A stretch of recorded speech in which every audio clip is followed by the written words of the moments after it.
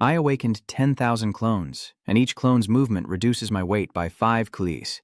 Yet the whole school laughs, calling it the most useless ability. So, in an era where everyone can awaken skills, combat skills are truly sought after and useful. But I awakened a support skill: clone creation.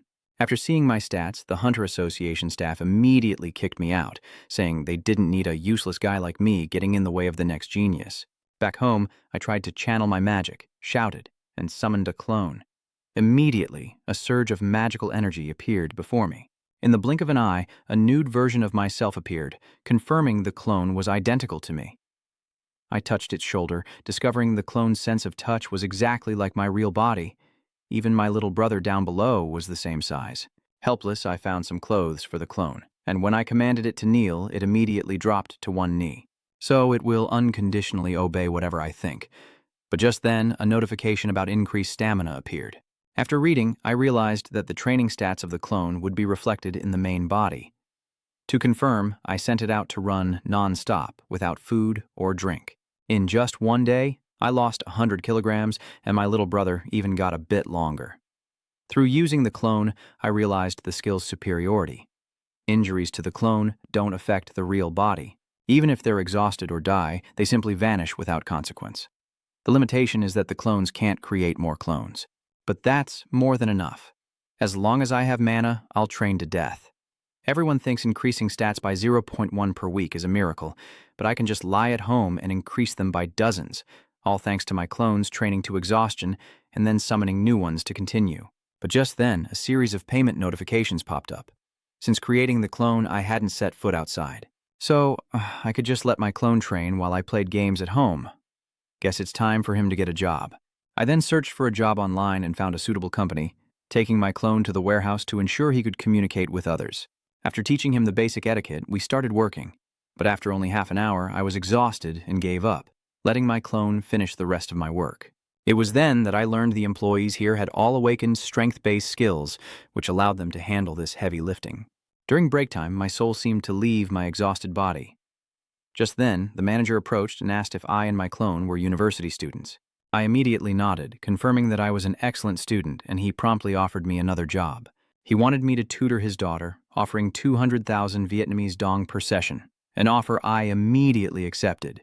The next day when I went to the manager's office, I was shocked to find that the monetization on my video was restricted, so I had to re-upload it. I hope you guys understand. The next morning, Sanju arrived at Hei's house as agreed with her father, and standing before room 306, he wondered if this was the place. Inside, a loud scream echoes. And why does her father decide everything? He presses his ear closer, listening intently. Hei Ion's voice continues, asking why her father called him over. Call him back and tell him to go home. Even so, her father opened the door and replied, I'm off to work.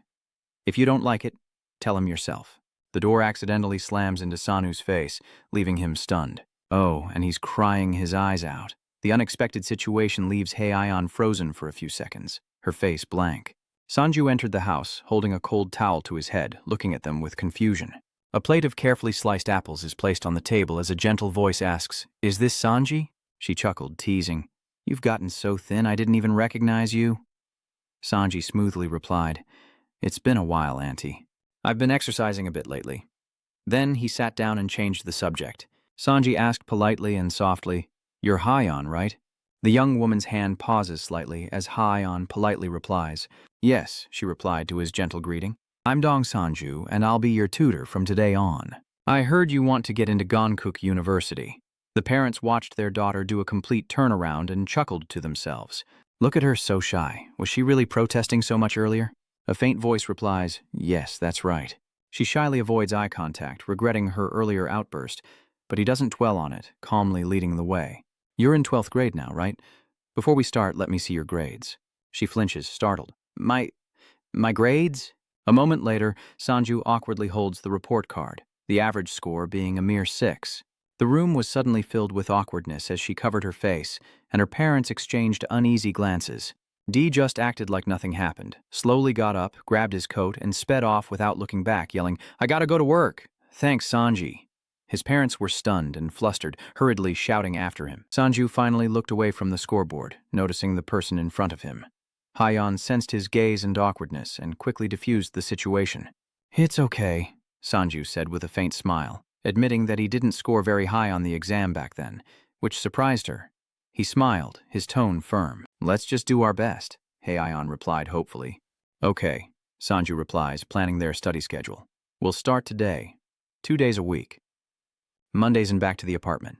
Sanju, just inside, sighs wearily, realizing there's still a long way to go. He recalls pointing out the key points and explaining how she could quickly write ions.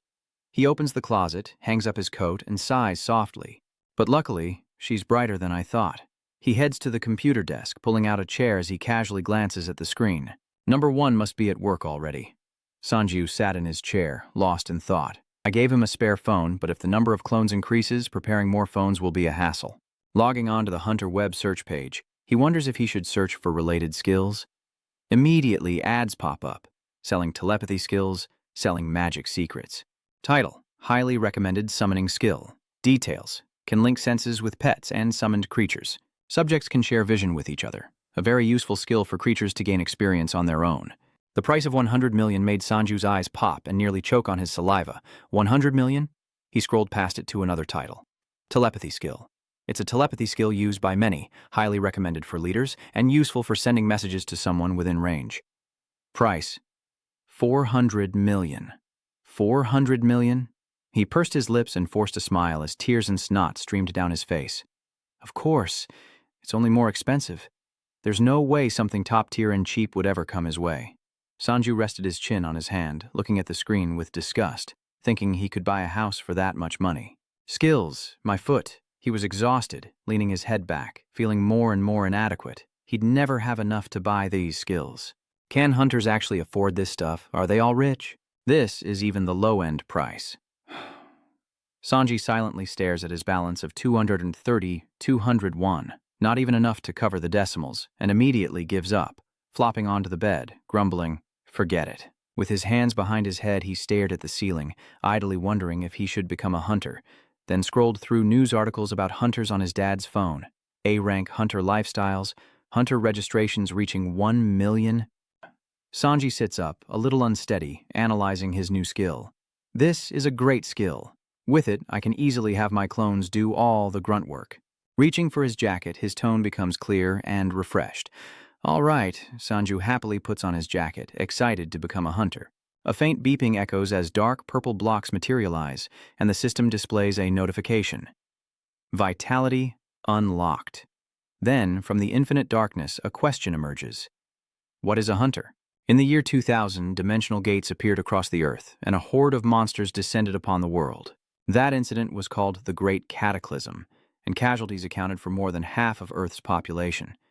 Countless demons with natural abilities, ORCs, aquatics, and rock monsters that only appeared in open-world games. Skeletal knights and mages, faceless demons, mutated gladiator monsters, red ogre generals, all of them could spell the end for humanity.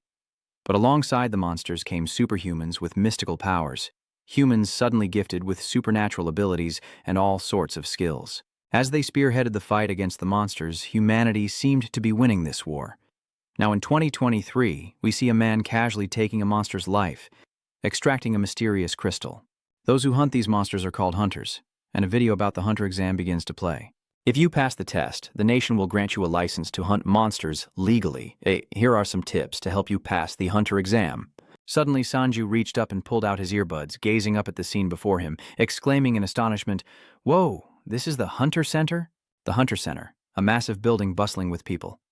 Sanju stretched his shoulders, curiously looking around and exclaiming, "Wow, I wonder if it's because I unlocked my vitality, but even though I only slept for a few hours, I feel great." He began to walk, passing through a sales area where a clerk was presenting a golden sword to a hunter, as well as a weapon repair shop where parts were being disassembled and replaced, and solitary figures with a cold aura. Sanji looked around, a bit dazed, and thought to himself that not many people seemed to be taking the test. Suddenly, an announcement blares over the loudspeaker, stating that there are only 20 minutes left to register for the Hunter Strength Test on basement level 1. "Thank you." Sanji hesitates in the basement, a sense of unease washing over him. Later, at the Hunter Certification exam room, he opened the door, startled, and said, "Excuse me." The hall was packed with a motley crew, a den of thieves if there ever was one, and he sat trembling, his mind a tangled mess. Why are there so many people here? Some are laughing and mocking him, stirring up a discussion. He just apologized. Who's this weirdo? Then heavy black boots echoed as someone approached, a large, scarred hand gripping the table's edge. A large man in a dark blue military overcoat glared at the crowd and introduced himself sternly. "Pleased to meet you all. I'm Han Myongonian, a C-rank hunter and your proctor." He said sternly, "The aptitude test includes a written exam, a practical exam, and a talent assessment. Anyone caught cheating will be disqualified from this exam and banned from taking it next year." "Understood?" Myung-o's gaze was icy. "We do not tolerate cheaters here." The crowd that had been laughing just moments ago suddenly froze, intimidated and subdued. Sanju is a little flustered, wondering why everyone is so tense. The proctor stands on the podium and his voice echoes again. "Now, let the exam begin." Outside, a golden hue blankets everything. A white car speeds past the scenery as a man's gentle voice responds.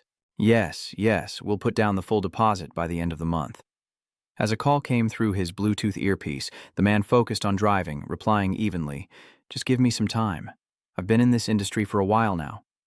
But the other party seemed furious, shouting as if slapping him in the face, causing the man to flinch and frown, finally met with only a dial tone.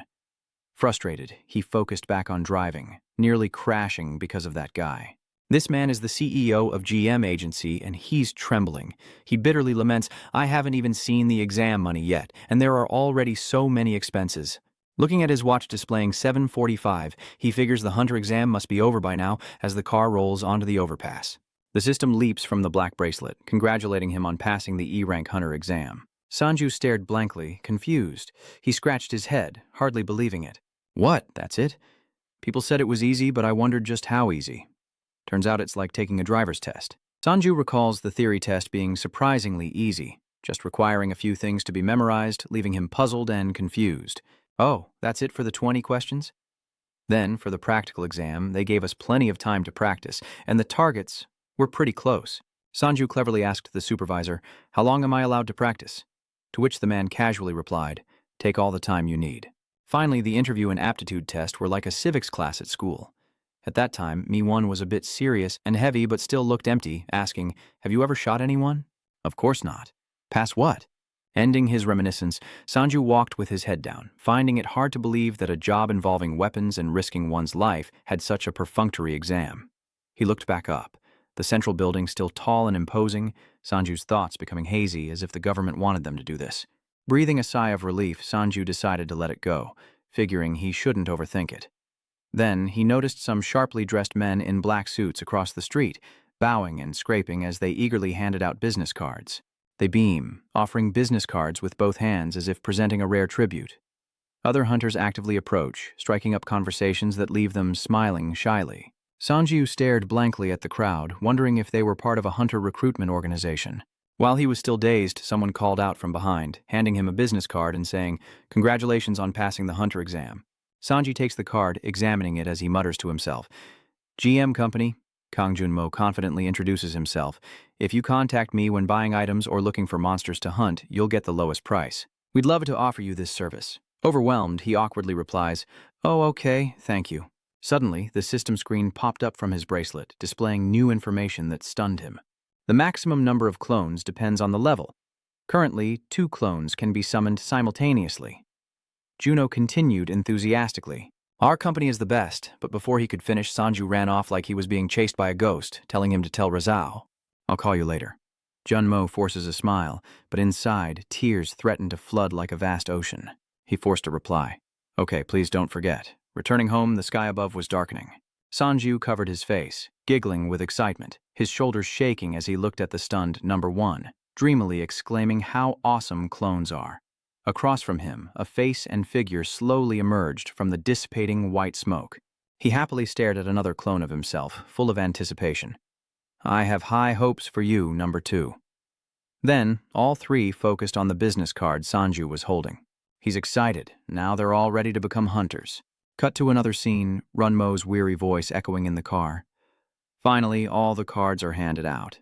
He casually tossed the remaining cards onto the passenger seat, adjusted his tie, and with a hint of boredom hoped someone would reach out, then propped his elbow on the steering wheel. He supported his chin, turned to look out the window, and fell silent, recalling this morning at Hyun Group's headquarters in Korea, a stack of papers and documents with lengthy data tables in front of him.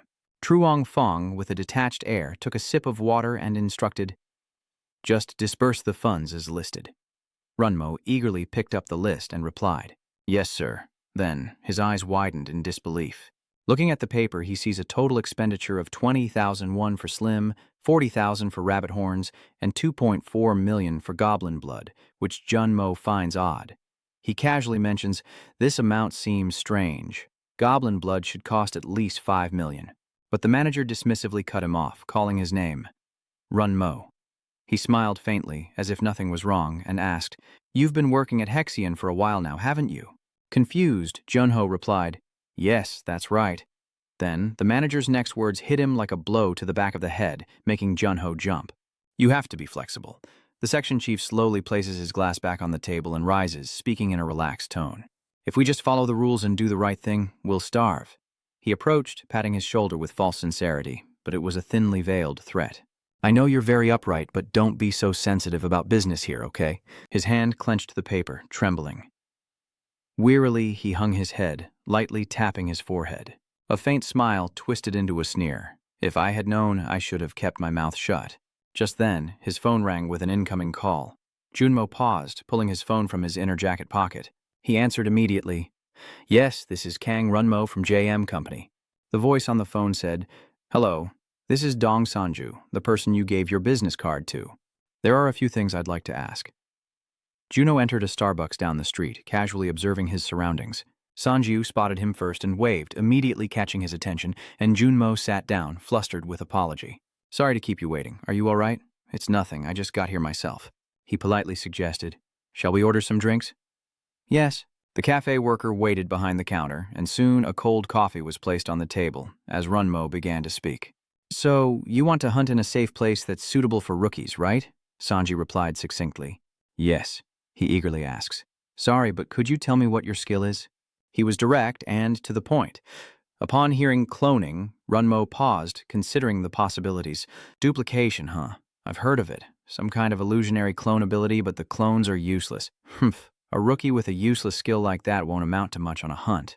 He then watched as the man casually cracked open a can of coffee and chugged it down. Runmo's eyes widened, but he maintained his composure, pulling out a stack of contracts while praising, "What a fantastic skill. Here's the contract. Have a read." On another note, he can't believe the guy just finished his coffee. Junmo composed himself and introduced the first hunting ground he suggested. A slim slime field. Slimes aren't aggressive or dangerous, but they release toxic fluids and fumes when they die, so you'll need a mask and protective gear. Those things aren't easy to wear, so the downside is you won't be able to hunt. Runmo continued. The second option is to hunt one-horned rabbits. There's plenty of time, but they're hard to catch, so you might not earn much. There are barriers around here, so this is a safe place to hunt. There are also other low-level monsters like giant rats, but the two I just gave you are the best options if you want to ensure your safety. He remained silent, comparing the two contracts. After a moment, Sanju spoke. "Both places are good, and I'm quite satisfied with the item prices." Setting the contract down, he declared, "I'll accept this contract." Junmo happily replied, "Thank you." The hunter from Sanju flipped through his notebook, asking, "You said you liked both hunting grounds. Could you pick one?" But Sanju's tone suddenly turned cold. Immediately after, a forceful stamp slams onto the contract. Junmo stares in shock as his voice echoes from beside the table. Saying "I like both" means the seal can be lifted with ease, and he stares in bewilderment. A Sanju smirked, and the Sanju before Junmo spoke in unison, "I want to try everything." In Junmo's memory, he was glad to meet him. In the small room, he said, "I heard your skill is self-replication." Across from him stood another hunter, his style reminiscent of the Akatsuki from the Hidden Leaf Village, who replied in a deep voice, "That's right." Junmo, as usual, politely asked, "Could I see that skill of yours once?" The hunter replied, "Of course." Then he raised his left hand, only his index and middle fingers extended and pressed together, his eyes sharp. Instantly, two afterimages blurred into existence on either side of the hunter, and in a flash like lightning, the four clones appeared behind him, each with a different stance. Junmo's eyes widened in awe, but it didn't stop there. The clones suddenly drew their swords. The four clones split, surrounding the hunter, each blade pointed precisely at him. He was starting to lose it, feeling dizzy. Wait a minute. But there's no time to wait. as the sharp blades immediately lunge forward. Simultaneously, from 4 directions, all the clones pierce the hunter's body with their swords. Junmo couldn't comprehend what he was seeing, and instantly broke out in a cold sweat as he frantically dodged and screamed. "What the hell?" The hunter calmly replied, "Please calm down." Runmo, bewildered, looked back, a question mark in his mind. Before him, the hunter was unscathed, limbs intact, calmly explaining, "They're all just illusions.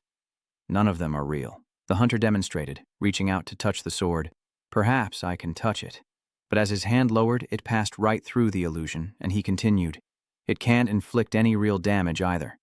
Then, with a flick of his wrist, he manipulated the spell, causing the illusory clones to move continuously, recreating actions without repetition.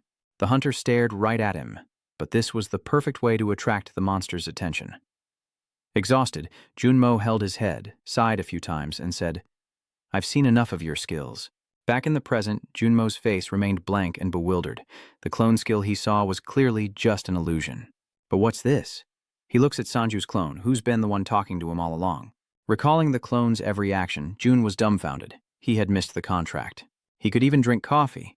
Run was flustered, realizing this was the first time he'd ever seen such a skill. With a touch of naivete, he turned to Sanju and asked, "Are you 2 twins, perhaps?"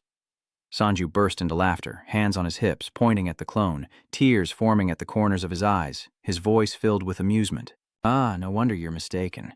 "Ha ha ha. He thinks we're twins," he says, laughing with number 2 until he's shaking. Suddenly, Sanju placed his hand on the shoulder of his clone, and with a faint smile, introduced him. "This guy is my clone. I know you might mistake my abilities for someone else's, but this one is the real deal."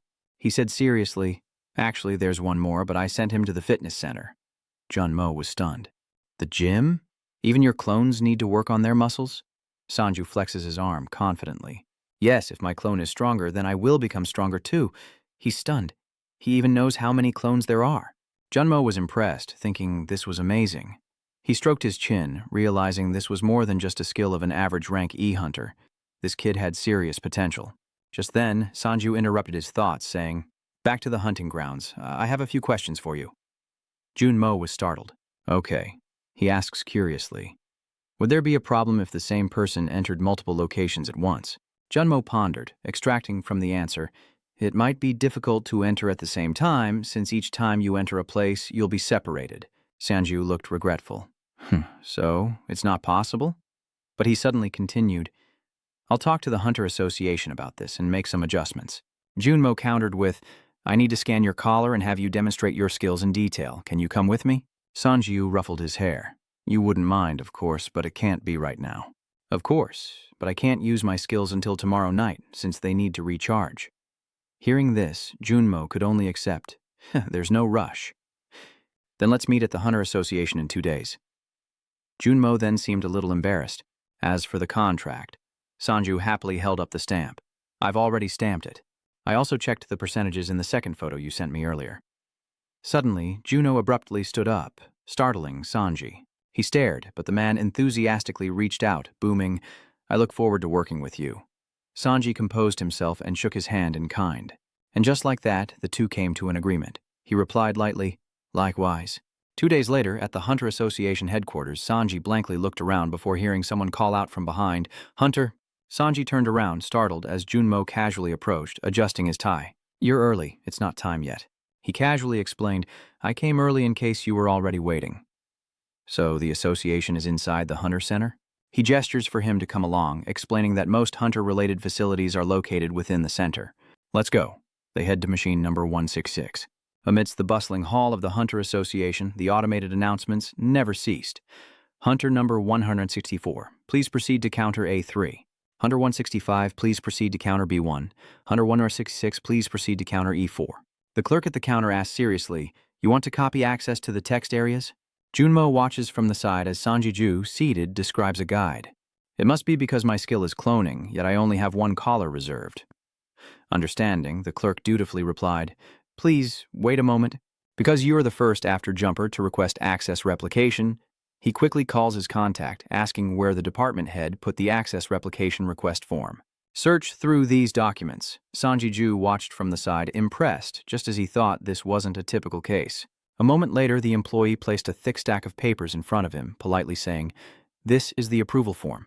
Please go to the Public Affairs Office and the equipment room to complete the appropriate procedures, and then you can request a test in the skill demonstration room."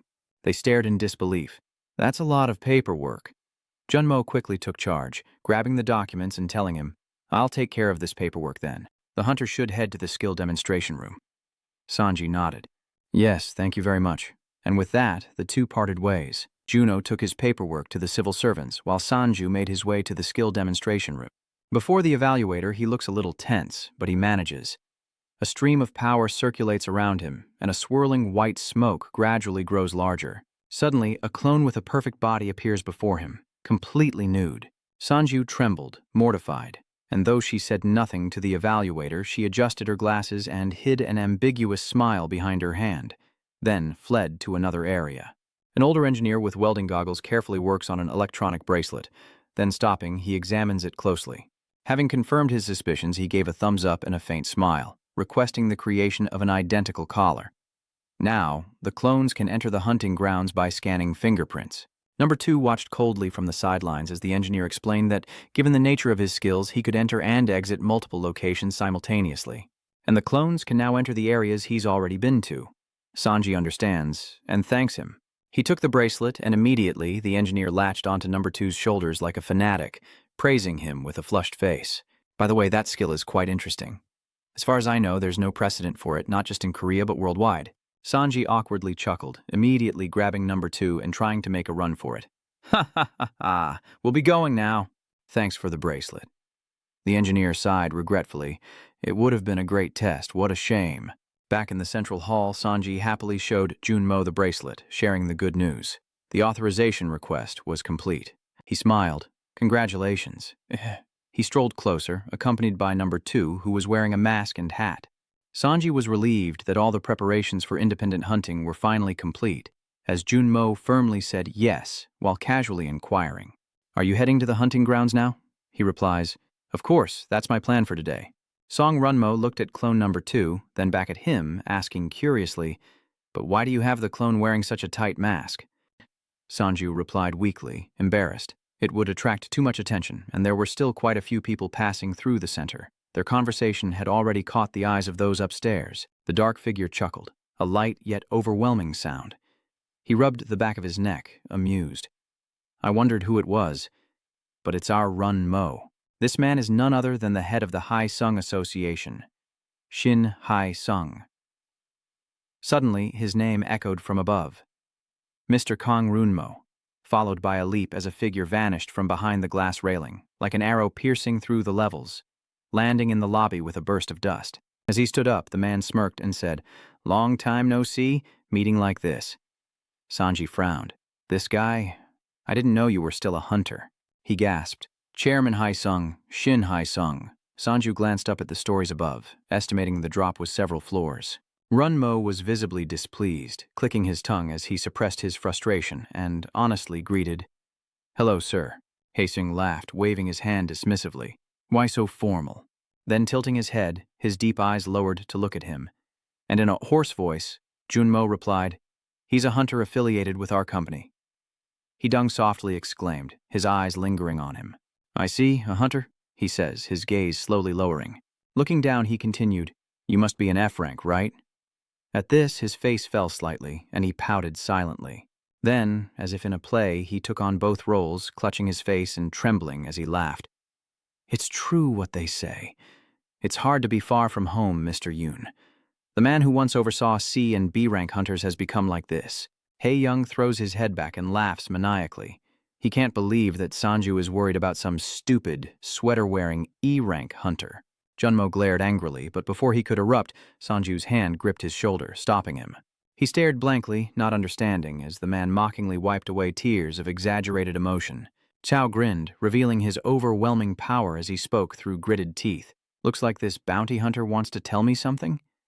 Sanju smiles calmly, then rubs his nose and says, "That's not it. I'm just honored to meet the head of the country's leading corporation."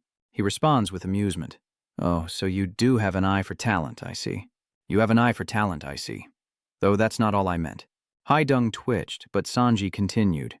And it's the nation's top dungeon monopoly, the leader in hunting ground control. He smirked. This kid isn't even giving Hai-sung a chance to speak. Number 1 in payout rate. I can't believe the chairman of that corporation is praising me like this, Sanji said, beaming. I'm so happy I don't know what to do. Hai-sung cracked his neck, praising, "You've got guts." Then he sneered, turning pitch black, and instantly appeared behind Sanji, his tone dark and low. "Let's see if your skills match your courage." You stare in shock, but before anything can happen, someone interrupts. "Sir, there you are," his secretary shouted, rushing over. Hai-sung sighed in annoyance. "Oh, great. The troublemaker in my group has arrived." Immediately abandoning Sanji, he brushed past him, saying regretfully, "Well, that's all for today." Then He-sung's face turned up as he stared intently at him, asking, "What's your name?" Sanju didn't answer, throwing the question back at him. "Why don't you figure it out yourself?" "That kid's quite amusing," he chuckled, waving goodbye as he walked away. "Until next time, Mr. Runwoo." The secretary waited for him, casually scolding, "If you keep leaving like that in the association." But He-sung cut him off. His ears are probably calloused over by now. I know. Time flies, and Sanju and his clone are now in the car, with Junmo at the wheel. As they drive, he hesitantly says, "Thank you for what you did back there." Sanju casually smiled, resting his chin on his hand. "I couldn't just stand by and watch." Junmo, without a second thought, voiced the question in his heart. "Do you know my connection to the Hasung group?" He looked ahead and casually replied, "I'm not stupid. I discovered it by investigating the GM organization, but there wasn't much information about it online." That night, Sanju was uncharacteristically wealthy. "Why is there nothing?" he continued. "While investigating, I saw a rumor about manager Kang Junmo. According to an insider, he was kicked out of the Hai-sung group. On a post about the joint hunter exhibition, the M organization was ridiculed, with some saying the representative was a former Hai-sung employee. The thorny gates of hell await those who sign with JM. Junmo could only manage a helpless smile. So even that incident was posted online. No wonder hunters aren't joining our organization. Sanji heard someone in the comments say never to join JM because Hisung Group would target them. At this, he hesitated, asking, "But why did you choose our organization?" Sanji smirked. "For the pay, of course. I didn't expect an 80-20 split." Junmo could only manage a helpless chuckle, while number 2 remained silently in the back. "Well, you've added another aspect. Besides, if there's anything in this industry or corporation that I can't handle, I can count on you." Junmo gripped the steering wheel and quietly replied, "Thank you." Meanwhile, in the dimly lit room, vibrant music echoed as a hand gripped the bar, lifting the weight with a slight tremor, the white cloth around the palm speckled with blood. His legs trembled as he struggled to stand, every muscle and vein bulging beneath his skin. Number 1 strained to lift the weight. The manager watches with concern, nervously biting his nails as a girl whispers, "Just looking at him, I can tell he's in danger. Will he be okay?" She casually muttered, "Even though he's pushing himself like that, it's kind of amazing. There's no reasoning with him. I've tried to talk him out of it, but he won't listen." Suddenly, his phone vibrated, catching his attention. He quickly grabbed it, sweat dripping down his face as he read a message from Sanji Ju. "Finish your workout and take a shower. At 4 p.m., wait in front of the gym. Obey immediately. Number 1 abandons his training." He tilted his head back and chugged the water, then walked away. The girl sighed in relief. It seemed he was done training for the day. The manager wearily covers his face, sighing. Back in Sanji Ju, red slimes wriggled beneath the cracked earth. Inside the cave, they were everywhere, when suddenly a nearby slim exploded. The hunter, clad head to toe like Ninja L, wielded a hammer coated in the slim's red fluid. He immediately pointed the vacuum towards the exploded slime, the container quickly filling more than halfway. Moments later, the portal opens and he steps out, removing his helmet and sighing in relief from the heat. Junmo quickly asked, "How was it?" He honestly replied, "The gas mask is really cumbersome. I feel like I'm breathing through a stack of masks." He crossed his arms and chuckled. "That's right. Sun Slim is relatively safe, but hunters don't usually go there, and the pickings are slim." Sanji stared blankly at his tattered gloves, muttering, "I see. I don't think I can do this for long." However, no matter how patient someone is, it's hard to endure 6 hours. Then he suddenly remembered. "I'm not sure, but they say you can last longer if you have a good mask and high-quality equipment, like a new gas mask and cooling suit, which Sanju flatly rejects. I'm pretty sure I couldn't even last 2 hours, let alone 6. Sanju then turned to the person next to him. He exclaimed, "But what if it's number 2? It was like a bolt of lightning for number 2, and immediately after, a gas mask slammed into his face. The rope was quickly tightened, and protective gloves were put on. Sanji, teary-eyed, watched number 2 enter the hunting area like a Korean movie poster under the sunset, while Run-Mo was speechless. Good luck. Having seen him off, he immediately puts away the poster, turning to the protagonist with an eager suggestion. Next up, the Horned Rabbit Hunting Grounds. He plays along. All right, Mr. Hunter. Sanji-Ju happily heads over, thinking number 1 is right here, but there's nothing there. Teach Ngoy remembers he hasn't picked up number 1 from the GM's office yet. Meanwhile, number 1 is still waiting blankly in front of the office door, hairsprayed and all. He was still standing there, waiting, when the sound of screeching tires broke the silence. From the passenger seat, Sanju calls out to number 1 to get in the car. Dusk settles as Director Juno's car continues down the road. Inside the car, Junmo suddenly asks, "So, you call your clones number 1 and number 2? Sanju chuckled, a bit helpless. Well, they look identical, so fancy names would just get confusing. Meanwhile, number 1 silently puts on the hat and mask that number 2 had been using, thinking it makes sense. After all, they're clones, so skills are more important than names. Yes, but while you're at it, he adds a question. By the way, I heard people use guns to hunt unicorns. Junmo confirms. That's right. Sanju puffed out his cheeks. So shouldn't I prepare some equipment? Like guns or something? He quickly reassured him, "Oh, don't worry, you can use your own equipment, that's fine. But you can also rent them from the hunting ground for a fee, of course." Junmo also offered some advice. It's best to prepare your own equipment later on, as rented gear can only be used at that particular hunting ground, making it easier for them to recover. Suddenly, a series of mixed sounds cut through the conversation in the car, drawing Sanju's attention. Intrigued by the noise, Sanju hears Junmo casually announce that they've finally arrived. A heavily guarded military zone, the Yujiang-san training grounds. 2 Special Forces soldiers stand guard at the gate, along with regulators and heavily armed soldiers. Sanji steps out of the car, overwhelmed by the sheer scale of the place, noting it's far larger than any slime hunting ground. Run mode. Yeah, that's right. This is the famous Uang-san hunting ground where the monster break took place. He muses, "Monster break. I've heard of that before." The Black Rift emanates powerful streams of energy, essentially a portal that doesn't connect to the outside world. Within that gate, countless bizarre monsters await, becoming the targets for hunters to eliminate. Thus, most hunts occur after hunters enter the gate, but occasionally, giant serpents or demon centipedes will find their way out of the gate. In some cases, a monster breaks through, destroying the surrounding environment, and the area gradually becomes a hunting ground. Amidst the ruins with monsters swarming the land and a gate draining energy above, this phenomenon is known as a monster break. Jumo recounts that 5 years ago when the monster break occurred, most of the high-level monsters were wiped out. All that remained were E and F-class monsters, making it a lucrative hunting ground for hunters. But he was slightly annoyed by the noise around him. Didn't anyone complain about it? Without a word, they and number 1 leisurely passed through the base's gate. Inside the main hall, 4 large screens displayed different angles of the monitoring grid, sparsely populated with people below. Runmo pointed to a row of weapon vendors, saying he could rent equipment there, when a heavy wooden crate landed with a thud before them. A rifle, night vision goggles, earplugs, about 400 bullets, and a field pass. The rental guy held up a rifle and coldly stated, 70,000 W total. Sanji glumly pulled out his card, lamenting with a trembling voice, "That's so expensive." He quickly slung the pack over his shoulder as Runmo helplessly explained, "The bullets are the biggest expense, but of course, if you successfully hunt a one-horned rabbit, it won't be a problem." With that, he gestured forward, his voice amiable. The price of a single horned rabbit is equivalent to a bucket of Slim Essence. Junmo leads the way to the escalator, glancing at the ticket in his hand. We're in the 3rd building, compression level. Sanju chuckled. Even inside the arena, there are subdivisions. Soon after, they arrived at a door, and Junmo turned to wait for him. Then, as they pushed open the door, a barrage of gunfire threatened to tear their eardrums apart. With a cold face, he anticipated it and covered his ears, almost as a reflex.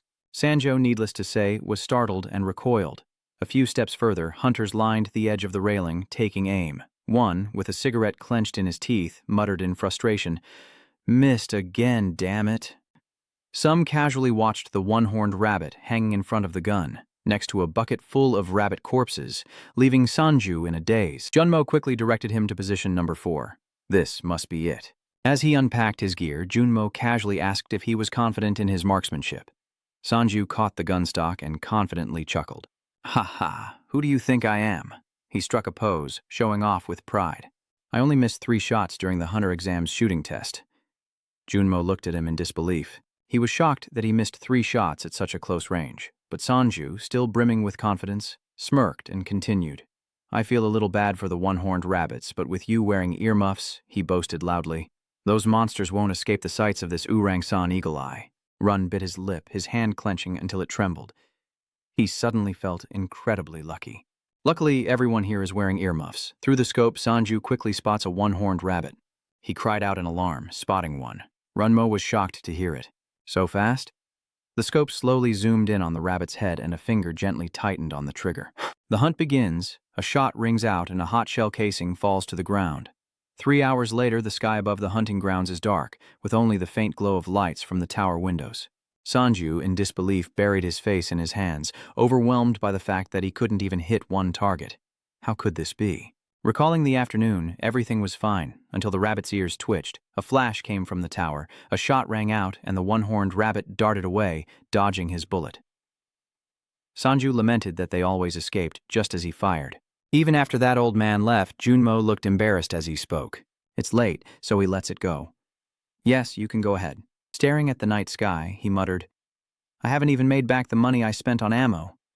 Should I just give up for today? Suddenly, Sanji-ju called number 1, who immediately replied, yes. He looked at his clone and instructed, hunt the sand-horned rabbit here and use the harpoon gun to pick it off for me. Send me a message every time you hit one and call me when you run out of ammo. With a resigned sigh, Sanju left number 1 behind, wearily heading home.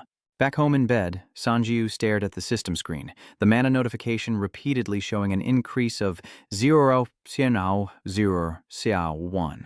At least number 2 is still doing a good job killing monsters, he thought to himself.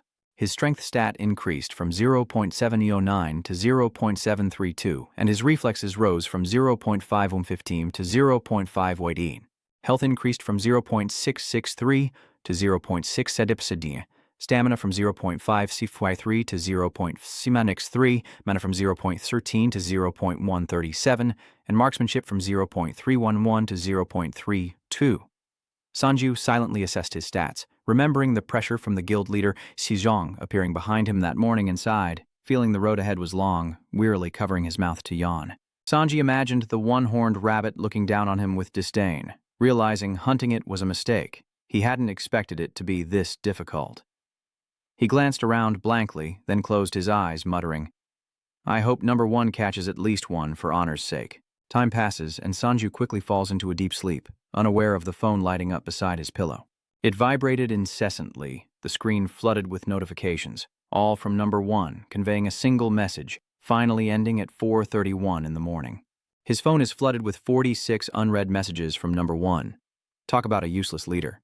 It's a clear morning, with white clouds drifting lazily by. Even so, Runmo was lost in thought, staring blankly at the sky through the window. Suddenly, the phone in his pocket vibrated and rang. Hello. This is the mysterious organization speaking. The voice on the other end asked, Are you the organization with the Sanji-ju hunter? Junmo responded, Yes, that's right.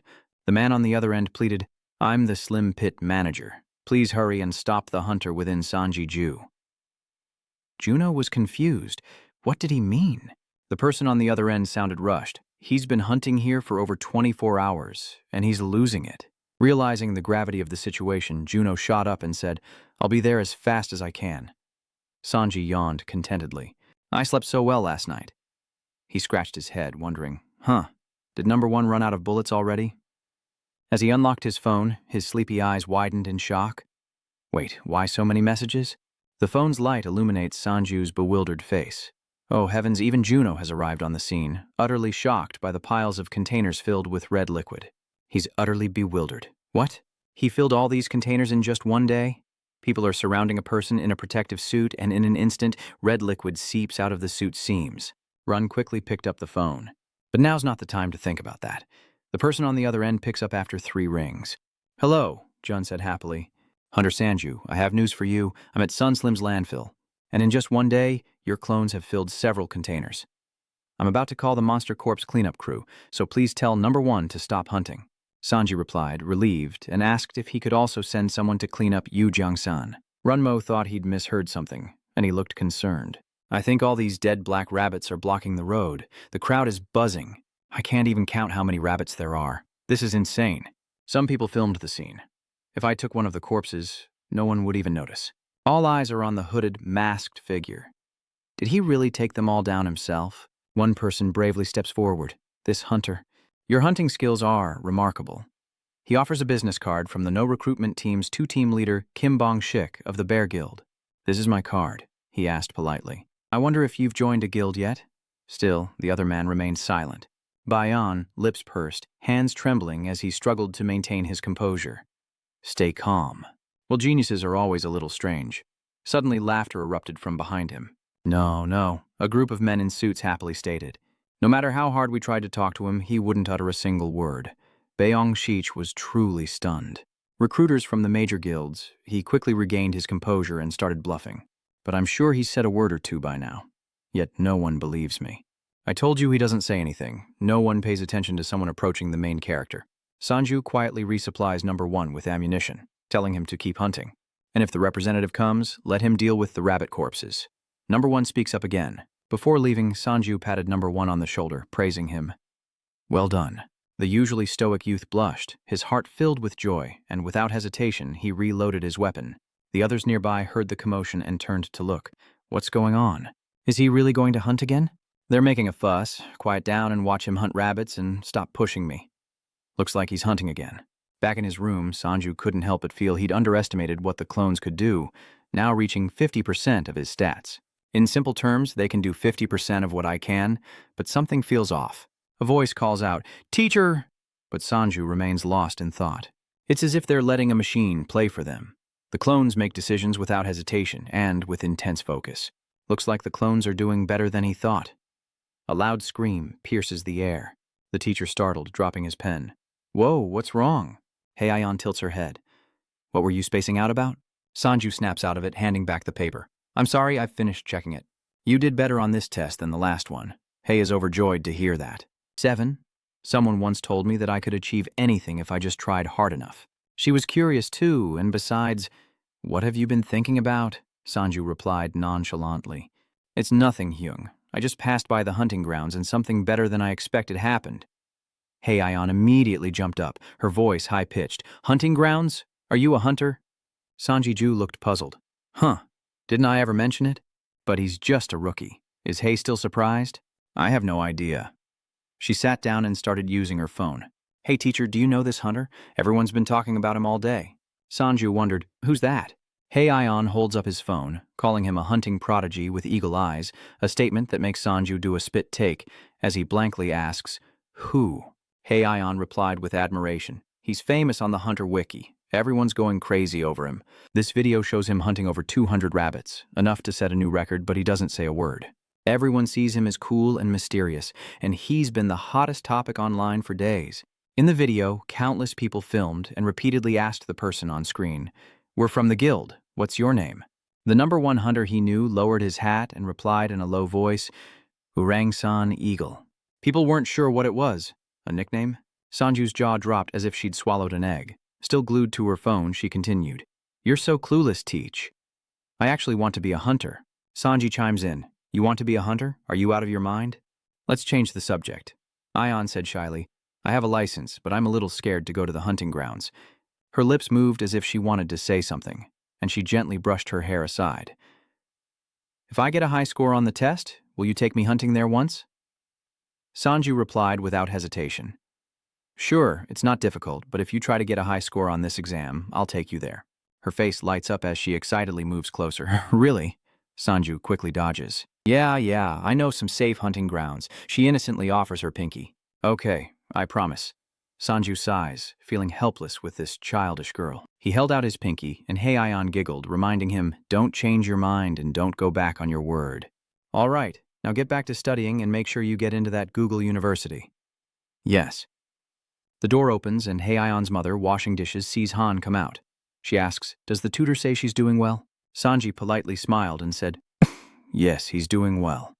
The two chatted away, unaware that Hei was eavesdropping at the door. She overheard her mother ask, how is Heian doing in his studies?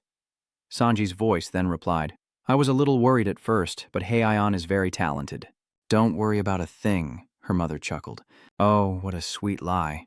As Sanji prepared to leave, he politely said he'd see her again on Monday. His mother always tries to hold him back. But it's already late. You eat first before you go, she said. But he gently refused. I have to be somewhere. The door closes, and then there's silence. Hyeon excitedly jumps onto the bed, hugging her teddy bear. She's going to learn from him. She raises her hand, creating a ball of light. So he's a hunter. That's how she was finally able to talk to him smoothly, a blush rising on her cheeks. At first, I didn't like him because he was a friend of my dad's, but remembering the memories I've made with Sanju, he's kind and a good teacher. Perhaps Ayeon has noticed Sanju's good qualities, and she's beyond excited, snapping her fingers to extinguish the light, thinking he's also handsome. Then she takes a deep breath and sits down at her desk again. With newfound determination, she returns to her studies as night falls once more upon the city. Sanji ambles to the meeting point, wondering if the bodies have been collected. Junmo, standing guard, notices him and greets the hunter. Sanji replies, "You're here too?" Junmo nods. "Yeah, I have to check on the progress. Where were you just now?" Sanji politely replied, "I was tutoring." After the brief greeting, Junmo couldn't help but exclaim, "I've mobilized corpse collection teams at many hunting grounds, but seeing them work so hard, this is the first time I've called so many teams for single-horned rabbits. The statistics are in, totaling 352. Sanji marvels at the number of people, and Junmo asks if he's checked the amount he sent. It was then that Sanju took out his phone. "You sent it already? Sorry, I had the notifications off, so I didn't see." A number flashed before his eyes, 32, 720, 301. Sanju's eyes widened in disbelief. He'd never seen so much money before. So much. Runmo chuckled, explaining that Sanju's skills seemed beyond E rank, so he'd bumped him up to 83% for an E rank hunter, which Sanju quickly accepted with a scratch of his head. "But I'm not even an E rank." "Thanks, though." Suddenly, a growling voice cuts through the air. "Hey, fellas!" Their eyes turn to the commotion as a burly man storms out and points at them. "Are you that damn manager?" He targeted number 1. The usually quiet man leaned back, hiding behind Runmo. He steps forward, "Yes." "But who is he?" He sneered, his eyes cold. "What do you think I am, a hunter who's had his prey stolen?" He roared, demanding justice. "That guy stole all the one-horned rabbits I was hunting. This trip was a complete waste." Clearly, he was here to freeload and demand compensation from someone. Junmo sensed that this was no simple matter. He leaned in and whispered, "I think we chose the wrong place." Sanju was just as shocked. "I didn't know there was someone like that here. If that's the case, call Junmo later." "I have an idea. Are you surprised? How is this considered condescending? What are you two whispering about?" He reaches out to interrupt, saying, "Here's 10% of your bonus. I have a conscience too." Suddenly, Sanju bursts into a fake, mocking laughter, grinding his teeth in frustration. "What's so funny? You're laughing and clinging to number 1. Don't worry, he won't be coming here for a few days," he said casually, urging Runmo on. "Let's go, manager. He's being too loud." "I'm not finished talking. Where do you think you're going, you bastard?" "June hasn't caught up yet, but where are we going?" Sanju asks. Aimlessly heading to a nearby coffee shop, the troublemaker couldn't contain his anger. He raises his fist, shouting, "Don't ignore me!" Sanju doesn't miss the opportunity, sending number 1 in. Number 1 is sent flying, boneless and limp, bouncing like a ball before slamming into the wall. Number 1 coughs up blood in agony while the troublemaker panics. "Huh? I didn't even hit him that hard." Sanji enters the scene, camera in hand. "Oh, that's way too violent," he says, raising his voice. "If word gets out about violence in the sacred hunting grounds, people won't let it slide, right?" Runmo echoed, dumbfounded. "That's right." He immediately felt eyes on him from all directions. No, Sanju only added fuel to the fire. "Oh, it would be terrible if this video were posted on our Star Hunter Hot News website."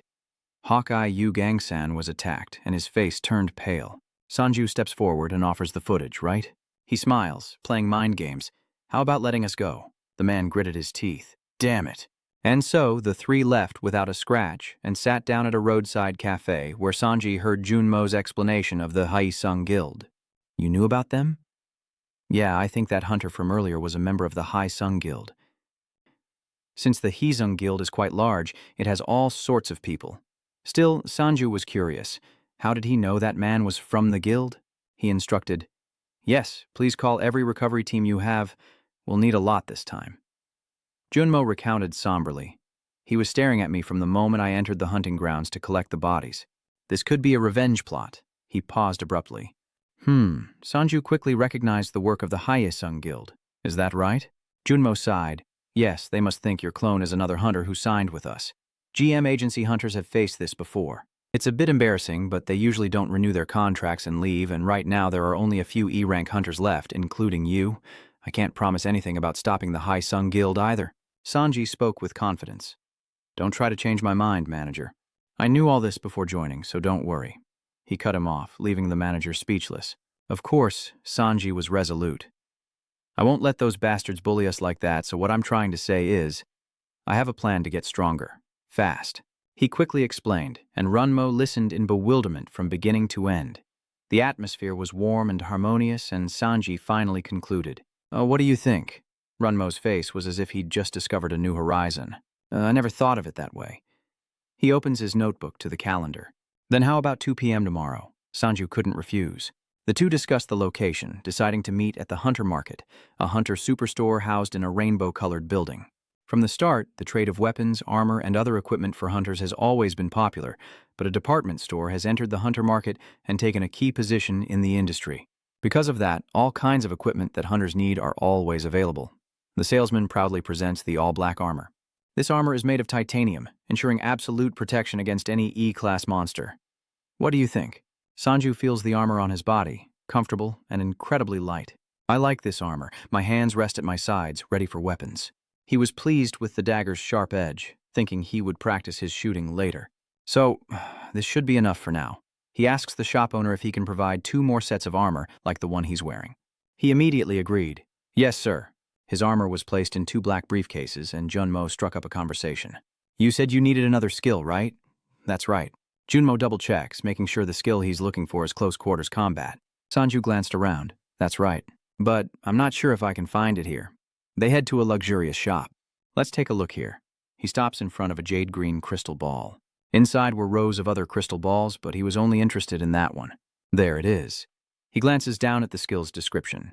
It allows hunters to share their vision and senses with their pets and summoned clones. Attached was an exorbitant price, 129 $90. Sanju's eyes suddenly stung, and he forced a flattering smile. Manager, I think it's time we strengthened our bond. So, you want me to give you an advance? That's right. With a heavy heart, he pulls out his phone. All right, I'm not sure if I can, but I think I have enough to loan you 50 million world right now. Sanji felt a little awkward. Thank you so much. I think I can cover the rest with installments. Don't worry too much, he reassured. If everything goes according to plan, we'll get this money back in no time. A huge sum poured into a crystal orb. He consults the instructions, pouring mana into the skill orb. For those who can't control mana, activate the orb while keeping it in contact with your body. He carefully followed each step. Is this the power button? I can't control mana after all. With his other hand, he raises the orb, gingerly placing his hand on it, closing his eyes as he presses the switch. The orb then glowed intensely, filling the entire room with light. After a few seconds, a notification appeared. The affinity skill had been created. Affinity skill information. Active level IV.1. Sharing senses with the chosen clone. Sanju is stunned by this change. It all felt like a dream, and the orb vanished. He clenched his fist. Good. The new skill is ready. He pushed himself up, calling for number 1 and number 2. Light footsteps approached, revealing the 2 fully equipped. He nods, eager for the hunt to come. Let's go. Sanju proposed back then, and as I said, I have an idea to make us stronger, fast. What do you think of the hunting results, sir? Manager Run eagerly chimed in. What do I think? It's absolutely amazing, of course. I never dared to hope for such a result, he marveled. Yeah, we never imagined this outcome either. The endurance, the stamina. My clones have only half my stats, but they caught over 300 one-horned rabbits, while I caught none. And then there was that time I ordered him to take a punch from that hunter and act as pathetic as possible. But as expected, it wasn't easy to time it perfectly and calmly stick his face out in front of that fist. Sanju concludes, I think if number 1 wanted to hit that guy, he probably could. Junmo could imagine it, so he means that even though the clones' stats are low, they have excellent control over their bodies.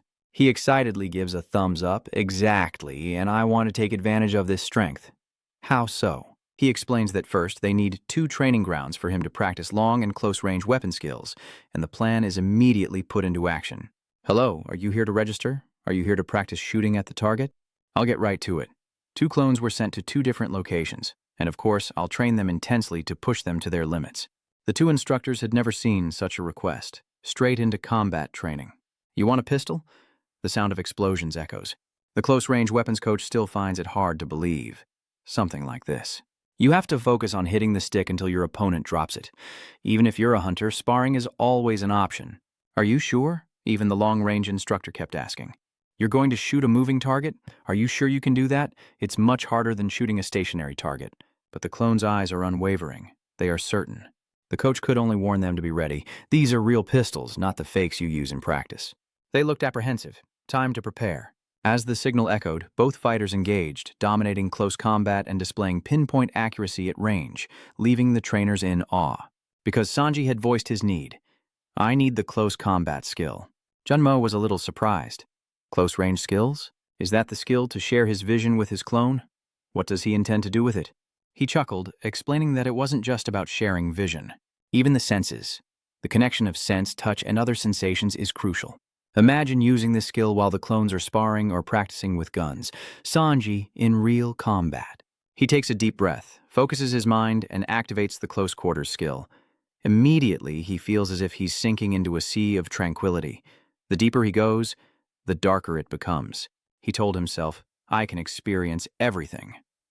At that moment, he connected with the close combat clone. A ferocious opponent charged. The distance in the sparring match, he recoiled to dodge the staff, the angle of the joints, the body's balance, every movement happening in an instant. He raised his staff, feeling the surge of muscle and power, while Sanju connected with the ranged clone, focusing on breath control during gun training. The target locked, a gunshot rang out, and a bullet flew. The target was within range, the recoil controlled, and everything else. The target shatters, mirroring the clone's every move, and he opens his eyes. He'd never felt so light. He could feel everything. Sanju tried the skill again, satisfied with the power in his hands, a feeling he'd just acquired. Everything the clone experienced, the graze of an elbow, the smell of gunpowder, the recoil, the fatigue, the trembling hand, Sanju felt it all, as if he were a puppet. Though he hadn't moved, the sensations were real. He was thrilled with this new skill, a realistic sensation etched into his subconscious, and the system window appeared again. Sanju stretched, relaxing. All right, I've learned some real combat and shooting today. I wonder who number one is fighting. Maybe I can try connecting. He closes his eyes, activates the skill, and his consciousness leaves his body, instantly transporting him to the training room. Number one is fighting someone, the instructor. He's a little intimidated. The guy looks strong, and the others in the room seem surprised. Is the trainer fighting him today? He's quite strong. Both are wary, sizing up their opponent. The exchange happens in a flash. A stick flies out, and it seems the coach is losing ground.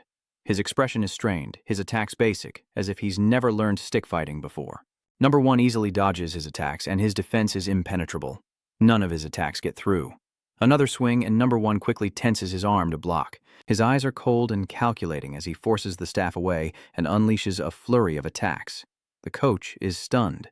Did he just learn my move? He grits his teeth, calculating. Another swing, but it misses number one. The spectators gasp as he blocks it. Number one seizes the chance and thrusts his staff forward, nearly hitting his mark. Though the coach manages to block, he still feels the sting. Suddenly, his back hit the wall, and number one seized the moment to strike. The coach suddenly smirks, then launches into a backflip. Number one and Sanju were caught off guard by this move. The coach landed heavily, knocking the staff from number one's hand with a powerful blow. Everyone was impressed, but the coach was no pushover either. This was a real contest of equals. Sanji cried out, clutching his wrist. The coach grunts with excitement. A dangerous move indeed. He asks, "Do you want to continue?" Sanju is worried. "Number one, are you okay?" He doesn't answer. His body moves and he leaps onto the coach's head. Everyone was stunned. Even the coach was surprised that Sanju, shocked, would continue to fight. Number one landed gracefully. "So he's picking up that stick again, is he?" The coach smiles brightly. "All right," Sanju nods in agreement. "Looks like it's going well. Now on to number two." He winked and left, and as soon as he merged with number two, the sound of shattering glass echoed. A smug blonde brags, "Did you all see that?" The girl claps, admiring him. "Wow, you're so cool." Sanju's expression darkens. "I'll just watch in silence." Then he noticed number two had shot down the other guy's targets as well, and his heart began to race. "I'll just focus on the trajectory. The other guy's being cocky. Hey, more ammo, I need to show off for the ladies." The air stills, leaving only the targets hanging in the balance. Number two raises his gun, his upper body still, his form unmoving, eyes fixed on the clay pigeon. When the target is in his sights, he pulls the trigger, shattering the disc, the gunpowder gently dispersing. He nods, committing it to memory, every minute detail of the unwavering focus his clone has been practicing.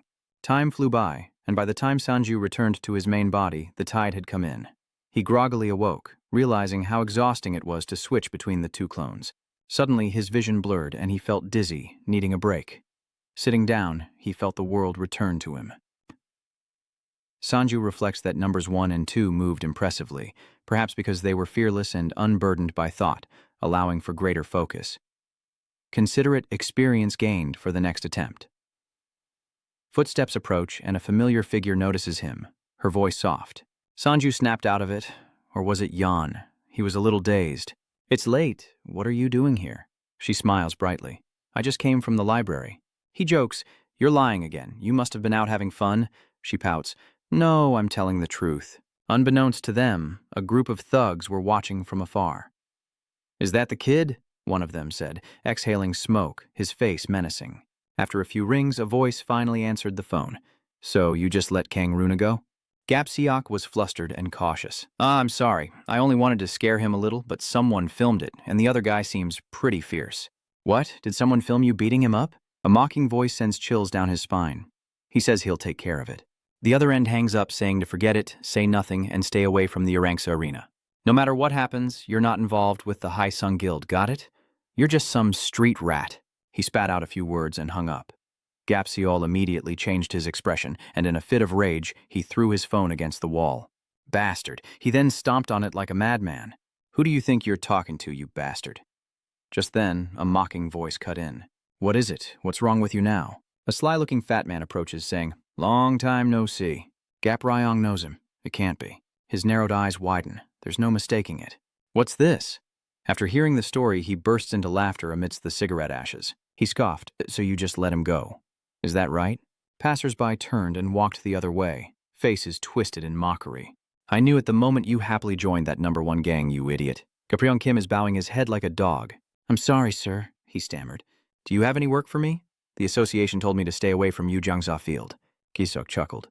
"This guy's really straightforward." "Hey, Trang W., do you have anything for him? The rest of you can relax." "I have some part-time work here," Gapsu said, bored.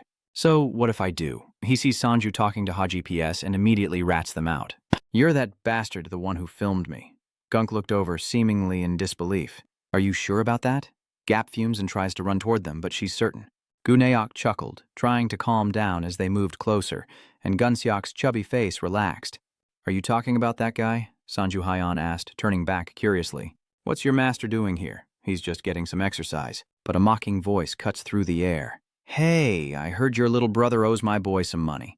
3 menacing figures approach, and Ha starts to feel a little afraid. Their teacher narrowed his eyes, confused. "I don't know either." However, he noticed the man's sullen face behind him, and silently called for number 1 and number 2. Sanju rises to shield Hayon. "Is there a problem?" Gapsu's eyebrows furrowed as he growled. "Don't play innocent." Jiyun in shock quickly raised his hand. "Wait, his face may look gentle, but his voice reeks of malice. I heard you have a video of your brother's accidental overreaction. Delete it, and we'll quietly back away." Sanju holds out his phone. "If I delete it, you'll let me go?" Gapshu was getting anxious, but Gun X remained calm. "That's right. I don't like to beat around the bush either." Sanju suddenly stops mid-stride, wondering what guarantee there is that he'll keep his word. A question that strikes a nerve. He narrowed his eyes. "You're pretty smart. You're right. How could I let you get away with this? But you weren't smart enough to delete the video after filming, so what's the difference?" Of course there's a difference. Sanju takes a defensive stance, thinking, "I didn't expect to get into trouble this soon, but I'm confident enough to say I'll defeat you all." Gunak laughs triumphantly, so confident. He orders his 2 lackeys to give Sanju a beating. Gapdu lunges forward, confident that Mei will soon be begging him to erase Sanju, but Sanju dodges the blow. Even so, the 2 are still too much for him, and he can't react in time to Gu's kick. He recoils in pain as his relentless opponents press the attack, and Heian cries out, unable to sit still. He only saw Sanju falter as pain washed over him. A sharp, stinging pain. At that moment, Heian stepped forward, conjuring a ball of light in her palm, her voice hesitant yet brave. "Back away." Sanju didn't want things to turn out this way. Yan. And then he paused, noticing Heian's body trembling with fear, and Gapsu and Jiang Wu's expressions hardened. "How are you awakened, damn it?" Gunsok headbutts him to wake him up, asking if they're really scared of a student. He turns to Hyun, asking, what if they don't? He provokes her, asking what she intends to do. Heion raises the orb of light, warning them not to approach. Gun-X CD ignored the warning and gritted his teeth as he approached. She recklessly fires the orb, instantly striking Gunwook, and smoke billows out. Immediately, his two subordinates became anxious as smoke billowed, engulfing his entire body. A scornful voice echoes, "Awakened ones are a dime a dozen." His tattered shirt reveals dragon tattoos on both shoulders. He's suddenly close, warning him not to get cocky.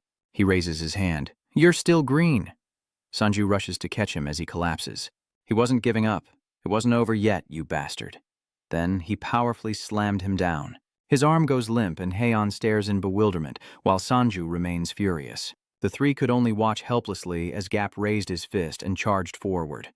Darian's memories flooded back as Sanju grimaced. What he's seeing isn't some clone's cheap trick. Sanju analyzes Gapshu's incoming attack, focusing on his shoulders, knowing he must move fast to evade. He narrowly dodged to the side, realizing a punch is more than just swinging an arm. Sanju watched his movements from foot to waist, analyzing Gapshu's body meticulously. From waist to fist, Sanju unleashes a powerful blow, sending him flying. But another foe rushes in. I couldn't dodge that one. He was going to hit me, but I countered him, a double strike. The man wearily gasped for breath. By now, Sanju was also exhausted. Cough, cough. Jae-Unok smirks wickedly. "So, you can fight?" He put on a menacing face, sneering with contempt, as if beating someone who can't fight is beneath him. Sanju trembled with exhaustion, still feeling the pain from the previous blow. He surveyed the chaotic scene, calculating his next move. He could fight back, but if he was still this strong, was this a muscle-enhancing skill? Sanji raises his fist, knowing he can't afford to get hit. He lunges forward. "I'm here." But Sanju was a step ahead, landing a punch to his face. He followed with another blow, Gunshock's mouth bleeding as he cursed inwardly. He took advantage of Sanji's distraction to attack, but Sanji anticipated it, continuing his assault to exhaust his opponent. He reached behind him, trying to grab Sanji. Taking advantage of the moment, Sanju lands an uppercut, and the other guy, drenched in sweat, cries out, "Boss!" causing Sanju to suddenly freeze, startled. Suddenly, Guy Unok's body cracks open, his muscles growing abnormally. Guy Unok roars with rage. "Die." Sanju warily braced himself. "That's a big one. I have to dodge it." Suddenly, someone grabs his leg. Sanji looked down in fear as Gapsu grabbed his leg, grinning maliciously. His smile fades as he curses his predicament. He delivers a powerful blow, and Sanji reels from the agonizing impact. Heion turns back in worry as Sanju is slammed into a pillar. He clutches his stomach in pain. "No." Sanju gasped for air, struggling to breathe. Gunok approaches with glee. "Ha ha ha ha ha, you like that, kid?" Sanju was still exhausted, his whole body drenched in sweat. He needed to breathe. Gasping, his eyes narrowed as the relentless assault pushed Sanju to despair. It was over. Then, a terrifying explosion erupted, and his attacker fell back, eyes wide with shock. Sanji breathes a sigh of relief as Heion rushes in to help, while the injured attacker curses in anger as the two she-devils charge forward together. "You should have run, you stupid girl." But suddenly, figures appeared to help. As she stood there in shock, a figure approached. It was Sanji Gun-X, making an unexpected return. "What?" He's suddenly calling out to me. Sanju laughs triumphantly, finally able to breathe, while Gunzok is still in shock. Damn it, he's still smiling even with his face drenched in sweat. Sanju chased after him, running up the pillar as he smiled back.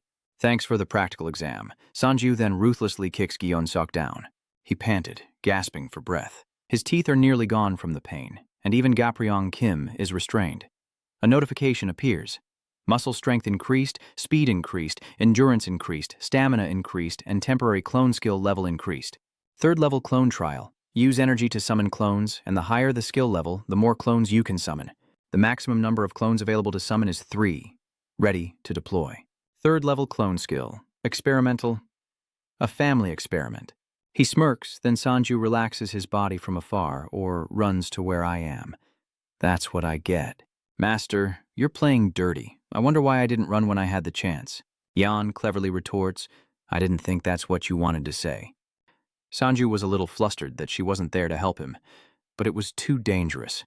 Her face flushed red. She was truly surprised. "I never imagined that famous rookie hunter would be your clone." Suddenly I realized the truth about the Uijian clan. He coughed a few times, warning her not to go around blabbing about it. She's confused. What's wrong? Don't you want to be famous? Sanju reiterates. This could happen again, and it's dangerous, she agrees. I understand. I won't reveal anything. Sanju looks up and asks, this is your house, right? Heian confirmed, with a hint of regret. Yes. Having arrived, he asks, are you all right? How's your hand? Can you hold a pen with that hand? She asks eagerly.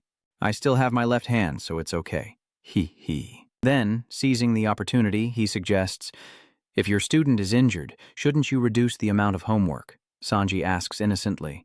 Didn't you finish it all in the study hall? She was immediately disappointed.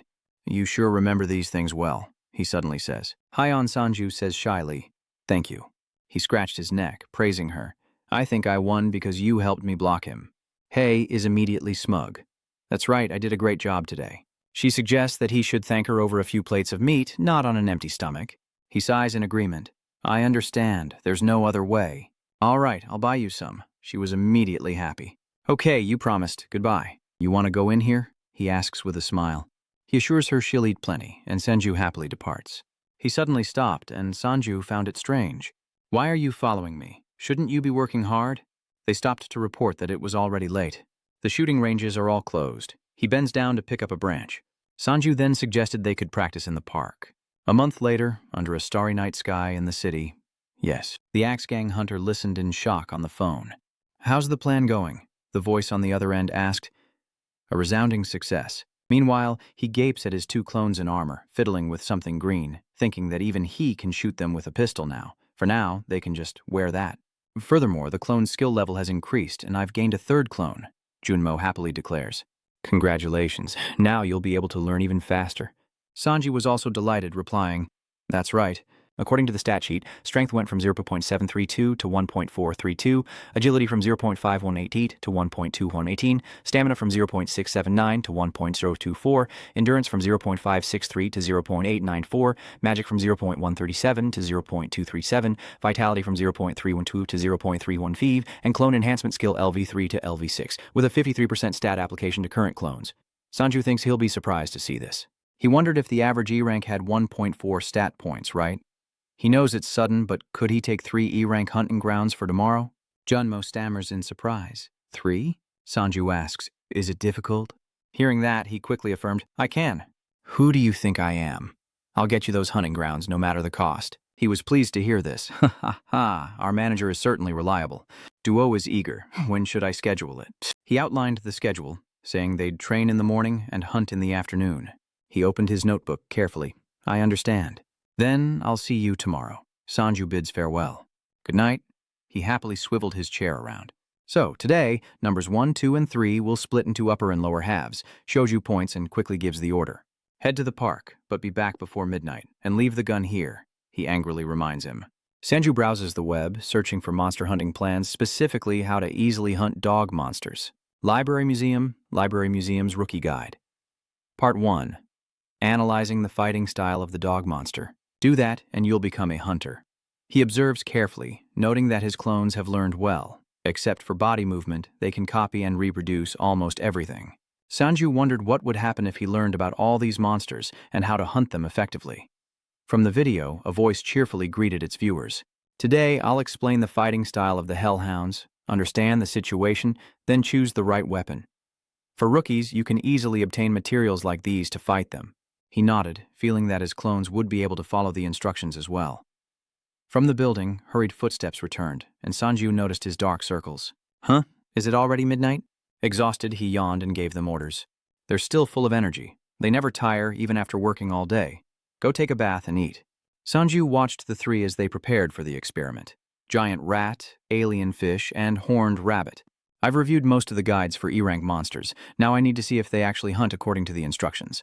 He carefully checks his calculations while I'll go see what's happening and experience hunting to familiarize myself with battle using familiar skills, then learn about mana during breaks. According to Sanju's analysis, hunting progress in hunting area number 1 and number 2 will be checked, along with actual battlefield experience. Number 3, familiar skills, rest and recover mana. Because the amount of mana consumed by familiar skills is too much, I couldn't endure it for long. Last time. He called to inform the manager that he would be arriving soon and instructed me to be there within 10 minutes. Runmo called them away from their meal. If you guys are done eating, get ready to go. Sanju has arrived. Manager Runmo is already waiting. He's arrived. He looked at them hesitantly. They're pretty scary right now, aren't they? He looked weary as well. Yes, even I feel uneasy being around them. Sanji continues to wonder, is the training area ready? Junmo nods assuredly. Of course, I found 3 spots not too far apart. He finished his instructions, telling them to take good care of these guys for him, then turned around, looking somewhat surprised. You're not coming? Sanju scratched his head sheepishly. I plan to participate using my familiar skills, and I must also train my mana breathing technique. Just take those kids to the hunting grounds and let me know if the journey goes smoothly. Junmo nodded in agreement. If that's what he wants, so be it. As the car drives off, he's eager to prepare. Now, I should do my part. Sanju whistled and sang as he walked, breathing out slowly. He focuses intently, relaxing his body and concentrating on his senses, ignoring the noise and focusing on himself. It would be even better if he could remember the feeling of using his skills.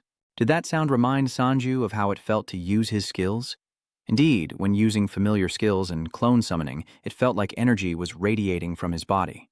His body gradually changes as he breathes for 10 seconds, imagining the mana circulating within him. Sanju can clearly feel the energy he once felt flowing through his body. He took a deep breath, and his body began to change. Suddenly, Sanju's eyes widened in surprise as that power grew stronger. A notification appears. Skill acquired. Meditation. Curse type LV1. Reflect by calming the mind. Mental fatigue will be slightly restored. Growth rate will slightly increase, mana recovery rate will slightly increase, and the effect of mana breathing will be enhanced. A man trudges wearily along, thinking, no way. Why is that monster here? Damn it, damn it. The man, his face contorted and bloody, struggled to take each step. Damn it, but this is a rank E dungeon. We only came here to hunt a few strays. That monster shouldn't be here. It bares its sharp teeth. The man is resolute. I have to report this to the authorities. The closer it got, the more fear he felt. Yes, his hands trembled even more. It gives chase, and blood splatters as screams fill the air. The car door opens and Junmo steps out, introducing the final hunting ground, a wastewater treatment plant. He informs them that this area is known for its invasive fish, known for their powerful jaws as Number 3 steps out. I understand. Junmo also warned them to be careful. He picks up his phone to send a message. He's brought the 3 of them to the location. I need to leave a message. All the clones have arrived, and I'm impressed that a hunter is hunting in 3 different places. This is truly an amazing ability, and he's right here in his room. Junmo could foresee that this hunt would send shockwaves through the hunter industry, and he was quite pleased with himself. So it was back at Zhang Sanju's house that I acquired the mana breathing technique, truly a once-in-a-millennium genius. The constant phone notifications startled Sanju as he sensed the mana and continued to breathe, careful not to confuse meditation with mana breathing. But how were they different? He was a little confused, figuring he wouldn't get the mana breathing skill, but suddenly got too excited. Sanji checked his phone. Ah, the clones must have arrived. A message from Juno. All the clones have arrived. He was satisfied. Good, perhaps it's time I headed to the training grounds. He closed his eyes again, activating a familiar skill, and the blade pierced straight into the monster's mouth. Sanju was stunned. What the hell? He's number 1. He's just hunting. Sanju was a little puzzled. It seemed there were no problems so far. Does the guild really help? A rat-like monster suddenly appears. Sanju waited anxiously. The answer was surely at hand. Then an announcement blared about the creature. Giant rats are among the most annoying monsters of the E rank. So, if you're planning a successful hunt, I suggest forming a party. If you have no choice but to go solo, there are still ways to succeed. First, they'll charge straight at you, so keep your distance and fire. The loudspeaker continues, suggesting that if you can't shoot them all and it's a close-quarters battle, aim for their ribs, as their skulls are too hard. A loud noise echoes, and there's another terrifying creature, but of course, they breed like rabbits. He adjusts his glasses, ready for action. If you've studied hard enough, they're just a mountain of experience points, he remarks. You think aiming for the ribs of a moving target is easy? Don't ruin my video. You always say they're just a mountain of experience points. Number 1 cocks his gun, a shot rings out, and the shell casing ejects. The rat monster squealed as it was hit. Sanju realized the clones could hunt just like him, even using his skills. Number 3 is moving forward, and Sanju just realized that a scorpion monster is approaching. It seems to have no fear, hunting without regard for the opponent's level because it knows many reasons why. Number 3's attack successfully took down the monster, assuring him that he could experiment with hunting using familiar skills. Meanwhile, the system notifications kept rolling in. Strength increased, reflexes increased, mana increased, stamina increased, endurance increased. Sanju realized that as his stats increased, so did the strength of his clones. Suddenly, a light flashes in number 3's eyes. Sanju is determined to wipe out these E-rank monsters today. Instantly, number 3 ferociously charged forward, eliminating them one by one, while elsewhere, someone's footsteps echoed slowly. Looking at the desolate scene before him, the man wondered, "Hey, why is the hunting ground so quiet today?" The man next to him noticed the strangeness as well. "I should have run into a few by now." As soon as he finished speaking, something appeared before their eyes. "What's that?" The man shone his light and exclaimed in shock, "Hey, there are so many monster corpses here. How many do you think there are?" he urged, hurrying them to stuff them into their storage boxes. The others behind him were overjoyed, basking in the warmth of the sunlit forest. Number 3 paused. Everything had gone smoothly so far, but as he looked around, he felt like something was missing. Suddenly, Sanju gasped, remembering the pig-headed ogre which froze him in place. The monster corpses hadn't been collected yet. It was his message, so Sanju had to mobilize them himself. Numbers 1, 2, and 3 quickly gather the monster corpses, while number 3 remains motionless. Sanju urged them to stop hunting and gather the bodies into the item box, but number 3 nonchalantly asked, "What if someone else took them first?" Suddenly, Sanju glanced in one direction and pointed out, "I see an alien fish corpse over there. Why don't you collect them?" Number 3 retorts, "I didn't hunt them. Whoever did can collect them." Sanju is really upset. "Hey, get a grip. Each one of them is money. Stop fooling around." Number 3 had no choice but to obey. "Fine. I'll gather them up. The fish that was just killed lies limp on the ground." But then Sanju realized, damn it. It's true that number 3 didn't hunt it. Who butchered it like this? It's all in pieces. And yet number 3 casually touches the fish, surprising Sanju, then gently picks it up. Is this some alien fish? Does it need to be collected? Only Sanju is scared stiff. What the hell is that? Horrifyingly, what number 3 held was a hand. A strange sound suddenly caught his attention. Sanju immediately warned him that something was out there, and this time number 3 took the situation seriously. His eyes dart to another spot. A fish lies on the ground, its body severed. Number 3 is caught off guard. A blade trap strikes while he's disoriented, and something sharp flashes past, severing his arm in an instant. The speed is truly astonishing. So fast, so hot, what's going on? The pain is excruciating. Only then does he grit his teeth, feeling the agony in his right arm. Sanju clutched his severely injured arm and screamed in pain, jolting awake in a panic. Sanju looked at his arm, still intact but trembling uncontrollably, and curled up in fear. It was then that he could piece together the severed link from the pain, and Sanju's phone rang. "Now's not the time," Junmo said on the other end. "Yes, Hunter." Sanju inquired about the situation, asking which hunting ground manager number 3 was at. The question surprised him, but he answered, "The Incheon wastewater treatment plant?" Juno noticed something was off with Sanju's voice, who was already putting on his shoes, and urgently told him to bring numbers 1 and 2 there immediately, adding that he was on his way and would explain on the way. Junmo immediately complied, saying he was on his way. "What is it?" Sanju revealed gravely. "Something's wrong," he emphasized. "A major problem. Number 3 is struggling with a severed arm." As the thing before him wielded a fiery red sword, number 3 dissolved and collapsed, while the monster remained standing tall. At that moment, Sanju reached the car, but something made him freeze. Sanju stood frozen, catching his breath as if sensing something. Then, like a statue, he realized with a jolt he'd lost contact with number 3. The notification appears. Level 3 clone consumed energy to summon a clone that looks like you. Maximum number of clones that can be summoned at once. 2. Energy recovery time. 6 hours. 34 minutes. This is what Sanju feared. He'll have to wait a long time to use the skill again. The guard, upon seeing him, requested, "May I see your identity bracelet?" After the check, they let him pass, and he was free to go. At that moment, Sanju secretly hoped that the manager had arrived, and as if on cue, he saw Junmo as soon as he walked in. Ah, Sanju the hunter felt a weight lifted. "Manager, you're here. I'm so grateful, and to numbers 1 and 2 as well. Thank you so much." It was at this moment that Junmo had the chance to be curious. "What's going on?" Sanju reveals the situation. Number 3 has disappeared. A powerful monster has appeared, Junmo is surprised to hear. Huh? Another monster? If Sanju's description is accurate, it has a fish head but also arms and legs. Basically, a merman. Upon receiving the information, Junmo's eyes widened, and he added that he would have to report this and temporarily close the area. Junmo emphasized that it was a humanoid fish monster, a D-rank threat, and that even an entire E-rank hunter team wouldn't be enough to defeat it. So Sanju nodded in agreement. I understand. Then tell security to keep the other hunters out. Junmo then hurriedly turned away, saying, All right, I will now. Before he could finish, Sanju cuts him off, saying, No, not now. He clearly states the timing after my clone enters, which surprises Junmo. The hunter Sanju expresses his feelings, unable to just sit and wait. And you look Junmo straight in the eye. I want you to trust me. Sanju confidently takes the lead, just as I trust my clones. A system notification appears, announcing that a familiar skill has been activated, and immediately, number 1 and number 2 seem to be controlled. They began to venture deeper inside, and Sanju instructed them, First, go to the place where number 3 disappeared. Receiving the order, they immediately began to search, and number 2 raised a hand to signal number 1, having found something. The fish's sharp teeth were bared, and the two ducked to hide as they found its location.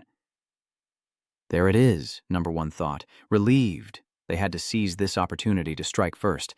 Sanju calculated his stats to be on par with an E-rank hunter, but his clones only possess about 53% of that, putting them at around F rank. However, he's noticing that the merman isn't in top form, especially considering the hunting skills of his clones. Sanju believes that with their combined coordination, victory is still possible. He quickly commanded, Aim for the head, take it down now.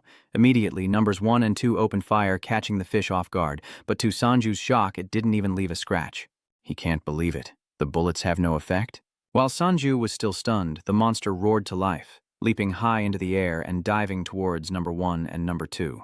After dodging the attack, number 1 retaliates, spinning into a counterattack. Yet injuries were already visible on its body. Sanju was truly surprised from just one sword slash. The monster retaliates with its weapon, forcing number 1 to lean back in fear. Sanju secretly breathed a sigh of relief, thinking its large size would make it difficult to wield a sword in the forest. But the monster swung its blade, cutting down trees and flailing wildly in a rage. Sanju was still riding high, but his smugness would be short-lived. Scratch that, forget what I just said. That massive tree just fell and the monster is still standing tall. While it's distracted, 1 and 2 attack from behind, attempting their strongest moves, but the results are disappointing, ineffective, and only serving to enrage the beast. Sanju is frustrated. How can they hunt this beast if their attacks are useless? But he suddenly realizes something. Wait, those last shots. Sanju noticed something crucial. The first bullet bounced off, but the next one did some damage. Could it be? He deduced that if he aimed at the wound again, and just like that, 1 and 2 unleashed a barrage of bullets on the monster, leaving Sanju stunned. All right, he's getting excited now. Time to feed it some lead. Before they could celebrate, the monster retaliated with a punch, but 1 and 2 dodged it and fired back. Bullet holes appear all over the monster's body, its blood flowing down, staining the sword in its hand red. Suddenly the sword burst into flames, and the monster, gritting its teeth, swung the fiery blade, catching number 1 off guard. And just like that, he took the full brunt of that painful attack. What the hell? Not stopping there, the monster delivers another painful blow to number 1. Sanju can clearly sense it. It suddenly becomes stronger. The monster continues to swing the sword wildly, and Sanju's eyes are drawn to the burning object. Could that sword be the reason it's reacting to the monster's blood? From that, he deduced that the monster was already quite injured, and this was just a temporary power-up. Number 1 regains his momentum, but the monster throws him off, smashing its hard head into his stomach, leaving him on the verge of blacking out. The monster's hand is still impaled in his gut, and he knows this won't end easily. In his other hand, number 1 holds something sharp, and if he has to spill blood and use the momentum to stab it, then the monster will surely die. The needle pierces the monster, causing it to cry out in pain, but its massive hand still tries to swing in retaliation, only to be stopped by number 1. He accelerates, suppressing the monster, who writhes in pain, eyes bloodshot. Noah ferociously winds up and punches number 1 in the gut again, raising his flaming sword with the other hand. This time, number 1 was truly injured, while the monster roared menacingly. Just as it was about to strike, number 2 jumped in front of number 1, and together they charged forward with all their might. As it attacked number 1, number 2 seized the chance to strike, landing a painful blow. The monster faltered, howling in agony, its body collapsing, finally defeated on the ground. Finally, Sanju could breathe a sigh of relief that it was over, but both 1 and 2 collapsed, and he couldn't move anymore. Then he wearily checked again. Out of ammo. I think I've hunted enough for today. Let's stop here. Sanju does what he must, thinking he almost died, and decides to report to the manager while the footprints lead number 1 to Sanju's shocked expression. Panic sets in as he realizes it's still alive, and he orders number 2 to follow the colored footprints. Sanju's smile fades. It's dead, and that direction leads to the main gate. Outside, the guard says, I apologize, but I've just received a report that a Class D monster has appeared inside this hunting ground, so the entrance has been sealed off, leaving the other person bewildered. What? So we're not allowed in? So the guard reassured them that a team of hunters from the association would be dispatched soon. So if there are any changes, we'll let you know immediately. The other person was extremely disgruntled, but I wasted so much time gathering this team. Dungmo was silent, but hopeful. Sanju Hunter, you must hurry, a voice echoed, drawing Dungmo's attention. What? The guard frantically relays the message. Quickly gather forces and notify the commander-in-chief immediately. The others must obey. Before them, the monster lunges, its grotesque maw gaping wide. The military urgently orders them to open fire and stop it from reaching the gate. The monster's flaming sword shows no sign of weakening, and despite the barrage of bullets, it breaks through to the gate. Just then, number 2 caught up, a small blade in hand ready to strike as he put all his strength into attacking the monster. The surprise attack sends it reeling back in pain, and Sanju leaps out from within. He pushes himself, giving it everything he has, and Sanju stabs the monster with all his might. It roars in agony as Sanju continues to plunge the knife into its head. The soldiers gaped in astonishment as the monster began to fall, and number 2 was moved to tears. Meanwhile, the man from the association received a call. Yes, we've arrived. He stood at attention, gear in place, cautiously surveying the area. After the investigation, we'll send you a detailed report immediately. Hanging up, he noticed the commotion ahead. What's going on? At the feet of the crowd, the fish monster was beaten bloody, and the man from the association frowned down in suspicion. This is a merman. A soldier, going against the crowd, inquired with him. Are you from the association? The man from the association asked, looking him over. Yes, that's me. What happened here? The young soldier reported, his face a mix of shock and disbelief. Yes, a D-rank monster appeared, but a hunter entered the gate before the lockdown and took it down. Hearing this, the man from the association looked on in suspicion. Wasn't this supposed to be an E-rank hunting ground? Why did you say a D-rank party was here? The soldier confirmed it wasn't a D-rank hunter or a hunting party. He frowned, and the soldier pointed to Sanji-ju behind him, explaining. We're still investigating, but from what we know, an E-rank hunter killed the monster along with his clone. An E-rank hunter took down a D-rank monster, and all the attacks targeted its wounds. He must have inflicted that damage without specialized weaponry. Sanju continues chatting with Junmo as the man from the association wonders, is it really possible to accurately target a moving monster's wound? He watched silently, then turned to announce, we'll check the gate for any remaining monsters. Finish the investigation before I return. As the soldier watched and shouted in response. Understood. The fish below lay lifeless in a pool of blood, eyes still wide open. The man from the association stood before the gate and sighed. How am I going to explain this to the association? If I just say I killed the boss-level monster myself, the system window will keep popping up notifications. Sprint skill has been set. Sprint and dislocation strike level 1. An additional buff has been added when running.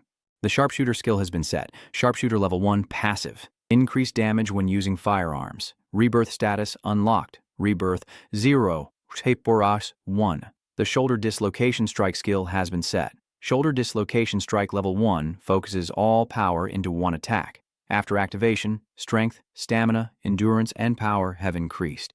He wipes the blood from his face, eyes wide with surprise at unlocking so many skills this time.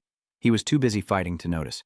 He looks at the injured clones lying on the chairs. Could it be that number 1 and number 2 are alive thanks to rebirth? Run is worried and looks back at them. How are the clones? They look like... He explains. They're injured, but they need a little more cooldown time before I can summon them again. Besides, I think letting them recover on their own will help increase their regeneration stats. Then he looked at him again and praised him. But more importantly, young man, you're amazing. You actually took down a disaster-class monster. Hearing this, Sanju just smiled, scratching his head awkwardly. Ha ha. It's a little embarrassing to say that after asking you to trust me. But things were really dangerous. He replied with a smile and open arms. Seriously, I'm not kidding. I bet you could take down a Class E monster all by yourself, he said, stroking his chin thoughtfully. Yeah, I guess so. I've been improving pretty quickly too. Suddenly, he seemed to remember something. Ah, that's right. The short sword. Sanji slipped into the crowd, leaving a confused Junmo behind. That monster had a unique short sword that could absorb blood, leaving him puzzled. What? It absorbs blood? Next, he reached down to pick up the bloodied sword from the ground to examine it. Yes, it had gone berserk after his eyes became streaked with red. I just think it's acting like that because it's about to die. Junmo rushes in to stop him. Wait, I think you should have the clone do it. What if it's cursed?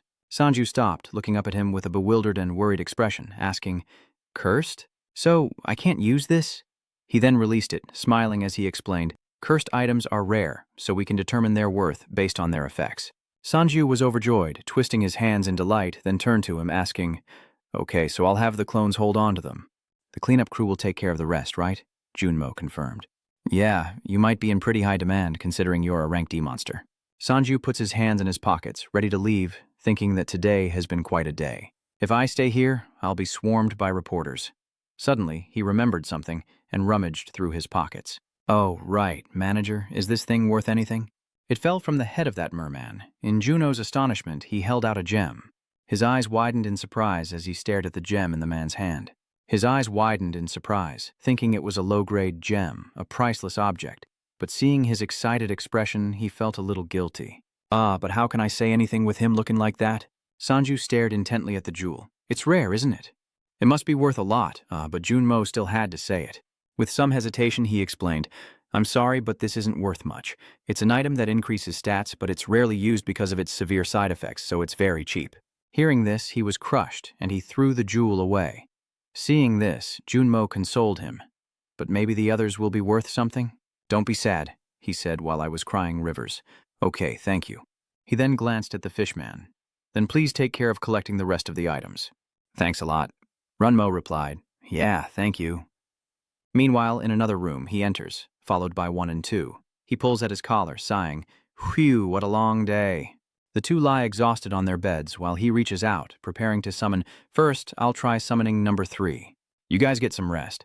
A golden light flashed, and before him stood clone number 3, looking serious. Next, he hands an outfit to his clone. Long time no see, huh? Number 3, here's your gear. Go train. He nodded, acknowledging the order. He then took off his blood-stained shirt, put on the new clothes, and sat down next to the loot box. Inside was the cursed sword, and next to it a worthless low-grade gem. Sanji decides to look up the gem online, assuming these are the personal items he recovered. So this gem boosts strength, huh? The gem's stats appear, low-grade, strength-enhancing gem.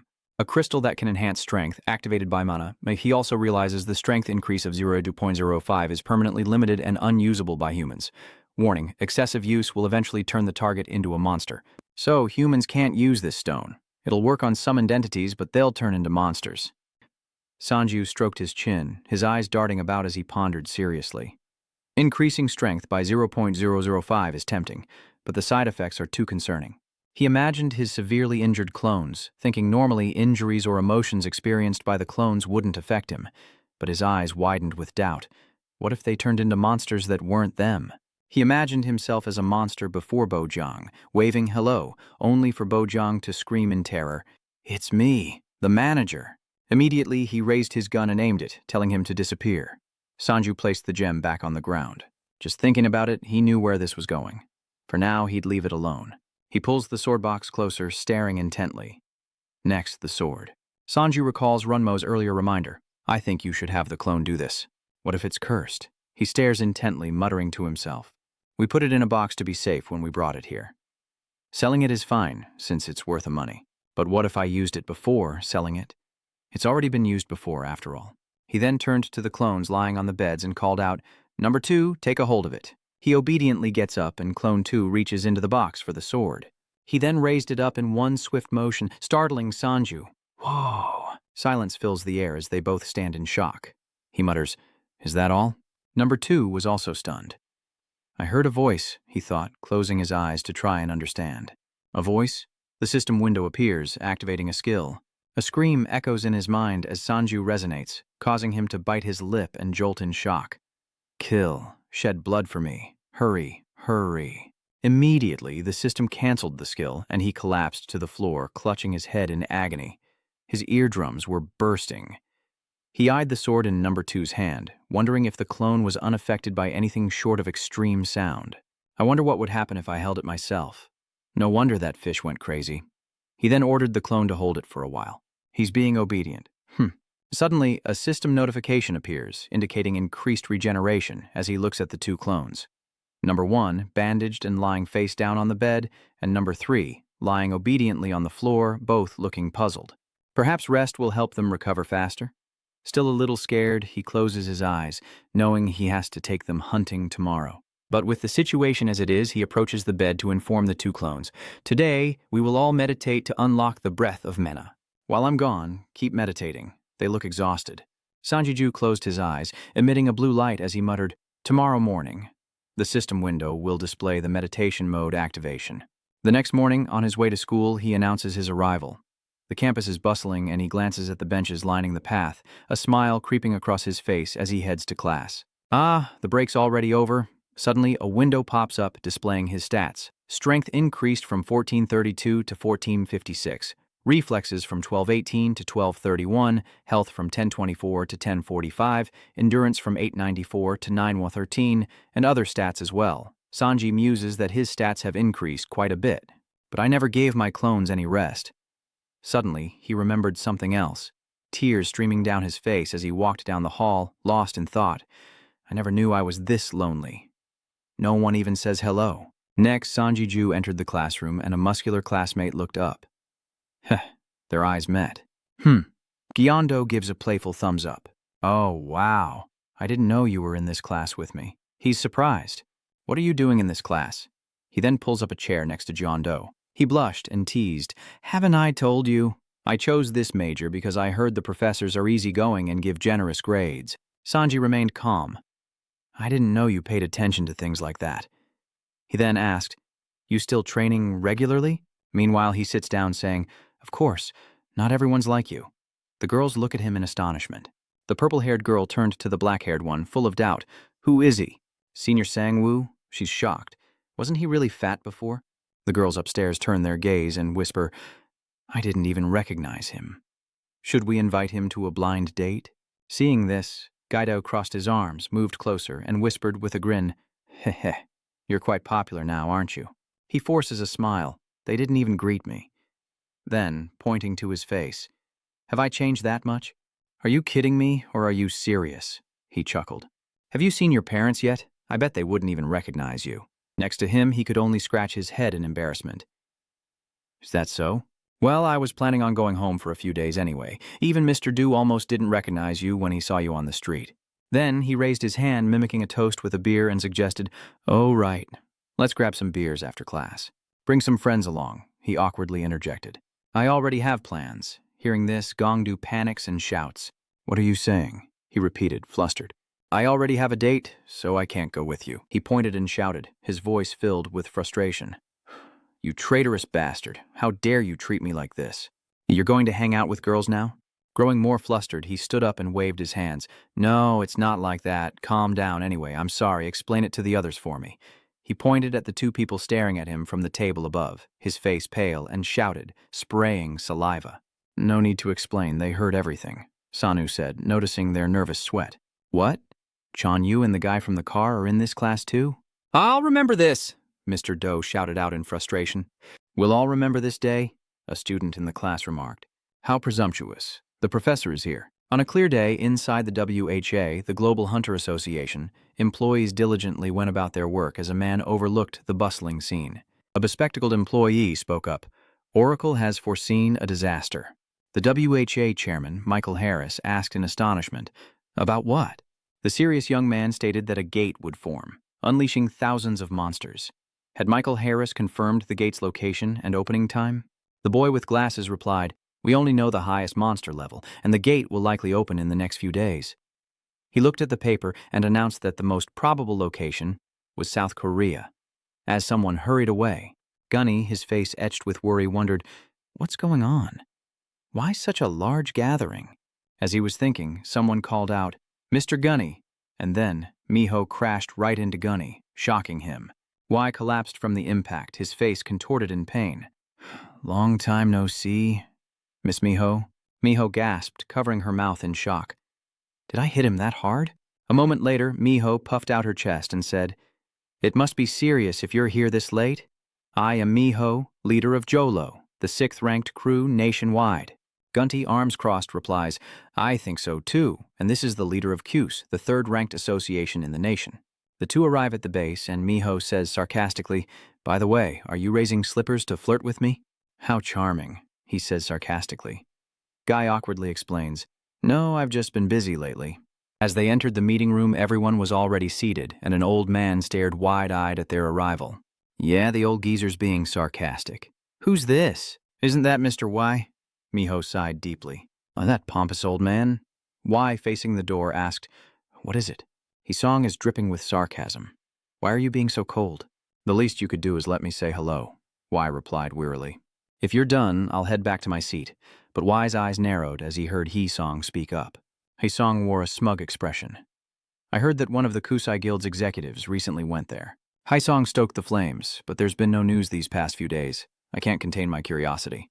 "So, any progress on the second-in-command of the Tang clan?" Kim Yon spoke up, rebuking him. "That's enough of that." Hasong Fa-chi laughs. "Didn't they say the results weren't very good?" Forgive me. My memory isn't what it used to be." Hearing that, Y's face filled with murderous intent, and a fire of rage ignited within him. Miho could only stand by helplessly as Y was about to make a move. But then, the door creaked open. The sunglasses-clad guard announced the arrival of the association president, a tiny, silver-haired old man, the president of the Korean Hunter Association, Oh Byung-hun. Seeing the commotion, President Go Gun-hee asks, "What's going on?" Bae Yun-ho was taken aback. Something's definitely up. Without another thought, he settled into his seat. "I'm glad to see you all here. First of all, I'd like to thank you for answering our call." Byung-hun's eyes narrowed. The country had recently received a disaster warning from the Global Hunter Association. He scoffed inwardly. "From Oracle?" Byung-hun blankly read the lines. "We have received intelligence that a monster gate is about to open, unleashing a terrifying wave of monsters.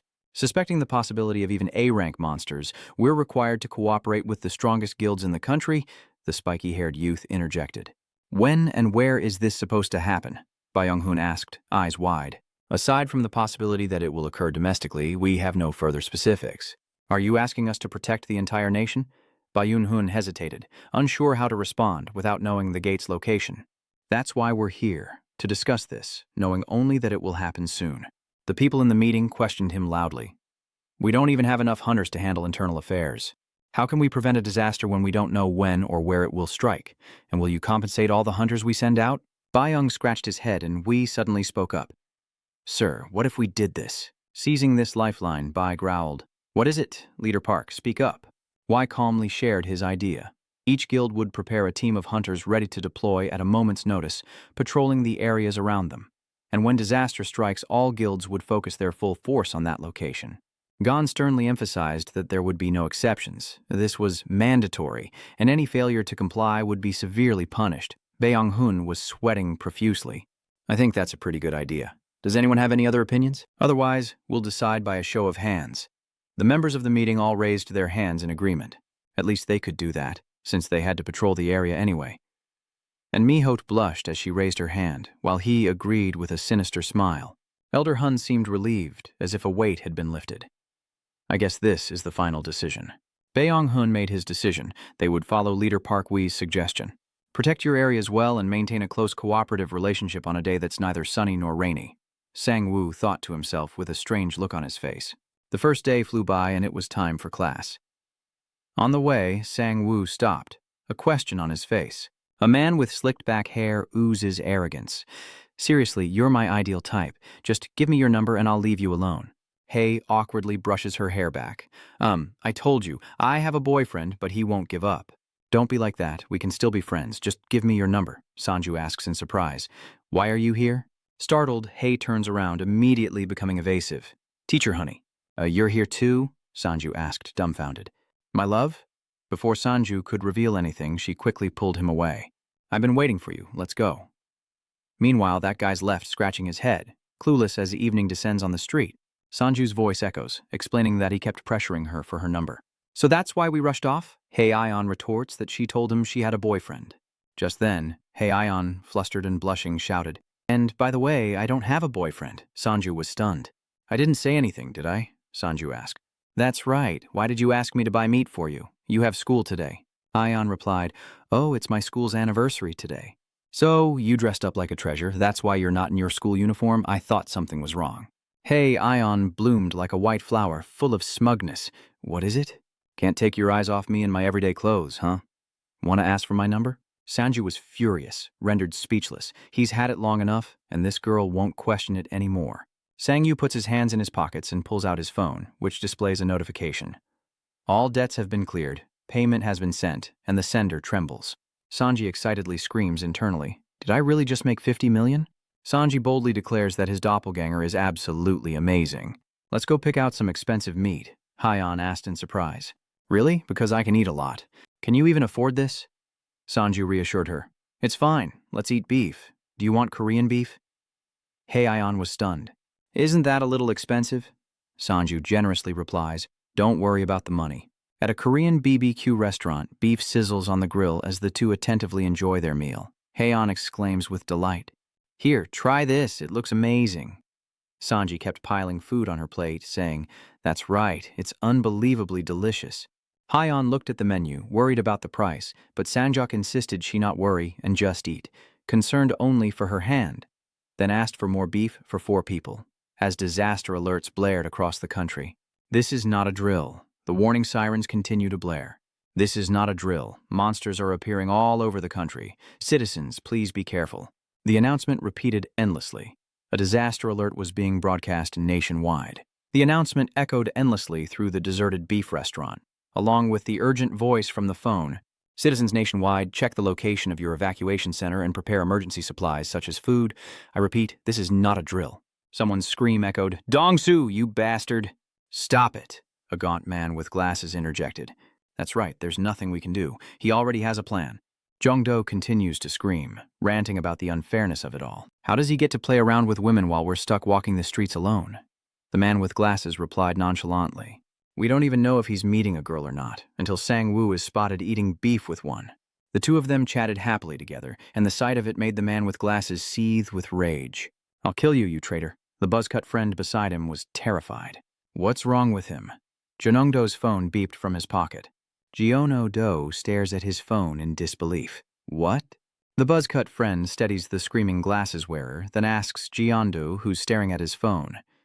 What's wrong? My phone's been buzzing too. Gio's expression changed. I think something bad is happening. The comments are piling up, mostly from idiots who don't know what's coming. Director Gi reads each comment, helpless. Online, chaos reigns, but at school, no one says a word. Beside him, his glasses-wearing friend continued to scream. I thought you were my friend. The buzz-cut friend hugs the glasses-wearer tightly and asks, But isn't it too quiet here for a disaster to have occurred? Shouldn't there be some kind of sign? Sang-woo then exits the restaurant, surprised to see his friends at the door. Sang-yu asks, What? What are you guys doing here? The 3 friends, like Gu Cam or something, seemed embarrassed, and the buzz-cut friend spoke up. We saw you eating while we were passing by. Gyeongdo chimed in. Who's the girl behind you? Is she your girlfriend? Hearing the word girlfriend, Hye-Ion was overjoyed.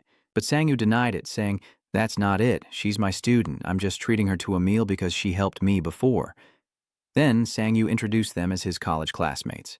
Jian and Chanung greeted him, and Hye-Ion bowed politely, saying, Hello, my name is Hye-Ion. He asked, Oh, she's your student? Hello. Sang-yu hands over the meat, saying, Here, Sang-woo said politely. Since we couldn't finish it all, we had them pack up the food we ordered, so you should take it home and eat it with your parents. Unless you're heading straight to your hideout, that is, he hesitantly replies. Yes, thank you, sir. Sang-yu speaks up asking, Don't go anywhere else, okay? Go straight home. Your father must be worried. Meanwhile, his 2 friends were dumbfounded, impressed by his teacher-like demeanor. How shy. Oh, is that all for today? Is that all? Sang-woo said. My dad won't be happy if we're wandering around during a disaster warning. The 3 beside him chimed in, teasing him. Ki-yong spoke first, complaining about everything. Tran-yu pushed up his glasses. He's too rigid, isn't he? Inside the car, he spoke reassuringly. The old man, Sang-yu, awkwardly shouts, Shut your mouths! Then he yells, All of you, go home now. Then he turned the group around to leave, or rather, spoke politely. Then I'll see you next time, teacher. Jung-yu sighed helplessly. Seriously? A sleazy voice echoes. Next, a group of drunken people playfully banter with each other, causing Sang-yu to frown, wondering if he's become too sensitive. With a sharp gaze, Sang-yu thought to himself that they were all acting far too normal. He turned to his phone as Runmo called, "Hunter." Seeing this, Sang-woo asked, "Have you heard about the disaster?" Runmo replied, "I was just about to call you about that." Sang-yu asks if he's heard any specific information about the disaster, and Junmo replies that unofficially, the association is planning to be in this state for at least 3 months. Sang-yu was shocked. 3 months? Isn't that too long? Junmo explained that it's because they don't know when or where the gate will appear. But the number of invading monsters will be huge and quite dangerous. They even said there could be Class A monsters, so if a gate appears in the capital, there will be many casualties. Sang-yu asks, if it's so dangerous, shouldn't the association provide more information and strongly urge caution? Like the hunters from the association, for example. Junmo explains the issue is the 3-month deadline. The economy and vital supplies would suffer greatly if we stopped people from working for that long, and the association would be blamed for the losses. Sang-yu gritted his teeth. Is that why the information is incomplete? Junmo replied, yes, at least we can say they warned the people no matter what happens now. Junmo puts on his jacket and continues talking to Sang-yu. I'm heading to the shelter right away. The hunting grounds are also isolated, so no one can hunt in this situation. Sang-yu replied, all right, I'm heading home, take care. Junmo replies that he should take care as well. As dust settles, the small apartment buildings light up. Sang-yu entered the house, asking, Number 1, Number 2, how are you feeling? Number 2 replied spiritedly, I'm fine. But Number 1 weakly replied, I'm not dead yet. Seeing this, Sang-woo pondered. Number 2 seemed almost unscathed, but Number 1 was not. His injuries are pretty severe. Seeing this, Sang-yu opens the system window, which displays a notification. Replicated Levo 3's cooldown is over and ready to use. Sang-yu says, all right, let's resummon Number 1. A golden light emanates as Number 1 is resummoned in black armor. Sang-woo holds out a helmet, telling him to wear it so he doesn't get them mixed up. Sang-yu looks toward the door and says, Number 3 has arrived. He continues, then let's go home. In the elevator, Sang-woo thinks, it's been 3 months. He presses the button, holds out the bag of beef, and announces, Mom, I'm home. Sang-yu's mother stared in shock at the stranger before her, as Sang-yu smirked inwardly. Does my own mother not recognize me? She stammers. Could you possibly be Sang-woo? Sang-yu scratched his head. That's right, I'm your son, Sang-yu. His mother cried out. Oh my God, why are you so thin? Are you starving? Sang-yu's father inside the house was also stunned, asking, What? Sang-yu's back, huh? Is that really Sang-woo? Sang-woo's sister shouts. You're back? His father was taken aback. Oh my God, Jin-yu exclaimed happily. Shouldn't I seek out my adorable sister the moment I get home? Jin-yu stared in disbelief. Why are you standing there like that? Sang-yu is happy to see his sister, but Jin-yu is getting annoyed. Jin-yu asks who he is. Meanwhile, Sang-yu was moved to tears, recalling Jeondo's words, even your own parents won't recognize you. Sang-yu thinks to himself, Jeondo, you were absolutely right. Sang-yu's mother continued to ask if he was with friends. Why are they all covering their faces? Sang-yu said, taking off his shoes. Oh, they're not my friends. Sang-yu turned back and ordered them to remove their masks. When they removed their masks, the 3 were shocked and taken aback, stammering as they questioned them. Then, identical screams echoed through the air, and Sang-yu tried to calm them. I'll explain. And then, understanding dawned on the whole family. So, you're saying that's your ability? Sang-woo politely replied, yes, that's right. About a month ago, I participated in the Awakening program. You all know about that, right? His mother was astonished. I heard many young people are doing it, but I didn't think you would too. Jin-woo slumped at the table. I want to do it too, Sang-woo's father asked. So, you're a hunter too? Sang-yu chuckled nervously. Haha, yes, I wasn't planning to hide it, he says, but his mother replies sternly, Son, isn't that very dangerous? Sang-yu quickly explained that his skills meant he was never in danger, reassuring them that others hunted on his behalf. Suddenly remembering something, Sang-yu exclaimed, Oh right, there's a disaster warning, we have to go to the shelter. His father replied, Well, your mother and I packed some emergency supplies, but let's see how things develop. Sang-yu repeats, let's see. This disaster could happen at any moment. Sang-yu's father explained, I still have to go to work tomorrow, and we can't just pack up and leave. Sang-yu thought to himself that his parents didn't understand the gravity of the situation because society was still calm. He wished they knew about the monster outbreak. He gritted his teeth, then sighed. Okay, I'll stay here with you guys from now on. Seeing this, his father asked, What? What about school? Sang-yu awkwardly replies that school's been cancelled, though he inwardly screams that it's a lie. He thinks to himself that if he can't convince them, he should at least stay here. Sang-yu says, Everyone, let's have this for dinner, his father asks in surprise. What? Is that meat? Sang-woo replies. I was eating at a restaurant and had to leave in the middle of my meal because of the disaster alert. His mother said caringly, you must be starving. Have some side dishes. Next to him, Jin-woo is ecstatic. It's Korean beef, how wonderful. Seeing this heartwarming scene, Sang-woo was overjoyed, thinking he should have come sooner. Then he looked towards the clones. Ah, they should eat too, right? The clones thought they were in for a treat, but Sang-woo shattered their dreams. The clones can eat too, but this is a bit too extravagant. Just give them some rice. A steaming meal is laid out on the table, a spread of simple yet delicious dishes. The three copies stared resentfully at the large bowl of rice before them and the lavish spread beside them. Sang-woo spoke up. You must all be hungry. Let's eat. Thanks for the meal. Jin-yu chimes in mockingly. If the four of us eat together, what if you get fat again? Sang-yu twitches, speechless. His mother happily says it's been a long time since the whole family has eaten together like this.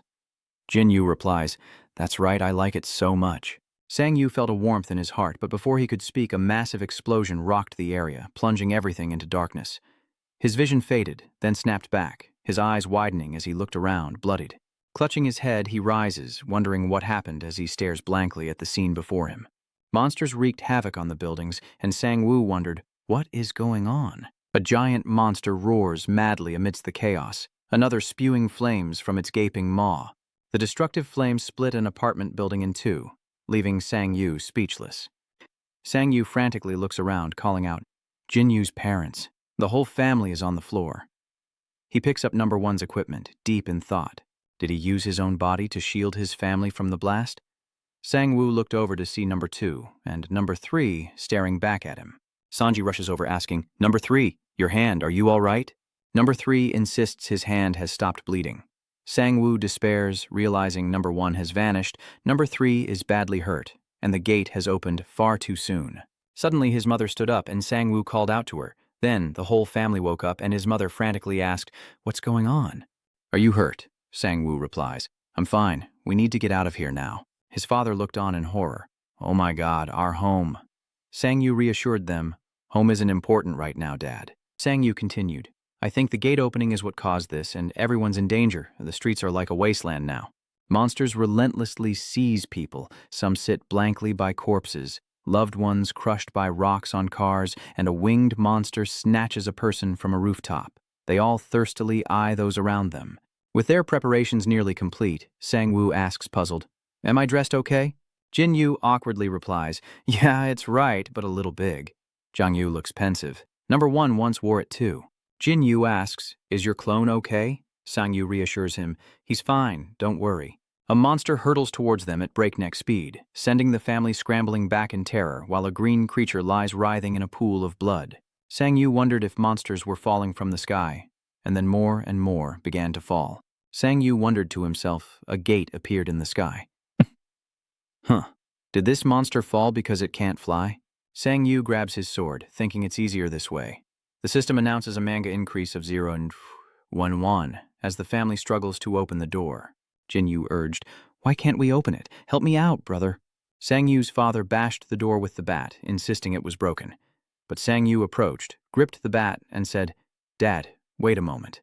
His father was hesitant, but agreed. All right, he says, grabbing his father's baseball bat and using his strengthening skill. His eyes glowed purple as he smashed the door, breaking the handle before finishing it off with a super cool kick, announcing, Let's go, to his stunned family. In basement number 12, Sang-yu looked around in dismay. The cars were all wrecked. Regaining his composure, Sang-yu immediately asked his father, How far is the nearest shelter?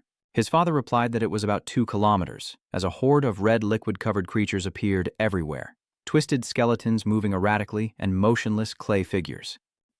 Sang-yu grits his teeth, thinking, Damn it, so many monsters fell without being affected. Can we really walk 2 kilometers in this situation? Jin-yu suddenly shouts, Brother, let's use the underground basement. There's a temporary shelter down there. Hearing his sister's shout, Sang-yu was startled and replied, There's one under our house. Get your bearings and let's go there.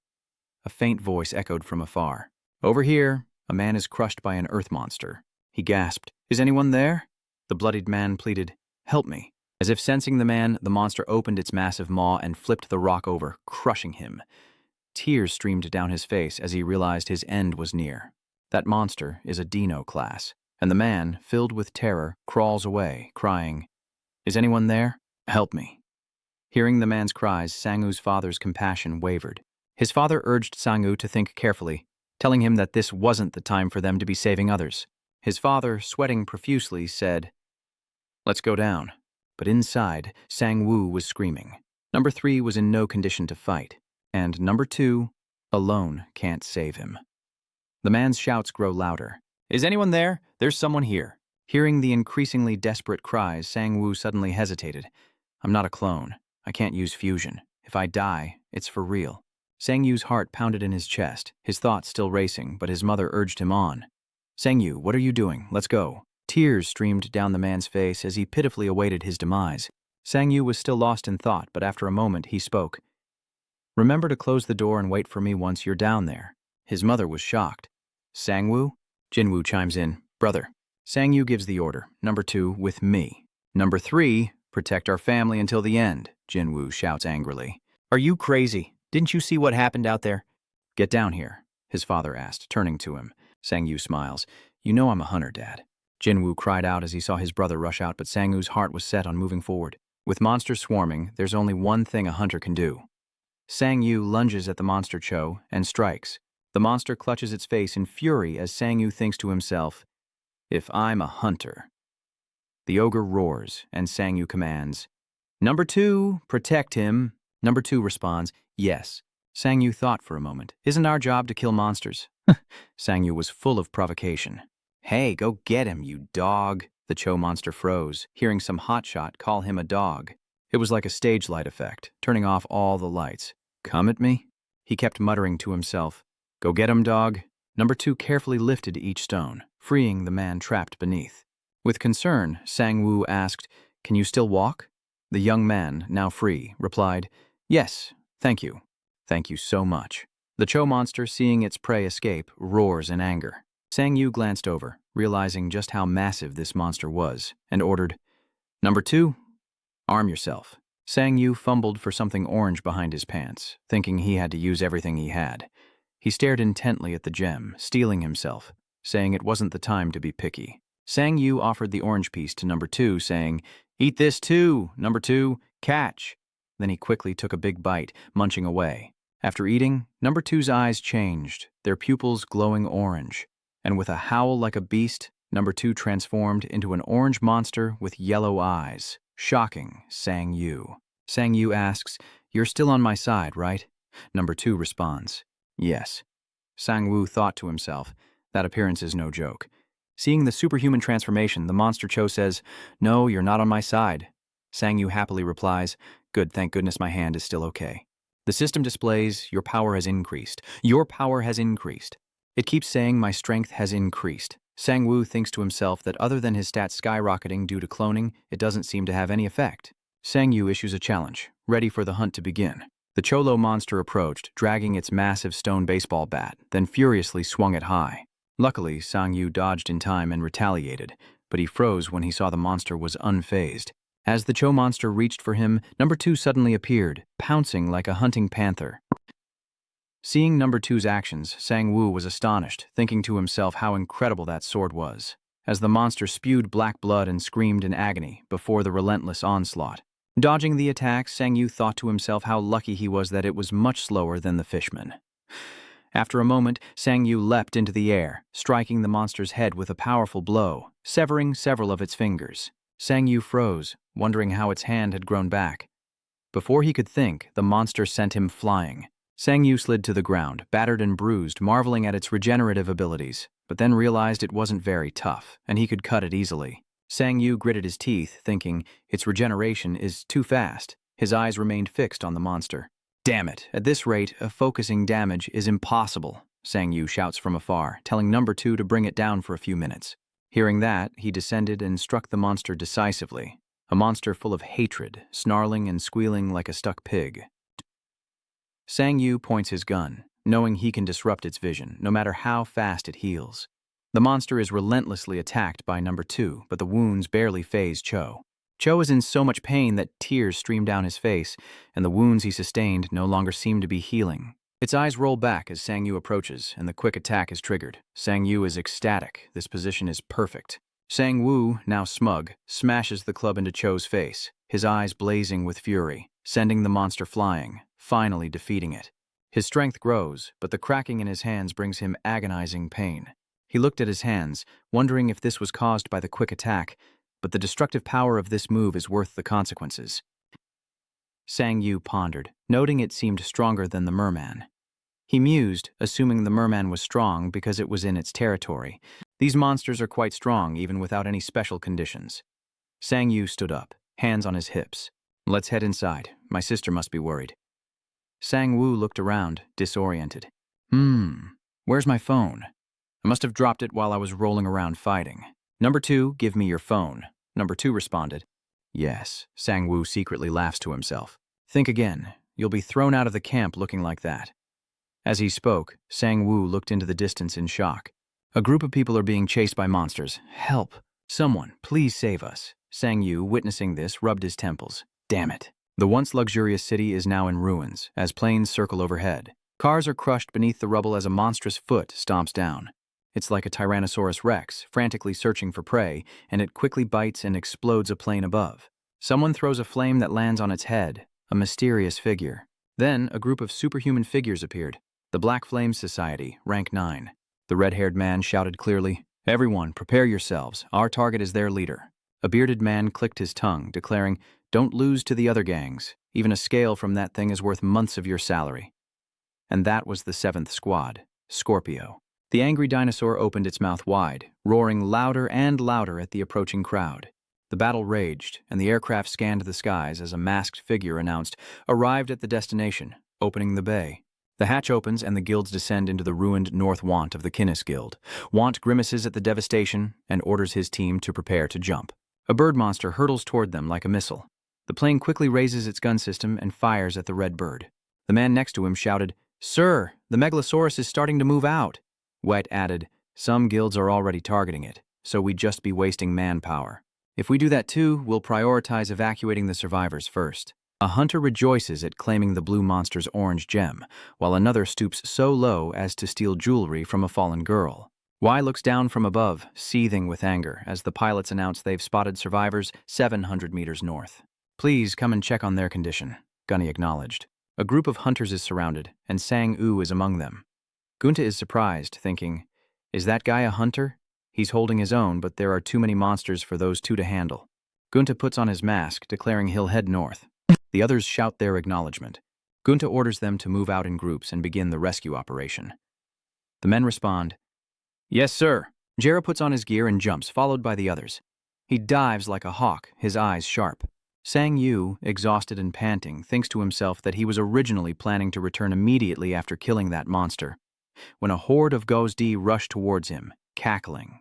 The terrified citizens panicked, a mother clutching her child, whispering words of comfort. Sang Woo ordered a retreat to the apartment building's basement. "More monsters are attacking the terrified civilians behind us," Sang Yu shouts, "Damn it!" Number 2, protect our rear. Number 2 acknowledges. A Godzilla-like monster leaped toward a civilian, but before it could strike, Number 2 slashed it across the stomach. Sang Yu followed up with a barrage of gunfire. Sang Yu sighed, realizing he couldn't use his quick attack skill anymore. It consumed too much energy. Then, a massive explosion erupted, and a flock of 2-meter-tall birds appeared. Sang Yu dodges and shouts, "That damned thing is getting back up again." The bird pants, breathing out scorching air. It exhales a scorching breath of fire, forcing Sang Yu to recoil from the heat, and the bird turns its gaze to the terrified civilians, but Number 2 quickly rushes to shield them. Their screams echoed as Number 2 tried to block all the attacks, but the force was too great, causing him to cough up blood. Using his staff for support, Sang Yu watched with worry. It couldn't be. Number 2! A massive claw descends from the sky upon the black bird. That foot crushed the fire-breathing black bird. A massive, ferocious tiger had crushed the black bird. Sang Yu stares in disbelief as the Goa scatter in terror, and Number 2 vanishes. Sang Yu stared at Number 2's attire, lost in thought, before collapsing to the ground. Sang Yu braced for death, watching the tiger's claws rush toward him, realizing this was the end. A long slash echoed. Sang Woo closed his eyes, accepting his fate, but after a moment he frowned and opened them, noticing the silence. Before him stood a man, shielding him from the tiger's sharp claws. Before the tiger could reach Sang Yu, Gay severed its head. The onlookers were stunned as Gonti removed his mask and inquired about their well-being. Is everyone all right? Sang Yu looks at his uncle in confusion. As the tiger's head hit the ground, Gonti solemnly introduced himself. I am Park Gonti, from the Cuss Guild. In a sealed basement, the door remains shut tight. Inside, the injured lie scattered across the floor. The others sat in a daze as Jin Yu shouted, "Let me go, I have to save my brother." Number 3 clenches his fist, declaring, I disagree. He doesn't budge, gripping Jin Yu's hand tightly. Jin Yu winces in pain, thinking, how is he so strong? Aren't you supposed to be my brother's clone? Why aren't you protecting the original? Jin Yu asks, annoyed. I prioritize my master's orders, so I will protect his family. Sang Yu's father shouted, Stop it, Jin Yu, you're scaring everyone. Sang Yu's mother sobs uncontrollably nearby. Sang Yu? Jin Woo asked, confused. Are you really worried, father? I've seen everything that's happening out there, Sang Woo's father reassured him. He'll be back soon. Just trust him and wait. It's more dangerous out there right now, Sang Woo's father reassured. And that boy is your brother's skill. If his clone is okay, then I think he's okay too. Jin Woo is worried, but her father reassures her, recalling Sang Woo's earlier door-smashing feat. Your brother must truly be a hunter. Have a little more faith in him. If we go out there now, we'll likely just get in his way. We shouldn't let our emotions cloud our judgment. Jin Woo's sister slowly lowered her hands. Okay. Suddenly, a loud noise erupts from the door, frantic pounding. Someone, please, help me, there's an outsider here. Jin Yu looked excited. Could that be you? But Sang Yu's father immediately retorted. No, this voice isn't Sang Yu's. One of the refugees spoke up. Is he in a different building? He doesn't seem to know the password. The person next to her added, Should we open the door for him? Outside, the man's voice repeats, Someone, please help me. Please. The group was in an uproar as Sang Yu's mother spoke up. Wasn't he the one Sang Woo saved? And what was that just now? Sang Yu's father chimed in, The security camera's too dark. Jin Yu hastily replied, I'll go open the door. Lost in confusion, Jin Yu senses someone standing beside him. Surely his older brother is here too. As the door opens, Jin Woo happily calls out to his brother, only for a man with no eyes to suddenly appear. He floats in the air as a monster tears away his human mask, its voice echoing, Save me. Jin Woo stood there, dumbfounded, huh? The monster throws the man's corpse away, and it explodes on impact. The monster poked its face in, baring its perfectly aligned teeth, and continued mimicking, No, save me. Thank you, the low-level monster roared, grateful for the help. Watching the monster mimic voices so well, the man in the corner stared blankly. Ah! The group cried out in a panic. Monster... Jin Woo could only stand there, frozen. Seeing the roaring firefly approach Jin Yu, number 3 rushes to protect him, aiming a sharp object at the creature's eyes. Unfortunately, the firefly shattered number 3's weapon and punched him in the face. The force of the blow sends number 3 reeling, blood spurting from his mouth as the insect impales him. And then it pierced Jin Woo's stomach, the one who had been standing still. Her parents cried out in alarm. As for Jin Yu, the firefly impaled her, causing her to cough up blood, and her parents screamed. No, Jin Yu! Number 3 desperately tries to stop the attack.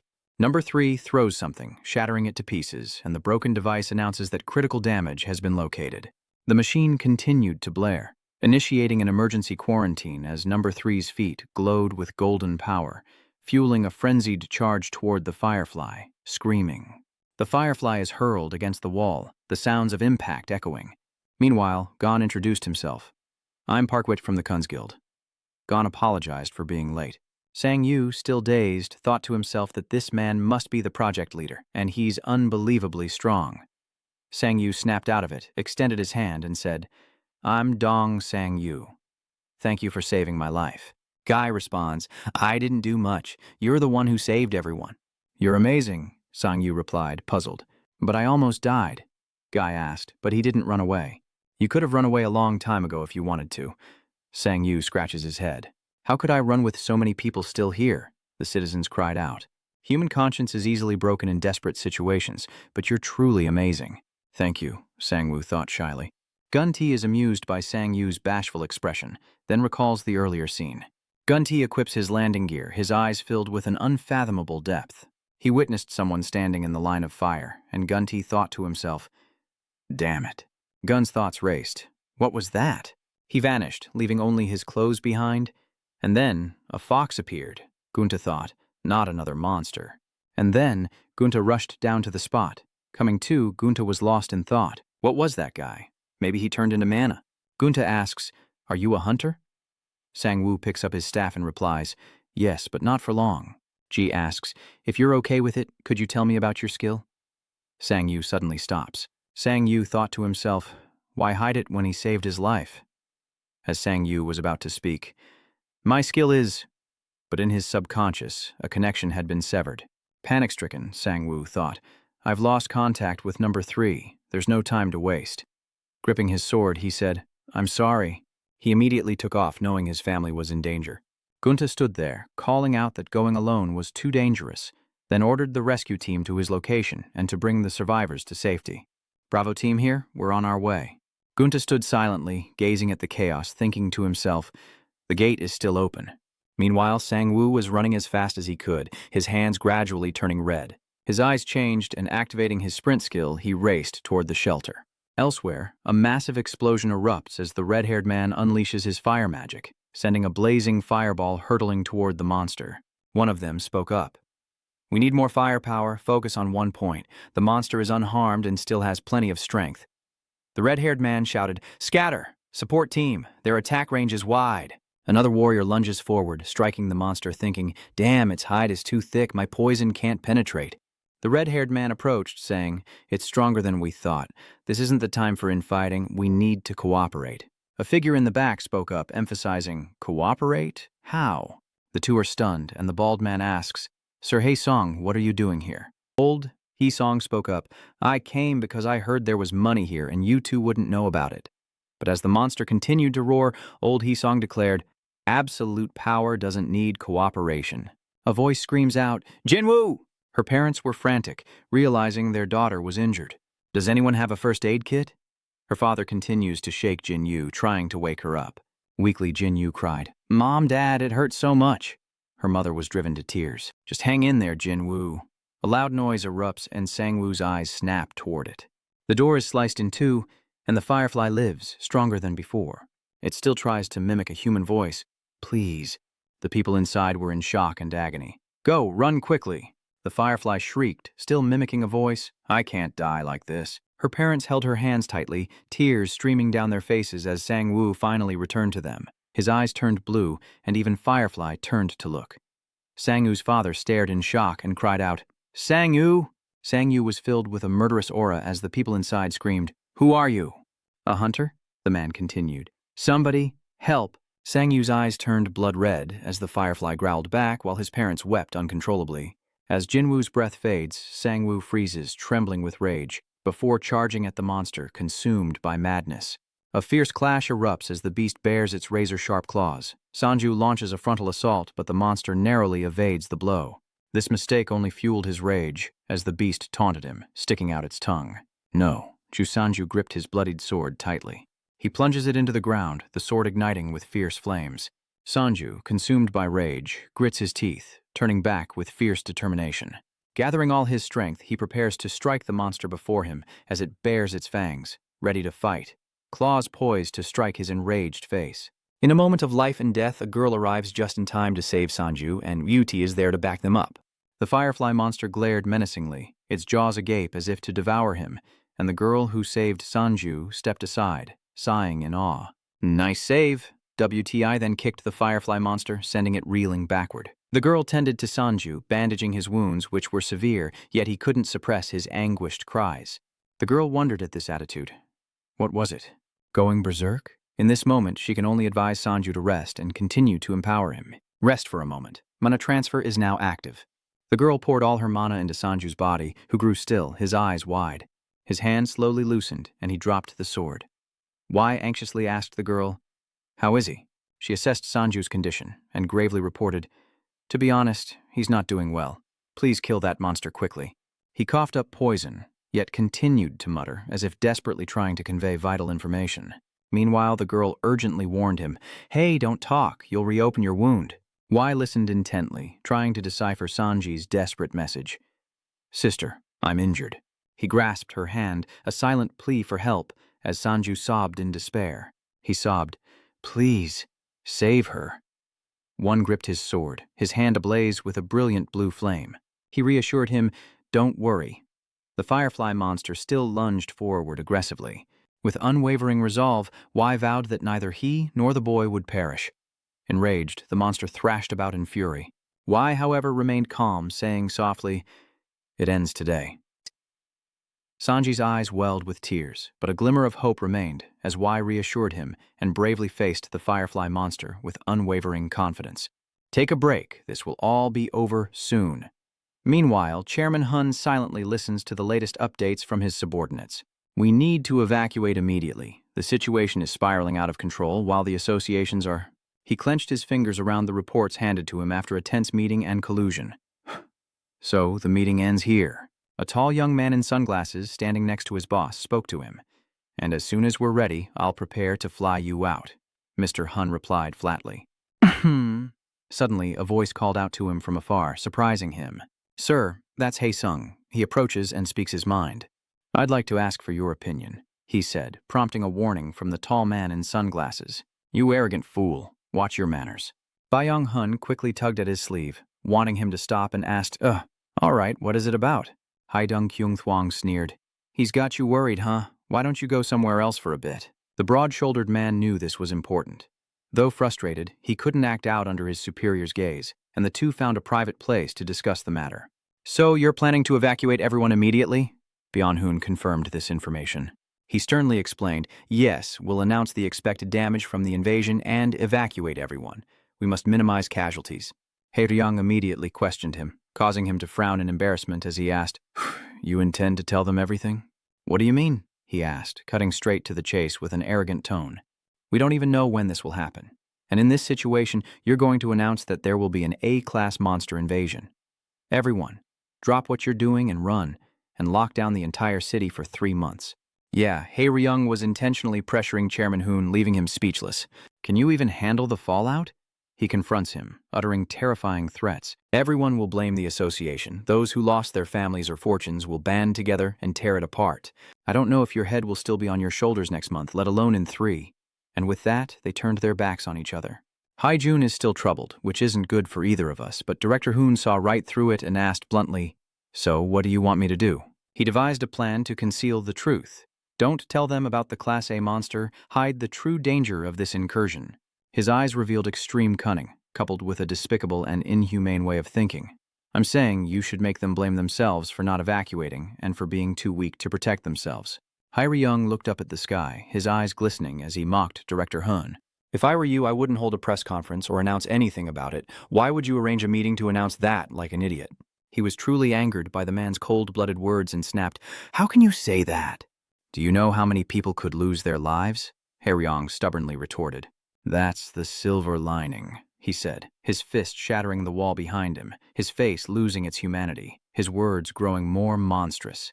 "Monster gates? We'll let them open. People will die. The more they die, the more important we become. Against the monsters, the military is useless. In the end, those lowly humans can only defend themselves with us hunters." He gripped Chairman Bay's shoulder tightly as he spoke. "And you're mistaken about something. Do you think I'm begging for this?" Hae-dung immediately discerned his thoughts, causing him to break out in a nervous sweat. The die had been cast. Byung-hun closed his eyes, becoming increasingly agitated as bad news piled up, darkening his face with frustration. Currently, the Megalosaurus Guild is attacking the monsters, so the military officials are on one side, while Sanju's clones are flexing their muscles and training hard. Above them, Sanju is leisurely lying on top of himself, eating French fries. Meanwhile, he's lazing around, full of complaints. "Now do 100 more reps. The rate of power increase has slowed down lately, but at least they're obedient." Yes, Sanju was so lazy that he came up with even more ingenious tricks. "This skill is the best. They earn money and train for me. Long live cloning, my stats increase, and I don't have to do anything." He wouldn't have to worry for the rest of his life. Suddenly, he received a message and immediately opened it. The manager has arrived, and Jun immediately asks one of his clones to come along as an escort. "Number 1, wake up, let's go make some money." The clone is very obedient. Yes, Jumo is excited to see him arrive. He's here. "Hunter?" Sanju happily greeted him in return. "Good morning. I need to take him to the unicorn hunting grounds again today." Surprised by the change in his clone, Duo asked where number 2 had gone, to which he casually replied that he was exercising. Hearing this, an idea sparked in Duo's mind, and he voiced it. "Why don't you train too? I think you'd get stronger much faster." That way, your power will double. But hearing about training, Sanju makes excuses to avoid it. He hesitated, replying, "Yes, but wouldn't it be better to use clones? I don't want to." He put on his most nonchalant face and began to ramble about his plans. "Actually, I wasn't serious about becoming a hunter. I've made enough catching single-horned rabbits, and there are plenty of association hunters these days anyway. This is just my personal opinion." Dumo understood, making his own opinion clear. "I'm just making a suggestion because you have so much potential that you're not using. You could be the best hunter." Sanjiju forces a smile. He honestly states his desire to be the best. "I just need to be able to take care of myself. That's enough for me." Duo couldn't convince this stubborn young man, so he sighed and spoke a sentence full of hidden meaning. Then a sharp object flashed past Sanju. "So this is why his ending must be like this." He cried out in alarm. "Ah, what is it?"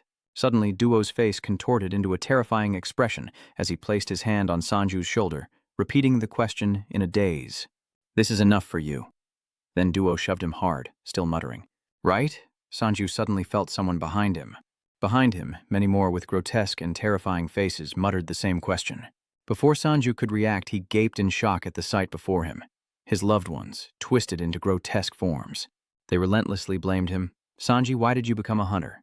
In the end, you abandoned us and left, even Sanju's younger sibling." His younger brother cried out, "Brother, please save me!" Sanju was instantly paralyzed with fear, his eyes brimming with tears. It was just a nightmare. He shot up, gasping for breath in terror. Sanju looked utterly terrified, his eyes darting around, but he regained his composure upon realizing he was in a hospital room. A voice asked Han Sanju about his strange behavior, startling him further. "Looks like you had a nightmare. Are you okay?" As Sanju slowly awoke, WT showed his concern, reminding him not to move too much. Sanju frowned, clutching his wound, and suspiciously asked about we. "It's Gun, right? You brought me here, and we seems very concerned about you." He only gave an important warning. "Be careful." The doctor said he was in bad shape with deep wounds, but lucky to be alive. A debt of gratitude Sanju felt deeply. "Tell him thank you, not just for saving me once, but twice." Y remained nonchalant. He had something to say, but held back. "It's nothing. There's much I want to say. But never mind." He decides to postpone speaking with Sanju and turns to leave. "Now that your family's here, what should we say?" Just then, your parents rushed in. Sanju, now fully calm, looked at them as Y's parents quietly left to give the family some privacy. "Are you all right? This is why I told you not to do it." "Easy now, she just woke up." The doctor entered and delivered good news about Sanju's condition, starting with the success of the surgery. He reads through Sanju's medical records, noting the positive progress. "We'll keep him under observation, but with his rapid recovery he should be home in a month." But what Sanju really cared about was the gate, so he quickly asked, "What about the gate? How many days has it been open?" His mother then tells him about the situation with the monsters outside. "It's been 4 days. Your mother heard that the high-level monsters have been dealt with, but many of the low-level ones escaped." Sanju hits his head hard. He frowned. "I don't remember anything after I passed out." But then a crucial memory surfaced, his eyes widening. Sanju suddenly remembered his injured sister and asked urgently, "Ju? What about Ju? What about her?" The doctor's face was grave. His parents remained silent, refusing to answer their son. "Ju is okay, right?" Sanjiju sensed something was wrong, and he anxiously pressed them for answers. "Why are you all silent? What happened?" In Ju's hospital room, she lies unconscious in bed as the doctor explains her condition to Sanjiju. "We've treated her abdomen, but she's infected with a mana-draining virus that absorbs life force." He presses his hand against the glass, his eyes wide with anguish for his sister. The doctor hesitated to explain the cause of her condition. Everyone was infected by monsters that escaped from the gate. It's a virus that absorbs the host's mana and life force, and poor Rue lies motionless in her hospital bed. The doctor prepared the family for several possible outcomes, most of which were not serious. Everyone has different attributes. If they don't match the virus, it dies without causing harm. But in rare cases, the host's mana is so compatible with the virus that it absorbs so much mana and vitality that they can't wake up. Sanjio couldn't look away. He asked the doctor, "Is there any cure?" The doctor cautiously spoke, referring to her condition as a persistent vegetative state. "With current medical technology, there's nothing to be done. The virus has synchronized with her mana, and even healing spells are ineffective, so all we can do is continue to supply mana and maintain her nutrition." The doctor cautiously began to tell Sanju about the difficult ways that might give Ju a chance to recover. There's a slim chance if a high-ranking hunter with a blessing ability helps, or with a mutated camellia item, or a divine elixir from beyond the gate. but those are extremely rare and expensive. I know. Your parents were heartbroken to hear that. The doctor sadly agreed. That's right. But Sanju still gazed intently at his sister, unable to bear seeing her like this. Clutching the family heirloom, he was overcome with regret. If only he hadn't been so curious. Sanju recalls falling while searching for rare artifacts, his face a mask of confusion and bewilderment. Sanji-ju blames himself even more as he looks at Ju. If only he had prioritized protecting his family first. Ju was already terrified and worried then. She fainted from her grave injuries, and the thought only intensifies Sanju's anguish, causing him to bleed. Seeing his condition, the doctor cried out, "If only—" Sanju recalled the ferocious tiger-like monsters. If only I were stronger. The fireflies are fierce, and everyone is panicking as they see more blood flowing. Sanju is bleeding. The nurses are trying to calm him. The doctor gently reassured him, "Your wound is bleeding." Sanju, ignoring the pain, presses his hand against the wound, blaming himself for not being able to save everyone and his sister. Tears welling in his eyes as he shoulders the blame. If only he had tried a little harder. Sanju recalled the happy moments his family shared. Even his clones were accepted by them, and the family meal was filled with laughter and joy. Sanju sits pensively in his hospital bed, his mind heavy with worry, his face etched with the distress of recent events. Suddenly, Sanju glanced to the side as Ha-Ayeon calmly entered. Sanju was surprised by her appearance. Ha-Ayeon. She hesitated. "Hello, sir." "Explain it to him. I'm sorry for the sudden intrusion." "It's all right." Sanju's a little touched. "He also asked about you. Thank you for coming to visit. Is your family okay? Or did Ayeon tell you about her family's situation?" "Yes, our home was damaged, but we made it to safety." Sanju then asked her a few questions, relieved. Ayeon was worried since her house was near the danger zone, but she explains that Uncle Duke Chin told her he was here. Sanju suddenly realized that her father must have contacted his parents, worried about not being able to reach him, and learned of his whereabouts. He'd forgotten he'd lost his phone. She brought him some tonics, and Sanju wondered, "Why do you call me teacher instead of just Appa? Isn't that a little inappropriate right now?" Sanju was also enthusiastic about her form of address. "Just be yourself, you don't seem like you at all," he says, embarrassed. "Okay, Sanji." She hesitated, then wished him a speedy recovery, reminding him that he still had to teach her. Hearing her words, he felt a sense of unease, and softly called out, "Hey, Ayeon?" She simply replies, "Yes." After careful consideration, he finally reveals, "There's something I need to tell you. I can no longer teach you." Time passes quickly in the hospital, and 2 weeks later the doctor is astonished by Sanju's rapid recovery. The bed is neatly made. Are all hunters like this? Sanju changes out of his hospital gown. The nurse is surprised. Not that I know of. He removes the uncomfortable hospital gown he's been wearing for 2 weeks. Sanju's impressive six-pack is revealed as he places a hand on his chest, feeling his own strength. Sanju was flustered, mentioning he didn't want to teach her anymore. His sister? "Yeah, so I don't think I can keep teaching you." Hearing this, Ayeon was a little surprised.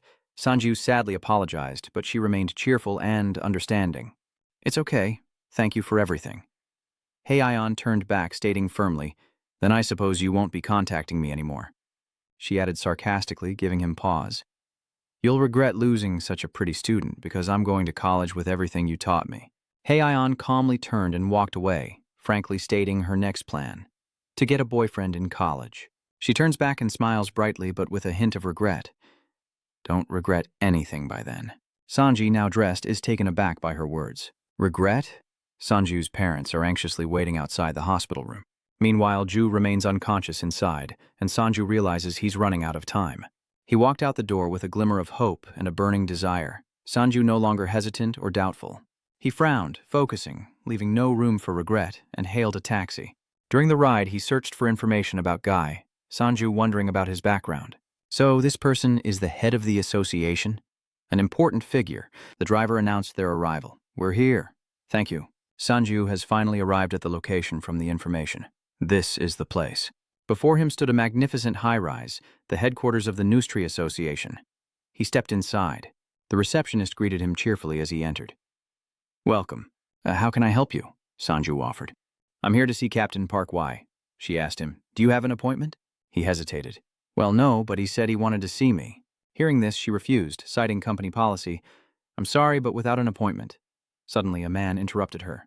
"Hold on." The tall man approached him and asked, "Are you Sanju?" Sanju replied hesitantly, "Yes, that's right."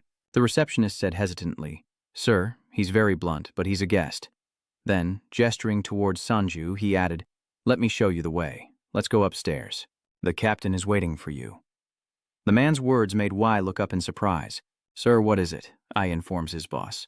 "Dong Sanju is here to see you." WTI was immediately pleased and gave the order. "Ah, send him in." Sanji entered and greeted him politely. "Hello." Y seems very excited to see him. He greeted him, saying it was good to see him again and that he was glad he was safely discharged. Sanju was grateful, saying it's all thanks to his kindness, and notes that he was discharged earlier than the doctor mentioned. "So, immediately after being discharged, I came here. I wanted to thank you again for everything you've done for me." Y humbly returns the gesture, stating that he simply did what was necessary. But Sanju himself held it in high regard. It wasn't obvious at all. He couldn't hide his gratitude and appreciation for his benefactor, who rescued his family and gave them first aid so quickly. I am so grateful, words cannot express it. However, Sanju's questions about his motives begin to make we uncomfortable. "I'm also curious why you've gone to such lengths for us." Sanju is also surprised by the treatment his family has received. "I heard from the hospital that you were the one who provided us with private rooms." All of Sanju's words about Y's generosity made him feel a little guilty. "Even the temporary housing for my parents and Jingu's hospital bills, are those related to what I'm about to hear from you?" He clasped his hands tightly, and Y, without hesitation, shared his own story, leaving Sanju stunned. "I also have a younger sister, but she's missing along with her group." He became more emotional as he spoke. He brushed his eyes as if to hide his emotions. "Perhaps that's why I see myself in you. It's true, my personal feelings are a mess, but I'm not doing this to make you feel indebted or obligated to repay me." Sanju was curious about Juan's behavior. "Even though I already feel indebted, why did you want to see me as soon as I felt better?" He turned serious and said, "That ability you couldn't tell me about before." Juan reveals some startling truths about Sanju, leaving him stunned. His copy is an entity capable of anything? Even the man who saved the other civilians was just a copy? He had no choice but to admit it. "I have no intention of hiding it. Yes, that is my ability." Gon gripped the table even tighter, knowing he was right all along. Having confirmed his suspicions, Y reveals his intentions, cutting straight to the chase. "I need your strength. Please help us rescue the Kindness Guild's first unit. I'm not asking for your help to repay any personal favors, but you're the only one who can save my sister and the other members of the first platoon. Even the valiant Captain Y has to beg. Please, I beg you." Sanju remained silent for a moment. He thought carefully, recalling words from the past. "My sister has been injured." In this desperate moment of life and death, he too had once felt this helpless. "Please, save her." Sanju decisively states his intentions, wanting to repay We for saving his family, which We greatly appreciates. I guess it's my turn now, and in the office a ray of sunlight shines in like a rebirth and good fortune. The two of them were overjoyed as well. "Yes, I'll do my best. Thank you." Sanju is still unclear about what he needs to do. "Tell me what I need to do to save them." He was then taken to a strange place that astonished him. Y then explained the answer to his question. "Where is this place?" "This is the Ku Society's training facility, a room designed with elegance and refinement." He also enthusiastically encouraged Sanju to make himself at home, saying the sturdy interior could withstand his skills. But Sanju questions Y's methods. Shouldn't they be preparing to rescue them? He also explained his plans, stating there were 2 reasons to do this first. First, the faster we move, the better our chances of a successful rescue. But it's not as if we're completely out of time. While Sanju tests the sword's balance, I try to recall important information using my sister's ability. Team 1 lasted quite a while, so they have at least 8 months before they can no longer hold out. Secondly, there's the dungeons level. He laid out the reasons he needed my help. Although our guild's elite team with a B-rank overall combat ability suffered heavy losses and failed to escape the dungeon, I believe its level is close to A rank. Now, do you understand what that means? Sanju suddenly understood his intentions. "So, are you saying it's too difficult for me to help right now?" Y responded with determination. "That's right, but there's another way." He confided, "You know, people display unbelievable power when they're about to die." Hearing these chilling words, Sanji broke out in a cold sweat of fear. The temporary burst of power in a dangerous situation could rupture muscles or break bones, but of course it's proportional to the burst of stats. Gon turns back with an icy expression, brimming with energy, emphasizing that all Sanji lacks right now are stats. Until now, you've overcome obstacles with your combat senses, but in this mission, even those senses will reach their limit. Sanji froze, speechless. "Wait!" WTI wields his sword, apologizing to him. "I'm sorry, but this is the only way." He turns back, his body undergoing a violent transformation, and delivers a thunderous blow. "Resist as you wish." Sanju, caught off guard, cries out, "Wait!" Outside Gunty Company, a text message exchange between Wooney and Jumo reads, "Hey, it's Sanju. I'm okay. Don't worry about me. I'll contact you soon. I'll be taking a break from hunting for a while, too. I understand how you must feel. I'm at the hospital now, but everything's fine." He seems worried and he's biting his nails. His eyes remained glued to his phone screen, as if waiting for something. Finally, Sanju emerged, and upon hearing his name, Duo turned around with a joyful expression. Agent Hunter Sanju was there, but he was far from okay. His face was bruised and swollen beyond recognition. Seeing his disfigured face, Jumo didn't recognize him and was shocked, to which Sanju explained, "It's me, Sanju." Duo still couldn't believe his eyes. "Sing why? How?" Sanju sighed with a hint of annoyance. "Well, a lot has happened. I have so much to say." He recounted everything to Duo, including the reason for his injuries, leaving Duo in stunned disbelief. "Your sister was infected with the demon virus during the gate disaster?" Duo asked with concern. "And what about you? Are you all right?" Sanju responded, "I'm fine. They say everyone's mana traits are different, even within families." Duo asked him suspiciously, "So, you received a quest from Canis as well?" Sanju stated frankly. "Yes, because they saved me and my family." Jumo expressed his surprise, while Sanju listened silently. Sanju recounts his story, explaining his surprise at suddenly being unable to contact him, unaware of what had happened. "I lost my phone, so I'm using the one my double had. Please change the contact name for number 2 to mine." Duo asks, bewildered, "Oh, so did you back up your contacts?" Sanji replies casually, "I don't do backups." Hearing that, Duo didn't understand his reasoning. "Huh? But couldn't you recover your old contacts?" He remembered his close brothers, his friends, and everyone else. But perhaps Sanju had a certain someone in mind, so he decided to let it all go, replying, "No, this is better." Duo was curious about his new injuries. What were they from? Sanju also told him the reason, saying, "Ah, this is the new mission I was talking about. He says I need better stats, so we did a little training." Hearing this, Duomo immediately gets up in shock. Sao, he felt indignant on his behalf, but how could they do this to him? "I'm going to complain to the association office." Sanji calms him, telling him to relax, that he agreed to it. He spoke with concern and sympathy for Y, Chief Park Y's sister, who was locked in the dungeon. He must have been the most reckless of all. I understood that feeling. Duo understood his feelings. The hunter hesitated. He slammed his hand on the table, recounting how he was defeated today. But Sanju, with the best of intentions, hands Jumo the bag of clothes, saying he was planning to wear them and attack him. "Just put them on." Duo could only sigh helplessly. "So, the next day I'll at least grab some medicine from the gym's office," and Sanju brings his copy along. He expresses his gratitude to Y for the training. WTI turns back, puzzled. "You brought your copy with you?" Sanju grips his staff, eyes burning with resolve, as he and his clone charge forward, declaring today will be different. And yet somehow, 2 against 1 resulted in a retreat filled with injuries. The next day, Sanju increased his forces. Today, there were 3. Yet, the result was no better. Another day, Sanju's clone hesitantly guessed that 4 people might make a difference. I guess so. And yet, in the end, the clone had to carry the original back due to severe injuries, barely managing to hold him. Duo waited outside, anxiously asking, "Are you okay?" Sanju hesitated. He's too strong. He carefully calculated each step, knowing that even though the clones were good at copying movements, it wasn't like he wasn't learning anything. But the gap between our stats is too great. Seeing the clones being beaten to a pulp, he racks his brain even harder. I need to find a way to close that gap. Sanju suddenly had an idea, his eyes widening. He held up his phone to Jumo, asking for his opinion. "Agent, is this feasible?"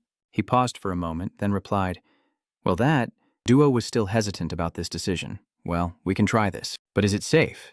Sanju insisted he needn't worry. Duo would indulge him, so he'd give it a try. At Wee's gym, Sanju pushes the door open and calls out to him. Wee seems to have been waiting. "I'm glad to see your determination. You've arrived. I'm glad to see your dedication." Yes, but his eyes widened at what he was seeing. A clone's mouth gnawing on a bone covered in saliva. Sanju has delivered a surprise, and the clones have undergone incredible transformations. He's confident. Today will be different. Back in time, Duo excitedly calls out to Sanju, "The hunter is here." He praises Duo for delivering the requested supplies so quickly, just as expected. Duo struggled with the heavy load, worried it wasn't enough. He hadn't been able to buy as much as he wanted. But as Duo looked inside, he asked if it was enough for the week, reassuring him that even the president would be surprised by this much. Y is shocked to see the empowered clones transformed into ferocious, growling demons. What is going on? He immediately turned to Sanju, curious. What did you do to the clones? Their stats. He held up several fist-sized red stones to explain. I feed them these, Sanju announced, referring to the large number of gems. 60 gemstones. He tossed one to a clone, who greedily devoured it. Since the clones are considered summoned creatures, they can absorb gemstones, increasing their stats. Y is stunned. His clones can use gemstones? Sanju, sword in hand and ready for battle, declares he will fight with all his might. A WTI doesn't care at all, he's fixated on him. Guns, swords, anything goes. Sanju and his clones charge towards him like a storm. Come face me. One clone attacks. Gunty defends with his sword, while another lurks behind, waiting for the perfect moment to strike. While fighting them, he noticed significant changes. Their abilities had indeed increased dramatically. Normally, the clones' abilities are inferior to the original, but now they're equal, and they've learned to fight smarter and more fiercely. Perhaps it's the gems, but the berserker effect is stronger now. WTI raised his sword, a bit hesitant, but a powerful strike was narrowly avoided by the clone. After careful consideration, Y theorizes that while the berserker enhancement has made them stronger, it has also diminished one of their greatest strengths: precision. Perhaps you had them absorb too many gems, Sanju replied, narrowly dodging a dangerous blow. At least I didn't turn into a monster. That's right, after a long battle, Sanju has successfully turned the tables. He pointed the gun at Wonnie's head and fired a simulated shot. Smoke rose from the mark on Wonnie's head, and he couldn't help but praise him. Nice attack, Wonnie said, grabbing his wrist. But without mana bullets, you can't hurt me. He exploits Sanju's weakness, preparing the finishing blow as the clones focus their attention on him. They surround him, ready to defend, but simply swinging a sword won't make your attack stronger. The wooden sword in his hand begins to generate a powerful aura. Pouring mana into his sword and hand, he unifies them as one. The clones are confused, but Y continues to teach him, saying that if he masters this, he can slay monsters with just a twig. Sanju put in so much effort, but never expected this. How is a wooden sword stronger than a normal one? His eyes lit up with determination. Gun also noticed his improvement, and he's even using gems to boost his clone's stats. He remains unfazed, even proud of his swordsmanship, but it's not enough. In a flurry of blows, 5 men are no match for him. Y glances at him, a hint of mockery in his voice. At this level, I can't even consider you a C-rank hunter. Though Sanju is spitting up blood, he's still incredibly resilient.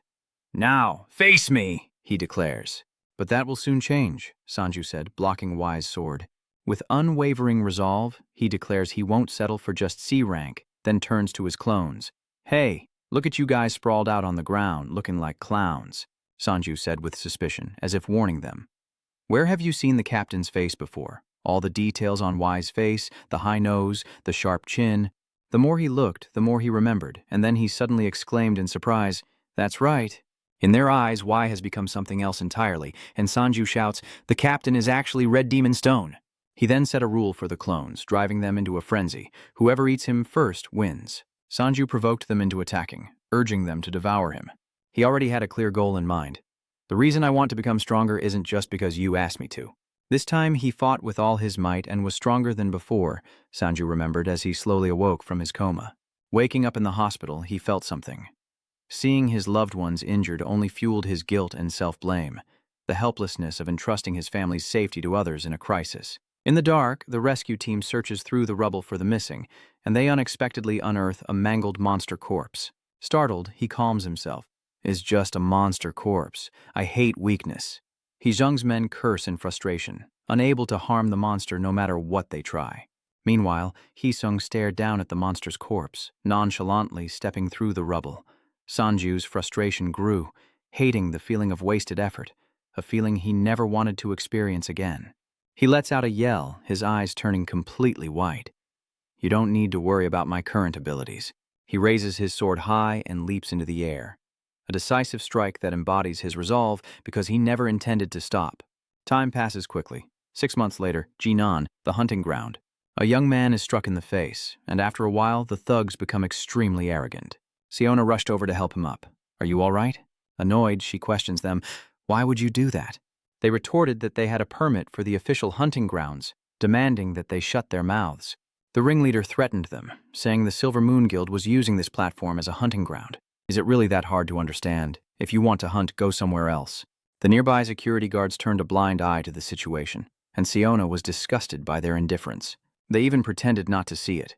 The thug's eyes were arrogant and pretentious. Sanju's declaration to the thug surprises Siona. "Hey, stay right there. We'll get you into the training grounds." The thugs scoff, saying the captain is too kind, while the two others help each other up, one cursing, "You trash." The thugs scoff, mocking him mercilessly. "Quiet, you're scaring us." Without a word, he heads straight for the hunting grounds, a move that darkens the thug's face as a security guard steps in to block him. "Look around, can't you see what's happening?" But without hesitation, he fires back. "What are you talking about? I paid to get in here." The thug roared, "Are you stupid or something?" This big, strong guy was about to start a turf war. The thug prepared to teach him a lesson with a Silver Moon Guild exclusive punch, but he blocked it, followed by a bewildering toss. He was terrified, his eyes wide and wild, foaming at the mouth. The others stared in disbelief at the bizarre scene, but he maintained his innocent facade. "Oh no, you suddenly attacked me, so I had no choice but to defend myself. I was startled and accidentally hit you." Then, suddenly remembering something, he pondered, "Silver Moon Guild. I think I've heard that name before." Sanju removed his hood and said to the trembling leader, "Now that I see it, this doesn't add up at all." He reached out, ready to strike, but Sanju was firm and decisive. "How does me entering the hunting grounds affect your guild's hunt?" The thug was beaten to the ground, still cursing, "You bastard." The lackeys chimed in. "You dare defy the Silver Moon Guild?" They began to surround him, forming a battle formation. "Don't even think about escaping. One of them flaunts his level to Sanju. We're all D-rank hunters. You think you can take us on alone?" He just stared blankly, repeating it to himself. A powerful stomp adds insult to injury, leaving the security guards speechless. Turns out, Sanju called in his gang to take care of these small fries. They're all tough and eager for a fight. The leader's underling looks around and mutters to him, "Boss, is this it?" Sanju stood tall and cold before them, as their confusion began to set in. "Damn it, who are these guys? This time they're completely outnumbered and surrounded." Sanju challenged him, repeating, "Who did you say was alone?" That evening at Wee's company, Duo was already waiting. Upon seeing him, he exclaimed, "Park Wee, I apologize for disturbing you at this hour." Duo apologized for coming, saying he should have been the one to visit. But he remained polite, saying, "No, the one who needs something should come." Before he could finish, Duo swiftly grabbed a piece of paper from the drawer. "Here she is." He was as direct with Y as I had been. "You don't have to take pictures or return it to me," Y immediately said, embarrassed. "Of course, I just wanted to check something." He took the papers and mumbled to himself. The more he read, the more he realized something was wrong. He's increased his stats this much in just 6 months? Duo agreed, saying that Sanju felt like a completely different person lately. After the accident, he became obsessed with hunting and experience. Jumo also asked why about Sanju's skills. Are these stats enough for his plan? He'd already calculated it, confidently replying, "Needless to say, I have another plan if he fails, but there's no need to worry." The high numbers were the ultimate proof. He marveled at the incredible growth stats as Guy scanned the paper. Duo was even more certain. Yes, it was time to begin the team's rescue mission. Gunny thought long and hard, planning far ahead. He's surpassed D rank, nearing A rank, and will surely reach the higher rank someday. The doppelganger skill makes the user stronger than their stats suggest. Just how strong is he? The security guards look absolutely terrified. Sanju lands a solid punch on the thug's face, sending blood flying as the orange-clad youth watches in shock. What are we witnessing? Sanju is relentlessly unleashing brutal attacks. The thug cried out in pain, his mouth full of blood, begging him to stop, but he remained indifferent. "Stop what? He's fighting back." "You've gone too far. You can't do this." Sanu immediately confronted him, saying he should have spoken up when the hunter was being attacked. "But now you stand idly by as they draw their swords, while your friend is beaten to a pulp and desperately needs your help." Baoan quickly reminded Sanju, "I'm not blaming you, but go back and protect the gate." Sanju turned away, ordering a clone to destroy all the phones so they couldn't communicate. The clone acknowledges the order, and the group of young men also find an excuse to slip away. Yes, at the Shinshandong station in the hunting grounds, monsters are running rampant. Gapshu begrudgingly gathers the red stones, clearly detesting the task. But he had to finish the job, clenching the red stone in frustration. Gapdu immediately throws the red stone away, cursing, "Damn it, I can't take it anymore." As he raged, a voice called out from behind him. What to do? He suddenly awoke, startled, and Gapshu had a premonition. He guessed it was the way to the entrance. Damn, are they checking? Just then, Sanju arrived, and Gapdu hurriedly scratched his head, explaining, "You're here." I need more time to finish. Sanji suddenly asked him, "Who are you?" "What?" He stared blankly for a moment, then suddenly remembered. "Ah, I remember you now. One-horned rabbit." Sanju appeared before him, a being of another level, and greeted him. "Long time no see." Gapshu was immediately frozen in place. He was followed by a group of clones asking, "Are you sure you're okay?" "Yes." Still confused by his appearance, he asks, "How did you get in here?" "The Silver Moon Society must be guarding the entrance." But Sanju fiercely questions him in return. "I should be asking you that. You're not strong. This is a D-rank dungeon. What are you doing here?" Gapsu's face darkens as he curses, "Damn it." Sanji quickly saw through his shifty demeanor. Judging by his appearance, he wasn't hunting, and Gapsu was clearly annoyed. Sanju clearly saw him picking up the red gems, confirming his suspicions and exposing the man's panic. "It seems the Silver Moon Society is keeping you here," and Sanju immediately pulls out his phone, threatening him to tell the truth. "I'm not here to comfort you. I just want to know what's going on." He has photos on his phone of the thugs from earlier being beaten and humiliated, so there's no need to worry about them.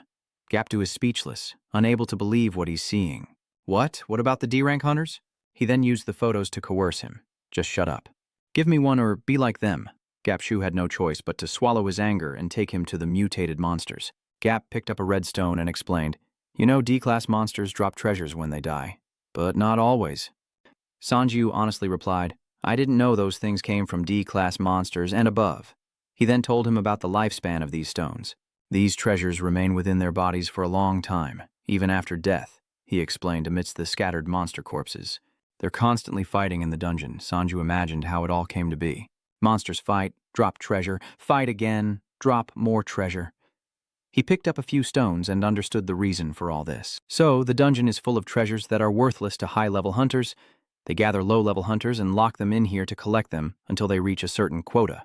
But he saw Gapsu still troubled, wondering how they ended up in this situation, and he felt sorry for those in the same predicament. They're indebted to the association, or were sold to it, mostly debtors or rookie hunters. It's far too dangerous. If they encounter monsters, seeing Gapshu's pitiful figure, he can't help but think that if they die in the dungeon, it'll be no different than monsters dying in the dungeon. Sanju's eyes filled with sadness and sympathy as he watched the workers toiling away on the monitor.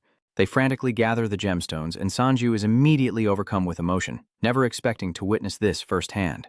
He ordered the man to leave quickly, catching him by surprise. "What?" Sanju was unexpectedly showing mercy and letting him go. "Leave now, before I change my mind. The Silver Moon won't stop you at the gate." He was so moved, he began to sob. "The brat." Gapsu gets up, intending to leave with the bag of gems. Turns out he was a good guy after all, but he quickly snatched the bag to keep the treasure. "What are you so touched about? We're not exactly on good terms." So he reluctantly left, while Sanji gleefully eyed the spoils of others. "You picked up quite a bit, didn't you?" Sanji immediately rewards his best clone. "Number 1, eat up." He then spoke, collecting any treasures he could find, stuffing his clones with jewels, determined to make the most of them. A young man ran by like a whirlwind, cursing as he went. "Oh, damn it, these vicious monsters are still chasing me relentlessly." That monster is the Class C Abominson, a situation the young man hadn't foreseen. They didn't say a C-class monster would appear. He cursed under his breath. "Damn it, I'm Kim Yuyan, a mercenary from the Silver Moon Guild." The monster pursued Huayan relentlessly, then suddenly used magic to send countless stones flying toward her. Huayan ran, dodging the barrage of stones, but tripped and fell face first into the ground as the monster closed in for the kill. Facing death, she was unwilling to accept it. Not here. Yuyan closed her eyes, awaiting her end.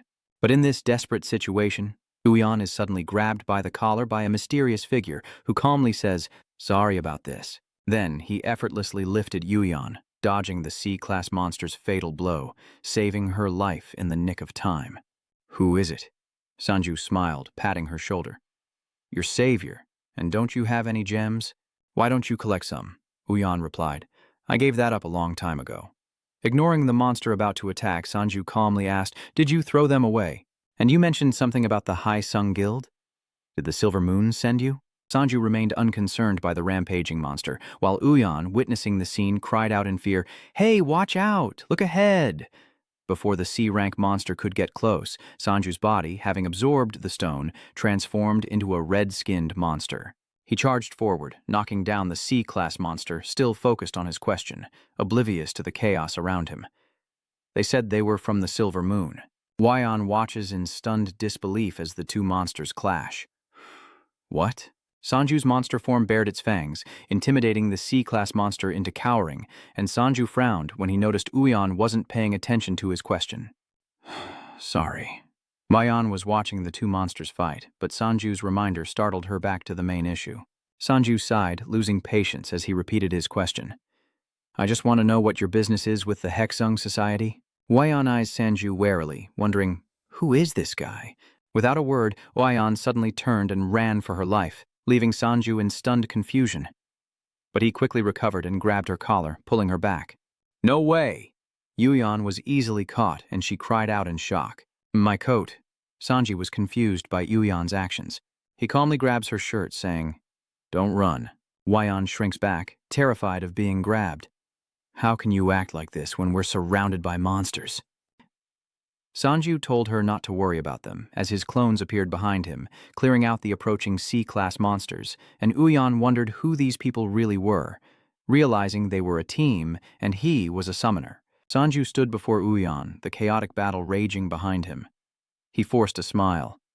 Safe, right. But before he could even celebrate, his clone was brutally crushed by the rank X monster, sending him tumbling backward. Definitely not a trustworthy face. Sanju was dumbfounded. How could he have lost? Uyan clearly didn't trust Sanju at all. Seeing clone number 1 fall, Sanju wondered how he could lose after consuming so many orbs. Seeing the C-class monster roar, ready to finish off the two standing in its path, Uyan thought to himself, I have to run. Sanju, face dark and cold, told Uyan, Wait here a moment. Seeing his clones rush forward only to be swiftly dealt with by the monsters, Sanju shook his head in dismay. Shh, and I fed them so many expensive things. Uyan stood there, observing, about to speak. Hey, Sanju shut you up too, so keep quiet, I need to focus. Sanju quickly drew his sword and charged forward, facing an army of C-rank monsters. The leader roared and lunged, eager to tear him apart. With his speed and power, Sanju bisects the monster in a single strike, killing it instantly as Uyan watches in stunned silence. Gritting his teeth, he knew he had to take them down quickly. With that thought, Sanju unleashed a furious assault, each monster pulverized by his blade. Witnessing this power, Uyan exclaimed in astonishment, He's so strong. Sanji had transformed into someone else, fierce and brutal, slaughtering everything in sight. Facing the two-headed monster that opened its mouth to devour him, his eyes turned red, streaked with blood. He remembers the screaming firefly monster, the one that severely injured his sister. Sanji is going berserk, but he tries to calm himself. No, I have to calm down. Damn it. In a moment of carelessness, Uyan, who was watching from the outside, suddenly shouted, Careful! The monster uses Sanju's lapse in attention to launch a sneak attack from behind. Fortunately, the clones rushed in to stop the monster, giving it no chance to attack.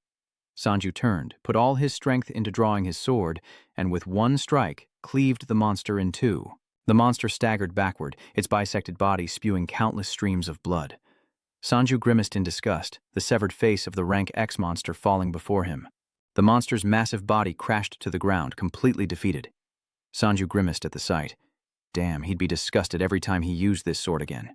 Returning, Sanju found Uyan standing there, dumbfounded. You defeated that monster? After dealing with the C-class monsters, Sanju turned back to see Uyan still standing there, and asked in surprise, Oh, you didn't run away. Wyon angrily shouts, You told me not to run. Sanju honestly explains, I only hoped you wouldn't. I didn't expect you to actually do it. As they talked, he heard a pained groan.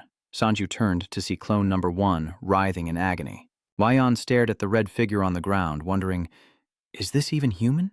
I thought it was a giant wearing a hat. Sanju calmly told her, You could say I'm a summoner. After hearing Sanju's words, Uyan was shocked, but after struggling with her thoughts, she decided to give Sanju a potion. If he drinks this, he might live a little longer. But don't blame me if something goes wrong. What kind of potion is this? Why is there a skull on the bottle and the blue liquid inside doesn't look like medicine at all? Sanji held the vial, shaking it, a stiff smile on his face as he asked, What's this? Wyon calls it medicine. Sanju thinks to himself, But it has a skull on it. Well, we don't have any other choice. He pours the whole bottle into number 1's mouth. A cloud of green smoke and a foul odor emanate from number 1's body, leaving Sanju frozen, unsure if he can be saved. Wyon quickly backed away, pinching his nose, and soon the smoke cleared, revealing number one's shoulder wound healing at an incredible rate. Sanju marvels, "The effect is amazing. What kind of medicine is this?" Once healed, number one sprang up looking around in confusion while Sanju was speechless at his foolishness, then cheered, "Great, he's okay." Wyon says dejectedly, "Only for now," Sanji asked, bewildered. "Huh?" Wyon, hiding his helpless face under his hood, says, "The side effect is that his life force will slowly drain away. My ability is that of a poison master." Uyan introduced himself. A level 5 poison master creates poisons, the number of formulas increasing with level. Proficiency in each formula can be improved, and the lowest formula is a regeneration potion. Using poison to convert life energy, it restores injured parts, and the higher the proficiency, the less life energy is consumed. Regeneration comes at a cost. It slowly drains the user's life force. It's a basic formula, but it amplifies strength. Sanju finally understands. He can use poison to stimulate the body and increase strength. Ah, so this guy's still gonna kick the bucket after his life force is drained, huh? Well, he's gonna die anyway, so I guess this is better than nothing. Number one, hearing that he was about to die, was terrified, his eyes wide and bloodshot. Sanju turned to number one and said, "Hey, he said you're going to die soon, so start hunting quickly." Seeing this, number one used Blink to hunt monsters and leave.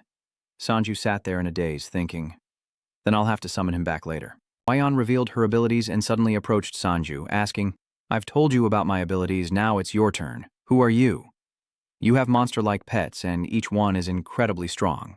You even killed that monster. I've never heard of anyone like you among the B-rank hunters in this country." Sanju sat there nonchalantly, though his words were inaudible. "Because I'm an E-rank hunter. I was E-rank half a year ago." Yuyan can't believe what he's hearing. "An E-rank? An E-rank, you say? This is truly unbelievable." Wyon asked, confused. How could a rank E hunter be in a rank C dungeon? Forget that. The question is, how can you hunt so easily in this dungeon? Calm down. I have a question for you too. Yuyan asks. "What is it?" Sanju turned to Yuyan with a bright smile. "Why are you talking to me like we're friends?" At the Yolo Guild warehouse, workers haul in crates of precious cargo, as guild leader Han Miho oversees the operation. She shyly wonders, is this enough? The guild manager is extremely curious about Miho's actions. "Why are you suddenly collecting all this stuff? You never used to do this before." Mai calmly explains that she's simply helping Master G. He said he'd pay a high price for them. Look at all those jewels filling the boxes. Why does he need so many? Does he have a lot of pets? Miho overhears something. Speaking of which, there's a guy named Sanju. I heard he uses these orbs. Back at the Sanju hunting grounds, and Sanju and Uyan talk, and Uyan is startled by the darkness on Sanju's face, thinking to himself, "Hey, is this bastard sensitive about things like that? What should I do? If he's a bad guy, he might..." Uyan tries to reassure herself. "Come on, be confident. Why pretend nothing happened? You can talk to me if you want." Hearing this, Sanju was like a different person, suddenly full of enthusiasm. "Can I? Really?" Seeing Sanju's expression, Uyan realized he had been overthinking things. This was for the best. He looked like an idiot. Sanjijo slowly rises, but that's not the question I'm most curious about. "Why did you mention the Haisung Guild when you ran away?" This is what I wanted to ask. Uyan seems confused. "But you're a hunter. You didn't know?" Sanji scratches his head, embarrassed. He hasn't been a hunter for long and doesn't know much about the guilds. Wyon explained, "What, so you just got your hunter's license?" Silver Moon is like a subordinate guild to the Haizung Guild. They pretend not to know anything, but Silver Moon does all the dirty work for them. "I bet a lot of people were brought here by the Haizung Guild," Sanju asks. "Oh, so you were brought here?" Upon hearing this, Wyon's face suddenly changed. Her childhood memories suddenly resurface, showing a hanging man before a young girl. Yuyan, terrified, quickly avoids Sanji's question. "That's information you don't need to know." Sanju is silenced by Yuyan's sudden change in attitude. Wyon suddenly berates herself, thinking she must be crazy for even telling him about her skills. Seeing Uyan suddenly fly into a rage, almost like she was going crazy, Sanju was a little scared. What did this girl eat? He stammered, "Why are you suddenly angry?" Receiving no response, Sanju sighed and turned away. "Well, I got the information I needed, so goodbye." Yuyan was slightly surprised. "Well, aren't you done? What are you talking about?" "I'm just getting started." Sanju ignored Uyan's outburst and walked away. Sanju kindly added, "You can leave now. There's no one at the gate and those crescent bastards are gone." Yuyan pulled her hood down, a little embarrassed. "Well, thanks." Before leaving, Sanju complimented her skills. Oh, and by the way, I think your skills are amazing. Uyan was surprised by the praise, but then wondered if Sanju was being sarcastic, which made her frown. My skills? Are you mocking me? You'll die if you drink even a drop of this. Sanju pulls out a business card like the one you saw earlier. I don't really care about the side effects, Uyan thought, staring blankly at the business card Sanju had given her. This is the dirtiest business card I've ever seen. Ignoring Uyan's daze, Sanju calmly added, if you don't have a place to work, or if you're afraid the High Dung Guild will retaliate, just call me using the number on that card. It also has my address, and the agents here hate the High Sung Guild. I'm really leaving now, Sanju said, and number 5 quickly replied, okay. With that, Sanju vanished like the wind, leaving Uyan dumbfounded with the card in hand as Sanju began his hunt, slaughtering monsters left and right. With a single strike, he splits their heads as easily as cutting tofu. As he slaughters the monsters, Sanju thinks to himself that Uyan's skills would be useful for his clones. Should I have tried harder to convince him? As he pondered, a monster was hurled to the ground, startling Sanju. Number 1 was rampaging through the monsters when he suddenly coughed up syrup and collapsed. Sanju was horrified. Number 1. Seeing this, Sanju realized these must be the side effects. Sanju, seeing number 1 dissolve into a pool of blood, quickly reassured him. I thought his regeneration skills would allow him to withstand it. Number 1, you did well. Sanji continues to summon number 1, a nude clone appearing. Truly a sight for sore eyes. Sanji produced some clothes, and number 1 quickly changed. Okay. Dressed and ready, the two quickly get to work, resuming their hunt, unaware of a shadowy figure lurking behind them, watching intently. Turns out it's the Silver Moon gang that Sanji beat to a pulp at the gate. A large man inside asked the curly-haired one outside. Did he leave? The curly-haired man asked. Yeah, he's gone. The big guy couldn't believe his eyes. What the hell? I thought he was human, but that monster... The two men, stripped bare by Sanju, stood naked and talked. I thought he was a goner, but he came back to life, which was a relief. I wonder what his abilities are. And judging by the way he talks, it seems there are others like him. Are we in danger? The big guy worries. Damn it. If only we still had our gear, the curly-haired man lamented. But we still got our butts kicked even when we were geared up, didn't we? The curly-haired guy wondered. By the way, why are they back? Even the gem scavengers ran off. The big guy felt along the wall, searching for irregularities. Idiot. Don't you know where this is? The reason we're restricted to hunting in this hunting ground. After some searching, the big guy finds a well-concealed spot. At least we should check out this place. He pries off the plastic attached to the wall, revealing what looks like a laboratory with countless items scattered everywhere. Luckily, he hasn't found this place yet. The curly-haired man looks into the room, quite surprised. A room hidden behind the wall. This place looks like a manufacturing plant. I wonder what they're building here. The large man sets the plank aside, reasoning that the materials can be sourced directly from the hunting grounds, and the chances of anyone finding this place are slim. After all, who would think to investigate the hunting grounds? The curly-haired man is perplexed. We make drugs too, don't we? The big guy retorted. This isn't opium. He saw the jewels scattered all over this room. The large man stared at the glittering gems, his eyes glazed over. They were worth far more than drugs. The bright red gems sparkled like diamonds on a tray. The big guy confirmed, crystal shards. These have definitely been refined. He picked one up, examining it. Their abilities are 100 times better than normal shards, and just one of these will increase our stats by 0.5 points. But the side effect is turning into a monster, one that even the most loyal beast would lose control of. For that reason, the Hunter Association has banned this stuff outright. The curly-haired man chimed in. I don't think the side effects are worth it. What good is an increased stat if you turn into a monster? The big guy nods in agreement. You're right, not enough people were willing to risk it back then, which is why it used to be so cheap. But recently, something has completely changed its value. I heard that there's a place that recycles it to create a product that can be used on people. Because of Project DEP, Troll Company is buying jade like crazy. Since crafting this is illegal, its value has skyrocketed. Who would have thought this junk could be a gold mine? We can make millions with this stuff. For some kids, they might get a beating with a fan. But bringing this back is a different story. Just leave it here and come back tomorrow. The curly-haired guy is confused. The big guy drags Curly out, leaving the board to cover the lab. Why don't we just take this with us? The big guy is angry. So, how do you plan to stop those bastards? What if they caught us with this? Do you ever think? We couldn't even take any of it, since we're just in our underwear. Here. The curly-haired guy scratches his head. Oh, sorry. They carefully closed the secret door and left, but moments later sounds echoed outside the hidden room. The door opens once again, revealing a face peering into the room.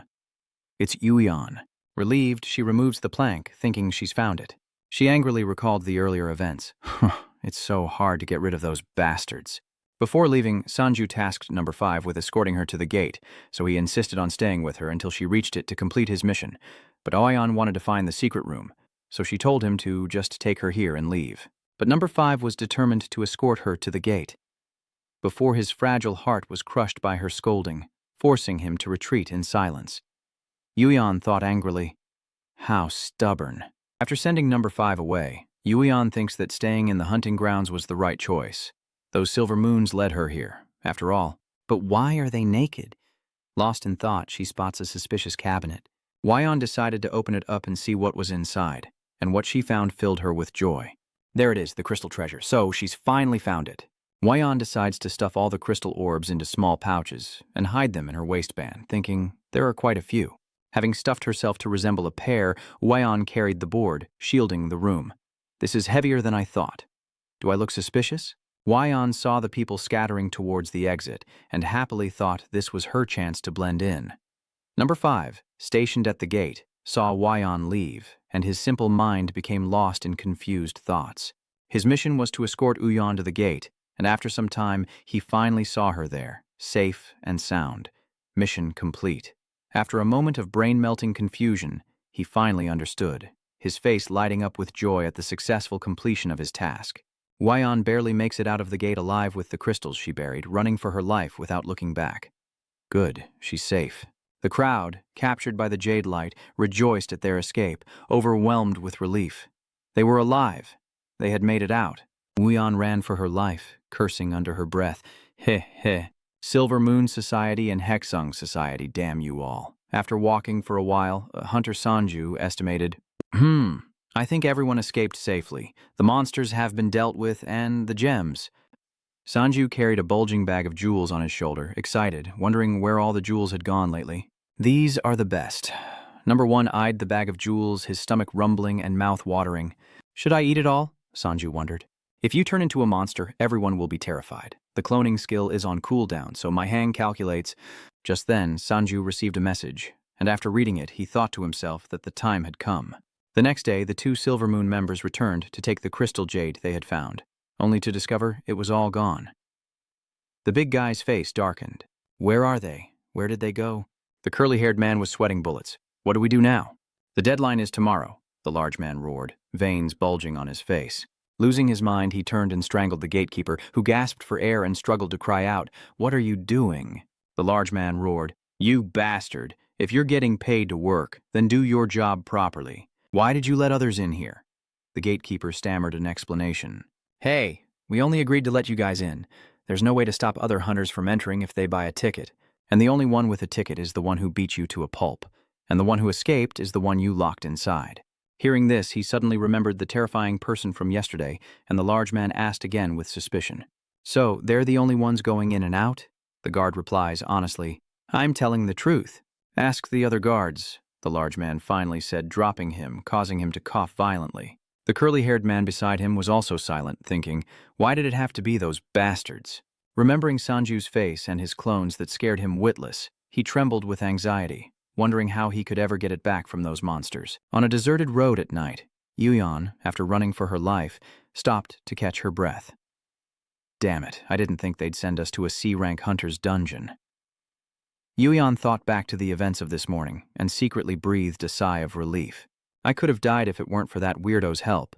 Holding a large bag of crystal orbs makes Yuyan quite happy. At least she earned something. Setting the heavy bag of jewels on the ground, Yuyan sat down to admire the spoils she'd earned today. The Silver Moon Society might suspect me if I sell these right away, so I'll hide them for now. Suddenly, a business card falls out of her pocket, the one Sanju gave her. Yuyan stared at the card, remembering the strange man who had saved her and his words. By the way, I think your skills are pretty good. Annoyed, she thinks, he doesn't know anything. Does that jerk think I'll come just because he butters me up? Yuyan angrily carries the sack of jewels back, fuming as she walks, to the undiscovered 5th-level dungeon in the Odin Tower. It's known that the strongest hunter of the first generation, Baek Hwan, discovered and challenged this place. But we lost contact with him immediately, and he never returned. Soon after, countless hunters challenged it, but all failed. even to pass the lowest levels. Except for one, the teleporter Joe Gray Lucas, and that's where our first team is trapped, including my sister.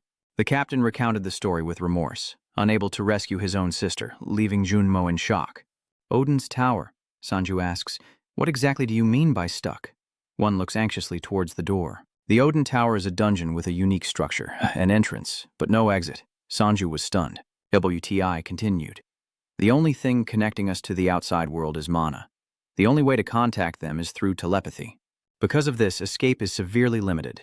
Either clear the dungeon or use a teleportation skill. That's why your cloning skill is so important. The other hunters can't escape if something goes wrong in the dungeon. Juno understood, so that's why he needed this hunter. Sanju worried. So Team 1 has no choice but to escape on their own? Y was clearly frustrated. We equipped them with a way out, didn't we? Sanju inquired. Then why haven't they escaped yet? Y sighed. I'll tell you everything that happened in the Tower of Warmth, about how things went wrong. 5 years ago, during the great disaster of 2005, my sister awakened her powers in the dark days following the catastrophe. At that time, Gunny was only 16 years old. He could single-handedly kill a giant rat monster with his whip, slicing it in two with a single strike, while his 9-year-old sister, Yuna, shyly tugged at his sleeve as he fought. Innocently, she offered him a snack, her concern evident. Brother, would you like to eat this? Y softly replied, Yeah. He looked down at the girl, his voice laced with reproach. I told you not to go outside, and you're hurt. Suddenly, Gunny noticed a black hole appear next to her. Yuna looks up at him. I'm not hurt, but when Y sees the black hole appear, he knows. My sister has the ability to create a pocket dimension. Y, quite surprised, asks, Yuna, how did you do that? The little girl doesn't know either. Well, it just suddenly appeared. I can put a lot of things inside it. Here, eat this quickly. I know you're hungry. Y pats Yuna on the head, praising her. I'm fine, Yuna. You have a great skill. This is a very useful skill. Yuna, let's go home and get some sleep. You must be tired. With that, he knelt down to give his sister a piggyback ride. Yuna rubbed her sleepy eyes. Yes, I'm so sleepy. And so, Y carried his sister across the devastated battlefield, a landscape of ruin, but Yuna felt safe on her brother's back. Yuna asked when they would arrive, and Guy gently answered as they walked. Yes, I'm sure he'll be here in about 20 days, Guy said, reminiscing about the past with his sister. We faced many dangers together in our youth thanks to those abilities, the ability to store items, even people, in that subdimension. I thought it best to go and clear a dungeon. Back when she was still an innocent and cheerful girl, she would always call out, Brother, look at the fish I caught. Brother, brother! Until they grew up and Yuna became the leader of Kusa's first squad. She was still playful and often bullied her brother. Seeing Gunny standing there lost in thought, Yuna walked over and smacked him on the head. Hey Gunny, why the long face? The staff were wide-eyed to see their president get hit. Y was fuming, grinding his teeth. The two siblings were having a bit of a disagreement. Y objects to the Odin Tower, not thinking it's a good idea. He believes they should at least have a teleportation user on the team. Yuna is annoyed. Here we go again. Then why did we buy a teleport scroll? There aren't even 100 teleport users worldwide, and we don't have one right now. How do you expect us to recruit someone right away? It's now or never. Team 1 is at its peak, and we have your skills. This is our only chance. Y hesitated, clearly worried, but Yuna cut him off. Or, do you not trust me with this mission? Y bit his lip, suppressing his anger. He thought that even when Team 1 left, he wasn't sure they could clear the dungeon. A girl in the team joked, but spoke seriously. I don't even know who the guildmaster is. Ha ha ha. Another bald member chimed in. Don't worry about it, sir. I'll protect the captain. Yuna turned back to glare at him. Keep dreaming. Another member chimed in. The president will hit you if you keep talking like that. Still, Y couldn't shake his unease, his face more tense than ever. Yuna reassured him, we promise to return immediately if we encounter any danger. Thinking of that promise, Y was filled with regret. I shouldn't have let myself be convinced for such a reason, but Yuna looked at him with such sincerity. I know it would be terrible to leave my family and not return. The worry was evident on Gunty's face, but he remained silent. Yuna, brimming with confidence, snapped her fingers. And of course, it's not just a teleport scroll for escape. I've also got a ton of food and medicine on hand. She then showed him what she had prepared, revealing a space filled with countless necessities, meticulously arranged to reassure him. Jiang reflects on Y's regret at letting his sister go. He shouldn't have felt relieved just because of emergency supplies. Though reluctant, Yuna and Squad 1 set off, waving goodbye cheerfully.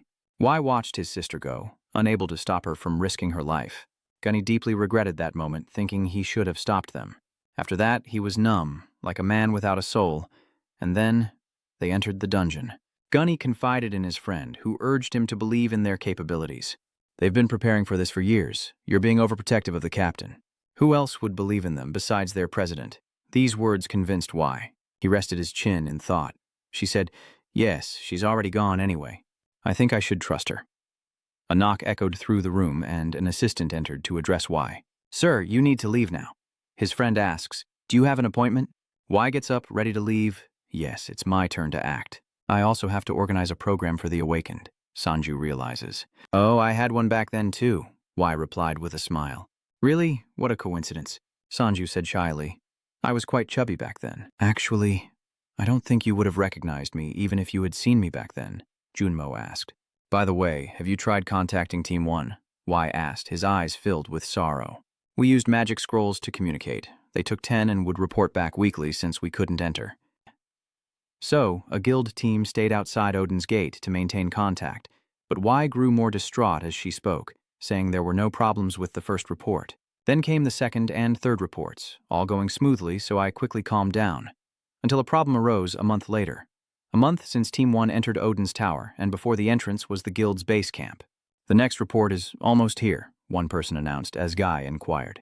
"They should reach the 40-kilometer mark on the first floor today, right?" Someone quickly responded. "That's right. Prepare the communication scroll." A member of the communication team quickly prepares. "Yes, ma'am."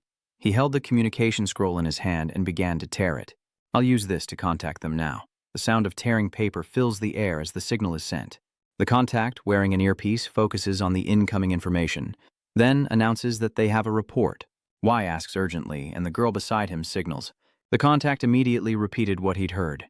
They were 700 meters past the end of the first floor. "An unidentified monster ambushed us. Most of the team is fighting it." The damage report was cut short by signal interference, causing the receiver's head to feel like it was about to explode, and he screamed in agony. "My head's going to explode," the worried girl asked. "What's happening to the communication team?" Why asked, horrified, as he helped the employee. They tore through multiple scrolls at once, causing interference. Won't recounted the situation. "I turned to witness a horrifying sight. A black hole suddenly appeared and grew larger. Standing before it, Gunny thought they'd used a teleportation scroll. He was frantic. What in the world was happening to them? Because of my wavering decision to save them, a small, colorful figure emerged from the teleportation circle. The consequences of my irresponsibility, masked by blind faith, crumbled before my very eyes. Why rushed to check on him, finding him covered in blood. Gunny frantically shouted, "Call the paramedics!" A nearby agent quickly complies. "Yes, sir." The gate begins to crack. The girl who was with Y orders the staff member to stay calm and relay information, saying it's okay. "Is the telepathic link still connected?" The employee quickly composed himself and reconnected. The girl orders him to tell them to send a rescue team immediately, only check outside the tower in the afternoon, and never enter the tower unless they're sure they can. The employee quickly acknowledged the order as one desperately tried to stop the bleeding from CT's wound. All he could do was apologize. "I'm sorry, sir, we failed." The monster tore through all the scrolls. I've never seen anything like it in the reports. An officer shouts out that he's losing too much blood and needs to get to a hospital immediately. Soon after, the paramedics arrived to treat ZT, while Y sat blankly before the pool of blood, utterly devastated. Suddenly, the contact announced, "Sir, they have something they want to say to you." Y listened intently, afraid to miss any information. "The telepathic link is still connected, so I'll repeat their words." Yuna's message began. "The battle is over. I'm sorry, I think the mission failed. I thought we could do it. I can wait in here. Don't worry, I'll come back no matter what." Y couldn't stop trembling as he heard his sister's last words. Those were their last words. Afterward, we hired many hunters, but none of them accepted. Everyone thought it was a crazy idea. Odin's Tower, are you out of your mind? Don't overthink it.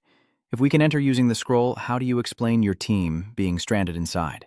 "Sorry, but my baby can't be more than 5 kilometers away from me, and of course I don't want to go alone." Y continued. "Then you know. The gate disaster happened, and I met you." Sanju understood the situation, which is why he wanted me to meet the required figures. "Because at least I have the ability to get to where the team is stranded." Y replied frankly, "Yes, you always do everything in your power very well. When it's time for the rescue mission, the Tree Society will escort you to the entrance of the Odin Tower. We'll begin tomorrow. See you at the Odin Tower." In a luxurious hotel, a waiter carrying wine to a private room hesitates when he hears sounds of fighting inside. A Silver Moon thug is getting pummeled, his face swollen and bloody. He groveled on the floor, clutching his head and groaning, as the Silver Moon leader, blood still on his hands, screamed in frustration. "You bastards! I told you to go in there and hunt. How hard is that? I sent a bunch of D-ranks and told you to guard the entrance. What the hell did you all do? What do you want me to do now?" he asked calmly, after berating his men. "All right, tell me, who is that punk?" The big guy answered honestly, saying they all wore masks except for one, but he wasn't on the list of D-rank hunters or higher. He flew into a rage. "So you were taken down by an E-rank hunter?" He furiously kicked the large man several times. "You think we're the only ones producing refined magic crystals? If we don't collect enough money for the High Dung Guild, you think they'll wait patiently?" His gaze grew even more venomous. "What do you think? Speak!" The large man curled up, clutching his head, blood pooling on the floor, trembling in fear, afraid to make a sound. He glared at his men and gave the order. Everything would be over if they replaced him with another supplier. I won't say it again. Find that brat and bring him to me. After the meeting, the subordinates left battered and bruised, their faces weary. The old man knew they'd likely suffer the same fate again. These fools are useless, just like the last ones. Now where am I going to get those jewels? He turned to the person beside him. "Tronzong, I think you should handle this." Trey placed his glass on the table. Of course, John Xong is the Silver Moon Syndicate's second-in-command, and he's quite enthusiastic about this. We'll find out who that guy is if we beat up a few punks. I don't know why they waste their time on this. The next day at the organization, Junmo asked Sanju, "Is there anything strange about this?" Inside the elevator, Sanju was puzzled. I don't think he was lying. There were a few important things he didn't mention, Runmo added. Sanju seriously tells Junmo that the reason they're trying to wipe out the Odin Tower is important. "I don't know anything about the hunter industry, but I do know the Odin Tower was conquered in 2012. Someone returned after conquering the Odin Tower, and everyone eagerly congratulated him and asked questions. How do you feel after completing your mission? What rewards did you get after conquering the Odin Tower?" That man declared Odin's Tower empty, inhabited only by a single monster with no treasure or items. Don't needlessly sacrifice yourselves by entering Odin's Tower. Sanju continued, saying that the hunters stopped storming and caring about it, so it became an abandoned dungeon. But he didn't explain why his brother's team was so eager to get in there. Junmo pondered. Was he right? Did he need to reconsider? Sanju refused. "No, you don't need to. My mission is to rescue them, not clear the dungeon. So I'm just focusing on the mission for now." Junmo agrees. "Okay, we can talk about it later." Suddenly, Sanju noticed Uyan dozing off in the corner of the entrance. Juno asks, wondering who she is, and Sanju seems a little surprised. "Ah, I met her at the hunting grounds. I told her to look me up if she didn't have a place to work." He thought to himself that he didn't expect to see her like this at the entrance. Junmo approached and politely asked, "Excuse me, are you all right?" Still half asleep, Uyon hears Junmo introduce himself. "I'm Kang Junmo from the JM organization." Uyon had barely woken up when she was startled by a ghostly face. She fell backward, and before she could even say hello, her stomach growled. Uyon's stomach rumbles loudly, embarrassing him, but Sanju breaks the silence. "Let's grab something to eat first, okay?" Junmo suggests. "Let's go to the restaurant in front of the building, say." As soon as the food arrived, Uyon devoured it like a starving beast, leaving Sanju and Junmo in stunned silence. "Are you that hungry?" Junmo advised. "Take it easy." Sanju couldn't understand Uyon with her mouth full. Interrupting her meal, Sanju held up her phone. "I've saved my number here." After they finished eating, Sanju asked, "Hey, you came here to work for the organization, right?" Uyon paused, then replied, "Yes." Junmo asked, "Then tell me, what skills do you possess?" Uyon scratches her face, examines some items, and concocts a potion. Sanju chimes in, "But you'll die after drinking it." Wyon angrily rises, grabs the rude man's hair, and yanks it hard. "There are also drugs that don't kill people, you know." Sanju relents and begs for mercy. "All right, let go. But instead, they have a huge effect. I want to make use of his skills." Junmo wondered to himself, "Are you planning to use it on the replica?" Sanju glanced at him and casually said, "Yes." Juno then began to take notes. "Please purchase some medicine-making tools and I'll provide the funds." Yuyan replied. "All right, if you say so, I'll prepare it." Sanju got up and left first, and the two enjoyed their meal. "I'll head out first." Runmo looked at him. "Ah, it's getting late," Yuyan asks. "What? Where are you going?" Sanju casually puts his hands in his pockets. "The dungeon," she asks. "Are you going hunting again?" Sanji replies, "No, my goal this time isn't hunting." Yuyan tosses him 2 potions, which he catches. "I've done this before, one for strength and one for mana. Thanks for the meal." Sanju, holding the potions, asks if there are any side effects. Yuyan explains that the strength potion will melt muscles and the mana potion will cause the body to explode. Runmo could only watch in silence as Sanju left the restaurant with the 2 vials. "How interesting." Sanju looked at his clones and gave the order. "Let's go. I'll treat you all to a feast when we get back." This made the clones' eyes sparkle with anticipation. Sayona answered the phone as she walked. "I'm almost there.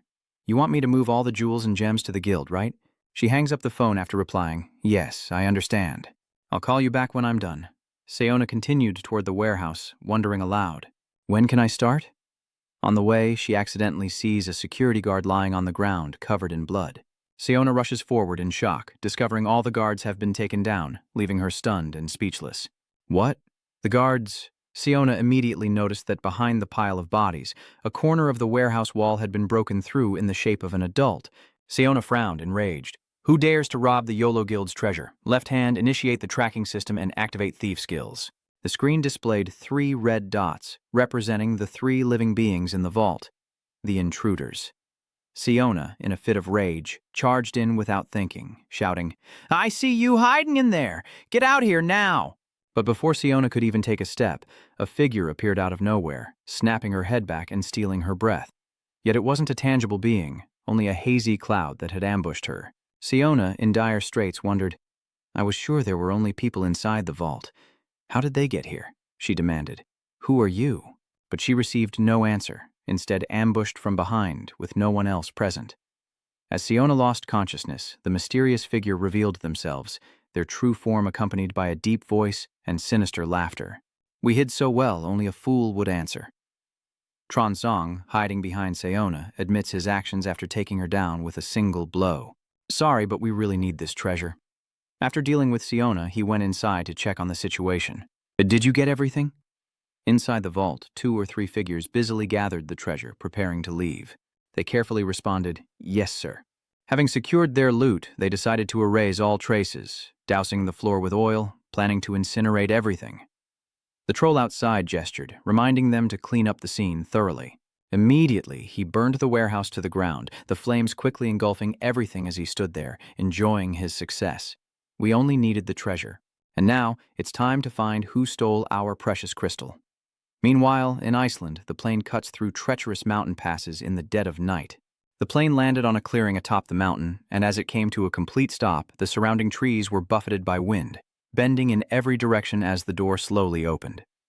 Sanju and the others stepped out, gazing at the unfamiliar land before them, and he blurted out, "This is the first time I've ever set foot in another country."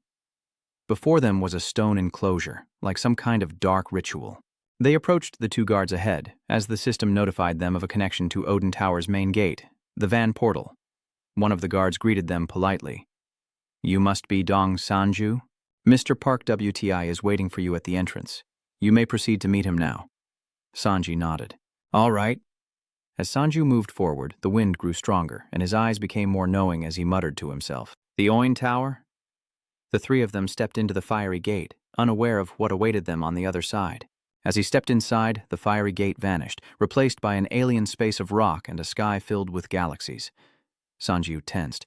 "Is this the entrance to the tower?" He immediately looked around, noticing something was off. An endless abyss and infinite space in the distance. This didn't look like any tower he knew. Sanju shivered, hugging himself for warmth as he turned to the others. "It's too cold. Let's head back to the guild's camp." The others agreed. Meanwhile, not far from Sanju, a lively discussion was taking place in a tent. "YOLO Guild's vault has been completely robbed." Y's face was tense and sweaty. "They must have planned this carefully. The gems are all gone, and the woman beside him is just as worried. Who would dare do this? Don't they know who Han Miho is?" Just then, Sanju pulled back the curtain and stepped inside to greet them. "Greetings, sir." The 2 inside were startled and turned towards the entrance. Y and the woman were overjoyed to see him, rushing towards him like he was a lifeline, and said bluntly, "There you are, you've finally arrived." Sanji was momentarily terrified, and he gave a weak smile, thinking that this day had finally come. "It's been a while, hasn't it, Vice Leader?" The two inside, busy analyzing data on the computer, looked at the strange trio with hesitant, surprised eyes. "Is that him?" "Must be," Y kindly shared. "We've prepared coats, it's freezing here." Sanji happily accepted. "Thanks." They quickly put on the warm clothes. Y approaches the brightly lit screen, announcing the current situation. Team 1 disappeared 40 kilometers from the entrance. Sanju wondered if covering such a short distance in a month was too little. His face tightened. "It's not as far as I thought, is it?" Y chuckled in response. "So food supplies should be fine then. Let's take our time with this." Y pulled out some scrolls and advised. 3 teleportation scrolls have been prepared for emergencies. I think each of your clones should carry one." Sanju took the scrolls, gave one to each clone, and carefully reminded them, "These are very important to us, so be careful." But he didn't know how to use them, so he turned and asked directly. Y explained gently, "The location is marked on the scroll. We just need to tear it, and it will activate automatically." She added, "At 2 p.m. we had Team 1 scout the area. I'm sure there will be plenty of traces left from the battle, so we should be able to find the location easily." Seeing Sanju's silence, Guy turned off the projector and asked, "Anything else?" Sanju hesitated, observing once more. Sanju surprised everyone by cutting to the chase. "What do you want to eat tonight after I bring your sister back?" Y gulped, taking his time to answer. He chuckled, hands on his hips, and said, "Let's make something ourselves." Sanji ordered his clones to prepare their swords and bring some medicine bottles, and they began arming themselves accordingly. Finally, one of the clones stepped forward and announced, "All right, we're off." Sanji crossed his arms, satisfied, and said, "Be careful." With everything in order, all the clones set off. The clones reached the ice flower wall, only to be stopped dead in their tracks, unable to proceed as the wind picked up, seemingly trying to hold them back. Darkness descends, and soon even his own hands are lost to sight as Sanju sits down, ready to join the fray. "I guess it's time for me to start." In an instant, he was engulfed in blue flames, activating the fusion skill. One watches Sanju, now fully immersed in his clone's consciousness, and a nameless dread washes over him. But he has faith. Everything rests on Sanju now. Sanju's consciousness quickly merges with the present body, allowing him to see and control it, shattering the ice wall with a punch, a moment of relief at last. Excellent. The merge went well, but his joy is short-lived as he faces an even greater threat, this blizzard. His cold resistance is high, but he can't escape this bitter chill. As the blizzard momentarily subsided, his main body stood atop a towering cliff, with only a few jagged rocks jutting out from the deep abyss below. Before the scenery could fully materialize, a gust of wind and snow obscured his vision. Sanju realized with a start. He was here, at the Tower of Odin. He suddenly remembered that he wasn't the only body. There were many others. They didn't possess Sanju's true consciousness, acting only as his subordinates, so he still had to inform them. "We've arrived." But Sanju then noticed something strange. All movement was frozen in place. Sanju was suddenly able to control his clone, something he wasn't sure was possible, so he clenched his fist a few times to confirm. He was utterly astonished. "This feeling is strange. I can control number 1's entire body. The system also sends a notification. Shoulder joint division level 17. You can now share all senses with your clones and have complete control over their bodies," he thought to himself. Of course he would issue commands about the locations the clones needed to reach. It felt like he was truly moving. Sanju stood atop the icy mountain, savoring the wind, and commanded his clones, "Let's go rescue Team 1. They hadn't gone far when a massive ice wall blocked their path, and Sanji, feeling around the sheer surface, began to speak to himself. "So this is why they said escape was impossible. It's all blocked off. How was this place even created?" He calmly raised the instruction slip in his hand and read it. "Let's see. Monsters will appear from the moment we enter the Frostbat Tower." No sooner had Sanju spoken than a ferocious bat with razor-sharp fangs swooped in to attack. But before it could even touch him, his doppelganger annihilated it. He continued reading the instructions. "Class E monsters attack as soon as you enter, and they always attack in 7s.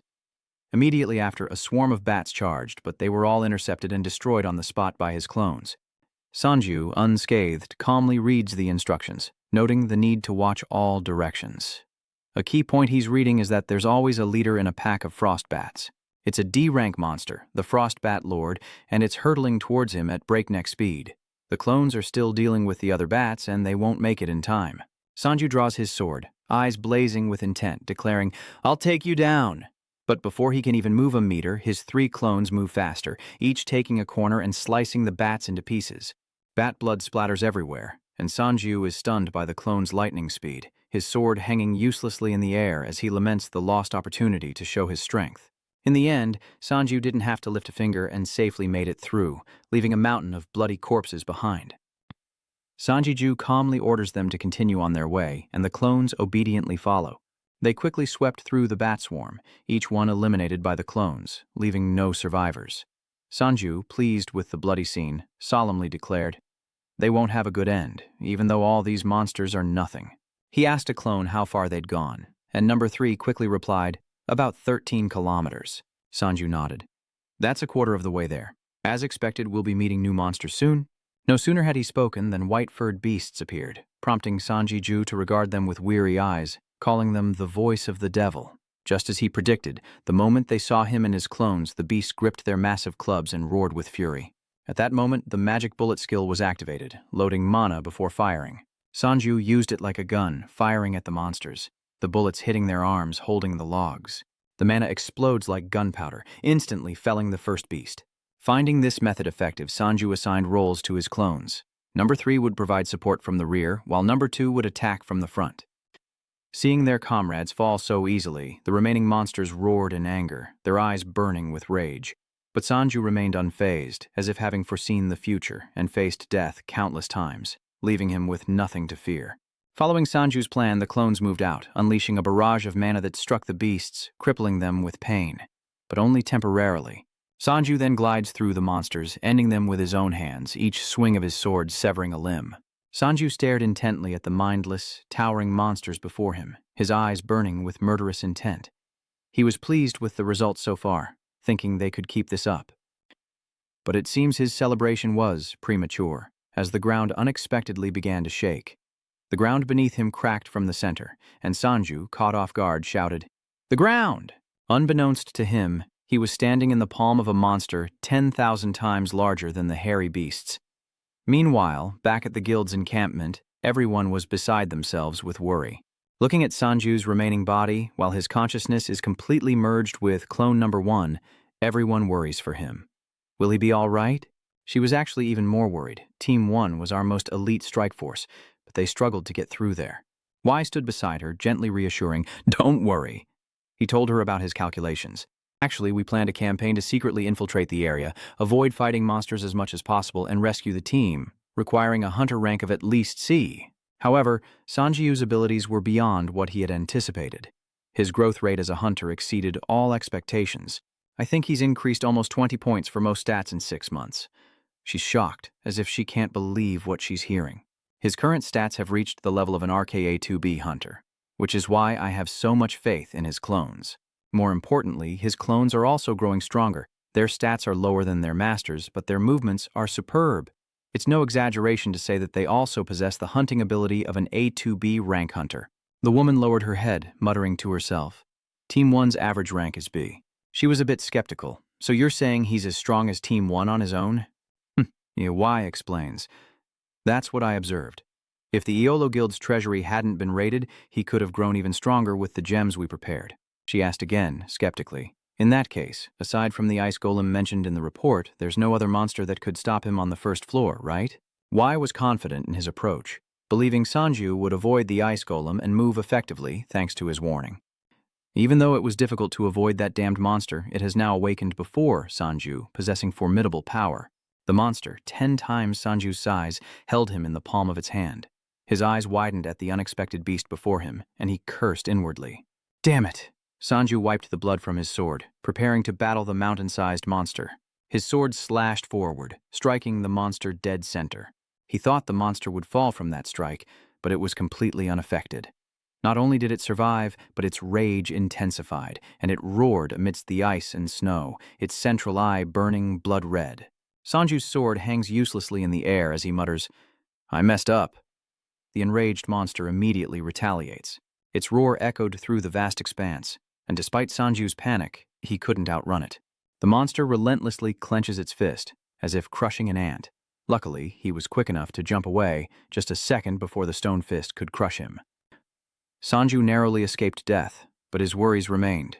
He couldn't damage that monster without landing a blow with his sword. However, several fearsome ice golems below are still eager to fight. But they don't seem to share the same command system as the rock monster, so they attack it as it devours its prey. The monster was caught off guard, but the attacks were nothing more than a tickle. It could easily lift an entire ice golem with one hand.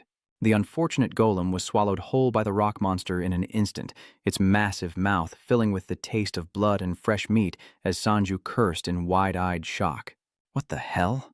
The monster was never going to let them go, and after dealing with the golems, it immediately reached out to grab Sanju and devour him.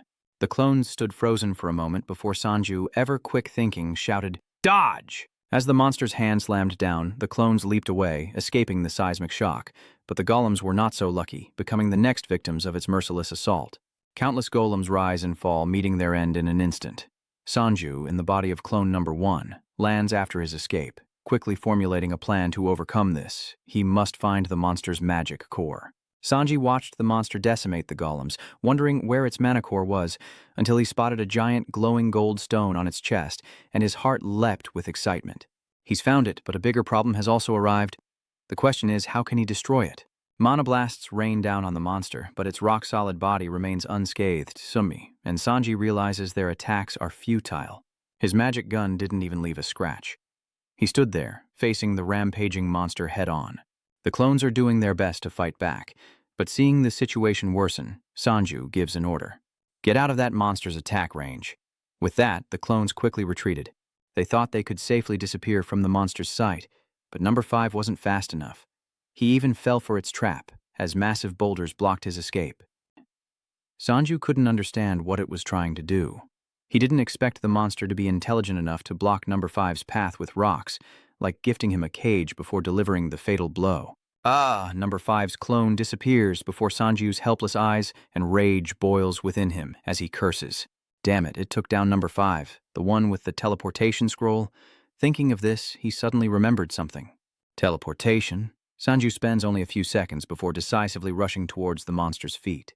The situation becomes a dilemma as the monster casually grabs number 5's leg and lifts him into the air. It was completely oblivious to Sanju, who had silently climbed onto its body. The monster was a bloodthirsty beast, never satisfied no matter how much flesh it consumed. Even the body of number 5 becomes another victim, devoured like a tasty piece of meat. Sanju had already climbed more than halfway up its body, leaping to its mouth just before it could devour the clone's corpse. Sanju acted swiftly before the corpse of number 5 could fall. By the time the monster swallowed and clamped its massive jaws shut, his plan was complete. The clones watched in disbelief, their eyes wide with shock. Sanju was not only unharmed, but had used the monster's jaws as leverage to escape. Sanji slid down, returning to his original position, as the monster finally realized something was wrong. This feels strange. Sanju lands and laughs with satisfaction. The plan succeeds as the monster feels something amiss in its throat, and Sanji, catching his breath on the ice, calmly taunts it. "How did you like what you just swallowed, you bastard?" He suddenly pulls out a small scrap of colored paper, waving it as he taunts the monster. "Do you know what that was?" Immediately, the monster's body reacted violently, emitting loud cracking sounds. Moments later, its entire body explodes, unleashing a wave of electricity that engulfs the area. The monster roars in agony, its body convulsing violently as it nears its end. Once it reached the monster's mouth, he realized it was number 5's teleportation scroll.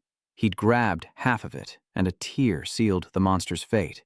The moment the 5th doppelganger's corpse fell into its mouth, his plan succeeded. He'd calculated everything perfectly. If he couldn't destroy its core, he'd just throw it somewhere else. And then, the monster began to shake violently, everything inside it thrown into utter chaos. The pain from within surged outward, and it roared, a sound that echoed across the land, finally able to breathe a sigh of relief as it stood. The large circle on the monster's chest began to shift, the change manifesting from the inside out. The agonizing pain contorted its body as it struggled to adapt and survive, but all efforts were futile as its magic core was ejected, painting a catastrophic scene of blood everywhere. The monster's mind reels as if the earth itself is shaking, and soon it collapses like a broken machine. He figures everyone back at the tent is panicking as the magic core flies all the way back to the guild's camp, shocking everyone and causing them to scream. What is this thing? A block of ice? After defeating the monster, a series of system notifications bombard him. Strength, health, defense, and mana have all increased, and his clone skill has been upgraded to level 7, allowing him to summon a perfect copy of himself using mana. The number of clones you can summon depends on your level with a current maximum of 7. The summoning time is ready for use. Mu Yiming stares wide-eyed at the notification panel before him. There it is, she whispered. Tears welled as a wave of relief washed over her. Unlike other skills, I can't find a way to improve my clone skill. He suddenly looked up, thinking, but I won't summon another clone. He turned to his clones and said, all right, let's move on. Meanwhile, in Korea, Do-hyun was still fighting alone, even strategizing while taking a shower. After a long while, as he turned off the faucet, a notification arrived. He put on his robe, stepped out, and listened intently as his subordinate slowly presented the information. Sir, this is the list of people who have scheduled appointments with you this month. The screen displays before two, his eyes scanning countless names, but none catch his interest. It seems the list wasn't what he'd hoped for, and his expression showed it. He swiped through the screen, puzzled. None of them belonged to a guild in Korea? His subordinate immediately denied it. No, sir, this is all of them. Hearing this, he turned and left, thinking to himself how pointless it all was. But this situation did leave him somewhat puzzled. Something had changed. After thinking it over, Tu gave a direct order. Reject them all. He donned a pristine white shirt, every detail sharp, like a magnet, and declared the academy's opening ceremony would proceed. Without a word, the subordinate replied, yes, sir. Elsewhere, after narrowly escaping death, Ba was enjoying the best instant noodles of his life in a tiny, cramped house when he was ambushed by 4 cars. No wonder I couldn't reach you. He grinned, then asked, you were captured by the Sivach moon, weren't you? He hesitantly whispered, yes, sir. He was sweating, his mind haunted by those memories. He remembered it vividly. He Sung had handed him over to them. Bond didn't let it go, continuing to press him. But how did you manage to escape those bastards? Upon hearing this, the hand holding his chopsticks trembled visibly. Ba hesitated to reveal that he had been helped, giving him a knowing smile with unfathomable eyes. Four clicked his tongue and dismissed it, carefully reminding him with a half-hearted goodwill. Anyway, everything's fine now. Trangwo is quite busy, so lend him a hand. Ba acted like a good, obedient younger brother, nodding in agreement just as the noise outside startled them both while he was slurping down a bowl of hot noodles. He immediately stopped eating, and he and Four nervously looked toward the door.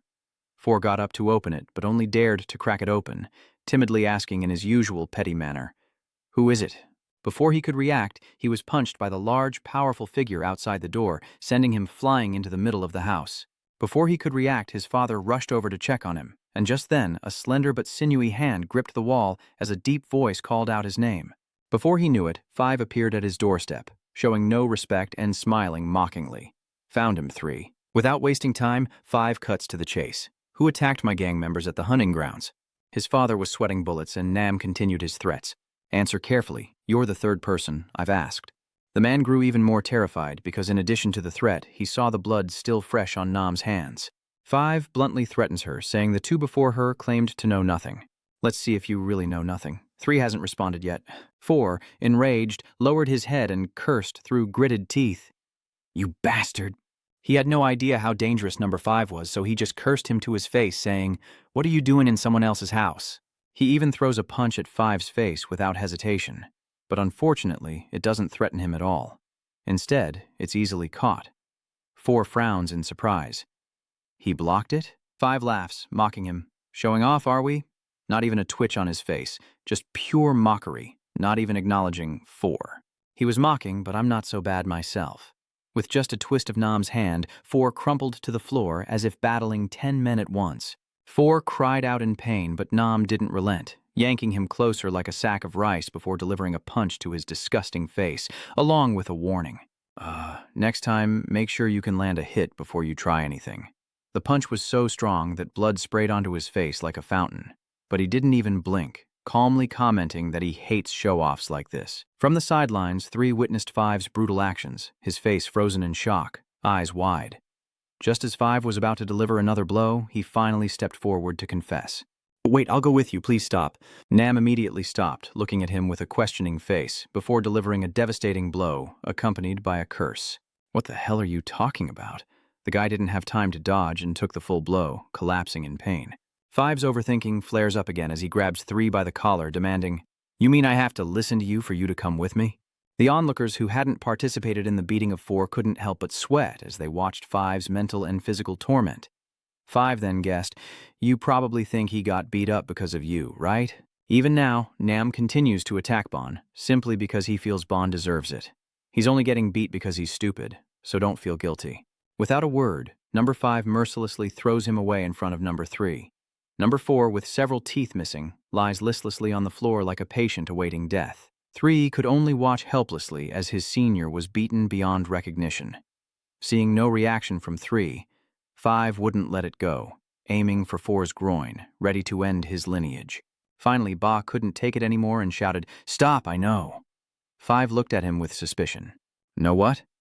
To save his fragile life, he knelt and confessed, "Before you attacked the Super VM Guild, I know who did it." Trembling, he shed tears of belated regret, pathetically begging, "Please, have mercy." Hearing this, 5 burst into insane laughter, like a madman. Turning to his underlings, he said, "See?" Nam turned back with a savage smile like a demon in human skin, uttering insane words. "I knew it. All we had to do was scare them a little and we'd get good results. Don't you think I'm right?" Meanwhile, one and his clones continued through the thick snow, their journey going smoothly until they began encountering scattered corpses. One turned back and instructed, "Let's slow down from here and be vigilant." The other clones were puzzled, but no one questioned it, obeying one's command. He couldn't shake the growing question in his mind. It had been a while since they faced that creature, so why were there so many corpses now? Everywhere they looked, they found corpses, at least one in every nook and cranny. The steam rising from the bodies mingled with the frigid air, creating an eerie atmosphere. One can understand the suspicion that arose within him as to why they would leave corpses behind, since retrieving them would be difficult. But as he gazed at the skeleton before him, his doubts only grew. Who could have massacred all these people? One turned and asked, "Where are we right now?" Clone replied, "Right near our destination." He clearly laid out their route. "From here, we'll track the vanguard's battle. They must be hiding somewhere near the battlefield." One of them then asked, "They'll check every day at 2 p.m. How many minutes do we have left?" Before he could finish, a clone appeared behind him, a dagger in its right hand aimed at his back, and his eyes widened in shock as blood splattered like rain. The clone's hand and dagger blocked a sharp object aimed at Sanju's head, a bizarre, metallic creature with large, glowing eyes. No one knew when it appeared. Sanju wondered what it was. As he pondered the creature, it suddenly appeared. Was it using stealth? A plume of black smoke suddenly appears behind them, and Sanju cries out in shock. Damn it, a horde of these monsters is emerging, creating a cacophony of noise. Sanju couldn't help but think of the corpses they'd encountered. It explained the dead bodies. Sanju wondered if this was why the attack party couldn't enter the dungeon entrance. Had they failed to detect their presence early enough, and now were they falling into the monster's trap? The clone trembled, gripping the dagger tightly, then forcefully shoved the monster's hand away as Sanju suddenly appeared behind it. The monster turned in shock, but it was too late. A slash ripped across its face, cleaving from its neck down to its chest, leaving a gaping wound. Sanju turns and says, "We'll push through this side." The clone responds. "Okay," Sanju shouts, "let's go." Then, the two charged toward the monsters, Sanji-ju slashing with his sword, only for it to be blocked as the monster's body gradually vanished. Seeing this, he exclaimed that they had disappeared again. The monsters surrounding him slowly faded away. Sanju thought, "Damn it, I can't see them." His clones were being attacked relentlessly by the invisible monsters. Seeing this, Sanju wondered how his clones could possibly block these bastards' attacks, thinking it would be easier if he controlled a clone himself. Sanju thought it best to let number 1 take control and have a look, so he relinquished control of his body to clone number 1. Clone 1 grips his sword and transmits, "We're going in!" Sanju orders them to create an opening, and clone 1 complies. Okay, then number 1 lunges forward. Suddenly, the sound of wind tearing through the air reached the first clone, who raised his sword to block an unseen attack. Sanju was shocked. He blocked it. A monster suddenly appeared behind him, but the first clone quickly swung his sword back, sending the monster flying. Sanji realized he'd been observing and sensing the clones fighting, mistaking it for the sound of the wind. Sanju couldn't believe they were reacting to the sounds made by these monsters whenever they moved around, or so he thought while inside the body being controlled by clone number 1. "I think that's enough. I can copy them now," but the entire icy area echoed with the sounds of endless fighting. Sanju thinks it's not necessary yet. He still has a long way to go. Inside the crimson subdimension, Yuna silently curls up, hugging her legs, sitting in a corner, hearing a strange sound calling, "Captain, Captain, Captain." Yuna blankly looks up and says, "Yeah, he mentioned it'll be 2 o'clock soon, we should check outside." Yuna replies, looking at her dejected teammates, Oh, right, you're right, it's been 2 hours, Yuna blankly says. I wonder if the rescue team will be here today. Yuna shakily pushes herself up, calling out to the others, but stops, biting her lip, clinging to a sliver of hope. Yuna snaps out of her thoughts, realizing she can't give them false hope. A wormhole opens, revealing light and a gust of wind. Yuna thought to herself that today would be just like all the others. She despaired, knowing that the eerily silent ice field would greet them once again. But then, a sound came from outside, and Yuna looked up in bewilderment. There was a sound. Outside, clone number 1 listened and announced, 1 at 3 o'clock. Sanji raised his sword to block as clone 1 reported another enemy at 9 o'clock. Sanji parried, thinking, damn, there are 2 of them. Sanju thought wearily that he could do this if he could just hold out a little longer, then charged forward, cutting down 2 monsters, thinking they didn't seem to have super speed or amazing defense stats. As he pierced a monster's head, he thought, aside from their ability to turn invisible, they're not that dangerous. Sanju dodged an attack, thinking, but as he ducked to avoid 2 more, he thought about those guys. Finally, Sanju held his ground, crossing his swords to block the monster's powerful attacks, thinking, they're too uniform. Sensing the state of his other selves, Sanju knew that even small injuries couldn't be ignored when there were so many. Seeing the monsters appear one after another, he knew they had to leave. Sanju realizes he can't estimate if there are hundreds or thousands surrounding them. Then, he sees something. A black vortex swirling between red and black. Sanju was overjoyed, thinking, I've found them, the assault team. Sanju regained control of his body and shouted, everyone, run over there quickly. His other clones rushed towards the spatial gate, where Yuna's shocked face appeared. Yuna quickly ducks back, announcing that someone is outside. The messy-haired guy questioned, really? The gray-haired elder calmly stated that he heard something too, as a group of clones rushed forward, stirring up dust and smoke. Seeing this, the black-haired boy exclaimed that he was right, while the slicked back-haired boy said, it really is a human. The gray-haired elder asked hopefully, is he here to save us? Someone cried out, stop pulling my hair. Sanju and his clones ran, kicking up a cloud of dust as Yuna used her skills to observe, and then exclaimed in confusion. She sees through the dust cloud, a horde of monsters giving chase.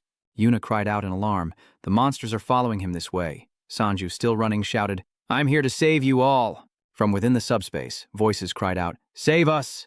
Seeing Sanju pursued by monsters, Yuna made a swift decision.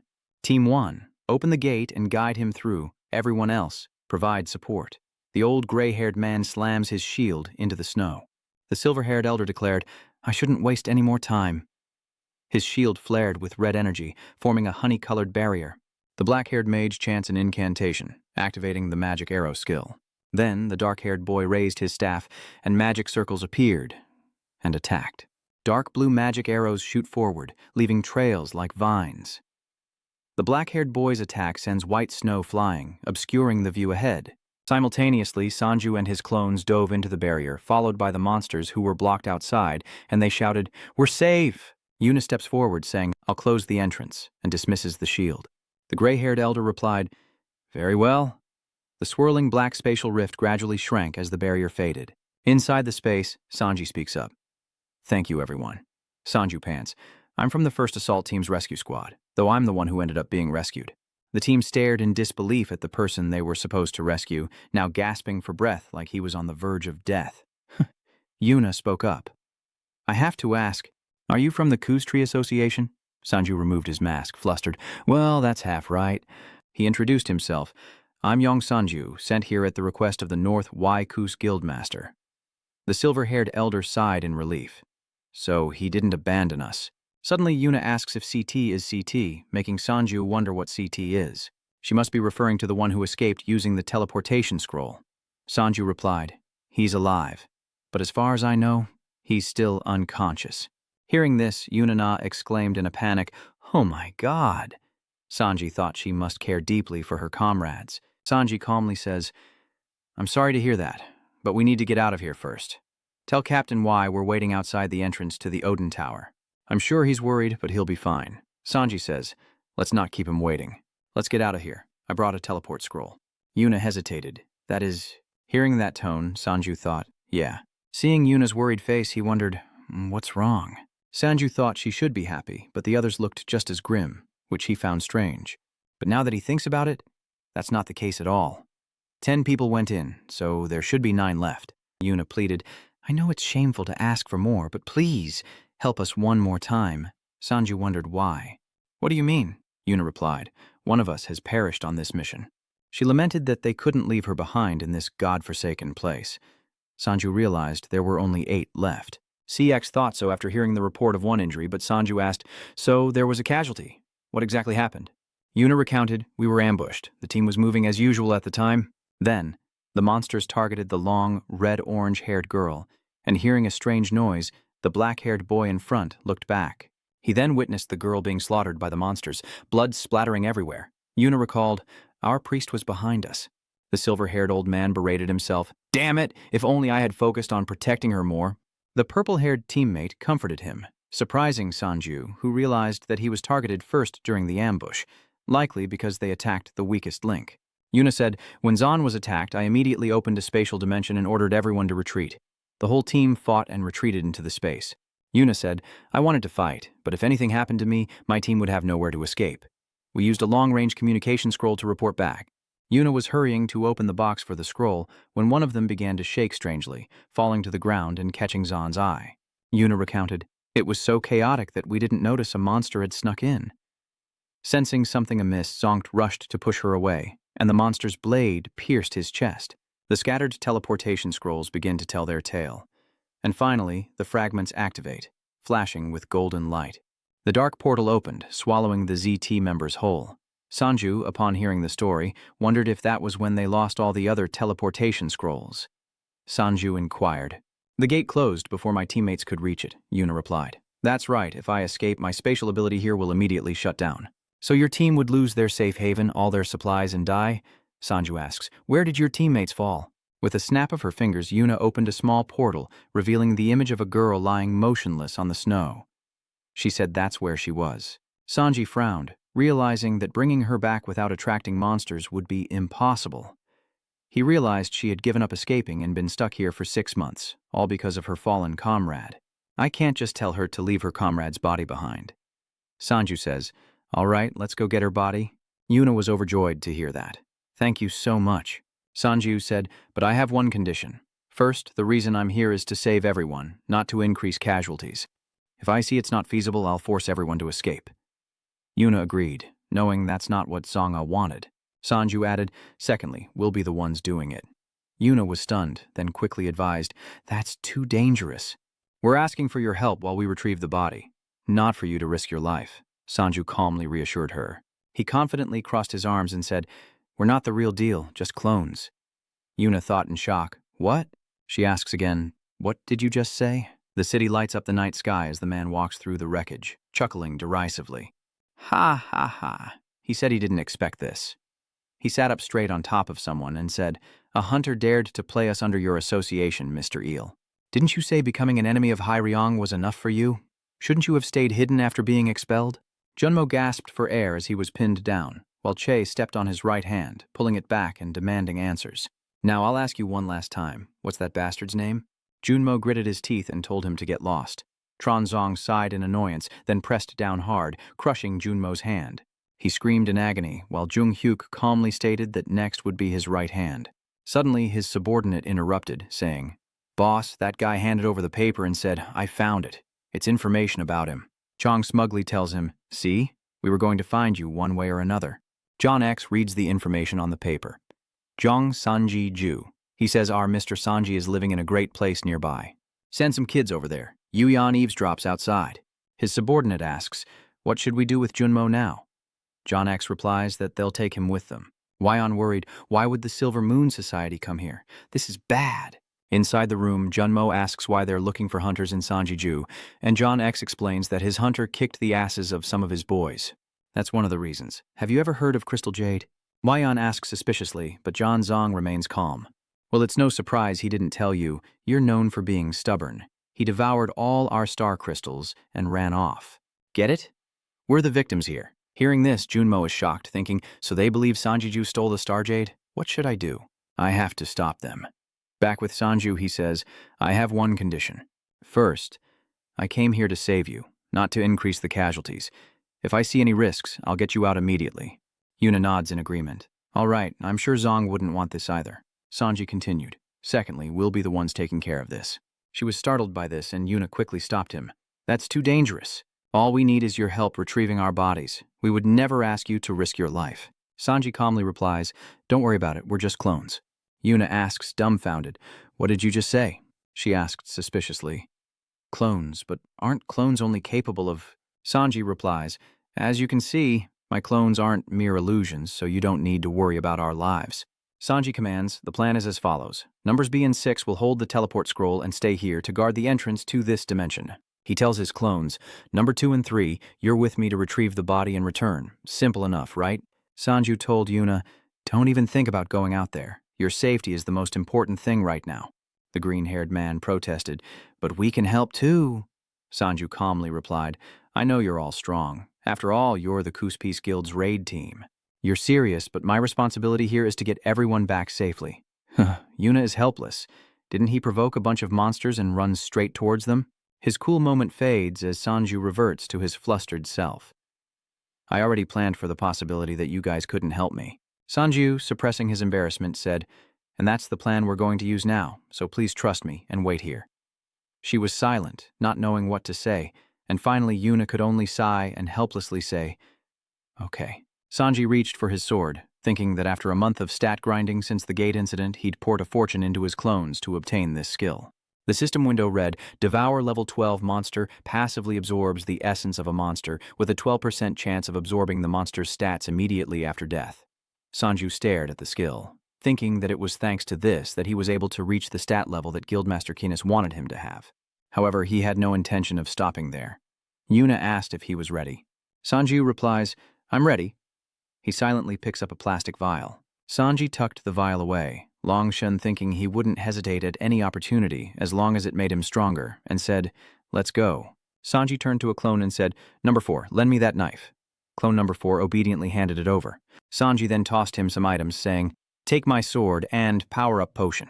Sanju ordered that as soon as the bodies were recovered, they should leave immediately with the others, and the clone replied, understood. Yuna reminded him that he might not have noticed, but when there was no one nearby, the monsters would stand still and wait for days. So, the monsters you attracted are probably still out there. Yuna warns him to be careful. Sanju replies, okay, I'll try.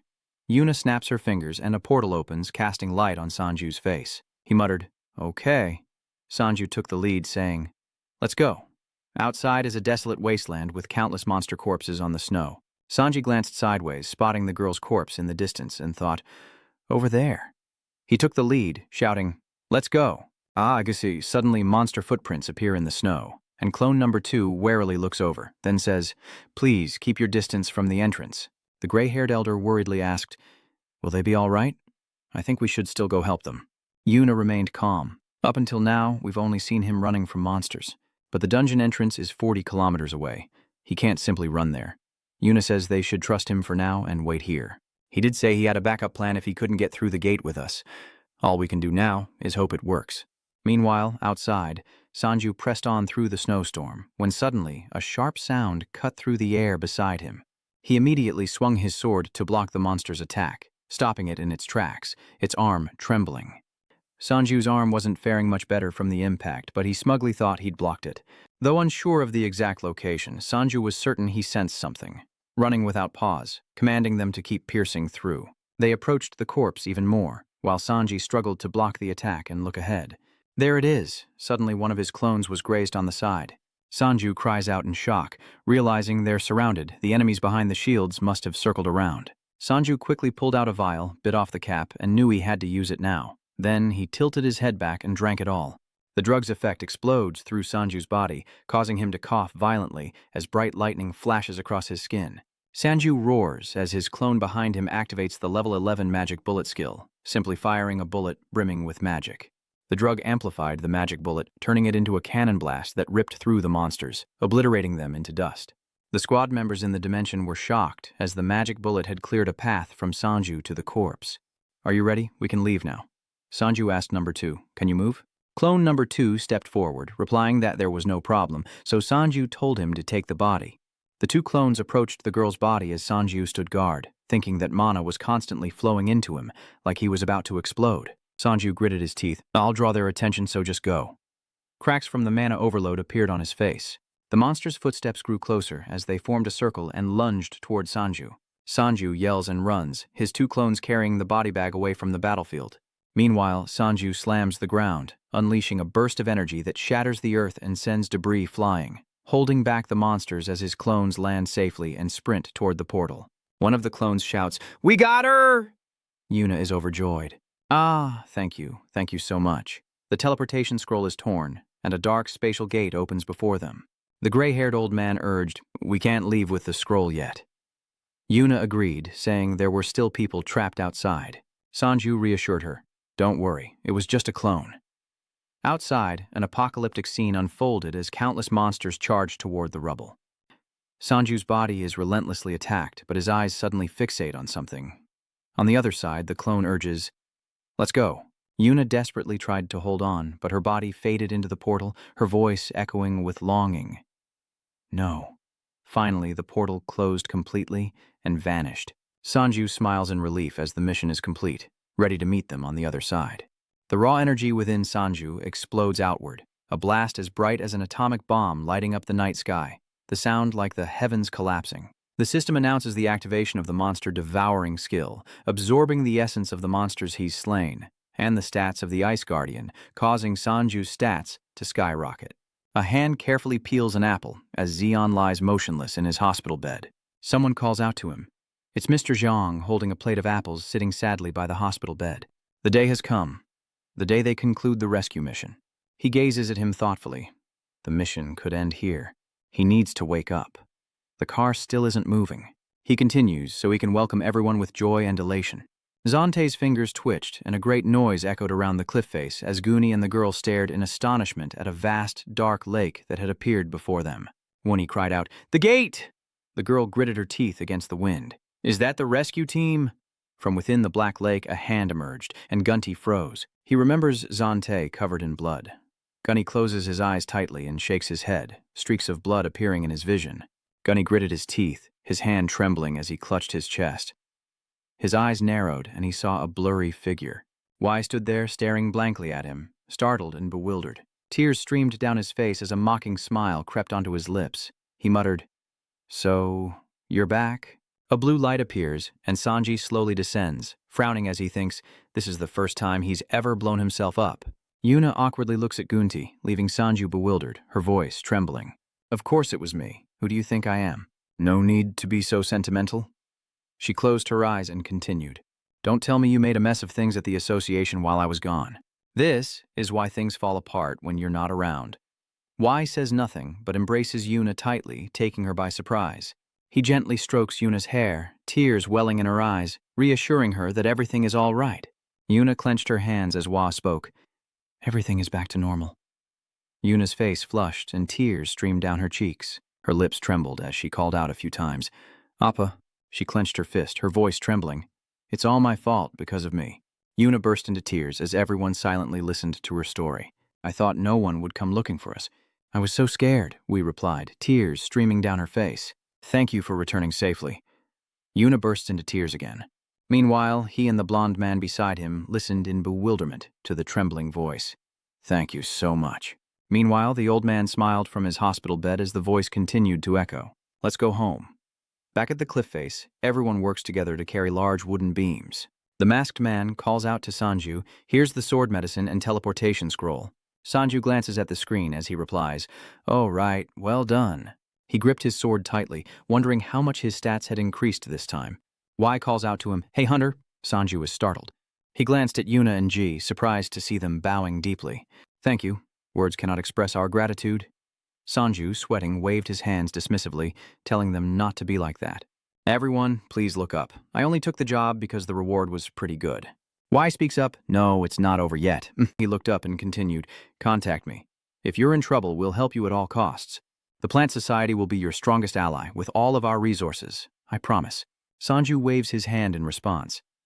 "If you say so, then all right." He produces a scroll. "Good. I used one scroll to kill the ice golem, but there's still one left." "Here it is," Y said, looking at him with concern. "Ah, you can keep it. I was planning to give it to you along with all the unused items from this expedition." Sanju responds, "What are you talking about? This belongs to the Kus Guild. I wouldn't feel right if you didn't take it." Y relents, saying if that's how it is, then so be it. Yuna wonders, he's always been here? Y answered as he walked away, that's right. But he's always been busy controlling his similarly skilled avatar. Yet he's always been here. Yuna rubs her head, saying, I thought they were all real people and we had to lie down to calm ourselves. Y replies that he can't believe such a skill exists. Turning his head, he wondered just how strong Sanju would become. Y screamed in silence. Ah, I should have just taken it when I had the chance. In the sky, a black hole appears once more. Sanji sighs, wow, it's so bright out here. He tells Y, you're going to be so busy when you get back. Y turns and replies, right, I also have to give them health checks. Everyone gathers in front of a spaceship. One sadly mutters, and we have to prepare a funeral. Sanji looks at him pensively as his phone rings, and he thinks, the signal can't get through the gate. Messages flood in, and Sanji is stunned as one appears, reading, we're in trouble. The manager's been taken. The Silver Moon bastards are here, and I'm on their tail. The address is 2030. Sanji stared at the message, gritting his teeth. Sanji exclaimed, I have to get there now. Y asks worriedly, what is it? Sanji urgently replies, those Silver Moon bastards have taken Manager Cock from the JM agency. Y wondered, what is it? Why would the Silver Moon do this? He glanced at his phone, his voice urgent. I've had altercations with them before. They're trying to control the relic area I'm involved in. Y silently pulls out a scroll, saying, use this to get to them, Hunter. Sanji quickly refused, stammering, a teleportation scroll, but we interrupted, holding out the scroll. I told you, we'll help you at all costs. In a small alley, a crowd gathered. Hiding behind a wall, Yuyan wondered why that idiot hadn't replied to his message. Yuyan is stopped as a large hand suddenly grabs his neck and lifts him into the air. He furrowed his brow in pain as the man approached, scrutinizing him with a chilling gaze. Who are you, and why are you here? Yuyan gaped, dumbfounded, thinking, seriously? A strange energy crackled with white-blue sparks as Sanju appeared behind the man, his eyes filled with ruthless intent. His hand tightens, but the man seems oblivious, still pressing him. Yuyan, I remember seeing you before. It was at that moment the man realized a hand had swiftly seized his neck, while his large companion was also being restrained. Two doppelgangers flanked him, lives hanging in the balance, as Sanju's icy voice cut through the dust. Where is he? Yuyan stared blankly at the man, who was crying out in pain from being choked. His jaw clenched, his arms trembled, devoid of strength, as Sanju tightened his grip. His eyes filled with rage as he strained to ask, where is our manager? The man being choked drooled uncontrollably. His eyes began to close, tears streaming down his face, and Yuyan shouted, startled, stop! I know where they took him. He anxiously looked at Sanju and quickly said, you could have killed him. He pursed his lips and fell silent. Finally, Sanju ordered him to be tied up, and the clone didn't object. Fine. Sanju then released the man, who immediately collapsed to the ground. Barely containing his unease, he adjusted his collar and asked, where is he now? Yuyan replied, the Silver Moon bastards took him to that warehouse, and the rest are guarding the place. The warehouse sprawls below, and Sanju's face is pale and cold as he says, it's too dangerous. Wait here. The clones watch him in silence. Sanju quietly vowed that he wouldn't lose. In a warehouse filled with boxed goods, a voice kept calling out to him. Lord Runmo. Suddenly, the voice screamed. Look, it's Kang Runmo. He twitches, his face bruised and battered, so tired he can barely lift his eyelids, blood trickling down his forehead. He tied him to the chair, a maniacal grin spreading across his face as he began to scream with glee. What questions would he ask now? Tronzong lowered himself, raising an eyebrow with delight. Of all the gangs, why us? Yeah, that's right. There aren't many guilds that control the hunting grounds. He turned to his companion, wondering, will Dong Sanju come? When will he arrive? The subordinate replied hesitantly, unsure. He's still far away, so I'd guess we have a few hours. It'll be a while. We should probably get some things ready in the meantime. Suddenly, a shiver ran down his spine. A series of complex sounds erupted from the warehouse doors, drawing everyone's attention. The hulking bodyguards waited with grim expressions as an iron bar pierced the warehouse doors. The chaotic noise still echoed as Tron and his henchmen stared intently at the door. With a screeching grind, the iron bar twisted, tearing the door apart, and the warehouse doors swung open, revealing a dark figure. Sanju's face was shrouded in darkness, his voice icy. Are you from the Silver Moon Guild? Tronzong ignored him, sneering at the question. I thought it would take a few more hours. The subordinate panicked, quickly trying to explain. I don't know how he got here so fast. Tron then continued. Did he come alone? I heard there were others wearing masks. The subordinate immediately pulled out his phone, his voice trembling. I'll check if anyone's hiding around here. He impatiently waved his hand, urging them to hurry, then suddenly teased, but don't kill them. The others, armed with small knives, began to advance toward him. Seeing this, Runmo shouted worriedly, Hunter, no! But his face suddenly froze, and despite gritting his teeth, he couldn't help but cough up thick blood. Sanju's face darkens as he calmly reassures him, Just wait a moment, manager, In the distance, a Silver Moon member lies in wait with an iron mace. Sanju's rage ignited, veins bulging, murderous intent rising as he vowed to punish them for what they'd done. The man charged forward, shouting, Die, you won't dodge this! Sanju delivers a sharp elbow to his shoulder, leaving him stunned and disoriented, causing him to drop his hammer. He swiftly seized the man's arm, bent it back at the elbow, and with a sharp twist, broke it. A scream of agony echoed out. Seeing their comrade beaten and crying out in agony, the others charged in, but Sanji remained unmoved. As he charged, Sanju seized his arm, followed by another sickening crack and a resounding scream. Chon, frustrated, covers his face and curses the useless thugs as the sounds of fighting and groaning fill the air. The underlings stared blankly. This is better than porn, absolutely cinema. And just like that, the rest were laid out flat. Sanju approached them, and the remaining men, looking at him as if he were a demon, trembled and pushed each other away. Damn it, stop him. He's still acting carefree. He gently stroked his hair and said casually, How should our boss put it? He predicted you'd come to rescue him, and he wasn't wrong, was he? But wait, Sanju frowned uncomfortably at him. He calmly says, I just want to tell you this. If you tell us where the crystal is hidden, we'll let you two go. He glared, barely containing his rage. What the hell are you talking about? What crystal? And you've crossed the line, so this won't end well. The arrogant kid continued nonchalantly. I found some things while searching your room, including a file about you. Looking at the paper in his hand, he said frankly, I admit you're strong. Considering you can defeat those Class C brats, I'd guess you're somewhere between Class C and B. Your stats are pretty good, too. With all that said, I guess you could beat most of the hunters around here.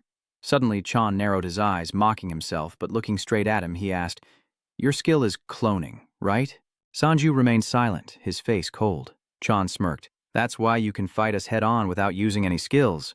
Tronex laughed maniacally, dripping with vile intent, arguing that some awaken with useless skills. That's why you focus on stats like an idiot, because you can't attack any other way than charging headfirst like a moth to a flame, right? He remained silent, ignoring the taunts. Tronex chuckled, shaking in his seat, his tone confident and superior.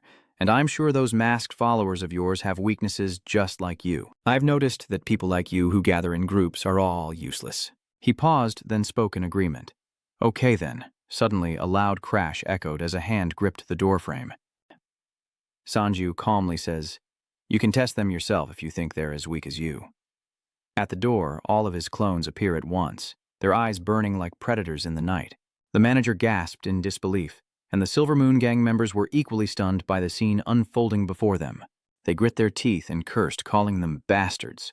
The lackey retreated, whispering apprehensively into the car. Boss, I think those idiots outside have been defeated.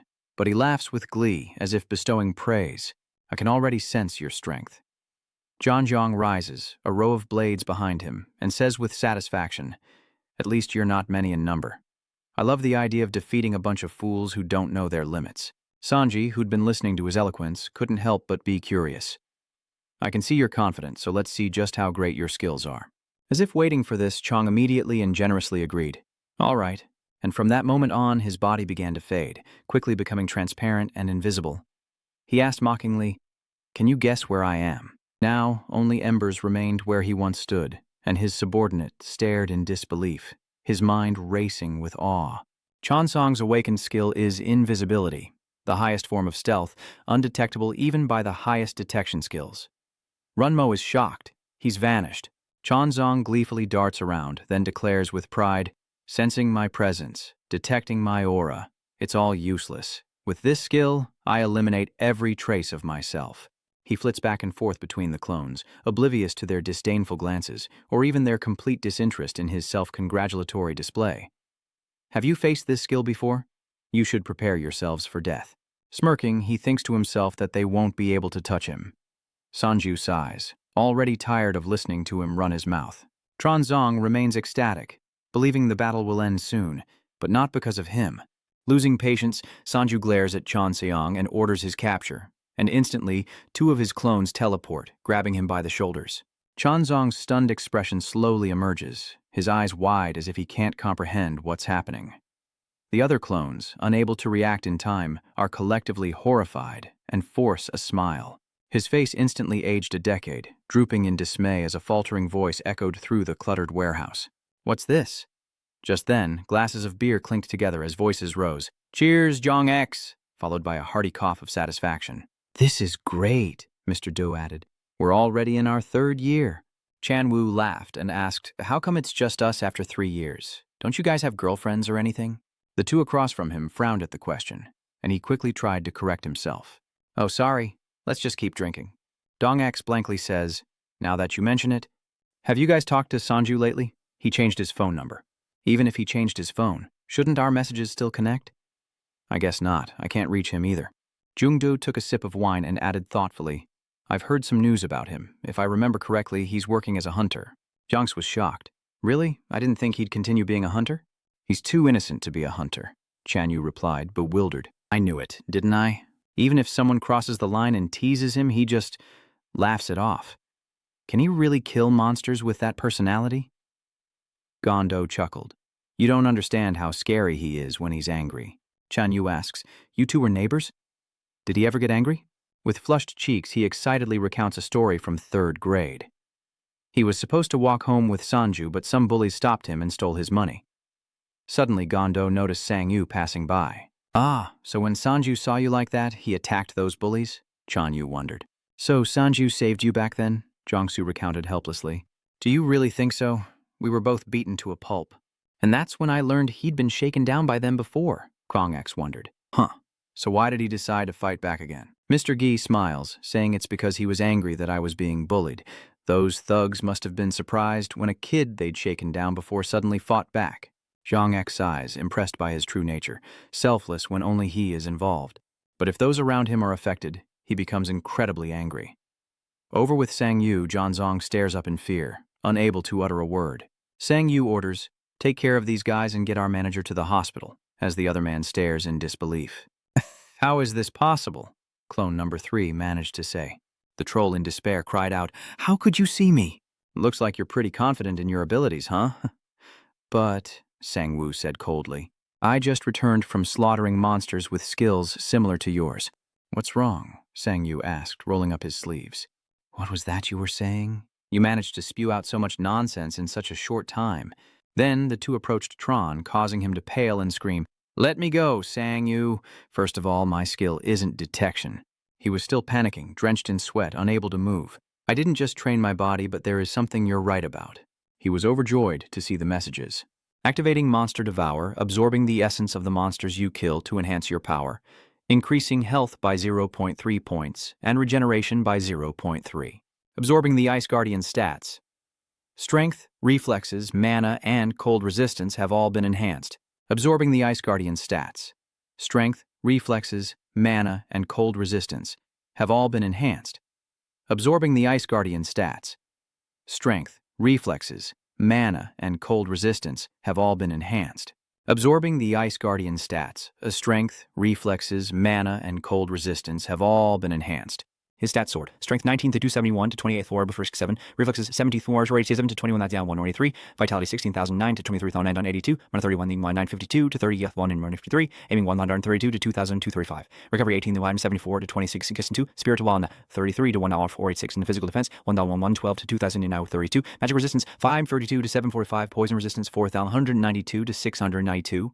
Fire resistance 512. And ice resistance 4,995 to 19,720. His hair whipped around him as he glared and swung his fist. "My stats are off the charts. That fist is about to connect with Tron's gut." He screams, "Wait, wait!" Tronzong was done for. The punch contorted his face in agony. The next moment, he coughed up a mouthful of blood as his body was sent flying backward, colliding with objects. With furious eyes, Sang-woo watched as debris fell upon John Zong. Clone number 4 helped the manager up, saying one of them got away, but the rest were dealt with. Sang Yu replied, "Okay, don't chase after him, just focus on getting the manager to the hospital." "Okay." The manager then asked Tio, "What about you?" He turns back and says, Don't worry about me. Get him treatment first. Looks like he can still move. Sang Yu looks down at Chanzhong, who struggles to get up, his body trembling in disbelief. This is absurd. Far from the report, his strength isn't 19 and the others aren't weak either. Escape will be impossible if caught by even 2 of them. There's no way he could boost his stats that much in such a short time. Something's up.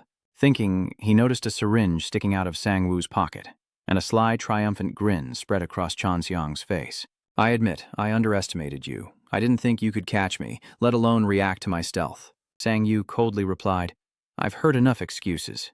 There will be no more mistakes. As he spoke, he advanced. Zhang San drew his sword, declaring he'd show the power of an RKB hunter, revealing stats of 25,612 strength, 35 or 87 reflexes, 21,864 vitality, 19,156 endurance, 12 ops, 952 mana, 1,174 recovery, and 812 physical defense. Zhang San's eyes shifted as he exclaimed, You haven't seen everything I'm capable of yet. With a final roar, Zhang Zan unleashed his power, but Sang Woo responded with disgust. I don't want to see everything you've got, you leech. As Tronzong lunged forward, he thought, There's no way they can see me without a tracking skill, but they're still catching me. I don't want to believe it. But they must be predicting my location based on the air currents I create when I move. So, calculating, he leaps, aiming to move faster and create no sound for them to detect. The infiltrator leapt through the air in the dead bug's chamber. Sang Yu marveled inwardly at his speed. Truly astonishing, he couldn't even see him. He really does have better reflexes than me. It seems what he said earlier was true. Was this to mask the sound? As the space shifted, the assassin lunged, only to be met with a swift strike. Are you stupid? Sang Woo asked, causing him to cry out in pain. Sang Yu watched him fall again, then chuckled. So, you're kicking up dust to hide the sound of your movements? Now I can see you even clearer. Tronzong, now kneeling on the ground, suddenly laughs maniacally, confusing Sang Yu. He chuckled maniacally, a twisted grin spreading across his face. Ha ha ha ha. Sang Yu had to ask, Are you out of your mind? What's so funny? He smugly holds up the tube from Sang Yu's pocket, saying, Could you repeat what you just said? Seeing this, he frantically looked down at his empty pocket as the attacker continued his advance. I knew there was something strange about you guys. Your stats are indeed different from what I found at headquarters. As he said this, he twisted the cap open. You and your cronies must have used this to boost your stats. Sang Woo warned sternly, I advise you not to drink it. Tronzong couldn't hear a thing. He threw his head back and gulped it down, but just seconds later, the vial was tossed away. Power. 29,968. A strange aura emanated from his body. What? Veins are popping and tightening all over his body, and his stats are showing a power of 37,647. Explosions erupt, tearing apart an entire block, his power now at 37,647. The Tron Squad member, now with a demonic look on his face, shouts, I can't hear what you're saying. Right now, I'm busy increasing my power. Ha ha ha ha. Sang Yu frowned and replied, Is that so? Don't blame me for not warning you. The ground shatters and explodes. Nearby houses were caught in the blast as the troll stood amidst the destruction, a satisfied smile on his face. Ha ha ha. He looked down at his hand, pleased, and wondered, What kind of power is this? My power has almost doubled. Even the best medicine couldn't achieve this effect. Then he said, You're called Dung Sanju, right? If you reveal who made this drug, I'll only break a rib or two and let you go. I have to take him down with just numbers 2 and 3. Then he reached for his sword, thinking of breaking a rib or two. Well, that threat doesn't scare me. The twisted grin of the swordsman grew wider as he lunged forward. You stubborn bastard.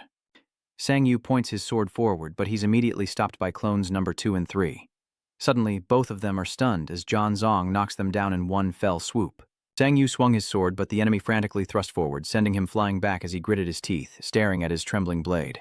Then Zhang Song smugly speaks up, Even after seeing this, Kiki, you still don't understand your current situation? It seems you don't understand what I meant when I said I read your entire file. Did you think all I read were just numbers? Tao already has other plans. Elsewhere, in the dead of night, heavy breathing echoes. A man is attacked and left powerless. A scarred thug exclaims, Why is there a hunter guarding this place? The man in the tank top replied, We've wasted too much time already. The scarred thug then asks, This is where the family of Hunter Dung Sanji Ju lives, right? Yeah, let's go. You know how hot-tempered he is. Let's get this over with quickly. With that, the group forced their way inside. Yes, sir. Inside, Sang-Yu's parents heard the commotion and looked outside in surprise. Who could be visiting at this hour? His father quickly went to open the door, wondering who it could be. They were immediately shocked by the appearance of these men, while on Sang-Yu's side, John Zong was screaming madly. Do you understand? I can bury your whole family with a single phone call. It's as easy as pie. Sang-Yu struggled to fend off the attacks as clones number 2 and 3 charged in to strike John Zong from behind. He retaliates with a sword attack, but the stubborn Sang-Yu unleashes his power, his sword twisting grotesquely as his eyes blaze with fury. Tron Zong turned in shock to see him gritting his teeth, bringing down that strange sword. Another powerful shockwave erupted, tearing through the surroundings, the strike seemingly splitting the very space within. The 2 blades in Tron Zong's hands were shattered into tiny pieces. He gritted his teeth. You idiot. Then charged forward with a ferocious look, activating an attack skill, throwing a punch at Sang-Yu as he yelled, Die! And he was struck hard by that surge of power. A solid wall shattered as Sang-Woo was sent flying, crashing through it and landing in a heap. But Tron Zong attacked clone number 2 from behind, landing a blow while clone number 3's counterattack was dodged. Then he kneed Sang-Woo's arm, leaving all 3 of him sprawled on the ground. Sang-Woo gritted his teeth in anger, realizing the power of the 7th door was immense. Suddenly, his eyes dart to Yu Hyun and his clones sitting next to an unconscious man, and she curses under her breath. Hey, damn it, did you lose? You looked so cool just now. Sang-Woo grits his teeth and replies, Shut up, I'm going to win. Who is that man next to you? Yu Hyun turned to the man and said, He ran all the way here and charged at me, but luckily this person stopped him. Tron approaches, scoffing. Enough talk, are you planning your escape route? Sang-Yu rises, raises his sword and warns Yu Hyun, Get away, she's about to land. Tron Zong frowns in disbelief. You still want to fight? Didn't you hear what I just said? You think me calling people to your house was a joke? Sang-Woo grits his teeth, enduring the drug's side effects as Tron X pulls out his phone, laughing. Perhaps this is why people take pictures as proof. He tapped the phone a few times, and a voice on the other end answered, Hello? Tron X nonchalantly asks if they've arrived, ordering them to cut off the old folks' fingers and send them to him. Suddenly his arm went limp, dropping the phone to the ground in shock as he stammered, What's wrong with my hand? Immediately after, his body gave out and he collapsed. The silent Cole coldly watched him. Finally, he recalls Yu Hyun handing him the vials last time. Here's some medicine I made recently, one for strength, the other for mana. Consider it a bonus. They're easy to tell apart. Side effects, Yu Hyun explains. The strength potion melts muscle, while the mana potion makes the body explode. The manager stammers in shock. Huh? Melt and explode? At that moment, the thug's body began to change, twisting and shrinking in horror. My hands, my legs. Sang-Yu approaches him. Didn't I tell you? About how you shouldn't drink that stuff. His eyes gleam as the thug writhes on the ground like a fish out of water. He glanced in horror at the phone still connected to the call, then screamed into it to take the bastard's family hostage. You bastard, if you touch me, your whole family is dead. And the antidote. Give me the antidote now. He desperately demanded the antidote, but the voice on the other end apologized, saying he had the wrong number, that this was the Nustri Association. On the other end of the line was the large man who dealt with the thugs who came looking for Sang-Woo's family. Back at Sang-Woo's house, his parents wondered who was at the door, and at this hour. His father quickly went to open the door. Who is it? The heavily bearded man asked. Hello, I'm from the Kienis Association. His father exclaimed in surprise. Ah, hello, the Kienis Association? The man cleared his throat again. I apologize for coming so late, but I'm here to inform you that Dung Sanju has successfully completed his mission and is on his way back to Korea. As he spoke, he squeezed the thug's face. Sang-Woo's father then asked, Oh, really? Was Sanju hurt? Meanwhile, the man whose face was being squeezed thought, My head's going to explode. Of course not, he's fine, the man replied. Sang-Woo's father then said, Please, come in for a drink. He refuses, saying it's not necessary. As the thug neared his limit, certain death awaited if he squeezed any harder. The man said, I have to go now. His father simply replied, All right, thank you then. And with that, the door closed. The thugs warily eyed him as his eyes flashed with fear, and he spoke to them. The rest of you, come with me. They grit their teeth and look up. Just then, one of their phones rang, and the man answered.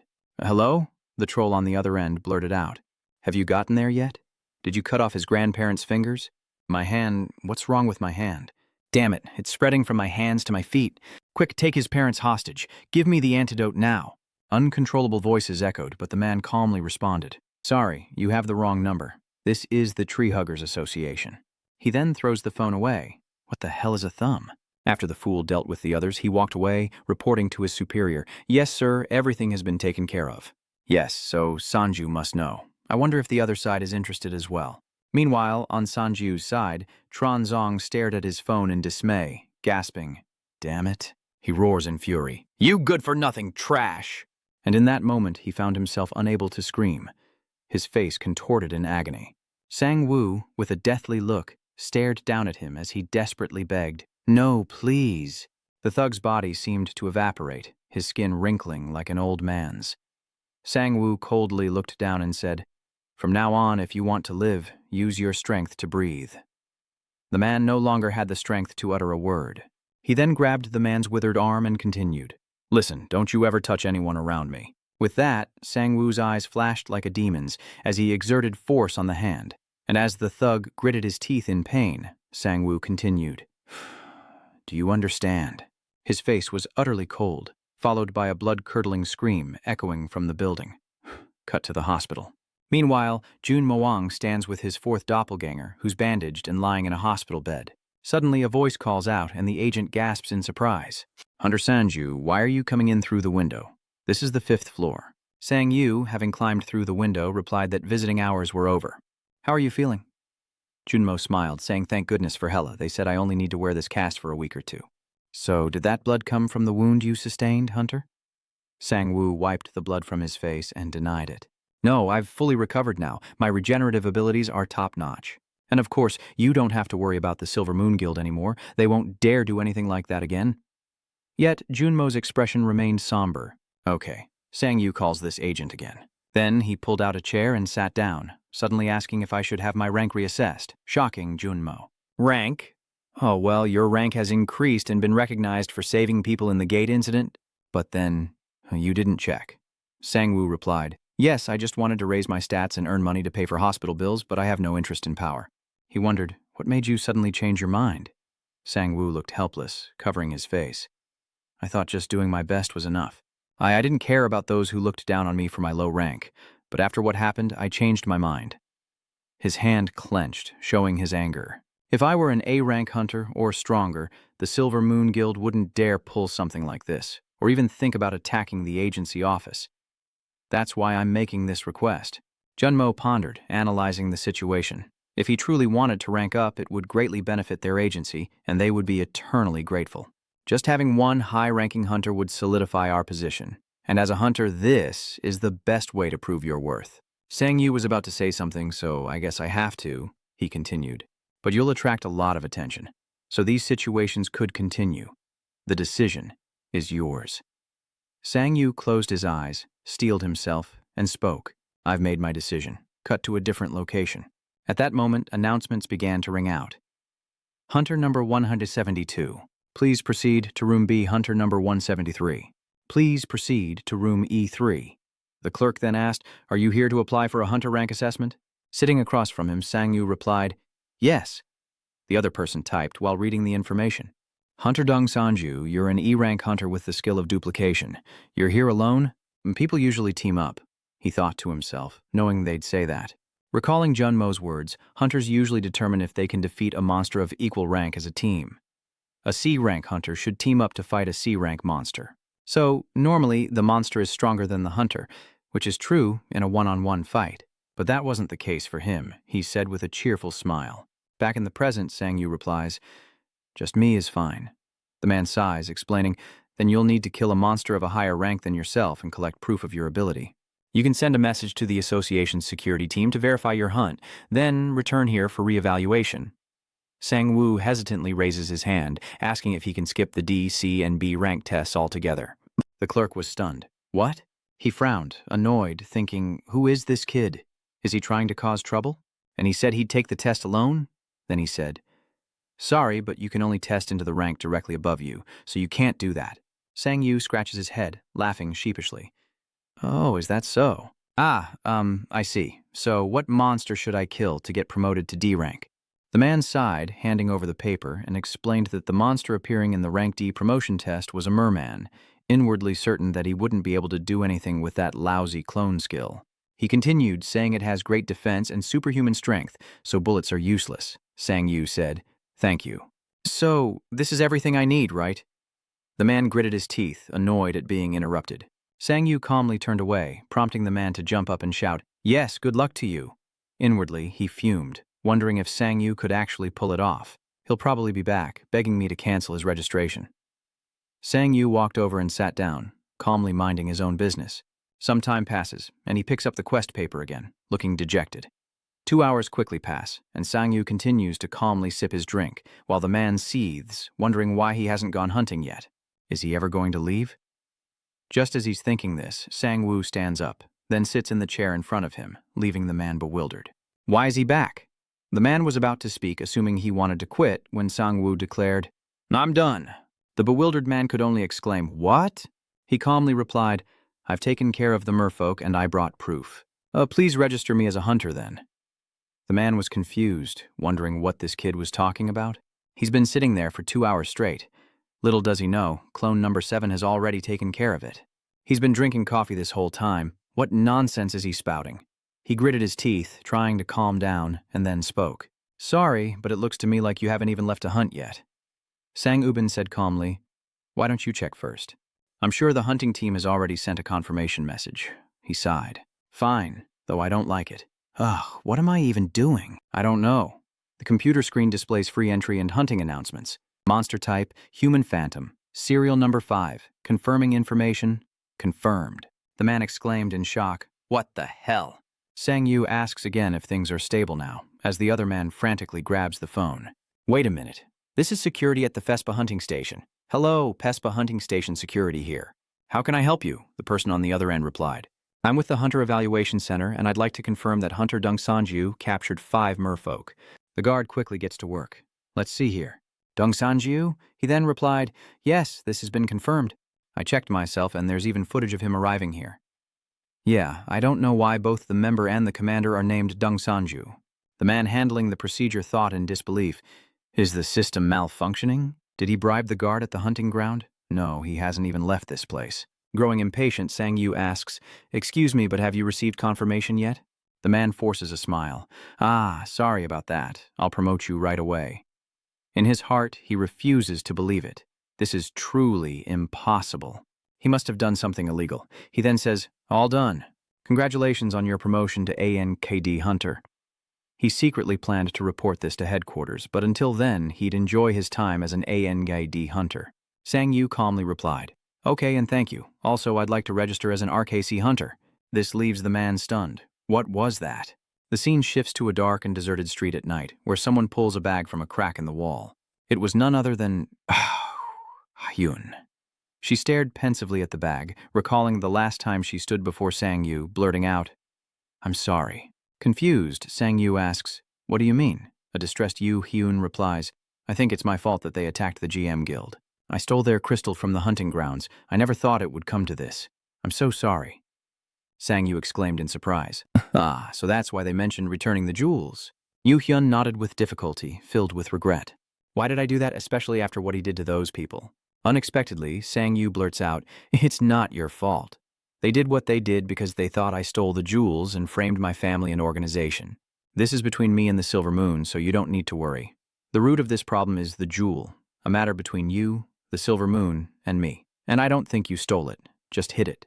I don't know what the Silver Moon Society and Hasung did to you, and I won't trivialize your problems, so you don't need to apologize." Back in the present, Yu Hyun carries his bag and reassures himself, "Okay, this is between me and them." She then ran as fast as she could down the deserted road, while elsewhere, countless people stared in astonishment in one direction. "What the hell? Did you see that? Film it, man. This is insane."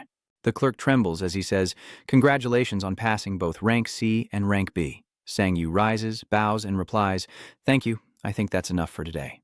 With that, he nonchalantly turned and left, leaving the man sweating bullets. The clerk beside him exclaimed, "Wow, he actually did it." The man quickly turned and asked, "What, you know that guy?" He casually replied, "Of course I know him. He applied for a duplicate permit to enter the hunting grounds."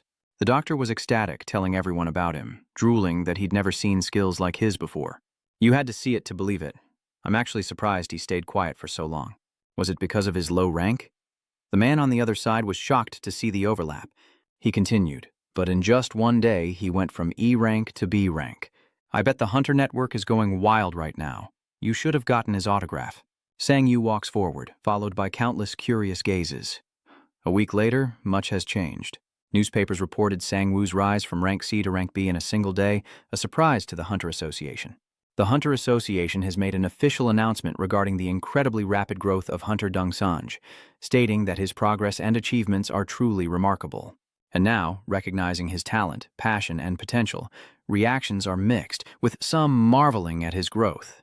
Others admire his potential and welcome it, but some worry that his growth rate is too abnormal. Therefore, they suggested a need for strict management and control. The Coos Guild's raid team has returned to Park Y. We are truly overjoyed to have our guild members back, as they are key individuals to both the team and the community as a whole. We are grateful for what our guild members have done, and their return symbolizes our own. The fastest promotion of all time, a mysterious rookie has arrived. Dongsanju is a mysterious rookie whose skills have exceeded all expectations, drawing global attention. His cloning ability is unique in the world, possessed by only one person on the planet, and his skills are truly remarkable compared to everyone else. By creating and controlling clones, he's gaining worldwide attention, exceeding all expectations. Who is Dongsanju? An interview with the GM Association reporter. Hello everyone, today we'll be uncovering some interesting information about the rookie hunter. Dongsanju is pleased to meet you. The GM organization staff is also pleased to meet you. Recently, rookie hunter Sung Sanju has become incredibly famous. What do you think about this? As JM staff, we're incredibly grateful for this opportunity. I believe we can learn a lot and showcase the talents of rookie hunter Sung Sanju. I heard reports of a rookie hunter reaching B rank in just one day. Please draw up a plan for this. If you need help from outside the group, contact management or support. Guild members should always maintain a positive attitude. We shouldn't lose hope, even in danger, but support and uplift each other. Silver Moon is on the verge of collapse, rumored to have fought a mysterious guild. Silver Moon had gathered many players and grown for some time, but recently, due to conflict with a mysterious guild, they are in danger of disbanding. The hunter community online is equally excited. Isn't that Yong Sanju? He joined an organization on the verge of collapse. Ha ha ha. I'm pretty sure they're going to grow from here on out. They got him when he was still with the RKF. I'm sure Ha Sung won't let this slide. It's still a Bran, after all. He wouldn't have gotten this far. What's your rank anyway? Aren't clones just illusions? I've seen people use them before. Just read to the end, will you? He's famous because his clones aren't just illusions. I heard he can hunt in all 3 areas at once. Who wants to be carried by his clone? Oh, ha ha ha ha ha ha ha. I don't get it. So what's the difference? Don't overreact. I'm going to tell you all the story I saw. So how many clones? Wouldn't the ability to have clones be too overpowered and game-breaking? And with a new balance of 542, 366, 200, after Sang-woo received 5 billion from the transfer, he exclaimed in disbelief, "Wait, how many zeros are there? 1, 2, 3. Then a deafening scream erupts over the 5 billion. Ji, who is on the phone with Sang-yu, laughs and says, "That's just the payment for completing the mission." He was still in disbelief on the other end of the line, saying, "This is too much." GTE explains, "I used the word grace, but rescuing Squad 1 is a job after all." "Looks like Agent Kang Jun-mo hasn't told you about this, huh?" Sang-woo replied. "He said there was a contract, but I didn't think it would be this much. He reassured me not to worry and just take it. Without you, no one would have taken the job. Feel free to visit our gang anytime." "The first squad would love to meet you," Sang-yu replies. "If so, I'll stop by sometime." The call ends, and Sang-woo, unable to contain his joy, collapses to his knees, weeping. What just happened? I won't have to worry about hospital bills anymore. Even though I could still cover the mana-intensive treatment with the money I've earned. With this, I can ask him for a favor. A Class S healer's blessing. Just you wait, his eyes are full of determination. When I see you, I'll get on my knees and beg like a madman. Sang-woo imagines himself weeping, kneeling, and begging for her life, while elsewhere, someone flies into a rage. Damn that moron Kangtron, and I thought he'd be useful since the Ha Sung gang sent him. This is Yang Duan, head of the Silver Moon gang. What good are Zolo's gems now? No one works for us anymore, and if the Nux Guild is involved, this is far too dangerous. I need to destroy the evidence at least. Just as he's losing it, Yang Duan is called. "I heard you stole from our vault." Miho appears, cold and powerful. Yangi Cheon gritted his teeth. Han Mi-ho, I think there's been a misunderstanding. Let's talk. Then, suddenly equipping bare hands, he turned to punch Mi-ho, yelling as he did, Die. Mi-ho coldly unleashed a strike and blood splattered instantly through the air. With a sharp gaze, Mi-ho declares, Don't open your mouth. I have no intention of talking with you. The scene shifts back to the Sinus Guild's headquarters tower. Junmo, still bandaging his hand, enters. I'm here, sir. The other person replied, Ah, you reek of sweat. How's your arm? He asked, and Junmo replied, The doctor said I shouldn't move much for a while, but I heard you protected Sung Sanju's family. I can't thank you enough. Gonti was puzzled. It's nothing. By the way, you said the people who ambushed you were from the Silver Moon Guild, Junmo? Yes, and I don't think that's all there is to it. Do you know the hunter Kang Tae-hyun? He affirmed that he did. He's the main culprit in this case, isn't he? He's also the vice chairman of the Silver Moon Guild, and I heard Dung Sanju put him in a state from which he can never recover, Junmo exclaimed. Yes, the hunter Kang Chon-sung. He was actually one of the hunters I managed while working for the Hexung Guild, W said in shock. You mean Kang Chun-sung was part of the Haesung Guild? Junmo confirms the connection between Haesung and Silver Moon is clear. Guy asks, Do you think the Haesung Guild is involved this time? But to prove that... Just then, Mi-ho appears, serious. Those Silver Moon bastards manufactured crystal stones and offered to sell them to the Haesung Guild, and they weren't even real crystal stones. Wait asked in surprise, It seems you've paid Silver Moon a visit? Mi-ho hands over a list confirming Gunti's suspicions. It's Yan Jilan, that bastard. Then she suddenly turns and gives Junmo a bright smile. It's a pleasure to meet you, Agent Junmo. I've heard so much about you. Junmo forces a smile and replies, It's a pleasure to meet you, Director Han Mi-ho. So, you've already infiltrated the Silver Moon Guild? She reassured him, Don't worry, Yang Jong is still alive. I'll hand him over to you soon. After reading the information, Gante looked up, puzzled. DEB? What's that? Mi-ho replies, A body enhancement drug. I knew something was fishy. There's no way a B-class guild like Silver Moon could create magic crystals without help. The Haesung Guild is deeply involved, which means this is incredibly dangerous. Hunter activity was only legalized after the Great Flood ended. Soldiers controlled hunting zones, taxes were levied on hunting income, and things like purchasing monster drops were legalized, stabilizing the hunter profession. But not everyone agreed, with some hunters resisting registration and hunting restrictions. They splintered off, forming their own society. And so unlicensed hunters used illegal weapons and information to protect their income. Just then, someone was cleaning in the shop when a voice called out, Uyan, sir. At that moment, Yu-yun entered with a bag and a delighted expression, saying, Here are your crystals. The man frantically refused. I told you I don't need it! Ui-hyun then said that they were indeed at Seondong Station. Was there anyone who could deal with these crystals right now? Someone who can buy it at a higher price? The man muttered helplessly. Sorry, Yu-yan, did I confuse you? Someone else then spoke up. Are you Kim Wyon? You should come with us. It was the group in white masks, and all Wei-hyun could see were their eyes, filled with panic. You are dragged away as the guilty-looking man says. I'm truly sorry. I had no other choice. They threatened my family's lives. Just then, someone else appeared. How noisy, this man's arrogant, challenging the masked group with a lift of his chin.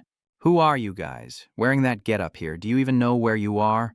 The masked man warned him to back off, but the man only escalated things, retorting, I don't know who you think you are, but if we bury you here, before being punched in the face. The man fell hard to the floor as the masked figure waved his hand dismissively, grumbling about the trouble. He then turned to leave, but Sang-yu appeared and delivered a powerful kick. He calmly stated, See, I told you. Recalling the previous night, he told Yu-hyun, I don't know what Silver Moon and Hai-chung did to you, but I'm not going to judge you. You don't need to apologize, and since I'm part of the GM organization, I'll help you with this. She gasped in astonishment.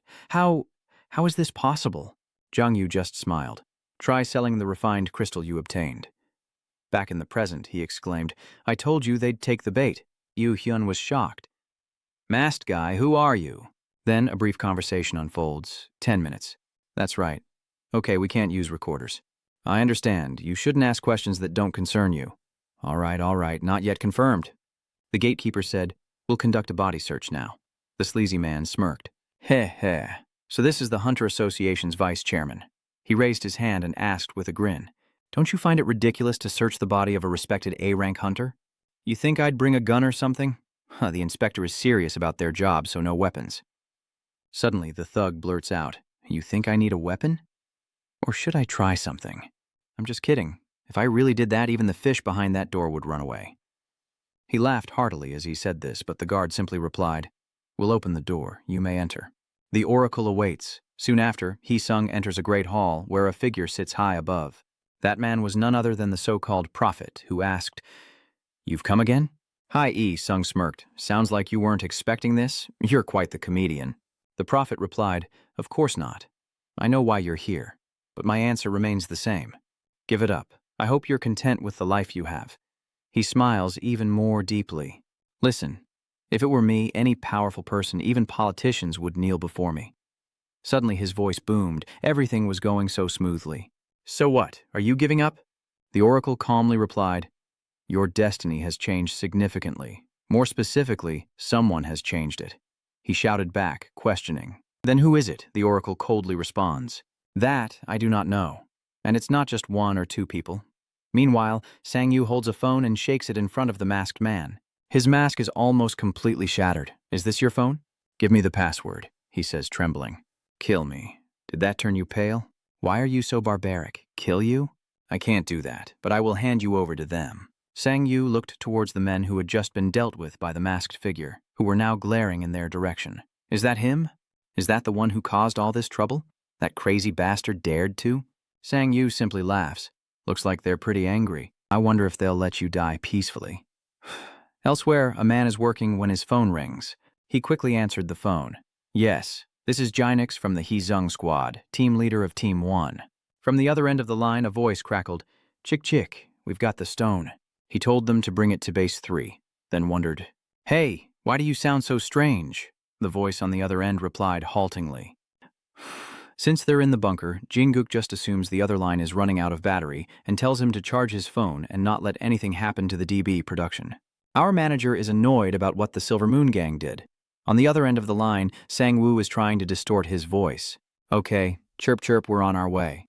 Jin-guk complies as Yoo-hun watches, his face contorting in shock at Jin-guk's actions. Sang-woo smiled, held out his phone to the masked man and said, "Thanks, we'll pay you back for the stones. Take it. But in exchange, tell me the location of the factory, okay?"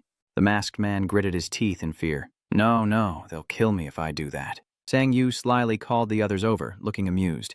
He says, "No, guys." The two men quickly grabbed their knives, ready to act.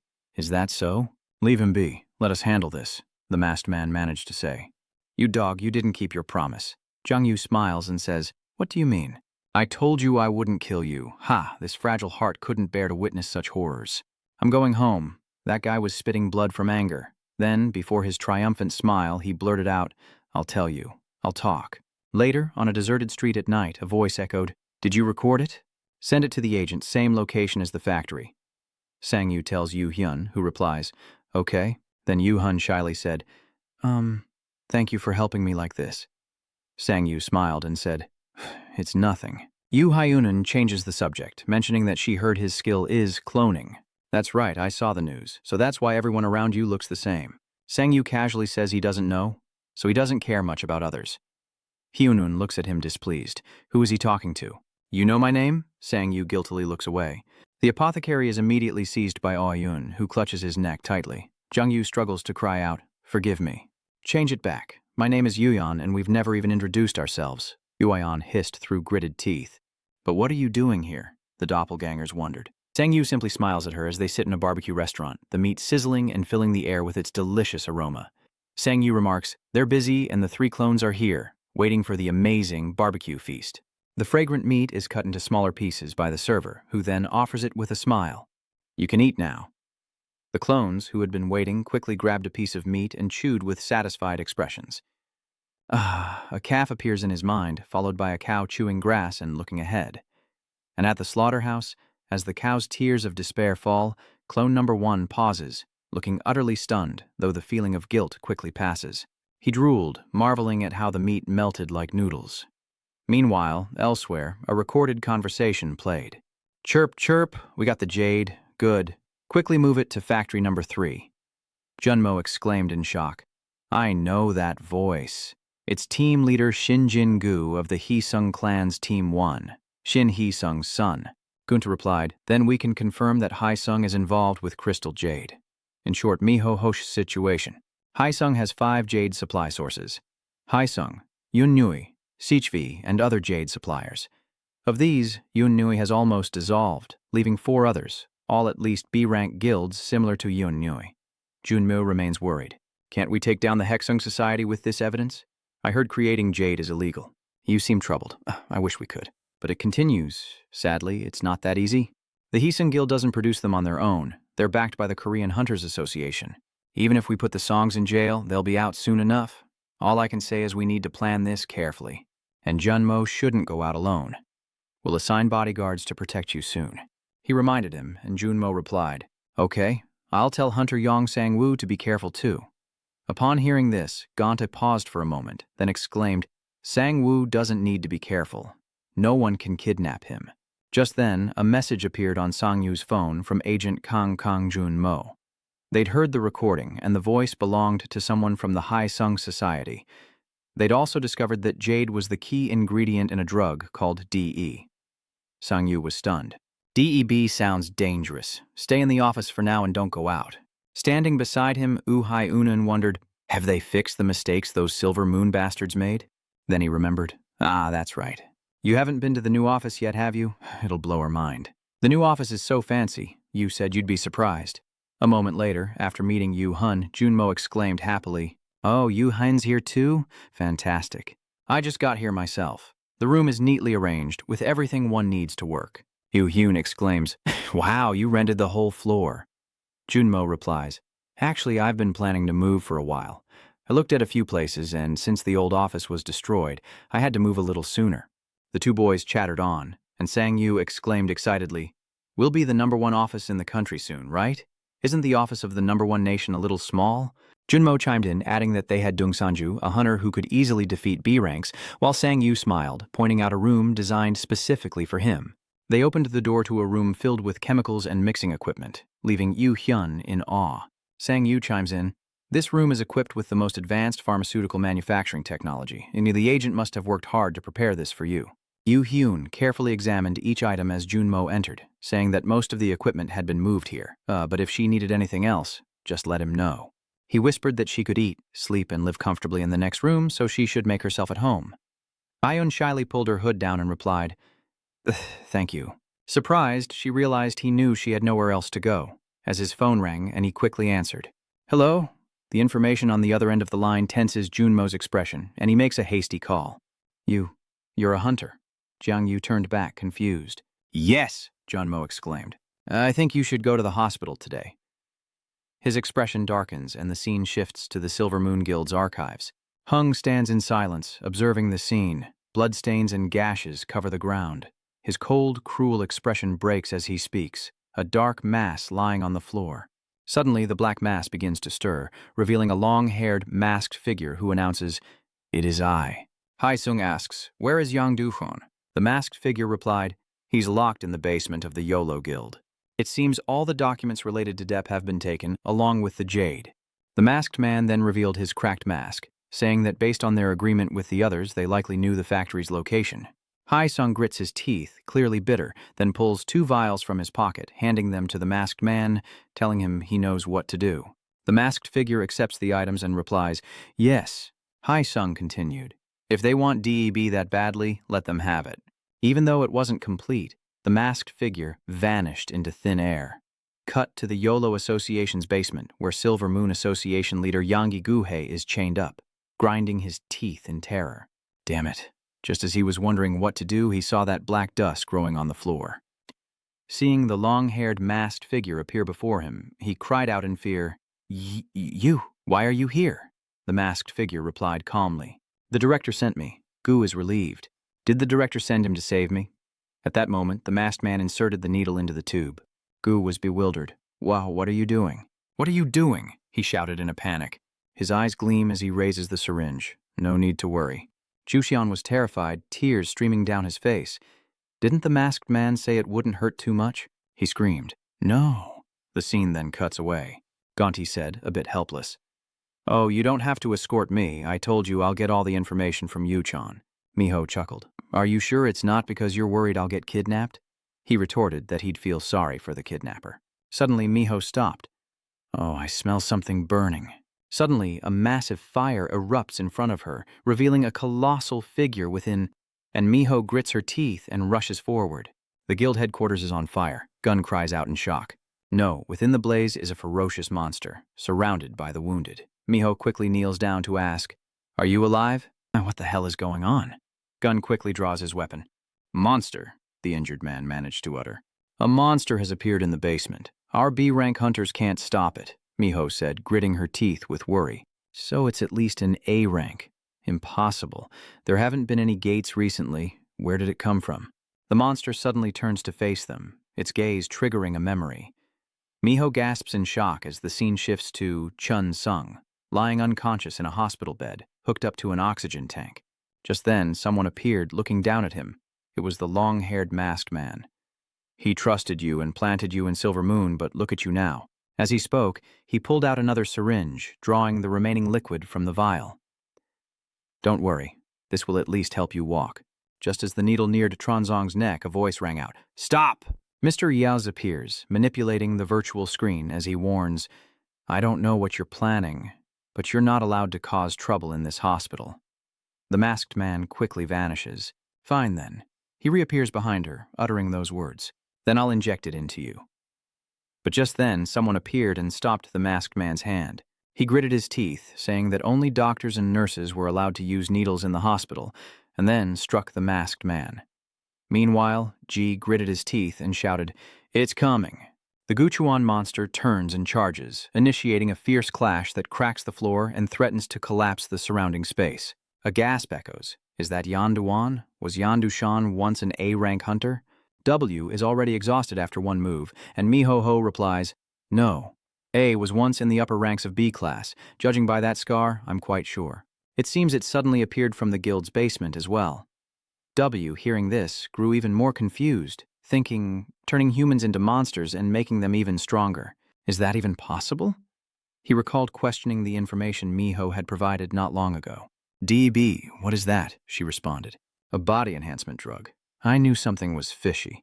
There's no way a B-rank guild like Silver Moon could create gemstones without someone backing them.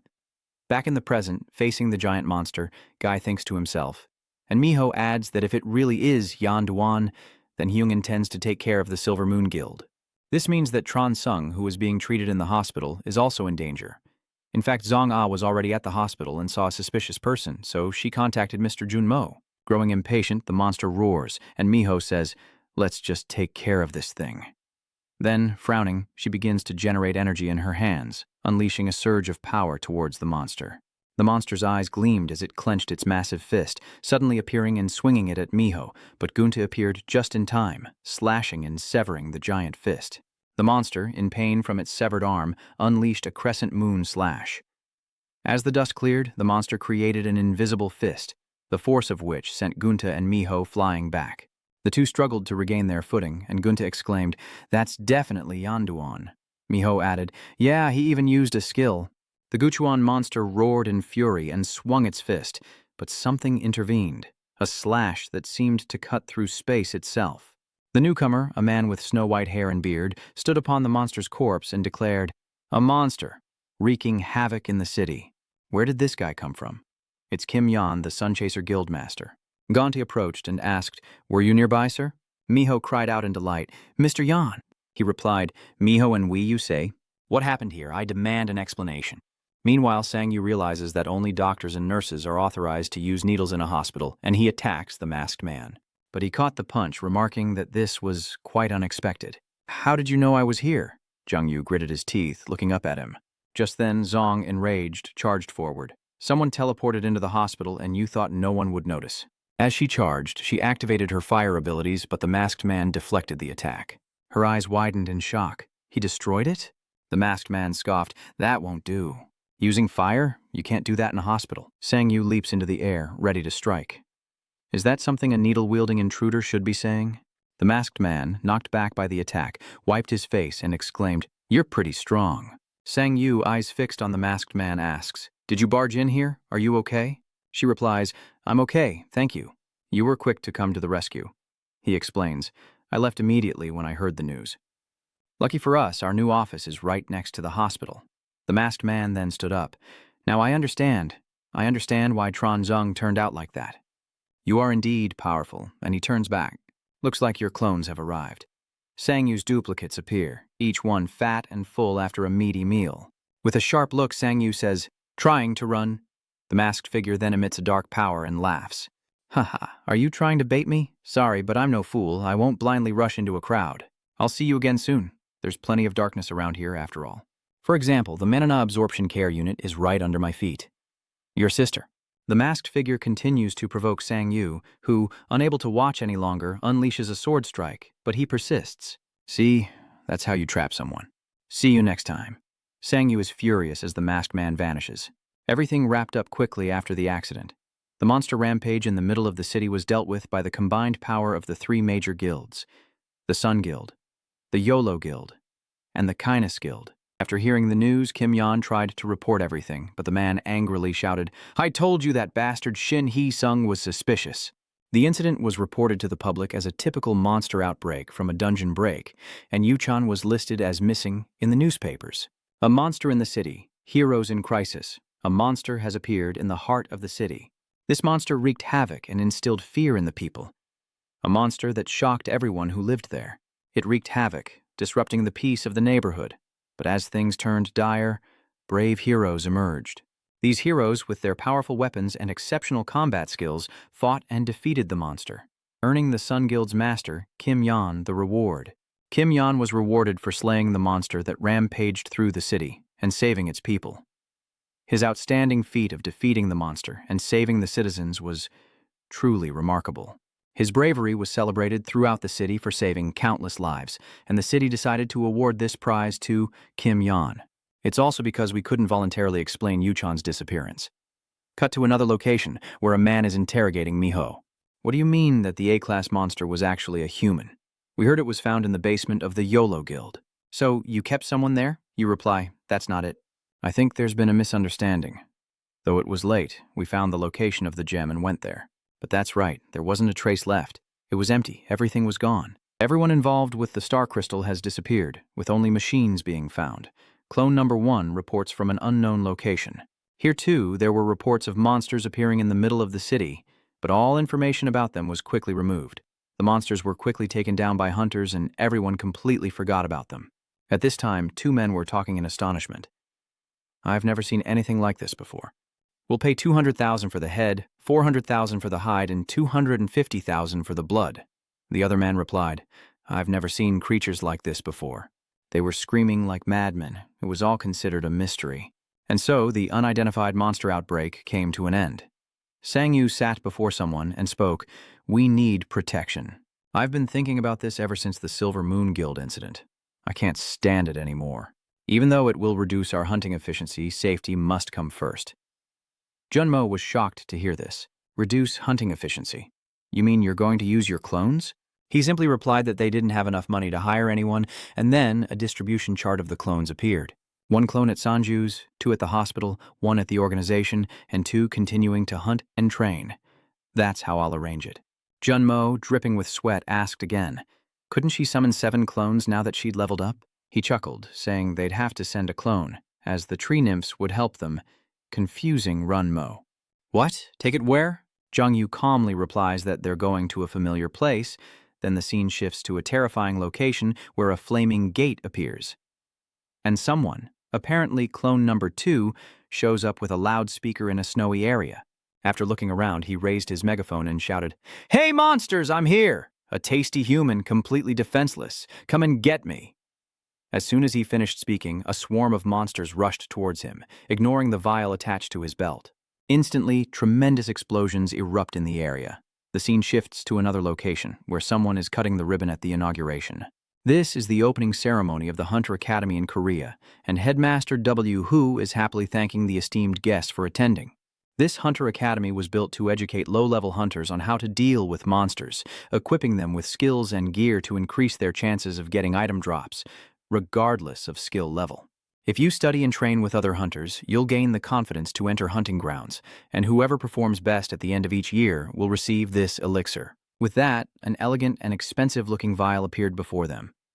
Cut to the JM facility, where someone in the gym effortlessly lifts a 250 kg weight. Sang-yu sighs during his workout. Nothing here is over a ton.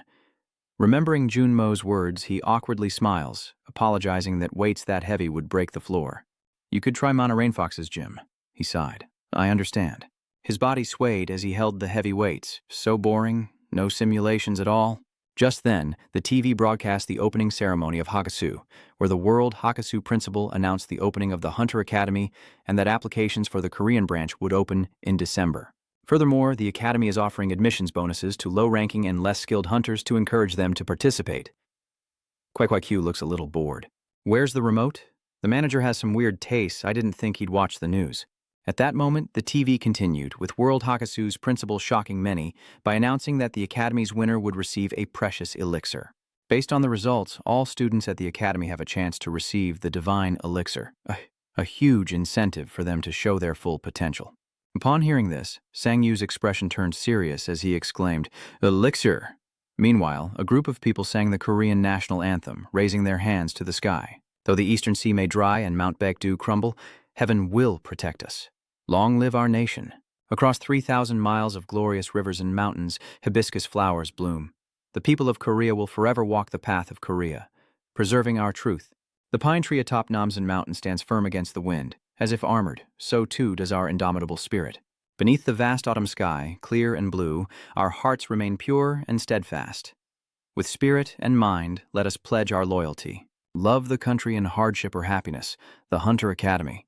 This must be the Hunter Academy's PV video. Sang-yu watched it and immediately asked, "Is it true? The Academy's using divine elixirs?" With a surprised look, Runmo replied, and I, equally surprised, went to investigate. And yes, they're offering a divine elixir as a prize for a competition between students around the world. He wonders, I heard it from the branch, so does the Academy have branches all over the world? And the prize is a divine elixir. How could just one student do this? Junmo added, it's not just the Academy. It was founded by the Enlightenment Organization, led by Jumper. It's one of the biggest corporations out there, Sang-yu said, looking puzzled. Why would one of the world's largest corporations do that? That's not like you, Junmo. It all started with their goal of bridging the gap between low and high-ranking hunters. They're trying to reduce casualties during disasters by improving the average hunter's ability to deal with monsters. It's not just the strong hunters. We'll grow together. The lower the hunters rank, the fewer good skills they possess. Sang-yu pondered this. I think I heard about that on the news, but I'm currently rank B. If I'd known this, I would have ranked up later, he affirmed. Wee Hyun couldn't help but laugh, while Sang-woo froze, trying to recover. Of course, your current rank is too high, but it'll be fine. You can meet other preferential conditions. Have you ever bragged about your useless skills? Hearing this, Yoo Hyun couldn't help but burst out laughing, while Sang-yu froze, his face falling as he tried to recover. What do you mean? I have more than... Let me list them for you. Heavy Strike, Sharpshooting, and Magic Bullet are all rank F. Just basic skills. Rankers usually have 20. By the time you join ANKB, you should have an average of 70 skills, meaning your current skill set is your advantage upon enrollment. Hey there, Hunter, Runmo said with a cheerful laugh. Sang-yu cuts him off. Stop. Okay, but he continued. And because he's a foreigner, Sang-woo is devastated, tears streaming down his face. Runmo continues, explaining that the donation-based admission system might even apply to him. Hearing this, he was puzzled. A donation-based admission system, he asked, do you still have the Kier's reward? Meanwhile, at the Korean branch of the Hunter Academy, things seem to be bustling. Welcome. Ha ha ha. Hak cheers with joy. It's an honor to meet such a celebrity, the headmaster of World Hasu Academy. Sang-yu gives a strained smile. What do you mean? A celebrity? I should be thanking you for accepting me. Meanwhile, the man clapped and laughed heartily. Ha ha ha. So modest. Why so modest when you spent 2.5 billion for the sake of the students here? Sang-yu replied with an indifferent smile. I'm also happy to help the school achieve some admirable goals. He was inwardly astonished, thinking, paying to get in. What a strange system. I thought that could only happen because this academy is similar to other universities, but it doesn't receive the same treatment as a national university. Thanks to the manager's negotiation skills, the price was settled at 2.5 billion. But even if it were 5 or 10 billion, anyone would pay it to get their hands on the elixir. Furthermore, according to the enhancement policy for low-ranked awakeners, the average rank of students here ranges from F to E, with D being the highest. At that moment, some people noticed him. Isn't that Dong Sang-woo, the guy with the split personality skill? But he remained frozen, thinking there wasn't anyone he could consider a rival here, and even if he was an easy target in class, he still had to complete the end-of-year exam. Suddenly, an announcement rang out, startling Sang-woo. Our academy is honored to welcome 2 ANKB students from the first year. He turns to Hakasu, who says he's still excited. Ah, John Sang-yu probably doesn't know, but there's another NKB hunter who got here through donations, just like him. I can't say who, but that hunter is just as famous as you. So, I have a rival? Just then, a young man on stage excitedly shouted, "Nice to meet you all! I'm Professor Kang-hook, and I'll be teaching you the fundamentals of magic. You'd all probably curse me if I taught on the first day, right? So I'll just announce the schedule and we'll start next week." Sang-yu sat with his head in his hands, thinking, I liked it because there were no rivals, but now there's someone else like me. Who is that? Coming here won't do a high-rank ran hunter any good. And it's RKB, no less, whatever. I'm not really interested in the hunter industry anyway. What does it matter when I take first place? Who's going to say anything? With that, Professor Hayuko cheerfully waved goodbye to his students, materials in hand. That's all for today. See you all next week. A girl with orange hair shouted a reminder. There's a freshman party tonight at Gojiang Bar near the intersection in front of the academy at 8 Tiaoyu. As Sang-woo gets up, he thinks, this orientation party is more like a university gathering. I'd rather go train.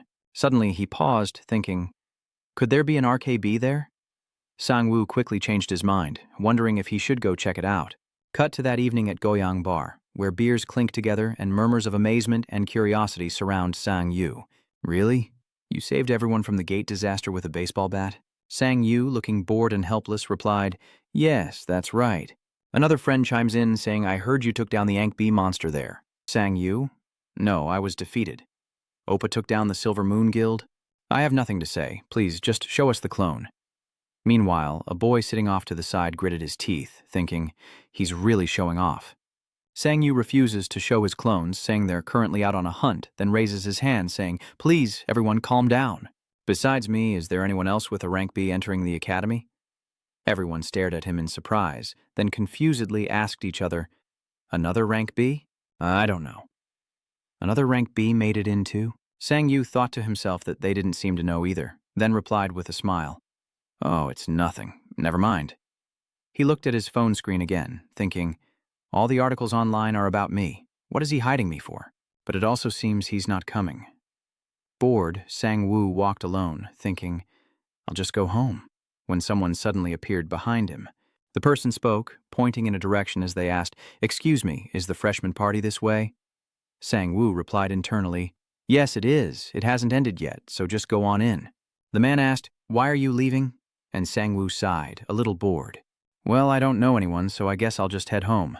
Suddenly, his eyes widened in shock. Wait, that voice. He was taking off his hat as he asked with a smile, do you want to grab a drink with me? A head of hair as blue as the night sky appeared before Sang-yu. His eyes widened as he removed his hat, revealing the beautiful Hyeon. You know me, don't you, Professor? She continued. Sanju was stunned to realize the girl he bumped into was Hei Ion. Hi, Ion, why do you ask? She replied innocently. What do you mean? I'm a student here too. Sanju breaks out in a cold sweat, wondering if she failed the prestigious Gyeongguk Academy entrance exam. With that, Hyeon changed the subject, saying it was cold. I want something to drink while we talk. Sanju paused, staring at her, before the scene shifted to a cozy bar. The bartender brings over a cocktail, politely saying it's hers, and Hai's eyes widen in amazement. How lovely, Sanju remarked, beginning his lecture. I just graduated. Don't invite my professor for a drink. What do you mean? She retorted. You should be the one making him buy you drinks for graduating, Sanju suddenly said slowly, leaving Ion speechless. So how did the entrance exam go? Did you fail? Of course I got in, Ion happily replies. You really know how to teach me, he continued to wonder. Then why did you come to this academy? Or Ion reminds him, you told me your dream was to be a hunter. She confided that she only went to university because her family wanted her to, so she decided to become a hunter right after graduation leave. But then the Hunter Academy was established, and I convinced my parents to let me freely do what I wanted since I was going to the university they wanted. Sanju was curious. So what did they say? Hoi signals the bartender for another drink as she answers. Oh, they said it was dangerous and other things. But after a few days of arguing, they finally agreed. She said, then asked pointedly, It's your turn, teacher. Sanju panics. Please don't call me that.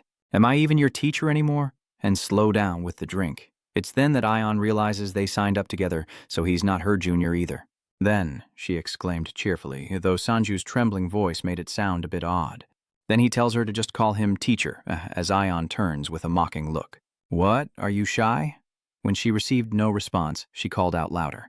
Oppa, look over here, Sanju Oppa. He orders her to stop. She laughed with glee. Stop what now? Oh, Hyan seems to be drunk. She sways her glass and calls out. So, where were we? Right, you couldn't reach me because your phone was broken. Though barely able to sit up, she kept ordering more drinks, which annoyed Sanju. Enough already, kid. She looks up and asks. What? She then turns away, eyes wide. Sanji wondered, doesn't she know her limits? Just then, Ion suddenly jumped up and snatched his phone. That's right, Sanju shouted, startled. My phone. With a swift move, she's got his number. She stares blankly at the screen, then smiles with delight. I have your number now. Hyan's eyes closed. Now you have no excuse not to contact me. With that, she drifted off to sleep, leaving Sanju in stunned silence. Pay for me. The streets are already lit up. A silent stillness blankets everything, as Hei slowly opens her eyes. Realizing she was on Sanju's back, she froze for a moment, wondering, wait, is he carrying me? Did I fall asleep? Where are we going? His place. Sanju, sensing she was awake, spoke to Han. You're awake? Ion asked, scratching his face with an awkward smile. He glanced up and replied, Did you doze off? Yes, right there at the bar. Since you're awake, walk yourself home. Hearing this, she flinched, then grabbed his shoulders and cried, I'm too dizzy to walk. Sanji relents. Whatever you want. Hei Ion's eyes darken as she grips his shoulders and softly calls him Sanji Appa. Hei Ion wondered, why didn't you contact me for 6 months? Even with a broken phone, you could have found a way. You know, I was actually planning to punch you in the face when we met. I was so annoyed that you didn't even send a single message, Hei Ion whispered into Sanju's ear. But when I saw you, I just couldn't do it. Today was really fun. Don't you think so? If we hadn't met like this, were you never going to contact me? Sanju looks down. She has something she needs to do. She continued. That's why I enrolled in the academy. Sanju walked away, saying, Am I happy today? Actually, yes, it's the happiest day I've had in the last 6 months, but I'm so lazy, I'm afraid I'll lose all my resolve if I go back to how things were. He was heartbroken as he thought of his sister lying in her hospital bed, fearing he would repeat his past mistakes and be filled with regret once more. Upon hearing the news, Sanju wept and regretted his actions deeply. After walking a short distance, he gently bent down to put Hyan down, saying, People rarely change. So, I cut off all my previous relationships, but I still want you to know that all relationships are precious to me. Sweaty and out of breath, Hyan took the hat from Sanju, thinking, So we're going home, but I don't understand. After putting it on, she clearly said that she would let it go this time, muttering as she walked. You said everything was precious, right? Don't. Sanju replied, warning him not to do that again. She turned and grinned in agreement as the scene shifted to a gloomy office. Hae-young sits in his chair, gazing out the window, lost in thought. Hae-dong thinks about the sensational articles about Sanju rising from E rank to B rank, the first hunter to jump 3 ranks, Dong Sanju, the special hunter who increased his rank 3-fold. Let's uncover his courage, determination, and secrets through his biography, a journey of unexpected growth. Hunter Jong Sanju, a rookie every guild wants. Jong Sanji-ju wasn't famous when he first became a hunter, but now he's making waves with his triple rank up. His combat sense has taken other hunters by surprise. He's a different kind of talent, and that's what makes him special. His growth extends beyond stats. His doppelganger skill has stirred up the hunter world, its authenticity debated. Jong Sanju's rapid growth is undeniable. His learning speed and combat sense have garnered attention from many guilds. He gained a wealth of experience battling diverse monsters in hunting grounds. Adventure is his armor, forging him into a formidable force. But he's not just strong, he's ambitious and unafraid of challenges. He craves recognition from other guilds, and that becomes his driving force. With it, he fears no competition from other hunters. Therefore, he challenged and won battles, his muscles brimming with power from training and passion, his combat skills honed to near perfection. This rookie started at E rank and rose to B, a man who climbed the ranks in no time. The hunter within Sanji-ju began to make a name for himself after saving the Kindness Guild. Just then, his subordinate approached and reported, I'm sorry, Jong Sanji-ju was stronger than I thought. I failed at the hospital. Hae-dong turns and replies, So that guy was Jong Sanju. I should have asked for his autograph back then. Suddenly, a voice echoed from outside, announcing someone's arrival. The man entered, complaining, Why did you turn off the lights? I'm on it, Hae-jung replied. I need to think for a bit, make sure everything's ready. You can start next week, Hae-dong instructed.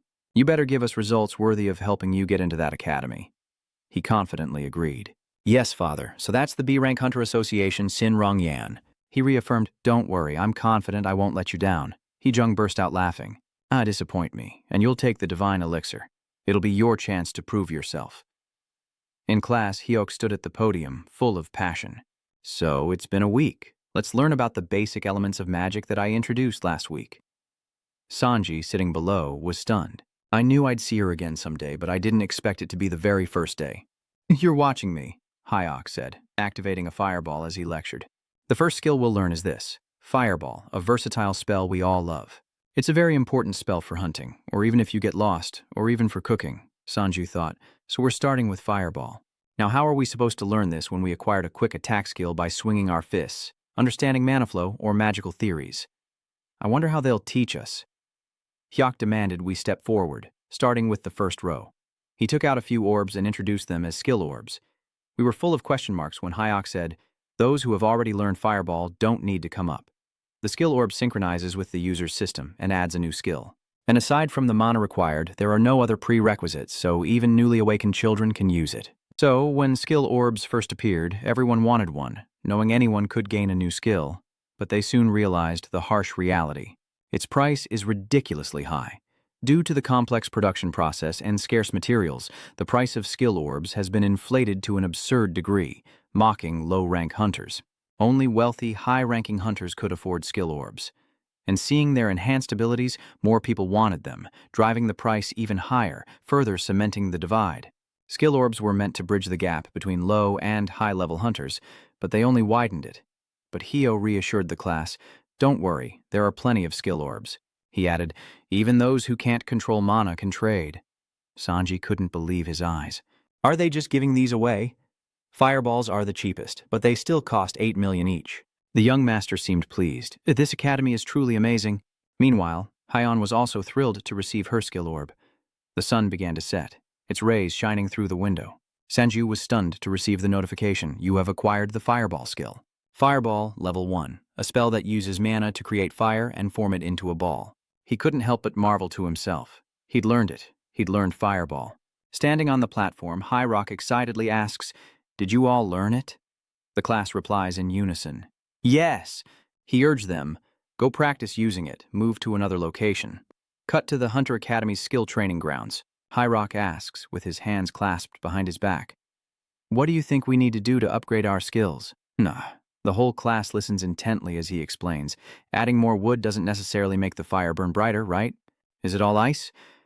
Before, controlling mana to match your characteristics was essential. But when the system appeared, it started automatically controlling our mana. Hyuk activates his Fireball skill as he speaks, and the most important thing now is that the Fireball explodes the moment it touches the ice. And with that, the ice began to melt at an alarming rate, and Hyuk suggested the class begin their training. Looking at the stat window, everyone can see that skills also have their own levels, and the system displays Fireball level 37. The incantation uses mana to create fire, forming a sphere. The more you use it, the higher the level. That's how you level up a skill. Today, we'll try to level up our skills, and those in front will go first.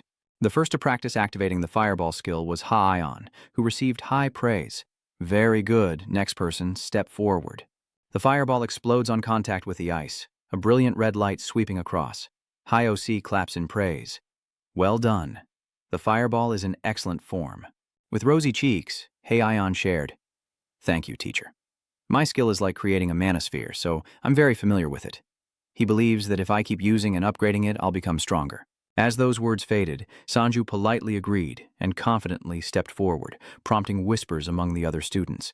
Is he a B rank? Shouldn't his mana be 10 times mine? Hyuk quickly understood their attitude and burst out laughing.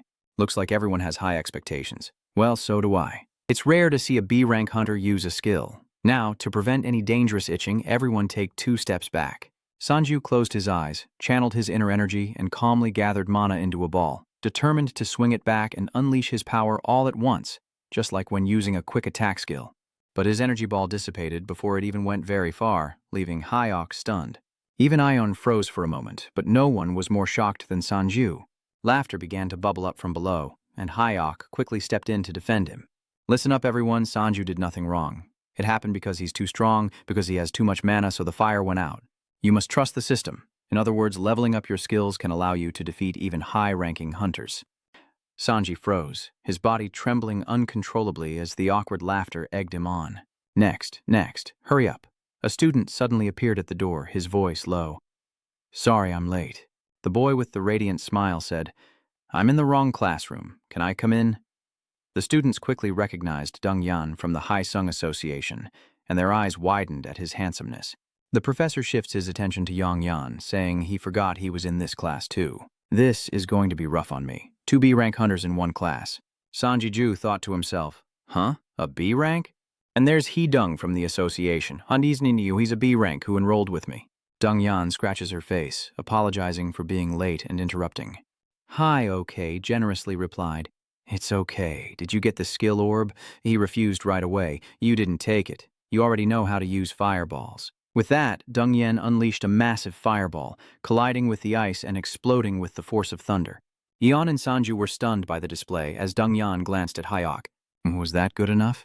Hyok wondered, breaking out in a cold sweat. After snapping out of it, he loudly praised, Excellent. This is the goal you all should strive for. Dong Yan calmly replied, It's nothing. Suddenly, his eyes narrowed slightly. So that's what a B rank should be. Those words hit Sanju like a bucket of ice water, and he felt like he was collapsing. Perfect. That's what you'd expect from a B rank. My fireball is also that skill, he thought to himself. My first lesson was a complete failure, while Rongyan was enthusiastically welcomed by his classmates. Meanwhile, at the cafeteria, Hyeon comforted Sanju, saying it was okay, but Sanju tearfully replied, I'm so useless. Even this bean I'm eating is more useful than me. She's already written him off as someone else entirely, thinking that even with her kindness, many can't create fire like him. The professor also said he needed to practice constantly. Sanju rested his chin on the table, glancing up. How about making cute gestures while giving advice? Just practice hard, or if you want, I can teach you. Sanju jumps up, correcting them repeatedly, saying they just need to use what they have.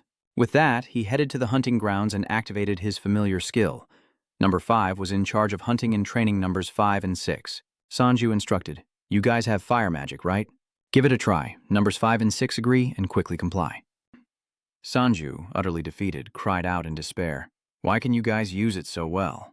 He exhaled, telling himself, No, stay calm. This isn't the time to be jealous. With that thought, Sanju solemnly declares, This is a message to all clones. From now on, use the fireball skill continuously for 24 hours. You don't need to fire it, just use mana. And the 2 of you, use it while hunting. Sanji seethed, recalling the taunts from class. So that's B rank. Guess I don't need to worry anymore. Just wait. Wyon was a little surprised to see clone number 7 activate the fireball skill. Leveling up through continuous use is a very advantageous condition for him.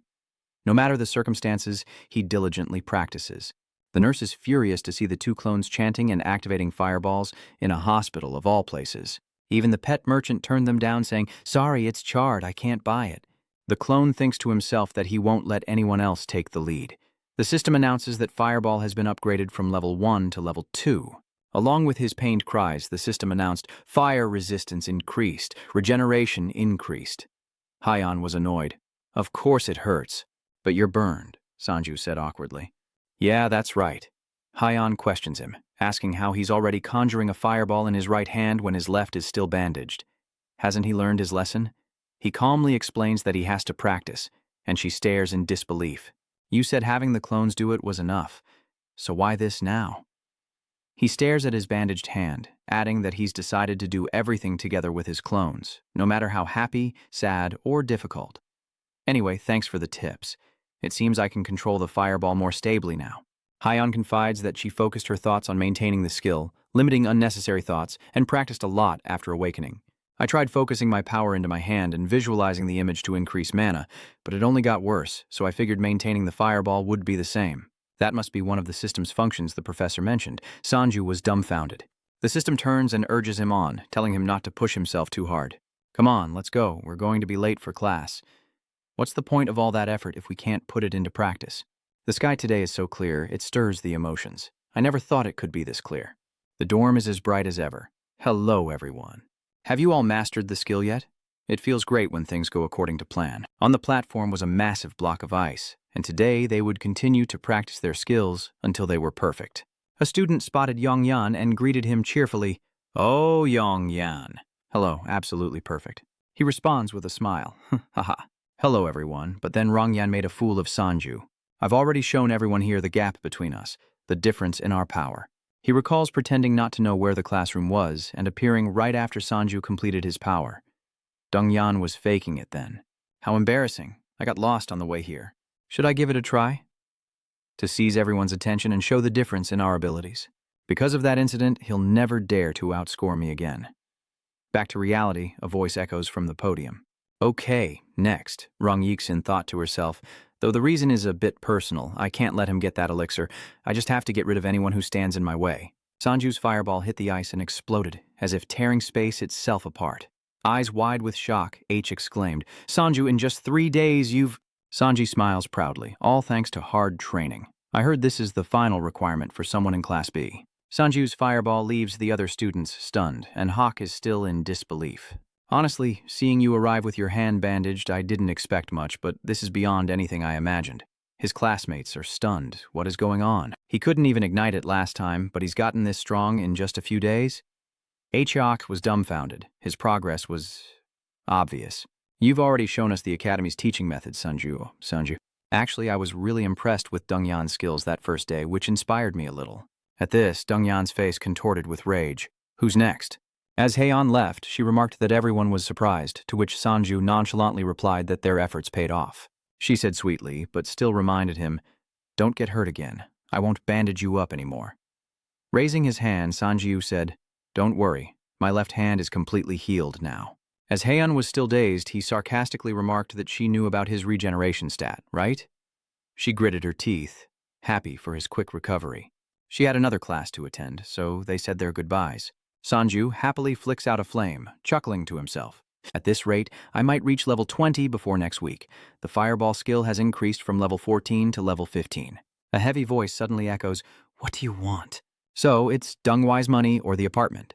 If you want to own any skill, you can. "I'll give you anything, so tell me what you want." Sanju, bewildered, asked again. Mr. Rongyan? What do you mean?" "I didn't think we were close enough to meet in private," Dongyan stated bluntly. "Don't play dumb. What do you want in exchange for that elixir?" "I don't know how you feel, but nothing is more important to me than that elixir." Sanju smiled faintly. "Me neither." You walked right past him, showing no respect. "It really is important to me. So don't waste your time. Even if you gave me 10 apartment buildings, I wouldn't change my mind. You're not the only one who needs the antidote." "You'll regret this," Sanju gestured mockingly. "Watch your mouth. No one who's deliberately crossed me has ever gotten away with it." Rongyan gritted his teeth, his eyes darkening, realizing that he was truly going to ruin his plans. In Sanju's transition to the lab, "I brought more medicine back." Sanji happily accepts it. "Thanks. This is the only drug that can increase my resistance to poison." "My poison resistance has increased from 6.692 to 8.132, Yuyan sighed. "I've been brewing more doses these past few days, so my skill has improved considerably, and the side effects have been reduced." Sanju is shocked. The side effects have been reduced? But that's the most important element in your poison. Yuyan immediately punches him in the face. "What?" She grabs him by the collar, demanding to know if anyone else in the world uses poison like he does. "No one else would use poison to make bombs like you do," Sanju suddenly realized. "Oh, right. Have you heard the news? Is everything all right?" "Nice. The ending wasn't so smooth, though. So I did have a chance to kick their asses." Yuyan calmly sat down. "Well, I've done my part, and there's nothing more I can do. Perhaps another opportunity will arise someday." Sanju's eyes glazed over. He was furious with the Heesungs, but wondered if she had some hidden story with them. He then asked if she knew someone named Shin Dong-yeon. She immediately confirmed, saying he's Shin Hee-sung's second son. Sanju was stunned. His son? But he doesn't look anything like him. No wonder they share the same family name. "Do you have any information about his skills or anything?" Yuyan put on his glasses and calmly replied.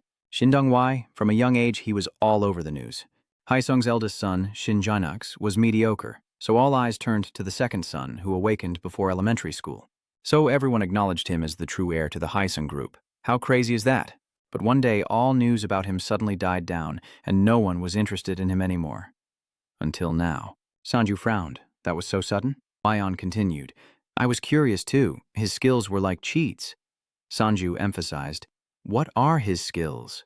She explained it a long time ago, so I'm not sure, but I think it was called Grand Magic, meaning whatever skill he learns, he'll reach the highest level immediately. Sanju stood frozen, recalling Dongyan's powerful presence, and blurted out, "That's just cheating." Wyon hinted, "I'm afraid you shouldn't say things like that." Sanji then realized that must be why his power was so terrifying that day. He stared at the vial, pleading with Rongyan, knowing he needed a plan to face him. Cut to the Misan Zone B hunting grounds, where a hunter expressed his confusion. "What do you mean?" The man facing him signaled for him to be quiet. "I'll give you something you can get without hunting. Keep it down." The two of them hid behind a large tree, cautiously observing. Look, it turns out they were watching Sanju's clone. One of them exclaimed that they were all Dong Sanju's clones, but the other reminded him, what if it was something underground? "It's just a monster they caught." The hunter was momentarily alarmed. "Do you want us to get caught stealing and lose our heads? I heard those clones are heartless robots." The man then cautioned, "I told you to keep it down. I've gathered some intel. Those clones are just a cleanup crew, recovering monsters after an area's been cleared. They passed right by those colors without a second glance, so it's not a crime if we take what they left behind." The hunter bit his lip, swallowing his frustration, and wondered how much that pile was worth. A clone picks up the communicator. "Hello, is the monster retrieval team there? We're in Sector B6, asking you to come clean up the corpses." "What species are they?" He then described them. 10 giant blood-sucking spider queens, 3 legion bosses, and 20 cursed scorpions. "Wait, hold on. We're at Sector B6 and we don't see any monsters." The clone replied, "We'll double-check and get back to you." Back in Jim's room, the phone rang, displaying his wife's number, and Sanju asked in surprise, "Number 5, what is it?" A moment later, his eyes widened in shock. He wondered, the corpses disappeared? "Number 5 suspects someone stole them while we were calling the recovery team. The suspects' footprints are clear as day. Should we catch them?" Sanji, with a sharp gaze, says not to kill them. The hunter, looking at the pile of monster corpses, proudly shouts, "I told you this would work. We're rich." The man beside him was stunned. I didn't think it would actually work." Greed flashes in the hunter's eyes. "If we sell this on the black market, no one will ever trace it back to us." "How much is all of this worth?" Suddenly a phone rings, drawing the hunter's attention. "Hold on, someone's calling me. They're wondering who it is." The hunter smirks. "Who do you think it is?" "It was the one who taught me this method." The person on the other end of the line asked if things were going according to plan. The hunter replies, "Yes, we pulled it off." He bursts into laughter, certain that they're in a panic, and the voice on the other end replies, "Good, keep it up." The person on the other end of the line chuckled, looking at their phone. "I knew I was asking the right person. So that's Deng Yen." He gloats, mocking Yongzhanji Ju, saying he hasn't changed since he was an E-rank hunter. 6 months ago, a video went viral with the sensational title, "Rookie Hunter Appears, Destroyer of One-Horned Rabbits on the Hunt." A new F-rank hunter caught hundreds of single-horned rabbits, a feat difficult even for skilled marksmen, and the Ujang Mountain Hawkeye appeared. Initially, besides the odd title, there was no other information, and in the video, a hunter dressed discreetly wondered what the Ujang Mountain Hawkeye was. But when news of Zhang Sanjiju's clones spread, everyone realized Hawkeye was one of them. But a newly awakened E-rank hunter couldn't possibly have such high-level marksmanship. Messages flooded the Q&A section. Am I the only one who doesn't get it? I knew the clones existed, but how could they be such good shots? I heard he was only an E-rank hunter at the time. Is he the only one like this? He must be rich to buy such a high-end gun. I heard he borrowed a gun from the Hunter Academy's armory. Then, everyone started arguing about how his clones could be such good shots.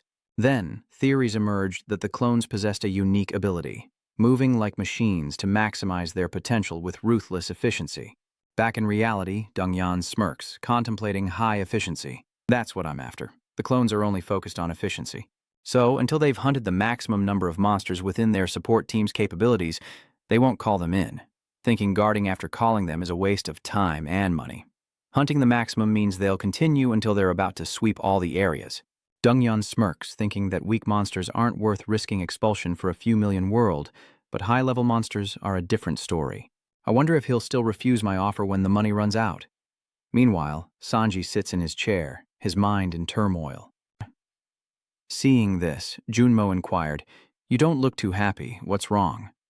He shared with wide eyes, "Someone stole the doppelganger monster I hunted." He exclaimed in shock, "Monster theft? Hasn't this happened before?" Sanju replied, Someone stole some giant rats while we were hunting merfolk, but I thought they just stumbled upon them. This time I'm sure someone planned the theft meticulously.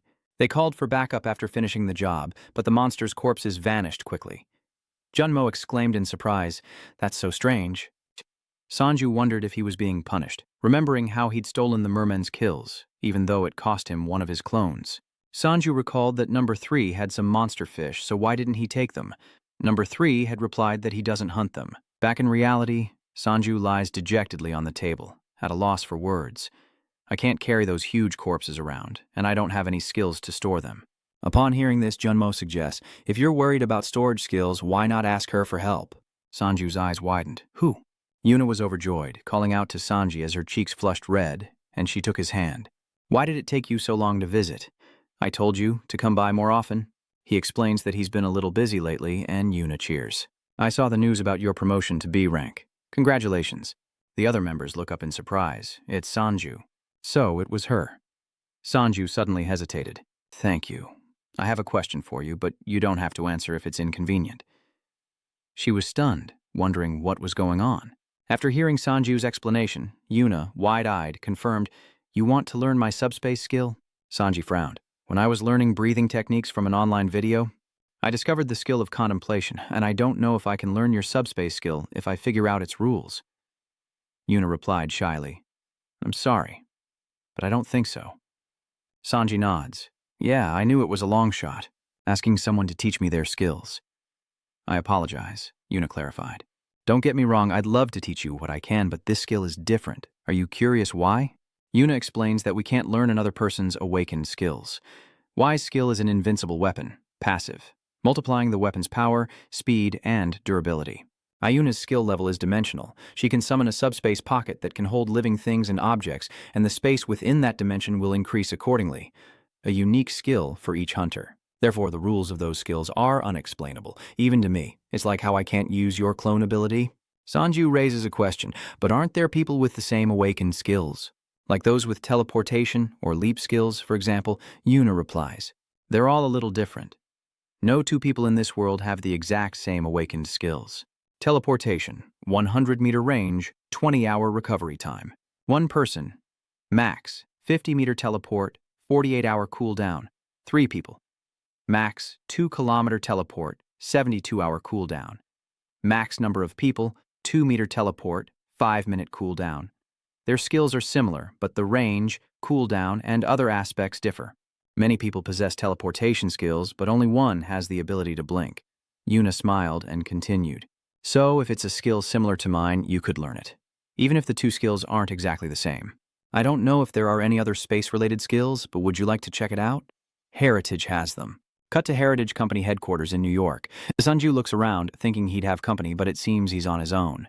He was quickly drawn in by the English conversations. Sanju glued his eyes to his wrist and long-breathed a sigh of relief, thankful for the translation watch. Speaking English without knowing a word. Without this watch, I'd have been kicked out of the airport. Sanju desperately explained, I'm not a bad person. And thanks to the translation mode, the airport staff understood him. Sanju was stunned in the elevator. This must be Heritage's headquarters, where I bought the fusion skill orb. Now that I'm here, I might as well see if they have any other skill orbs. A gentle voice echoes, inviting him in. As he arrived, she introduced herself, mentioning the Kus Association. You must be Sanju? I'm Arya B, CEO of Heritage Arya BC. Sanji awkwardly smiles, thinking, she's gorgeous, so she's the female CEO. Arya warmly says, Welcome to Heritage. I hope you find the orb you're looking for. Cut to the hunting grounds, where Sanju's clone is focused on taking down monsters. He decisively activates the fireball skill. An explosion roars as the fireball hits the monster, and the clone leaps up and launches 4 more fireballs. The fireballs hit the monsters, exploding like meteors, their red light tearing through the darkness. Someone bitterly exclaims, Damn it! So, these were the 2 hunters who stole the monster corpse. One of them wondered how they could use so many fireballs. The other, defeated, suggested, We can't use this one. Let's grab something usable and track them. After they were done, they looked around blankly. Where did all the clones go? It seems they're hunters. Their eyes fell upon 3 hunters sitting beside the charred remains of a monster. The hunter flies into a rage. Who are you, and why did you take them? The boy stammered, asking the man's identity. Who are you? They loudly affirmed, We caught them. The hunter gritted his teeth, cursing under his breath. These bastards. Then he asked, Did you steal the doppelganger monster that Sanju hunted? The boy angrily retorted, Watch your mouth! Do you have any proof? He sighed in dismay.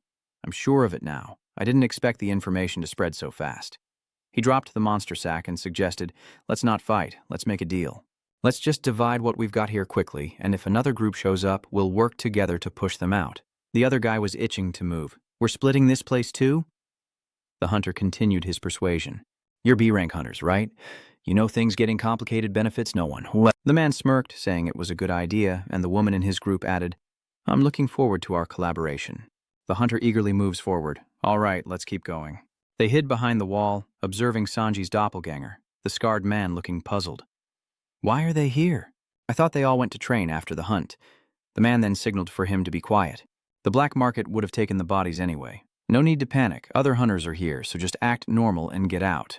As he finished speaking, a dagger flashed past Scarface, embedding itself in the wall. A sight that left the others frozen. Someone measured the shoe sizes.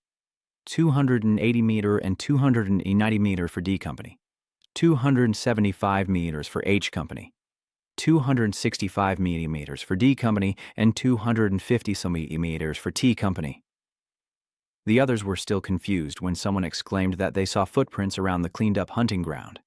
It turned out that Sanji's doppelganger was responsible. We have some questions for you. Would you mind coming with us? The hunter was furious after hearing that. What? He shouted. What are you doing? Did you just throw a knife at us? Are you out of your mind? I'm calling security right now. The pharmacist spoke from the other end of the line. Are you the ones who stole our kill? Obviously, things are about to get complicated, so you should probably call the retrieval team. You must have gone through the black market, right? The hunter hit where it hurt, gritted his teeth. What the hell are you talking about? He roared. Do you have any proof? Uyan lowered her voice. Proof. She then replied, I'm in this black market. Should I take the newly delivered monster corpses and show you if they were caught with your weapons? Hearing this, the hunter's face turned ashen as the doppelganger glared defiantly. Feel free to call security. Now, what are you going to do? With that, they move outside, and this must be the place. The hunter hunched over. What do you want from us? The doppelganger lowered his voice. I'll tell you what my master thinks. When he first became a hunter, he also made mistakes regarding the ownership of others. He understands you completely, and so he says that if you return all the money you made from that theft, he won't press any further charges. The hunter remarks that it's a generous offer, but if they wanted the money back, shouldn't they have called security immediately?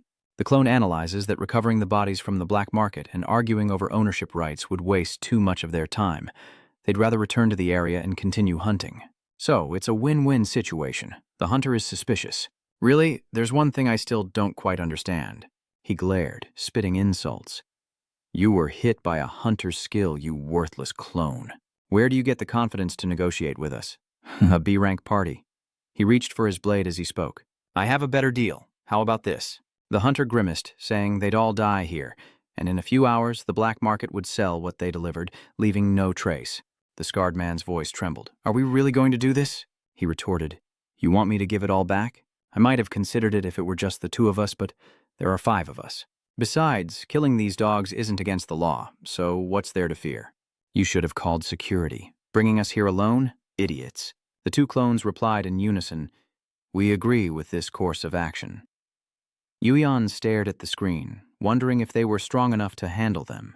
An old man interrupted her thoughts, asking what she was doing there. Looking for ingredients for medicine?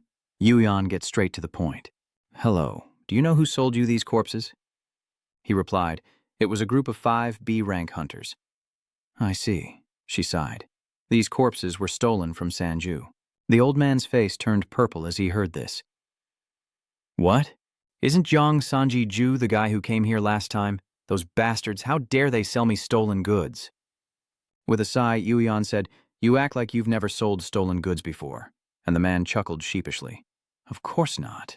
Actually, everything you got was stolen. He said his life was stolen while he was away. He's abroad now, at Heritage Headquarters or something, if I remember correctly. Cut to the Skill Orb Research Facility at Heritage Headquarters, where 2 figures are in conversation. This is where skill orbs are created. Introduce yourself, as 80% of the world's orbs originate here. I heard you learned meditation and mana breathing skills through online courses. Sanju nodded in agreement. She continued, asking if he knew he could learn skills like fireball that way too. Sanju's face went blank, realizing she had a point. Aside from awakening skills, you can learn everything that way, so why do people spend money on these red skill orbs? As if reading his mind, BC knew he was wondering why people bought and used red skill orbs. The reason is that learning new skills is incredibly difficult. From focusing mana to changing its state while trying to ignite it, and constantly transferring mana to keep it from extinguishing.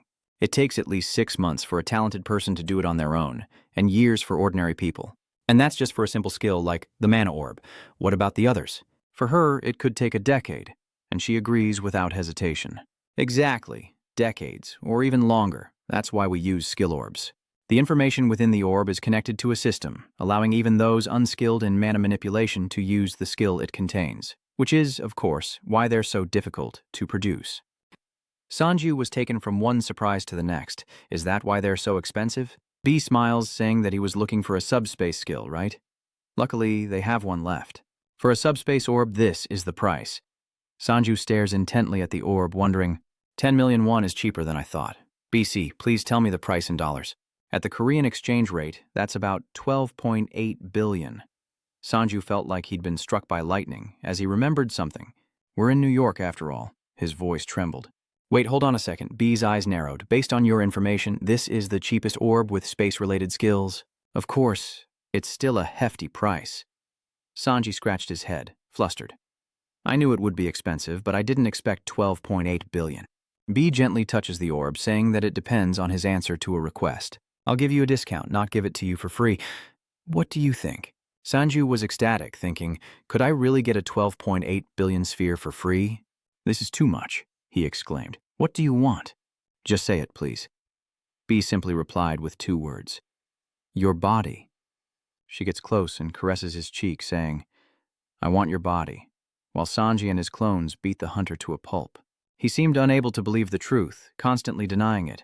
No way, we're both B-rank hunters. How could this be? He clenched his fist and roared, how could this be? With that, he slashed violently, creating a huge streak of light. The girl in his group also fires arrows at the 2 clones, but they quickly deflect them, and he lands on the ground. Her eyes widened in disbelief as she exclaimed that he had deflected her arrow with his dagger.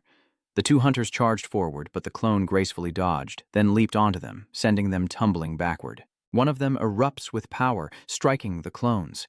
The 2 clones quickly leap away, dodging his attack. One clone throws a dagger backward, hitting the girl's bow, leaving her defenseless. The hunter was stunned by the unbelievable sight as the doppelganger quickly approached him. Knowing he was no match, he raised his hands in surrender. I surrender. The hunter, utterly defeated, collapsed to his knees. This was just absurd. We're supposed to be high-level hunters, he cursed inwardly. These bastards are monsters. The hunter gritted his teeth. We lost. We'll give everything back, so please, let the avatar speak and make the trade immediately. Before he could finish giving the account number, a flash of light cleaved the hunter's head in 2, and a girl, wielding a blade, charged toward them. Then, an earth-shattering explosion sends the hunter flying. She laughs triumphantly, the scam location exposed. In the name of the Comet Society, their crimes will not be forgiven. The sentence is death, declared Lei Iron B, an A-rank hunter and captain of the Comet Society's 2nd Assassin Squad, as he pinned Sanju and continued, I heard you can touch it. He's stunned. I am sorry, why did you suddenly do that? Beaker looks him in the eye and clarifies, I meant your clone.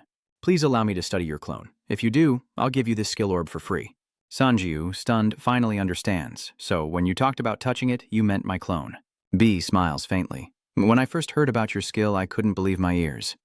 Most cloning skills are known to create illusions, so I never imagined yours could actually exist. It seems information about you hasn't spread beyond Korea yet, making this the perfect time to make you this offer. Sanji is curious why she wants to study it. B glances at him, mentioning the creation of a skill orb. Of course. She adds that to create a skill orb, the first step is understanding the skill itself. From its operation to its mana flow and attributes, we need to know every detail of the skill we're trying to reproduce. Of course, fully understanding an awakened skill is impossible, but we can still create something similar. A replicated skill orb, even if it's just a weaker version of the real thing. Sanji was stunned, staring at the orb as Long wondered if this was the right thing to do, giving him a 12.8 billion skill orb for free. 8 billion for free, and I need this skill right now. Even so, selling replicated skills on the market, he thought, then spoke. What's the difference between an awakened skill and an artificial skill orb? She replies that it depends on our understanding of the skill. But I know about that skill, though normally there would be many limitations. For example, do you think the person who introduced you to us has a subspace skill like Park Eunice? Sanju's eyes widened as he replied, yes, I've been inside her subspace before. BC explains that among all subspace skills, hers is one of the best. Vast, mana-free, and unrestricted. Compared to her skill, the space created by that skill orb can't contain any living being except the skill's owner and their summons. He can store equipment and other items inside, but to maintain the space, he has to constantly channel mana into it. So, if we successfully copy your clone skill, those same limitations will likely appear. Sanju was shocked by those words, and he finally made a decision. I accept your proposal, Bone grinned. Oh, that's great. Sanju raised a finger, adding, but I have one condition. If you agree, I'll summon my real body here immediately. Meanwhile, the smoke clears around the two doppelgangers, and Sanju's clone stares wide-eyed at the two ions. Her eyes widened in disbelief. How could he stop at a time like this? Just as I thought, his movements are top-notch. The hunter's voice trembled as she introduced herself. I'm a hunter of justice, here to stop violence. I advise you to take your friend and leave quickly. The group was incredibly grateful and quickly did as B said, thank you so much. Suddenly, someone appeared, drawing their attention as Sanju's clone sternly warned, I'm sorry, but you can't leave until you pay. With that, she charged forward, blades flashing, warning him that it wasn't his decision to make. Sanju's clone swiftly dropped to the ground, narrowly avoiding the attack. Haiyan was surprised by his quick reflexes. Before he could catch his breath, she aimed another kick right at his face. Sanju's clone is kicked back a good distance, instinctively raising his hands to protect his face. That sight horrified the hunter, and Sanju's clone involuntarily groaned. They march forward, resolute. We need to recoup our hunting costs. Stay out of it, will you? Hai freezes for 5 seconds, then sighs. Just as she thought, insects could never understand her position. A violent explosion echoes as if a meteor has struck. Hai pierces Sanju's clone straight through the stomach, the blade absorbing his blood before unleashing a furious plume of smoke. Tu is mocking him, asking what recovery means when he's going to die here anyway. So, Sanji BC lays out the terms of their cooperation. They'll lease his clones to them for 3 months. During that time, the clones will cooperate with us for research. However, if a clone is destroyed due to our error, you will not provide a replacement. And even if the skill orb replication research fails, the subspace orb doesn't need to be returned. Those are his conditions. He added, and finally, take care of the clothes for my clones. B turns and opens the closet, musing, I feel like I'm getting the short end of the stick here. He replies that if she doesn't like it, there's nothing he can do. I've thought long and hard before making this decision. B smiles with amusement. It seems you're well aware of the value of your skills, aren't you? I understand. Now summon your clone. Sanju quickly summons his clone. A long hiss echoed as Sanju's clone gradually materialized from the smoke. Butter throws the hook and clothes at the clone, ordering it to get dressed. She smirks. Amazing. I never thought I'd see a flesh and blood clone. Sanju is stunned. She can call this one number 7. He should be out hunting somewhere right now. Saying this broke her heart, tears streaming down her face, but as the drug's side effects wore off, his self-destructibility weakened. Bo looks confused. Self-destruction? She then hands Sanju the orb, saying she's already checked his clone. Now it's my turn to fulfill my promise. Do you need help? Without a second thought, Sanju replied, of course not, to the orb that shone like the sun. Along with that, a series of system notifications created a subspace skill information, the type of subspace. Level 1 incantation creates a subspace. The area of the subspace will increase proportionally to the skill level, and mana will be consumed to maintain the space. Restrictions apply to the subspace, affecting all living things except the skill's owner and anything they summon. B clapped excitedly. Congratulations on your new skill. Want to try it out now? Sanju stared at his hand with a happy look. Of course. And with that, he put it to the test. Cracking sounds echoed as the subspace skill activated, and a dimension slowly materialized. Sanji's eyes widened in surprise as he looked around the small space. He reached out, realizing that with the wall, it was much smaller than Yuna's subspace, probably around 10 pyonga. His hand is enveloped in an aura, and though it's not a huge problem, it's absorbing his mana to maintain the space. The main purpose is to store monster corpses, so it'll do. B asked him how it felt. How is it? Sanji replies, so far, so good. Let me see if my clone can use it too. B gasps in surprise, her eyes widening as Sanju's clone effortlessly uses the skill. B is sweating bullets. His clone can use the skill too? Sanju replies that aside from cloning, he can use everything. I was just testing to be safe. It seems he can use subspace skills as well. Her heart was in turmoil after hearing those words. The skill orb wasn't the issue here. This clone skill is truly unbelievable. B thought to himself, I have to get my hands on it. Sanju said, you can go inside, right? Try it. His clone politely agreed and did as he was told. Soon after, the clone appeared behind Sanju. He recoils. How did you come out of there? His clone's eyes widen in surprise. Master told me to enter the subspace. Long Sanji-ju wondered. Another entrance behind number 7? That must be the entrance number 7 created, not the one I made? No matter which clone uses the subspace skill, they all lead to the same space. So how is that different from a main gate? A blade hurtles forward at the speed of light as the doppelganger hangs upside down from a tree, sending him sprawling. Sanju rushes to catch him, wondering where that came from. Ha, you're resorting to cheap tricks and trying to run away, huh? What was that skill? Where's my weapon? The clone lowered his voice, advising, throwing away your weapon isn't the right choice. Your weapon is in subspace now. Behind him, Sanju frantically shakes number 7. Wake up, 7. The clone turned, stunned at the familiar voice. Wake up! Sanju cries out in anguish. No, 7, don't die. 7, though his face was unrecognizable, reassured him. I'm still alive, boss, he insisted. I'm still alive. Before he could finish, Sanju cut him off. I will avenge you, and I won't forgive whoever did this. He then walked over and picked up the sword, surprising the two ions. I never expected something like this to happen. Sanju glared at her, carrying the sword on his shoulder. Oh, is that you? Who threw this? The clone quickly explained, it was the hunter. I'm not going to do anything. Tu thought to himself, I didn't think Jun Sanju would show his face himself. She spoke with a defiant tone, asking what he intended to do. Sanju's eyes flickered downward. He stared in disbelief at 6, who lay motionless on the cold ground. Sanju approached and asked Han, Are you all right? Number 6 replied, The bleeding has stopped, but I can't feel my legs. Sanju sadly canceled the clone summon, reassuring him, You did great. He wondered what had happened, and number 5 explained that they were recovering money from the hunters who stole the monster corpse from their previous hunt. We were attacked, and she admitted to being from the Hae-sung Guild.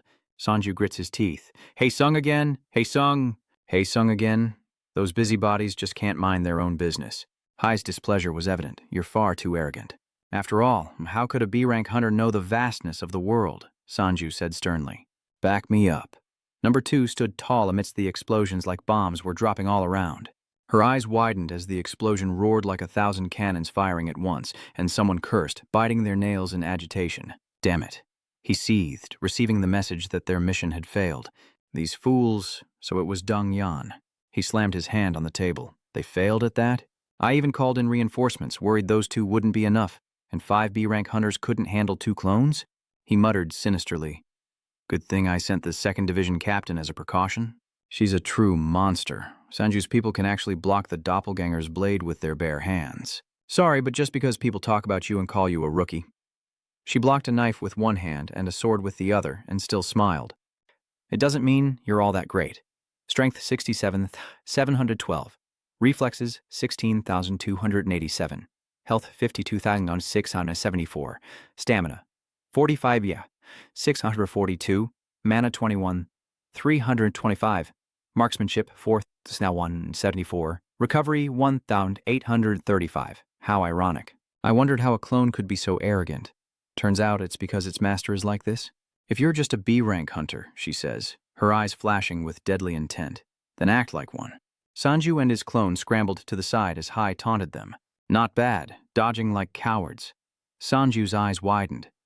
That bitch, she's an A rank? Even though her right arm was broken from blocking my attack, at least I managed to hurt her. Hai-Ion summons her weapon, asking, Could you please return my weapon? Just then, her weapon emitted a blood-red energy, erupting as if struck by lightning. It flew from Sanju's grasp and plunged into the earth. 2-Aeon smugly proclaims, This weapon is exclusively for A rank. Its function is amazing. Now what are you going to do? Or are you going to fight back with that tiny pistol? As the smoke cleared from his hand, Sanju wondered what she had just done. Wasn't her hand just broken? He clenched his fist and the subspace shattered. Damn it, in this situation he sternly reminds his clones not to worry about the person they're up against. 2 sighs in frustration. So many clones. The clone next to Sanju pulled out a small pouch and said, We brought what you asked for. He asks with concern, "Is number 3 still in the hospital?" The clone politely replied, "Yes, sir." Sanju's eyes flashed with lightning, like the wrath of a god. Then I guess I don't have to worry anymore. The two Aeons, with eyes as sharp as blades and filled with murderous intent, charged in, only to be met by Sanju's 3 clones who struck her down. Someone silently marveled at the scene, wondering what in the world was happening. B stands firm. I never imagined spatial skills could be used as spatial portals. What should I do? I can't interfere in his personal affairs. But isn't this the perfect opportunity to get him to owe me one? She realized. Come to think of it, wasn't that staff a product from the company? B's lips curled slightly. I can't pass up the chance to humiliate these trolls. She calls, "DeBird, are you there? Is the product you made last time ready?" Over with Sanju, the 2 Ions are surrounded by his clones. Her wounds emit a red aura, as if they're healing. You guys are fast. But do you even know what my skill is? High unleashes his power, activating damage manipulation. Damage manipulation level 64 allows the user to convert a portion of incoming damage. The amount converted depends on the skill level and the user's mastery. In an instant, the ground turns into a sea of fire, burning intensely as if hell itself has opened. The ground cracks, red flames erupt violently, and the dazzling light changes the color of the sky. Sanji skids across the ground as 2 figures rush toward him like hungry tigers. She puts all her strength into a powerful wrist strike, but luckily Sanji jumps back and dodges in time. Giving him no chance to breathe, she swiftly aims her weapon at him. Sanju freezes, realizing he can't dodge in midair. Sparks flew from her weapon like fiery claws, tearing everything apart, the air vibrating with intense heat. Sanji tightened his grip, bewildered. Her wounds had vanished again. What kind of unholy skill does she possess? The 2 Aeons smirked. This isn't over yet, is it? Sanju's mouth continues to bleed. Number 5 could sense it too. He decisively opened the pouch, took out and absorbed the medicine inside. The 2 Aeons looked up, curious. What did he just eat? Sanju casually mentions that she probably knows what it is, being a member of the Hedung Association, right? He just ate a crystal orb. High Aeon is stunned. What? Is he mocking you? Don't act like you don't know. Sanju continued, recalling when Uyan gave him the crystal. You ordered the Silver Moon Society to mass-produce them, and I heard that one of these can increase stats by 100 times the normal amount, so I took some. I've tried them too, but they don't have the same effect, he says with a faint smile. Unlike the Jade, they didn't increase my stats. A strange foot suddenly appears. I only gave him 3, and he's already become a monster I can't control. His stats have completely changed. He's instantly transformed into a giant monster. You created this thing. Surely you know more about its effects. Sweating profusely, High Aeon curses, "You crazy bastard!" The 5th's roar echoed like a death knell as his hand clenched, claws digging deep into his own skin. Tua scolded him, asking if he dared to mess with her now that he was only a little bigger. Even if you used all 100 orbs, your stats would only increase by 0.5, she raged. Do you think anything will change after you've been hit by a star? You're just a number 1, he scoffs. Before she could finish, number 5 struck her, sending her flying. Sanju scoffs. Looks like you're all talk. The only thing she saw was the stat change after eating the crystals. But the power increase after becoming a monster was another matter. He scoffs. How would she know if she's never even tried eating one? But as a result, the speed has also decreased, and consciousness is gone. A large hand like a hammer comes down as he speaks. Number 5's blow was so powerful it shattered the earth, leaving Sanju dazed and unable to recognize his master.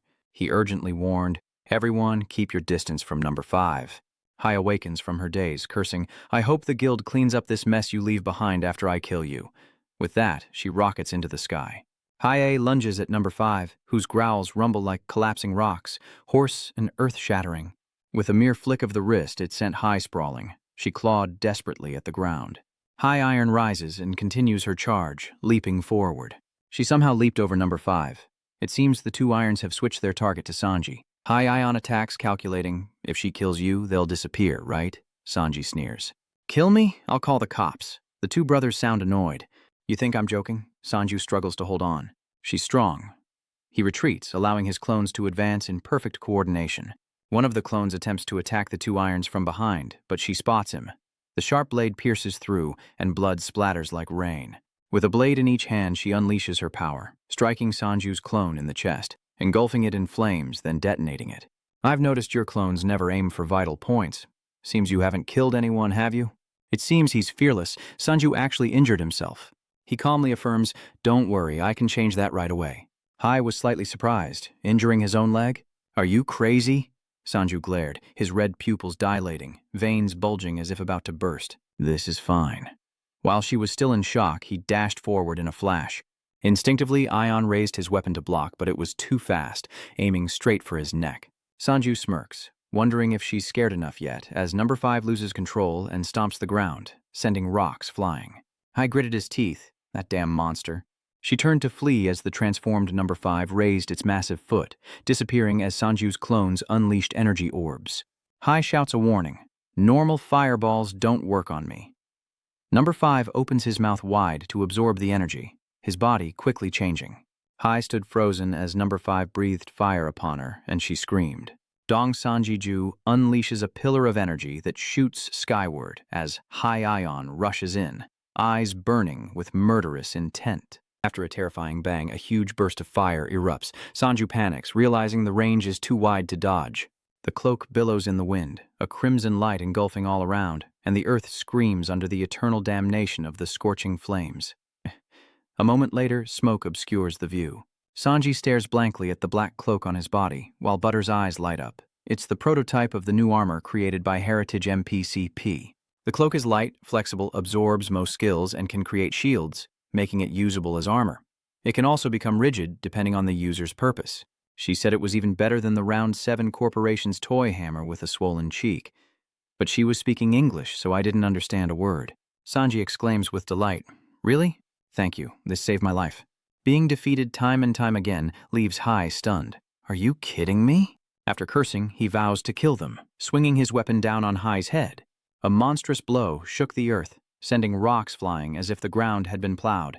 Yet Hai Aeon gripped his weapon, buried in the debris. Her weapon smokes and 2 Aeon is stunned. My weapon can no longer withstand this damage. Fire erupts like lava as the monster's massive arm descends. She would be crushed like a pancake. She desperately needed to find a foothold to reduce the impact.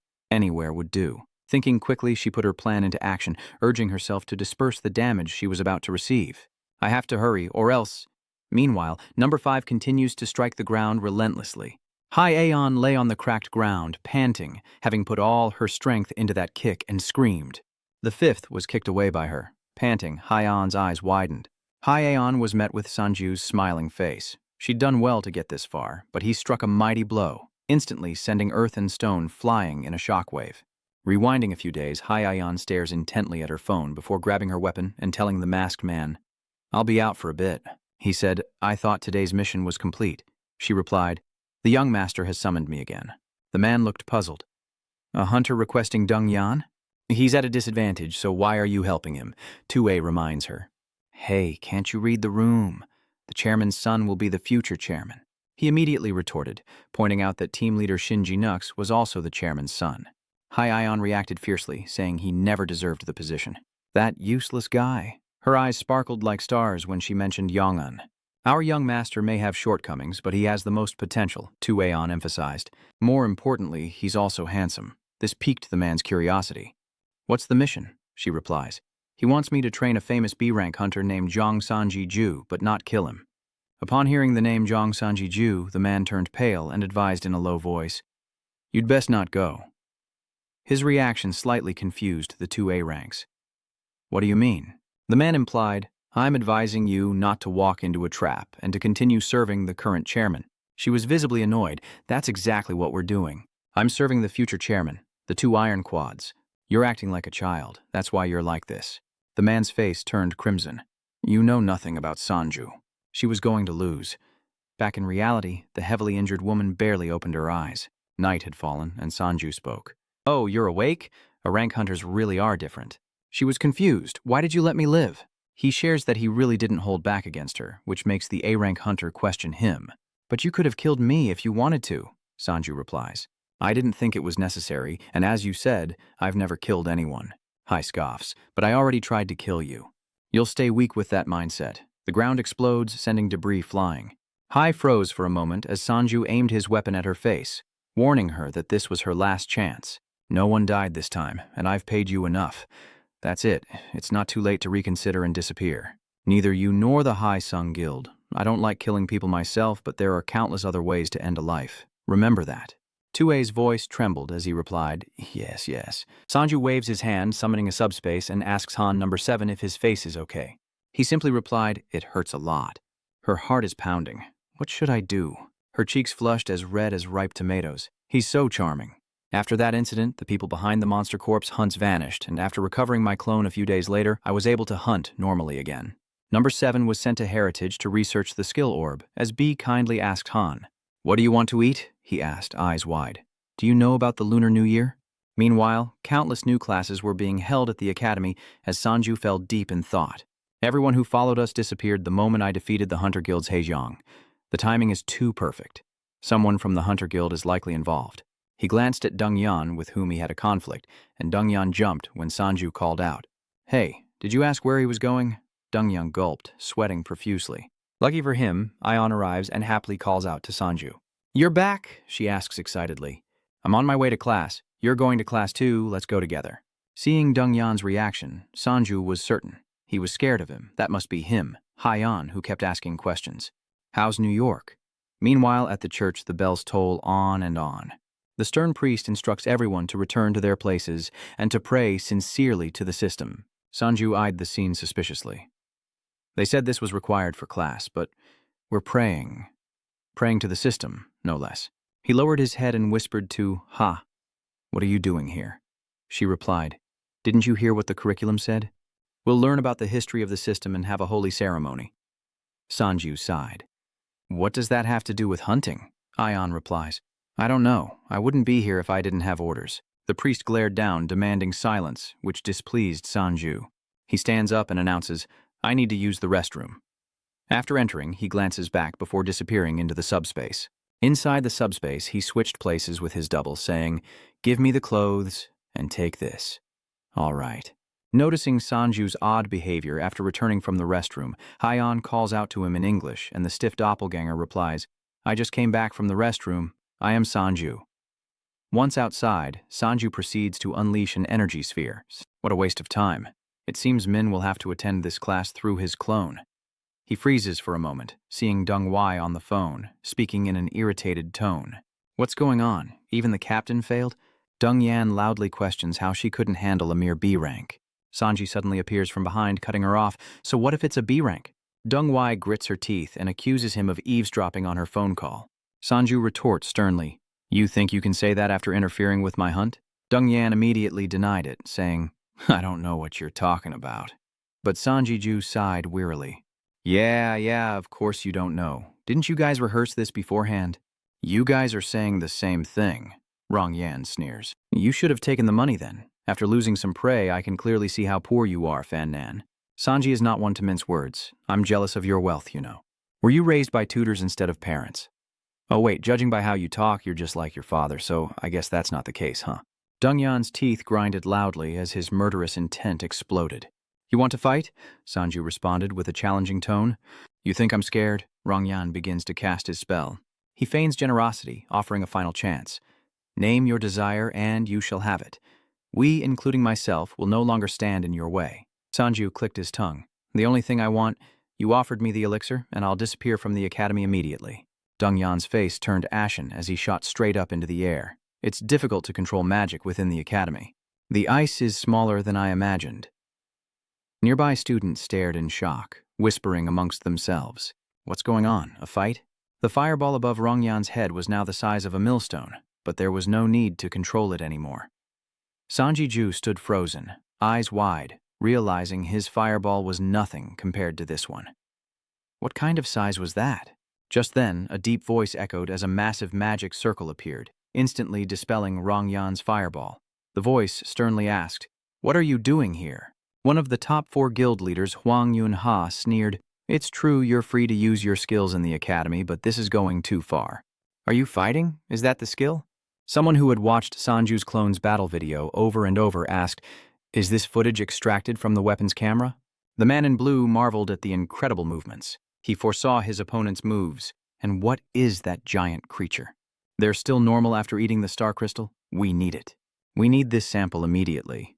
The voice on the other end shares, We detected someone else in the footage when the weapon was moved to another space. I believe we have a high chance of obtaining a clone specimen right here. He then inquired about the location. Where is it? An image of B-Con appears on the screen, listed as Heritage Company. The old man grinned, thinking BC was truly greedy. Shouldn't you share something so good? He's Chef John, CEO of John Corporation and weapons specialist. He ordered them to prepare a fighter jet, destroy Heritage, and bring the specimen back. Meanwhile, at the Hunter Academy, Dong-Yun wondered about Yuna's identity. With a flick of her chin, she replied, Yuna, leader of the Phoenix Guild. It's been a while, young master. Sweat poured from Dong-Yen as he gasped for breath. What are you doing at the academy? Yunha introduced herself. I'm a professor here, albeit a temporary one. He blurted out, What? You're a professor at this academy? Sanji wondered to himself, Who is she? Yunha, with a cigarette in her mouth, suggested, Let's go somewhere else to talk, shall we? You've already attracted too much attention. Just as she said, a large group of students were staring intently at them. Did you see that ultimate fireball? The scene shifts to an office as hot tea is poured. Yunha speaks up, Tell me what happened. Yang Yi frowns, remaining silent for a long moment. Sanji, in tears, cries, You're being unreasonable. I'm sorry, but this is personal, you know. He ordered his men to steal my prey and said terrible things to me. Even though I did nothing wrong, he deserved to be taught a lesson. Yunha sighs. You must have been through so much. Dong-Yen raises an eyebrow, suspicious. Anyway, a professor? As far as I know, most of the professors here are only C-rank hunters, with just a few being B-rank. Sanji was dumbfounded, not understanding a thing. What did he mean by that? Yunha lights her cigarette as she explains that professors like that are enough for F or D-rank hunter students.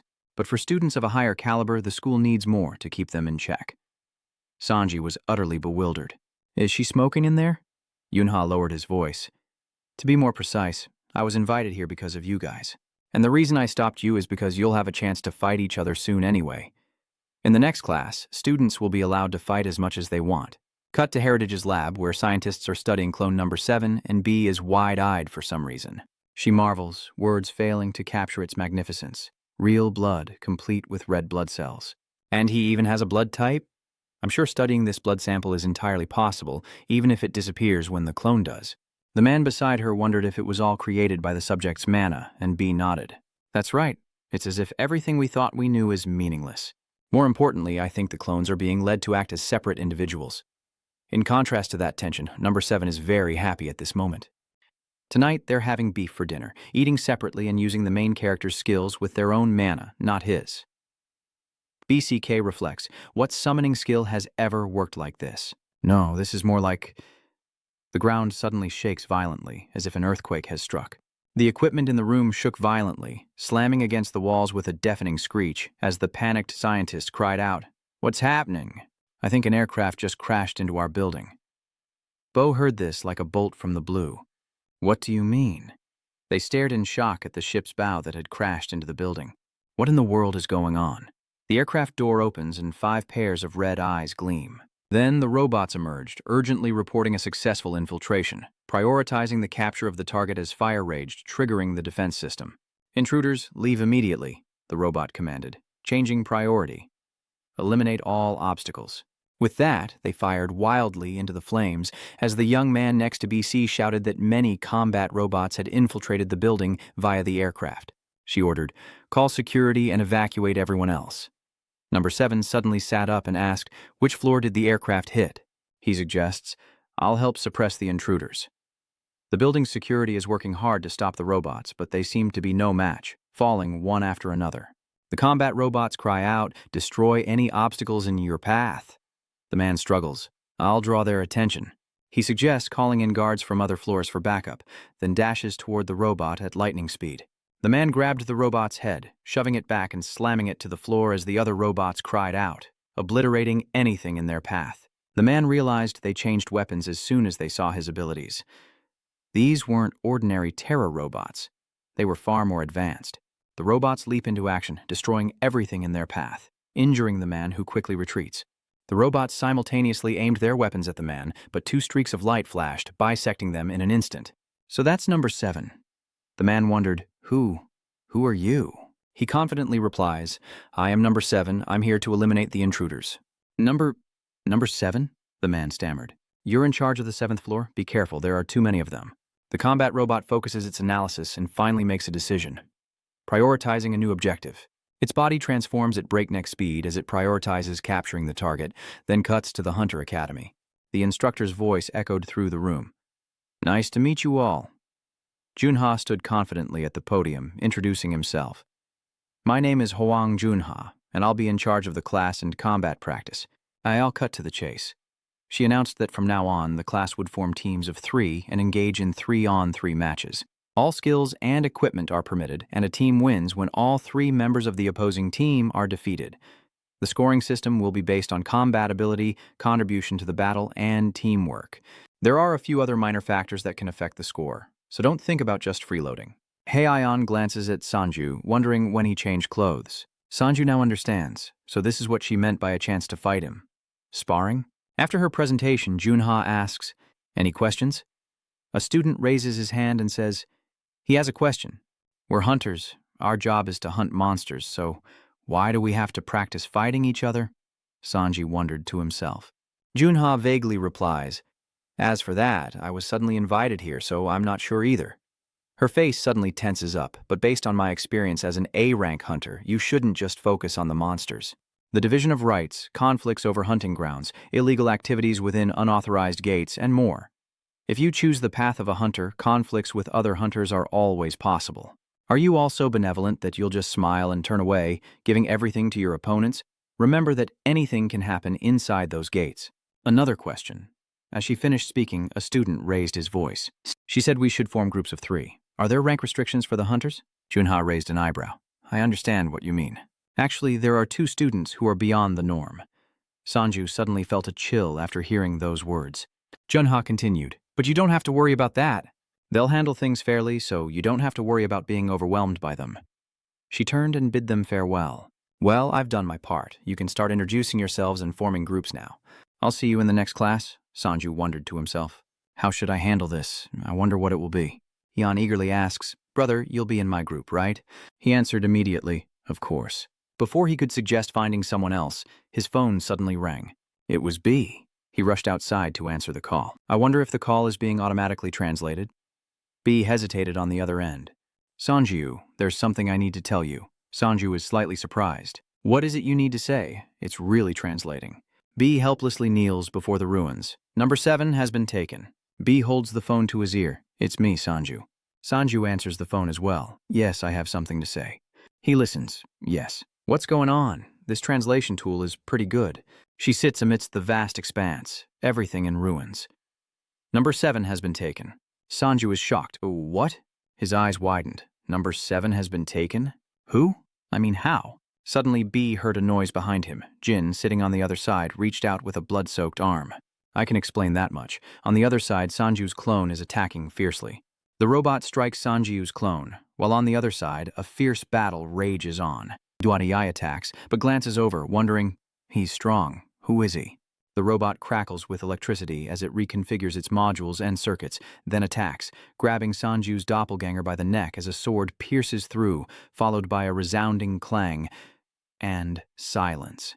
The robot chokes Y, pinning him against the wall. "If you attack, I'll kill him." Despite being choked, he refuses to yield. "Don't worry about me. Destroy that robot." He remained silent while the robot continued its threat. "If you stop, there won't be any more damage." He asks only one question. "Are you with Heritage?" Y frowned. "That's not important. Reinforcements will be here soon." The armor is removed, and Sanju's clone glares coldly. "Master, I am ordered to cooperate with Heritage to the fullest extent possible. The priority is capturing the target." Sanju's clone understands that I can't let Heritage suffer any more losses. Y disagrees, telling him not to take up arms. Sanju's clone is captured by the robots, and all he can do is scream helplessly while Gunty cries on the phone in the background. "He was captured because of me. I'm so sorry. Sanju's body is also emitting an aura. You don't need to feel guilty. Wait, I'll check the status of the skill activation." Sanju's clone is surrounded by robots. A voice rings out. Mana circuits detected, then like an electric current, leaving only the skeleton. Skill protocol interception activated. Fusion terminated. Sanju is affected as well. Damn it, the other end worries. What just happened? Sanju seemed to understand. "I think the clone was transferred somewhere, and they can prevent me from using the merge skill. It'll be difficult to get him back using dimensional skills." Y cries out in anguish, "It's all my fault."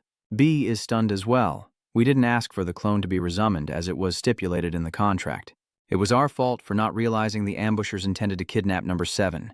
But please, don't kill number B. He seemed to suspect something. So B believed we would bring him back. Sanju realizes that she seems to have guessed the culprit, and Busi admits it. Yes, his face relaxes a bit. Well, that's fine then, as I had no intention of using number 7 during my contract with you anyway. The person on the other end of the line thanked him, but Y listened, confused. What do you mean by eliminate? Boseo explains that number 7 is just a clone, not a real person. So, you don't need to feel guilty. He finally understands, dumbfounded. Oh really? Sanju secretly hopes so too. Well, it should be fine. Heritage is a big company. They must have plenty of hunters. One by one, the trainees approached him. Sanju, have you joined a team yet? Join my team. My skills will definitely be useful. Sanju was dumbfounded, his jaw dropping. What is this? So, everyone's gathering around to convince me to join their group? He then turned his gaze towards Junyong. No, there are quite a few people on Junie's side too, seeing them eagerly trying to recruit him. Well, they say that B ranks will be penalized, but we don't know exactly what that is, so this is normal. We have a completely different level of experience, so it looks like I might be able to form a pretty strong team. Yunha spoke up from behind. Oh, I forgot to mention something. Sung Sanju is forbidden from using clones in this class. News that shocks Sanji to the core. He's confused. Why? She explained that teamwork is important, and if a clone is considered a member, it'll do all the work. She then waved goodbye, wishing them good luck, leaving the students speechless. Really? He can't even use clones? Is that all he's got? The crowd murmured. He couldn't even use a proper fireball when he started, so he's useless. He reluctantly admits. Sorry, anyone want to join? Before he could finish, everyone turned their backs on him. Hey, Uni, join our party. I'm confident in my endurance. Sanji was left behind, standing alone in the shadows. He walks up to Heian, who is sighing, points, and asks, Want to join my team? Catching her by surprise. Wow, that was fast. And so, after struggling, a group of 3 was formed, and they had to get to know each other. The young man smiles, greeting them. It's a pleasure to meet you. I'm Choi Dumby, a D-rank hunter trainee. Choi Dumby. Sanju frowned at him. I saw you run to Shinjunian as soon as you heard I couldn't use clones. Looks like you're having a hard time finding a group. He's hit where it hurts and he's panicking. There. It's nothing personal, I'm just serious about this academy. Or are you not interested? I didn't think you were capable of saying that. You quickly corrected yourself. No, I'm loyal. Let's see how our skills stack up. He agrees, and Dungbi steps forward. I can withstand attacks based on my shield's defense, and I can confidently say I have the best defensive skills in this academy. Wide area defense, activation, and enhanced defense on your weapon. The defense stat and number of people supported depend on skill level. Next is Haiyan. I can create mana spheres. It doesn't have the destructive power of a fireball, but it's much faster. The Mana Master activates mana gathering. The amount of mana controlled depends on the skill level. Meanwhile, Sanju stares at his empty hands, realizing he can't do anything but create clones. Or the Ion from before. Get serious. It's hard to say, but should he, a mere zombie, find another group? Sanju suddenly remembers something. Ah, right, you wanted to join Sinjuni's team. Why didn't you join them? Rank D is high enough in this academy. Dungbi scratched his head. I thought that was high enough, but someone better is already with him. Elsewhere, black smoke billows into the air as Yongyun stares in disbelief at the scene before him, wondering at the terrifying power on display. Why didn't you take the promotion exam? He looks at the 2 before him. The masked one, a lazy E-rank hunter named Tan Guyet Mundogan, and the other, a bully, an E-rank hunter named Analkin. It's fun to pick on the weak, you know. He secretly rejoiced, realizing they might be C rank or higher. Even Seal Kin, who never attends class, had joined his group. Seeing the 2 ruthless figures before him, Deng Wai was overjoyed. These 2 are top tier. I'll crush Deng Sanjiju with this team. Elsewhere, a small figure walks through the desolate landscape, leaving a trail of fallen monsters and footprints behind. The remaining monsters roared in terror as the figure unleashed a swift, deadly strike, decapitating one instantly, obliterating it in less than a second. With a wave of his hand, he continued on, leaving the monster slain on the ground. I've forgotten how to use this. The fish on the ground suddenly move, and a tree-like monster rises from the earth, preparing to attack. The man remains unfazed, something I can never get used to. Blood splatters everywhere, but he remains unfazed. Heritage is calling me. It's the S-rank hunter who's searching for Kai's raven. Looks like I'm going to have to go far again. His hand touches the arena floor. Yun falls to one knee, emitting her own aura. From now on, you'll be fighting against this. Mana fusion, actively diverting and dispersing the flow of mana. My skill is mana fusion. I can weaken magic, dispel curses, and nullify skills. Sanju finally realizes after observing her. So that's how she extinguished the giant fireball. Yun explains, it will also be effective within this space. I've used many other skills before. All magic or physical attacks that could threaten your life will be weakened. Everyone below is listening, so whether it's guns or magic, use whatever you want. Even if you shoot someone in the head, they won't die. Don't worry, though it will leave a scar. She lowered her eyes to the students below. Any questions? Everyone remained silent. Yunha stood above them, one hand on her hip. Very well, let's begin the sparring test. There will be 6 shields, and the 12 teams will spar simultaneously. Yun raises a finger, then says the winning teams will fight each other and the losing teams will do the same. I'm not trying to find a winner or anything, this is just a chance to be accurately evaluated. With a serious tone, the dragon hunter Sanju Jinjun Yun finally steps forward, surprising everyone with the 2 names mentioned. Yun pulls something from her robes. Drink this before the battle. In her hand are 2 small blue bottles of debuff potion. This will reduce your stats to the level of an E-rank academy student.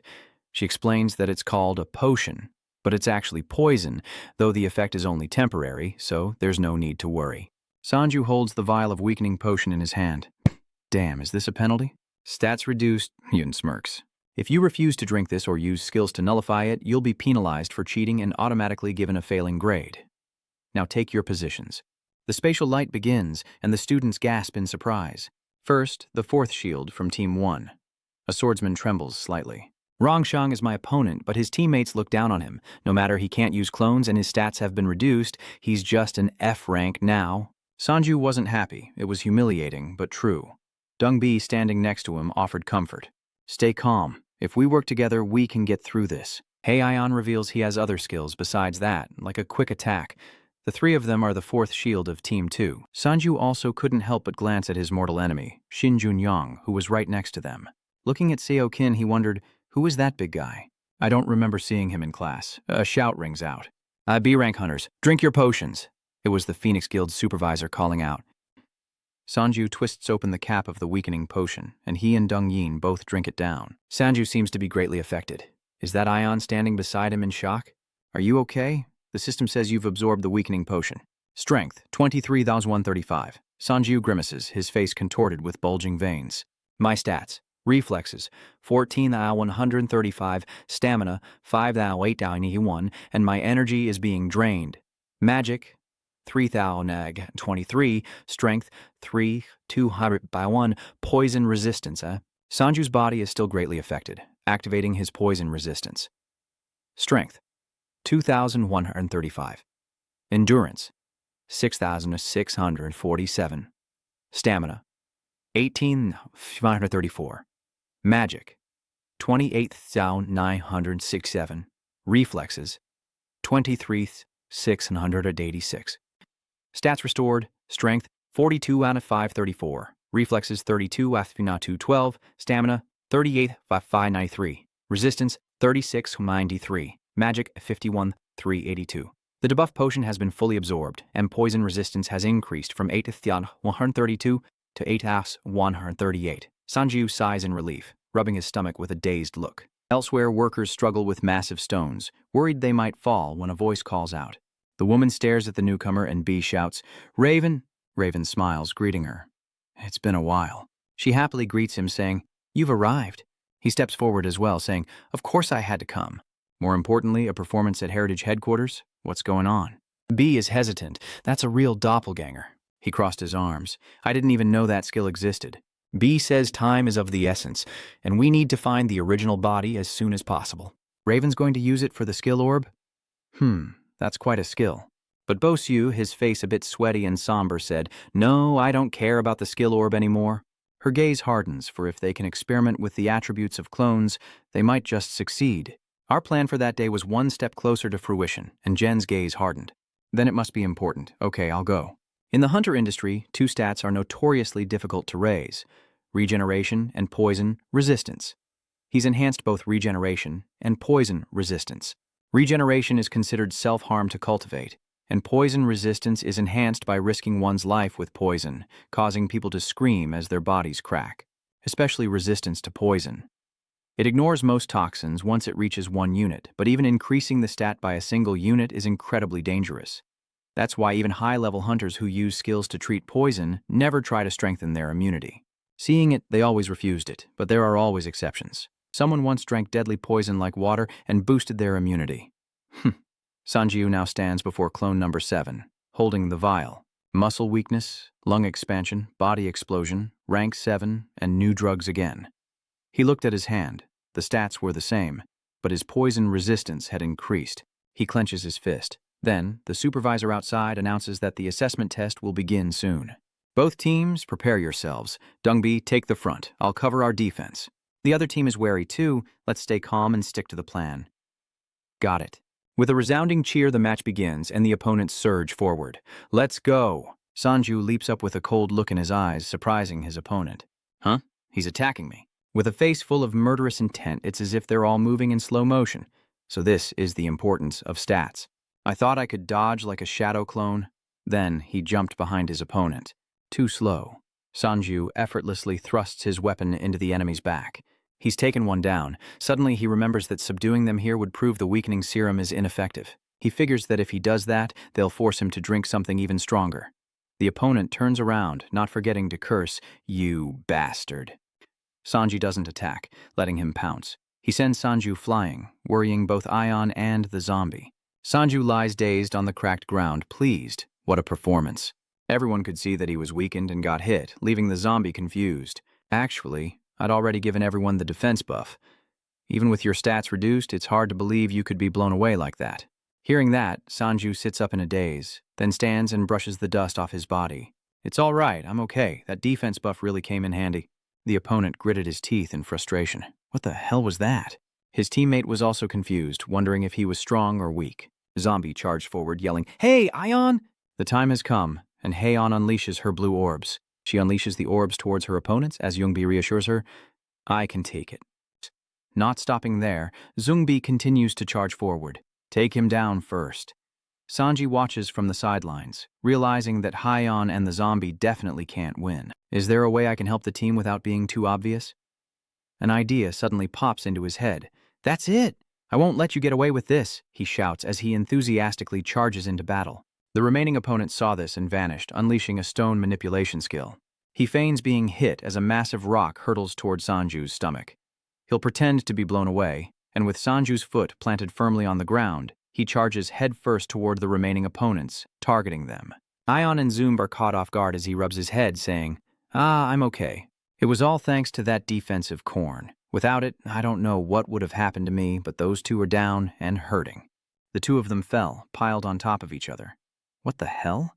The remaining teammate couldn't believe it either. It wasn't me. I couldn't have knocked someone like that away. Sanju only fans the flames, giving a thumbs up and praising my skill. The enemy gritted his teeth in anger, hurling large rocks at him. It wasn't me, but someone raised a shield, and all that remained was dust. The other stones were useless. The opponent was stunned as well. Did this side also use magic? All that remained behind was a massive explosion. She boasts, confident in her speed, as the proctor takes notes. Yes, quite fast, she announces. 4th hurdle, Team 2 wins. Zumbi's face is smeared with dirt. Everyone, you've worked hard, Sanju praises. Your biceps are the best, Zombie.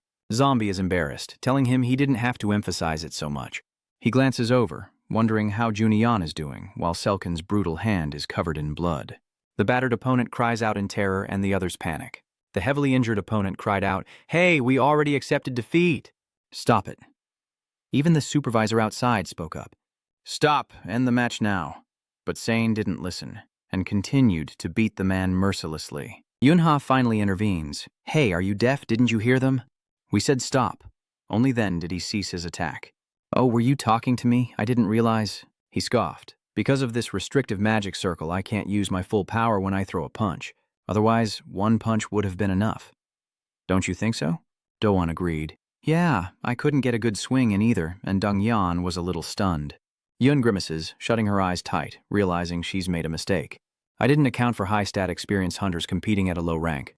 I shouldn't have hastily applied stat reduction and weakening potions to all of them. She ordered them to quickly call the field healers, and the supervisors also stepped in to help. Guyung, hurry over here. The opponents are being taken for treatment. Ha-yeon looks worried. Isn't this going too far? Sanju's eyes held a strange assessment as Zum comforted his teammate. Don't worry. There are 6 of us advancing, so there's only a 20% chance we'll face them. Sanju, however, was blunt. He suspected they would be their opponents. There. Yun-ha speaks up from behind. Let's rest a bit before the next match. She approaches the supervisor. You've already decided who wins and loses, haven't you? The supervisor looks at the bracket. Ah, yes, we'll be doing random pairings now. Yun-ha interjects. Don't make it random. She decides that the team that came in second in Arena 4 will fight the team that came in first in Arena 5, surprising the supervisor. What? Does the supervisor realize she means the team of the 2 artisans, Sanju and Shinjungi? Yun confirms, that's right. She recalls Sanju's movements from the previous fight. They were not the actions of someone weakened by the potion. He didn't use purification skills on the potion either. Her expression was full of interest and anticipation. I don't know what he did with the weakening potion, but if someone causes trouble, I'll just let them fight each other. At least we'll get to see a good fight. In Nevada's desert, at Chan Company's lab, a hand pounds on the door. Open up! This is the Federal Bureau of Investigation. They shout Chan Company is suspected of ambushing Heritage and illegally manufacturing and selling drugs. Cooperate with us. The group cautiously approaches. Someone spoke up, but they completely ignored us and left. We have a warrant. We can force them. Big Doe, it's your turn. Doe starts to warm up, ready to go to work. Understood, boss. He unleashes his attack, activating his iron body skill, and Doe charges straight for the door.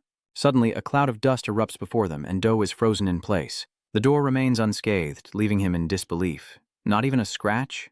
There's a red button on the door, and the group seems to realize something. What girl? There are cameras attached to us. The red button glowed, casting light all around. And in an instant, Doe was reduced to a charred corpse, while the others were brutally attacked, their bodies torn apart. Everything is stained crimson as Javen finally appears. He surveys his surroundings. I've gone from the desert to Heritage and now back to the desert. He continued onward. Let's see. Is this a troll company? They said it was around here somewhere. His nose caught a scent and he stopped. It's the smell of burning flesh. Before him, a robot was using its 2 arms to burn something. He steps forward, Javen's face cold and indifferent. What are you burning? The robot doesn't even care. Raven, annoyed, drew his sword. Are you ignoring me? Then let me rephrase the question. Is this a troll company? The fire from its arm extinguished, the robot stood silently. It then turned as if to attack, but he effortlessly sliced it to pieces. Looks like I'm in the right place. The robot's charred remains smoldering in the flames. He glanced over without emotion, then Thukim stepped forward to strike the door open, eager to see what the inside of the troll company looked like. Just try and stop me, Shev said, looking up. Inside, I was dead wrong.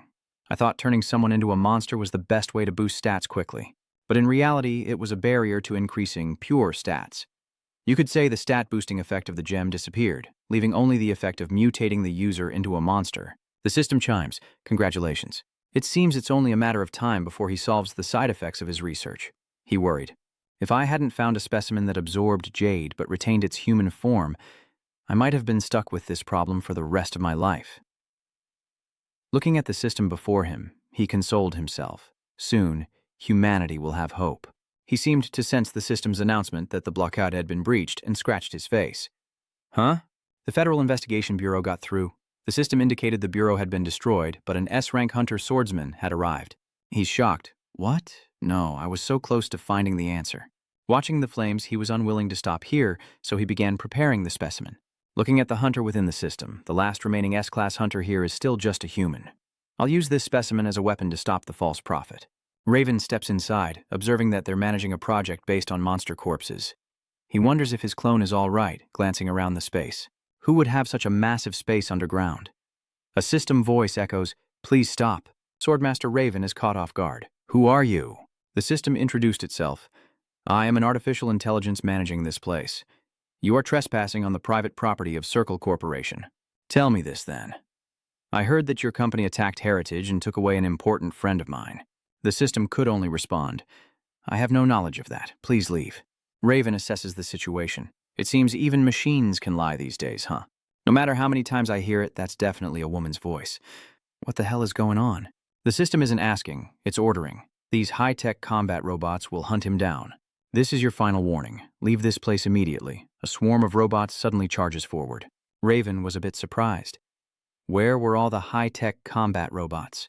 With a single strike, he swiftly eliminates several robots. Raven scoffs, "All I see is scrap metal."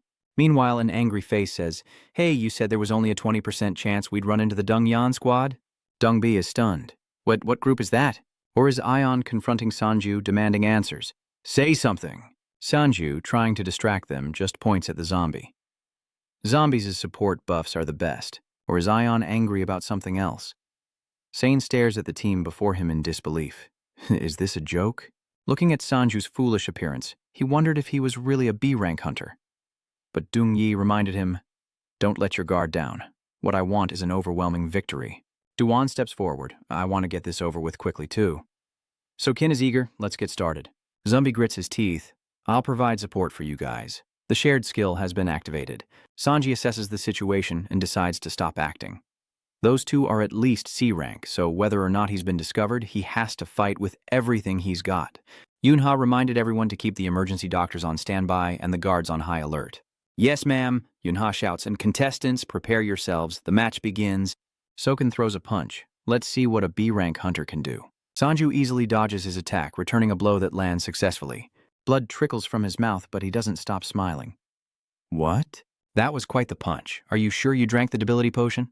He looks at his hand, frustrated. "Is this the limitation that Guildmaster Huang Junha mentioned? I was going to knock him out, but I couldn't. I guess I'm not strong enough to do that yet."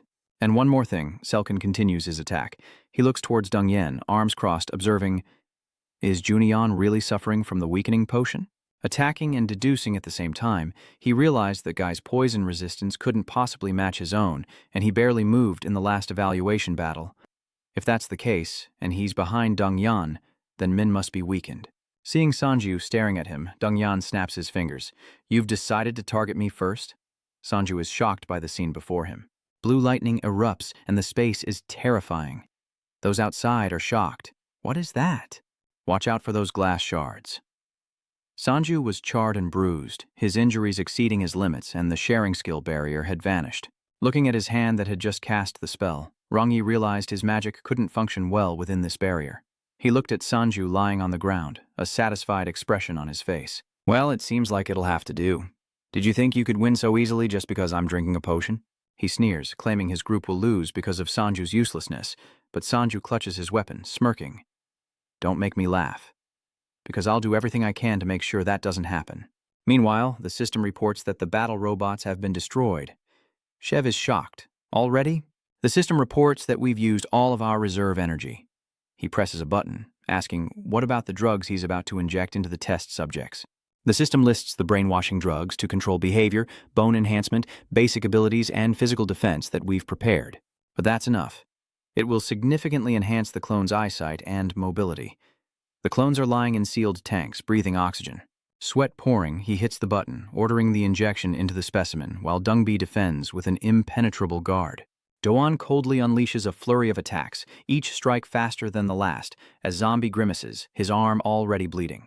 Dan glances over. "I was going to sever your arm with that move, but your defense is quite annoying." Sanju anxiously tries to break through, but Dung Yan uses magic to stop him. "Where do you think you're going?"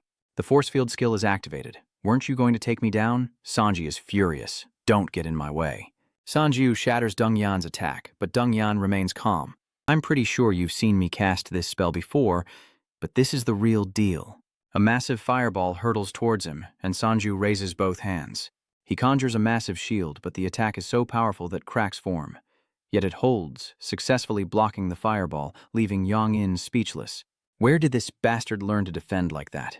Sanju smugly flips him off.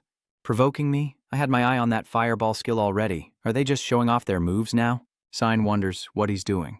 Punishing the weak. The lower your opponent's stats, the higher your own. He scoffs. "You call that an attack?" He attacks the two ions fiercely, but Sanju quickly blocks him. Impressive. His eyes bloodshot, he suddenly collapses to his knees, screaming. Ha looks on, worried.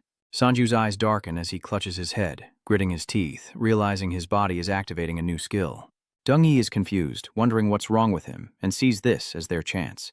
Attack wrong Sanju now. Dogon will listen, and though I don't want to, the attack chain will be re-established, increasing the power of the next blow. Soken follows up, daring him to withstand the attack as he did before. Punishment of the weak is upgraded, temporarily applying to even those with higher stats, and Rong Yan launches her attack. Fireball is activated, Windblade is activated, skill combination, Hellfire is activated. All three launch their attacks, targeting Sanju. A terrifying explosion erupts, growing more intense by the second. Sikin roared, "I'll end this," more fiercely than ever. Even Ion panicked and shouted, "Sanju!" And Dongbien couldn't help but exclaim. Yunha stands in contemplation. Treatment can wait. System notifications appear, indicating the sturdy bone skill has been created. A passive skill that has already leveled up. Bone reinforcement has leveled up, increasing endurance, strength, reflexes, and stamina. Strength, endurance, strength, reflexes, and stamina all increase. Endurance increases, strength increases, endurance increases, strength increases, reflexes increase. Sign grimaces, baring his teeth in pain. The skill Hate the Weak has reached its limit. The stamina and agility gap is too great. The seventh clone appears with a bright and terrifying gaze. The system announces the Iron Body skill has been created, drastically increasing base stats. Endurance from 42,534 to 72,534. Strength from 32,212 to 62,212. Reflexes from 38,593 to 68,593. Tolerance from 36,993 to 60,093. And stamina from 51,382 to 81,392.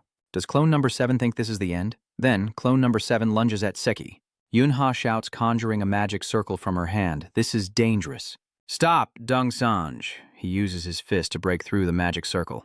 His expression fierce. The punch slowly came, and number 7 struck him in the gut. Saiyan gritted his teeth in anger, enduring when suddenly a white burst erupted. Bullets piercing Sign, causing him pain, and blood splattered everywhere. Yan and Zheng Bi stood frozen, horrified by the scene, as were Deng Yen and Dogen. So much so that Deng Yen could only stammer. What's this? As for clone number 7, he's satisfied that it's ending like this. The system displays that a defense skill has been created, recognizing strong bones and an iron body. Shev smirks, realizing that stats increase dramatically when enduring without turning into a monster. A red liquid is mixed with tiny white particles, and because it's equipped with the Round Company's most advanced weapons, the 7th doppelganger stands stunned as he's told that a warrior capable of defeating even an S-rank hunter has been created. Clone number 7 looks sad as the old man asks, "Did you completely brainwash him?" The system responds, "After rebooting his brain, we changed his master to you." Shev feigned sadness, then chuckled with glee as he grabbed number 7's shoulder. "Yes, your name is now TOL1. Shev turns away as the system reports the seeker has reached the 7th basement level. ETA 5 minutes. Shev feigns sadness. Just then, he approached him, grabbed his shoulder, and said, "I'm giving you a mission, TO1. Eliminate the intruder." Then, they stood silently as Shev turned to check the software. "He's not listening to me. I installed the translator software already." Clone number 7 raised his hand to avoid him. "Hey, TO1, go kill that guy." He stared into Shev's eyes and said, "I am number 7," before punching him in the gut. "I only take orders from my master, causing him great pain." The system then muttered in disbelief, "He defeated Shev. Inject the drug and issue the order. This base and everyone here are now considered enemies." The system display flickered, "Master Shev!" Yun's eyes widened in terror. That Sanju bastard actually dispelled his own skill. Damn it, is he really a B rank? The supervisor is panicking. What should we do? Should we stop this? Yunha turned, her eyes filled with worry. Prioritize healing the hunters outside the boundary. There's no reason to stop the fight just because the debuff potion isn't working on Duong Sunju or on Dung Yan, who is gritting her teeth. Deng Yan's eyes and hands are focused on the vortex before him. This drug doesn't reduce skill levels, but using powerful skills consumes a huge amount of mana. If his stats were reduced as the drug should have done, he'd be showing signs of fatigue. Yunha tilted his head slightly, but he'd been pushing past his limits since the start of this fight. "We'll continue. Just keep observing." Doan frowned. "Dongyeon, give me your orders." Dongyeon grits her teeth, enduring. "Why you?" Rongyan's face darkens, while Dogwan is taken by surprise. His eyes widen as he begs Dongyan to wake up. Clone number 7 slowly approaches. "Can't you see?" He couldn't bring himself to look directly at her. "I'm sorry, Dan turns to Dongyan, asking if he's finally awake, but immediately regrets it. "How foolish of me. What was I thinking?" In the past, a man sitting in a chair had instructed, "Take that medicine. This is your chance to prove yourself." Dongyan hesitated, knowing there's no turning back. It's all or nothing. Doan sided with him, saying, "I'll boost your speed. Restrain him." The system window appears, showing increased speed, reflexes, and agility as he rushes toward Dong Yan. After defeating the monster, he grabs a piece of clone number 7. The system window appears, showing the speed boost has ended, and he mutters, "That blade. What kind of effect wears off so quickly?" He charges forward with even greater force. Seeing this, he resolves to fight to the end, and so will I. Clone number 7 leaps into the air, creating a wall of ice and giant ice spikes to trap and damage his opponent. Doan raises his hand, signaling to stop, and quickly escapes. Clone number 7's power continues to grow, increasing its resistance to the cold. Doan stares in horror as a blue light appears before Dong Wai, who grimaces. "Why?" The light pierced through, but luckily he dodged it. With that, clone number 7 lunged at a severed body part as Yongyan gritted his teeth, asking, "Why?" Duonin clutches his chest as clone number 7 emerges victorious, and Dongyan cries out, "Why do you have everything?" With that, Yongyan entered the fray, activating his stone throw skill, and a fierce battle ensued. Seeing this, Dongbi immediately intervened. "The button behind me, we're just holding him back." Heian tried his best to endure. The supervisor was horrified, stammering that this was no longer a practical exam, as the tension escalated and the pieces began to crumble. Dongyan struggled as the darkness threatened to consume everything, clutching herself and barely able to speak.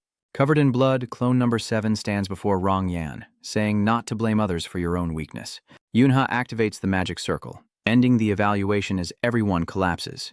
"Dong Sanju, your team won. The scene is a mess, so gather the clones and help clean up," the supervisor replied. "Right now, people are cleaning up the battlefield." Yunha was stunned, muttering that this tea was enough. Sanju tilted his head towards her. "Hunter Sanju, follow me." Hearing this, he quickly followed Yunha, who suddenly stopped and asked, "How were you able to break free from the debilitation potion's effects?" Sanju was taken aback by the question, then stood tall and looked Yunha in the eye. "I just drank it, and the effect suddenly vanished." She then asked what his resistance stat was. He hesitated, then answered, "About 8138. Yunha was shocked. "What? 8? She pressed him further. "An average person would have to eat a ton of poison mushrooms to get that kind of poison resistance. How did you do it?" Sanju appeared, his face trembling as he stammered, "Well, I just practiced really hard. Or rather, it was thanks to my clones." Yunha lights a cigarette, deciding it's not cheating, so he won't pry. "The other students will start gossiping about this, but I'll figure out a way to cover it up." Yunha waved his hand, and he quickly made his escape. "Okay," Sanji sighed in relief. "I think I'm in the clear." Sanji looked at his blackened fingers, wondering what this skill was. It didn't just appear, but came with so many amazing effects. A system window appears showing the invincible body skill. The user's body becomes as hard as stone, passively increasing physical defense and magic resistance by 50%, while actively reducing pain, temporarily doubling the passive effect. Sanji suddenly thought that number 7 must have finally acquired the skill. His eyes were full of suspicion and sharpness. No matter how I think about it, only number 7B could possibly have this skill. Was he experimented on after the kidnapping? Should I test him with my familiar skill? He recalls the skull writhing in pain and activates the defense protocol. Sanju then chuckled and gave up on the idea, deciding to let it go. He walks along, deep in thought. Number 7 is quite intelligent, after all, and Heritage promised to bring him back. They must be working on it. Meanwhile, a sword-wielding figure is destroying facilities. Stop, he's become even stronger. The system demands he stop, but T001 retorts, "I am number 7. The system blares a warning. He's destroying invaluable research and equipment. "Stop right there." Without hesitation, number 7 replied, "I only take orders from my master." He warned, "The troll group is your master." Suddenly, footsteps approached, and Ven confronted clone number 7, sternly asking, "Are you number 7? He paused, contemplating. "I guess everything was settled before I arrived." Shev collapsed to the ground. "Then it's simple. Let's get out of here together." Clone number 7 turns to him. "Sorry, but which organization do you belong to?" He quickly replies, "I was sent by Heritage. I heard you were supposed to be cooperating with Heritage for 3 months. Didn't you tell your master about this?" He seemed to have realized something. Heritage. Then, clone number 7 stood motionless, wondering. "Are you okay?" He holds a lamp in his hand and shines it forward. "Sorry, but I don't recall receiving such an order." The light shines, a reminder. The brainwashing must still be in effect. "Now listen to us." He turned towards the voice, cutting them off. "I only take orders from my master, and that will never change." He closed his eyes and pondered, wondering if the brainwashing had caused amnesia. How complicated. It seems he wasn't brainwashed, but he forgot the order to cooperate with Heritage. He slowly draws his sword, saying they can contact his master. Unfortunately, I have no way to contact them right now. The sword is drawn, and I'm sorry, but I'll have to take you by force. You still have your composure and confidence. Then, you will be my enemy. Elsewhere, at the Hunter Academy Hospital, Do-yoon awakens in his hospital bed, recalling the words of clone number 7. Don't blame others for your own weakness. With that thought, Dong-yen felt defeated, burying his face in his hands, admitting his loss. Dong-yan gripped the doorknob, overwhelmed with disappointment that he'd even resorted to dirty tricks, only to fail again. Heavy footsteps emerged from the bushes as Sane suddenly lunged forward, Selkin grabbing Dong-yan by the neck, causing him immense pain. With an enraged face, Soken growled, "Hey, are you kidding me? I heard you fainted before you even got hit." He replied in unspoken pain, "And you dare call yourself a B rank? You couldn't even beat a cripple who couldn't use his unique clone ability." Soken grew even angrier. "Wait, hold on!" Sanju suddenly steps forward and kicks Seelin in the stomach. "The imbecile you speak of is right here." Soken collapses to the ground. "If you lose, whine less and don't blame others." That's why he's so hurt and angry that he can't say anything. From afar, someone called out to Dong Sanju, but he continued to taunt. "What was that you said? You can't use your powers because of the barrier and the weakening potion, huh? Come in here and fight me then, if you dare." Clones 2 and 3 have arrived, and before Seikin can react, Clone 7 orders them to teach him some manners. Hearing this, Clone number 3 delivers a punch to the gut. "Wait. Please wait, stop, please stop." Dong-yan was bewildered, while Sanji-ju was extremely satisfied. Before leaving, Dong-yan looked up and asked Sanji-ju, "Why did you save me?" Sanji retorted, "Don't get the wrong idea. He got punched for bad-mouthing me." From afar, someone cried, "My bones are broken. My precious bones are broken." But Dong-yan frowned. "We're not friends, so don't get the wrong idea." Sanju turned and walked away, thinking he was the best in the academy. Dong-yan called out to him, but Sanju turned back, fist raised. "What now? You want a beating to wake you up?" He lowers his head and continues, "I heard my second squad leader went a bit overboard. I really didn't want that. I only asked her to protect the monster poaching groups from being caught and ensure no killings occurred." Sanju glanced sideways in silence as he continued, though she didn't seem to care. "But I really don't want any misunderstandings to arise," Sanju said softly. "Whatever." Meanwhile, clone number 2 and 3 were so enthusiastic that Selkin had to exclaim, "That hurts, please stop hitting me. The two of them are having a blast." "That's right, that's how it should be." Meanwhile, Raven's face is covered in blood. "I heard the owner of this doppelganger is only rank B." He sits on the boy and holds his sword. There must be some mistake in the hunter ranking system. The boy is still down and he's being careless, assuming he's unconscious. I don't want him waking up again. He was able to keep up with my attack trajectory until the very end. Clone number 7 searches with a flashlight, perhaps looking for something. Is this his strategy for attack and defense, allowing him to stand against me for so long? And his master has multiple clones like this? Sounds exhausting. He smirks with satisfaction. Not quite my style, but perhaps I should take on a disciple. Now to deal with this one while Shev is still down. Suddenly Shev moves. "I know you're awake." Shev stands up, raising his hand to stop him. "Wait, Sword Saint, what do you want?" "Please, I can't die yet," Raven whispers. "I'm the one asking the questions here, and I expect you to be honest." His sword is slowly revealed. "Are you the one who created the Tron Company's AIs?" Shev hesitates. "Yes." The sword retracts, and he asks, his voice that of Elisa. "Do you know her?" Shev panicked, sweat beading on his face. "Huh? How do you know that name?" He pondered. Was she still alive? Then pressed, "So you were also a researcher involved in that experiment. Since you know Elisa, you must know the others as well." He closed his eyes, exhausted. Her lover, Lieberenstein Shev, asked where Eliza was, begging for any information. "I'll give you my savings if you just tell me. Please, I need to know." "Wait, what did you say before that? Does she have a lover?" He then raises his hand in threat. "Shut your mouth. I'm the one asking the questions. Got it?" Raven emanates a powerful aura. "Since you participated in the experiment, you must be Lieber's accomplice, right? Tell me everything you know about him." Shev seems to be recalling a memory. "Lieber, you say? It's been so long since I heard that name." "Partner? What partner?" "I never considered him a partner." Raven saw through it. "It seems you two didn't get along very well. I can feel the murderous intent in his eyes." "Good, because I plan to kill Lieber myself." Shev is terrified. "I know a few things, but I'm not sure how helpful they'll be." This is where he used to work. Raven pauses, curious to hear what the old man has to say. "I'm not even sure if it's still there. It's been 50 years since I last went there." He sheathed his sword. "That's fine then. Where is it?" Shev pleaded. I'll send you the location through your ID bracelet. Give me your ID number. I immediately got a glare from Chev. What ID bracelet? Just jot it down on the paper. Chev quickly scribbled on the paper. Here. Raven takes the paper, ready to leave. All right, so Chev hastily sketched him. Wait, before you go, please tell me where Elisa is. He just wants to know if she's okay, but Raven doesn't answer. I told you, I'm the only one with the right to ask.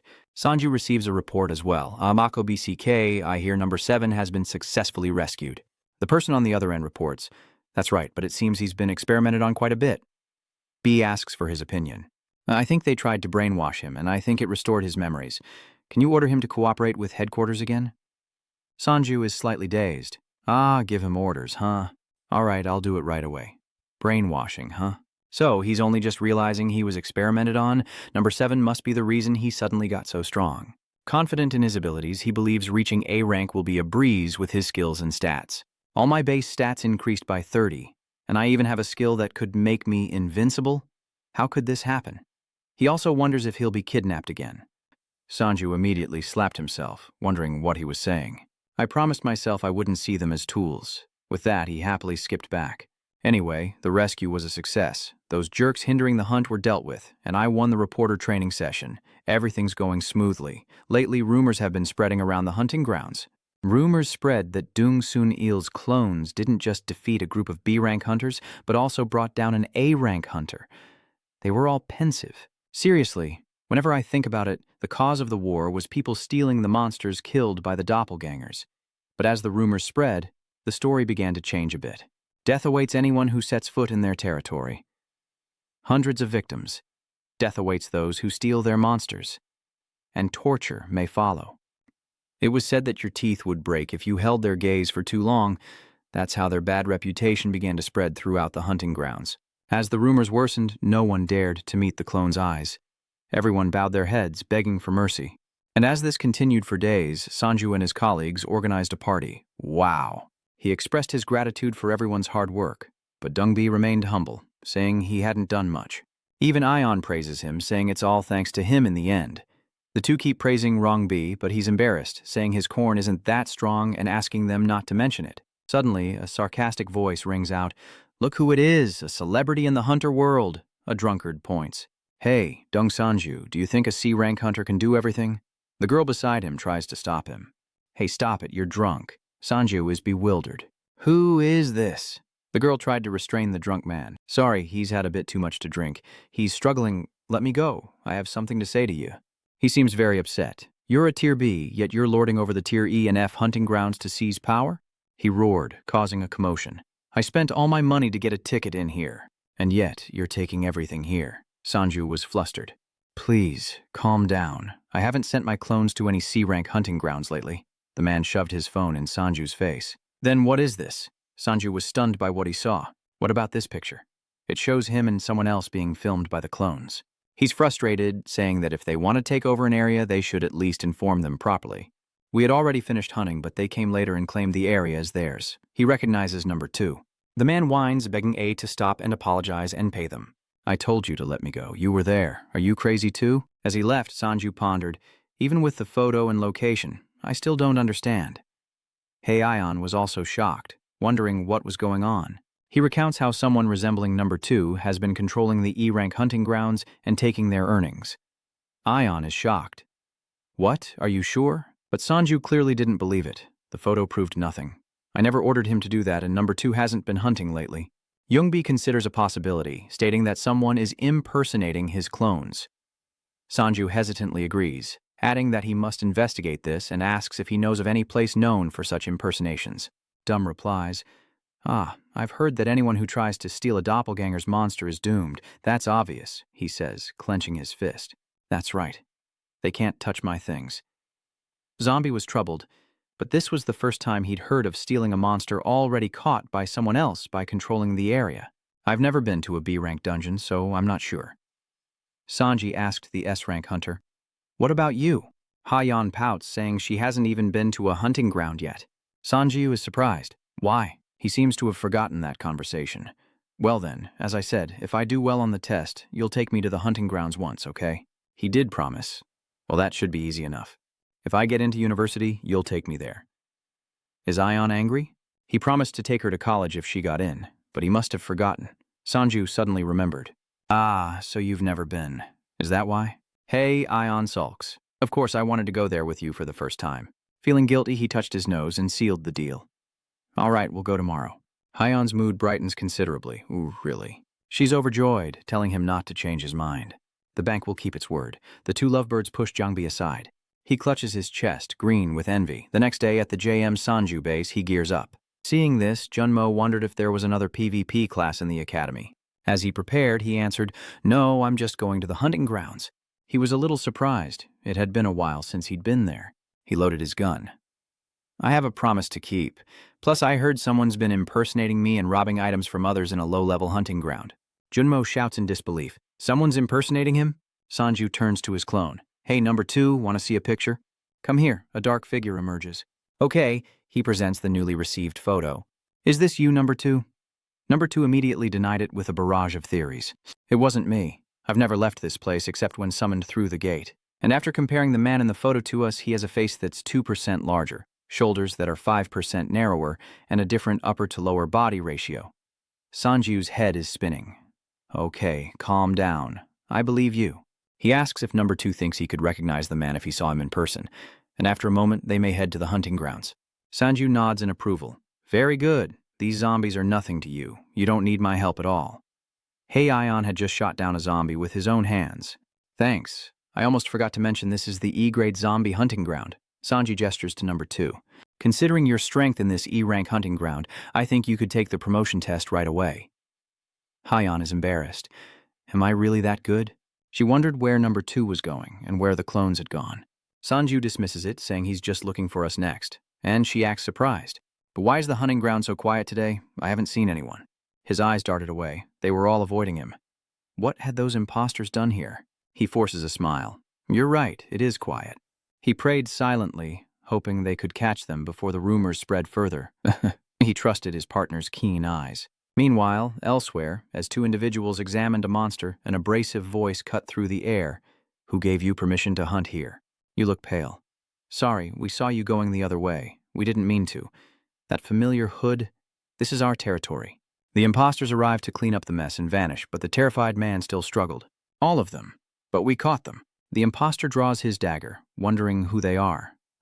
Seeing this, the hunter panics, begging for mercy and promising to leave. They had no choice but to leave in silence. The imposter gathered the items and upon seeing me take a different route, scoffed. It seems they've taken notice of me. The hand holding the golden ring trembled, and he threw it away in frustration. His voice a low growl filled with deep hatred. The pain I suffered, the pain they suffered, Sanju, it's all your fault. Hyun unleashes a blow, creating an explosion. Sanju, meanwhile, remained unhurried. Looks like you now know how much power it takes to take down a monster, huh? She pants. Yes, but I'm so tired. She's curious as well. Take the items they were carrying. Their corpses are worthless. You said you had a hard time with these things, right? Just then, he received a message from number 2. I've scoured the area, but I haven't found anyone suspicious. Sanju is surprised. They still haven't found them? He's forced to resort to using that. He opens a spatial gate, calling for everyone to help search, except those guarding the hospital. Space is distorted. Other clones emerged from within, and they would split up, each searching a different area.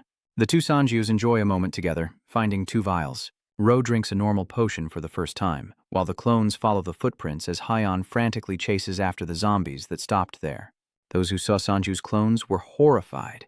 Sorry, we didn't know you were here. Number 2 of history replies, it's all right, just keep going. They hunted relentlessly, the chain gleaming brightly, but by day's end, the report was the same. He wasn't there. The clone replies, we've searched this entire area and haven't found anyone wearing that outfit. You're out of options. All right, everyone get back to work. Damn it, I even wore a mask to confuse any imposters who might run into me, but it was all for nothing? Sanji asks, how did today's hunt feel? Hyun, you seem excited. Did you earn a lot? Her smile brought him joy, proving there were many reasons to become a hunter. Hyun is excited. Let's split what we earned. We really do make a great team. Sanju refuses. No, I don't need any. Keep it as a memento of our first hunt. She giggles. You're going to regret this. He scoffs. You have no idea how much I earned. He takes the lead, heading home, exiting the turn. He suddenly stopped, whispering to Hyde, perhaps seeing this side of him for the first time. What's wrong? Is someone there? Sanju peeks out to observe, asking Junion for permission. Why is that bastard here? Suddenly a possibility occurs to him. Could it be? He brought this up, and Yuyan declared, it's definitely him. Junyo had no doubts. I think so too. There's no reason for a junior hunter to be in an E-rank hunter's hunting grounds. The Hisung Guild has enough people to act as his substitute, and he has a history of interfering with your hunts. You seem skeptical. Sanju is puzzled, but admits it is strange. He was warned, so how could he be so foolish? Wyon suddenly recalls that a Hisung group once attacked you, right? She hits the nail on the head, so why did you let her live? Sanju is bewildered. She understands deeply. Living in that filth, I learned one thing. No matter how kind you are, they'll stab you in the back. Her voice was cold. Don't waste your pity on them. This isn't a sport where you play fair. Don't think they won't cross the line like you do.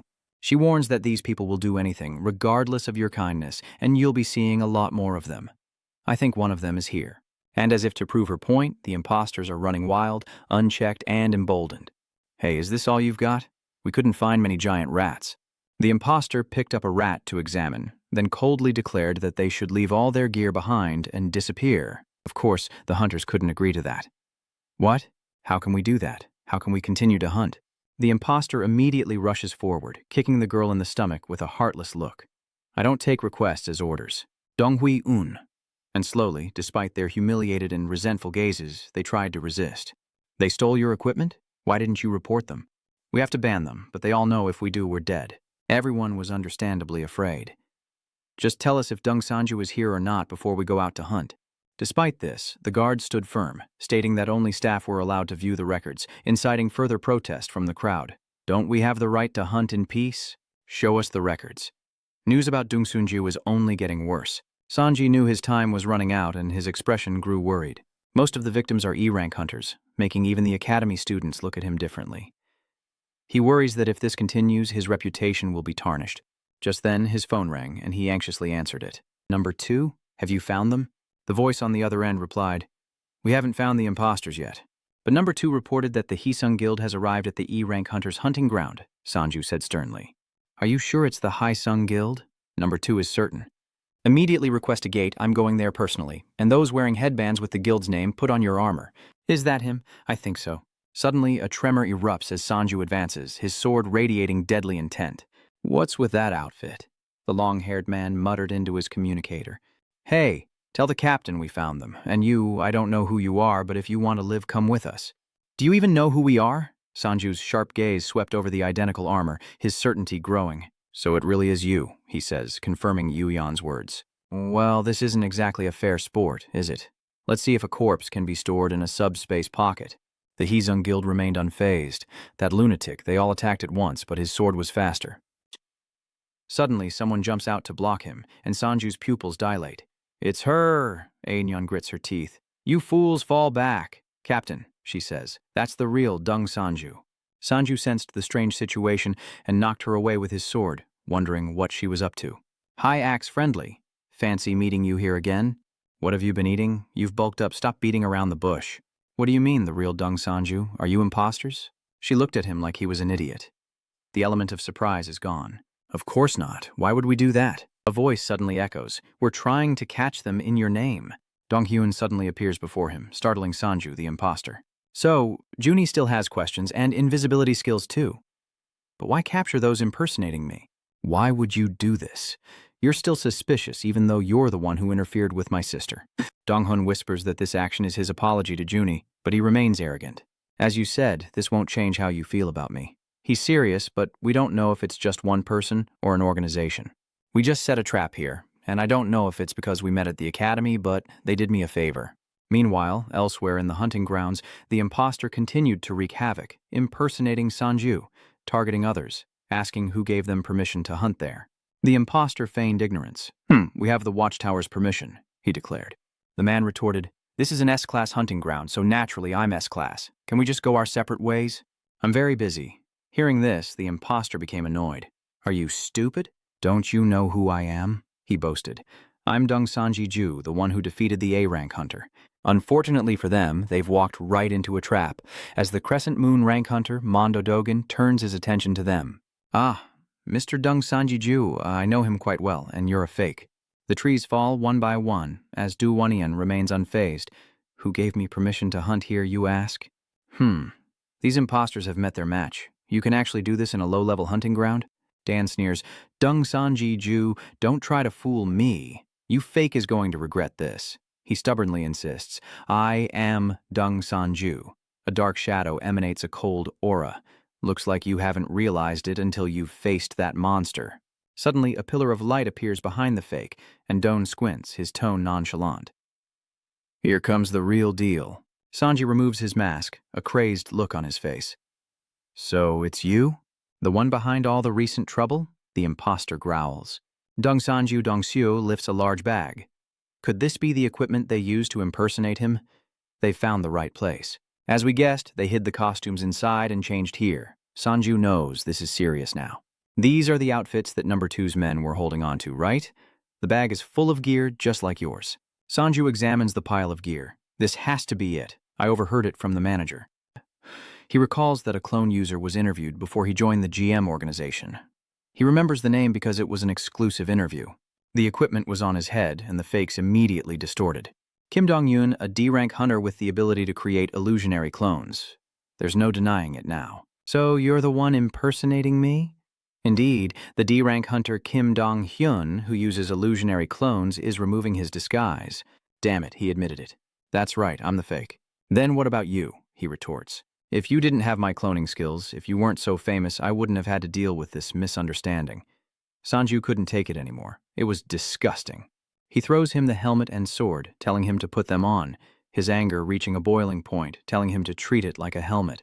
You need to be knocked upside the head to wake up. Dong-hyun acts like he knows everything. Mei hasn't changed a bit. He equips the gear and charges forward. Sanju raises his hand to block while Dong-hyun and Do-won confer. Lord Dan, thank you, and I've sent your payment. Check it out, thank you. He notices Dan's injury with a start, but Don waves it off as nothing. He used some tricks to catch me off guard. He scoffs, blending in with the clones to confuse me, then nods. Humph. Of course he would resort to such tactics. And yet, he's brimming with confidence in Sanju, but it's useless against Dung Sanju. He let Dong-hyun hit him, then punched back, sending him flying into a tree. Sanji Ju nonchalantly dusts himself off and stands up, while Dun spits on the ground in defiance. Is this power the result of clone training? He refuses to give up. Even after being beaten to a pulp, I trained hard because I once looked down on my own skills. An illusion can't inflict damage, but I still honed myself. Everyone welcomed him, a clone like the hunter Yang Sanju. So they welcomed him to the party, but their smiles faded when they heard what he could do. Oh, it's just an illusion? You should have said so from the start. But no one gave me a chance while he jumped right in. But one day I realized people avoided me when I wore a hoodie because they thought I was him, while he was welcomed by everyone. Is this the territory of Dung Sanju, huh? Before he could explain, they were already gone. Excuse us, we'll be leaving now. He cried out in frustration, and in that moment I realized that it wasn't me who was wrong, but their damn prejudice. All of them, just because they thought I was you. Dong-hyun revels in his actions. They didn't even dare to resist, even though they could have detected me if they'd just tried attacking once. The blade glows blue, and Bamboo Spear nullifies a large amount of physical defense on the next hit. A 240-hour cooldown. He gloats. Even when they move as a group, they tremble before my skill. Illusions manifest. Do you know that feeling? He wallows in his emotions, the feeling of one born with skill, forever mocked and scorned. Sanji scoffs, his eyes filled with disdain. I didn't realize Dong-hyun's blade was being held back. Number 2 emerges from the void. Why should I care? Dong-hyun marvels, wondering how he found the real body amidst the illusions. Dan agrees, marveling at the revelation. Sanji raises his fist, asking if he never had a chance to change. He lets him know that he did have a chance. But it was you, and he relentlessly beat him. JM Organization said they sent you an acceptance letter, but you turned it down because of your skill ranking online. Dong-hyun couldn't resist. The pain washed over him, and he was furious at this charade, and at others looking down on his skills. The punches rained down on him, and even when other hunters mistook him for me, Don was bored. I can't watch anymore, I'm leaving. Yang Hyun tearfully begged them to stop. Sanji didn't care, landing another punch to his face, spitting blood as he hissed. When did you decide to do all this crap? Sanji vented his anger, saying he threw away his chance, only to do something so evil later? Everything was taken care of. Sanji exhales, cheering in complete satisfaction as Dong-hyun lies on the ground, several teeth missing, barely breathing. Yonggi frowned as she looked at him. Sanji rubbed his knuckles. Is he rethinking something? Did he really just answer? Yeah, he was stunned. Just kidding. Rong Yan's voice deepened. That's also one of the reasons I joined this investigation. I never imagined you'd do the kind of things I used to do. Ah, he spoke up.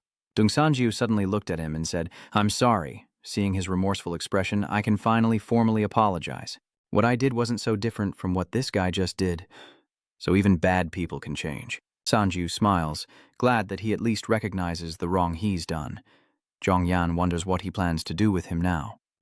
Sanju was annoyed, resolving the misunderstanding I suffered and contacting the victim too. But he spoke up. I have an idea. Her screams echo through the heavens, surrounded by grotesque demons as Rongshi weakly clutches her bag of jewels. Get out, I said, get out, he sobbed bitterly. Someone, anyone, please help me. How could you lock someone away in a place like this? That damned demon. Sanju finished the job and returned. He called out the 5th and 6th clones, who brought out a large tray with shady expressions. I feel a little guilty for not doing anything special for you guys, even though you've been squeezing me dry. Here, take this. He opens the lid, revealing a cake studded with jewels. Here's a special meal for you. Sanju smiles gently at his clones' bright expressions. Hunting must be hard, right? I think this will be small. He wipes his hands like a good wife. I think I can get a lot more spirit stones from now on. Enjoy your meal. Sanju returned to his room and sat heavily in his chair, relieved that the misunderstanding with the victims had been resolved and that he had obtained a large number of spirit stones. But there's still something to watch out for. I'm still bothered by what he said at the end. Dong Hyun looked serious before he left. And another thing, he warned, be careful of the academy. I don't think they train hunters' skills for free. Sanji hears this for the first time, but what does it mean? Dong Hyun's meaning remains vague. I'm not sure either, but I'll let you know when I have more concrete information. And with that, he left a cryptic message. But let me tell you this, don't go near the prayer room to teach anything. Sanju was dumbfounded. The prayer room, isn't that where they teach the history of the system? I had my clones take the class to save time, and you're worried about the academy. Elsewhere, a performance evaluation for the team battle practice reaches someone's hands, detailing student Dung Sanji's results, Professor Wang Wei's criteria, and the purpose of the competition, to analyze teamwork, student strength, and improve skills for becoming a hunter. The criteria are the ability and skills to work as a team for hunters, effectively apply knowledge and cooperate with teammates, meet combat strength targets, and contribute reflexes. What is this? Yunha responded, holding up the evaluation form, while the other slammed the table in anger. That's not what I'm asking. He's the chairman of Jihu Academy, his tone laced with disbelief. Why did Dung Sanju get an A+? Do you not understand what I'm saying? Yunha responds professionally. I've given him all the rules you wanted, the weakening drug and the prohibition of clones, and the evaluation was done with all those conditions in place. I don't even understand the point of those rules. Hyakyu couldn't believe it, but he had filtered out the weakening drug. Yunha retorted with a frown, explaining that he didn't say it or use any skills to do it. So what was he supposed to do? Heiyu is nearly driven mad. Why would I set those rules to control the high-ranking hunters in the academy? The table slams into the wall above him, and as Hukyu breaks into a cold sweat, a high heel descends. That's enough. Yun is radiating murderous intent. The academy professors are all C rank, right? You invited me here because your rank was too low to supervise classes with B rank hunters. And now what? You want to control the higher-ranked students with drugs? Annoyed, she pulls out a cigarette, knowing he can't directly interfere because no one can stop Sanju if he goes berserk. And you abused your petty authority to bring him down, but he overcame it. That wasn't too much, was it? Heiyu frantically defends himself. That's not it. It's because there are cases where high-ranking hunters can't connect with the class. That's why I did it, to help them integrate better. Yunha said curtly. Then go tell them yourself. You leave, and I'll continue the lesson. But that was it. Nothing more. She even warned me that if I bothered her again with nonsense, I'd regret it. The door slams shut, shattering the glass as a furious Hyukwu grabs his phone. Fine. Be as angry as you like. Let's see how long you can keep that face up. He quietly issued the order, and that was me. From today, appoint Professor Wang Yunha as the prayer room manager and have someone clean my office. The next day, the brokerage class instructor introduced himself. Nice to meet you all. I'm Hunter Jiang Sung Owan. I will be teaching you about hunting, said Hunter Rank X, Jiang Sung Owan, professor of monster hunting techniques. Before the diverse group of students, he spoke clearly. What do you think is most important when hunting monsters? Stats, teamwork, or good equipment? His voice, deep and steady, resonated. Of course, all are important, but strategy is paramount.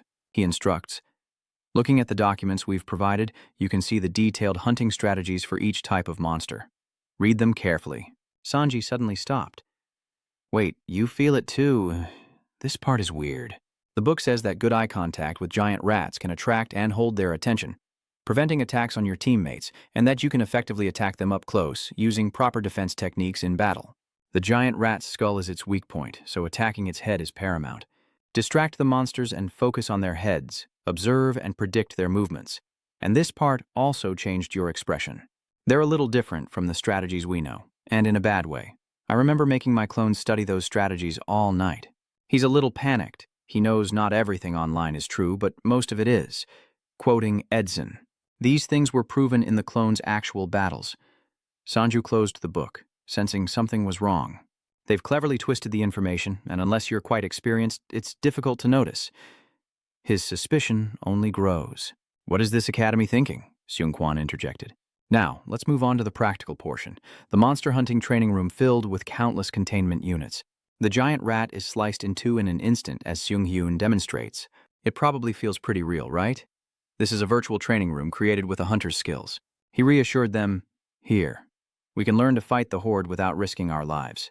He smiled, pointing to his palm. But of course, all the sensations will be real, so be careful. You'll not only learn dark tactics, but also how to overcome your fears. Sanju raises his hand and asks, "There's no rule against using clones, right?" Seung looks relaxed. "Of course, the monsters will be assigned based on your rank." He raised his hand, but it didn't work. This situation startles him. What? He's confused. That's strange. He can summon them here, huh? Well, I'm not sure about clones using equipment, but he decides, "I'll give you some gear to connect to Sanju." His clones were suddenly transported and looked bewildered, while Sanju happily embraced them. "I missed you so much." Seeing this, the others commented that these must be the clones they'd only heard about. "I've seen it before." Seung-kwan was curious and amazed. "He can bring them into the void? How is that possible?" "That's a peculiar skill, though he doesn't show it outwardly." "Now then, get ready. You will all be transported to different locations." Seung-kwan prayed that everyone would complete the task safely. Then the students' bodies were enveloped in a blazing red light. "Brother, I'll be okay." "Right? Everything will be okay. Forget the book and just do what we practiced." Seconds later, they all vanished. Realizing they'd been teleported into a forest, Sanju surveyed his surroundings, a bit surprised. A forest? Suddenly, a sob reached his ears. The person was weak. Was anyone there? Sanju listened quietly as a voice mumbled, "Save me." The person seemed dead, with something stuck to their head, complaining of pain. Other undead creatures approached, moaning, "It's so cold. Save us." Sanju gritted his teeth, feeling overwhelmed. His teacher said the monsters would act according to their rank, right? Groans echo through the halls. "Mother, I don't want to die." Sanju draws his sword, but their heightened alertness seems excessive. The monsters burst forth and pounce. The sounds of fighting echo through the night as a figure walks among the tanks, pausing in their steps. Before him stood Sanju's container, as Sung Onean quietly watched, seemingly with a plan, his hand on his sword hilt.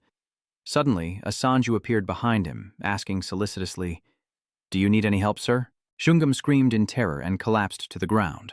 Sangyu's Noba speaks. "I am Noah." Noah calmly stated, "My master has ordered me to protect the gate from any threats, because the gate's instability could endanger the academy students." Seung Hwan barely finished his sentence, thinking, what nonsense is this? He's just trying to protect his master, escalating the situation. Seung Hwan hesitated, thinking this. "I see." He stood up and chimed in. "What a coincidence. I'm also patrolling to ensure the safety of the academy students." Noba replies insincerely, "You're the best, Professor." Hearing that, Seung-wam frowned inwardly, thinking, "Damn, what do I do? If it's a doppelganger, then I should—" Suddenly, Noba's eyes widened as if he were staring at something.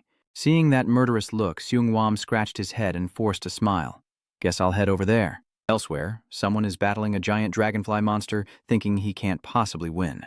That's Sang-woo's clone, number 1, fighting with all his might, piercing the screaming dragonfly's eye with his sword.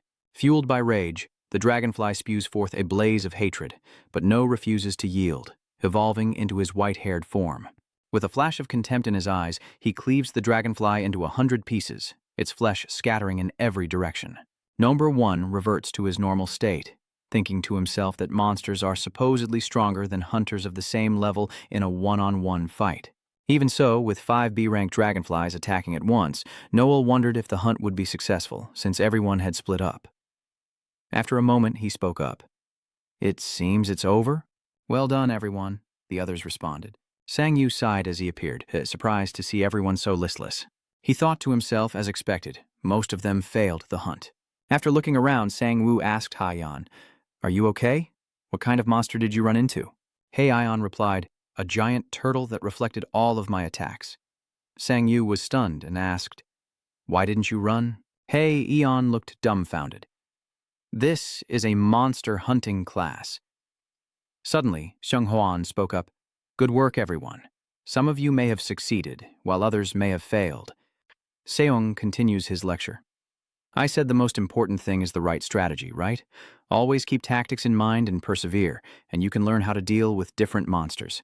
Then class is dismissed. With that, Sang Woo fell into contemplation. Suddenly, Noba leaned in and whispered, "There's something I need to tell you." Sang Woo asked in surprise, "What is it?" he asked outside. After Noba finished, Sang Yu asked in disbelief, "The professor approached me while I was hunting in the virtual space." Noba responded, "Yes." He thought to himself that it was fortunate he had secretly summoned Noba as a precaution. Just as Jin Dongwai said, "This place is strange," Sang Yu pondered. "It's odd to have players form parties in a virtual battle between hunters. It's also unusual to provide individual players with expensive skill books, teach strange tactics, and modify monster weaknesses.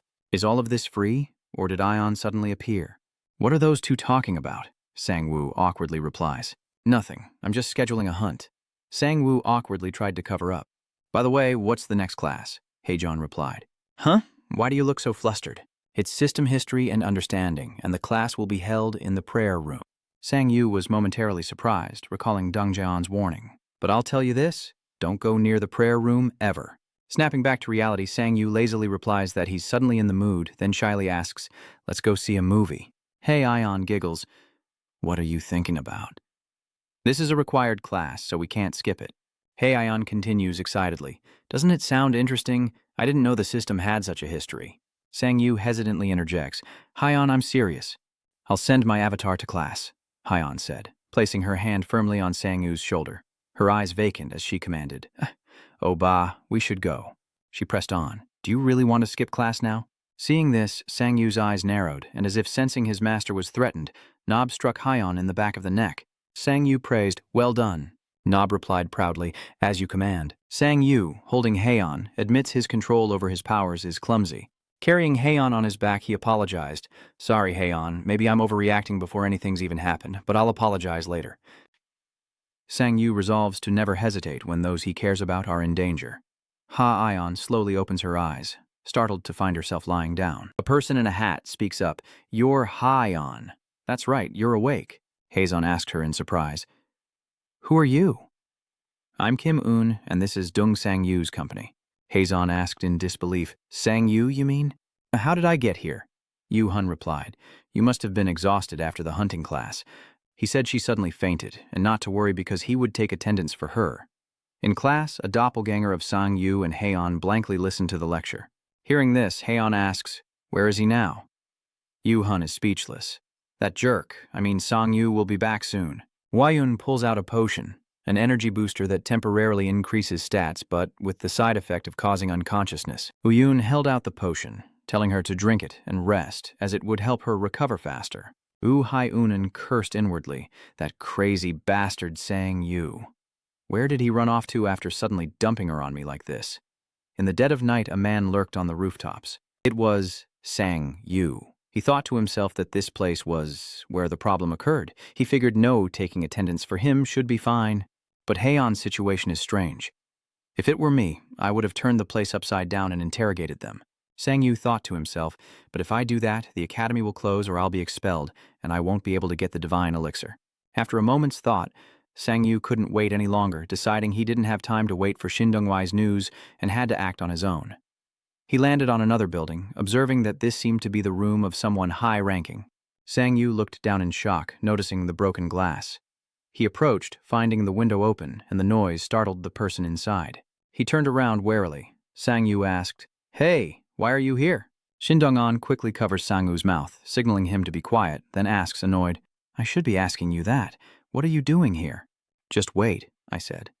Sang-woo then said, Haeon's acting really strange. Shin Dong-jian asks, Han, are you talking about the girl who's always hanging around you?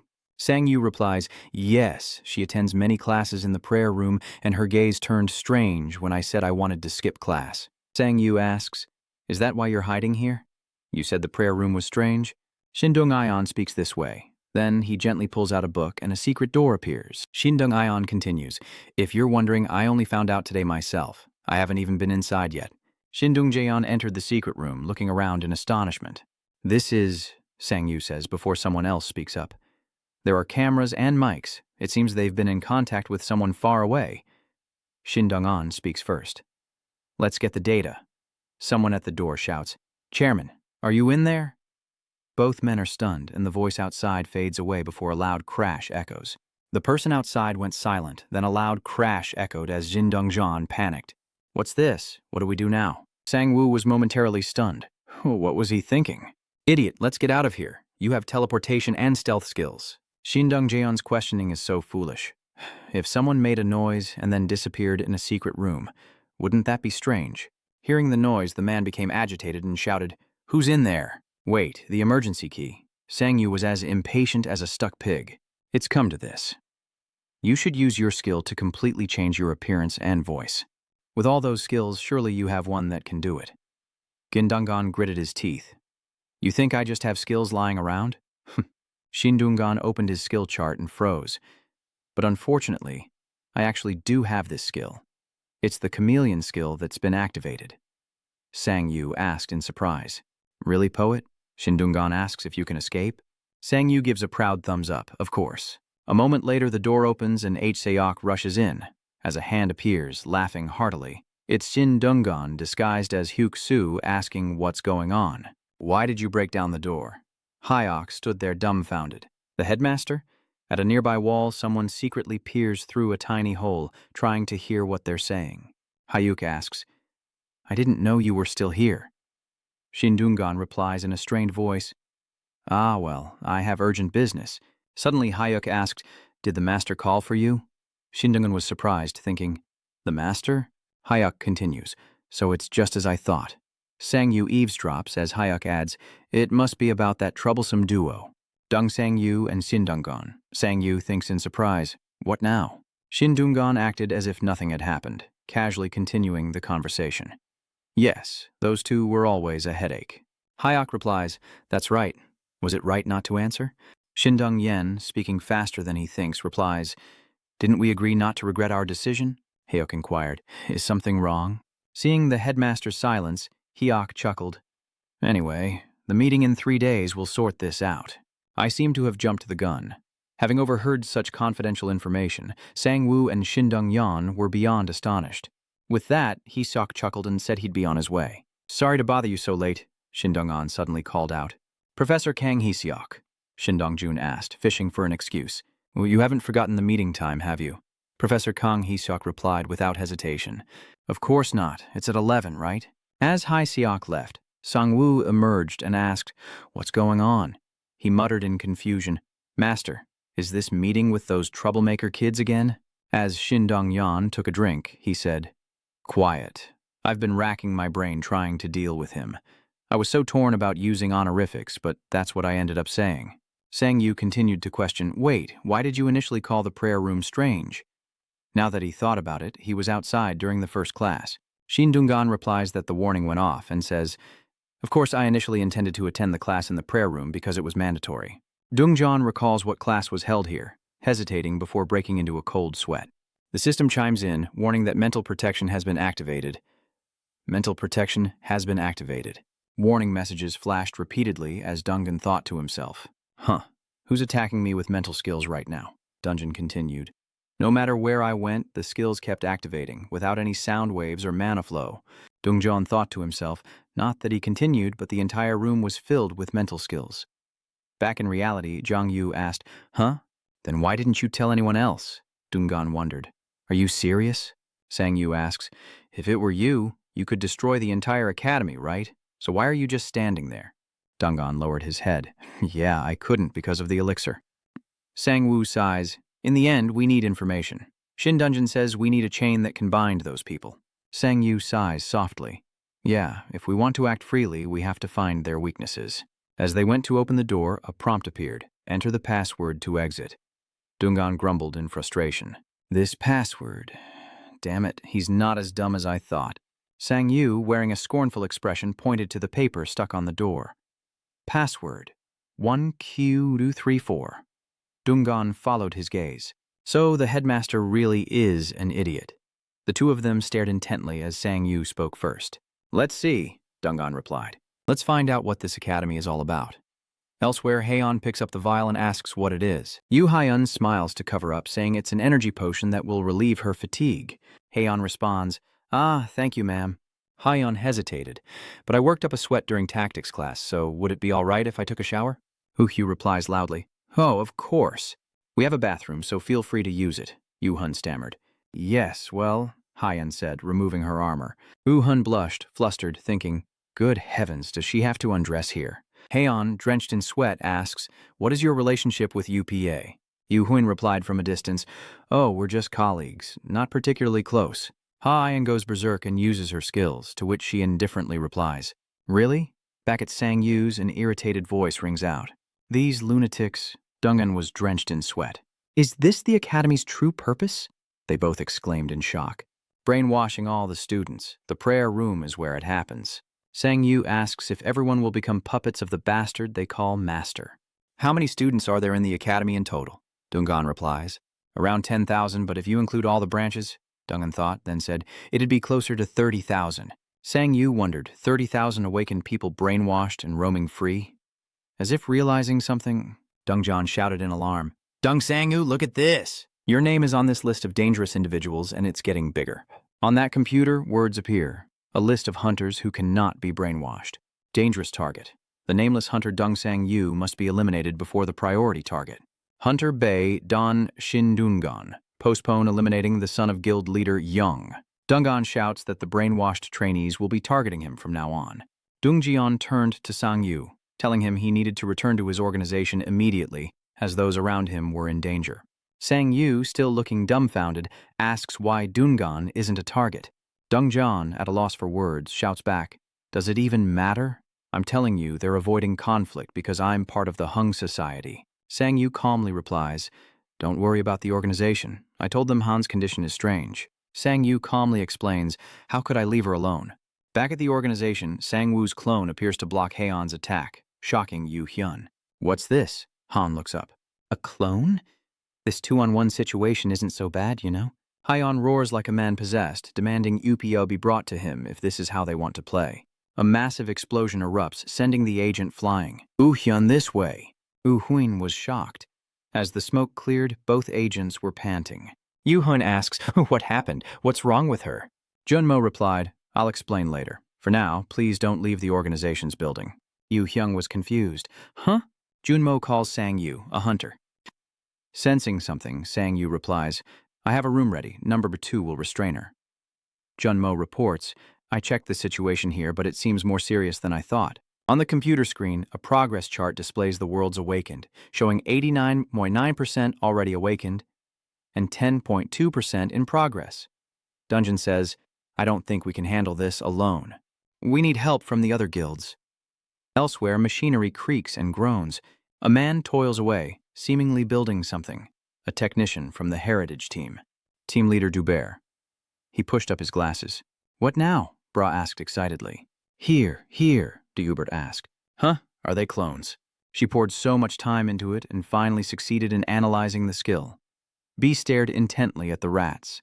Heh, take a good look. The rat seems to be glitching. He feigns indifference, but tears stream down his face. It was all for naught. It was just an illusion. I used a skill orb worth 12.8 billion, and on the other side, Sang-woo is pointing fingers. Give me a break. The staff member looks dejected. Again? Belle's mournful voice echoes, but what kind of crazy skill is this? De Hort speaks up, saying she made a fuss about the prototype cloak last time. De Hubert adjusts his thick glasses, asking if she called him over to see this. He picked up the mouse and stared intently at her. The purple-haired assistant wept silently. Of course not. Then she held up 2 swords, excitedly shouting, "Ta-da, we've successfully copied the equipment." Her voice echoes, "Surely it will help our plans, won't it?" Meanwhile, someone's hands gently pry open a brown-haired girl's eyes, and she speaks. "So, this person has been brainwashed. They're from the Kennis Guild, Guildmaster Song Waong." Sungwoon speaks. "I can't sense any energy flow." Guy intently observes, realizing Haeon's mouth is being weakly controlled. I don't know what you guys are talking about, but could you let me go? My parents are waiting for me at home." W assesses the situation, wondering if she's really been brainwashed. UH firmly states, "Definitely. She was even planning to blow our heads off." In the secret room, Sang-Yu's voice echoes, "I don't think this is ordinary brainwashing." Sang-Yu muses, "It seems worse." "We think." Looked daggers at Sang-Yu, asking, "You dare bring a member of the Hunter Guild here, you bastard?"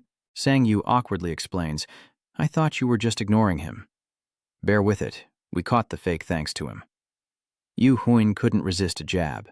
"Fine, he's just the son of a bitch anyway." Haeon, seeing a lifeline, cried out, "Why are you only here now?" "Tell them quickly. I think they've misunderstood something." Han calls out again. Hearing the person he cared about call out to him, Sang-Woo simply closed his eyes. After a moment, Sang-Yu spoke up. "This is information from the principal's office. Take a look." He handed out the papers as someone hesitantly asked, who stares intently at the paper. "Assassination. Brainwashing. What is this Harvest Day?" Sang-Yu, with his hands in his pockets, said, "I don't know much about it either, but I think it has something to do with the awakened all over the globe. More importantly, the main issue is the mind control. Did any members of your guilds register for the academy?" Miho offers her help, adding that she has a few E-rank hunters, as Guy also chimes in. "Same here," Sang-Yu added. "Regardless, no one should reveal their connection to me. We don't know what they'll do next." Dungeon also speaks up, wondering how they're going to resolve this. Mental protection is a very rare skill. Others wouldn't notice this like I do, especially not low-level hunters like E2F. Miho asked, puzzled, "Wait, but are you sure this is really brainwashing?" "I can't detect anything, even with a similar skill, and I don't think she's been completely brainwashed." Wawong added, "And 30,000 people in South Korea alone. There are academies all over the world. Is it even possible to brainwash that many people?" Dungjeon suddenly wondered, pointing at Sang-Yu. "What about his doppelganger ability? Does that seem plausible?" Sang-Yu speaks up. Dungjeon sighs. "No one can know everything about awakened skills, but I'm sure there's a weakness in this brainwashing trick." Back at the office, the academy's professor-like headmaster spoke, as Dungjeon recalled the moment he impersonated the headmaster. "Yeah, those two are a real pain. As expected, Hawk didn't answer whether it was the right thing to do. I received the call and disobeyed orders to avoid interference from other academies." Dungan continued, accepting the high-ranking hunters against orders. "Do you all understand what that means?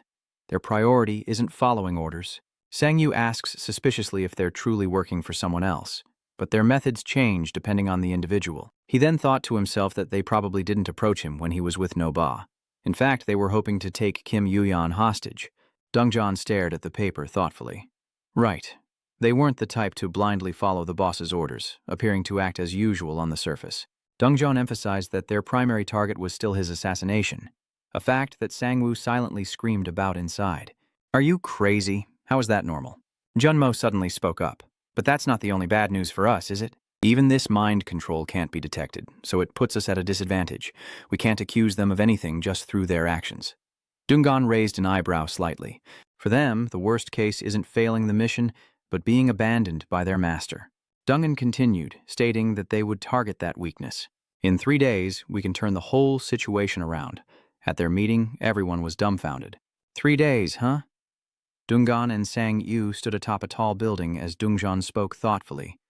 "They'll be suspicious if you suddenly stop coming to class." Sang-Yu replied, "I know, that's where I'm headed."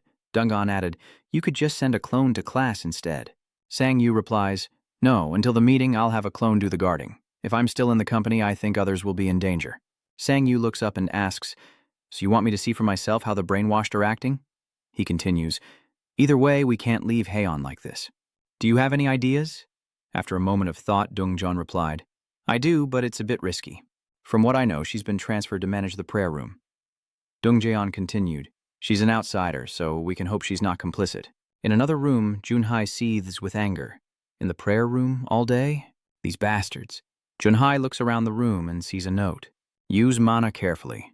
Yunha muttered to himself, "What the hell is this?" "Who's the madman now?" Sang-Yu sighed softly. So, I've been back at the academy for 3 days now. Sang-Woo sits in class, thinking to himself that the order to eliminate him was recently issued. I think they've discovered I'm sending clones to class. I wonder how many students are targeting me. Unsure how long it takes to brainwash someone in the prayer room, he overhears 2 female students gossiping. The red-haired girl speaks up, and this class is so boring. The black-haired girl added, well, I hope they give us some skill orbs. Sang-Yu muses that, at least for now, they seem normal. Perhaps fewer people have been brainwashed than he thought. Suddenly, a knife flies towards Sang-Yu, causing him to cry out. He leans to the side, staring blankly at the knife under the desk. With a dark look, he asks, who was it? Who threw that?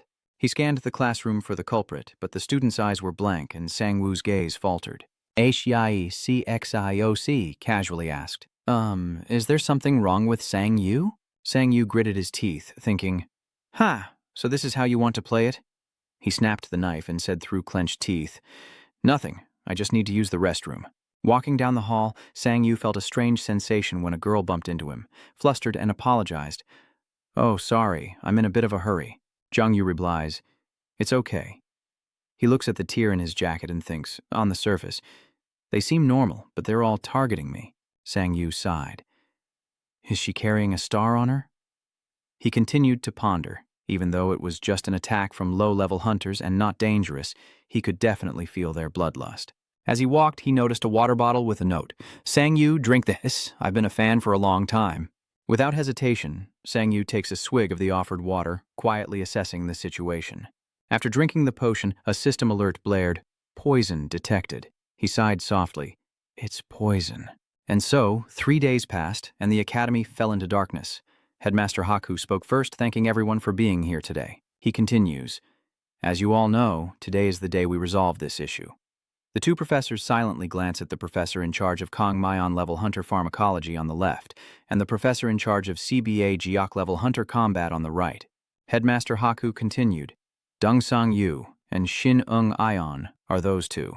An enraged X-Ung Hwan slammed the table, saying, we shouldn't have messed with them in the first place. Especially Shindong Wyong. We can't even touch him because of that damn Hunter Association.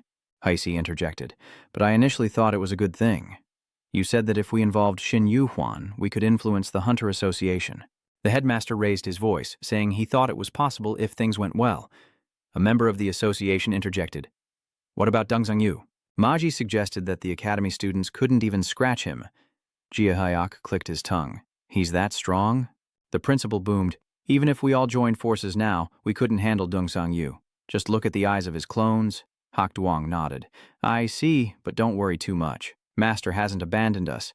He continued, saying they would send us grade S assassins from the 13 Ecliptic Assassination Guild. He emphasized word by word that they were already in Korea. Mayon's face flushed red. Ah, Master. Hyok excitedly slams the table. Oh, he truly is our master. Hyok excitedly says, if it's the 13 heralds, then maybe I can fight against the Huns. Let's destroy Xinrongyang too. Let's kill Deng Sang-Yu first, then Xindongyang. Ha ha. The crowd cheers, thanking the system. Suddenly, the door creaks open, then explodes inward with a powerful kick, followed by a polite knock. Sang-Yu's eyes burned with murderous intent. When you hear a knock, you should know what to do, he growled. Because of you, my last 3 days have been a living hell. Sang-Yu approached, his voice dripping with sarcasm. Let's discuss your punishment in today's meeting. Cheung Huan trembled, stuttering Sang-Yu's name. Sang-Yu, eyes wide with fury, asks what this is all about. You're probably familiar with it, since you've been watching me every class. Headmaster Hakyu broke out in a cold sweat. Hunter Sang-Yu, I don't know how you got here, but we can resolve this with words. Sang-Yu's expression darkens. With words, you say? That sounds nice, he said coldly. People only use words when there's equality, Sang-Woo continued, implying, there are 5 of you and only 1 of me, so I need to call for backup. One by one, large men arrived to stand behind the professors, as Sang-Yu's clones gently placed their hands on each of their shoulders. Now that you're all here, Sang-Woo began, seated in the center, let's talk. These past 3 days have been wonderful. He casually remarks, the ones trying to kill me are getting bolder, huh? Sang-Yu continues to ramble on about poison, ambushes, and even sniper rifles. Because of that, we even had to cover the windows of the entire company building. After going through all that, only one thought remained in my head. Sang Yu emphasized that even brainwashing wouldn't make their actions tolerable, leaving Headmaster Haekyu trembling. Sorry to interrupt, but Hunter Sang-woo, what do you mean, words that try to kill him? He's still playing coy. I still don't understand. A doppelganger grips Huck's hand tightly, and he screams in pain as Sang-woo continues. Better not say any more nonsense. Sang-yu threatens, if you think his fingers are strong enough, then go right ahead. Jiok slams the table and stands up. Are you making fun of us? Before he could retort, he was punched in the face. Sang-yu sighs. Goodness, you wasted 10 turns just to say something pointless? Black Yu is momentarily enraged. What are you doing? At least tell us what you want, he shouted. As far as I know, we won't be the only ones affected if the academy disappears. So, you're trying to threaten me with a divine elixir? The headmaster slams the table. I'm just stating the facts. Sang-yu held up 3 fingers, stating his demands. These were his conditions. First, stop brainwashing all the academy students and put an end to this nonsense. Second, ensure that I am the only participant in the World Academy competition so I can obtain the divine medicine. Third, you can't report this to your superiors. Hearing these outrageous demands, everyone looked displeased. Headmaster Blackwood tried to play dumb. Sorry, but we don't understand what you're talking about. Seeing this, Sang-yu's clone bent Hawk's fingers even further, causing him to scream in pain. Headmaster Hyuksu grew uneasy. You've underestimated us. If you want to kill, then kill. Threats won't work on us. But you should give up on the divine medicine. Sang-yu scoffed. I can hear you, you know. I know exactly how you've been scheming. Thinking back, he remembers Dungan advising him not to reveal his weaknesses, a sentiment Sang-yu struggles to understand. What do you mean? Dungjan explains that he's too soft-hearted. Sang-yu is furious. Why does everyone think that way? I can be tough too, you know. Dungeon brings his foes close, hinting that to get what you want, you must instill fear. But reckless violence won't do much. You have to show your will and their weaknesses. Backing down, Jiang-yu pulls out a blank sheet of paper. Hey, didn't you know I knew about your master's existence? Sang-yu threatens, do you want this information spread all over the world? Black Yu is shocked and stands up abruptly. How did you get that? Sang-yu continued his warning, saying this wouldn't end with just the Korean branch.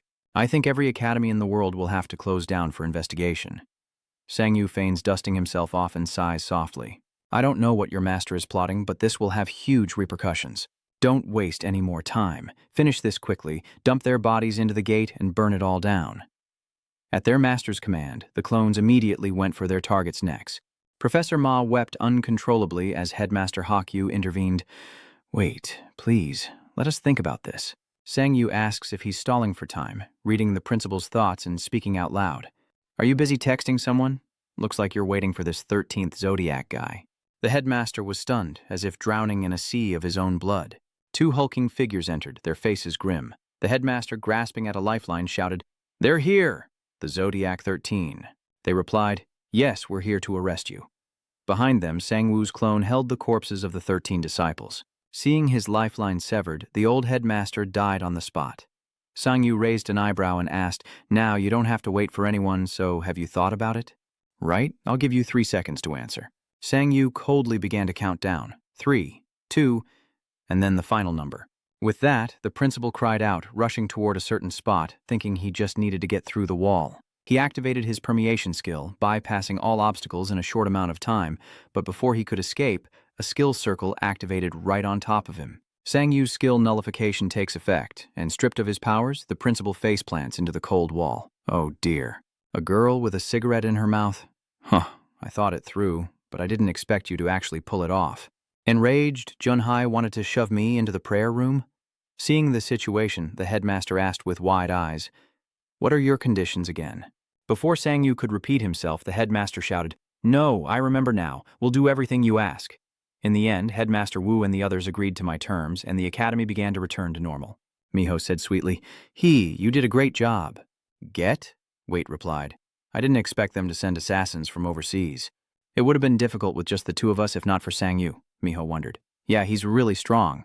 Why is he still in B rank? We decided to keep the history and system knowledge parts intact, otherwise other academies might notice. But Deng Jian spoke up. Is this what the headmaster was talking about? Sang-yu replied, Yeah, it's a little unsettling. Instead, they had us destroy the mind control device inside and turn it into a normal, boring classroom. They both said in unison, Let's destroy it now. With Captain Huang Junhai's help, we quickly eliminated the brainwashing. But strangely, Runhai ordered us through this passage, and the brainwashing of the professors, including the headmaster, couldn't be carried out. I guess they were just naturally awful, so there was no need to brainwash them. Thus, Hazion's skill ring was finally unleashed from its restraint. Sangyu asked, "Are you okay?" And Ha teared up. "Oh my!" And then she rushed into Sangwoo's arms, chirping away.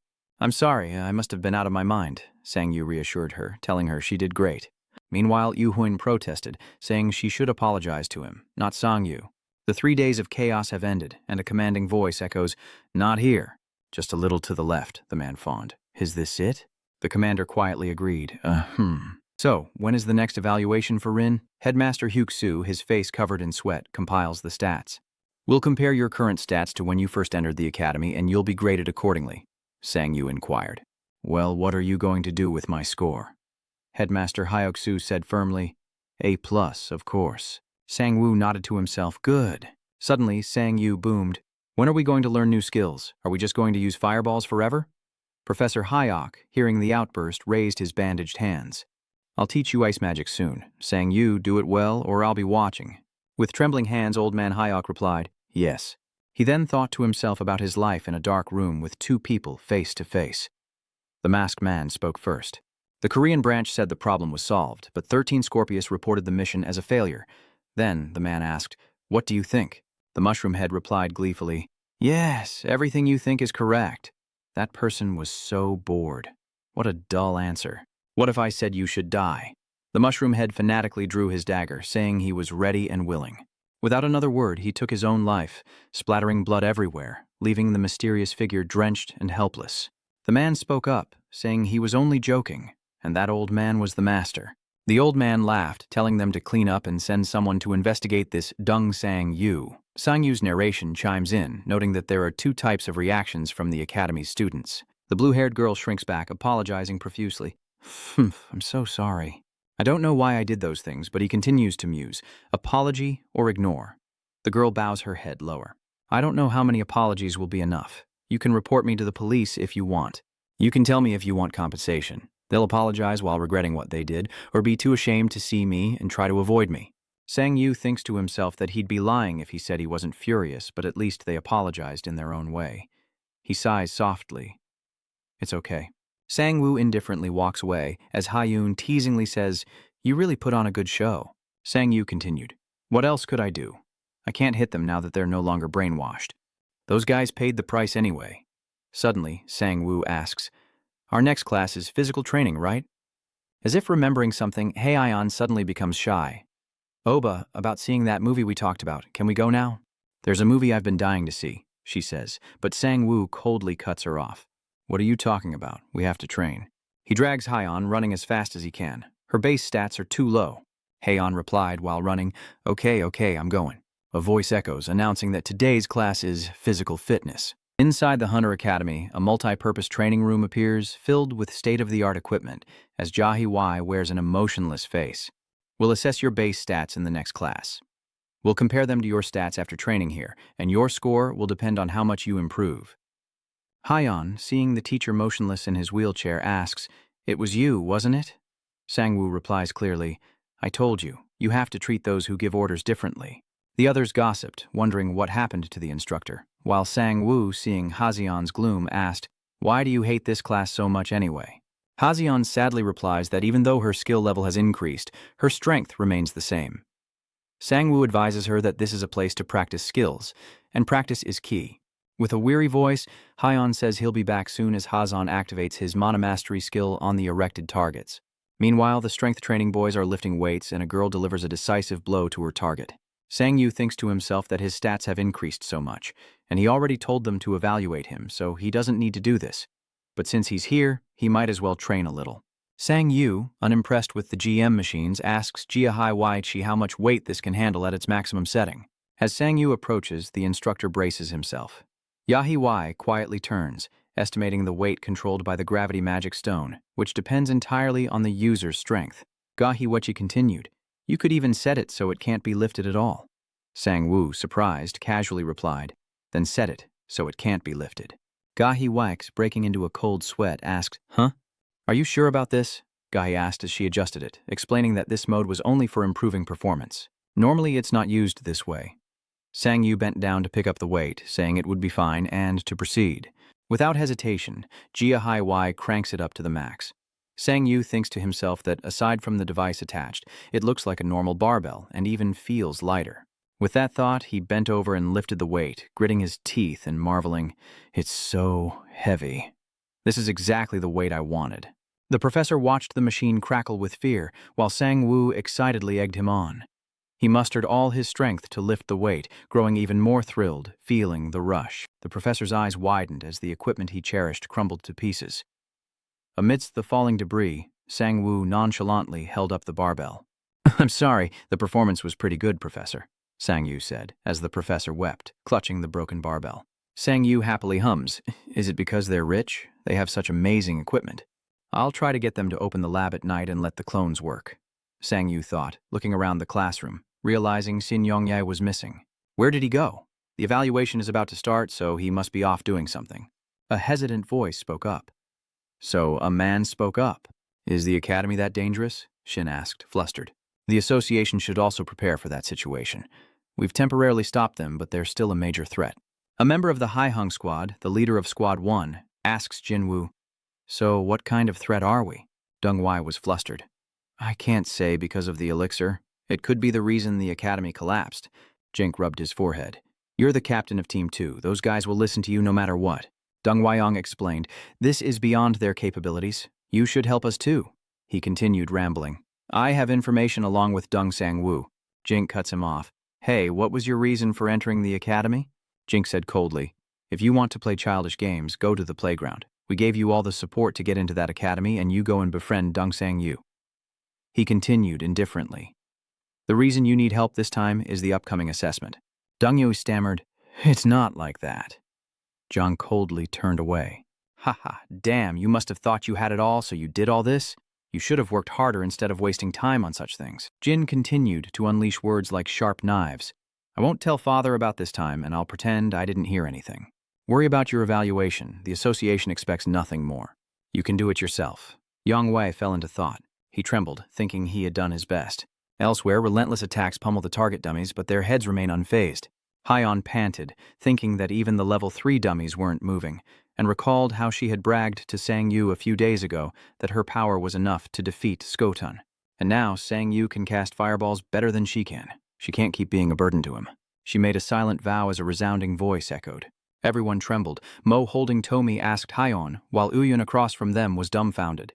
"What? I know you're still brainwashed." Haya responds, "This is the only place I can rely on. I want to become stronger," she declared with determination. "Please, let me join the JM organization." Though night has fallen, a certain room remains brightly lit. Sang Yu brazenly kicks the door open, demanding access to the training room. "Please!" Headmaster Hakdu was surprised to see a hunter at this hour. Sang Yu added that clone hunters don't care about the time. "I can't use it all day today because of classes. The training room, though, is another matter." Sang WPP sighed. "Just say it." Headmaster Hook Yu cheerfully replied that using the academy's facilities outside of class was perfectly fine. Hearing the answer he wanted, Su Wu turned back. "I'll be using it all night, so don't turn off the lights." The principal replied, "Understood." Headmaster Black Yu mused, "I tried to stop him, so this isn't my fault." The hunter, Sang Wu, hands in his pockets, led his clones to the training room for 2 hours of training, followed by hunting. "Repeat those 2 things," he commands, and his clones echo back. "Understood," Sang Yu said eagerly. "Use them as you wish. We own this place tonight." But then he noticed something, and a voice echoed, "Sir Do Huan Sok Kin," full of resentment. "Sir Do Quan, why aren't you answering?" Amidst the rubble, Do Huan sat, "Hunter Seo Kai, bully the weak somewhere else." "I'll eat here today," Dan taunted. "Why are you talking like that anyway?" Sei's neck veins bulged. "Me? Bastard, I'm used to this. Just listen to me. It's about Shindong Yiyang." Doan looked at the frustrated So-kin, confused. "That bastard Xin Yang. I think he faked his ranking. After losing that match, I was furious and a fight broke out." Salen recalls the moment he choked Xin Yang, and a realization dawns on him. Wait a minute. A notification appears before Selkin. The opponent's stats are too low. Underestimating the weak has reached its limit. Soken is annoyed. Dung Sang-yu appeared, so I couldn't investigate thoroughly, but it's not Shin Yu-kyung. Skin Kin is frustrated. A B-class hunter, or what we might call a high-ranking hunter. In another room, Shin Do-yoon struggles to breathe, calling out as he gasps for air. Dung Sang-woo heard someone calling him, and he responded, his hand weary. Sang-woo incredulously asks Shin Yu-yang, who is drenched in sweat, as the empty health potions run dry. Why? Why are you here? Then the system window appeared, showing the passive skill, Great Magician. You can learn all skills faster than anyone else. All skills you've learned will automatically be maxed out. The system coldly displays the words, Weak Sorcerer. All stats have been modified to 0.2. Strength, speed, stamina, endurance, and mana. All 0.2. Sang-yu is shocked. I think we need an explanation here. Sang-yu pressed on, asking exactly what had happened. Dung-yai was trembling. He turned and walked away. I'm just practicing for the evaluation. I'm almost done. Sang-yu raises his voice, pleading with Dung-wai. Sang-yu rushed over, placing a hand on his shoulder. Shindong-wai, don't just leave like that. Shindong-hyuk, his face darkening, throws his hand away and shouts, Can't you see? Isn't that pathetic, only being able to lift 3 kilo after awakening? Shin Rong-yi gritted his teeth. Those are the skills I acquired after awakening, Shin Dong-yeong said through gritted teeth. All my abilities are fixed at level 0.2. Hearing this, Sang-woo was shocked, and an enthusiastic voice rang out. Wow, the bald man asked. All the skills you learn reach the highest level? How strange, the old doctor replied. Yes. The bald man turned back and showered him with praise. That's an incredible gift. Perhaps we're looking at Korea's next S-rank hunter. Back then, Dung-yi was just a child, and he told me I used to be a magical prodigy. He continued, besides the awakening skill, I can copy any normal skill I see within a month or two. The professor, clutching his books, scurries for cover. No, is that all you've learned about the perfect sphere? He continued. The skills I couldn't copy were preserved in the vault. His voice choked with emotion. Everyone had such high hopes for me. The more he spoke, the sadder he became, saying even his father believed in him, proudly declaring him the future of Hong. Keep working hard like that, eyes filled with envy. Shin Rong-yi, still innocent at that time, continued his story. That's right. Then suddenly, young Shin Dong-yi felt a sharp pain. He was tormented by pain. Shin Dung-wai-ong said, I must have been sitting on the ground back then, filled with determination and empty praise. Shin Dong-wai continued, the genius's stats were all fixed at 0.2. I would have been even sadder if I could have said it then. He recalls the moment he was drenched in sweat from a simple exercise. The man casting a doubtful glance, noting his basic abilities hadn't improved from the previous year. At that moment, Shin Dong-yi's father's face darkened, and he coldly gave an order. Dung-wai-oh arrives at the tea room, greeted by a surprised voice. All possibilities are fixed at 0.2. Dung-wai-ong could only tremble and endure, his father utterly disappointed. Forever begging for forgiveness, he spoke in fear. Ah, you still don't get it. Even if you train hard from now on, his father slams the table in anger. The world will still see you as a fool. He coldly turns his chair away. I've heard of cases where ice resistance decreases after awakening fire-related skills. Regardless of the skill's level, it's useless. Everything's at 0.2, even Mea. All this time, I've been pouring money into a bottomless pit. Shin Dong-yi's eyes welled up with tears at those words. Father, he's gone mad. But you're still fortunate. No matter what you do, I won't have to bother stopping you. His voice dripped with disdain. If I hit you too hard, you'll die. Hearing that, the young Dung-yoon clenched his fists. Shin Dong-yeon spoke with desperation. After that day, Han erased all traces of me. All news and articles about me were removed from the internet, including my skills. My hunter rank, thanks to Honyun's support, stopped at B rank. Shin Dong-yeon continued. That's when I learned I could get the elixir from the academy. Astonished, Sang-yu listens as Shin Dong-wai-on continues, a panacea that could erase any curse and heal any wound. It became my life's purpose. Shin Dong-yeon continued, to hide my mana deficiency, I concealed mana potions in my teeth and carried them in water bottles to class. I was desperate. Shin Yong-yi sighed softly. Of course, in the end, I still lost to you, Shin Dong said admiringly.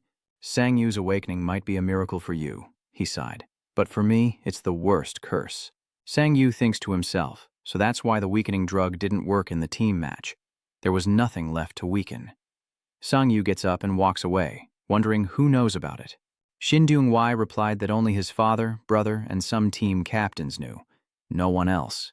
Sang-yu inwardly resented this. If you were going to use the Z, why not do it at home? Didn't you think you'd get caught?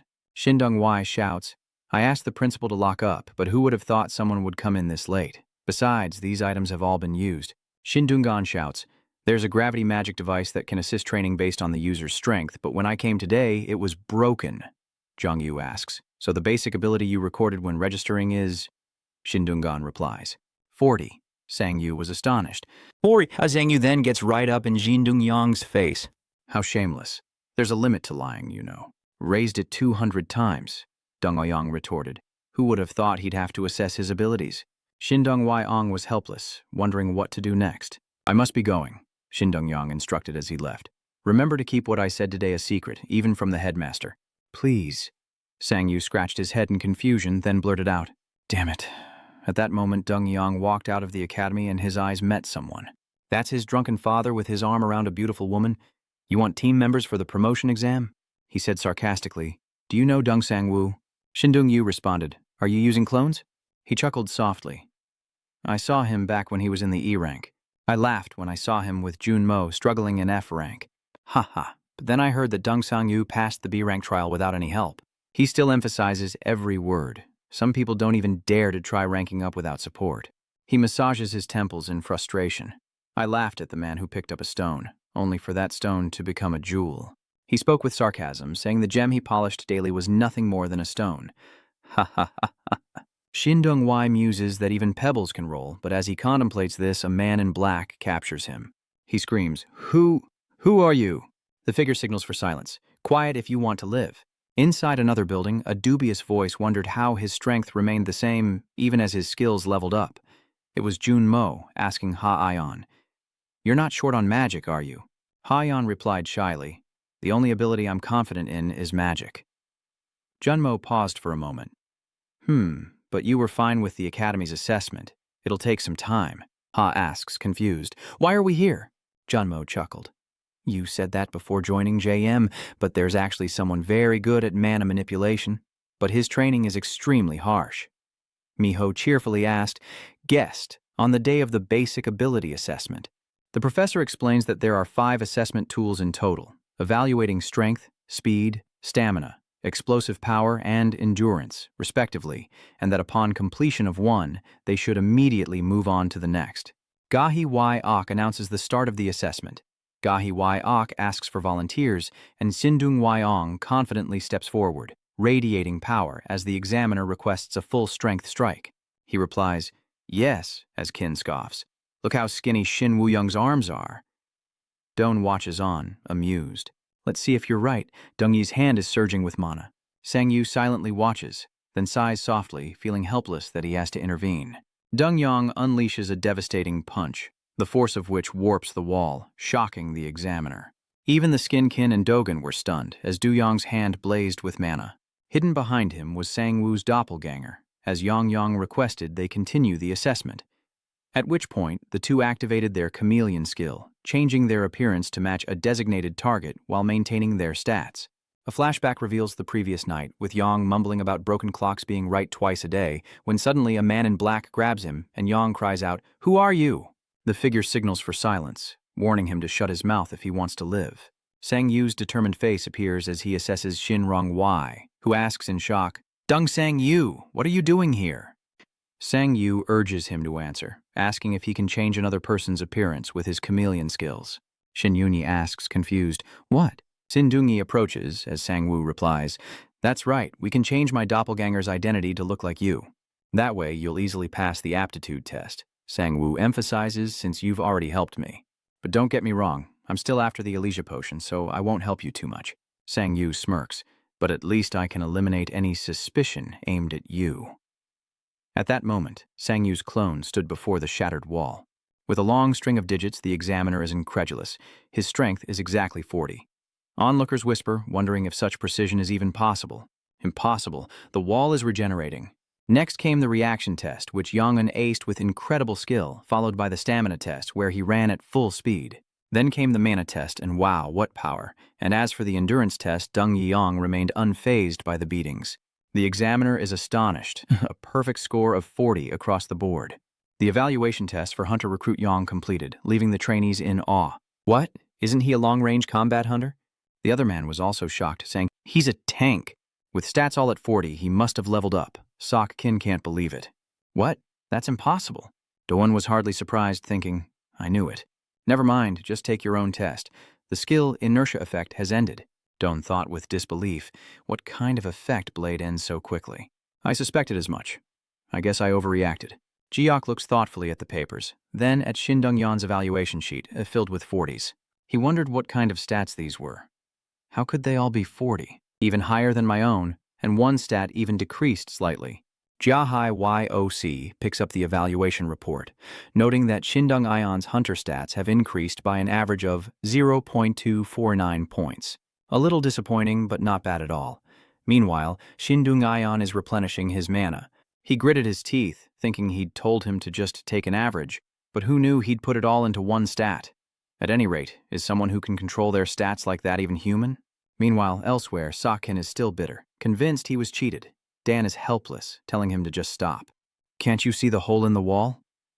Shin Rong-yu narrowed his eyes, quietly observing from a corner before exclaiming, Thank you, Rong Sang-yu. As Sang-woo Nam approached the clone, ordering it to finish, he added, Now, let's get out of here. His stomach is probably full of medicine. The clone responded, Understood. Suddenly, Sang-yu remembers something, a nagging thought that's been on his mind for a while now. He figures he might as well check it out after this. Sang-yu speaks up, saying he wants to participate in the evaluation as well. The examiner ordered a punch at the wall, but he stood dumbfounded as Sang-woo, overflowing with mana and bulging veins, rushed forward and punched a hole straight through it, causing everyone to turn and watch as the wall crumbled and finally collapsed. Sang-yu muttered to himself. His stats had stopped increasing from absorbing magic crystals for a while now. Meanwhile, his clone was nibbling on a pastry. Sang-yu pulls up his stats and tells his clone to eat as much as possible at once. The clone then frantically stuffs food into its mouth. Sang-yu gritted his teeth in disbelief. His stats hadn't increased at all. What was going on? I think this happened after number 7 was kidnapped and my stats exploded. Besides turning my clone into a monster, these gems are useless. So how can I make good use of this name? I better head over to Heritage one more time. In New York City, at the Heritage headquarters, an excited voice rings out, Oh my God! Sang-yu failed to copy the doppelganger skill again with his flattery? What a pity. Bell wears a disgusted expression. Are you sure that's regrettable? Sang-yu continues to run his mouth, of course. Ho ho ho ho ho ho. Well, this is an incredibly complex skill. Bayo Cheol emanates a murderous aura, but we were able to use the clone skill on part of the equipment. It's still a bit of a shame that it doesn't work on living things. Sang-yu asked, mouth agape. What? How did you do that? That's even more surprising. I wish my clones had a cloth covering when they were summoned, Bell continued. Creating a skill that surpasses the original is impossible. The ability to copy equipment is a special effect of the clone skill. If you still can't use it, it means that skill of yours can still evolve to perfection. Sang-yu was dazed, and Braille suddenly remembered. Oh, and there are a few people who want to meet you. Would you mind? Sang-yu asked, What of me? A door slides open. Daehu speaks first. Oh, so you're the master of that doppelganger. I'm DeHubert, and this is J-Ven. DeHubert takes his hand. I was able to make progress on what I wanted long ago, all thanks to your skills. I've been looking forward to meeting you. I'm glad I could help you, even though I couldn't replicate any artifacts. Bell introduced him. This is DeHubert, the craftsman behind Heritage's artifacts. The cloak I gave you was also his work. Sang-woo replied, Thank you very much for that. Bell continued. And this is Mr. J-Ven, whom I'm sure you know. Sang-yu stood there dumbfounded. Yes. You don't know? Bra said with disdain. This is the world's strongest swordsman, the S-rank sword hunter. J-Ven turned pale upon hearing the introduction. Sang-yu asks about the S-rank hunter, thinking to himself that there weren't any in Korea, wondering if this was how he'd meet his first one, before awkwardly apologizing for not knowing much about the hunter world. J-Ven sighed. Don't worry about it. I'm not the strongest swordsman or anything like that anyway. See? I'm not even that well known. Seeing this, Bell had to continue the introduction. Raven rescued number 7, and the troll company was behind it all. He even destroyed the lab. Go to UA, ask around. I have a question. Do you remember exactly what experiments they were doing there? I'm just curious what happened to number 7, Javen replied nonchalantly. Yes, of course. I remember it all very clearly. Javen recounted that there were many machines in that place, large pipes everywhere, shiny operating machines, and many robots. There were many large test tubes, like cages, as if they were experimenting on something. Javen asked, Did my answers help you at all? The three were shocked to hear this. Javen continued to ramble, and I was pretty sure their electricity bill would... Seeing this, B cut him off. Let me explain. We experimented with a few things after rescuing him. I think your clone was affected by D, Sang Yu said in astonishment. So, Tron Company created D? Bochel replied. You know what D is? I was just about to explain. Sang Yu mentioned something that happened in Korea, but wasn't DAB the one that turned people into crystal monsters? Bao Chao speaks up, so you knew about that. Yes, you're right. Crystal jade is a drug for humans, but its side effect is turning the user into a monster. It's an incomplete product, but because your clone isn't truly human, it was able to fully absorb the crystal jade. Based on my observations, I believe they've discovered the exact mechanism of the crystal core. Sang Yu says, so the DEB used on my clone was a perfected drug with side effects? So that's why my stats increased while my clone didn't turn into a monster, Bell thought. This is just a hypothesis, but because of that perfected DEB, the stats you can forcibly increase unnaturally have reached their limit. I believe that's why the Jade Marble no longer affects your stats. Meaning, Bell slowly enunciates, you must train on your own from now on. Sang Yu rubbed his temples, thinking, so now I actually have to work? And maybe use monster absorption? Bochet asks if there's anything else, and Sang Wu sighs. Sang Yu wondered if she knew, but it couldn't hurt to ask, so he inquired if she knew what the harvest day was. Hearing that, Braille was shocked, and the three of them stared at him with serious expressions. Sang Wu, seeing this, timidly asked, is something wrong? What did I do wrong? Daehu presses a button, and a powerful blow heads straight for Sang Yu, who realizes his bracelet has been deactivated. Javen spoke up, don't worry, the translation mode is still active. Javen's eyes suddenly turned black with annoyance, but he should choose his words carefully. Confused, Sang Yu's expression hardens as he speaks with authority, and multiple clones appear. Very well, I'll rephrase my question then. Are you also allied with the Academy? The entire space was immediately filled with immense pressure and tension, as dust and smoke billowed everywhere. Bub was shocked and horrified, and she screamed helplessly. Stop it! Both of you stop! B's voice is firm. And you too, Zhang Sanju, stop it. We're not your enemies. Sanji says coldly, I don't think you can convince me that easily. You guys started it, B softly urged. Raven, put your sword down. I don't think he knows anything. Raven paused in silence. The more she tried to defuse the situation, the more Sanju's help became essential to their plan. You know that, don't you? Finally, he withdrew his power, and the sword snapped back into its sheath. Sanju said nothing, clenching his fist as he recalled his clones, the dark marks on his face receding. Seeing the two had calmed down, B sighed wearily, then turned to him and slowly began, I'll tell you what the harvest day is, but there's something you need to accept first. Sanji asks, what is it? B closes her eyes, strokes her ear, and says calmly, this world is bigger than you think. We're not actually from Earth. His eyes widened in shock as BC's ears elongated, making her appear like a spirit. Her voice, laced with trepidation, revealed, we are aliens from a place far beyond here. Our home planet is Tib, a star much like Earth, a peaceful place where many creatures lived together in harmony, a place enveloped in flora, fauna, and magic, the Uria Empire, a peaceful and beautiful planet. The architecture resembled the medieval period with tall colonnades, and all creatures were friends, until the Grenade invaded, and giant scorpion centipede monsters fell from the sky, destroying the lush green land and ancient architecture. The Uria Empire fought back, but there was a real threat behind these monsters attacking any living thing that dared to stand in their way, something we couldn't resist. Countless black vortexes suddenly appeared in the sky, the very skill that summoned the horde of Grenade monsters to this once beautiful land. Because no matter how hard we fought, countless monsters kept pouring out. One area after another fell, advancing straight to the Empire's heart. As Uria stood on the brink of despair, a man emerged from the ruins, standing before the fallen knights. Libersenstein, a scientist from Earth and the unexpected inventor of the Sanju system. His eyes widened, his voice hurried. Wait, the system was really created by one person? B replied somberly, yes, we were quite surprised at first. She recounts, I told you before, didn't I, about how difficult it is to learn a skill? Thick books were strewn across the table. It usually took people on our planet at least 10 years of intense training to become a battle mage, but Lieber was different. He learned magic at an unbelievable rate and became the Archmage of Urania in just 5 years. He then focused on researching a method of rapidly acquiring magic to increase the number of people who could fight, alone with countless research papers so that anyone, even those without knowledge or understanding of complex techniques or with little mana, could defend the Empire. And then a machine was born. On the main platform sat a sphere as red as magma, the very first skill orb.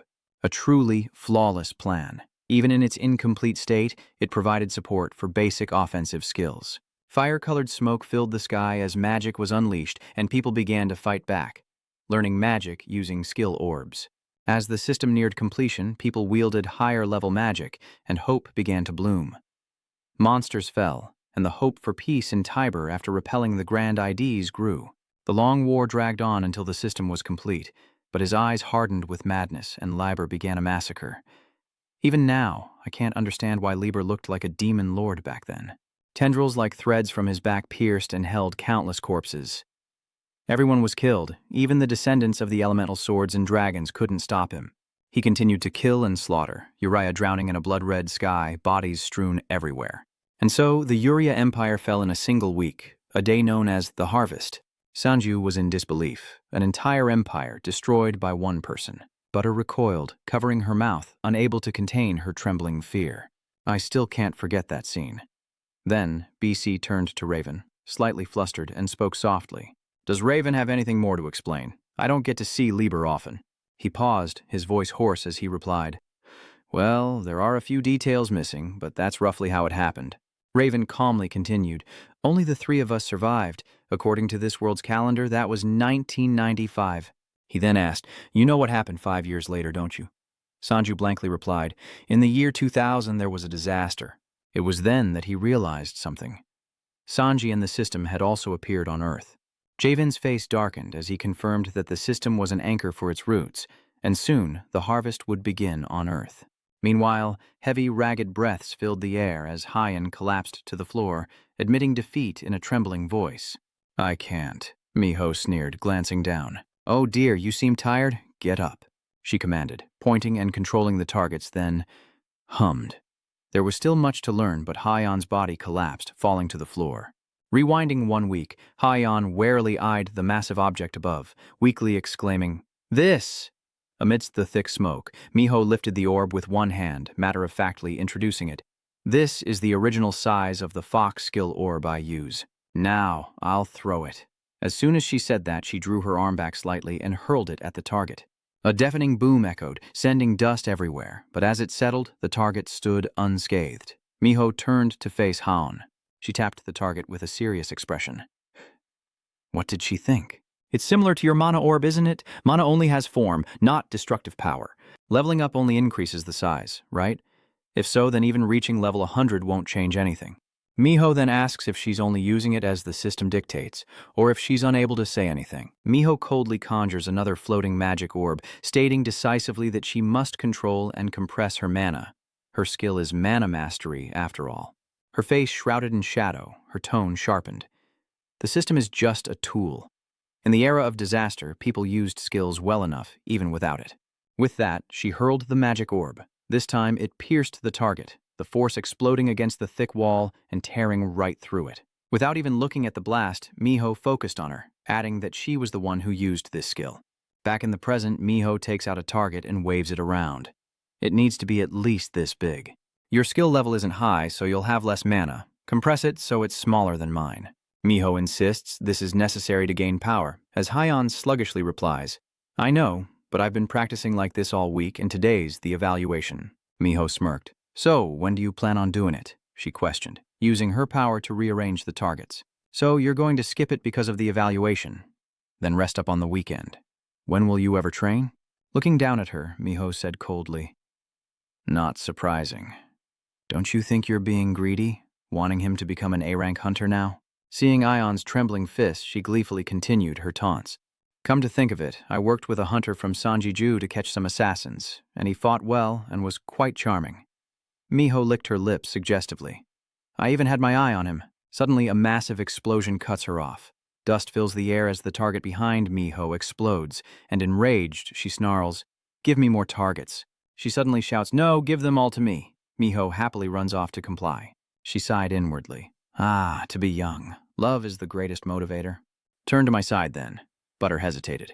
So the Academy mentioned the Harvest Day? That's why you brought it up earlier. Sanji replied, That's right. He continued, The so-called master has brainwashed many others to do his bidding. She was thunderstruck, and in a panic she gathered her allies, trembling as she asked what they should do. I think we can stop it, Raven stated coldly. If we can't act on our own, we'll become targets of the system. We could ask for help from others? Du mused, stroking his beard. If we can get this information to the higher-ups. But before he could finish, a strong voice interrupted. Wait, Sanju says gravely. We can't directly move on the academy yet. My sister is affected by the ghost virus, and I need the divine elixir. B is shocked. A demon virus? Dub asks incredulously. So you're just going to leave the students at the academy like that? You just said they were brainwashed, Sanji replied, his voice hoarse. I didn't leave them like that, only for the divine medicine. Dub scoffed, and Raven, who was usually quiet, stared intently at him before unexpectedly asking, So, in other words, if we get the divine medicine for you, you'll help us? Sanji was caught off guard, his face blank. What? Raven chuckled. If you become my disciple, I'll take care of the elixir. Sanji was shocked. What? A disciple? B was also surprised. Raven, though relaxed, spoke with conviction. Yes, a disciple will do anything I say, but of course, it's all to become stronger. You find it hard to believe? And weren't you just trying to kill me? And awkwardly replied, Well, I thought you were with the system, my bad. Then, turning seriously to Sanju, he said solemnly, The offer isn't too bad, is it? After all, you said you'd do anything to get the medicine god right. If we can solve that problem, we can stop Earth's doomsday together. Now we're on the same side. Raven smirked. Besides, after fighting your doppelganger before, I had a feeling you could become even stronger.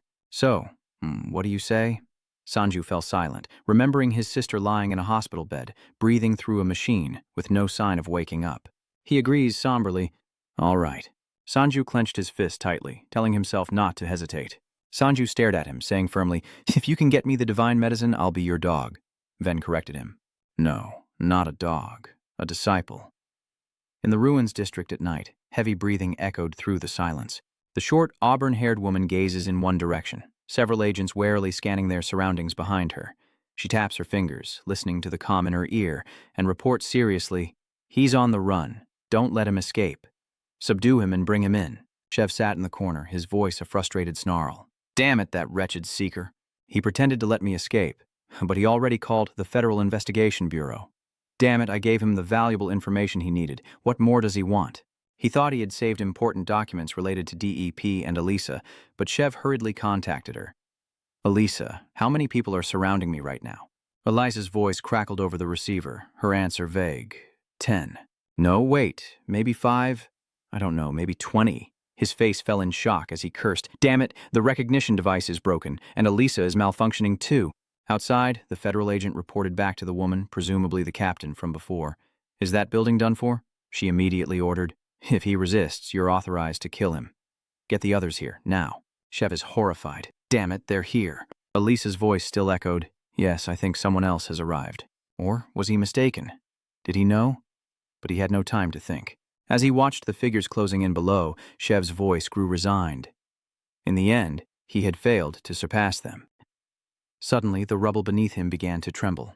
Chev noticed, his eyes widening in alarm, while the agents below stared in stunned disbelief. Damn it, what is that? The captain shouted, What in the world is that thing? In the sky, countless flaming rocks of all sizes rained down like a giant beehive, crashing to the ground as screams echoed, the agents' corpses consumed by the intense blaze. The captain stared in shock at the scene before her, injuries covering her body. Frantic, she grabbed her radio, her voice trembling. We need backup. We need backup. But before she could finish, a rock flew from behind, piercing her and breaking her spine. How she collapsed onto the burning ground as a shoe stepped forward, accompanied by mocking laughter. But then a voice shouted, Chev, I heard you were here. Chev slowly peeked out, his eyes widening at the chaos. What a flag. Here Young looked up at him, maniacally bold. I'm here to save you, so don't be surprised. Come on out, my business partner. Meanwhile, before a massive system array, a man's hoarse voice reverently echoes, We have sent Chev's location to Shinhee as you requested. That dark figure muses that he must have arrived by now. She laments, Poor humans, as her mournful attendant immediately justifies their actions as a necessary sacrifice for the greater good. Beneath the veil, Oracle paused, then coldly asked, Don't you have any questions? Why I ordered you to give Cindy the location of Chev? And why federal investigation agents had to die? He bowed obediently, replying, I'm not curious about such things. I only follow Oracle's orders. Then, if you'll excuse me, I'll head to the next location. Oracle said grimly, Be careful. Catacomb is a dangerous place. Back to Sanji, Javen said casually. Now we'll start with sword forms, then move on to basic strikes. First, we'll cover basic speed, and we should also be controlling the mana flow in our bodies, but we'll learn that properly next time. First, relax your arms. But Sanju interrupted, looking confused. Wait, what about the elixir? I was sure I said I'd become your disciple after I got it. Ven stammers. I'll get the elixir later, but wouldn't it be better to gain experience first so you can level up faster once you have it? Sanju retorts. That's not the deal we made. You must be from another planet because no one on Earth does that. Hearing that, he froze instantly, and Raven panicked, forcing a smile. Hey, I'm an S-rank hunter. Even if you brought a bag full of money, you might not even get the chance to learn swordsmanship from me. You're awfully confident. I'm a master of clones. Heritage invested $12.8 billion, around $10 million US, to learn to clone like me, and they still couldn't do it. B is utterly shocked as Sanju points directly at him, his tone emphatic. But since the end of days isn't far off, I won't completely dismiss your offer, so I want a fair deal. In exchange, you'll have a disciple, but not me, until you give me the divine elixir, he says, his eyes closed. And who better to be your disciple? He will do whatever you ask. At that moment, space suddenly shattered like glass, and Sanju proudly presented another clone of himself. This is the one. He will learn swordsmanship from him in my place. The clone stares blankly, a chunk of beef still in its mouth. With that settled, Sanju eagerly waved goodbye and ran off. Good luck and listen to him, number 7. I have class at the academy, so I'll head out first. Vala watches him leave, frozen in place. Finally, he resigned himself to his fate. At least he had someone to teach. Then, disciple. Let's begin with the stance. But before he could finish, 7 eyed the cut of meat. I'm not your disciple. The old man was instantly horrified. The scenes he imagined of them eagerly learning swordsmanship together. Ho ho, my disciple. Why don't we learn this today? Yes, master, sharing delicious food together. It's so good. What is this dish? It's ramen, master. I bought it for you to try. Then came the scene of parting. I have nothing more to teach you. Now you can descend the mountain. But master, I still have so much to learn. Everything shatters and fades as the master vanishes. His expression remained unreadable, his lonely voice fading into silence. First, the speed sword. Pay attention and listen as I begin teaching it now. Number 7 obediently responds. Back at the academy, Huck carries a box full of orbs, announcing that today is the day they've all been waiting for. We'll be learning a new skill soon, and I'll be handing out ice skill orbs. We'll do exactly as we did before. The person at the front of the line will dejectedly step forward to receive their orb, lost in thought. So Javen, BCK, and Do aren't from Earth, but aliens from a planet destroyed in the apocalypse. He imagines the somber face of Libersenstein, the creator of the system. Why would he do that? What was his purpose? With a cold face, Sanju used the ice orb, announcing, "Freeze! Skill formed." He fell silent, suddenly struck by an idea. Wait, could it be that we can't use the system on Doomsday? I learned the most basic mana controls through meditation. Sanji blankly unleashes a mana-infused step, prompting a worried reminder from Hayok about where he's going. Hunters should only use skills in the training room, Yiddish, but he's still lost in thought. So, what's the core element inside? Attribute conversion? Maybe I can use mana without the system, he thinks, ignoring the dumbfounded stares of everyone around him. Sanju repeatedly chants, a blue aura swirling in his hand. Fire and ice, fire and ice. He patted his arm and glared, yelling, I'm burning up, you bastard. Give me a fireball or an ice ball, anything. Suddenly, a display popped up, pausing everything. Sanju was surprised. The board told him to go to Khatum. He scoffs, acting all high and mighty. Is this really the end times? What now? Sanju enters the lecture hall, finds an empty seat, and stares at the screen that reads, Answer me if you understand. But he has no idea what or where this Khatum is. I don't know what this is, but it knows my name. He glances at Hayok on the platform, thinking to himself, he's definitely behind this. Standing at the podium, Hayok solemnly shares that they will train as before, but first he has something to tell them. Until now, you've only trained in the practice room, going around in circles, but this time will be a little different. He raises his voice with excitement. This time, we'll learn new skills by practicing on monsters in the dungeon. This will be an international event, and our academy has been assigned to explore the dungeon. Catacombs. Immediately, the screen behind him displayed images of the dungeon's skeleton soldiers. He was excited. A massive dungeon with different areas and basements. Sanjo frowned in surprise. Moments later, a knock came at the door near Blackmane, leaving him bewildered. Who is it? Sanju kicks the door open without hesitation. He swaggered in, announcing his return, then vanished, his demeanor shifting as he grabbed Black Shoe's collar, angrily questioning him. Do you have a death wish? You set this up, didn't you? Even if I wanted to pretend to respect you, I really can't anymore. He panicked and hurriedly asked, "What's going on?" "What's going on?" Sanju said sternly. "What were you thinking? Live combat in the catacombs." "Now you've gotten your way," Heiyu retorted, stunned. "I don't know what you're talking about. Each academy around the world was randomly assigned a catacomb for practical combat training, and it's not like you can just change it if you want to." Then, regaining some composure, he asks, "So you're not the one who messed with my status window?" He found it even harder to believe. "Huh? Is there something there?" Just then, the window appeared again. Sanji's eyes widened in disbelief as he cursed inwardly. "Damn it! If not for the academy!" A strange status window then appeared, reading, "Reporter, I want to stop the apocalypse. Please help me. If I'm spacing out, then who sent this to me?" Elsewhere, Miho stares intently at the smoking target. Behind the thick white smoke, a weary and trembling Heian struggled to ask, "What do you think?" The other girl replied meaningfully, "Well, you did it?" Completely elated, Ion exclaims, "I finally did it," and happily embraces Miho. "Long and sincere. Thank you so much." Miho replies nonchalantly, "Yeah, great. You need to maintain that level even as your skill level increases, got it? And don't let go of Sanju." She teased with a faint smile, raising her hand to use a healing skill on Heian. Heian happily left, and Miho waved goodbye, relieved to pick up the target and examine it again. Miho was impressed. She didn't realize she could compress that much mana. On the targeting board, a small, round hole pierced the bullseye. No level could stop that skill. Back in his private room, Sanji plopped down on the bed, annoyed. "Are you even listening?" "Who are you?" The system panel flashed to life. "Our conversation is limited. The answer to your question requires an explanation. And if that's the case, the system will detect me. And I want to prevent the harvest. That's all I can say." You state bluntly with a serious face. "I'm sorry, but I've heard about the harvest day. It's the system and Liber's doing. How can I trust a message sent through the system?" The screen displays the correct answer. "First, because I'm blue. We're different colors." Sanju reads this and flies into a rage. "You're mocking me, aren't you?" "That bastard." The system screen flickers again. "Think of it this way. If I were with the system, why would I contact you? All I have to do is tell the master about the people at headquarters," Sanju thought with a start. Just then, a knock echoed at the door, followed by a voice. "Sanju, you have a visitor." The system immediately responded, "That's all for today. We could be caught." It flashed, "Go to the catacombs and obtain the 7 deadly sins. Only you can stop the harvest." He remained silent, the system interface disappearing. Sanju watched the figure on the bed, his mind wavering. Could he really trust this person?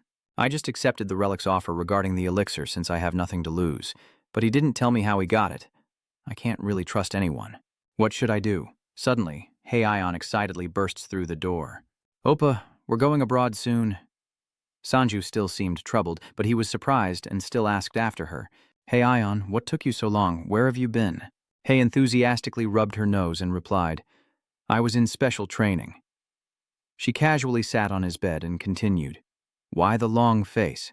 "What's wrong?" Sanju pouted. Hey, don't just sit on my bed. There's a chair over there, outside." Her parents whispered, "Oh, our daughter's all grown up asking for things. Why don't we go to the market?" Or asks, "Is there something you can't tell me?" Sanju glanced at her, troubled, and after a pause said, "Aren't you worried? You know that Academy isn't normal, and they're planning to send us abroad." Jan was confused, but nonchalant. "Of course I don't trust the Academy. I only trust you," she said, surprising him. Then she cheerfully jokes, I trust you 100%.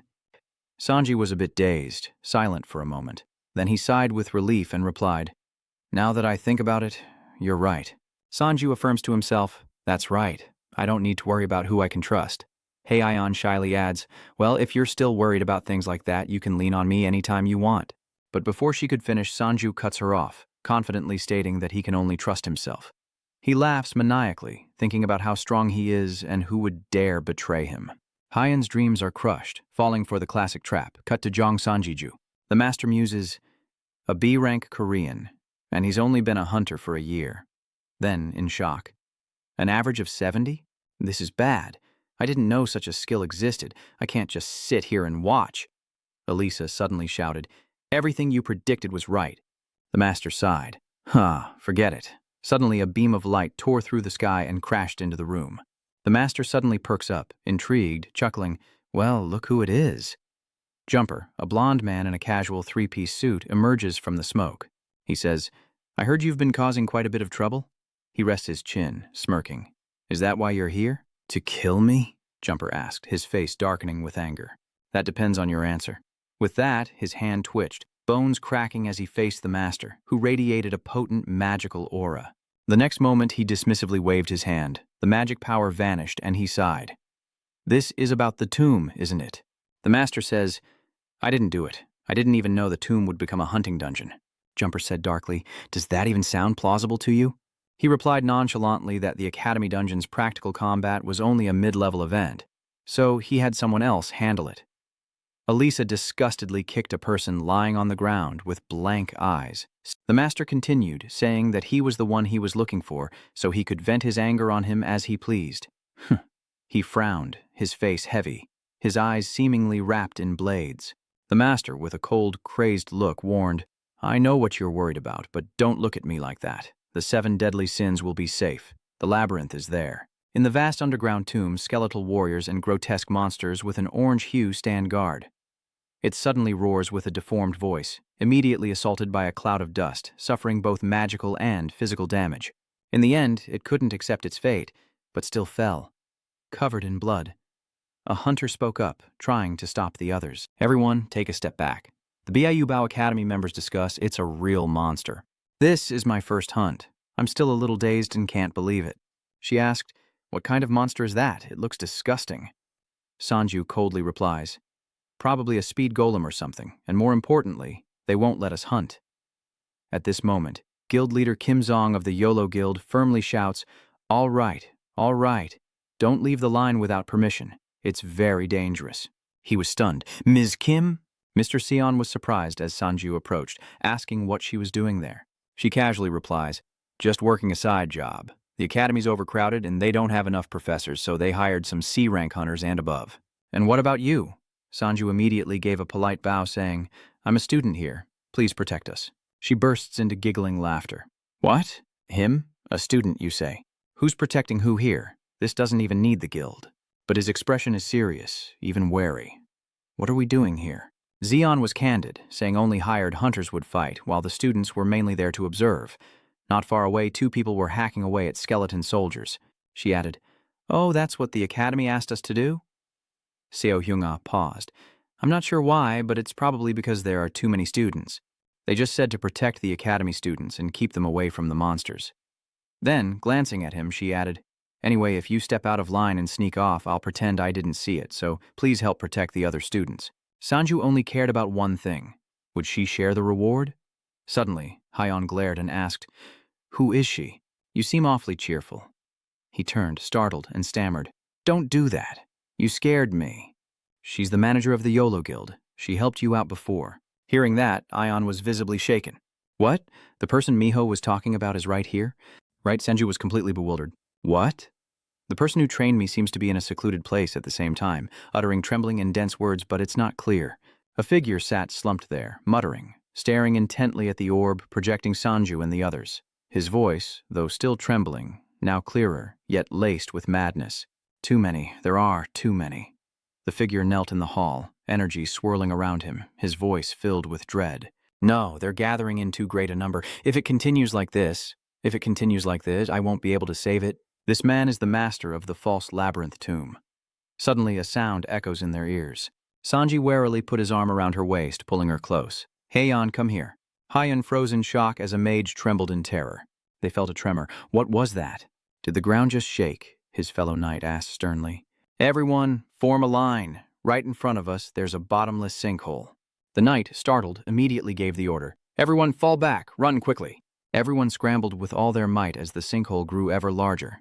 Sanji swiftly hoisted Vashon onto his shoulders. Startled, she said, Brother, calm down, don't worry, it's nothing. Suddenly, the system status window appeared, with a brief message below.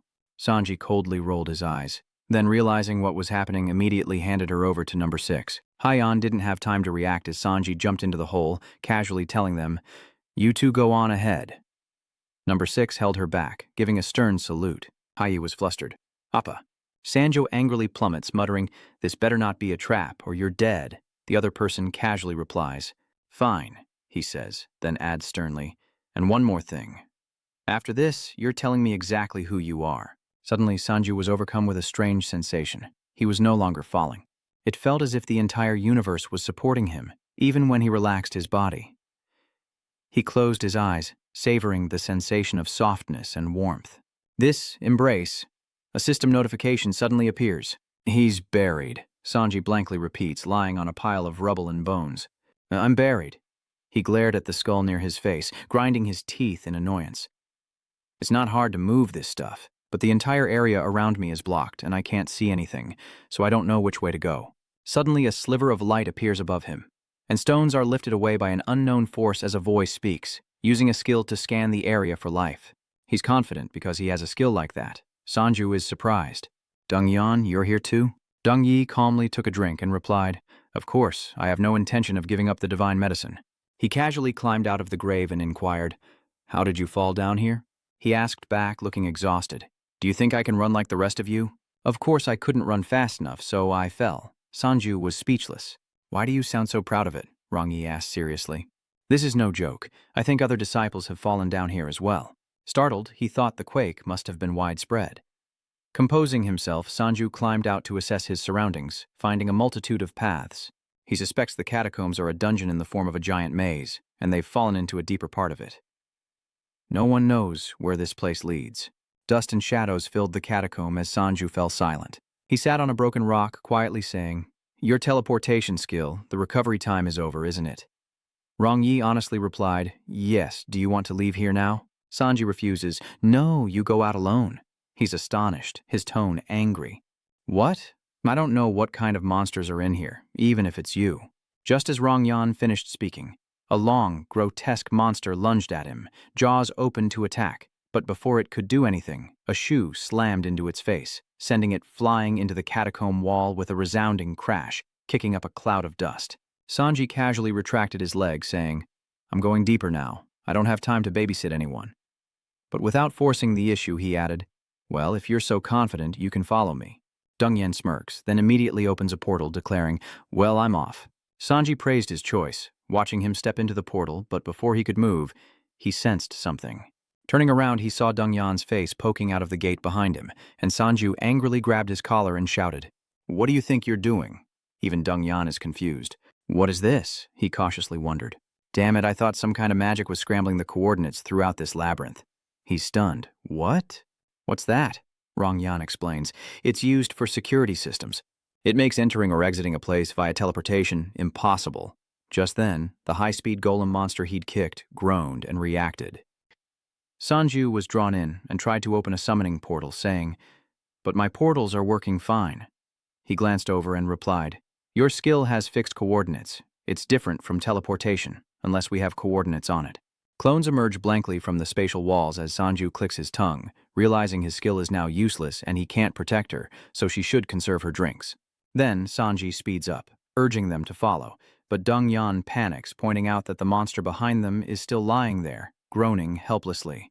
Time passes quickly, and elsewhere a separated group trembles in fear. The floor collapsed. What are we going to do? Gogil Rio's CBAE rank hunter captain, Min, calmly spoke. Everyone, stay calm and don't separate. He turned to his teammate and asked, Still no contact with those above? The Roman-style warrior awkwardly replied, No signal. John Min grew uneasy as the trapped students became restless. What should I do? I can't fight. He's so heavy. Everyone here has basic combat skills, but they lack hunting experience and are terrified. It'll be difficult to manage if monsters appear. Speak of the devil, and he shall appear. Just as Chi Min thought this, a monster suddenly lunged forward, mouth wide open. But someone was already in its path. Number 4 had suddenly appeared. He slays the monster, cursing in frustration. Damn it! Why do they keep reviving? Sanji approaches, assessing the situation. They're easy to kill on the upper floors, but it's different here, Rong Yan added. It seems every type of monster here is stronger than those above. These skeletons have already revived several times. John Min was surprised to see the two of them, and Sanju noticed as well. Wait, are you with the guild from the academy? His voice trembled slightly. Yes, I'm the captain of the Goguryeo Baichin Guild, Sanju the hunter and Shindong Yen the hunter. The students overheard and, relieved, regained their composure, realizing they were saved. Zhang Sanju and Shindong Wai, the academy's strongest students, but that girl seemed flustered. I don't feel comfortable meeting the hunter in Sanju. Never mind the lively discussion, he replied curtly. That's right. Suddenly, the monster let out a piercing shriek. Sanju is annoyed. Ah, damn it, they're regenerating again. He orders them to stab the monsters to pieces so they can't regenerate, and numbers 1 and 2 immediately draw their swords, replying in unison. The monsters cried out in agony, and the students were terrified by the bloody scene. They're panicking. We're all going to die. So you really are going to take revenge? John Min felt a chill down his spine, his voice trembling even more. Sorry, but besides us, do you see anyone else? Sanju patted his hips, seriously affirming that they were the first ones, then continued, We can't contact those above. Surprised, he asked about contact, and Sanju revealed there was a way. Moments later, a figure emerges from the spatial rift, tears streaming down their face. Oh, Mom. From the other side, she furiously shouts, Are you okay? Are you hurt anywhere? Are you crazy? Why would you jump down there on purpose? He felt guilty and weakly pleaded, Please, calm down. Tar Min was also dumbfounded. Oh, there's a path. Sanju quickly turned around, suppressing his thoughts, and told him that he couldn't pass through dimensions. No one but him could enter. He asks Hei Aion how things are going up there, and she replies that they're checking how many people fell. Sanju reports the situation on his end.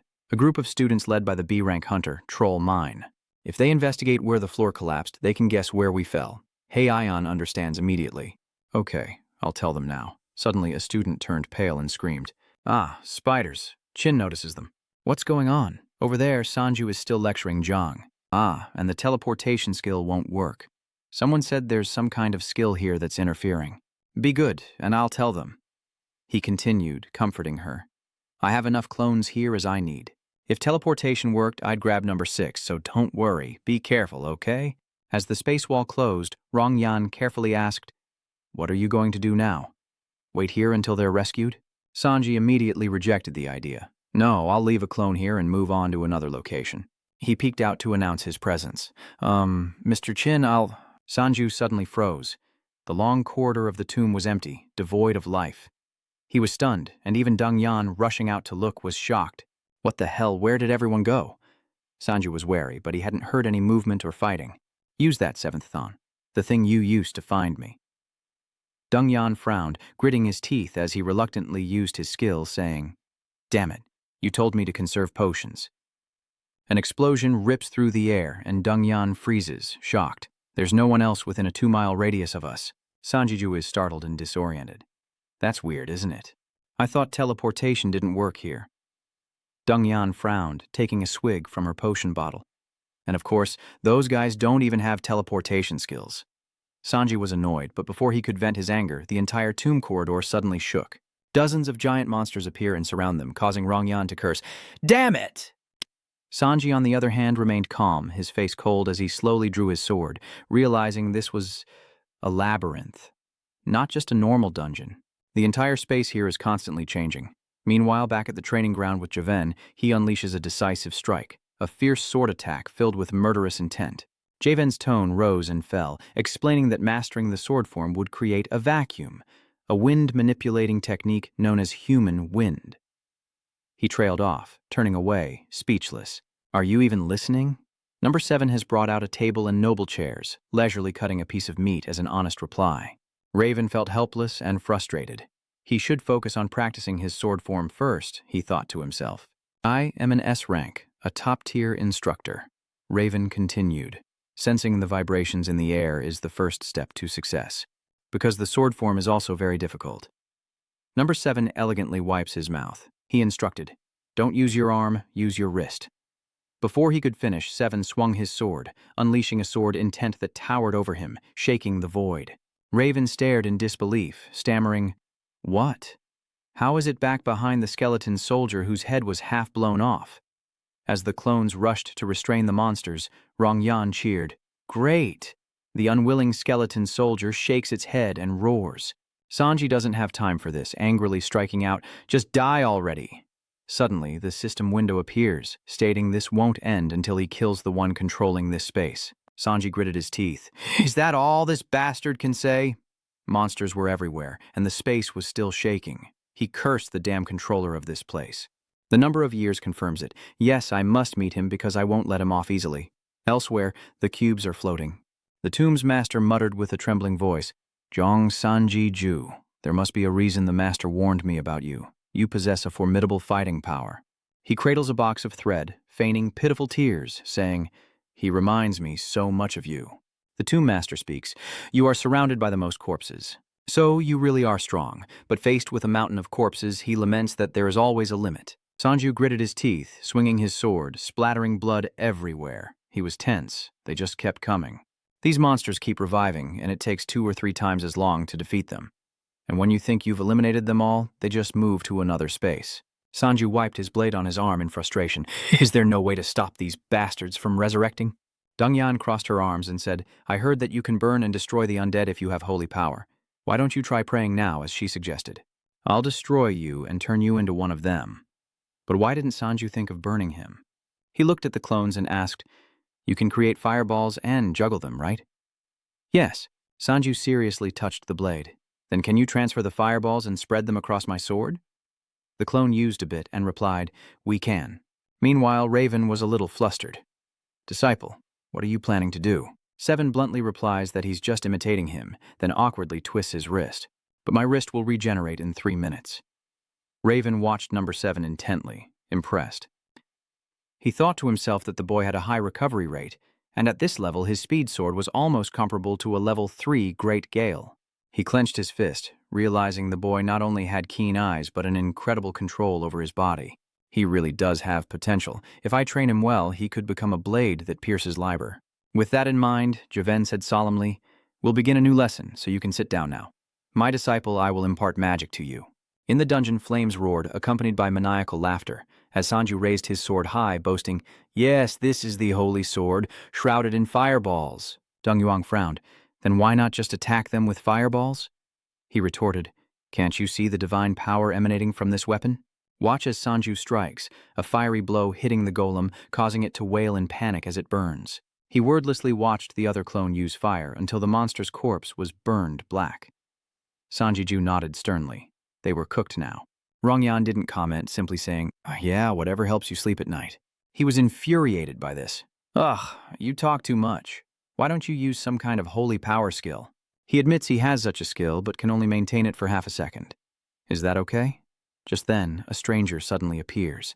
"There you are. You're a hunter, aren't you?" Sanju says coldly, "It's me." "Who is this guy?" He's carrying a piece of iron, and his face is identical to the retainer who bowed before the oracleer. He's not panicked or uneasy at all. Oh, what a relief. "By the way, could you point me to the way out of here? I got lost sightseeing." He was suspicious, and the sightseer thought to himself with disdain, "Does he think I'll believe that?" Sanju just pointed in a random direction. "I don't know the way out, but there's a path over there," the man said cheerfully. "Ah, that's enough, thank you. Now tell me, who are you? Surely you didn't come all this way just to sightsee." But before he could finish, he cursed inwardly and looked down. "Damn, your shoelaces are untied. Let me fix them for you." The man knelt down to tie the laces, saying, "Please, don't doubt me." He continued, "Don't doubt the path you're on. Just keep going. You're doing great." Sanji was suspicious. The man spoke in a measured tone, the truth soon to be revealed, but Deng Yen paid it no mind. What the hell is he talking about? After securing the rope, the man pushes himself up. "Well, thank you for showing me the way. Goodbye." As he ambled away, muttering to himself, everything was proceeding according to prophecy, leaving the boy dumbfounded. What the hell? Suddenly a communication comes through. "Brother, the telepathic link is established. The rescue team is coming for you. Just tell us where you are." Sanju responds, "The awakened must have arrived, right? But there's a slight problem. The space here changes periodically, randomly teleporting those inside to a location within the maze. Ah, it's moving again. The person on the other side is shocked." Sanju reports back. He doesn't even know where Hunter Bay Chulman's group went. Mr. Huang is worried, certain no one was there when the rescue team went down to the collapsed area. The knight was serious, ordering the rescue team to hurry before they were teleported elsewhere, while Hyun fretted, unsure of what to do. "If the location keeps changing, I won't be able to map the structure, but you can." She's startled. "What's going on?" Sanju says confidently. "The guys with the best memories are here. Get ready. Starting now, we'll map this place." From the surveillance orb, a voice trembled as he watched the clones scatter. "They're scattering?" The tomb's master is delighted. "Indeed. Anyone would do that if they stayed there long enough. They're all trying to scatter and find a way to figure out the structure at all costs to escape this place." He's frantic, but it's futile. They should know that a good sense of direction is useless in a space that shifts in real time. Things are becoming easier now. Everyone just needs to wait a little longer. Gazing at the projection orb, the tomb's master grew even more frantic. Yes, keep running. He was going insane, laughing uncontrollably. Cubes of energy floated in the air, and the tomb's master stopped, his face a mask of surprise. Meanwhile, his clone ran and reported, "I've never seen this place before," designating it Point A3. He dove into a spatial rift, saying quickly, "It's 500 meters from where we first ran into trouble. I've been to this location before, we should be at a crossroads up ahead." Another clone analyzes, right, left, right from point B3 will take us to point A2. The skirmish with the enemy took place about 640 meters from point A3. Around the point where we met Bai Chi Min's group, designated point C3, to the right of point D2, starting from the space crack, information is constantly being transmitted. Go forward 14 meters, then turn left 30 degrees. Another clone outside, drawing. Young-yi asks in surprise, "What is it?" He replies, "I've scattered the clones, and their trajectories are being drawn as they move. Even if they're teleported somewhere, as long as they accurately remember the path they took, they'll reach the meeting point where the paths converge at some point. If we put it all together, we can create a map." Somehow, the convoluted map of the areas connects. He finds it hard to believe. They can remember every place they've been, even the directions they took. Sanju was speechless, but I couldn't do that. Suddenly, a report came through the spatial wall. "I've met Bai John Min's hunter group. I've encountered a new group of survivors from the academy."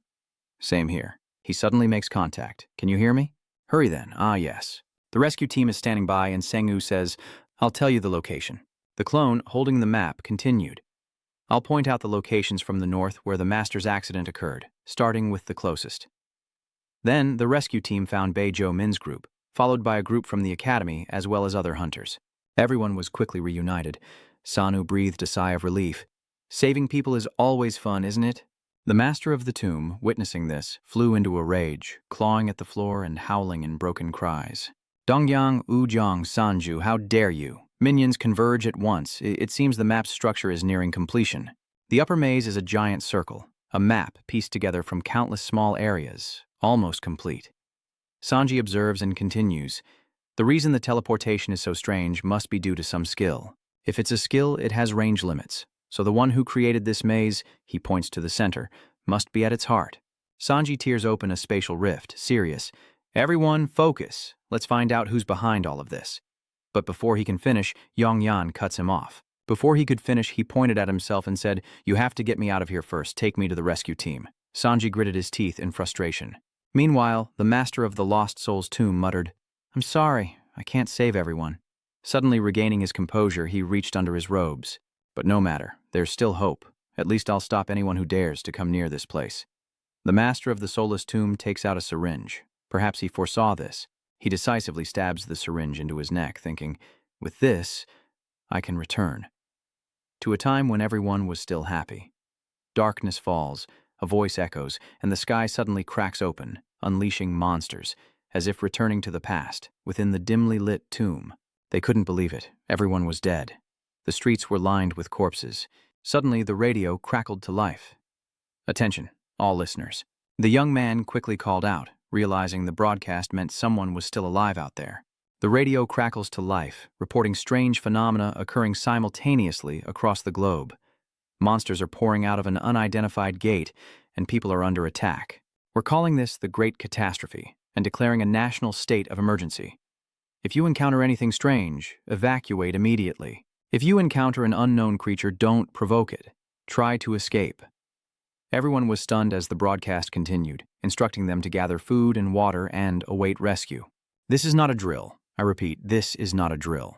Suddenly, a strange movement catches everyone's eye. Someone shouts, Hey, look, 2 skeletons are floating and merging." It has reanimated as a skeleton soldier, and everyone is fleeing in terror. The skeleton is moving. "Everyone, run!" A girl in the group falls, desperately calling for help as the skeleton soldier leaps towards her and then vanishes. They were shocked that it vanished, and then someone suddenly spoke up, "Don't go outside." The man's hand is shrouded in magic, and he wearily says he can protect everyone here. Labyrinthos warps space in a fixed location, rendering all space-related skills, including teleportation, useless for traversing between the warped space and the outside world. But the Labyrinthos will still function. His voice trembled. "It's too dangerous out there. A return to reality." The syringe clatters to the floor, and the tomb owner stammers, "I'm just trying to keep everyone safe and sound." His eyes rolled back as magical power erupted from his head like a bolt of lightning. Dust and smoke filled the air as the tomb's master spoke with resentment. Why won't anyone understand? He screamed maniacally. Why doesn't anyone understand me? Over there. Dongyan sighed as the rescue worker shouted. We're the rescue team. Use the rope to climb up. He hesitated, but grabbed the rope and climbed. Annoyed, Sanju ordered number 2 to carry him, but before they could react, space twisted and warped and everyone above vanished, leaving him startled. What's going on? Sanju angrily jumps up and curses, realizing, damn it, it's blocked. I guess I'll have to use my spatial abilities. Dongyan panicked. Are you leaving me behind? He opened a spatial rift, only to find it just as chaotic, and he was stunned. Huh? Spatial skills are blocked too? I thought they'd work. Hearing this, he froze, and the two fell into worried silence. Sanju spoke up. I guess this is the only way. We have to go to the central area as planned. Yang Yan returned to her calm demeanor, opened the medicine bottle, and smiled faintly. Shh, I was planning on staying to help you anyway. Let's go. Above, the rescue worker panics. I can't see the wire anymore. Suddenly, a voice barked out, Get out of the way! She turns back startled, and with a loud explosion, smoke and fire erupt, filling the air with dust. The white smoke quickly dissipates, and a voice curses, Damn it! Miho appears, indomitable, scratching her head and wondering, Still not enough? Ha is stunned. Sis, she noticed too. Hey Ion, thank goodness you're okay. Hello, doppelganger. Miho continued. I heard Sanju is still trapped inside. Hey Ion worriedly replied, Yes, he went with Shinrong Yi. She said seriously, I don't think he's in danger, but if we leave things as they are, who knows what will happen. We have to deal with the guy activating the space warp restriction skill now. Song Bi-ho continued, but as you can see, I can't break through the barrier. Hey Ion urged, What should we do? I heard teleportation skills don't work either, she says with a faint smile. What do you mean? Of course we have to try with your skills. She's shocked. Love? Miho calmly says, Show me the results of your training. Meanwhile, the clones are relentlessly fighting, only to be suddenly teleported. He quickly said, We're being pushed further away. This is outside of Area A2. He charged forward again, pushing towards the center, only to be teleported outside of Sector C1, his fist slamming against the wall in anger. Damn it, the dungeon layout is changing too. Sanji gritted his teeth, realizing it seemed random before, but now he's definitely trying to push us away from the center. But just as he spoke, a voice cut in. His brother was astonished. Or is it the Ion on the other side saying the person making contact is dying? Please, tell me the location of the one controlling space. I'll attack him. After a moment of hesitation, Sanji speaks, but the magic barrier remains. She replied urgently, saying she'd had special training and to hurry up. He was silent, then spoke. Number 6, do you have the map memorized? Number 6 responds. Sanju confirms, calculating the distance and angle between everyone's position and the center so she can aim more accurately. Number 6, complying. Understood. Meanwhile, at the center, the tomb's master frantically tries to control his skill with all his might, knowing that his skill cannot be wrong. The happy group from the past, the Maze Maker, a fitting title as monsters can't enter here. He's always protected this place from them. The lively boy exclaims, Oh, Mom, that's great. I really did teleport back when I tried to escape. Annoyed, his mother tells him to stop messing around. Sorry for asking this of you, Maze Maker, the kids keep trying to escape. He cries, resolute. This is how I'll protect everyone. Some were overjoyed, shouting, I'm back, everyone. They quickly asked after him, relieved he was safe. What's it like out there? He jokes around, telling him not to go out again. People with superpowers are popping up everywhere. Be careful out there. He chuckles, thanking Marcel. But it's okay. I can escape immediately if something happens.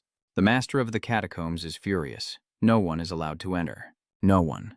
The sweet children you created a maze for. Could you possibly get us some flowers if you happen to see any?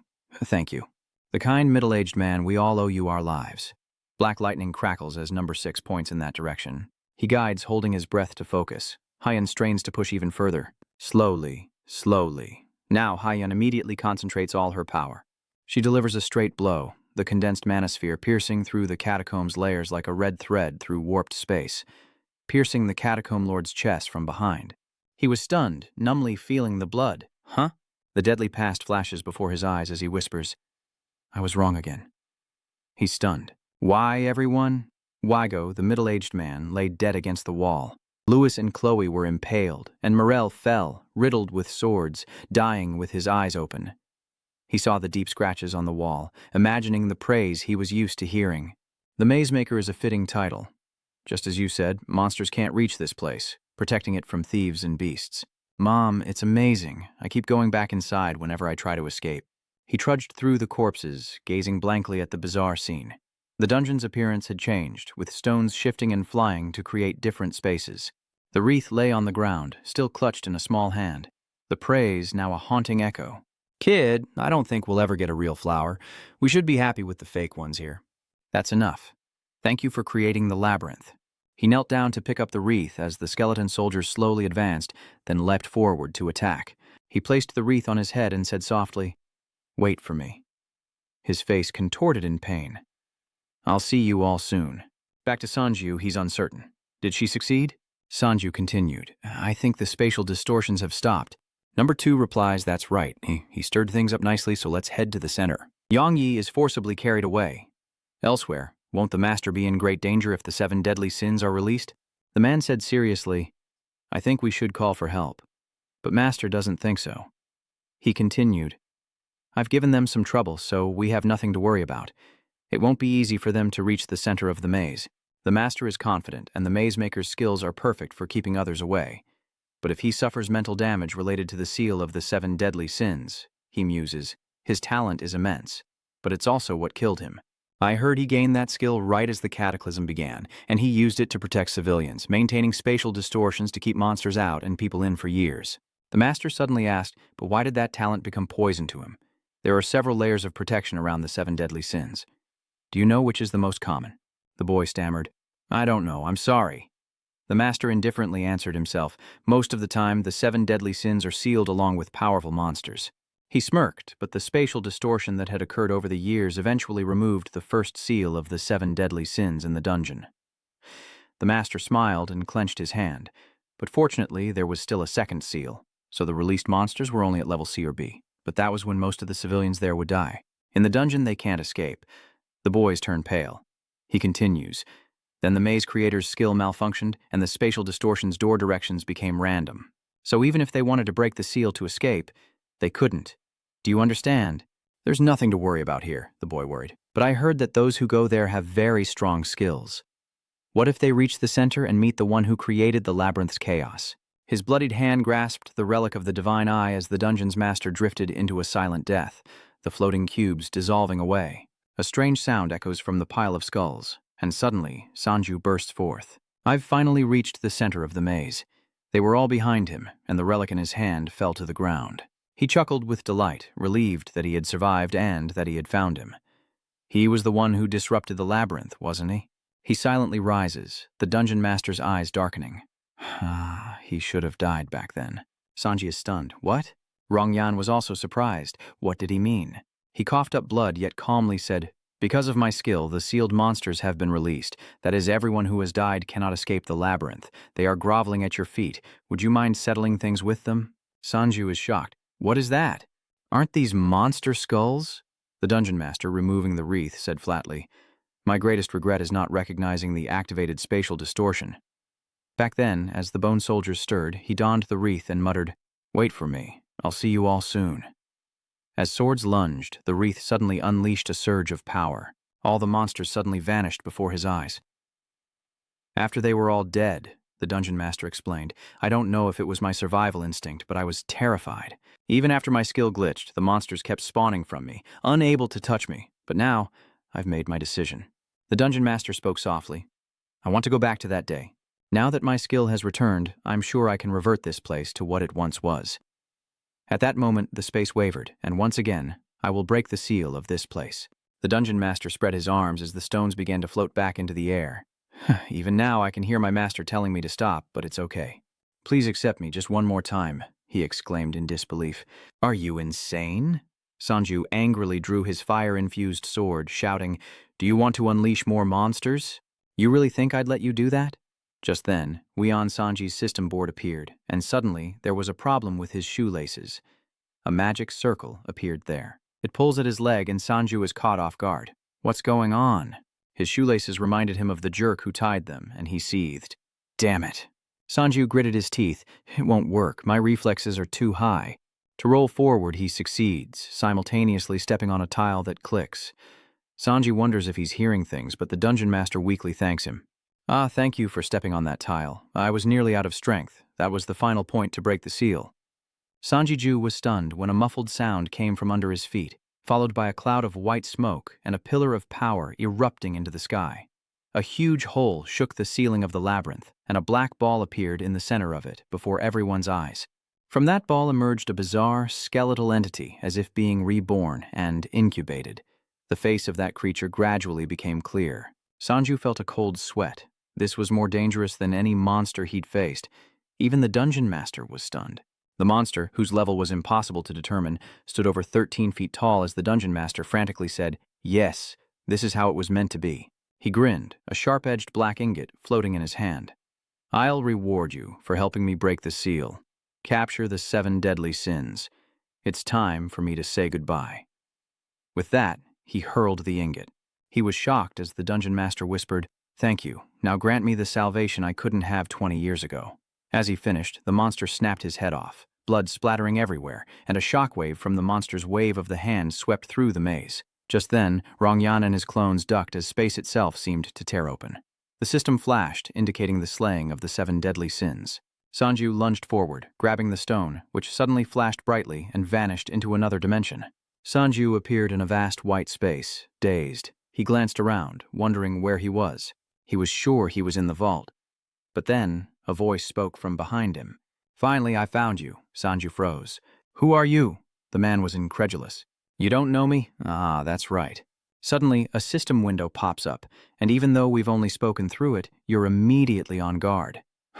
"You're the one who told me to go into the dungeon." Sanju's tone is sharp. "Who the hell are you?" The man pushes up his glasses. "Calm down. You already know my name. It's a pleasure to meet you." "I am Lieberenstein." He nods, pointing to the flickering system window. "I am known as the creator of the system." Sanji was stunned. "What?" Lieber remained calm. "First, I want to say, don't worry too much about those who died in the dungeon maze. Your time in there is just a blink outside. But if you take in too much information, your brain will melt. You scream in a panic. Are you insane? Let me out of here now." Lieberenstein Sanju turns his head as he questions him. "You're the one who started the apocalypse in Tiber?" Lieber coolly pushed up his glasses and replied, "I'd like to say a few things about that. The apocalypse was created by my system," Sanju says, glaring. "And now you ask if I want to stop it." He urged, "Calm down. I've never lied to you. My purpose in starting the apocalypse on Earth," he asks directly. "Even though you, the heavy Liber, destroyed all of Tib, I couldn't control it." He said, "Follow me. All my research is here. You'll learn more." Sanji remained skeptical. "Why did you create such a dangerous system? Was it to save Tybon from the war with Krenid Liber?" He clenched his fist, repeating to himself, "Why did I create this system?" Lo gravely replies, "It was because someone very important to me was infected with the demon virus." Sanju was stunned as he continued. "I thought that when the system was complete, I could also find a cure for the disease." He clenched his fist, pausing before asking, "What happened to that person?" Lo collapses, his world turning dark. "She's in a place where she doesn't have to suffer anymore. At least, I believe so." He expresses Zhong Sanjiju. "And I believe you understand this feeling more than anyone else." He didn't respond. The system had lost control. Outside, the giant monster continued its rampage. First Tybon, and now the Earth. Both Rongyan and Number 2 are stunned. It has become a monster devouring everything. Liber analyzes seriously. "The 7 deadly sins we need are to stop the system. Collecting all 7 is the key to preventing the apocalypse." Sanji asks warily, "Why should we do that?" He replied, "Because possessing the 7 deadly sins is the only way to escape the system's control." Lero held out the stone, continuing that the 7 deadly sins also grant 2 effects to their possessor. First, it prevents the system from affecting the host's body. "I've talked about this in too much detail. We might get caught, right?" His eyes widened. "So, the 7 deadly sins allowed you to speak with me." He confirmed, "That's right. The second effect appears when the 7 deadly sins have been completely absorbed, super strength." As he spoke, the black stone radiated an explosive, super powerful aura. Liber spoke calmly, explaining that the 7 deadly sins were fragments of an entity that had existed on Earth for a very long time. By absorbing them, you'll inherit their power, a prospect that only deepens Sanji's apprehension. "Does that sound even worse?" He coldly says, "Indeed, they will try to take over your body, and as their names suggest, the ending won't be pretty." Leo said sternly, "Be strong, don't let them subdue you." He slowly reached for the stone, brimming with confidence. "Don't worry, My mind is stable. But what did he mean about not being affected by the system? Before he could finish, a sharp pain suddenly took hold, causing him to frown. Liber realizes that he seems to have reached his limit. Let's talk about it after he defeats the monster. Sanju rubs his throbbing head as he holds the stone. Is that what I saw just now? How can I kill it? He calmly reassured me. Don't worry. The fragment of the 7 deadly sins will help you. Jong Sanju, please stop the system. The black walls slowly close in, splitting the sand in two, and Sanju sways. Back in reality, it's as if he's just woken from a dream. The maze walls begin to crumble as Rongyan Hong spots Hong Sanju. Are you okay? We have to get out of here. Sanju is still dazed, begging Deng Yen. He shouts urgently that this is no ordinary monster. In the sky, the black orb seemed to be transforming, soaring upwards before exploding with 8 spindly, spider-like legs that plunged straight down into the village below. Boulders rained down amidst screams and chaos. Help me. The girl knelt before a corpse crushed by rocks, trembling. Father, please run. Sanji is annoyed. This bastard is bringing back his memories. He suddenly asks a question. You can use reinforcement for 0.5 seconds, right? Although Deng Yan didn't quite understand, he still replied, That's right. But what are you planning to do? Sanji asks. Hide and use it as soon as I call you. He agreed. All right, he continued. Everyone go rescue people except for number 1. Avoid combat if possible. The clones respond in unison as the enormous monster looms. Sanju glanced at the stone, wondering if the 7 deadly sins would help. Without much thought, he crushed it. Time to do this. A small orb appears, floating before Sanju's chest. Surprised, he finds another orb inside. Then darkness falls, and a golden eye opens wide, gazing down upon him. It asks, Who are you? Then mutters, Finally, a new body. Sanju was stunned, covered in blood as if it were pouring from his head. Then he suddenly screamed, and a dark power erupted violently. Deng Yi, hiding in a corner, peeked out in surprise. What's going on? He's stunned. What's happening to him? Isn't he going to transform when he screams? In the endless sensation, waves of eyes fixated on him, staring at the black orb. It whispers that it will give you anything you want in exchange for your body. Give it to me now. A crazed smile spreads across Sanju's face. This is nothing compared to the madness of the cursed mirror with this power of his. The scream grows louder. Give me your body. Sanju slowly raised the orb to his mouth. Perhaps he should just relax and let it happen. But he stopped, remembering his recent encounter with Lieberenstein. Be strong. Don't let them subdue you. He was 11 parts confident, don't worry, his spirit was stable. Sanju grinned, thinking he almost failed, as the eye in the darkness raged. You stopped again. That's right, resistance is useless. He strains against it. Shut up. Remembering Jingu's image, life or death unknown in the hospital. And he could only stand by helplessly. Sanji is strong. I've made too many mistakes because of arrogance. He turns to number 1, shoving the marble into his mouth, his tone unwavering with the strength of his own power. Number 1 is stunned, bursting into flames with supernatural power. He calmly realizes he should know his limits, and now it's time for someone else to take over. Deng Yan is stunned and immediately turns around, flying into a rage. You bastard. You're a real bastard. Sanjiju startled. Quiet. Let someone with a stable mind hold that thing. The monster suddenly twisted its head to glance over, and he immediately shifted the blame. He sees us. It's your big mouth. He shouts, sorry. The monster silently conjures a sphere, instantly skewering it into a dagger-like shape, leaving Sanji to tremble with apprehension. Damn it, you're done for, number 1. You were the most spirited of us all. Number 1 slowly raised his head, his face dark and unreadable. The system is unable to identify the entity. Identification error, unidentifiable. The system flashes a series of errors. Identifying, error, unidentifiable. Boom! A pillar of raw power erupts from the undergrowth as a monstrous figure charges forward, hurling a spear with deadly accuracy. Sanji grits his teeth, sword at the ready, a tense expression on his face. Damn it. Waves of shock explode into the sky, and red smoke billows like a bomb has gone off, obscuring a shadowy figure. He gripped the dark spear and thrust it forward, sending Sanji into a terrified frenzy. Number 1, yet a sinister voice echoes, When was the last time I breathed fresh air? Then he suddenly asks, Are you my challenger? Sanju is stunned. Number 1? Number 1 paused, then laughed maniacally. Mocking me? What's with this number 1? He says before landing a punch. Sanji is sent flying into a pile of rubble, the punch shattering his disguise. Sanji cursed inwardly, remembering Liber's words. The 7 deadly sins were fragments of a legendary being that existed on Earth long ago, and they would try to take over his body. This won't end well. Sanji realizes that number one's body may already be lost. As the possessed number one approached, the 7 deadly sins within him boomed, "Rise, challenger!" He spat out a mouthful of blood, sizing him up. He's too strong. His stats have surpassed the clone. The barrier collapsed instantly, and his stats might even be higher than mine. He leaps forward with excitement. This battle has only just begun. Sanju blocks with his sword, his mind racing. Damn it, this isn't the time. He still has another monster to kill. What should I do? Suddenly Sanju has an idea. The sin of pride is too slow. Just as he was about to strike, Sanju groveled and fell to his knees.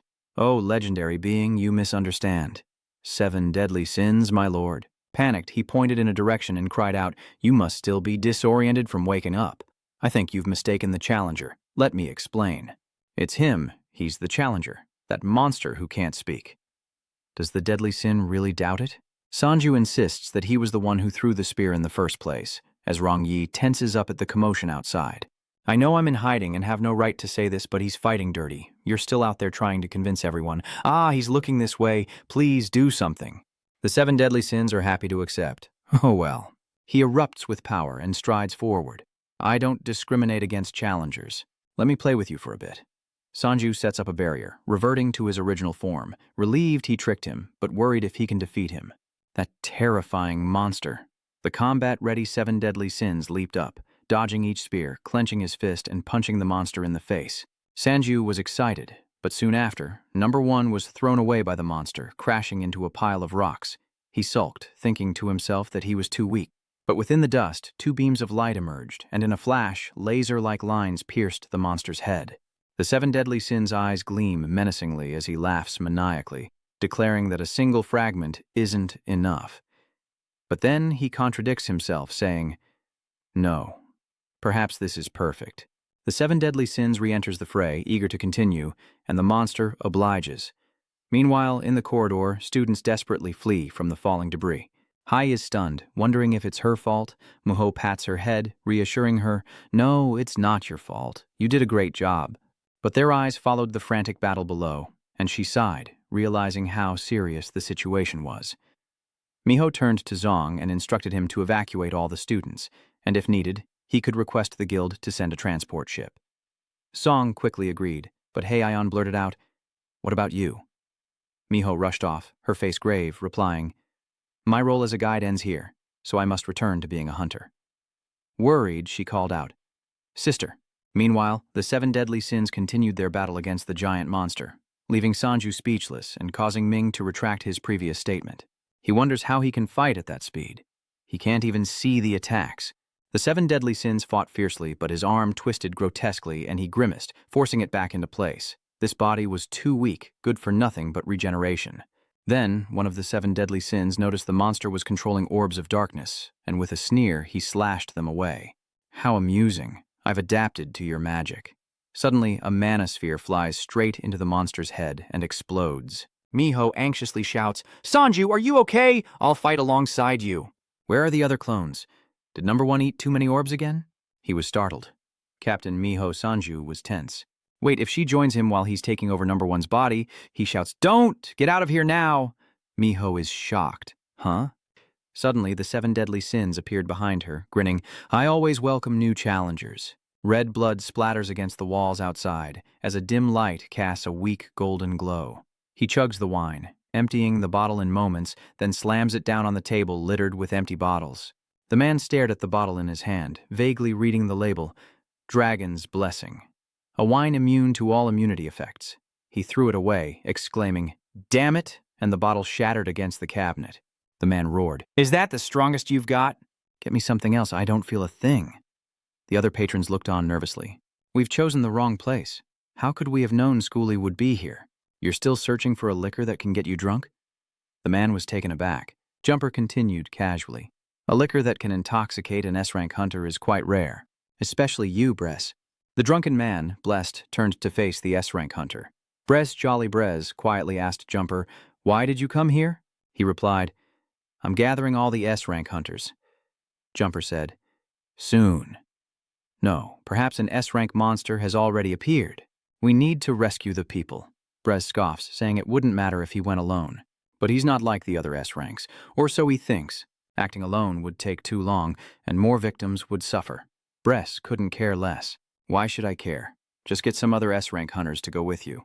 But Jumper suddenly asked, don't you want the kind of alcohol that can get you drunk?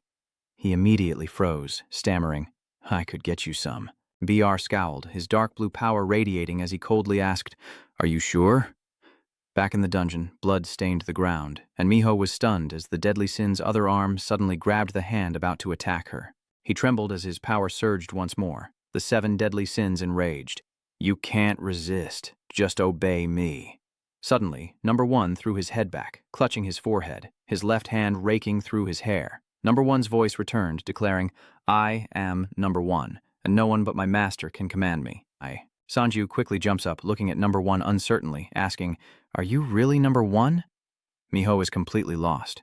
Sanju, what's going on here? It's a long story, and Number 1 is trying to regain control. Your loyalty is impressive. I'll let you win this time. The wrathful Sin seethed, its remaining eye blazing. He shouts, you got lucky. As he says this, the horns gradually dissipate, and Number 1 returns to normal. Sanji is relieved. He's back. Miho is surprised. Was he brainwashed? Just then, he noticed the monster below. Sanji, he said, his voice trembling with fear. Number 1, I have a question. Can you stop it? With that purplish energy from before, he's stunned. What's going on? Below, the skeletal monster has gathered a dark orb. Are you panicking? Can't you? Number 1 finally snaps out of it. Yes, Sanji shouts. Then run away immediately. Slashes shot out from the orb. Meanwhile, Number 7 received serious instruction from behind. The Tempest Fiend movement is a secret technique passed down through generations of our sect. If you master it, your swordsmanship and magic will be amplified many times over. His tone suddenly weakened. I don't usually teach this. Really, but seeing how well you're learning, I'll make an exception and teach it to you. Number 7 is still staggering, but Raven returns to normal. He says, focus your inner energy and move it into your core as much as possible, gathering all the energy in your body so you can control it automatically. Now, I will guide your inner energy along a new circulatory path. Jin's eyes sharpened. If you carelessly misdirect your inner energy, it could damage your body, so be careful. Then ignore him and focus your energy on the 7th vertebra. Here I go. Back in the dungeon, the 3 of them were running for their lives, and Miho was utterly confused. You were fighting so well just a moment ago. What's wrong now? Sanju pressed. You really can't shoot lasers from your eyes anymore? Number 1 responded listlessly. Yes. Tearing a rift in space outside the dungeon, Sanju grits his teeth. How is the rescue operation going? A clone replies, they've nearly finished everything humans can do, just say it and everyone will gather here. Immediately, the clones all jumped through the rift at once. Sanju roared, let's take this bastard down together. Instantly, they engaged the monster, whose level was impossible to determine, and Miho declared, I'll draw its attention. Immediately, she used her fox enchantment skill, creating an alluring image to draw its attention. The monster's mind filled with the image of a beautiful skeletal maiden, freezing it in place. Number 2 seized the opportunity to fly up and stab the monster's skull, but it had no effect. He jumped back, and as the monster tried to grab him, its hand was frozen. Sanju was stunned. That's right, freezing. I have that skill. I forgot about it right after learning it. He shouts, don't let it move! The clones each head in a different direction, freezing the monster. But with its massive size, the monster's slightest movement shattered the ice, sending it scattering like autumn leaves. Sanju tensed. I'll lend a hand, too. He rushed forward to use his freezing skill, but it only produced a few ice cubes. He froze, stunned. What now? Unbeknownst to Miho, Sanju seized the moment of her distraction, and the monster slammed her into a pile of rubble. But the skeletal monster didn't stop there. Raising its hand, the massive bone claw lunged, but Sanju stood firm, shielding Miho from a fatal blow. He gritted his teeth. President Miho, are you all right? She pushed away the rubble with a weary groan. Suddenly, Sanjiju felt a strange sensation in his arm. The system reported that demonic movement had been activated. Violent wind demon movement. Instantly, the clones all unleashed the windstorm slash, tearing the monster apart, leaving Sanji in stunned disbelief. What skill is that? What's a mana drive? Teach me. Meanwhile, Number 7's code had vanished without a trace. Raven asks with concern, How do you feel? Number 7 answers honestly. My inner power continued to condense and explode within me, yet it still flowed around my heart, a fact that secretly horrified him. He's sharp, Raven thought, adding aloud. Using swordsmanship with magic when unleashing techniques is the basic combination of my sword skills. But it's difficult to use quick sword techniques with your current body. Before he could finish, number 7 waved goodbye and headed towards the spatial rift. Sorry, emergency. I'm off. With that, he disappeared inside, leaving Raven stunned. But he collapses in despair, his voice trembling. This isn't me. What have I become? Suddenly, a ray of light descends, and a figure calls out to the Mind Sword Master. Raven turns to look, a little surprised. Long time no see, is it you? He says, I'm not in a good mood. Can you get straight to the point? Back in the dungeon, the skeletal monster is being attacked from all sides by the Stormwind demons, but it barely flinches. Sanju observes how strong he is, but his bones have already been damaged. Just then, the space barrier opens and number 7 steps forward, serious. Sorry, I lost control of my mana for a moment and couldn't get here sooner. You're surprised. Number 7, your training is complete? Sanju surmises. So that last magic burst was likely number 7's doing. Yes, the Mind Sword Master taught me this swordsmanship, but it won't last long, because the other clones are still constantly suffering arm injuries, repeatedly breaking bones, and healing. Now the battle shifts again, as the giant monster bursts into green flames, its severed hand fully restored. Sanji is shocked. Damn, he's regenerating like it's nothing. We have to take him down in one shot. He suddenly asks you, how can you use magic force? Number 7 replies, it's a basic theory, combining attack swordplay with explosive magic. Sanji's expression hardens, and without another word, he charges forward. Sanji leaps into action, blade roaring. Let's see whose hands break first, you bastard. Internal energy swirling around his heart, he swings his sword at the monster. Sanji-ju was annoyed, but the blade had already pierced through his body, when suddenly, 3 black orbs converged behind him.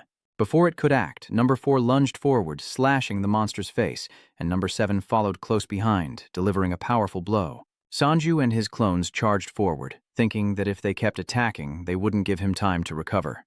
But things weren't that simple. After taking a beating, the skeletal monster roars in anger as its chest opens, revealing a black orb with a vertical eye. Sanju tensed, frantically calculating how to use a spatial gate to block the attack, but before he could react, the orb exploded, and countless black spikes erupted, piercing them all. Hot blood sprayed as Sanju fell. But in that moment, a familiar cross-shaped light descended, and Raven appeared, catching Sanju. His face darkened, his tone wavering with uncertainty. I didn't expect to find members of my own guild here. Jumper straightens his coat, a serious look on his face. This is more complicated than I thought. Skyrank hunters Javen and George Lucas. Bress rubs his neck, ready to deal with it. Dad agrees that's a good idea. S-rank hunters Jolly and Cheyenne. Bress's tone is bored as he eyes the monster through the gray dust. Is that it? He frowned. A debt type? So, that's why you called me here? Jumper said nonchalantly. Doesn't that suit you perfectly? Javen suddenly spoke up. Thank goodness. Could you heal him for me, if you would? Bress was puzzled. That alone shouldn't have been enough to kill him. Do you know him? Raven replied. I know. Bress didn't find that hard to believe. All right, no problem. I'll heal the others too. He was suddenly a little startled. Looking at the clones around him, he noticed their faces were exactly the same. Jumper didn't linger, opening a portal and saying, I'm going to go save some people around here. Take care of that monster for me, Jumper said, looking at the mutated beast after it released that eye. Ven and his father remained silent. After a while, Sanji opened his eyes, startled, and sat up. His wounds. Bress interjects, just what the hell are you guys? He looked down and asked, twins or something? Anyway, I've healed you all, so go hide. Having finished, he turns and leaves, leaving Sanju bewildered. Who is it? Miho rushed over. Sanju, are you all right? You're still trembling a little. Captain Miho, he healed everyone? She's overjoyed. Yes, we've been saved. All of these people are S-rank hunters. In the distance, Javen, Bress, and Cha stand before the monster, now with wings. Raven felt the gaze, drew his sword, and looked back, relieved. He was awake. He instructed, just stay there and watch. Sanju was surprised. Raven! Immediately, the mutated monster lunged toward him. Raven nimbly leaps up, sternly declaring, this is the path you must walk. In an instant, a vortex and chaotic winds engulf the monster. Meanwhile, outside, multiple teleportation crosses appeared simultaneously. Jumper knelt down, touching the dark blood, and thought, someone here was saved. The damage is indeed small. This is different, very different. He recalls the giant white bone spirit awakening earlier than usual, even shifting to its second form right away. Jumper pondered. Did the maze builder's maze fail, but if the seal broke so quickly, why was the city still intact? Could it be those eerily similar hunters? He thought of the clones. He'd never seen their faces, but they rescued people, fought the giant white bone demon, and bought time until it shifted to its second form. Jamper clenched his fist, deducing that the 7 deadly sins were likely in their hands as well, but his expression suddenly turned excitedly manic, a mocking smile on his lips. He hadn't foreseen such an interesting turn of events, so he'd just have to wait and see. Back in the dungeon, the storm still rages around the bone spirit, assaulted by the demon tempest's relentless sword strikes. Sanju watches in awe, realizing this is Javen's true power. His father is no weakling, wielding his sword to display truly magnificent swordsmanship. Swordsman, I long for the day I can test my skills against you. Then he thrust his sword, thousands of strikes from all directions piercing through, creating a frenzied tremor. The white bone demon, riddled with holes, roared in anger, and then its shadowy wings surged forth, stabbing wildly ahead, stirring up a storm of dust. Breeze calmly conjures a shield, cursing the stubborn creature. He smirks, deciding beheading it is the best tactic in this situation. With a hum, a beam of light descended from the sky, slicing the monster in two. Its head dissolved into dust, but the blue eye fell, reappearing in the center of its chest. It regenerates a new head, and Bress is surprised when the white bone demon charges again, but before it can move, a tall building collapses on top of it with immense force. Jumper stands on the roof, his coat billowing in the wind. That eye-like thing is its core, the heart of its magic. We have to aim for that to kill it. Raven looks up, but the core keeps moving. Let's try forcing it to one side and attacking. Bress frowned. But I was trying to hit its eye just now. Sanju suddenly spoke up from behind. I'll lend a hand as well, Mi Huang said anxiously. Sanji, don't push yourself too hard, she advised. Those 2 S-rank hunters can take it down, he interrupts. Even if I sit still, they'll handle it. But they won't solve the problems I'll face from now on. Sanju is serious. I must become stronger. I'm going to finish that monster. Miho was shocked. Finish it. He stood up, raising his voice. Xin Rongyan, are you there? Rongyan was startled. Sanji continued, now it's your turn. Then he turned and asked, you all know what to do, right? Doppelganger chorus. Yes. Sanji frowned. I've been holding back from going berserk, but now I really need to. He gripped his sword tightly, splattering blood everywhere. Using the clone's skill, Sanju plunged the sword into the ground, unleashing a blood-red aura and his immense power. Sanju decides to combine the two, roaring, crush everything and scatter it to the winds. Bigujing relentlessly strikes with its spider-like wings, but Bress nonchalantly blocks the attacks. Not on my watch. Jumper joins the fray, unleashing a storm of flashing crosses. Father and Raven join the fray, Raven unleashing a whirlwind and landing a blade straight through the monster's back. The core has been fixed in place, with a giant eye glaring from its chest. Sanji grits his teeth as Dongyan struggles to summon a magic circle. He's digging, raging, and using holy light. What a combination. Using the holy light buff, granting immense power to the chosen target, Sanji is marked, an angelic halo now visible behind his head. Wings are granted and he soars into the sky. Miho is also doing her best. I don't care anymore. If I get into trouble with those S-rank hunters, you better stop them. Using the fox's hypnotism, you've attracted your opponent's attention with seduction. Instantly, all 4 S-rank hunters froze, their minds clouded with fleeting moments of lost reason, as Sanji gleefully flew towards the eye, his clones in hot pursuit. He smirked. I should aim for the core, right? A swirling black orb obscured his vision as Sanju struck with force. He and his clones simultaneously pierced the core, destroying the eye. A moment later, system notifications appeared one after another, activating the monster devouring skill, absorbing the essence of the monster, absorbing the stats of the giant white bone spirit. Finally, in a place filled with rows of tubes, a glimmer of hope appears in Oracle's fanatical eyes. An S-class hunter who can turn the great gears of fate has emerged. Dong Sanju stood firm as his stats soared. Strength from 72,534 to 91,612. Reflexes from 62,212 to 78,190. Vitality from 68,593 to 90,642. Stamina from 66,093 to 7,902, and mana from 81,382 to 96,623. The core is as good as gone. There's no way White Bone's spirit could survive that. There he lay, exposed in the center of the dungeon, Sanju's body racked with pain. He gritted his teeth, enduring the pain as he slumped down, using his sword as support. Sanju thought to himself that every time his stats suddenly increased, his muscles would ache.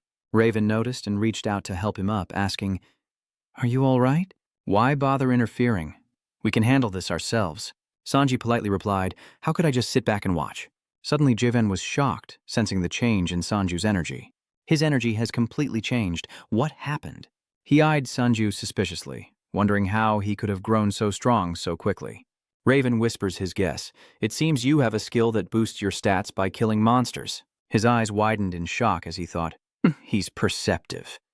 Sanju remained discreet on the surface. Yes, Sanju replied as Brang watched on. What the hell? He's stronger than I thought. Even Cha commented that the Seeker seemed to know him. Sanji spoke up. Anyway, how does Davin know about this? Before he could finish, another S-rank hunter approached, saying, so you're the hunter who held off that monster until now. Jumper praised him, saying it was a heroic act and asked for his name. He's confused. He's Jumper and he's Sanju. Jumper repeated the name in surprise, Yong Sanju, as if contemplating it deeply. Yong Sanjiju. Yong Sanjiju. Yong Sanju. Now it's your turn to be bewildered. Jumper's expression hardens, his tone light.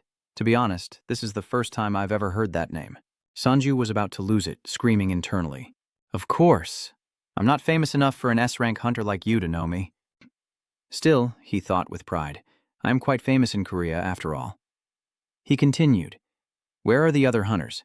They look just like you. They were just here, Sanji answered, but as always, people just jump down his throat. Ven coldly answers for him, I saw them leave to clean up the mess. They're excellent hunters. Damage control is their top priority. The man beside him, though surprised by the interruption, said nothing more, while a shadow seemed to fall across Jumper's face. Oh, what a pity. He suddenly changed the subject. So, would you all like to come to my villa? Sanju is utterly shocked.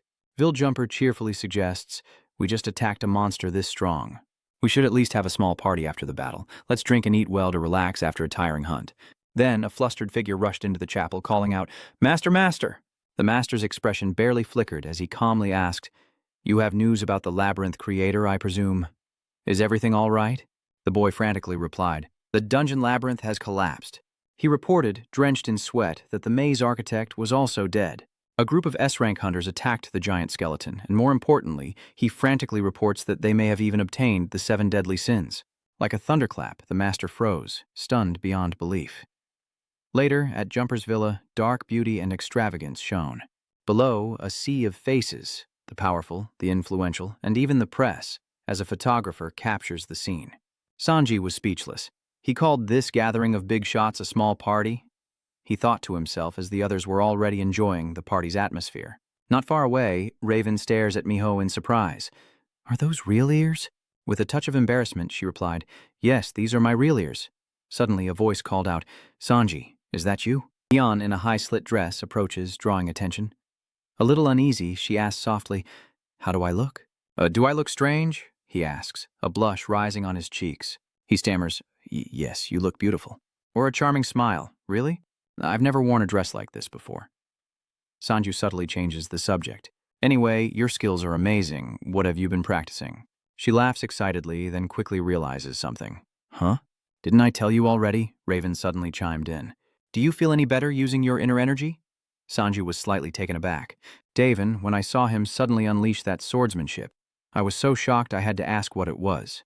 He casually explained it was the first step to reaching the high-level Tempest Herald swordsmanship.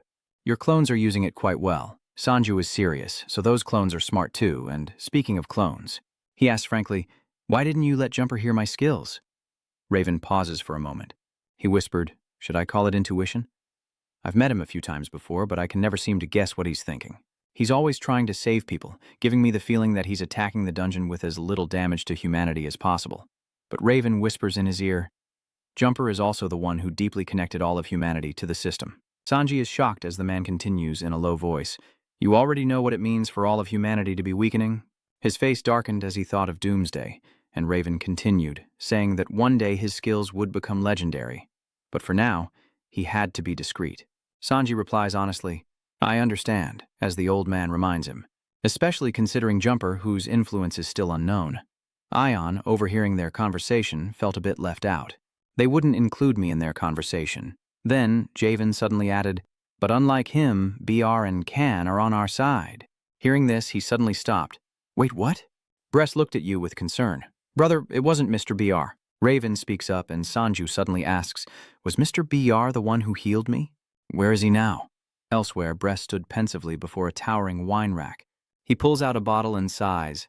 "I've tried all the wines from these brands. Brez, I better head back before those reporters do."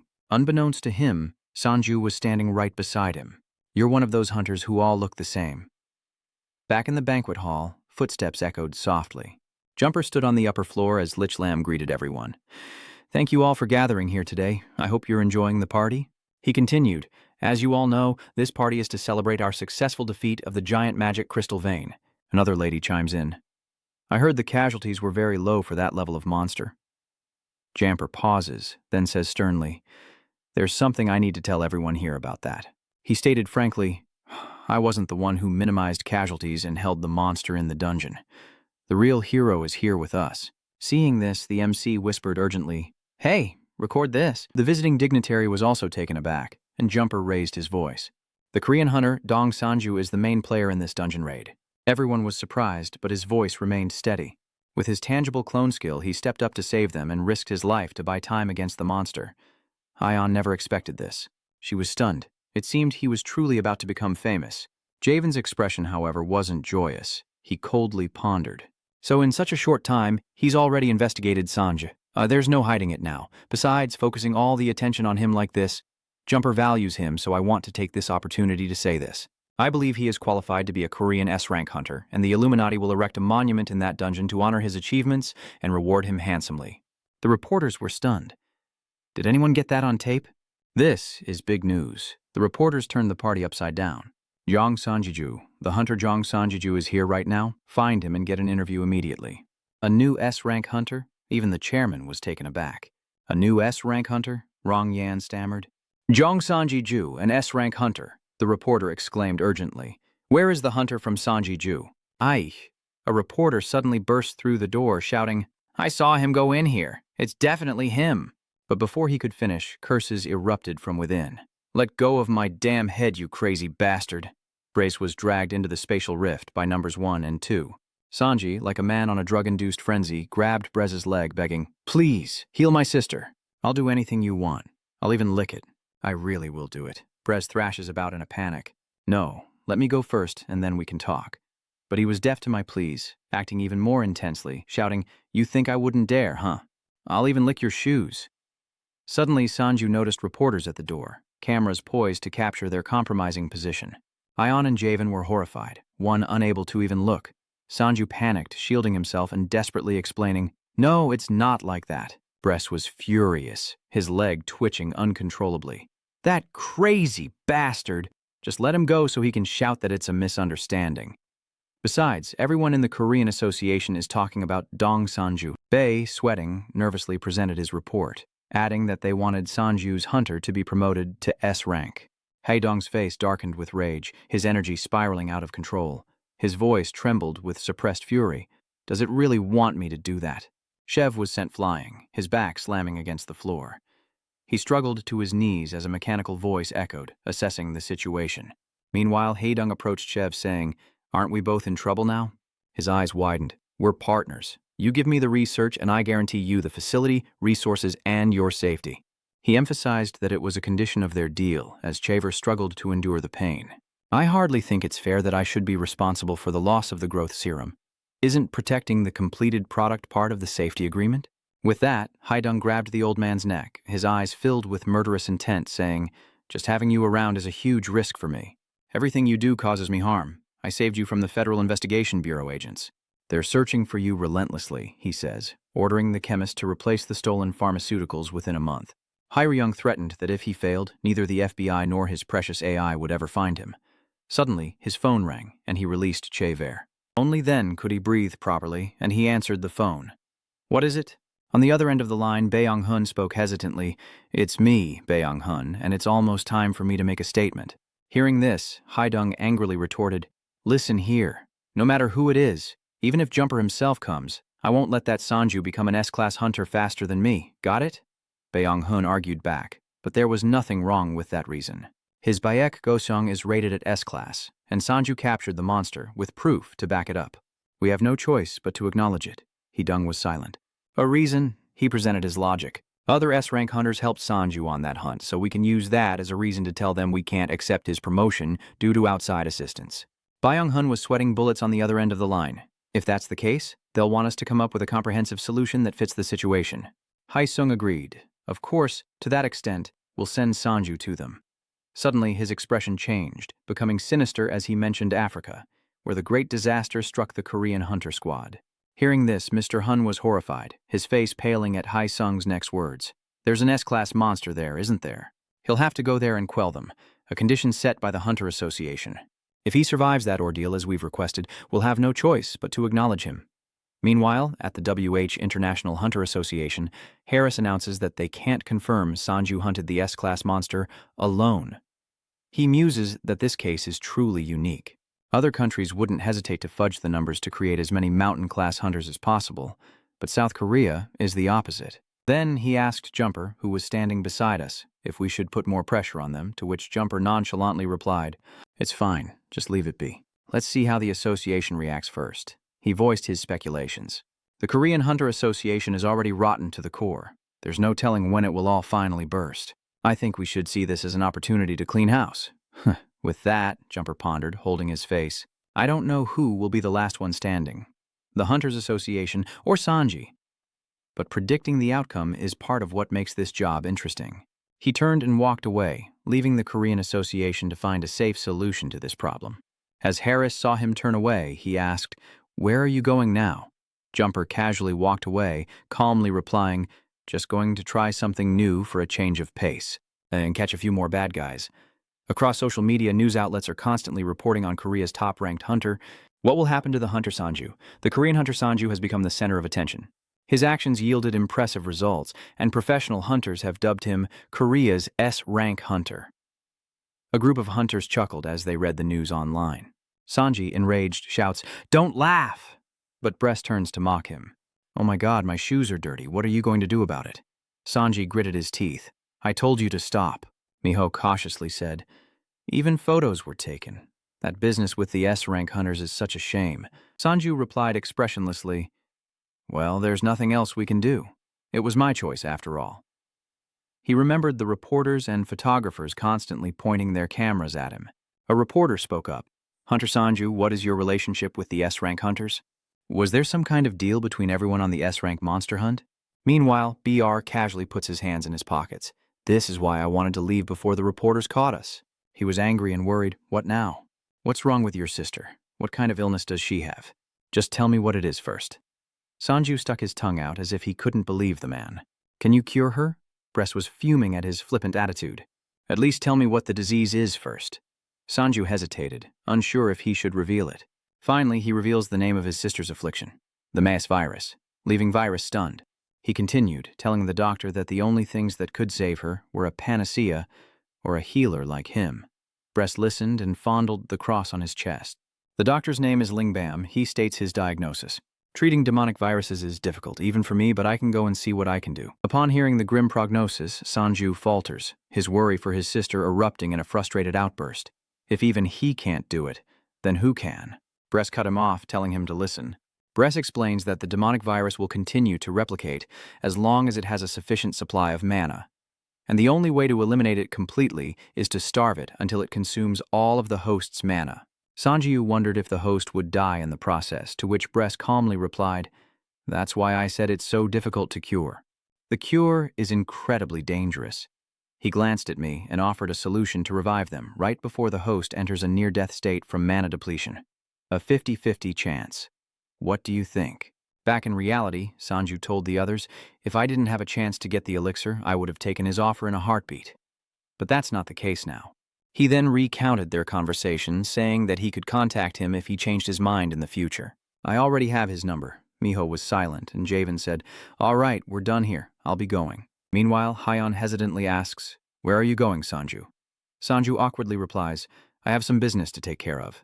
The blue-haired man next to Hyon seized the opportunity, asking, "Help me train."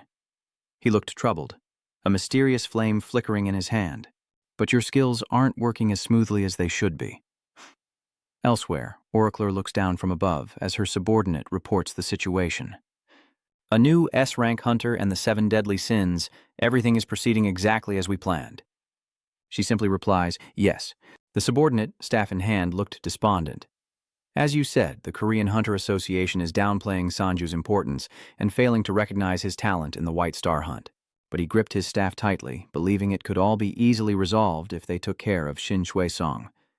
The subordinate was certain everything would proceed as Oracle had said. Suddenly, she cuts him off. We're changing the plan to better suit the situation. Forget about assassinating Shin Hee-young. Then she commands, I have a new mission for you. For the next 2 years, you will be scouting the Hunter Organization in Alaska.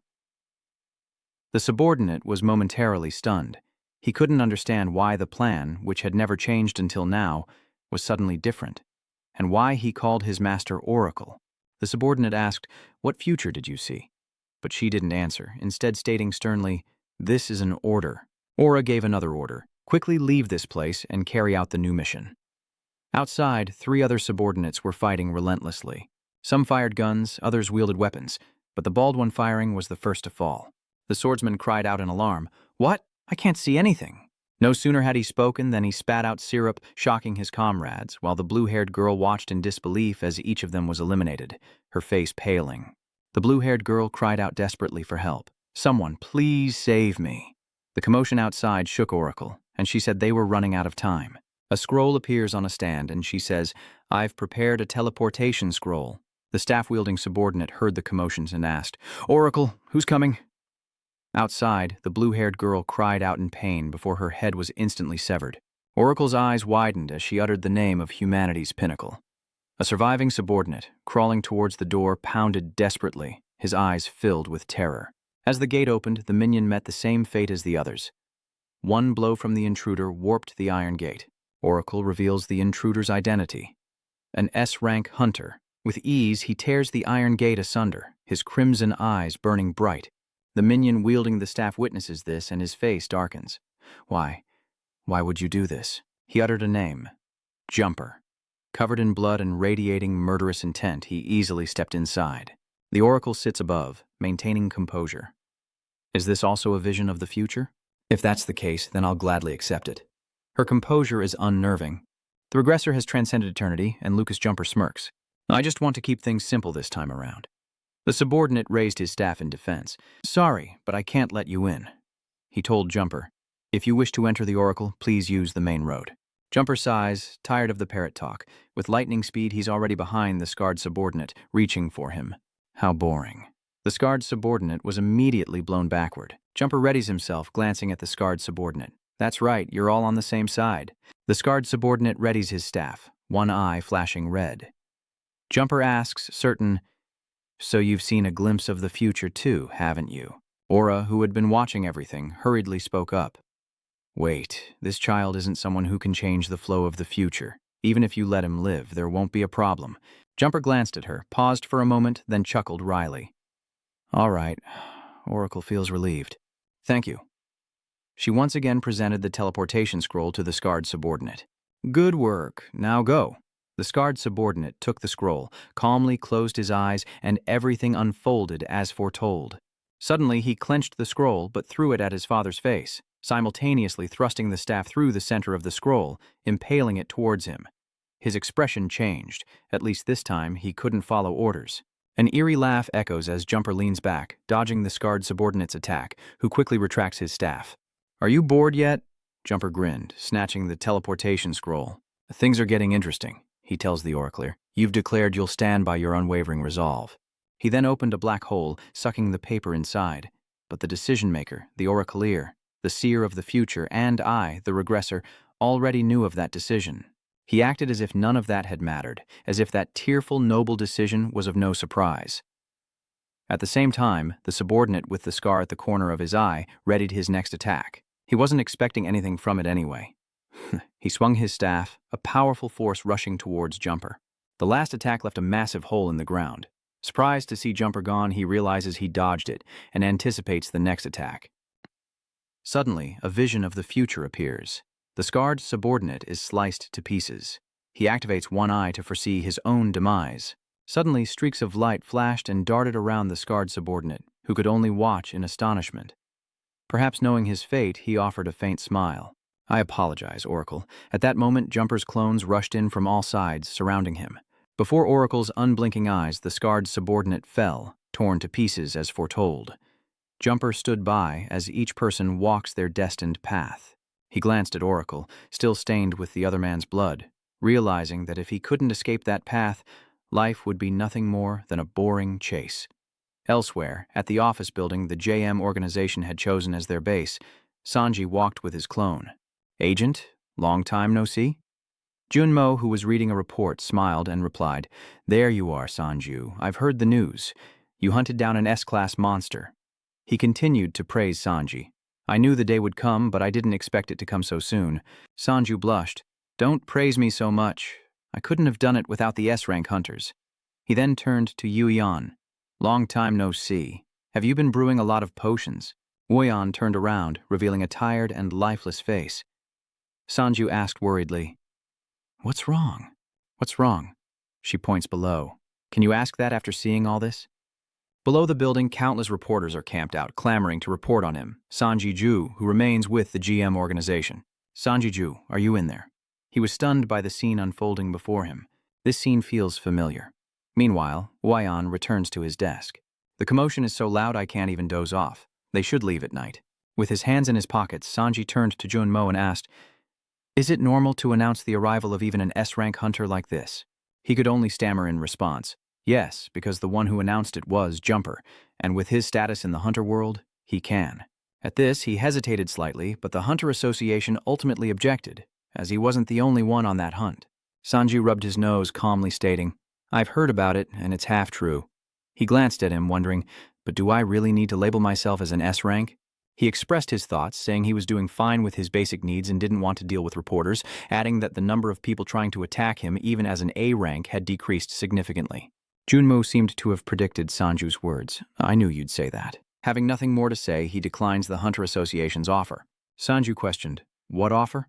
Without hesitation, Junmo told him about the association's decision. They would immediately and officially promote him to rank S if he eliminated all the monsters in West Africa. Hearing this, Yuyan, who had been slumped on the table, woke up in a panic, suddenly standing up and shouting in disbelief, "West Africa! Don't tell me it's the monster pit!" Her sudden outburst startled the two men. "That's the place," Junmo stammered. "You scared me half to death." "What's wrong?" Yuyan remained silent. Dejected, she returns to her desk. "No, you said you'd refuse." Sanju was confused. "What's going on?" Suddenly changing his expression, he cheerfully turned to Runmo. "Whatever, just refuse. I don't care what the association says, and I'm never going to West Phi." But life is not a dream, and Lieber, with an emotionless face, announces important news to Sanju. Their next destination will be Africa. He freezes, stunned by the news. Lieber, displeased, asks, "What's with that face?" He closed his eyes in resignation, a picture of helplessness. "Forget it. I knew this was coming." Before he could finish, Lieber adjusted his glasses and cut him off. "That's right, it's where the next of the 7 deadly sins is." Sanju seemed annoyed. "Damn it, the 7 deadly sins again?" Lieber frowned slightly at this. "Not only that, it's the perfect place for training." "Training?" he asks, bewildered. "What training?" Lieber then began to explain. "From what I've observed of your clones, it seems the influence of the 7 deadly sins is affecting you as well." His next words hit Sanju like a shot to the heart. Weren't his skills not working as well as he'd hoped? Lieber conjures a strange circle. "As I said, the 7 deadly sins have blocked the system and prevented its interference," he explained, enlarging the circle as he spoke. "From now on, you'll have to use your skills without the system." "No, that's Tibbs' way, so call it something else." He emphasized each word. "Sanji, you must learn magic." Meanwhile, after witnessing the clash between Jumper and the scarred subordinate, Oracle finally speaks. "You don't have to do this. You don't have to kill the child." Ignoring her words, Jumper gripped the bloodied staff. "There's something I'm curious about. Why did you tell him to run? Why prepare a teleportation scroll?" He wondered aloud, approaching Oracle step by step. "He must have known you'd reject my proposal and foreseen his death." With each step, Jumper left a trail of blood. "Did you become attached to him after working together for so long? Or is it a sense of responsibility?" He questioned relentlessly. "Tell me," Oracle replies with resentment. "There isn't just one path. Fate didn't kill that child, you did.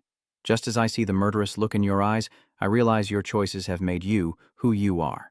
With that, Jumper swung his staff, decapitating her, his eyes darkening. Don't talk to me about nonsense like free will. I'm the one who believes in true potential more than anyone. As Oracle's head hit the cold tile, Jumper pressed on. Do you know how many times I've tried? 10, 20, or 100? He grabbed her hands. Do you know how many times I've had to watch the system devour the planet and the apocalypse arrive? The more he spoke, the more agitated he became. Is there only one path? No matter who I saved, the result was always the same. He shook her hands violently, shouting uncontrollably. No matter what group I form with powerful hunters, the result will always be the same. Jumper falls silent as if to calm himself, then speaks in despair. The result is always the same. I couldn't stop the apocalypse from the start. Facing Oracle's bisected body, he suddenly felt that everything was pointless. Why listen to a creature without the physical capacity to act on its thoughts? Suddenly, behind him in a glass tube, a brain with two bulging eyes appeared. Oracle, as she confessed. You're right, all I can do is show you. Jumper reveals, his eyes devoid of emotion. I will show you the future. Jumper raised an eyebrow at that. My future? Don't you understand what I mean? This isn't the first time I've been in this situation. He recalled her words. I see a never-ending loop in your future, and you won't get what you want in this life. Every taunt pierced Jumper's ears. Jumper, your methods will only lead to failure. In this life, things will not go your way. He heard those words clearly. Lucas, give up, there's no other way. Jumper strokes the glass cage. I already knew what you were going to say. Enraged, Oracle slams against the glass. So you've come to hear my prophecy? How amusing. She's still upset, and you don't need to kill me. The ability to foresee the future. After all, I already foresaw my own death. The Oracle is screaming like a madman. I see it. It's wonderful. The pain and the regret. She screams in desperation. What a pathetic creature. How long has it been since you... The glass case is shaking violently, along with Oracle's screams. It's over. The end of this tangled life. Then, the glass shattered, and she returned to her human form, touching Jumper's hand through Lucas's glass. In this moment, Oracle gazed at him gently, telling him not to give up, then shocked Jumper by saying he would find his salvation. Finally, Oracle confirms that the salvation he's been seeking lies amidst the vast mountains of Sanju, leaving him to wonder, I still don't understand. He glances at Yuyan, wondering why she's following him. She's incredibly annoyed, saying she told him she could help. Yuyan begins to list his skills. I can appraise items and even craft healing potions. Hearing this, Sanju suddenly remembers the sleeping pills he mentioned, then turns to remind him. Hey, I'm not here to play around. You could die at any moment. Her hands tightened on the strap. Please. Please, if I become a burden, I'll bite my tongue and die, Yuyan pleaded, trembling. Just let me come this once. Her actions confused Sanju. What was wrong with her? Unsure of what to do, he turns away and mutters to himself, ultimately giving in. Then you mustn't do anything without my orders, understand? She exclaimed gleefully. As Yuyan spoke, something appeared behind her. Thank you so much. A massive monster emerges from the earth. Seeing this, he grits his teeth. Damn it, run. She agrees. Well, out of nowhere, someone appears and slices its body in two. Sanji's eyes widened at the sight. Raven flies over, intrigued by this new discovery. Feeding it to the Slayer might allow him to ride it far. If it starts going the wrong way, just poke it. Sanju was utterly astonished. Raven and Yuyan were stunned. An S-rank hunter was truly fortunate. Seeing them, he smiled. We meet again. That's great. Sanju immediately flared up. You liar. Enraged, he lunges forward. You said you'd find the elixir. You said you were on track. That's why I refused the blessing. Calm down. He recounted the events, and of course we'll find the divine medicine, but it's not something easily found. Arya is staying up day and night to find it. At this, Sanju changes his attitude. Then why are you here? Raven elaborates. Well, I'm just here to stop these bastards from crawling out of the monster den. It's how I make a living. Unbeknownst to him, these monsters were emerging from a dungeon? I was actually planning to go there myself, he says in surprise. You? Suddenly, Javen felt a surge of confidence. If it's you, you'll probably be fine. But be careful. That place is incredibly dangerous, he corrects. I heard it's not just dangerous, but extremely dangerous. Sanju recounts the details of that place. That place is a completely different world, ruled by the strongest, where the only law is survival of the fittest. Yuyan is still stunned. How could this idiot befriend an S-rank hunter? Hearing that, he reminisced about his own training days in that place, while the boy looked at the monster with curiosity. So, where do these sandworms rank in that cave? Javen analyzes after a moment of consideration. This sandworm? I told you, I stopped them from getting out. Examining its corpse, he realizes these cowards don't even belong to that ecosystem. Consider them the bottom of the food chain. Knowing this, he gasped.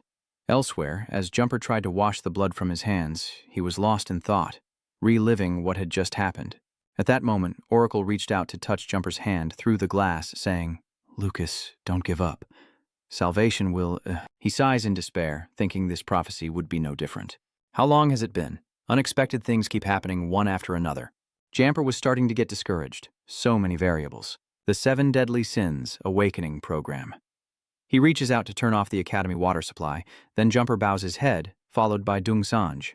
Now, he kneels helplessly. He thought it was just a small deviation, but now he doesn't know what to do. Liebenstein, what have you done? Far away, as Sanju and Uyan continue their journey, the atmosphere shifts. Skeletal remains lay atop stone boxes as she gazed around. Was this a monster's lair? Uyan couldn't help but cover his nose. The stench of blood was overwhelming, and across from them 2 monsters were feasting. Hearing the noise, they turned, and seeing them, the 2 monsters roared, showing off their power. A strange sight to Sanju. Now ready to fight, Sanju's eyes are cold as he wonders where he stands in the food chain.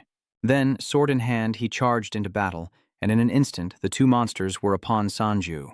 Suddenly, he remembered Lieber's warning that he needed to learn magic.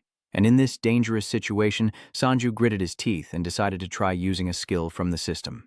Immediately, he cast a fireball, and clones 2 and 3 appeared, taking care of the monsters for Sanju, who watched in astonishment as the creatures burned and screamed in agony. Sanju was annoyed, cursing that he had to find another one. Quickly, he cast a spell on the other monsters, Ice Storm. But his 2nd and 3rd clones swiftly conjured sharp icicles, encasing the monsters. Sanju, teary-eyed, watched as their bodies shattered into fragments. From afar, Yueon stares in disbelief. Has that bastard gotten stronger? But after observing for a while, Uyan was confused. That skill was too strange. Just then, he opened his mouth. "Hey, you guys." The 3rd clone was startled. "Yes." Suddenly, Sanju knelt and bowed his head to the ground with reverence. "From now on, you're my masters. Teach me how to use that skill." The 3rd clone patiently explains how to create a simple fireball. First, channel and gather mana into a sphere, maintain its form, and envelop it in flames, all while continuously channeling mana. Stare intently at the fireball in your hand. You must constantly channel mana into the core of the sphere. Clone number 3 explained in detail that the flame created from the reaction with external force would not be extinguished. Sanju followed suit and exclaimed in surprise. He failed, much to his dismay. "My apologies," the 3rd clone said calmly. Before trying again, how harsh do you want me to be on a scale of 1 to 10? Anticipating Sanju's expectations, he continues, "Well, the assessment will definitely be extremely strict." Around that time, number 3 clone slapped him hard, turning his head to the side. Sanju blankly held his cheek, realizing what had happened. The mana was cut off. Now he would explain it again. Later, in his mind, Sanju clenched his fist and said, "Hey, you call yourself a magician. Teach me magic." Lieber had intended to do just that. "That's what I was planning."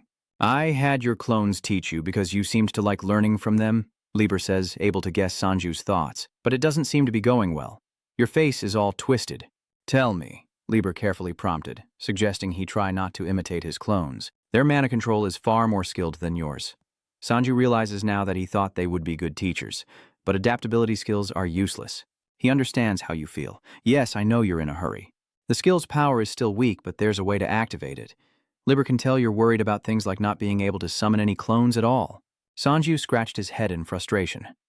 "I tried to recall number 1 and separate the 7 deadly sins, but I failed right away. I remembered the times I split myself to speculate. As long as the piece of the 7 deadly sins isn't here, it should work. If I could temporarily recall number 1 and separate the 7 deadly sins from us, I could use the skill more freely, right?" Sanju then tightly grasped the hand of clone number 1. "You're radiating murderous intent. Sorry, but no can do." Sanji is frightened by number 1's words. Who taught him such tricks? He didn't foresee this. Who knew the 7 deadly sins would react? "Fine, I'll teach you magic." Hearing this, he confidently points at himself. "I'm always serious about learning, and I'll do whatever you tell me." Suddenly, Lieber's first suggestion is to strip naked. Sanju is shocked, asking what the hell he's talking about, as Yuyan clutches her luggage and stares ahead. She wonders what he's doing, meditating after being slapped by his doppelganger. Just then, Sanju opens his eyes, finally awake. and he strips naked, shocking Uyan into spitting out her drink. She immediately covers her eyes. "Hey, you crazy bastard, what do you think you're doing?" As Sanju pulls down his pants, he turns back and says, "It's all as you wished, master." Uyan retorts, "What nonsense are you spouting?" He continued, instructing him to become one with nature, the first step to controlling mana. The boy gasped in surprise. "Huh?" Sanji couldn't help but feel annoyed. "I know how to control mana without the system." He was impressed. Liber then instructed him to get dressed. He angrily gets dressed, thinking, "You bastard, I'll shove this gold card in your face." Realizing his mistake, he apologizes, and only then does Uyan breathe a sigh of relief. "That damn Young Sanju scared me half to death. I shouldn't have trusted him with everything. What was he even thinking?" Elsewhere, Byung-hun slams his desk in anger, wondering why Dong Sanju, who claimed to have no interest in becoming an S rank, would do this. He angrily questions, "He even rejected our offer, so why is he going to the monster den in Africa?" Haidong sighs, handing over a file. "Well, isn't that a good thing? We wanted him to go there anyway." He throws the file on the table. "Contact the people in this file." Byung-hun gritted his teeth as he looked at the document, overwhelmed by the information within. Because Byung-hun realized this was a hitman organization? "Don't tell me." Haesung grins menacingly. "It's always good to be careful. I like betting, but I love a fixed game even more. In Africa, when a ferocious monster charges, Sanju bravely rushes to fight it. Just then, Liber reminded him to maintain the magic circle, and he understood. "I know," he continued to instruct. "The magic circle is a kind of warning for you, like a locator reminding you that mana will transform in this way, preventing you from forgetting." Sanji dodges a monster's attack, annoyed, saying he already knew that.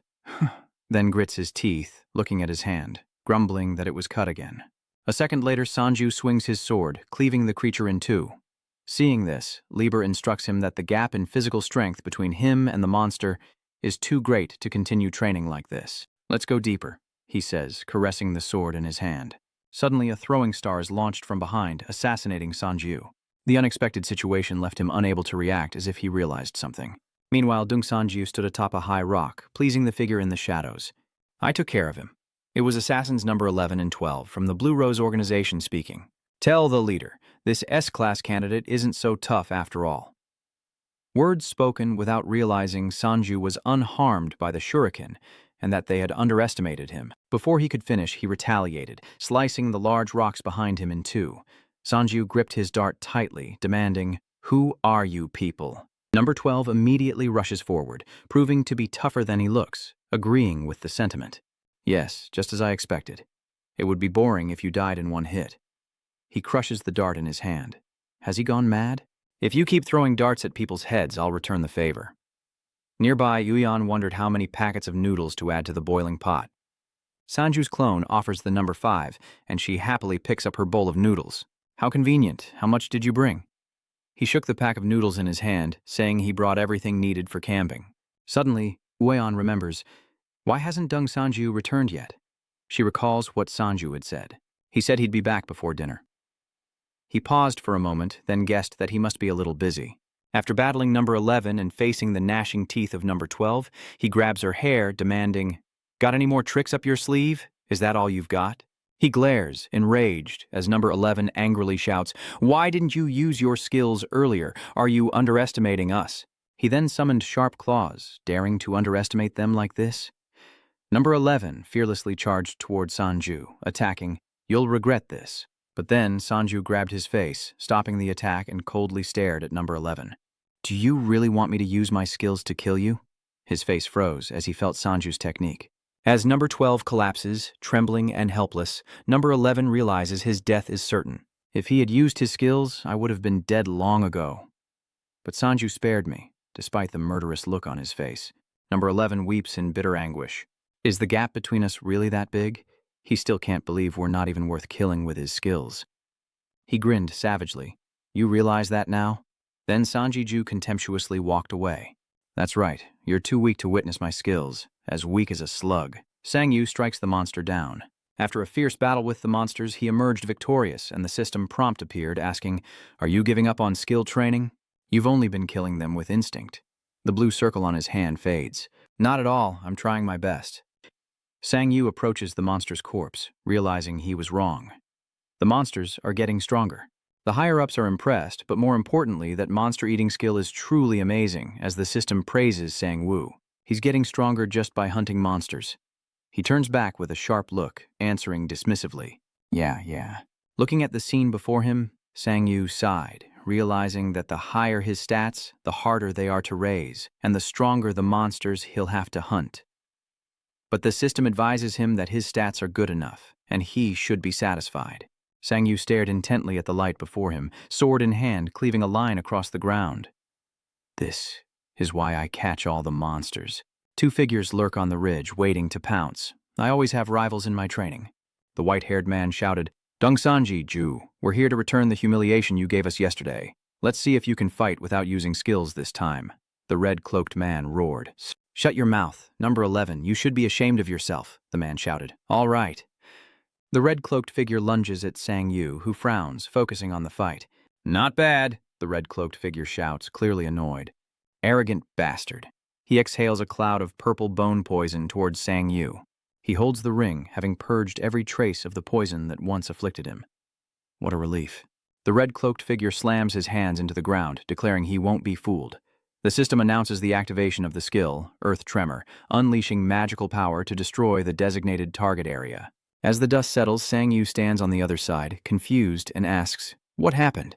The white-haired man was shocked to find an opening as the system activated energy bomb, obliterating an object. The white-haired figure sped away, his velocity parting the dust before him. The white-haired man smirks, confident that even with Sang-yu's strength, his poison bones and energy bombs will prevail. But Sang-yu is faster, striking him down with a swift blow. He appeared before the red-cloaked figure, who was astonished by Sang-yu's speed. This speed? The red-cloaked figure vanished, even from Sang-yu's sight. He smiled faintly. I guess you saw my skill this time, too. The red-cloaked figure angrily shouts, You bastard! How dare you make a fool of us? Sang-yu's punch cost him a lot of blood. The next morning, a figure stood atop the highest rock as a sleepy Uyan nodded off. Suddenly, a familiar voice jolts her awake. What is it? Why aren't you asleep? Uyan asked groggily. You're back? Sang-yu was surprised by Uyan's tone. Have you been up since then? Uyan shows the subtitles to Sang-yu. There's still super ramen. Let me add some rice and heat it up. But he didn't want to bother her. He could take care of himself. Uyan sighed upon hearing this. But you've done everything. This is the least I can do. So Uyan ends up doing the subtitles. Sang-yu didn't say anything more, but then asked another question. Yu Haiyan didn't answer, but instead asked, What about you? Have you eaten? I was planning to wait until you got back. Will 2 bowls be enough? Sang-yu replies. No, make it 3, the voice echoed, drawing the red-cloaked figure's attention. Hey, wake up. When they awoke, both he and the white-haired man were shocked to find themselves bound. Gritting his teeth, Ho says, I know your faces, numbers 11 and 12 of Hongzhan. The one next to you is 13th Scorpion Fen, 13th Scorpion Carry-On Holder. I didn't expect to find you here. The red-cloaked man is surprised, asking loudly, You're the 13th Scorpions? You're after Sanj, too. Ho takes a drag of his cigarette, feigning indifference. Same target, huh? I don't like the competition, so how about I just raise my blade? The red and blue are already done for. It's just us now. The red-cloaked man smirked. I guarantee you one thing. His voice was weak yet warning. You won't even see him use his skills. Hearing the cloaked figure, Yu replied without a care. Of course not. The black-clad warrior, with his blade slung over his shoulder, chuckled alongside Hooter. He'll die before he even uses it. Don't compare us to the likes of you. Soon, Karma caught up with them as they were both defeated. Hoor's face slammed into the ground. We didn't even catch a glimpse of his skills. Sang-yu approaches, a bright circle appearing in his hand as he tells the system, I really don't feel anything. The system countered, No, you're getting stronger. It reminded him that maintaining the magic circle until the end of the battle was a good sign. Sang-yu stared intently at the magic circle in his hand. Yeah, now that I think about it, maintaining it throughout the battle feels more comfortable. Assassins are certainly more useful in training than predictable monsters, Lero stated, adjusting his glasses thoughtfully. It was a good call to let them live. The system asks if I've been causing trouble again. Those guys were from another guild. A magic circle appears, engulfed in flames. Sang-woo replies, I'd like to know too. 2 guilds, Sang-woo realizes, already summoning his clone, knowing the assassins likely won't answer anyway. All right, one and all, we're moving deeper in, so wake Kim Yu-hai. A doppelganger appears behind him. Sang Yu wondered if the assassins would finally leave him alone after this. The next day, the clone ran off with a cheerful look. Good morning. As he stepped out in his shoes, an explosion occurred. A blue-haired girl sits on a ledge, eerily calm amidst the explosions, leaving no trace. We won't let another wretch steal this mission. She doesn't notice Sang Yu flying up behind her, and another explosion rocks the ledge. Cables ensnare Sang Yu, and assassins leap from the cliffs, vowing to silently claim his head. But Sang Yu strikes, leaving his vine-covered foe stunned, asking how he escaped the binding cables. Sang Yu could feel it himself. As time passed, more and more assassins attacked with increasingly lethal skills. The blonde used his weapon to distort space. But as he charged, Sang Yu appeared and flicked the blonde's weapon-wielding hands. He's astonished by Sang Yu's appearance and the significant increase in Dong Sanju's ability to fight multiple opponents, while the blonde is shocked by Sang Yu's flicking hand. And throughout this ordeal, Dong Sanju's magic skills were indeed slowly increasing, but not significantly. He was surprised to see a magic circle appear before him, not even needing his hands to sustain it. Sang Yu collapses to the ground, still unable to activate it, clutching his head and screaming, "What good is that? Damn it." He recalls someone snickering about a man's childhood photo and 2 boards with writing on them placed in the corner. "Wyon, please don't tell anyone about this," Wyon responds with a trembling voice. "I never told anyone else." A little girl groggily wakes up, rubbing her eyes on her mother. Loud arguments echoed from outside, but those wretches betrayed me. Why? Why won't anyone listen to me? It's not over yet. I've seen everything. Terrified, the girl slowly approached the sound. "Mom, are you okay? What about the faceless woman's corpse hanging from the ceiling?" The girl cried out in terror. Wyon was drenched in sweat as she sat up abruptly, a familiar voice reaching her. "Nightmare?" Sang Yu's eyes widened menacingly as he spoke in a low voice. "Care to chat?" She retorted. "Who are you?" The girl with pigtails stood up, grabbing her hatchet. "Damn it!"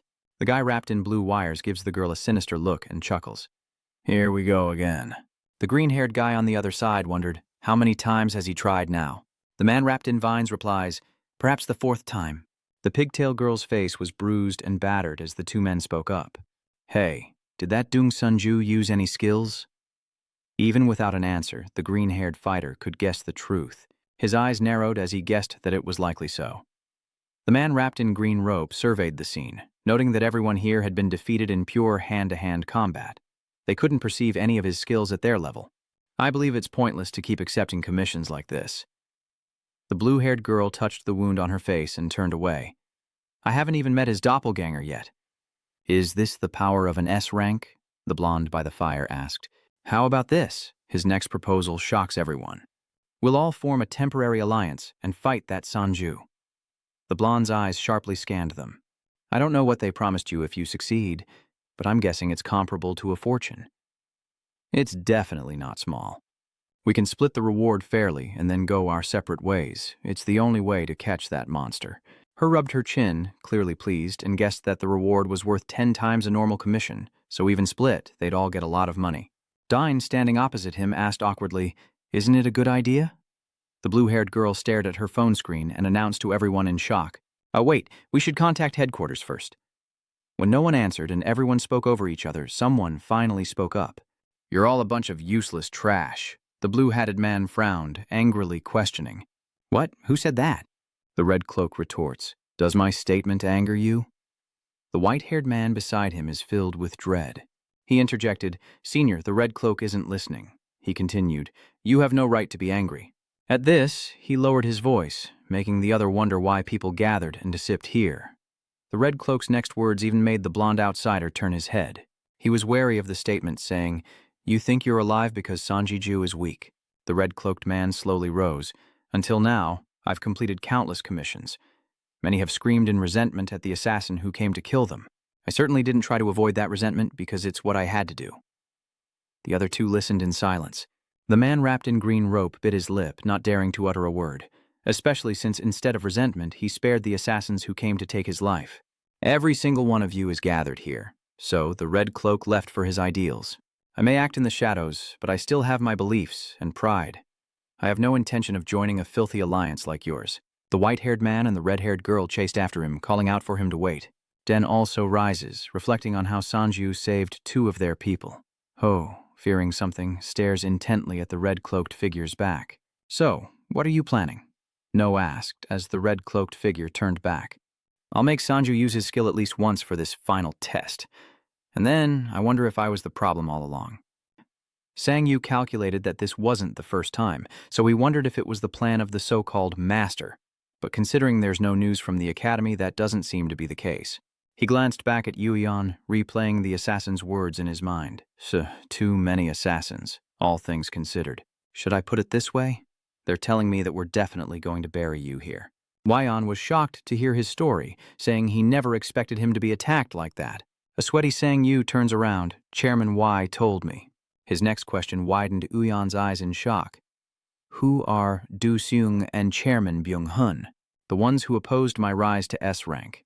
Sang-yu raised his sword, adding that they were also the ones who tried to push him into this monster-filled hell. But he was planning to come here anyway. Speaking of which, he wonders about Uyan's strange behavior. "Yuyan, strangely, you seem to have harbored resentment since the first time we met. And it seems you followed me here of your own accord. It doesn't seem related to that assassin group." She remained silent, sweating profusely. "But you must tell me, what is your connection to the two Seungs?" With a trembling voice, Uyan explained, I am a hunter," he responded. "That's what I wanted to ask and hear an explanation for." Sang-yu slashes forward, scaring Uyan, and assassins appear, keeping him busy, making it difficult to get an explanation now. Sang-yu turned to his clones and said, "Number 1, Number 2, take you to safety." The clone beside him looked worried. "Well, what about reinforcements?" Sang-yu replies, "I don't need any aid." Speechless, he looks ahead and answers, "No." Sang-yu gazed at the assassins surrounding him. Perhaps he did need help after all. The red-cloaked figure raised his sword. "Sanju, whether you like it or not, this will be the last time we meet like this." The system asks Sang-yu if he wants to practice as if this were a real fight. A magic circle appears in his hand as he stares intently at the red-cloaked figure, replying, "No, I tend to prefer safer environments." The first 5 rush forward. "Today we'll see your skills as we take you down together." His eyes sharpened, he gripped his sword and charged, contemplating how they didn't kick up a single grain of sand when they ran, and how something flew by, causing them to vanish. The red-cloaked figure also gradually faded away. Sang-yu thought to himself, predicting they were illusions, his expression turning grave as he realized the implications. At that moment, the assassin from behind also charged forward. Just as he thought? It would be a problem if they all disappeared. He reacted in time, turning to punch the man. "How dare you!" Something shot through Sanju's arm. It was Heo, acting as a sniper. He tells him to use his skills. Sanj grits his teeth and angrily curses as the system reminds him, "You bastard!" "Calm down, Sanju." His legs lock up and it sounds like a bomb explodes where Sanju was standing. He jumps away, dodging the attack, and angrily questions the system. "How can I stay calm in this situation?" The system announces that he has completed all the preparations to use magic. "Liber understands the reason, but I've been searching for why you failed to activate it. You're still using the system's back methods." The system then tells Sang-yu that as soon as he thought the activation was complete, he inadvertently stopped controlling his mana, and the red-cloaked girl lunges, forcing him to evade and respond to the system. "I did?" The red-cloaked figure's sudden attack takes him by surprise. He thrusts his blade down, but Sang-woo blocks it. He asks, "Do you still underestimate us?" Liber focuses on the fight, reminding him that activating magic isn't the end. Mana manipulation must be continuous. Get rid of him. He even predicted Sang-yu's move. He's using a subspace skill that requires quite a bit of freedom to maintain, right? The red-cloaked figure relentlessly unleashes strikes. "Use your skills." Dung Sanju curses, and Sang-yu grits his teeth in anger as the attack comes before he can finish his sentence. "You know what?" He slammed his blade into the ground. Sang-yu holds the magic circle in his hand, realizing it doesn't end after activation. He has to maintain it. The blade flew in and out of the magic circle, triggering another explosion. The white-haired man joins the fray, his crazed expression bearing down on Sang-yu. "Damn you, won't you use your skills? At this rate, you're really going to die." Sang-yu is furious and doesn't understand these people. "What's wrong with you all? Aren't you here to kill me?" He suddenly remembers, just like how he uses his subspace skill. Vines erupt from the ground, ensnaring Sang-yu. The red-cloaked figure takes flight. There's a reason why subspace skills aren't affected by system interference, and Sang-yu throws his sword with all his might. The red-cloaked assassin said, "If you weren't going to use them until the very end." As the 4 simultaneously surrounded Sang-yu, he continued, "This will be your end." Magic circles appeared on Sang-yu's hands as he desperately dodged the assassin's attacks, activating and maintaining them simultaneously. A magic circle larger than himself appears, and he activates his technique, maintaining and activating it simultaneously as flames erupt, engulfing the red and black cloaked figures first. It's so hot. Sang-woo happily held the flame in his hand, and the assassins finally stopped fighting him, saying that he had finally succeeded. This scene leaves Sang-yu dumbfounded as they all kneel before him. He asks, "What are you doing?" The red-cloaked figure recalls a past conversation, but states he has his own pride and beliefs and no intention of joining such a filthy alliance. Den chimed in, recalling how Lord Sanju had even saved 2 of their men. Ho, sweating with fear, loudly questioned him, "What are you planning?"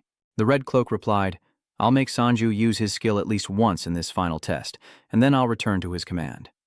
The red cloak then told Sang-yu, "Everyone here will follow in your footsteps." He was stunned, questioning them. "What? You're telling me to accept killers for hire like you?" Sang-yu waved his hand dismissively and turned to leave. "What a ridiculous joke, but I'll let you go. Since I'm in a good mood, get out of my sight." The red cloak, still on the ground, insisted they weren't the last assassins. He informed him of something, that they weren't the only assassins. "Trying to take your life?" the man in the red cloak asked. "Right?" Sang-yu glanced back to see. He then reveals their reason for wanting to be taken in. They are assassins, better than anyone else. In return, we'll handle things for you in the future. Since you spared our lives, use us as you see fit. Sang-yu listened in silence as he finished speaking. "Please, lead us." The assassins rise, the red-cloaked figure watching intently, recalling Sang-yu's words. "If you want to work with me, you'll have to prove you're good enough first." The red-cloaked girl is confused. What is he talking about? The white-robed assassin beside him awkwardly replied, "I don't know." He was speaking to the red-cloaked figure. Number 10. Even if these people return, their lives are not guaranteed because their commission has failed. That's why everyone accepted your proposal. He wondered, "What do you plan to do now?" The red-cloaked figure turned to answer him. "If he says we need to qualify, then that's what we'll do.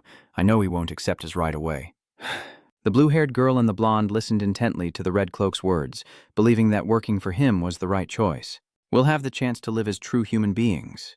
The white-haired man stepped forward to explain to the red-cloaked figure. "Senior, we finally managed to make him show us his skills through cooperation." The red-cloaked figure listened silently to his rambling. But wasn't this no different from the original plan to form an alliance to attack him? The blonde finally realizes what was just said. "That's right, it's true. So, we're okay forming an alliance to make him use his skills. Where did the assassin go who wouldn't join our dirty alliance?" The red-cloaked figure sighs. "That's why we're assassins." He continues on, "because we're all fools." The others followed, their backgrounds no doubt impressive. Sang-yu finished off the noodles, and Uyan asked loudly, "So, you let them go?" Sang-yu chewed his noodles, replying with a bored tone, "I couldn't tell them I spared them to practice my magic. I know you still have questions."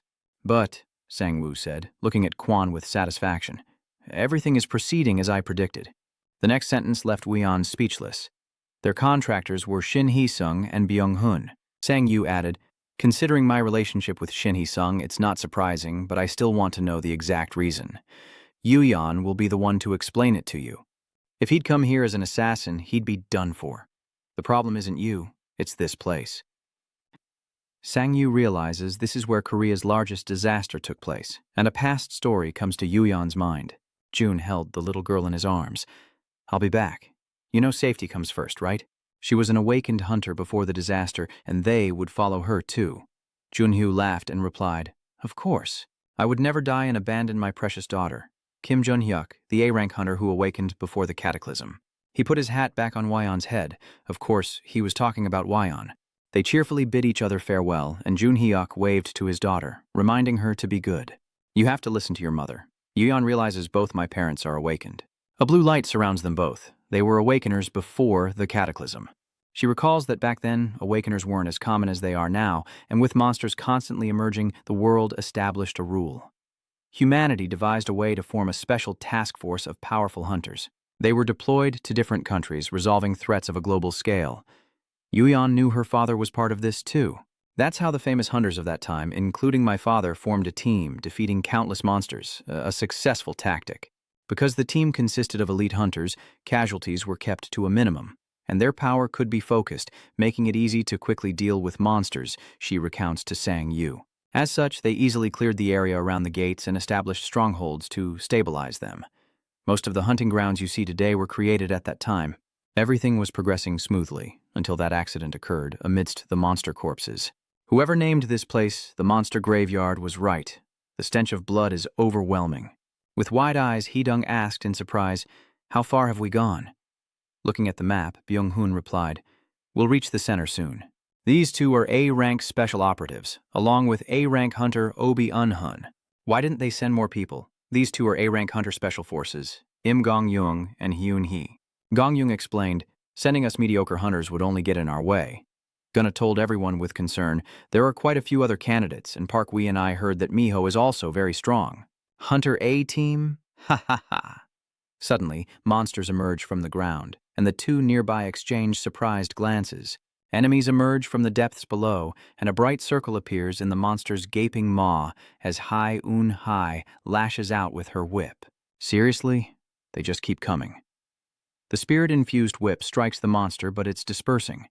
It spews a blue liquid from its mouth, letting out a terrifying shriek. Something massive is crushing them. Another huge monster has appeared. They stare at it, exchanging worried words. This monster is huge. I think it's A-rank. Gong-yung is charging in with his chains to bind it, and Byung-hun is following up with a punch. He leaps to eye level with the monster, ready to strike, while Hai-seong uses magic to fly out.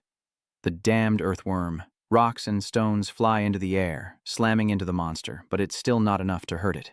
Hai Un-hai eyes the monster, remarking on its toughness, while Gong-yung reassures him not to worry. Jin Hyuk flies up, channeling magic into his hand. "We have someone who's good at destroying things like this, right?" He flies to the monster's head, then back out as Jin Hyuk strikes it hard, splattering blood everywhere. Jin Hyuk leaps down, smirking, saying that no matter how tough its shell is, it's game over once its insides are destroyed. Jae-ha wasn't surprised that Jin Hyuk defeated the monster as expected. He really is strong. Hun replies, rumors about him spread for a reason. She tells Jinwoo she's heard about his nomination to become the next S-rank hunter, and he turns back in surprise, asking, "It's already been leaked?" Haidung left first, calling back, "I'm not interested, it'll just make me busier." Gong-yu replied naively, "How funny, I want to beat him right now." Byung-hun said cheerfully, "Isn't that something to celebrate?" Hee-dong smirked, "Because you'll be Korea's first S-class hunter." Jin-hyu, on the other hand, isn't ambitious. "I just want them to give me a pile of money so I can retire before I'm 40. As they leave, a dark figure appears, startling them both.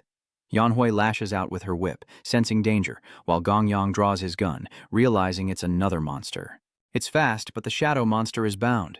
Huyen-hai holds the binding rope, a triumphant smile on her face. "But it will all be over once I catch it." She tightens the rope, and something rises from the shadow monster. Huyen-hai struggles to tighten the rope, a grim sight to behold as the monster fades into nothingness. Hyun-hee watches in shock as the string in her hand snaps, and Dae-ha cries out her name, "Sister, Sister Hyun-hee."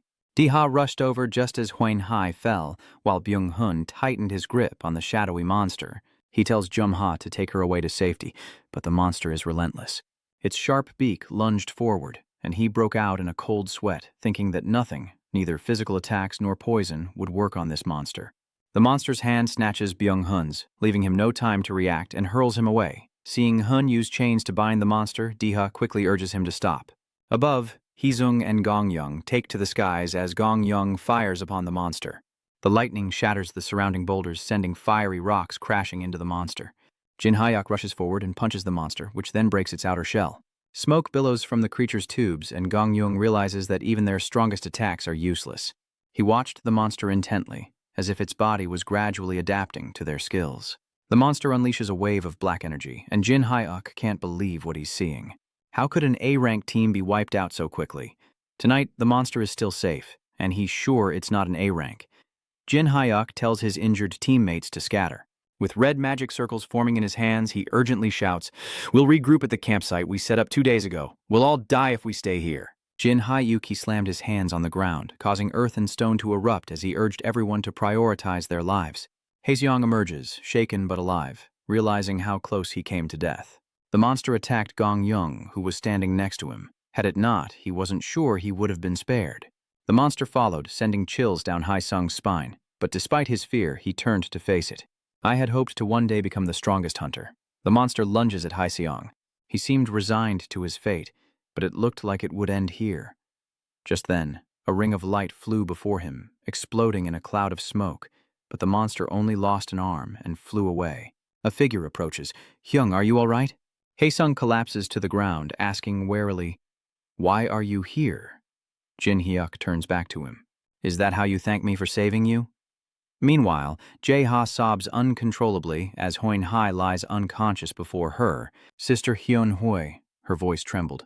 I never imagined we'd have to say goodbye like this. Exhausted from his right arm injury, Byung-hun is approached by Jae-ha, who asks, I'm sorry, that must hurt. Let me heal you. Byung-hun refused outright. I think you should heal your own leg first.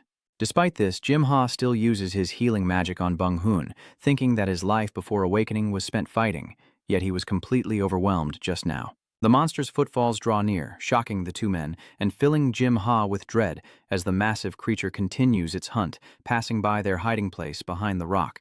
Byung-hun tries to stay quiet, barely daring to breathe, remembering that they couldn't win against Hyung-hee before. His eyes widened, realizing life and death, that all must die, and so would he. Byung-hun recalled the monster striking Wondeung. Like all the others, something flashing past. He didn't want to die yet.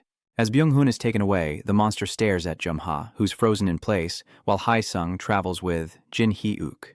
He asked, Then why did that monster run away? As the other man walked ahead. I'm not entirely sure, but I suspect Jin Hyuk's answer left Haesung in stunned silence. It always targets the easiest prey. He analyzes the attacks that have occurred, noting that both victims specialized in mid to long-range combat. Plus, he hasn't completely taken down Oh Byung-gun yet. As he said this, his hand clenched tightly, trembling. They're all skilled fighters. But what Haesung wonders is, why are you following me? Jin Hyuk turned back and replied, I told you, he seems to attack hunters who aren't melee fighters. Since Oh Byung-hun and Juma are together, the chances of it attacking you are high. Furthermore, Haedung froze at this statement, remembering that he has a child. Jin Hyuk naively asks, I heard you have 2 kids named Junyoung, right? Having children changes a person's purpose in life. Don't make me laugh. He didn't notice Haedung's darkening face behind him. He grits his teeth. My goal in life has never changed. Don't think that just because we have one thing in common, you understand me. Before Haedung could finish, a piercing scream cut her off. No matter what anyone said to him, the restrained monster was still advancing towards Jum-ha as he fled, tears streaming down his face. Just then, Jin Hyuk rushes in, punching the stone monster off balance. Jum-ha frantically calls out to him, Jin Hyuk! Jin Hyuk turned in surprise. Why was he the only one here? He was troubled because Byung-hun had already run away. That's right. Jin Hyuk grits his teeth, calling out Oh Byung-hun's name as the monster rises from the stone field. Jin-woo sits down, letting Jumba climb onto his back. Get on. Focus on healing your leg first. Try to climb up. Okay, he said loudly to Haesung. He asked Haesung to cover his back, surprised as he thought about Jin-woo while standing on the cliff. He compressed and broke down the air to increase his movement speed. It's unbelievably fast. He manipulates the stones to float in the air. I admit it, Junhyu, you truly are powerful. At that moment, the black beast went after Jinny and Juma, and it was possibly even stronger than me. He manipulated the small stone in his hand with a dangerous look, and I might never be able to overcome it. Up here, he unleashes a technique that explodes, sending something hurtling towards Jin-hyu and Jumha. His eyes darted to Haesung, whose eyes widened in response. If he didn't act now, wouldn't that monster always target the easiest prey? Don't worry, the black monster rushes towards them, as Haedung kindly promises. I'll explain everything to your family. Byung-hun, his face drenched in sweat, was in shock. Then he took off, accelerating. He jumps into the deep abyss, and Dai-ha is caught off guard as tears stream down her face, her body falling into the chasm. Byung-hun, covered in blood, stammered, What have I done? Suddenly, Byung-hun turned to the newcomer, Shin Haesung. He hastily asked about the situation. What about the others? Could he be quietly informing him that they are the only 2 survivors? Hae-ryung reiterated, emphasizing that the others sacrificed themselves so they could escape. Do you understand? Byung-hun stammered, trying to say something. That means. But he didn't wait, stating it directly, shocking him. I mean, Guma and Kim Jun-hyu, whom you abandoned, all died to save us. Haedung kneels slightly, reminding him, I'm telling you this now because Yoon-jun will likely find out if we return like this. We're all in the same boat now. Sanju asked suspiciously, Is that true? He pressed, How do you know about that? Uyeon seemed pensive. It wasn't me, but my mother. A desperate cry echoed as she recounted, My mother had clairvoyance. She would clutch her eyes in pain, crying out for Shin Hee-sung, Shin Hee-sung. Uyeon recounts a painful past, the beginning of her downfall as Byung-hun tearfully announces the news at a press conference.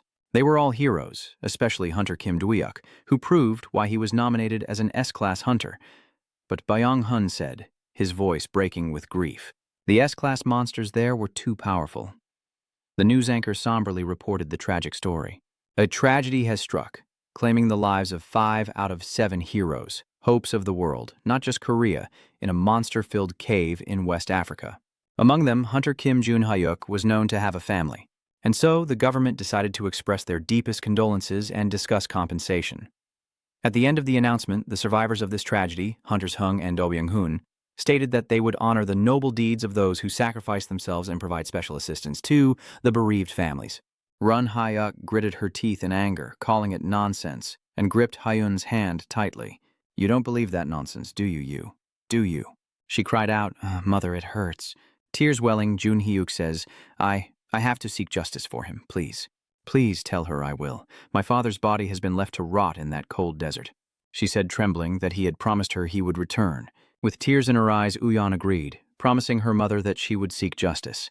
She recounted her mother's story. From then on, her mother continued her one-person protest, saying she would continue to spread the truth. Hunters dispatched from Korea after the large-scale disaster. You can't cover up the truth. What happened in Africa, Oh Byung-hun and Shin Hee-sung. But she only received criticism in return. However, due to a lack of evidence, people didn't want her to ruin the solemn memorial. Rumors spread like wildfire. Had Hee-sung and Oh Byung-hun betrayed their comrades? She probably just wanted more compensation. Who would believe that? Uyeon smiled as she recalled. And then, as I grew a little older, I hid in the Silver Moon workshop seeking revenge. She tries to escape into the past. But you probably know what happened next. Uyeon was dragged out. She recounted everything and concluded, does that explain it all? The reason I'm hostile towards Shin Hee-woo, Sanju walks silently, then decisively states, I don't think she's lying. Sanji seems hesitant, but she left the most important detail for last. Ven suddenly appears, looking troubled. You're back unexpectedly, Raven, he says smugly. Shouldn't you be calling me Master now? Sanju inquires. Have you dealt with the monsters in the outskirts? Raven landed on the ground. I've been around here for days. Didn't you notice? You seem surprised. I only told my clones to report hostile targets, so why are you lurking around here? He's completely taken by surprise, of course. I did it to protect my precious disciple from harm. This place used to be crawling with assassins, you know. And yet, you use them as mere target practice. Ha ha ha. Sanju seems surprised by this. You were just watching? Raven states matter-of-factly, why would I intervene if you weren't truly in danger? He was curious. After all, it was unbelievable that he was practicing magic. You're trying out some interesting things. Did Arya teach you that? Hearing that, he found it strange as well. Indeed. Raven's from Tai, right? Do you also know how to use magic? But Javen's face is innocent. No, that's all I know. He said calmly, I'm glad you're good with a sword. He then followed, wanting to ask questions. Well, getting away from the system is a good thing anyway. There's a vast difference between magic and skill systems. Would you like to come with me to a deeper place? Baehun stares blankly. All the assassins have failed? He tried to reassure himself, saying it would be all right. It's been over 18 years. There's no evidence left, absolutely none at all. Byung-hun stammered. What I did. Jae-ha suddenly appeared behind him. He ran away, collapsing to the ground, utterly bewildered. Ha! How did things end up like this? I was simply controlling disaster information as instructed and assassinating a 20-year-old kid. My foolish actions back then have led to this day. The monsters charged in ferociously, and Gav's expression filled him with rage. What's with that look? He seems extremely interested. Was that the Tempest-Bringer sword technique? Sanju asked proudly. I'm just mimicking what my clone does, Raven says, disappointed. That's not the way. Your clone already learned it. As for you, keep going anyway. You're not giving up. He's really getting on my nerves. Sanju is focused on the fight. I am doing this right, aren't I? Controlling the flow of energy with wrist movements. The monster approaches, and Raven offers another reminder. Remember when I said this was the perfect place to train? He recounts that this is the land of evolution and adaptation. Raven encourages him, saying that without change, there can be no progress, urging him to use his magic. Try hitting it with a fireball. Sanju is still afraid. Fireball? Suddenly, the monster lunges and flames erupt. He hesitated, still in disbelief. Is that really okay? Raven explained that he had hunted most of the monsters here with a sword, right? He explained that the monsters in the center had evolved to resist hunters, or rather, predators. Because other creatures have been hunted so much with swordsmanship, they've adapted and become resistant to physical attacks, but not fire. Raven suggests he could use magic to hunt them. He slices them in two. Raven states that he must either do that or strike them with an even stronger blow. Sanju is incredulous that his slashes only leave scratches on the monsters. He turns back with a bright smile. Isn't it convenient to have your target right in front of you, and yet you still don't notice? My life goal is to live comfortably, eating and playing, not dealing with this kind of stuff. Meanwhile, at the J branch office, someone knocks and Runmo opens the door in confusion. Who is he? He's stunned by the crowd outside. What's going on? Let's get straight to the point. We're here to get our diplomas. He said fiercely, we are the ones who walked a blood-soaked path to escape it and reclaim our humanity. Junmo realized, you're here for an interview? Number 10 nodded. Yes, you're welcome here. Then come in. Ayan was intently sharpening a bone fragment as she sat concocting something. The reporter probed, excuse me, do you know Hunter Yoon-ji-hyun? What do you think about the rumors of her betraying Hunter Kim Jun-hyun that have been going around lately? Haeyong asked nonchalantly. How absurd. He dodges the question with clever words. Kim Jun-hyuk is my benefactor, so I don't want to speak ill of his wife. But just because someone has clairvoyance doesn't mean everything they say is true, right? Haeseong then turned and walked away, remarking that he'd heard their marriage was a happy one. How unfortunate. Hwayeon doesn't know whether to believe it or not. Mother isn't real, is she? Shin Hexing killed your father, she once whispered mysteriously. Only you are allowed to know this. I've never told anyone else. Meanwhile, he wondered, what were his mother's last words? The flames roared, and the monster gradually melted away as Sanju looked on, exhausted. Now these bastards have high-level fire resistance? He tries to change his plan. Fireballs are useless now. So Sanju charges forward, swinging his sword, instantly freezing the monster, and something moves with incredible speed. Sanju proudly shows off. Did you see that, Raven? I've mastered the basic quick draw and mana drive. But Jav was dull. His clone could do better. Was it so hard for him to praise his disciple with a slightly disappointed face? He quickly makes a demand. If you call me master, I'll reconsider. So Sanji immediately complies. Huh, master. Raven was surprised. You called me, my disciple? He earnestly tells him, yes, please teach me. Suddenly, a voice echoes, he. Suddenly, the monsters are being devoured by a massive creature. Sanji stammers in fear, Master, I don't think fire... will ice or swordsmanship work on it?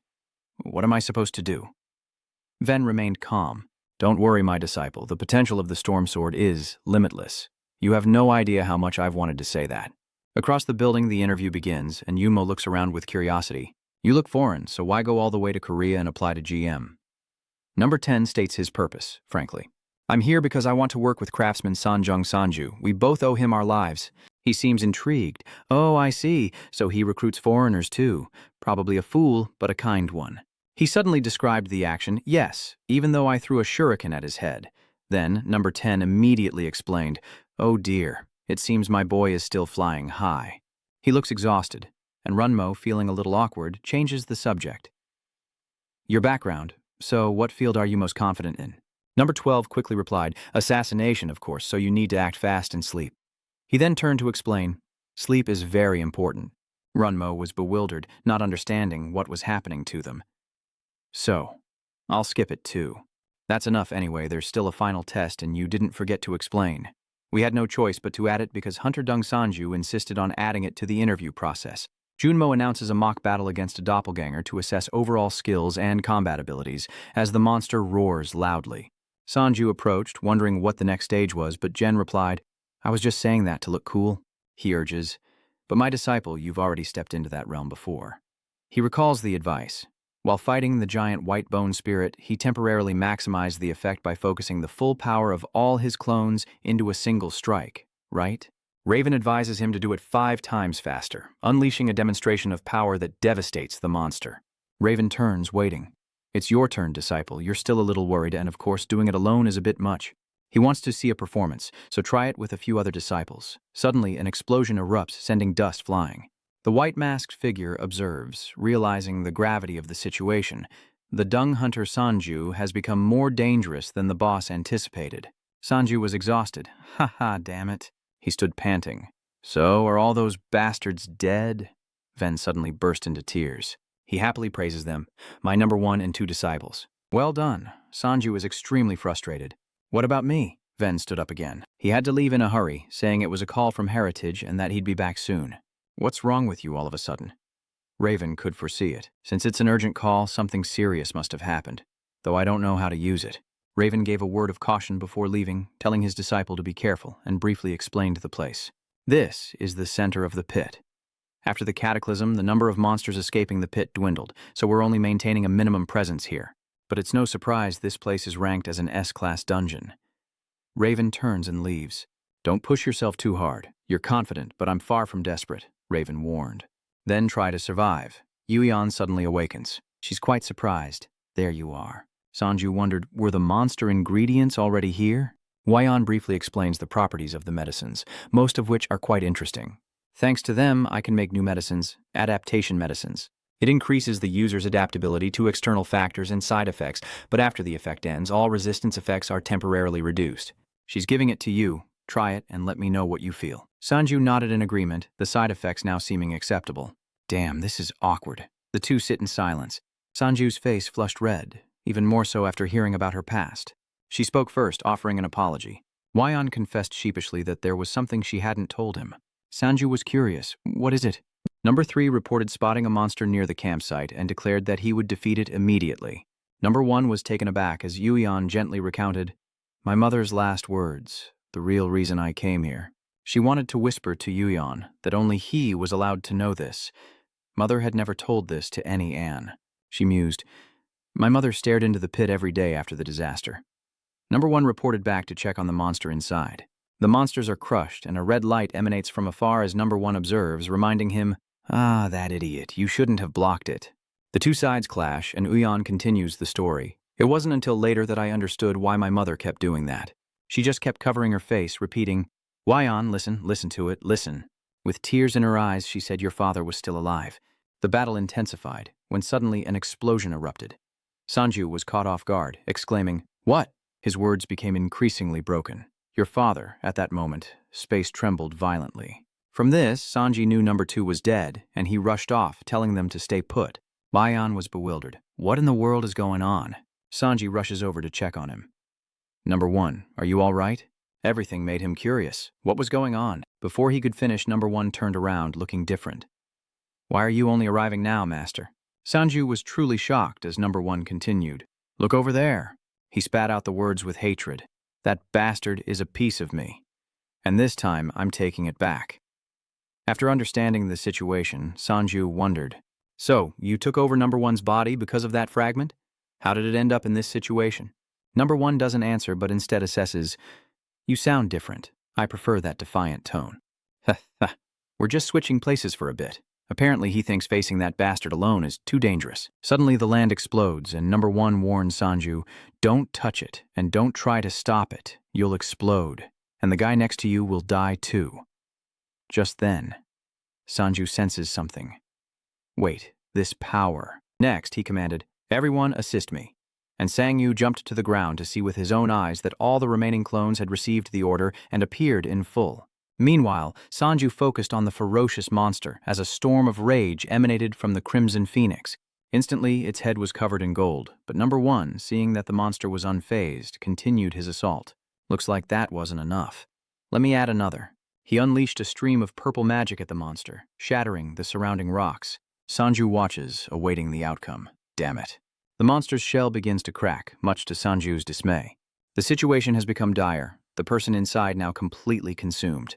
The 3 clones stand still, watching to see what will happen next as the monster's shell reforms. As soon as he returned, the monster's original form vanished. Sanju gritted his teeth in shock. Had it run away? But Number 1 was excited. How interesting. Is using my power like this the monster's instinct? Then he makes a request. "Hey Dung Sanju, I want to make a deal with you." Number 1 immediately offers, "If you give me that fragment, I'll help you this time. I'll tell you that bastard's weakness." Meanwhile, inside the tent, Yuyeon sat alone. Her hand trembled as she pulled back the curtain, revealing a sight that shocked Yuyeon. "Father." Tears welled in her eyes. Yuyeon covered her face, sobbing at the unfolding truth. It's true. Mother wasn't lying. Father is still alive." Meanwhile, Number 1 reveals that the monster they just encountered is actually an avatar of Sanju, leaving him utterly bewildered. "What are you doing, body?" he blurted out in bewilderment. "What?" Number 1 continues to explain. My body was divided into 7 parts. The head, torso, 2 arms, 2 legs, and weapon, each with its own unique ability. Hearing this, Sanju wondered if the names of the 7 deadly sins weren't about sins.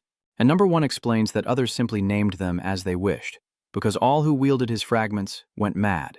He further explains, and my body has the ability to absorb and adapt. It can absorb and deploy the surrounding elements and adapt to different environments. Therefore, Sanju had to admit that Bastard's energy was indeed strange. Even standing right here, its presence felt so faint. Number 1 explains that it has adapted and merged with the environment, piquing Sanju's curiosity. So, it absorbs humans too? Number 1 paused, then asked, "Are you referring to the human form revealed within the monster?" Sanju shares his thoughts, saying that not only are the monster's skills consistent, but everything he's heard about it is too. That must be Hunter Kim Jun-woo. Is there any way to save him? Heritage headquarters? A voice echoes from within. Dot, I'm here. He turns at the sound of a voice. Ah, the fake sword saint. You must be busy.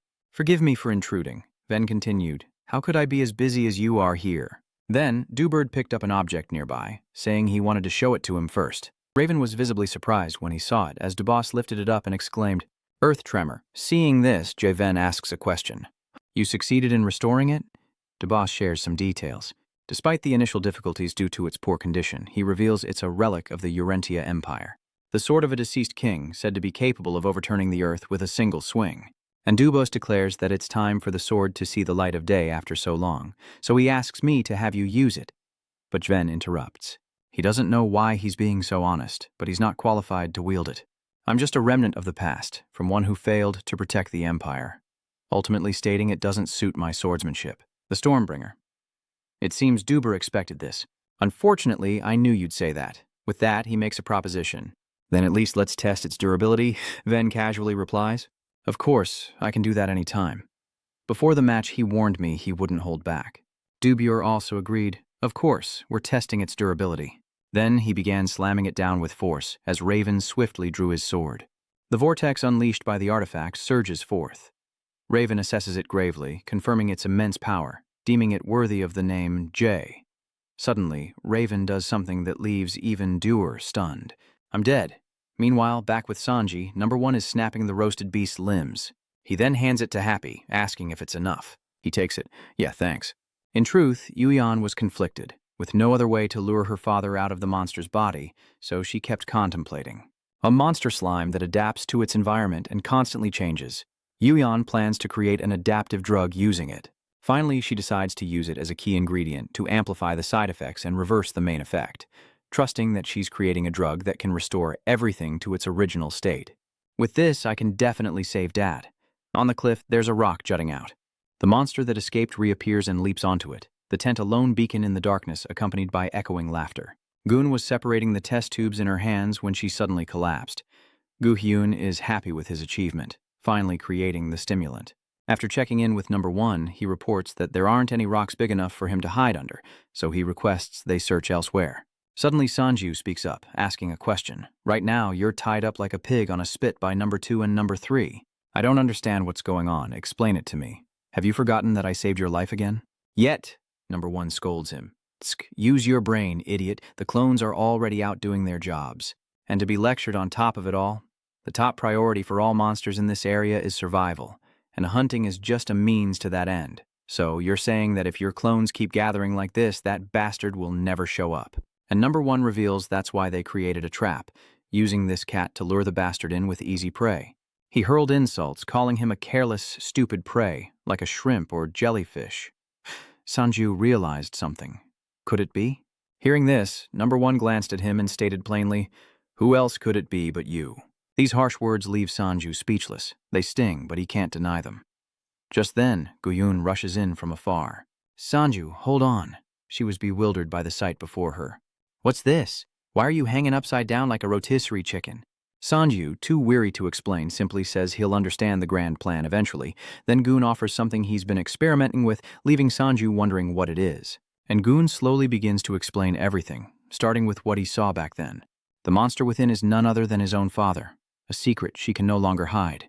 Goon sets a condition. He won't ask why Sanji hid this from him, but in exchange for giving his father this, he's created a drug that reverses the altered state. She's certain it will return her father to normal, a revelation that stuns Sanji. Here, take this. So Goon's sincere plea is my final request. Please, save my father, save my family. At that moment, Raven was stunned by the news he had just received. The thing I destroyed was a clone?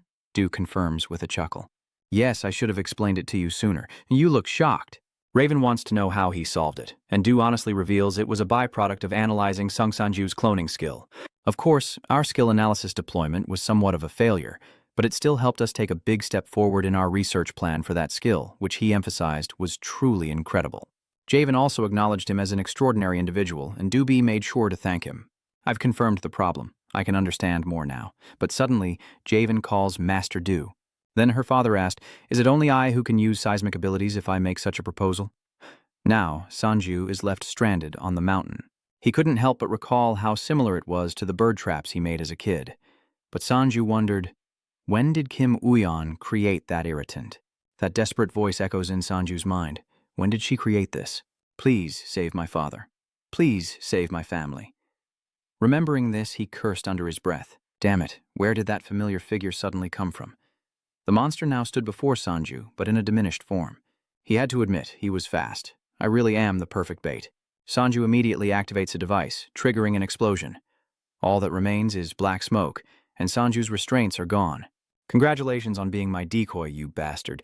You won't escape this time. Elsewhere, desperate voices cry out, begging for mercy. The sparring match ends, and number 3 suddenly freezes. Everyone behind you has fallen. Was it difficult? Junmo, who had been watching, couldn't hide his surprise. His stats were lower than Yang Sanju's, but his technique was incredible. As expected, he's not to be trifled with. The weak can create variables and tactics to fight the strong. Not only that, he saw through him, and he revealed his ruthless strength against weaker opponents. Number 10 was trembling.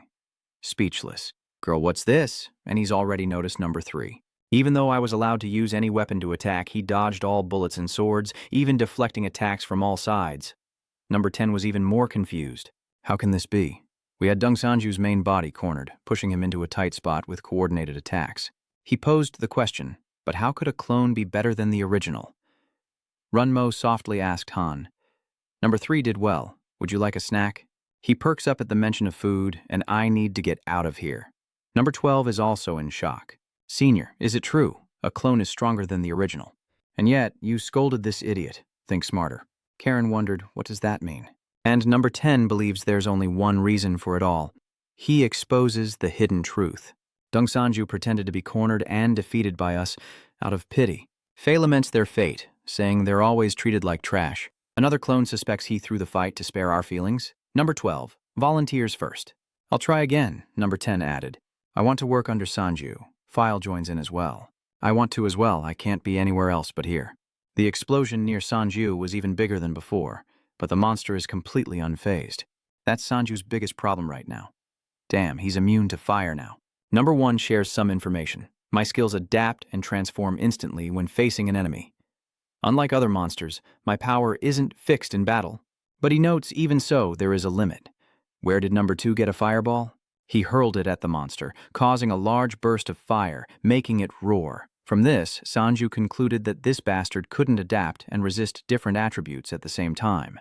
Taking advantage of the moment, Sanju attacks again, drawing blood from the monster's shoulder.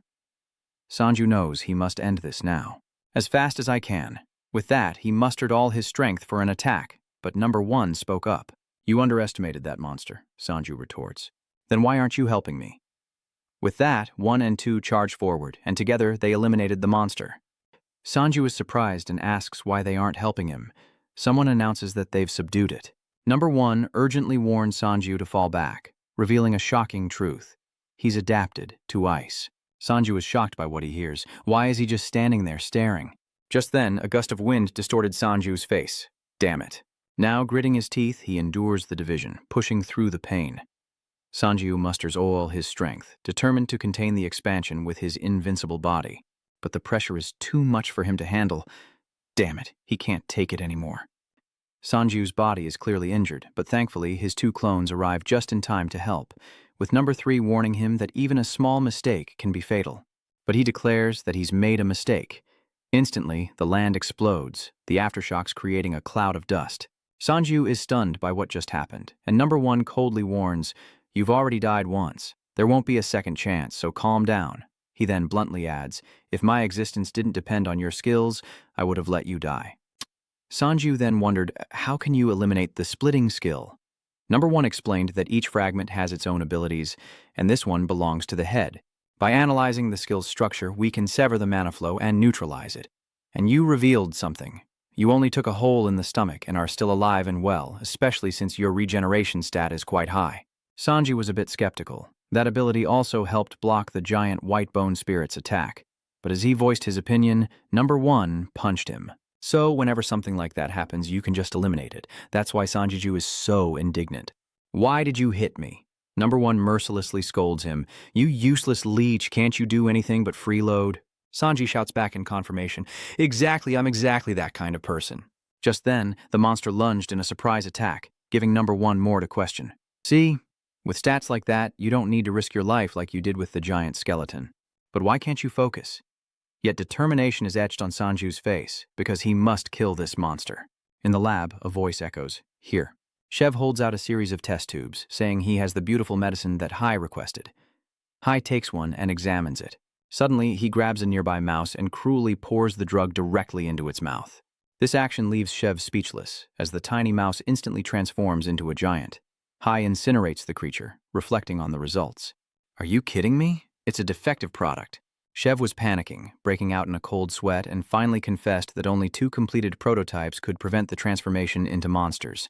"I don't have time to complete the remaining samples." However, Shev notes something, but the rat that seemed to have been destroyed suddenly jumps up and bites his hand. Shev revealed that these flawed products couldn't increase stats as much as the previous ones, but he assured me that with more time, he could transform them. But he's cut off mid-sentence. No, he's being entrusted with something. "Forget the finished product, just produce this type. You should have given me something like this from the start." Outside the forest, chaos reigned as the monster rampaged, causing Wyon to look up from her huddled position in the tent.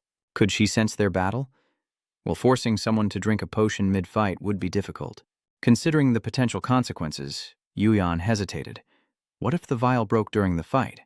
This made her wonder if she should make a few more from the leftover ingredients. As Yuyan stepped outside, she was immediately stopped by number 3, who asked where she was going. She held out the potion to Dong Sanju, urging him to replenish his strength, but number 3 immediately requested, "Let me give it to him." But Yuyan refuses, saying, "I need to test the drug's effectiveness. Let me go." Number 3 had warned her, "I won't stop you, but think carefully." He asks again if she's sure she wants to go. Sanju and his clone are fighting hard. The monster holds something glowing, and number 1 keeps muttering, "Idiot, you can adapt but learn nothing."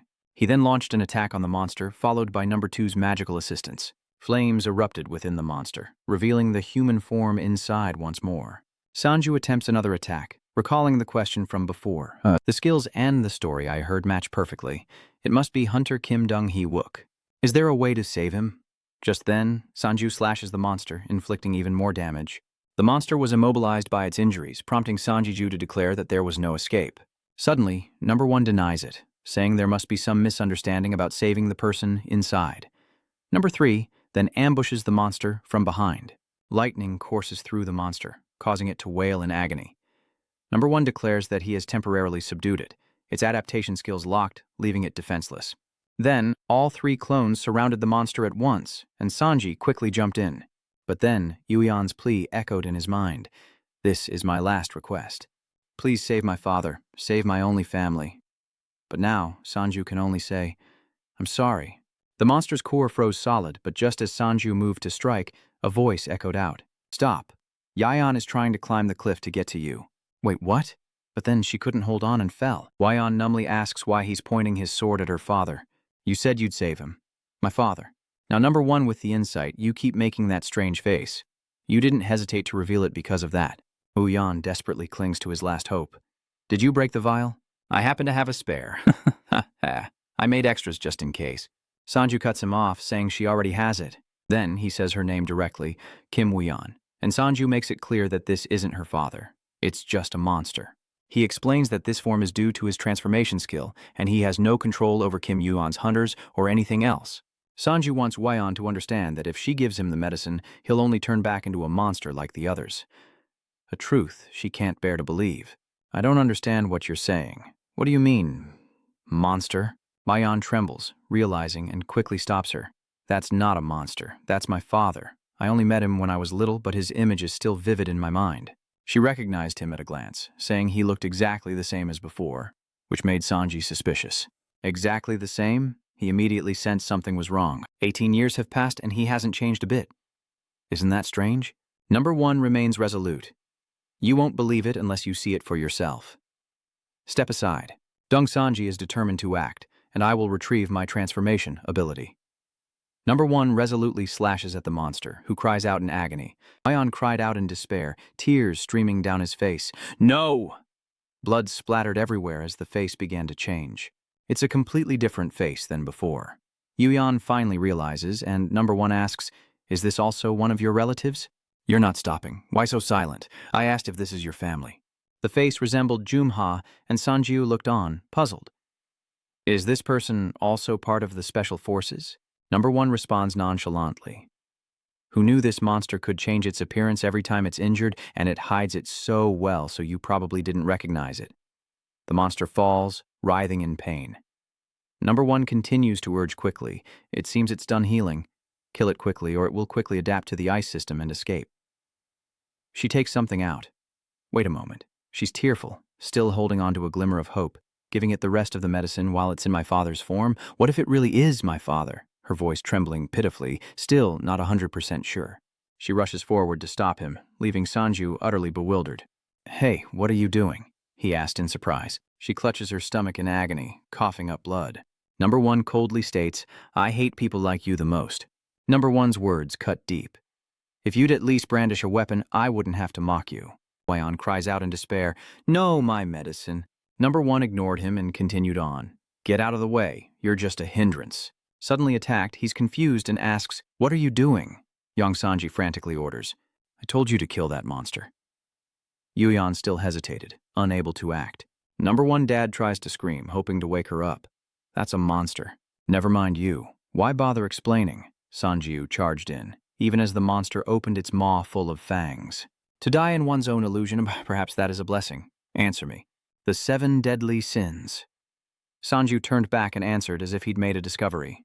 "You're saying that monster takes the form of Hunter Kim Jung-yuk to use his skills, so the recreated body would have the same memories and physique as him?" Number 1 confirms that it will regenerate its brain to use skills. So what? He reiterated what he knew. The monster was acting on instinct alone. Sanjiu gives the order, so he should use his skills. Isolate the part of the body containing the form of the Gold Hunter worm and cut off the rest. You said you could sever the mana flow, but Number 1 doesn't seem pleased. "Why should I fulfill a request that's both troublesome and potentially useless?" Sanju states frankly. "Ha ha, this isn't a request." He shifts his tone, challenging him, saying if he doesn't want to do it, he'll give up and forget the 7 deadly sins. "There's no negotiating. We don't even need to take down this monster, so why should I suffer?" He retorts that it's the master who should be in a hurry, not him, leaving Number 1 in utter disbelief. "Are you kidding me?" Sanjiju left, then returned, saying, "Come on, Number 1, let's go outside. The 7 deadly sins want some fresh air." He was furious. "You bastard!" So Number 1 is willing to rush in. Don't blame me if things fall apart. He attacks the monster. Sanji looked hesitant, doubtful and worried, unsure if this would even work. I don't know how this monster's instincts will react. He watched intently, but when Yuyan rushed in and grabbed Number 1's leg, he turned to Number 1, puzzled. "Hey, what are you doing?" Sanju's eyes were filled with worry, as the monster's face remained unchanged. Sanju was resolute. "There's no choice. We have to try." As Number 1 acted, wounds appeared on the monster's back, surrounded by a purple light. Jehan collapses to the ground, opening his eyes, then sits up, looking around in a daze. He panted, mumbling incoherently, "Dia, are you okay?" "Jem, where are we? The wound on my chest is gone, and my clothes are different too." Uyan stammered. "Father, do you recognize me?" She asks again. "Do you know who I am?" June turned to look in bewilderment, then called out her name with tearful joy. "Yes, that's right." Ayan seems incredulous. "I'm here, father." Suddenly, a black hole appeared on the wall behind them, shocking Number 1. It worked. Sanju turns around, full of confidence. "See? I told you it would work. You won't know unless you try. You're still so stubborn." "I still don't understand. It's still a monster." She must know that too. Number 1 insists that although it looks like her father, it's actually the one who killed him. Sanju began to explain. You've heard the story of Theseus's ship. He used the story to retell it, supposing that if we replaced the old planks with new ones and kept replacing them until there were no old planks left, would it still be Theseus's ship? Even if the appearance is the same, if the components are different, is it still the same ship?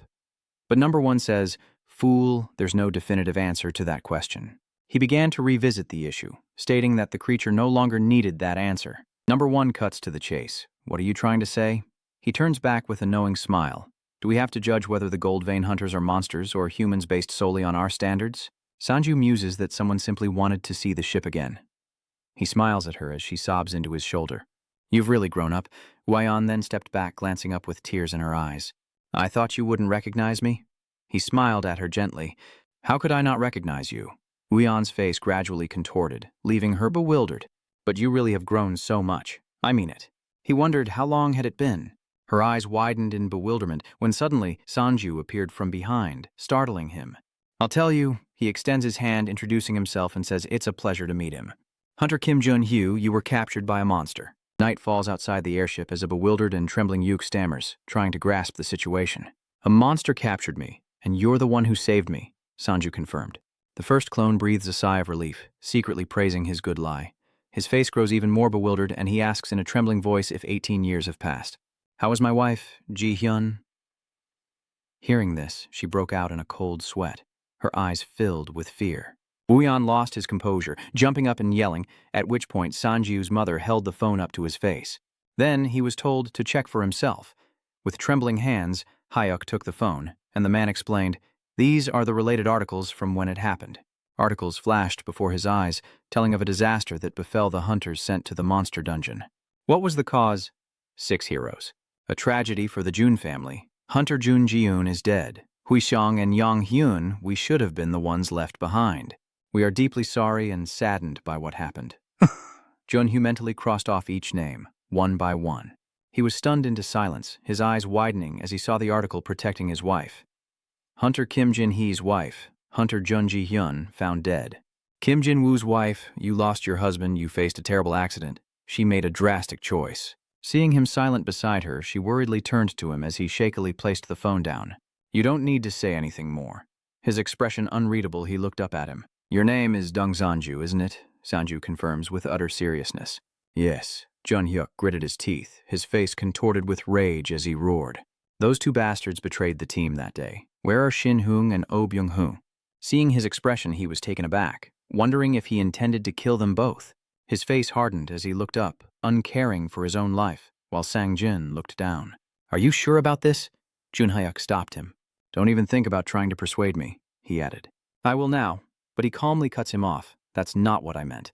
He looked both doubtful and expectant, asking if he was sure he wanted to let them go so easily. Hearing this, he paused. Outside the yacht taking off, along with his voice, I have a proposition. It's not too late to decide after hearing me out. Later, in a room full of reporters, one onlooker was wide-eyed with doubt.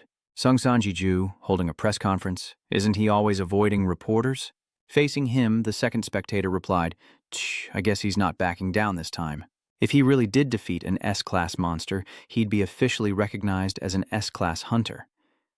He stood before the microphone, a picture of resolve, dressed in a sharp suit, hands casually in his pockets. Ah, it's a pleasure to meet you, reporters. The crowd below aimed their cameras and lenses. Thank you all for gathering here today. Everyone who caused me trouble at JM Building is here too. Then, Sanji-ju regained his composure. As you all know, I've been to the monster pit recently, he affirmed, silencing the room, and as expected, there was an S-class monster there. Someone below shouted. So he did it, he quickly interrupted. I captured the monster. Sanju calmly continued before anyone could ask questions. There were some obstacles, of course, but I want to announce that I am the one who captured the S-rank monster. So she's assuming that Hunter Dung Sanju will become an S-rank hunter. Wait, suddenly someone interrupts from behind. Wait, it's Chairman Oh Byung-hun, his face completely calm. First, I want to congratulate you on your safe return. Hee-sung's S-rank hunter. Dung Sanju smirked. So you actually made it back alive. The reporters quickly turned their cameras to capture the moment. It's Chairman Oh Byung-hun of the Hunter Association and Shin Soo-young of the Yesun Guild. How wonderful. Then Mr. Oh Byung-hun looked at him suspiciously. We said we'd recognize you as an S-rank hunter if you could handle an S-rank monster in a dungeon. But the most important thing is proof, right? He reminded him that without it, they would have a hard time acknowledging his claims. Hearing this, he silently thought to himself that he knew they would show up. Beside him, Hai-seong added with a sly grin, "At the very least, there should be a video. Don't tell me you thought we'd just take your word for it." Hearing him say that, he chuckled in response. "Evidence? Of course I wouldn't hold a press conference without proof. You guys are hilarious." He leaps up, circling behind Hae-ryong, and whispers in his ear, "Of course I do." With a smirk, he added, "I even have proof of your dirty deeds from 18 years ago." The two men stared in stunned disbelief. With a serious face, he threatened them from behind. "I'll give you both a chance to confess everything yourselves.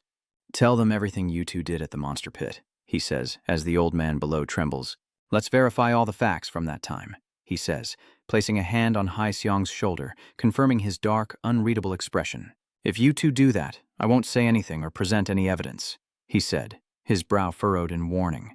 "But if you try anything other than an apology, the evidence will be revealed to the world." He laughed at that. "Ha ha, you've got jokes." His face was full of mockery, as if he'd just heard a funny story. "Ha ha ha, what? Evidence?" he shouted, feigning innocence, ignoring Mr. Hun beside him, who was sweating bullets. "What wrong have I done that I should confess?" "You're just spouting nonsense because you have no proof you caught an S-class monster," he questioned. "You think you can fool me?" While the other man just covered his mouth, smirking. "How pathetic." His expression freezes. He dung in confusion as the man trembles, stuttering in shock. "What's this?" He dusts off his hands behind him. Chairman Gu feigns innocence well, but how pathetic. He furrows his brow, a triumphant smile on his face. "I don't care about the hunter industry, but if someone like me appears and touches your weakness..." Another footstep enters the room, and he questions him. "So you think that would be a lie?" The reporters were taken aback by his presence, and Jun Hyuk's voice silenced the room. "Should I start with, 'Long time no see'?" Seeing him, the two men were shocked, and he gripped the chair, stepping forward to address them. "You both look so much older, don't you?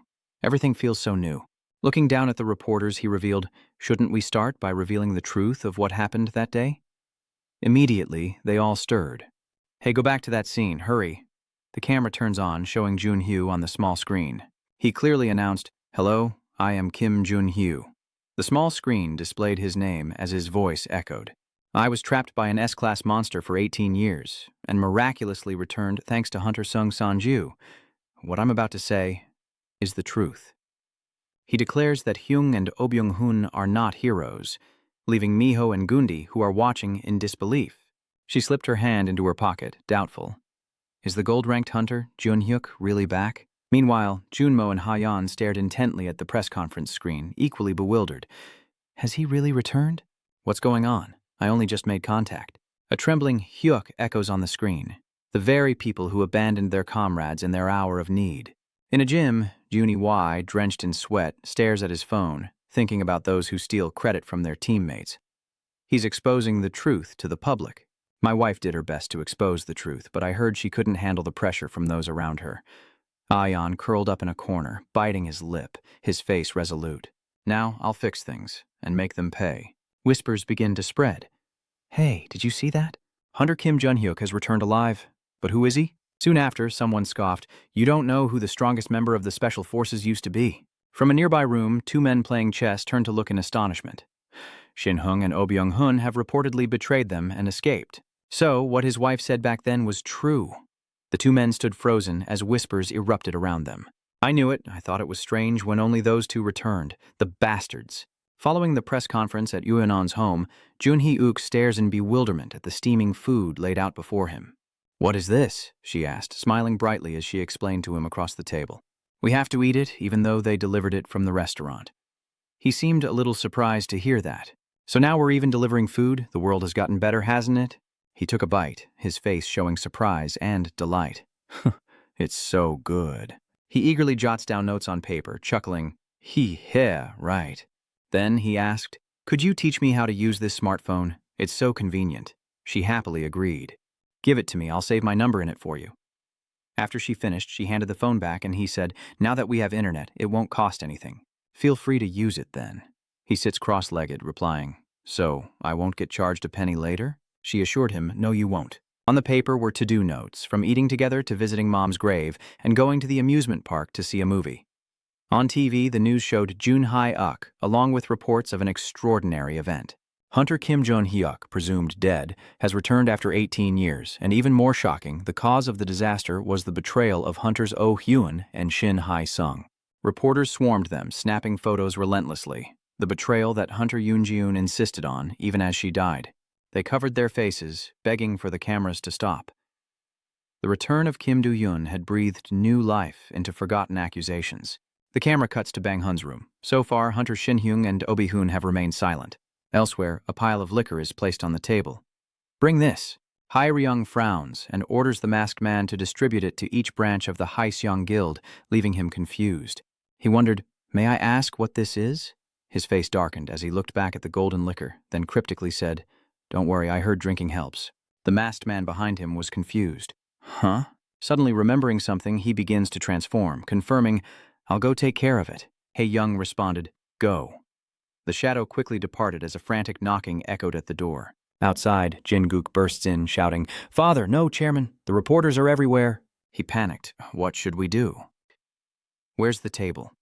But all he sees is Hae-sung's back, his face hardening, eyes wide as he mutters something about plowing the fields before planting.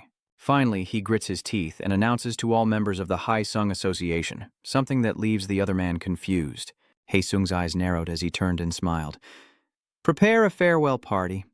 I'll turn myself in." Jin-guk was shocked. "What?" Meanwhile, Runmo gritted his teeth, trembling, sweating, and shaking at his desk. What in the world was happening? He looked up at him in astonishment. Not only had he brought back the Hunter Kim Run-huk, but he'd dropped a bomb at the press conference, and yet he remained so calm. He must be bewildered. Seeing his composure, he stares in surprise. Of course, Hunter Kim Do-hyuk has been a legend since I was a student. What's more, Ms. Yuan is actually his daughter. Now I understand why she insisted on entering the monster pit with you.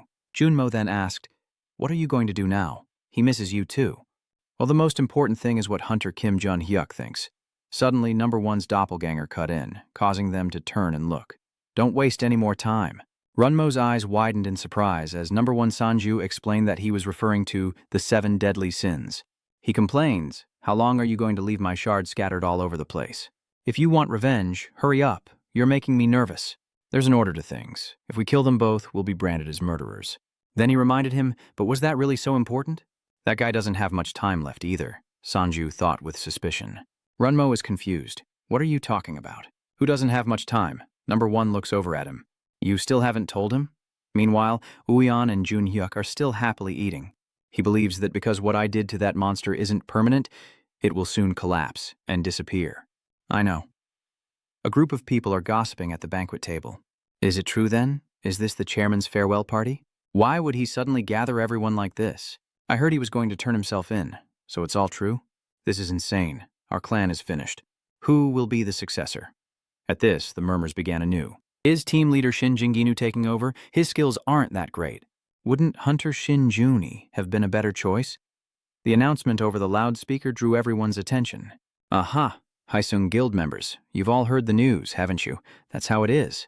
Hae-sung continued into the microphone. Our guild isn't that great and we've done some dirty things, but I can guarantee one thing. The crowd murmured in surprise. Who knew the chairman would care about a small branch like ours? That's right. Then, with a determined frown, he continued, "Everything I've done was for the good of Hae-sung, even if my stepping down is due to my own greed." Elsewhere, 2 men watched the masked figure with smug satisfaction. "Hey you, I told you to treat the chairman candidate well, didn't I?" He stood up as Hae-sung's voice echoed. "Hae-sung now faces a monumental shift," he said, standing before the monitor. "I apologize for making you follow an incompetent leader for so long." Finally signaling a toast, the crowd quickly raised their glasses. Glasses clink together as they raise a toast, bringing the drinks to their lips. Suddenly a hand stops her, startling her. His grip tightens, halting the glass in her hand. The masked man restrains her hand from behind as she looks back, utterly confused. "What are you doing?" the masked man said, his expression hidden. "Don't drink it." She stares back, confused. "What?" The other side of the glass is empty. The crowd panics as they transform, their confusion turning to dread. What will become of the council now? Some even commented that the wine was quite good, but soon after, the entire crowd transformed into grotesque monsters. Their bodies were torn apart, transforming into monsters that spilled out of the building. The guard outside, witnessing the scene, frantically reported it over the radio. "What? Is this a terrorist attack?" "Headquarters, we have an explosion in the banquet hall. A monster suddenly came down from upstairs, along with blood and chaos from the party above." Hee-dung calmly gripped the microphone in his hand. "So give it your all for me, one last time," he muttered, injecting something into his neck. Peace had lasted too long, and now no one remembered its importance. Then, biting his lip, his body began to transform. Now that anyone can become an awakened, it seems they've forgotten the importance of powerful hunters. He grins, crushing the syringe in his hand with excitement, because now is the time to remind everyone. South Korea will return to an era of disaster. Buildings crumble as people below flee in terror. Run. What in the world is happening? But there aren't any hunting grounds or gates around here. Before them, humans transformed into monsters relentlessly attack and destroy everything. Where did these monsters even come from? A piercing sound rang out, and he winced at the noise. Run-mo frantically grabs the radio and yells at him. As the alarm blares, he reminds him to quickly evacuate to the basement. Sanju grits his teeth in anger, begging for help, while outside, the monsters roar. That bastard's crazier than I thought. He stood in the building, gazing out at the chaos, lost in thought. Ever since my physical strength exceeded 40, my legs have felt weak when running, because even a little force obliterates the ground and sends me floating. Fireballs rain down, devastating everything around him like bombs. But even with his strength doubled, his habits remain unchanged. 8 meteors. He crouches to the ground, sometimes wondering. Then his body emits a red energy, his eyes gleaming as he wonders if he should run at full speed. He mutters, "That's enough." He then quickly jumped, destroying the building's wall and passing through it, as he used his longsword to slice a burning meteorite in half. Sanju somersaults, gritting his teeth as he dodges the meteor fragments, forced to use everything as a weapon. Then he leaps through the air, slicing each one apart. Explosions echoed as meteorites shattered and his clones began to materialize. As the shattered meteorites fall, he leaps onto a rooftop. The people below look up in astonishment as he shatters all the meteors, leaving the girl speechless. Could that person be... He turns to them, reminding them, "Quickly, move to a shelter. Don't open the door even if someone knocks. Elsewhere, buildings are being destroyed." A piercing scream echoes. "What's going on here?" Junhai stares in wide-eyed shock. "Please, Hee-sung." "That crazy bastard." Yayan also gets up behind her. He stood on the railing, turning back to instruct her, "Uhan, stay put while I go out there." She hesitated, looking at her father, but then Rune frantically burst through the door. "Yuyan, hurry to the shelter." Seeing this, Junhee-uk looked over and instructed him, "There's a shelter. I'm relieved to leave Yuyan in your care." She turned to Uyan, who took off his hat, his eyes glistening as he looked at him. "Dad, please don't get hurt." He took the hat, smiled gently at her, a promise of tenderness. "Don't worry, your father will be safe this time." He shook her hand, but she still hesitated. "Father, you must..." Then he quickly put on his hat, his face full of determination, while Run-hyuk's face darkened with anger. In a grand mansion, the sun begins to set. Whoosh! Yunhae stood on campus, dejectedly complaining. "In the end, I couldn't meet him. He knows I'm back, but why isn't he at the academy?" She's disappointed that he skips class just because his grades are already secured. Immediately, alarms blare and everyone scatters. Confused, she heard a shout and an order. "Everyone, run!" She looked at them in a panic. Professor Hwang Yun-hye. Yun-h asked in shock why everyone was running, as monsters relentlessly charged toward them. "Oh my God, meteors and monsters are destroying everything around us. This is unprecedented." A reporter on the scene risks her life to report that monsters from uncharted regions are appearing all over the country. Inside the building, terrified people hid, as monsters peered in through the windows. The military was doing its best, but could only contain a fraction of the threat. But the sheer number of these monsters is beyond anything they planned for. She stands bravely before the camera. It's as if we're witnessing the chaos of these monsters. Suddenly, a large bird swoops in from behind, and the cameraman shouts a warning. A hand unleashes energy as the man lunges toward the giant bird, blood splattering everywhere. The reporter looks up in stunned disbelief. Kim, covered in the monster's blood, adjusts his hat with a grim expression. Hunter Kim Jun-hyuk reminded the reporter that while he admired her spirit, she needed to evacuate immediately. It's too dangerous, but she ignores him, her eyes sparkling as she looks at the camera. An unbelievable thing happened. Hunter Kim Jun-hyuk saved me. But his martial arts skills were still stronger than ever. Run-hyuk was a little helpless. "No, I said for you to run." In the sky, another meteor descends. The reporter looked up in confusion. "Another meteor?" Jun Hyuk looks up and explains that it's Shin Haizeng's skill, and everyone needs to evacuate immediately. This time, it's for real. He leaps toward the meteor. There won't be another chance. Jun Hyuk shatters it with a single punch. Above him, he gritted his teeth, thinking to himself, the size of these meteorites is completely different from before. I have to destroy the next meteorites quickly. The shattered meteorite began to fall from another direction. Sanju stares at him in disbelief. Hunter Kim Jun-hyo, aren't you supposed to be with Yuayan? Below, a monster charges forward. Kia, too, tries to fight it off. Her face contorts in displeasure. Yeah. She reaches out and pulls a chair from afar, then swings it at the monster. Elsewhere, Moon Mask is impaled by a monster's blade, a testament to the fact that most of the monsters are fleeing the building. Then he uses his power to counterattack the monster, saying they can handle this place. Next, Eun-yang looks over at the two panting after defeating the monsters. Are you okay, Lehigh? She cursed at the monsters. Damn it, he used to be my teammate. He responded that it was up to her whether she ran or not, and for now, goodbye. But she grabbed his collar, her face full of anger, and questioned, Hey, you knew about this, didn't you? The masked man readily admitted, Yes. Hearing this, she flew into a rage, screaming at him, You knew how to stop it, so why didn't you stop that bastard? The masked figure quietly watched her, explaining there were no orders to do so. His body fades into black smoke as he says, I only act on orders and carry them out. The voice still echoed in Iron's days. I don't care about anything else. A black hole appeared beneath her feet, and she collapsed to the ground in shock. The two Irons huddled silently against a wall, then she burst into tears. Why did you stop me from drinking it? Idiot. Elsewhere, in a hotel room, a loud commotion erupts. The man clutches his head, gritting his teeth and complaining, Damn it. Next, he called to complain, Hey, this is room 402. It was very noisy earlier. Can you keep it down? A strange noise came from the other end, making Bless suspicious. Yes. Disappointed, he heads towards the door. They say their service is good, but what a complete letdown. The moment he opened the door, a monster covered in blood appeared before him. Bress was startled by the sight, then the monster's body crumbled. He stared at it in disbelief. What the hell? Has a new gate opened up nearby? This is the Espress Jones Shy-level hunter, and he's not happy. Jumper, that bastard. How dare he recommend a place like this? Outside, monsters are constantly attacking. Junhee Yusi enthusiastically confronts them, astonishing Sanju, who realizes there's a reason he's called an S-class candidate, easily defeating the A-class monsters. It's true. He gets up, looking cool, and glances at him. Looks like we've cleared this area. Are there any citizens left to evacuate? He surmised that there weren't many left, then added, I need to find Hee-sung to quickly end this mess. Suddenly, he seemed to remember something. That's right. He looked at his cracking hand, his face darkening, his eyes gradually becoming gloomy. Jun Hae-wook suddenly called out to him, Hunter Sanju, there are a few things I want to ask you. He was a little surprised.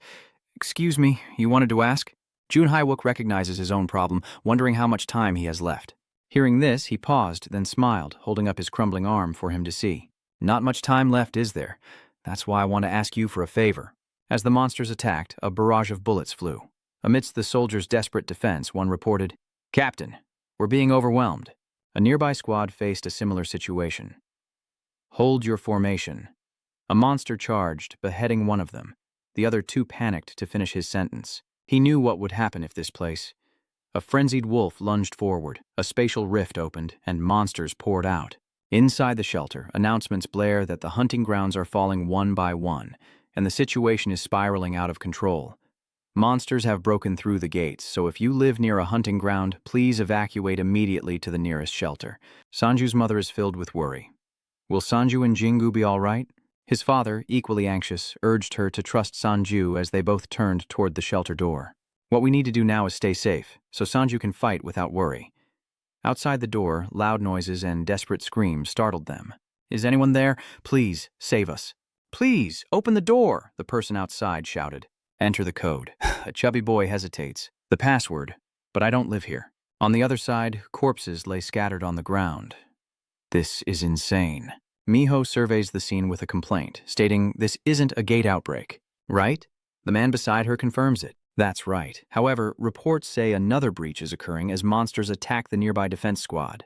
They looked toward a dark shelter where people were calling each other in.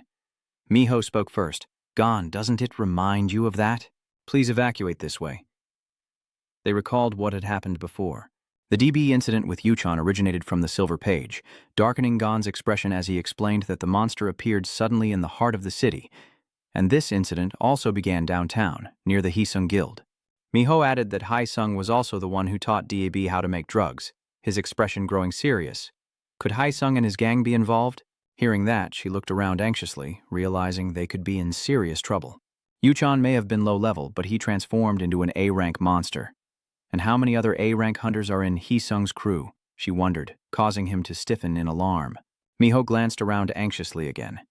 If those A-rank hunters all turned into monsters and there was one stalking them from behind, it would approach silently. Miho eyed it warily.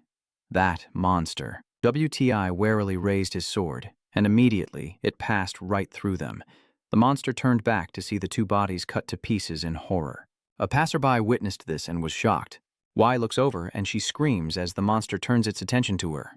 A vortex appears, protecting the girl. It's Yun Ha. She kicks the monster backward. Elsewhere, someone else joins the fight, taking down a large bird, prompting Yun Ha to complain. Hey, I told you to run too. Yun Ha remains steadfast by his side. We have to buy time for the people to evacuate, another shouted. I'm at my limit. My power is useless against these bastards.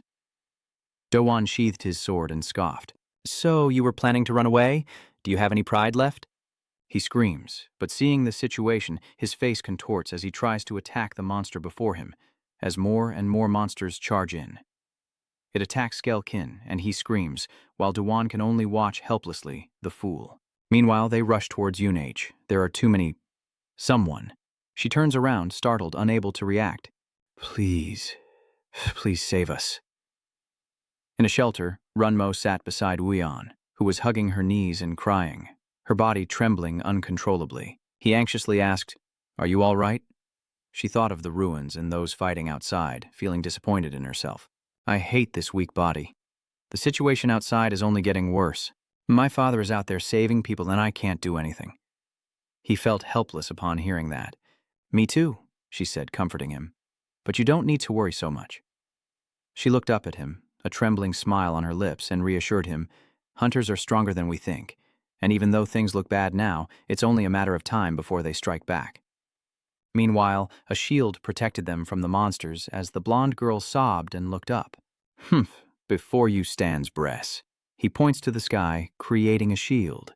The girl cries out in surprise. A blessing. Meanwhile, he coldly retreated, assessing the monster struggling against the barrier. Looks like something around A rank or a low S rank. Fighting it alone would be a bit much, though. Suddenly, 2 slashes attack the monster, sending it flying backward.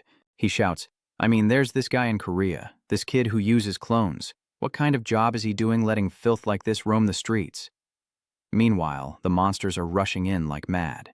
Yunage cowered in fear as their bodies were suddenly torn to pieces. Someone asked if this was the university that Rong Sanju attended. Yunage and Yunha both looked over, confused. Who are those people? Number 10's group approached and asked, Are they buying time for the citizens to evacuate? Even the students here have a kind soul like Sanju. We are the Sanju Auxiliary Hunters. Over there, number 12 and Phi are cleaning the floor, full of admiration. This is the path Sanju always took. How cool. Just as I thought, the school that the greatest hunter attends really is top-notch. We're here to eliminate the insects that defile this place. Number I's eyes sparkle as if seeing the light of the party, ready to turn this place into a sanctuary. Don't worry, you're safe now. The others aren't here in this ruin. No, I mean there's no one here. Sanjiju cursed in frustration, his face full of helplessness. Where did Heesung disappear to? What hellhole is he hiding in? Stop hiding and face me in battle, you coward.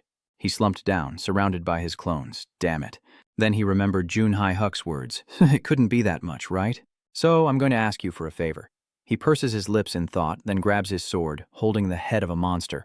I need to find him quickly. I don't have time to catch these monsters, he complains. They're stronger than they look.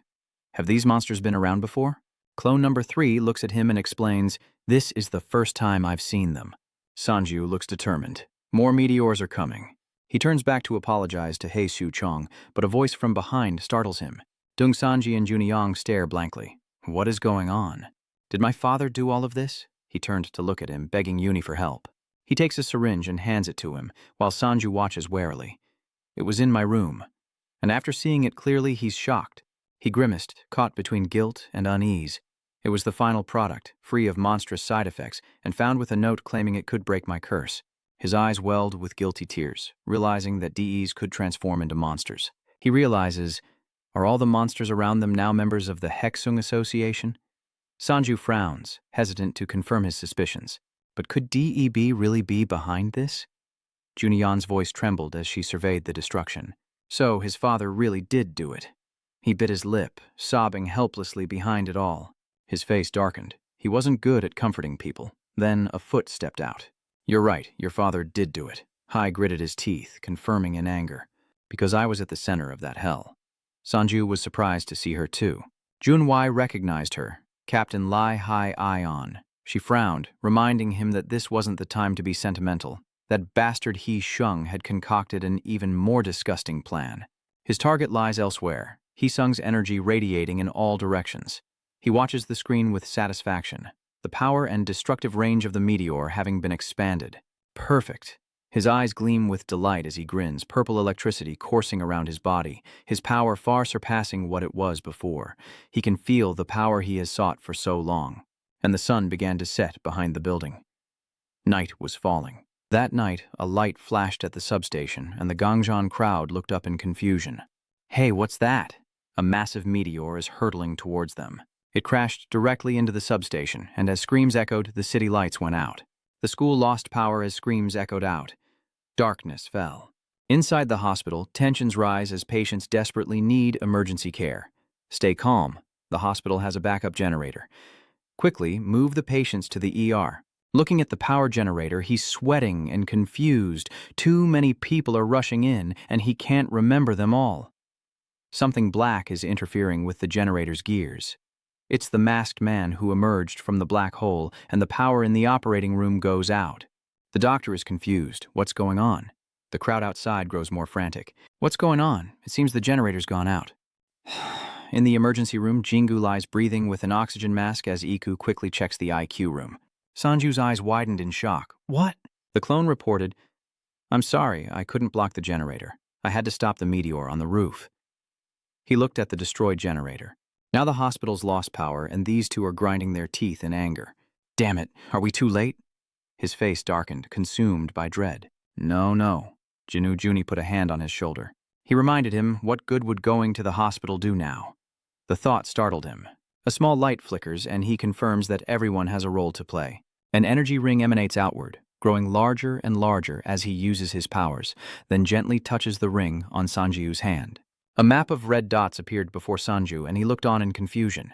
He explained, It's Dad. The location of the Sinhung supply.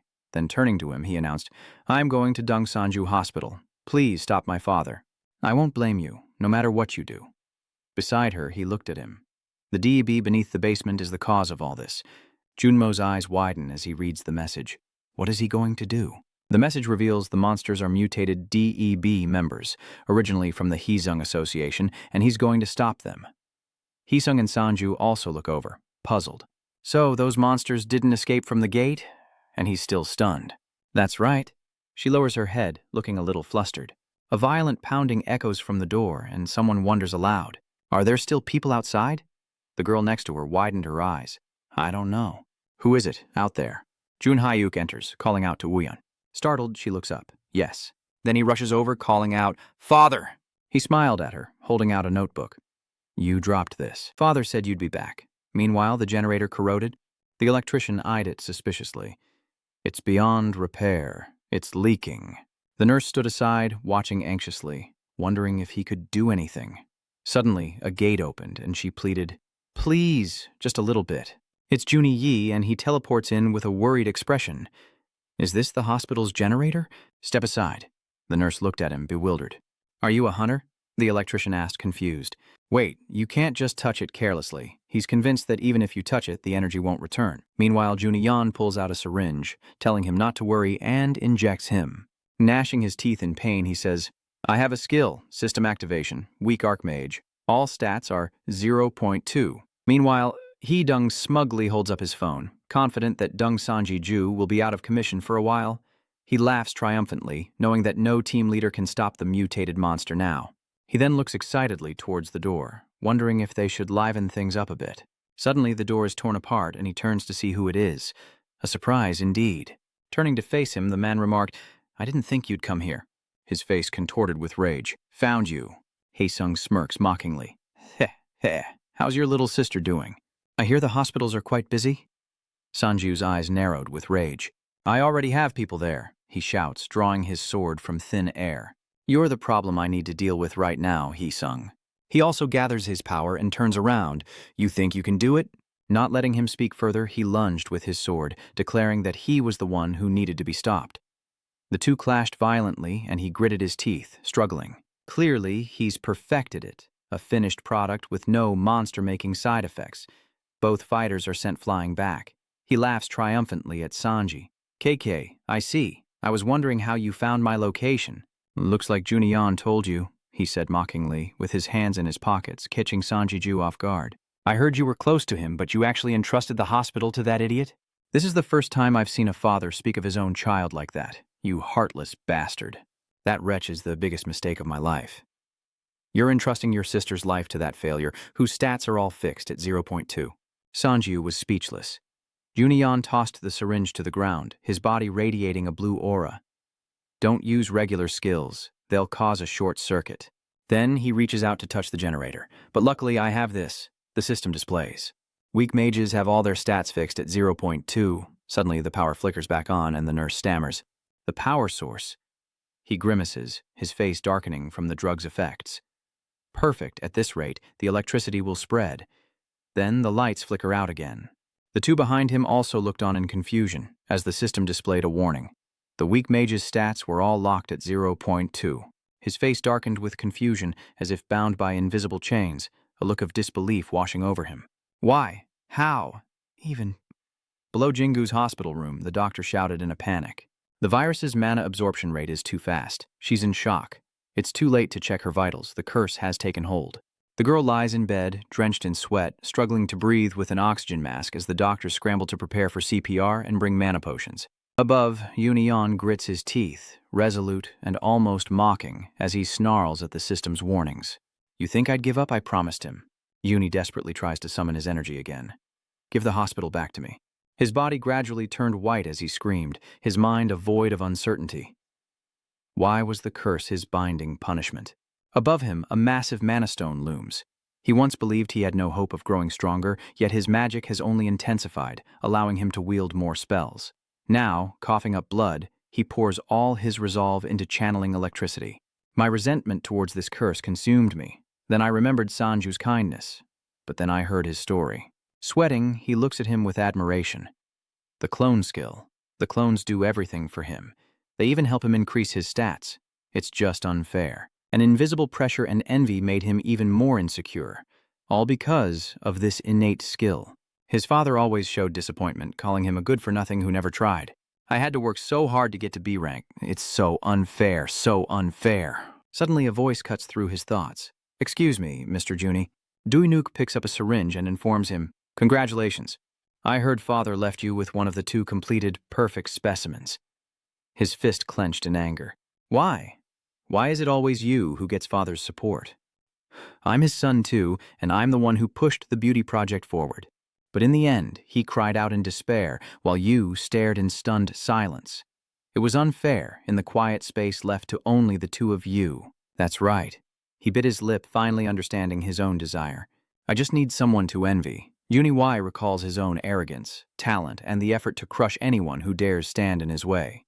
Then he remembered his monster attack, his inheritance, and his eyes widened in surprise.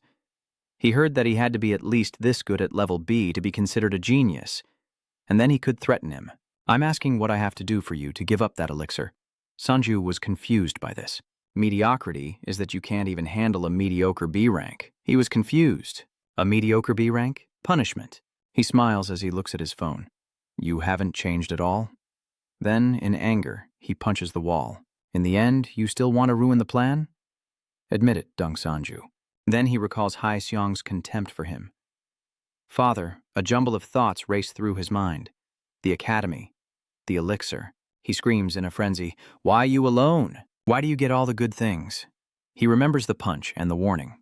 Don't go digging for your own shortcomings in others. Juniyang bit his lip. tears of pain and self-pity streaming down his face. He grits his teeth, blood trickling from the corner of his mouth, then coughs up blood as the nurse behind him looks on with worry. The electrician quickly pulled her back. "We'll get shocked if we get too close. We have to get out of here." Meanwhile, Juniyang struggled to maintain his power as the system warnings blared. "Screw the system. I'll maintain this skill even if I run out of mana." His body emitted so much electricity that it spread all around him. He screamed inwardly, vowing never to cancel the skill even if it killed him. The system's punishment frame flashes warnings. Mana depletion, mana depletion. Suddenly the system's light vanished and the chains binding him faded away. His surging power astonished Juniyang. His eyes widened as a strong, unfamiliar energy flowed from his body. The system, the penalty, had disappeared.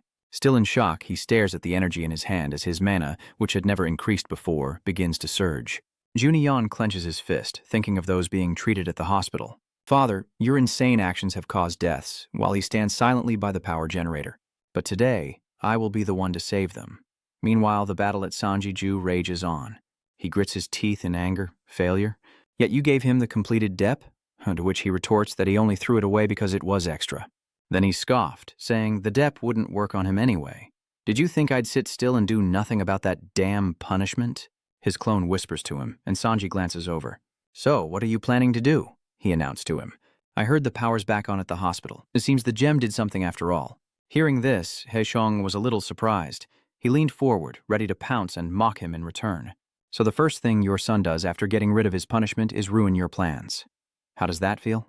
Immediately, Sanju threw a punch which he blocked, but the force sent him crashing through a wall. He muttered, "From what I see," then quickly pressed iron to his face, his dark eyes unreadable.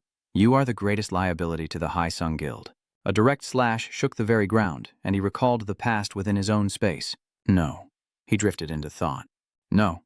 Dung Sanju, punishment cannot be erased so easily. If the punishment could be lessened by another method. Jingu Hospital stabilized, and the doctor breathed a sigh of relief as the power returned. They looked at her in the hospital bed, temporarily out of danger. "Doctor, do you see?" The virus designation. A nurse rushed in, reporting that they'd made contact. "They say power is being temporarily supplied from another station." The doctor is astonished. "Really?"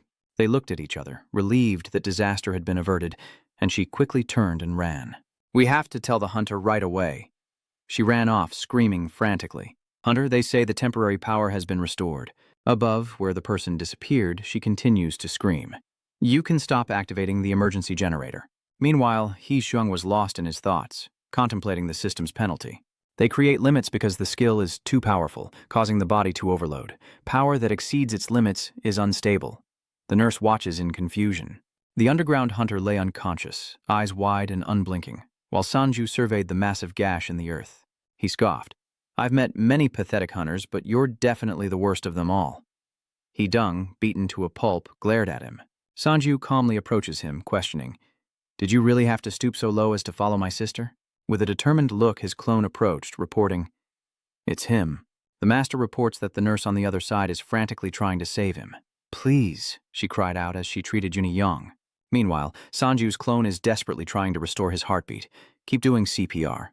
She then reports to the person below that Juniwai's eyes can't close, doctor. "Get to the machine room, quickly. A doppelganger patient is reporting to you through space." His heart... Sanu's eyes widened in horror. "What? Please, Junyang." Seeing this, Haixiong understands. Beauty won't work on him. He realized something, while he frowned and looked up in anger, realizing it was all a disgrace. He asked, "What?" He raises his hand, gathering more meteorites, saying he's the one who should be crying right now. "Do you know how much trouble the B Consortium went through to get that useless thing?" He then attacks him with meteorites. Sanu calmly watches him, stating that dying by your own skill is nothing to be proud of. Sanu frowned, pursed his lips, and declared, "Okay, I've made up my mind." He swiftly moves, the stones cut so fast the eye can't follow. "I will kill you." He reached out to Sanju's slash, sneering. "Ha ha ha ha ha. You think just deciding is enough to actually do it? Didn't you learn anything from our last fight? You couldn't even leave a scratch on me." Immediately, his arm is severed and sent flying, leaving Hidung wide-eyed in shock. "I am invincible." Sanjiju glared at him, devoid of all humanity. "Do you know why I was just toying with you before?" He explained as the other arm fell to the ground that it was because he was still Shinjun Wai's father. He painfully reached out to staunch the bleeding, blood splattering everywhere. Sanju, truly enraged, gritted his teeth and swung his sword. Jin Junwei allowed me to use any means necessary to stop you, but how could I kill the father of the boy who promised to save his sister? He stated. But knowing what he thought of him, I have no reason to hold back anymore. Meanwhile, the other man struggled to look up. Then, gritting his teeth, the sword in his hand glowed with furious red light. What's with the long face? He swung his sword without hesitation, his anger fueling his challenge. You really think blocking one attack means you can defeat me? He couldn't react in time, and his body was blasted out of the building, crashing onto a car below in a fiery explosion. Hidong crawled up onto the wreckage, trembling in fear as he stared at Sanju. How could he break through my invincibility? My physical resistance is top tier, even among the famous, and I even used skills to enhance my resistance. Can't you see the mess you've made? He glared at the destruction before him. Your guild member has become a monster and is now killing people everywhere. He then screamed, losing his composure, and pointed his sword at him. How can you be so indifferent to all of this? On the other side, Haeseong gasped in pain. Exactly. He shouted in confusion, his body trembling with sweat. What exactly is the problem? He stated. Don't you think everything that's happened so far is strange? Then his eyes widened as well. What the heck? This used to be an obvious answer. Monsters were attacking people, and the man was fearfully crawling on the ground. Help me. His outstretched hand was covered in blood. Someone? All I did was bring reality back to the past. Another door falls as the monster breaks through. A time when only the strong survive. Inside, the others desperately fought back with everything they had. Stand behind me, darling. And only the strong survive. The brown-haired monster awakens. Breeze put his hands in his pockets, watching it fall to the ground, catching his own breath. Damn, I almost died here. This is how the great disaster happened. He clenched his fist in anger. But what now? Insects who aren't even worth the dirt on my shoes dare to lay a hand on the strongest hunter in Korea? Then, he muttered, listen, because I'm not offending. Suddenly, a hazy smoke appeared around him. He grabbed the leader, Haesung, and kicked him in the face, then gritted his teeth in anger, while Haesung cried out in pain, so I guess you wouldn't mind if I tore you apart. With that, he relentlessly punched Haesung backward, who collapsed on a pile of rubble, muttering, Me. He then struggled to his feet, reaching out, drenched in sweat, and yelled, I now possess the power of an S-rank hunter. Hearing this, he calmly watched the meteors falling above. Sanju complaining about how petty it all was as his sword hand coiled into a vortex, lunging straight towards the meteors. His slashes shatter them to pieces. As Haesung grits his teeth, his vision obscured. Above, he tirelessly shreds the meteors, a thought brewing within him.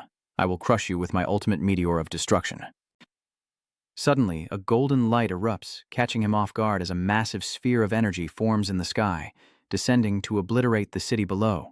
Below, he laughed maniacally. Ha ha. Immediately, the massive meteor descends upon him as Haesung watches from below, screaming with delight. Ha ha ha ha! Dong-sung, so you're just as pathetic as Kim Jun. Uk scoffed as he arrogantly roared with pleasure. Look, I am the strongest in Korea. Ha ha ha ha. Suddenly, Haesung froze, his body transforming into the seventh doppelganger, completely unaffected by the meteor. Sanju looked down at him. This was true invincibility. He set foot on the ground, standing before him, before the very thing he kept rambling on about. I've had it for a long time. His eyes widened as he swung his sword, the wind whipping along the blade. So, what is the distance between us now? Seeing this, he stared at Sanju in astonishment. A whirlwind of swords pierced Haesung's body as he circled around behind him, muttering, unfair, then looking up. It's power. Elsewhere, the two are walking down the street and Uyeon hesitantly turns to her father, confused. Dad, she's wondering where we're going, he says, as his father calmly looks back. He chuckled, tipped his hat, and smiled at her. Where else would we be going? We're off to the cinema. She's confused. Huh? Why? She was a little confused. A theater at a time like this? Meanwhile, he tries to change the subject. Right, so does that mean we don't have to pay for tickets? Junhyuk's face hardened as he recalled the man suggesting he entrust Shinyu to him, leaving Sanju puzzled. Yes, he looked at him with some suspicion. Wait, Hunter Jun Hyuk, you mean you're not going to take revenge? Run Hyuk could only touch his crumbling hand as he moved toward him. I'll leave him to you. After all, he can't apologize for what he's done. He hesitated. What? Wouldn't it be better if you... He then smiled and took out his phone. You know, this smartphone is pretty useful. I can use the internet anytime, and it's full of information. Even some about S-rank monsters in the dungeons. Junhee's gentle face turned to him, the hunter in disguise. Ooh, am I a monster? He then recalled the space within the cave. Something felt off. He was clearly dressed for a monster hunt, yet there were no monster corpses to be found. My skill marks and debris are everywhere. Junhai calmly added, it seems like this place is holding something back. But I'm the only one here who isn't faking anything, he concludes, leaving the other speechless. It's as if I was created. Next, he held up his phone to show him something else. It's predicted that the S-class monster in the dungeon is at the peak of adaptation and evolution, observing and replicating the abilities and traits of what it devours. At this point, he couldn't listen anymore and cut him off. Hunter Kim Jun-hyuk. Sanju was filled with doubt. What was he trying to say? Then he turned and smiled mysteriously. Anyone can kill. You could probably do it better than me. I can tell just by looking. Back in reality, he landed on the ground, staring intently at him. So he recalled Jun-hyuk's smile, will do what only I can do. Meanwhile, he takes Huayan's hand, surprising her. Everyone's been evacuated, so there's no one here. He pulls her away, saying, sit wherever you want. If not now, when will we ever go? Meanwhile, Sanju's bloodied sword falls to the ground, Hisung felled by a single strike. He mutters maniacally with a smile, I am the hunter. His eyes widen in utter shock and disbelief. Then he recalled what he'd asked Chev. What would happen if he injected 2 completed serums? He held the syringe, utterly bewildered. Haedung looks at the syringe in his hand, doubtful. Could I become many times stronger? Chev explained that wasn't the case, as it only maintains and enhances the human body, so stat increases are limited. Hearing this, he was both disappointed and angry. So there's no way to increase my stats further? The man responded, not quite. Chever picked up the vial, adding, you can also increase your stats through training, or you could use one of the unfinished products and abandon your humanity. Hearing the answer he wanted, he smiled excitedly. Nice, you can make it a capsule? He bites down on the pill hidden in his tooth, a smile spreading across his face. If he can't be the strongest, then it's all meaningless. The capsule shatters, releasing its contents. Suddenly, Hisung's aura intensifies, stunning him. A powerful surge of energy erupts, forcing him back before finally shrinking down and launching a meteor. He desperately blocks the attack with his sword. Then another meteor comes, and Sanju quickly dodges. He looks at his cracked sword, gritting his teeth, and screams inwardly. What the hell, did that bastard take an unfinished drug? Your body's starting to change. Claws are appearing. A giant scorpion monster, muttering nonsense, advanced toward him. The strongest one. He's spouting nonsense, Kim Jung-hyuk. He gritted his teeth, unable to believe his eyes. What? Has he lost his mind? This lunatic. Meanwhile, he roared madly, if it weren't for you. He lunged toward him, and he told everyone to get out of the way. Then, a massive explosion sends everything flying. He keeps his distance, but the creature crawls towards Sanju. Next, he swung a slash at Hisung, but the wound quickly healed, shocking him. His regeneration has surpassed human limits, and now he attacks with a furious roar. A blow lands, kicking up a cloud of dust. He dodges, bracing himself on the ground, and looks up, realizing his opponent's skills have become dangerously powerful. This won't work. Then, he commands, and space unfolds. Number 2, bring that thing out here. Meanwhile, he tears a door right off its hinges. The people inside were exposed and panicked. What? He rushes to block the door, while Hisung, now unhinged, mutters, the weak must be eliminated. Immediately, he reached in and attacked the civilians, who turned and fled. Monster, run! Someone tripped, blood splattered, claws pierced something. The man on the ground stared in terror, gasping for breath as he saw Byung-hun's body pierced by Hisung's sharp claws, his brow furrowed in confusion. Byung-hun is next, and as the claws retract, the man recognizes him. You're the association president. Just then, he rushes in with his sword, and Hai Seong notices. Gritting his teeth, he swung his sword to drive him away. Get out of here! His whirlwind sent the man flying backward. Byung-hun's body collapses to the ground as the crowd shouts, get first aid, hurry, he's losing too much blood. He recalled the girl from his memory and her excuse. I did it because I was afraid. I was so afraid then. The girl was pushed under, tears streaming down her face, her eyes wide with shock and despair. That child, he was dazed, lying in a pool of blood, surely terrified. The others rushed toward him, but he was lost in thought. That girl must have been terrified. Outside, Haedung, now unhinged, floats and screams at him. Don't get in my way. Kim Jun-hyuk flies up, kicking him in the head, a smirk plastered on his face. I'm Dong Sang-yu, you fool. His body was kicked, sending him crashing into a building nearby. He leaps down, mocking him and the one he desperately calls out to, reminding him that he's not the hunter Kim Jun-hyuk. Sanju decides that, even as a monster, he'll die as a human. Meanwhile, Jun-hyuk is watching a movie with Yoo-yeon. He opens a spatial dimension above him, and his clones emerge, followed by an explosion of energy. Seeing this, Hae-seong looked up in astonishment as Sanju's clones transformed into monsters, surrounding him. He was certain to die here like a monster. A clone's fist came crashing down, and he panicked. I am the fist that sends Hee-chung crashing down, the strongest one. Meanwhile, Brang carries Wee and Miho on his back. The teal-haired girl in the back cries out, "Where are you going, please?" She sobbed hopelessly, tears streaming down her face. "I'll give you whatever money you want, so please heal him. Please save them both." Hearing this, Braz cuts him off in annoyance. "Shut up, idiot." Carrying the person, he explained, "I'm trying to do that at the same time." The teal-haired girl behind him looked confused. Huh? He then looked towards the hospital, stating, "It's more effective to heal them while I'm here. I'm not about to run around wasting my energy." At the hospital, Jun-yeon was being stretchered in, constantly being healed with abilities. The doctor, exhausted and grief-stricken, said, "Stop. His aorta and most of his blood vessels are ruptured." His face darkened as he reminded the nurse that they couldn't save him. Yet she stubbornly continued to try. But a door is kicked open, stunning them both. "Doctors, go get some rest." It's Bess, reaching out with a menacing smile. "Today, I'll turn every patient in this hospital into dust." A magic circle appears, unleashing a massive surge of energy. His titan-like clones pummel Hae-seong's small body with punches and kicks as he desperately tries to create a stone. Yes. And next, he uses a stone to break the arm of one of the clones. An arm is severed, but the punches keep coming, and he coughs up blood, helplessly taking the blows. So they're his clones. That bastard, Dung Sanju. Meanwhile, Sanju watches on in silence. Is Kim Jun-hyuk not coming? Sobbing, he laments that his meticulously crafted plan was meant for the other man, his face etched with disappointment as blood spills forth. But why? Why is this happening? I worked harder and sacrificed more than anyone to gain this power. But why can't I defeat that good-for-nothing brat? He thinks of his son, Jun-yeon, and then roars with laughter. Keiki, that's right, that brat must be working as hard as I am. Then he reaches out and creates a ball of light, shouting. With one last swipe, drawing blood, the doppelganger raised its sharp, blood-dripping arm as its body was torn apart, and he, now insane, roared aimlessly. Ha ha. His face contorted in agony. Am I simply weaker than him? Then he looked towards Dung Sanju, congratulating him on becoming an S-rank hunter. Sanji is confused by this as the broken hand clenches into a fist and he screams at him, "This is my final parting gift to you."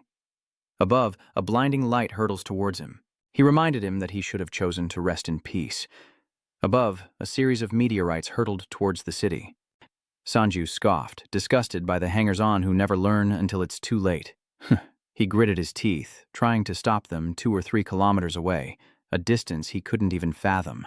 Even if I still had sword energy to use the envoy sword technique, I'm not sure I could hit them. He swung his sword, sending a series of wind blades towards the meteorites. "Well, there's only one way to find out," he shouts. The sword suddenly shatters, his eyes widen in shock, then he stares blankly at the hilt in his hand as his clone looks down.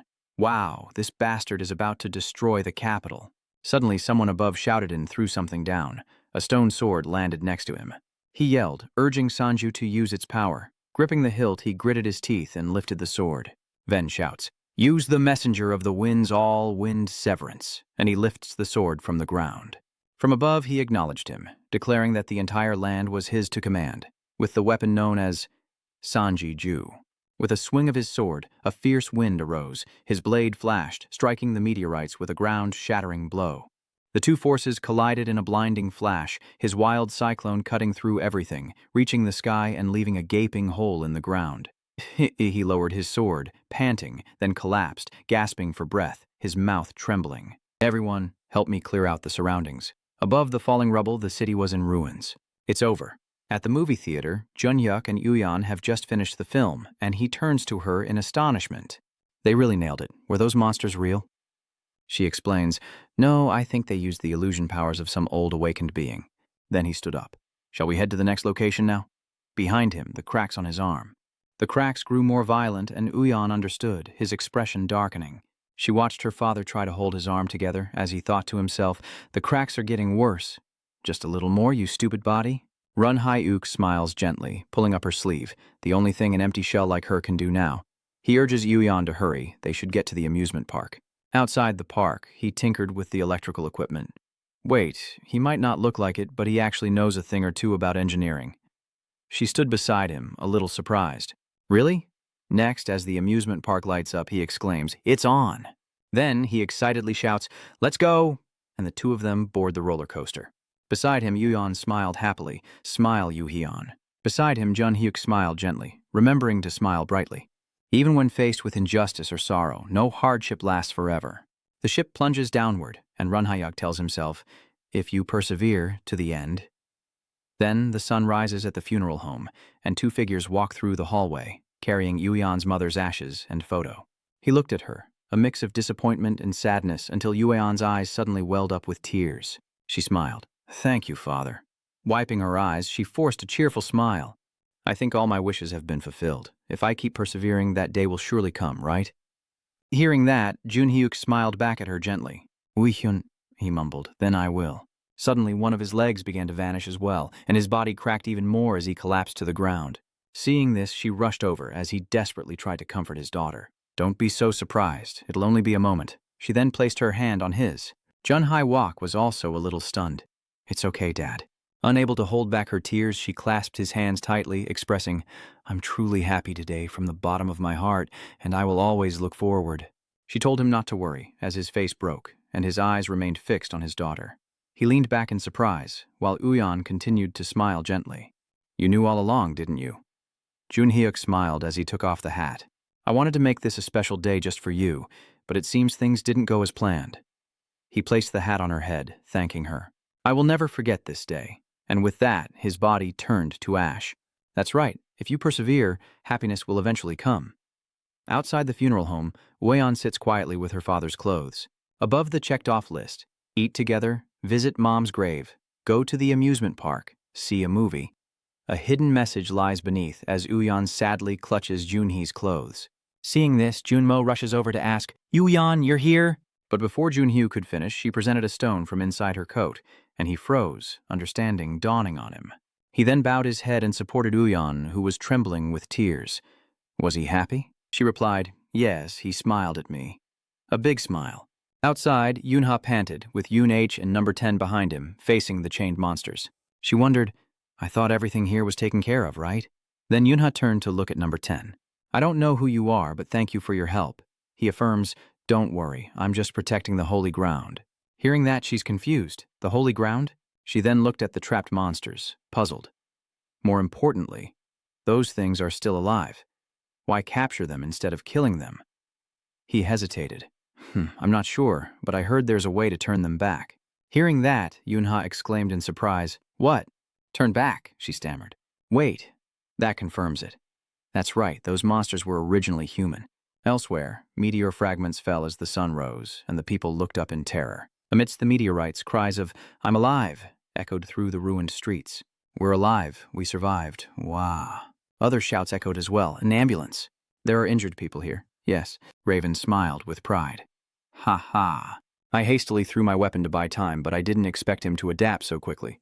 The sword is planted beside him, and he's as proud as one would expect of his disciple. He didn't mind the praise either. "Ha ha ha, thank you, sir." Suddenly serious, Sanju asks for advice. He can somehow wield it, but it feels like all his mana is being drained. He explains that he's only just begun to control it, and that he can actually wield it because his abilities are an exception. His eyes widened with seriousness, but he said this was an important artifact from my homeland, and he wasn't sure if I should use it. He was excited, asking what I meant. We're on the same side. Then he turns away. From the start, only 3 survived in the Empire. Raven informs him, "Master, you must leave again. I have things to do, places I need to be." He was flustered by this, thanking him for his help. Master is proud too, as the sunlight began to shine. My disciple. And then he approached and placed his hand on his shoulder, smiling proudly as Sanju looked on in astonishment. "I admire how you strive to save everyone. It's your true nature, something I could never teach you." He happily turned and left, seeming pleased with his judgment of Sanju. Sanji lowers his head, a bit sad. "Don't praise me too much, I'm just doing my best." He then looked towards the hospital, saying, "No matter how hard I try, there are still many people I can't save." Inside, the patients were celebrating. Yes, the patients are excitedly jumping around. Ha ha ha, I'm bursting with energy. My arthritis is gone, and my broken arm is healed. Even his surgery scars have vanished. They look at each other, whispering in disbelief. I went to the hospital and my legs were healed. Bress, busy healing patients, turned to look at Sanju, the doppelganger. "So you've arrived? There's a meteor in the sky. You must be the one who destroyed them." He shouted in surprise. Sanju's eyes widened. How was he here? He scratched his head. "Damn it, ask that jumper bastard." Before he could process it, he announced, "I have good news and bad news." Sanju looked up. "What?" Dress urged. Meanwhile, in the hospital room, Junyan remains unconscious. Beside the bed, he put his hands in his pockets, looking down as he announced the situation. "I've healed all his wounds, but his heart stopped for too long. I heard from your clone that this guy was responsible for restarting the hospital's power. Is that right?" He added, leaving Sanju in stunned silence, that this was why he kept pushing his skills beyond their limits. He then leans in close to Junyan, saying, "Hey, what are you doing? Wake up already." He recalled the determined look in Junyan's eyes as he turned away. "I'm going to Dongsangu Hospital. Stop my father's charade." He frowned, looking at the unconscious Junyan in bewilderment. "Why did you push yourself so hard? We're not that close." He reproached him, causing Bless to stand in a corner with a dark expression. He could have stopped when things got tough. "Idiot." Sanju gritted his teeth. "Is this what you meant by leaving it to you? To burn your heart and meet your end?" Sanju clenched the bed frame until it warped. Then, punching Junyan's chest, he yells, "Wake up, you jerk." He even woke up from being hit. Ha. The two in the room were stunned as he shot up, gasping for air. Sanju trembles with excitement. Has my resurrection skill finally awakened? But Bress immediately denied it, saying, "That kind of skill doesn't exist." "Oh, you're insane." But a breathless Junhui explained, "It's a skill that clings to life." Then he smiled at him as he fell into a coma after a fatal wound. The system explained the hibernation skill, entering a coma to preserve life when receiving a fatal blow. "I possess it," he muttered about the skill. Hearing that, he grinned. "Hey, you." Sanju doesn't hesitate, landing a wild punch on Juni's face as he scolds him for making them worry. "If you had such a skill, you should have told us." He's got question marks all over his head. This bastard is doing that to patients when they wake up. The two rush at each other. "I'll knock you out again." Seeing this, Bress grins. "If that's the case, then we have two good pieces of news, right?" He muttered, "I was going to tell him." After the initial shock, a girl rushed out from behind and all three turned to look. Sanji's eyes widened as he saw Jingu, who stood to the side, clutching her arm and smiling sheepishly. "It's been a while."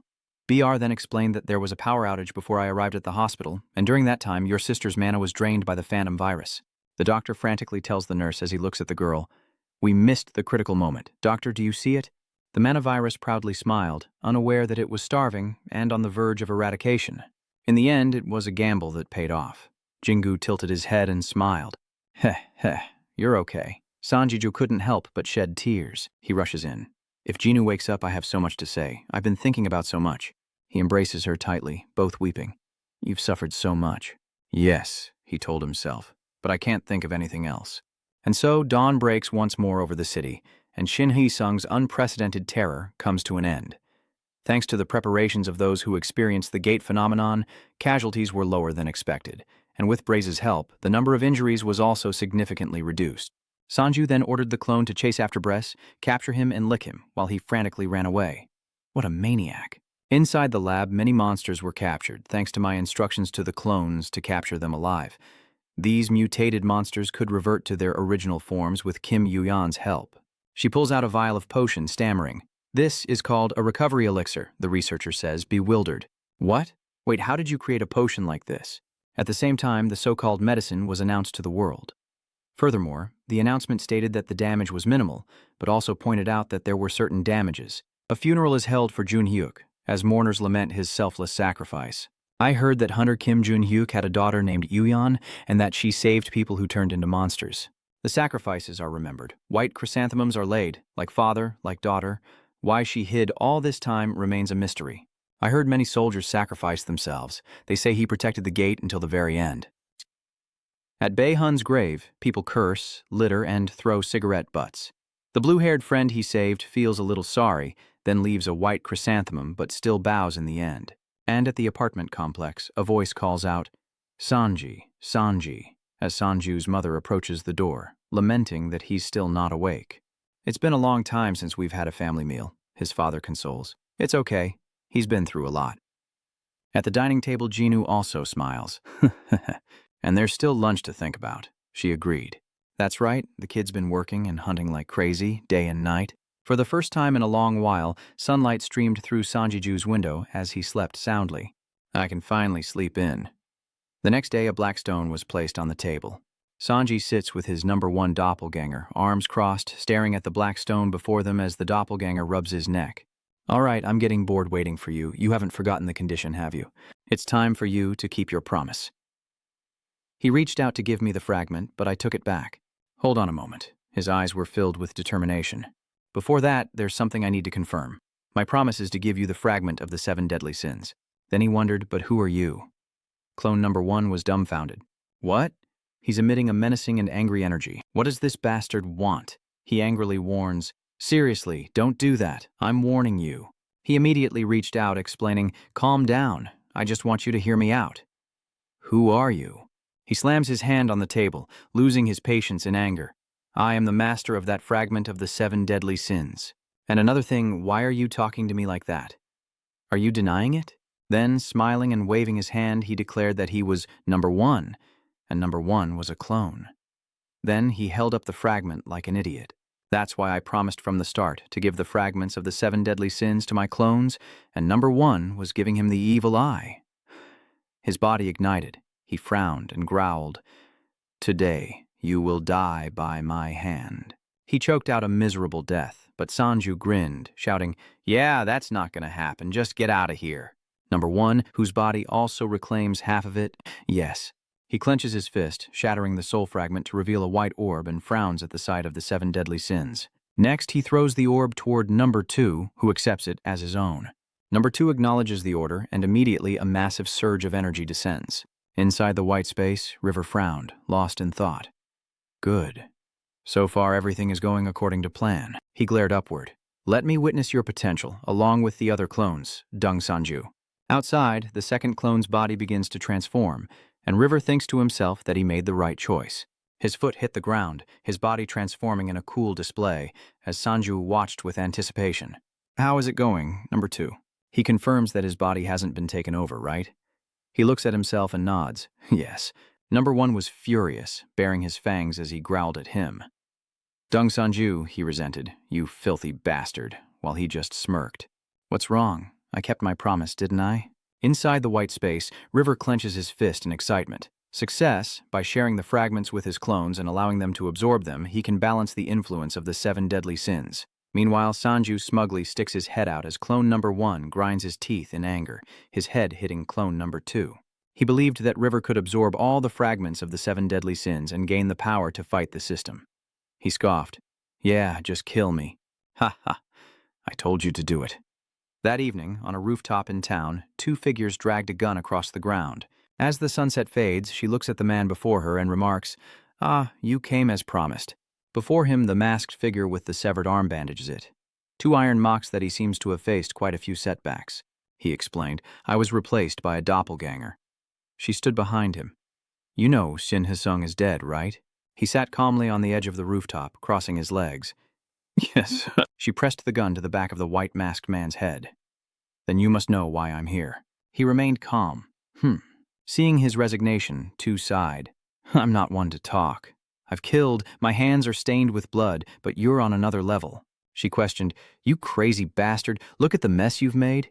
But he remained stubborn. "I'm just following the chairman's orders." Her gun opens, and 2 questions. "So, was the president's order?" She glares, ready to fire, the gun smoking, including the part about stopping her from drinking that champagne. "Tell me where you were in the hospital and where you were going afterwards, and were you ordered to reveal your plans?" Suddenly, he sobbed, overwhelmed by memories of the first time Hsung found him, accepting the chance he was given during the hardest time of his life. He reached out to the masked man, making a choice based on his own mistake. Hae-ryung smiled slyly.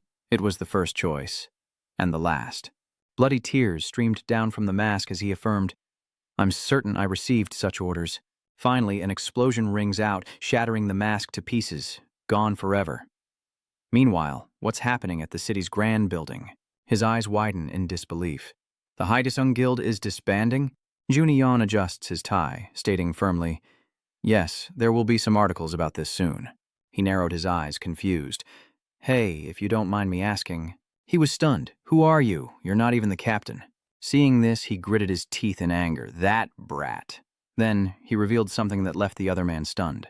His father left a will stating, "If he dies, I will be the heir to the Haisung Guild." He put his hands in his pockets, sighed. "Of course, the penalty remains, so I'm still not qualified to be the guild master." Sanji was shocked. The punishment remains unchanged. Then he turned away, muttering, "In the end, I still don't think I can understand my father's feelings, or what beauty means to him. And the company? What did he expect of me?" He explained that the disbandment had been thoroughly discussed with the board, and the misdeeds of the Hyosung group were so severe that few opposed the decision. "But don't go spreading that around before my reputation is restored." Sanji's eyes widened, hesitant. "Please give my regards to Uni." With that, he turned and smiled back at him. "Don't worry, I don't hate you for killing my father at all." He was a little surprised. "Instead, I'm glad you ended his madness. See you again." The room fell silent as Sanju sat in his chair, lost in thought. The punishment can't be changed? Then how does he still have his powers at the hospital? He wondered, "River, what's going on?" Inside the white space, he pushed up his glasses. "I didn't see it myself, so I can't be sure." The system's punishment function limits power to match an individual's physical capabilities, ensuring the body isn't overburdened. It's quite similar to the cooldown time for skills. He also understands a bit of the thought process, and thinking back, his doppelganger skill also has a cooldown. He calmly raised 2 fingers, making an observation. But considering how the hospital's power was maintained and his friend almost died, I'm sure he used his skill when the penalty was temporarily disabled. There are typically 2 circumstances that cause the system's penalties to be disabled. First, when mana, the system's energy source, is depleted, and second, when the lawful awakened dies. His voice came through as a system window, but the two are essentially the same, because usually running out of mana would mean death. He looked up, puzzled. "What? But I felt like my mana was depleted a few times before?" "It's all right," he explained. At that time, his mana wasn't depleted to the point where it couldn't maintain basic biological functions, more like being winded after a sprint. It just feels like dying, but it's not actually death. What if he used a skill with the intent to die, resulting in complete mana depletion and system failure? He explains using the 2 mana bars. In theory, maxing out your mana could temporarily override the penalty by replenishing your mana. But it's only a theory, and it only works on penalties and stat restrictions. Don't even think about trying it. You've seen the price of ignoring the penalty, haven't you? He recalls Junion lying unconscious in bed. Yes. Sanju raised his hand, lost in thought. But that's strange, even with the virus. But why does exhausting mana lead to death? Did Earth have this thing called mana before the cataclysm? He added that humans were still alive and well, to which River elaborated. So, you understand how the system was implemented, right? Passing through the gate, he explained the process of merging energy with the human body. By doing so, they merged the system with humans, and once unified, they gained skills considered superpowers. River's eyes showed a hint of regret, but from then on, they lived on mana, and that was the system. Suddenly, he remembered, come to think of it, there was an example close to him. Sanju is startled as River recalls a case of someone awakening without going through a gate. The teacher's voice echoed through the classroom. "Everyone, pay attention." The teacher smiled from the podium. "Today we have a transfer student, Jinginu." Standing at the podium, she smiles down at the class. "Hello, I'm Dung Jinginu. It's nice to meet you all." The teacher explained that Jinginu was a year older due to special circumstances, adding that if they had questions, they should ask her directly instead of spreading rumors. The students below began to whisper, "Isn't she Dung Sanju's sister?" They exchanged arrogant glances. "Dung Sanju's sister?" A blonde girl adjusts her lipstick and they whisper about how pretty she is, then get excited. What's going to happen? I'm so jealous. Then the teacher pointed to an empty desk. "You can sit in that empty seat over there." She happily followed his gaze. "Yes, sir." Suddenly, an energy-wielding man looked up and laughed. The ground buckled, and Jinu lost her footing, falling to the ground. "Oh, over here," Sanju muttered with wide eyes. "Wait a minute." So, the way to awaken without going through the gate, River with the glasses frowned, is to be severely injured by a living being merged with mana. And since zombies are monsters, he announced that his sister must be an awakened one now. Within the crowd, onlookers stare in disbelief as the teacher rushes through the smoke in a panic. Are you okay? I asked, wide-eyed. She was also shocked. Yeah. Across from him, beneath the ground, is someone who looks exactly like Jinnu. They stare at each other. What? What is this? Their hands meet in disbelief. I can touch him. He's real. Her eyes widened as she wondered, do I have the skill of clones too? Soon after, the clone vanished, startling her. Ah. Her body collapses to the ground, leaving the teacher in stunned confusion. Are you all right? It was just a skill. Is she frozen? The teacher's eyes widened in surprise. I didn't realize you were an awakened. I've heard of kids awakening at a young age these days. Jinnu turns back, dazed. Yes. The girl is confused, but she's never participated in an awakening program. Meanwhile, Sanjiu's clone hides in the bushes, watching. The teacher reminded her that the school forbids students from using skills, so she should be careful, to which she replied. Yes. The doppelganger's face grew serious as it stared intently at the classroom. During recess, her classmates crowded around her, peppering her with questions. Are you an awakened? This is the first time I've seen a doppelganger. You used the clone skill just like the hunter Dung Sanju, right? Seeing their enthusiasm, she awkwardly smiled. No, there's no need to be so polite. I just found out, so I'm not sure if they're pushing you. But please show us again. Meanwhile, the friends who were teasing Jingu are on the rooftop discussing this, which wasn't part of their plan. Have you used it? No, I don't have that kind of skill. The blonde girl crosses her arms in frustration. Just as she was about to fall, a doppelganger suddenly appeared.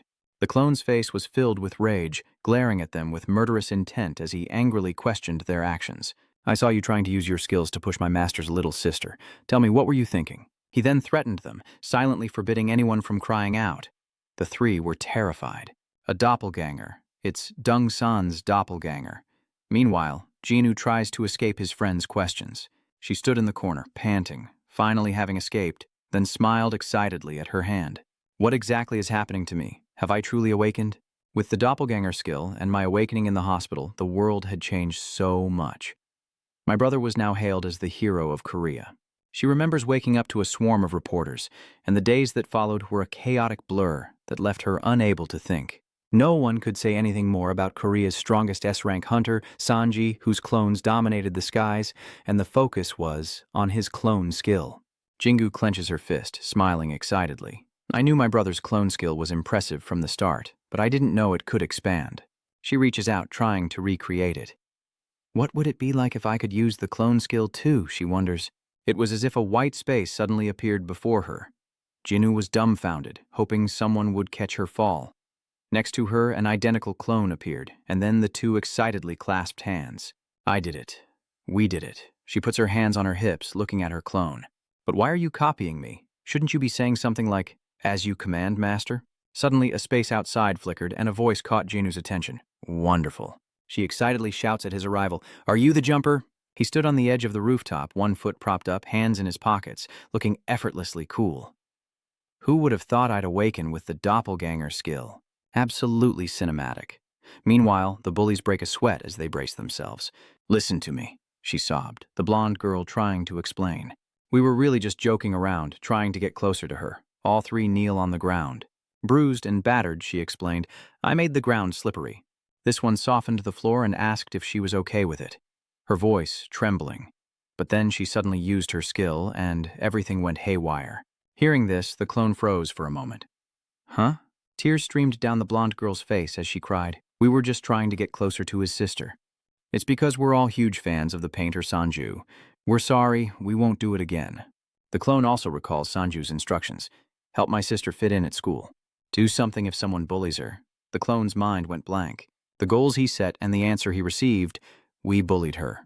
No, did you help her fit in? What did you do to those kids? Yes, he threw up. Okay, I'm a little lost, Jumper explains, while she and her clone listen blankly. This skill looks like Dung Sanju's doppelganger, but it's slightly different. He smiles, observing carefully. It mirrors your physics and appearance, but it's actually a reflection. A mirror copy ability. Unlike a conscious clone, but a special skill nonetheless.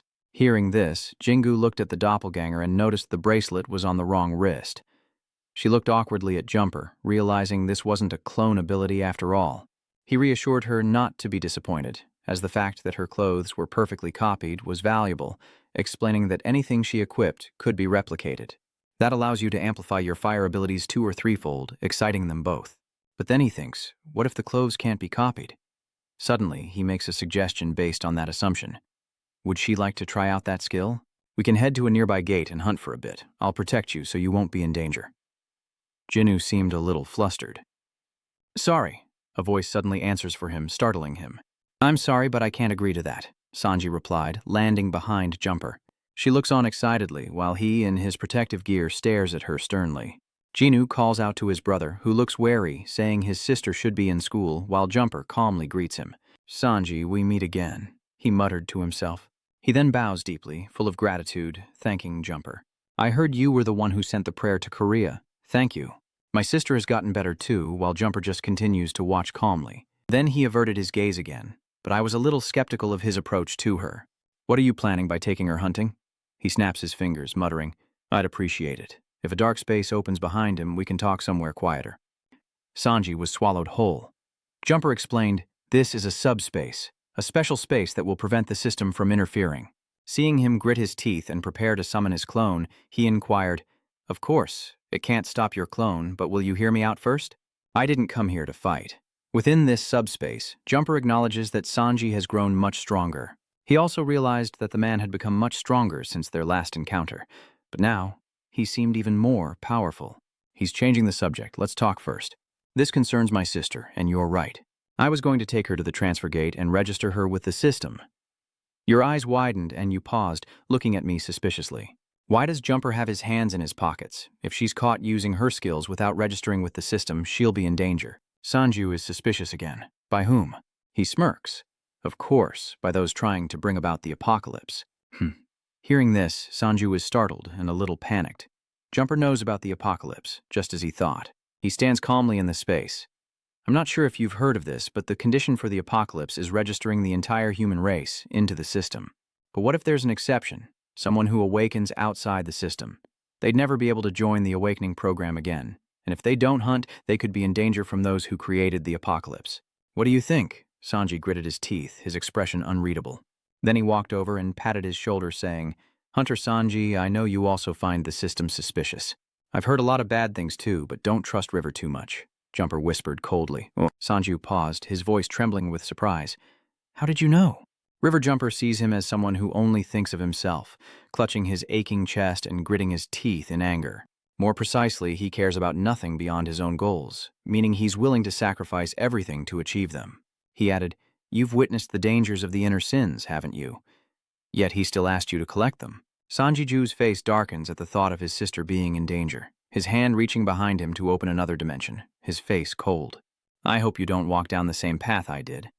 Immediately after, the subspace is severed, and he disappears. All right then, Sanji was released back. Shinginu anxiously runs over. Big brother, where did you go? You surprised me. In the white space, River also called out to him. Sanju, are you all right? You disconnected for a moment there. What happened? Sanju appeared before River, who remained seated, his face grim as if he'd made a grave discovery. So I'm not the only one collecting the 7 deadly sins. Seeing this, River calmly looked up. Did Jumper tell you? He questioned. Answer me. He then hesitated, pushing up his glasses, and finally confirmed that Sanji was the 4th. Sanji was shocked as River calmly added that Jumper was right before him.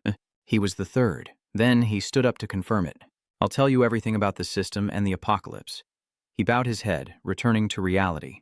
Sanju then placed his hand on her shoulder, instructing, Go home for now. My clone will escort you and take a break from school for a while. Jin's eyes widened in bewilderment. Yeah, the girl cried out in confusion. What's going on? The least you could do is explain. Meanwhile, he smiles and turns away, saying not to worry, he'll be back soon, and congratulating her on becoming an awakened. Meanwhile, elsewhere, Jumper picked up a bottle and sat down, lost in thought. A system window appears beside him. We lost connection for a moment there. He explains to it, I had to use my subdimensional skill for a bit. Your actions are straying further and further from the prophecy. It continued. At this rate, when will all of humanity awaken? After all, that was our plan. As for Jumper, he raises his bottle. Too many variables have appeared. Unprecedented events keep occurring as he silently sits back in his chair with a bottle. The system announces unprecedented events, urging him to stop being sentimental. Then he falls into a white space as doomsday approaches. The man's hand rests on Jumper's shoulder. I hope you don't miss this. His eyes light up, Jumper's face resolute. This is his only chance to save himself. Meanwhile, images of the battle play, accompanied by someone's regret. Wow, did you see that? That's the result of beauty. Enhancing a hunter, even at Phase 2, has already yielded impressive results. Che excitedly glances at the system screens beside him. If I had that drug, I could evolve humanity one step further.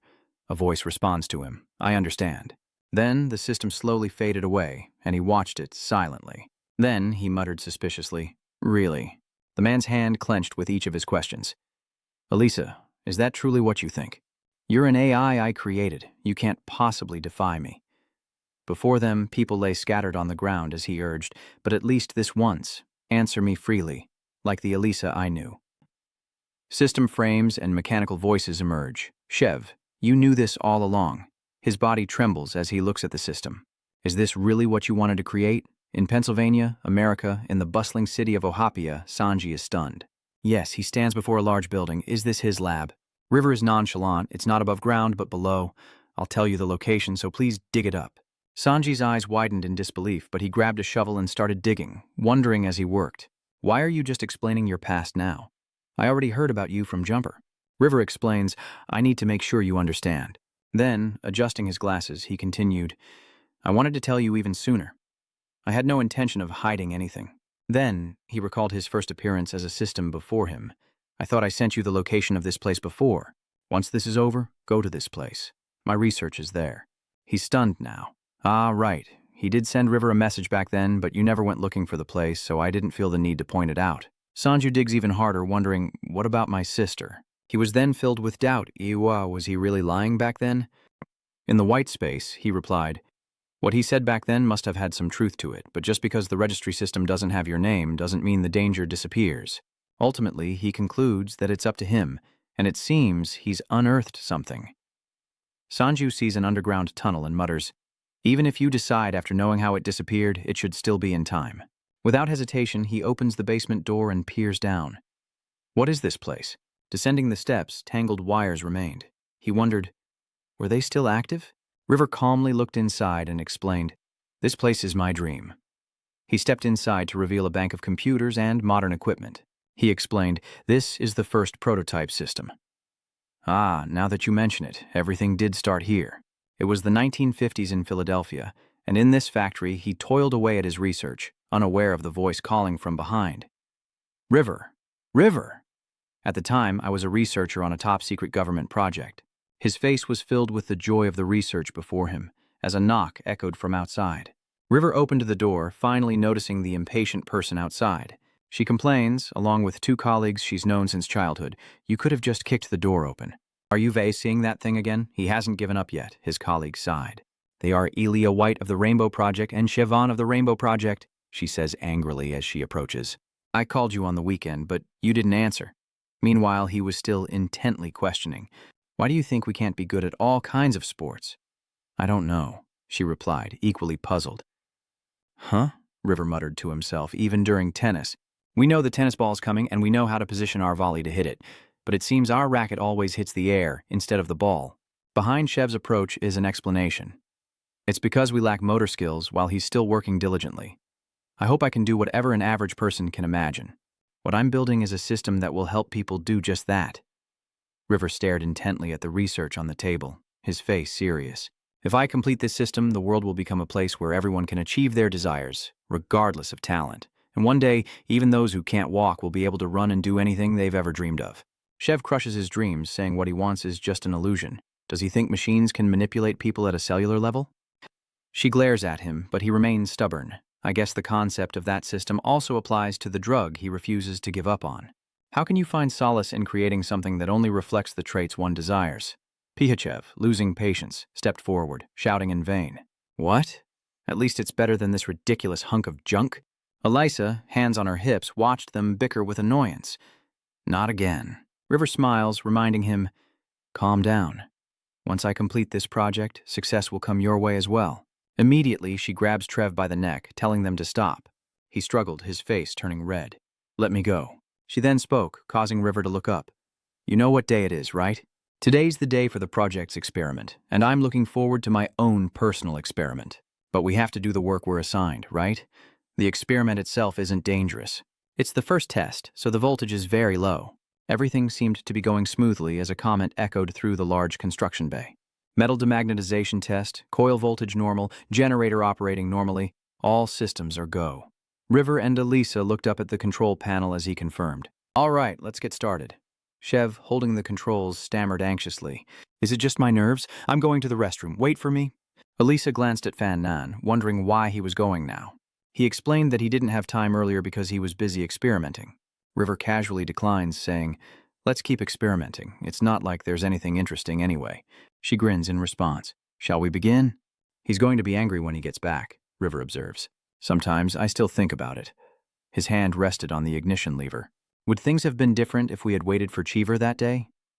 Outside, the model begins to activate, and the electrical display system comes online. Inside the pod, River was doubtful, wondering if the magnetometer had picked up a signal yet. Elisa looked up at the control panel. The signal was still there, but it seemed to be weakening. Suddenly, short-circuiting sounds echoed outside as the models began collapsing onto the large magic circle at the harbor, and someone frantically ran into the lab. What is that? What's going on? She turns and shouts, The server's smoking. Please wait while we figure this out. He frantically rushed outside, his eyes darting around as if reacting to something. Above the docks, a dark, spatial rift opened. River and Elisa stared in disbelief. Good heavens, Chev said, stepping out of the restroom, looking confused. What was that sound? Sorry I'm late. I must have eaten something bad this morning. He looks up only to find a desolate wasteland surrounding him. He stood there, dumbfounded, as trembling voices echoed in another space. We did it. We actually did it. His eyes flutter open with confusion. He looks just like us. He's okay, right? This is very different from what I expected.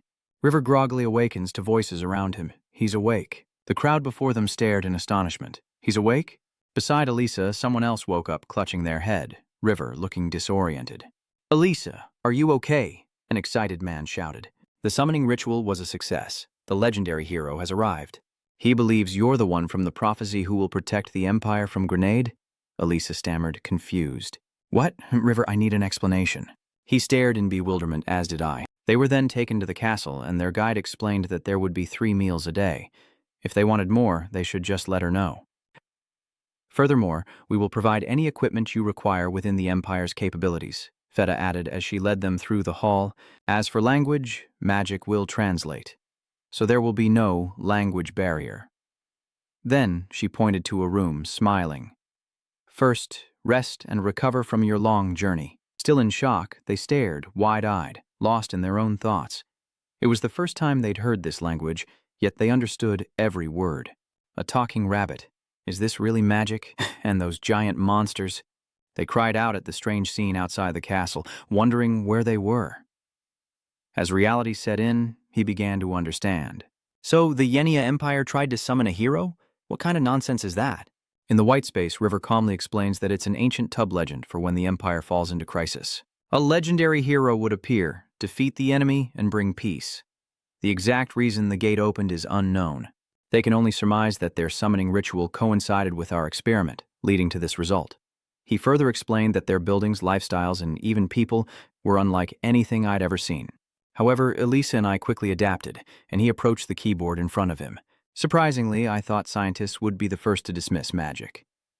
River's face was grave. That's just prejudice. We adapt faster than anyone when the unexpected happens.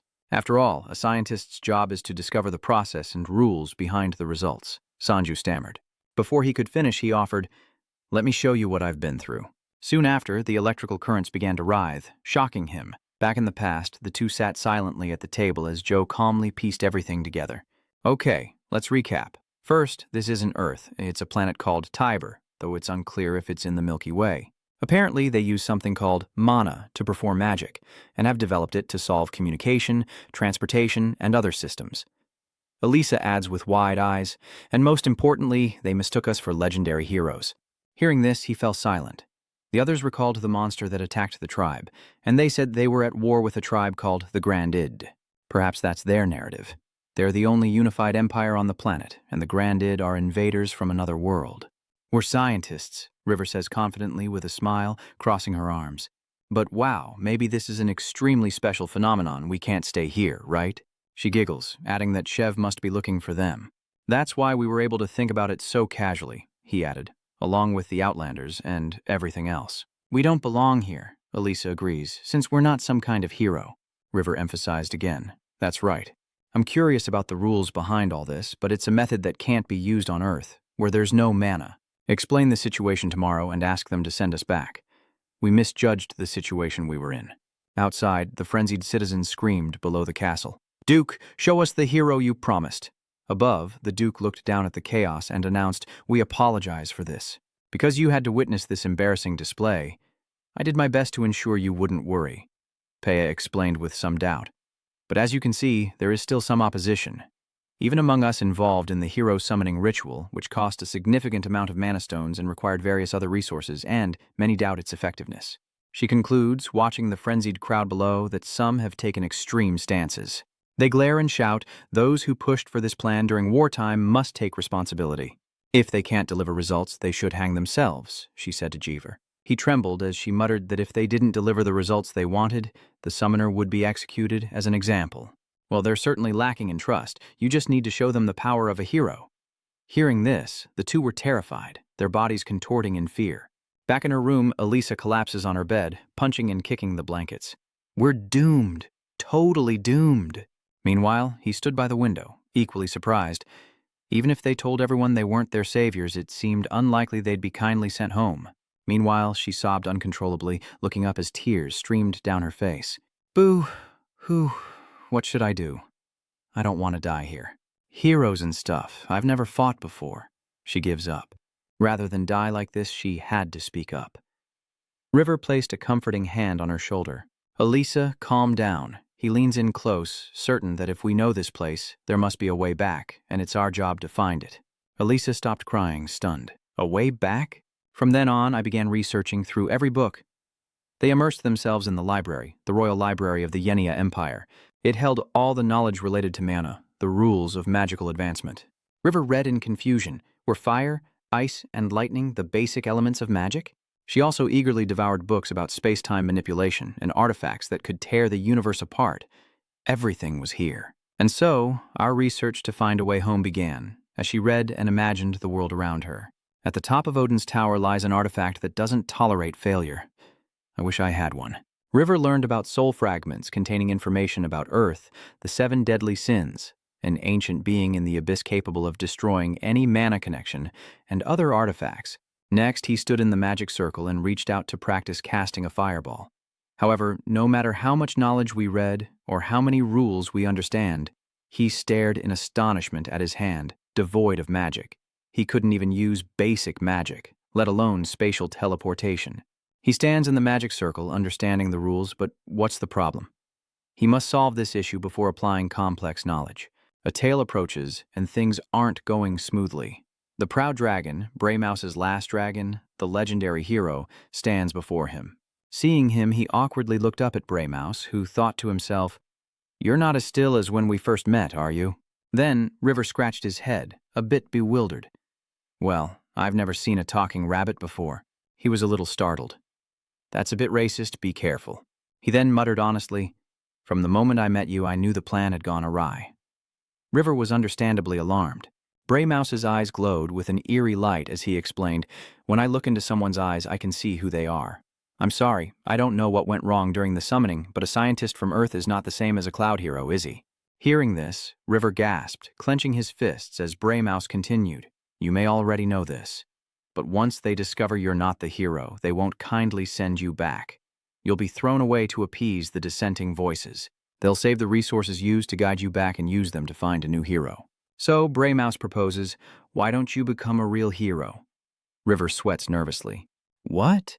That night in the forest near the castle, he suggested magic that uses mana as a raw material. River, pushing up his glasses, wanders through the forest, realizing that without controlling mana, magic is useless.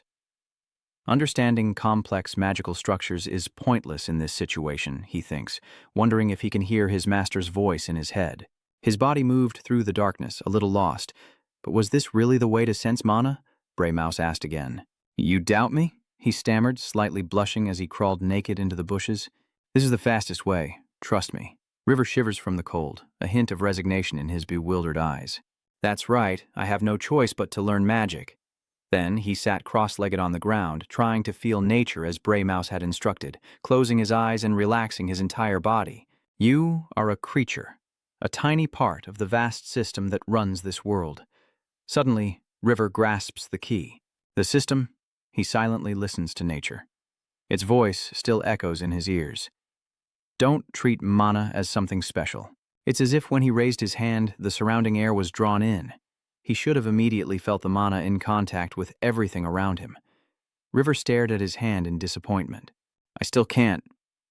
Bray Mouse says he's too distracted, and focusing on one thing would be better. Suddenly, a rustling in the bushes startled him. A mix of confusion and tension on his face, he muttered, Someone else is here? He confirms, Yes, of course you're not alone. A rustling in the dark bushes. Who's there? A familiar voice echoes, Is that you? River. River was startled as well. On the other side, she complained, Damn it! He said he'd teach me how to control mana, but what is this method? Could you not look this way? She asks, completely naked, hiding behind a tree. She screams, I told you not to look! River is stunned, his glasses shatter. Then I awakened mana, his eyes glowed, and energy burst forth. She was confused. What the heck? How did you do that? Thanks to my secret, Elisa found a way to control mana. And once she mastered mana control, she gained the power to bring all her accumulated knowledge into reality, effortlessly weaving magic circles together. River waves his hand, creating a magic circle, a basic one at that. She experiments, adding transformation and activation. It won't take long to apply the other magic rules we read about in the books. Bray Mouse watches them train with pride, just as he expected. They're both so talented. Then we received both good news and bad news that morning at the castle. The bad news is that even after learning magic, they still couldn't find a way home, so they studied magic day and night. Space travel is impossible without vast resources and the help of many, but the good news is the people look upon them with admiration. Indeed, just as the prophecy foretold, we are magical prodigies. Together, they create a massive energy orb, the color of Earth. People began to wonder how they awakened such high-level magic, which would... Suddenly, someone approached, catching them off guard. So what are you planning to do? Raven muttered. Can you tell my fallen comrades that? That these two became powerful in just 2 weeks. If they can hold out for a year, they'll be fine. You can't just ask them to throw their lives away while guarding the border all this time. Seeing him, someone recognized him. So you've returned from the front lines. They may call you the Empire's guardian sword, but you're far too rude. Raven, sword in hand, his face darkening, questioned, I'm just curious. Is this Kaizel Javen, the Empire's first elemental knight? He added with an impatient look. How long will it take our 2 legendary heroes to drive out the Grand IDs? Let's see just how good their magic is. Elisa was completely bewildered by what she heard. Huh? Our magic skills? You're just asking for it so we can show him. But Jen charged ahead first. He told them, Don't be so hasty. The dragon on the other side said it takes 3 years to grow corn, so aren't 2 weeks too short? Raven agreed, clarifying his stance even further. I mean, for those who sacrifice themselves. Raven resolutely drew his sword. Everything is decided. I won't change my mind. He turns his back, but you'll have to show me the results of abandoning us for a year. That's the highest limit we can tolerate. Sanju watched from the sidelines, impressed. He's just like the master when he was young. But of course, you already knew that. He was just as hot-tempered back then, but then again, Javen was always against using summoners. He believed the resources should be saved to increase the front line's provisions, something Sanju should be more concerned about. But in the end, the summoning ritual was set, and they suffered for a long time without support. They must have gone through so much. He quietly observes the situation, though this matter has certainly left them perplexed. Lu breathed a sigh of disbelief. Was I just almost killed? Sanju felt a strange sensation, as if the past was unfolding before his very eyes. Are these your memories? You struggled to focus and return to the past, but only by seeing it firsthand can you understand. Fida lowered his head, tears streaming down his face in fear. We're sorry to bother you, heroes. He's usually very kind. Greer spoke up. No, I'm the one who should apologize. You two are learning at an incredible rate. Elisa quickly reassured him, saying it wasn't his fault. Lord Brutus. Remus senses something is wrong. But how can I find a more practical method? Destruction and healing magic are all well and good. Lieber is deeply uneasy. I can't let things continue like this. He's planning carefully, knowing they'll eventually seek out other heroes. If I can't meet their expectations, I need a backup plan in case I fail. Seeing this, Sanju realized something. Come to think of it, he'd been pondering this all along. But the principles of magic have similarities to electronic circuits, and that became the key to unlocking my awakened abilities. Combining the two, I was able to freely blend the principles of science and magic. He gradually discovered the commonalities between these complex diagrams, focusing his observation to the point where he could sense the weaknesses of current magic. Once he realized it, it was even clearer because it was modeled in a way that made it easy to understand. From outside, Elisa entered and called out, "River, we have to practice magic." River is taken aback. "Is it time already?" Intrigued by his strange behavior, she asks, "What were you doing in the closet all this time?" He hastily explained that it was a machine equipped with a mana amplifier and a teleportation magic circle. River elaborated, saying that, simply put, it was something that could take them back to Earth. Elisa was shocked to hear this. "Huh? Is it possible?" he said anxiously, uncertain. "It's not perfect, but if we can activate it," Elisa happily embraces him. "River, you're a true genius. Honestly, I was really scared of that guy Javen. And besides, I still can't look those sphinxes in the eye." She was overjoyed at the news. "I was scared to death. I thought I'd be stuck here forever." River blushes and shyly reminds him. "Hey, you're too close," she says, flustered. "Sorry about him, he only knows one way. Can't you see it in the magic circle? It has a structure similar to a microcircuit." Elisa was confused by this. "A circuit?" She questioned. "You mean the microcircuits in that machine?" "I don't know." River felt incredibly strange at that moment. Can't Elisa see the connection? Is she using magic on the same level as me? Elisa playfully reminds him that this is their little secret. I like that phrase, a secret just between us. On the other side, he's worried. Why hasn't anyone come? From then on, the two trained relentlessly, and we continuously added more magic. They diligently improved their abilities, mastering not only high-level magic but also methods to enhance their physical strength with mana and ways to infuse mana into weapons to increase their power. Sanju watches from afar. I'd never exercised before, but with my quick wits and relentless training, I achieved a level of fitness I'd never dreamed of. It felt like I was acquiring the basic stats of a system. He was planning something, and if I'm being honest, he was right. For them, learning magic was a wonderful time for me. And just like that, a year passed. Time passed quickly, and the deadline promised to Javen was fast approaching. Briars was relieved, thinking this was going well. He took one look and said, "Elisa, your ability is to enhance healing, which will strengthen the magic related to the healing power of any element." She was completely surprised. "Is that so? No wonder it was so easy to learn." Bremis was somewhat expectant, even though her mana seemed a little lacking. Sanju listened intently, realizing that her unique ability was similar to an awakening skill. "Elisa's healing power is even greater than mine," he wondered, bowing his head. "As for River, I'm still not sure what his ability is, but with his strength, it's probably related to enhancing destructive power." He stammered, I think so too." First, Grimace looks around, thinking, is this what they've accomplished in just 1 year? He instructed, "That's all for today. Everyone get some rest. Tomorrow is a big day." River was eager with anticipation. "The time has finally come to show Kren ID our power." Gil opens his locker. Little did he know, the war would begin tomorrow. Lieber was completely at ease. "Luckily, I finished it before we were sent to the front lines." He shows off his creation. "I initially thought a wardrobe-sized container would suffice, but it turned out to be much larger. Even with the amplifier and optimized formula, it still requires a lot of mana, so we'll probably have to fully understand our mana." He turned and asked, "Are you ready to go back?" Raven reiterated, "Of course." He spoke resolutely for those who had fallen. Elisa stammered, "You see, I know this is strange to say after working so hard to create it." She asked hesitantly, "But even for just 1 day, wouldn't you want to help them?" River looked terrified. "Huh?" She remembers what happened. Of course, some people didn't like it, but most of them treated us well during our time here. And while the training was tough, learning magic was also new and exciting. Elisa didn't seem to want to leave, and we could run away whenever we felt in danger. Only 1 day, word has it the Gren ID gate has opened in the north. The monsters charge forward. They're type 1. The leader quickly orders them to be led into the forest. The number 1 species has no intelligence. Everyone, try to escape. Hurry. A massive explosion erupts, and he's invigorated. Good. Now get rid of those bugs. We've succeeded. Suddenly, a monster appeared behind her, saying, "So you're into bugs," it screamed, drawing everyone's attention. A special bug had appeared. He fell, his face covered in blood. "Damn it, Zhang Xin. This is the first time I've encountered this kind.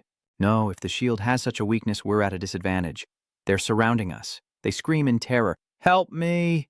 The men fought with all their might. We need backup, call headquarters for reinforcements. The battle descends into chaos. The monster is attacked, everything is turned upside down, and the bewildered face returns to its senses. He slowly approaches. Pleased to meet you all. River introduced themselves. We are the legendary heroes. Elisa remained confused. Did I really use that title? Junmo shot up in a panic. Instinctively, he lifts his shirt to check himself. My wounds. Seeing this, the cat spoke up asking, Captain, are you awake? Runmo urgently asks about the situation. What about the gate? Any casualties? The cat reassured him, telling him to calm down, that everything was all right now. Someone saved us. Right now, Elisa is treating everyone. If anyone is injured and hasn't been treated, let me know. I'm still a bit clumsy. Meanwhile, inside the castle, a voice echoed. What was that? The team that blocked the gate returned without casualties? The boy asked happily. Really? The person beside him said they were on their way back. News that filled everyone with joy. The emotional mother embraced her child, saying, It's good you're safe. The little girl sobbed for her mother as well. A young couple immediately expressed their feelings for each other. I want to propose to you. As the war ends, the girl can't hold back her tears, and Roran isn't alone, as many others are overjoyed to be reunited. You did it, kid. You showed me a picture of your son and said you'd get us home. That's why I was able to do it, but River was very tense. If we just return to Earth like this... He surveyed the atmosphere, and just then a man shouted, Everyone, we owe our return to them. The heroes saved us. Hearing this, everyone responded in unison. The heroes, all hail the heroes. Elisa spoke softly. Thank you, River, for listening to my suggestion. She felt a sense of relief. Now I can leave without any regrets. Lather immediately spoke up. Or perhaps we should help them for one more day. Elisa would be happy to hear that. Do you think so too? Elsewhere, a battle still rages on. The young girl noticed the man before her. Were these the heroes she'd heard about? Then she expressed her gratitude. The team nearly faced their end, but Liber reassured them, Don't worry, everyone is safe. And he thought to himself, they're right next to the battlefield, so it should be fine to help them first. A man being treated by Elisa was worried. My wounds. She knows what the enemy is thinking, so I guarantee they'll heal right away. Elisa added, Even lost parts, if it hasn't been too long, we can reattach them. The man asked again, skeptical. Really? Elisa and Trung, thinking like Liber, decide to heal these people before returning to Earth. No, after them, they'll help a few more. A soldier urgently reports that casualties have decreased sharply, and the gate destruction is progressing well. Bruce couldn't believe it. Had they really changed their minds? Who convinced them? Just like that, a day turned into a week into a month, and a month into a year. Eventually, we forgot about staying a little longer and naturally looked forward to tomorrow. Everyone cheered for Liber Elisa, and Elisa of the Yenia Empire became more of a home than a place to leave. Approaching Elisa, Liber announced, I'm back. This has become our home. Elisa happily replied, You've worked hard. Liber and the two shared a passionate kiss where we first met. As the kiss ended, Liber noticed his beloved. What is it, Elisa? She's digging up old history. Do you remember when we were learning mana control, you told me to focus on one thing? Elisa's reminder made Lo break out in a cold sweat, but she doesn't understand why he awakened as soon as he met her. She sighs, each word laced with meaning. I just suddenly remembered that advice. There's no need to beat around the bush. Eliza didn't hesitate to point out that when she pursued him on Earth, he wouldn't even look at her. Even on another planet, he's still so aloof, but she finds it all quite amusing. I abandoned my home planet, my projects, and the system that was supposed to be my life's purpose. I just want to live happily, only now does Liber speak up. One thing they knew for sure was that the closet door would never open again. As time passed, the war gradually established an organized system. While Elisa focused on maintaining the army and fortifying the front lines, I exploited the gaps in the remaining Grand ID forces, breaking through and reclaiming territory. The shift to offensive strategy went smoothly, and we began reclaiming lost territories. Grand ID's attacks also slowed down. It's been 5 years since we were summoned to this place. Sitting alone with a book, Elisa wondered when Liber would return. Today was an important day, after all. So she guessed, but in truth, she had been quite tired these past few days. Could it be because the front lines have expanded, but he still can't leave? Suddenly, Elisa feels faint. Just then, the monster was obliterated, and the person gripped their bloodied sword. Kin scoffed, unimpressed. Not as special as your species' name, huh? She was cut short as something whizzed past her. Can't you see? The monster from before was obliterated, leaving Kin in stunned silence. Annoyed, the figure chided, I told you to fix that carelessness of yours. The Empire's Yonia, elemental swordsman and first sword, Kven, appeared and immediately questioned her. When will the elemental swordsman's heir finally wake up? The Yenia Empire's Kaiser Qin Javan's disciple recognized a familiar face and complained. Qin retorts that his master must be bored, adding that they're only tasked with eliminating the stragglers who breached the front lines. Ven retorts, displeased, "This is an important mission.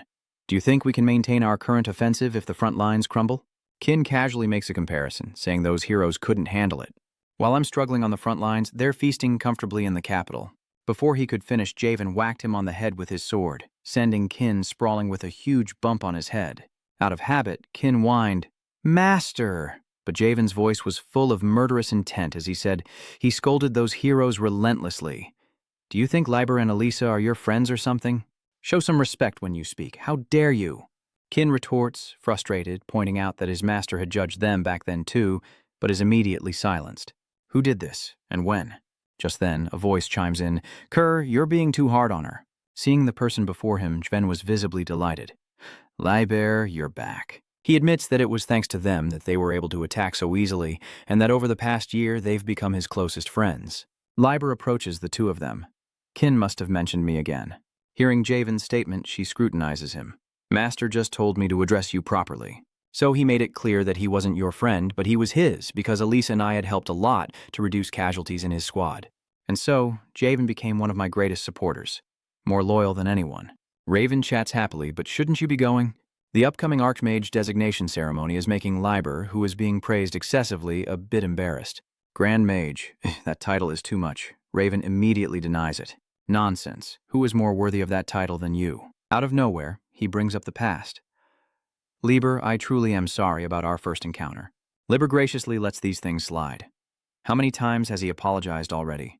"It's been so many years. Forget about it. I'm leaving. That was the last time I smiled with Tien." After that, he went home as usual and called Elisa. "Are you ready yet?"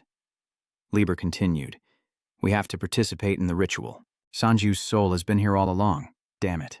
Damn it." Liber stared in confusion at the person lying on the floor.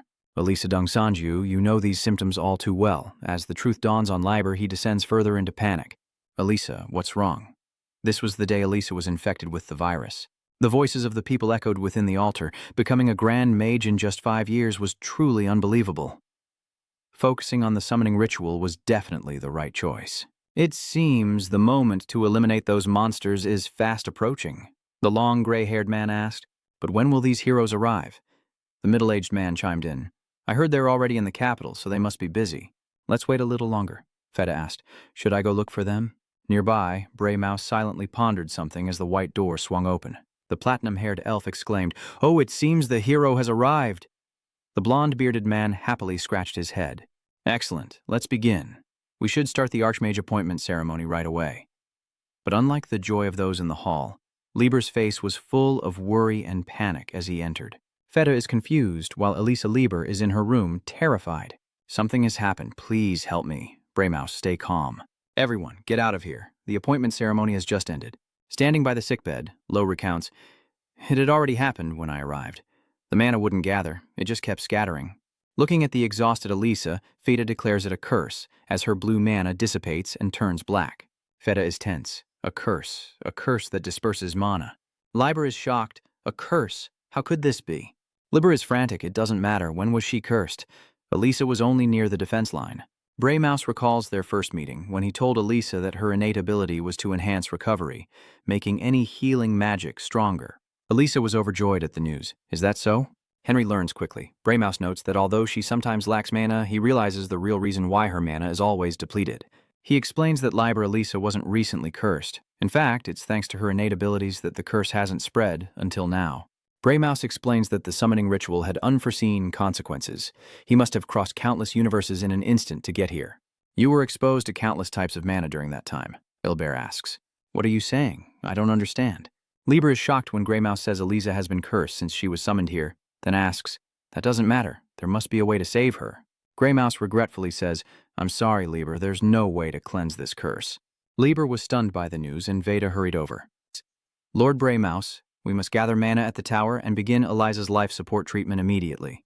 Sanju thought that not a single word registered. What a ridiculous situation.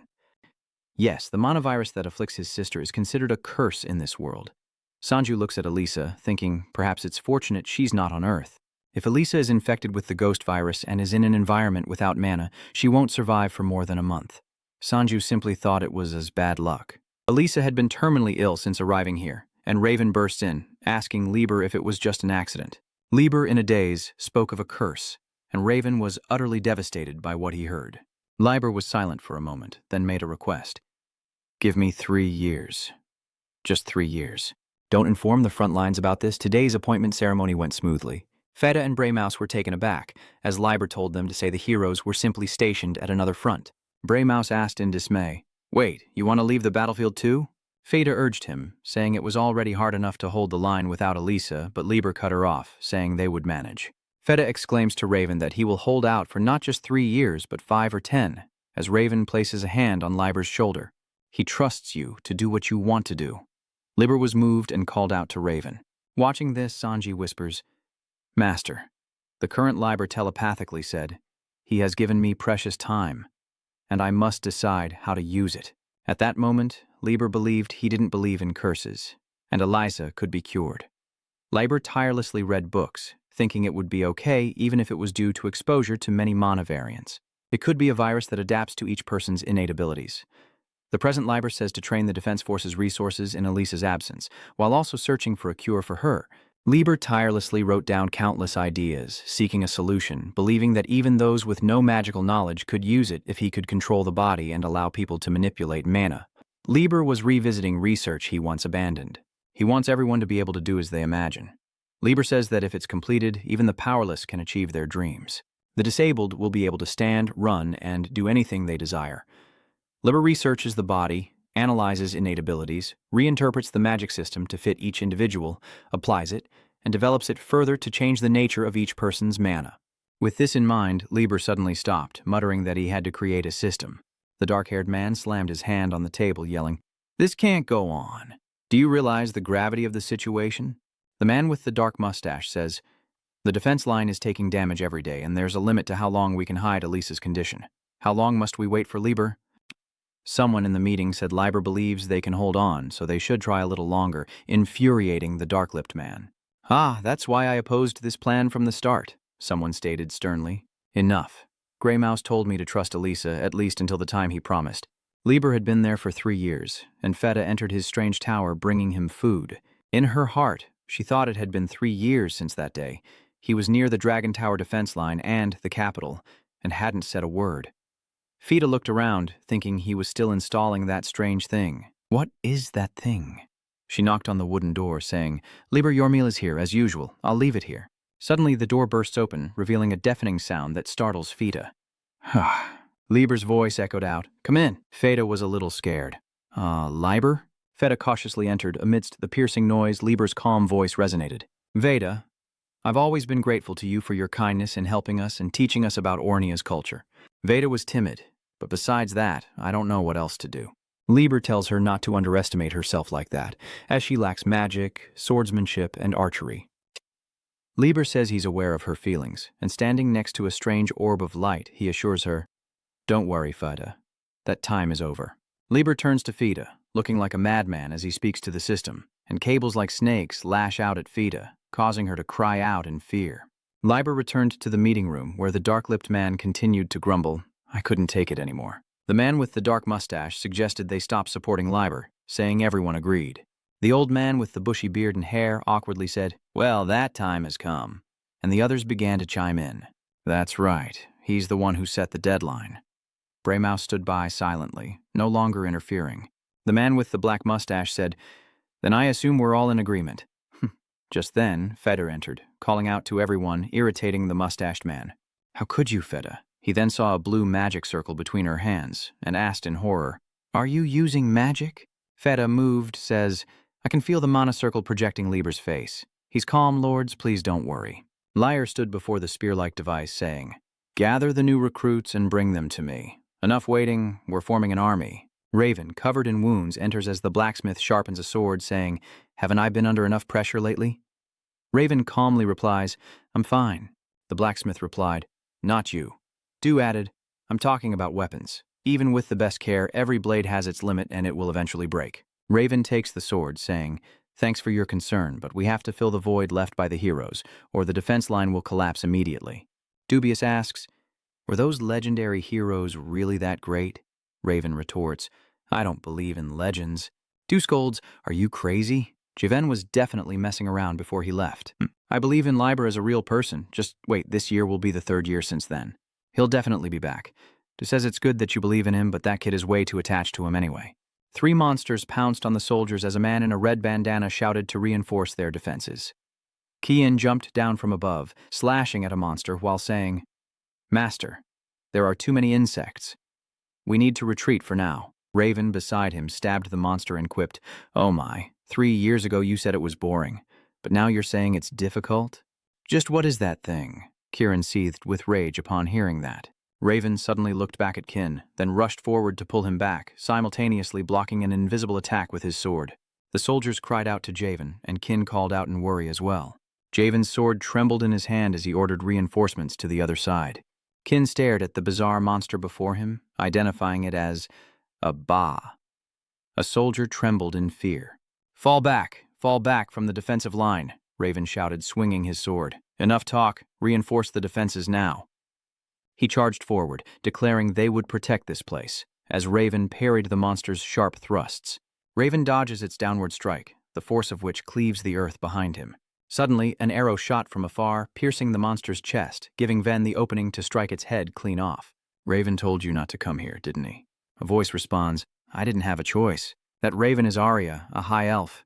Holding her bow, she declared that if this place falls, her territory will be next, and the gold-armored soldiers cheered.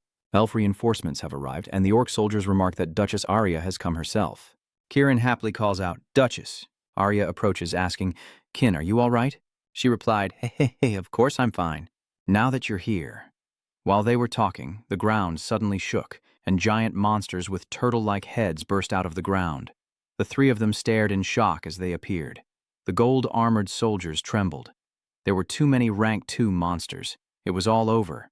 They stood frozen, staring at the monster as Raven tried to command, "Spearmen, advance! Expand the defensive line." Arya tries to stop him, but Raven refuses. Kin calls out to his master, who advises, "We have to retreat. There will be too many casualties." But Raven was resolute. "We must hold until Liber returns." Kin asked, "Why must you go this far?" Raven says, "I've doubted him enough for the rudeness of 3 years ago. Don't underestimate my resolve as if it changes on a whim." Kin, hearing this, doesn't know what else to say, and Arya says, "Everyone fall back and support Raven." Her subordinates responded in kind. "Yes." Raven gripped her sword, thinking, "I have to hold on. I promised I would, so I won't think of anything else." The monster, riddled with arrows, still throws the frontline defense into the air, using the opportunity to leap onto the monster's head. He thought that even if you didn't come, he would reinforce the defense line and his own beliefs. Javen's face showed surprise. More monsters appear, surrounding Javen, but suddenly a fireball slams into one of their heads, creating a massive explosion. Arya turns around in surprise, asking, "Did the mages send reinforcements?" "No, wait, how many people are there?" A long line of people approached, and a long-haired man at the front shouted, "Everyone, fire!" A multitude of people followed, casting spells and firing fireballs at the monsters, who looked upon the barrage and spoke in a strange, unintelligible language. Fireballs rain down on the monsters, erupting in small explosions, and Raven wonders if he's dreaming. How could this be happening? A magic circle appears to catch them, along with Liber's voice. "I wouldn't say I'm surprised you persevered. Yes, I believed you could do it." Raven smiles. "If you hadn't said that, I would have punched you." "Liber, should I call you Grand Magus Liber now?" He replies that he'd be disappointed if I were that polite. Raven, now is the time to counterattack, as the system confirms user authentication. Code X082 TBASM2 Tybonian Bakran user authentication complete. System access granted. Registration complete. The green-headed, red-eyed creature was clearly shocked as his body was enveloped in blue mana. He looked at his hand, wrapped in blue mana, and said, "I can't see magic, my talentless self." The white-haired spirit in charge of registration asked, "What is your awakened skill?" He answered honestly, the ability to grant attributes to an intermediary object. The registrar suggested swordsmanship would be a suitable path for him. Next up, Raven witnesses everything in stunned silence. He gazed at the massive machine before him and asked, What is all this? Liber replies, it's a system, one that will create an elite army to fill the gaps on the front lines. Liber tells him he can awaken and register basic skills here. Currently, it's in its initial incomplete state, with only skills like Fireball and Strike available, but in the future it will be able to train not only mages, but also swordsmen and healers, depending on each person's potential. Kin asked, "What's that skill?" Liber replied, that refers to techniques from the world I lived in. It seems ideal for manifesting things like magic or enhancing physical abilities. Elsewhere, the blonde youth unleashes magic, igniting a blazing orange-red flame. Raven is stunned. A fireball, something that usually takes at least 3 years of training and mana awakening to master. Kin can't believe they can do it so easily. How is that even possible? Liber explains that this system is like a guide for controlling the body, helping users manipulate mana through a mechanism inherent within them. When mana is loaded, the result is a fireball, Loa says, but in truth it's not perfect yet. There are still many cases of errors in estimating individual characteristics. In some cases, awakened skills were not detected until later. Liber is confident that once enough data is gathered through these tests, and if the use of higher and more difficult spells is possible, then with this system, they will be able to change all the components in a person's mana. Back on the battlefield, monster corpses lay scattered across the barren ground. A skeletal hand with sharp claws rests on the monster's corpse, as a strange voice echoes, reporting severe damage. A humanoid monster, never before seen, has appeared, demanding immediate reinforcements of Type 1 and 2 units, a redefinition of soldier training time, a reorganization of threat factors, and additional support. On the strategic map, a command center appears, signaling the system's success. It allows anyone to use magic skills requiring mana, and both the quality and quantity of deployed forces far surpass what was possible before. Skill registration repeaters were then installed near the front lines, greatly increasing the speed of aid and immediately turning the tide of battle in our favor. A lively, celebratory scene unfolds beneath the magnificent castle. If things continue this way, public sentiment toward the heroes will naturally turn positive again. The people cheered with joy beneath the grand castle, chanting, "Hooray, hooray!" A middle-aged man raises his fist in excitement, shouting, "Hooray for you all!" Braymouse looked down with a sneer. "Don't you feel a little ashamed?" Veda lowered her head slightly, looking at him awkwardly. Lord Braymouse, I'm going back to River's side." Surprise flickers in Braymouse's eyes. "But Veda, didn't you have many things you wanted to do once you learned magic? You can send someone else." Veda clasped her hands together, a radiant smile on her face. "River skips breakfast and isn't the best way to learn magic by being next to a mage. Type 1 monsters are the most numerous and weakest, but this war of attrition shouldn't be underestimated. Type 2 giants are dangerous in close combat, but with a mage's support, they're easier to subdue since they're large targets. The most important are Type 3 and the special entities. Type 3 are mid-sized monsters, few in number, but the most dangerous.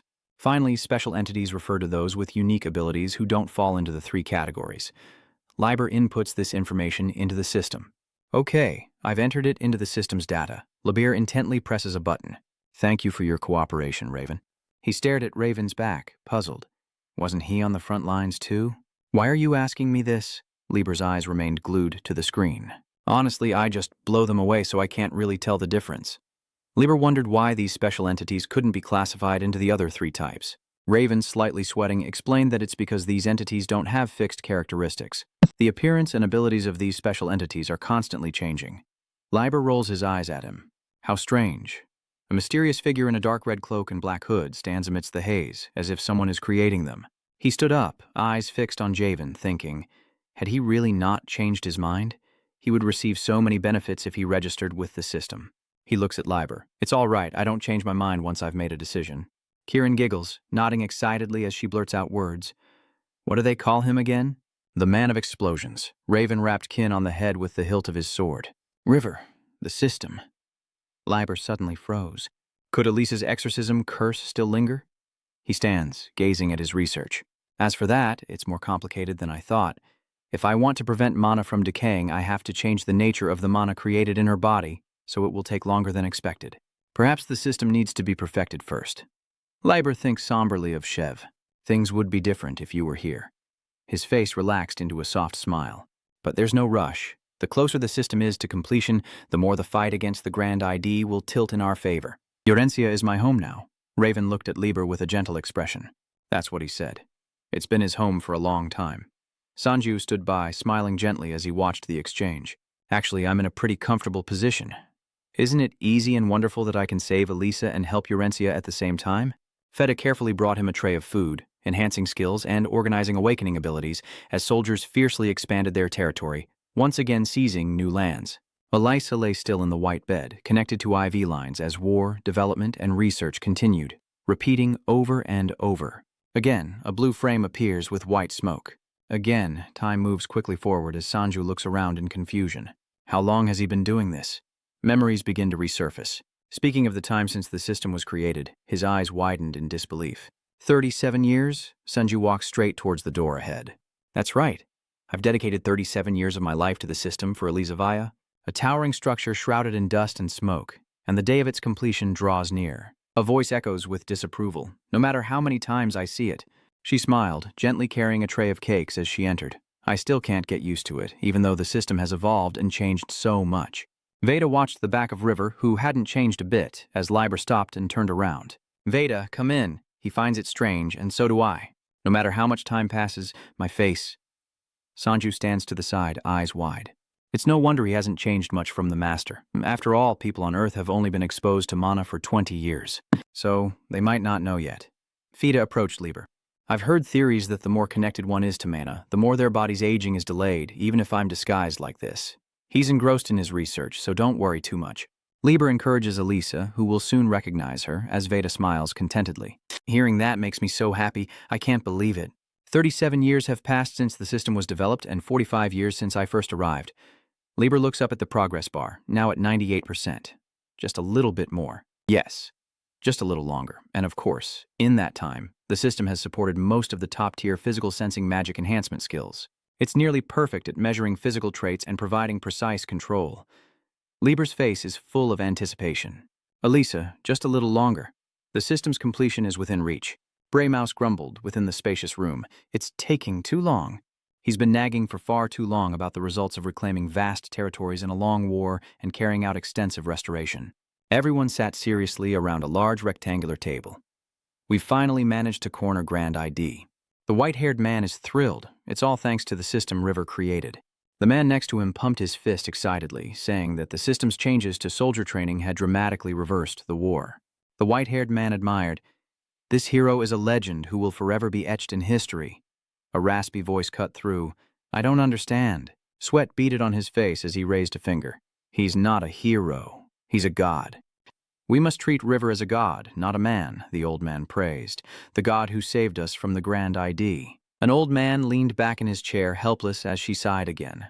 A girl with her hair in a bun, arms crossed in frustration. "You see, he's getting old. That's why he's cheering so much." Heh heh. Long live River.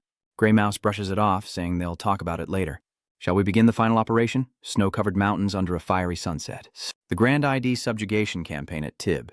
Grenad's first invasion point. A cursed, frigid land. Raven gazed up at the flag fluttering in the wind. Finally, his face was etched with weariness, but also relief. It was time to end this long, exhausting war, thanks in no small part to the commander of the Kaizel extermination campaign, Raven. Kin stands before his troops, turning to face Javen. The age of bloodshed has lasted too long. The era of pain must now end. And there was the vice commander of the Kin Javen extermination operation, looking her over. "Why do you keep pretending to be so old?" She was indignant. "I'm 60 years old, you know." A serious soldier steps forward to report. "The team is ready for battle, and we've carefully set up barriers to prevent mobile portals from entering the forward area." Ven praised. "Very good, let's go." He led the group toward the distant gate, ready to eliminate every Grand ID. The soldier impales the monster with his blade, activating a devastating skill, a rapidly mana-absorbing force that weakens the structure of anything it touches. Amidst the intense battle, they assess the situation, noticing the enemy numbers are dwindling. It's time to exterminate these insects. They stared blankly at the monsters within the white smoke, as a soldier urgently reported. "The bastards are running." Ven watches from afar and gives the order. "Don't pursue them. Hold the line. Those strange creatures are gathering in the snow-covered area." He frowned, quickly deducing that the insects were converging on the center. Something was there. In the stifling air, the monsters drew closer. Raven surveyed the scene, his face grim. "Team, prepare for battle," they echoed in unison. "Understood." A grotesque creature reveals its razor-sharp teeth, a protracted, uneven battle, and a complete redesign of the distorted interaction frame. Suddenly, the mountain trembles and a thick white smoke rises, blocking variables and calculating combat situations. Raven is shocked. An earthquake? Kieran stood defensively, a look of confusion on his face. Master, she frowned, uncertain. My memories are hazy, but didn't he come here once at the start of the invasion? He wondered. I think so, but how?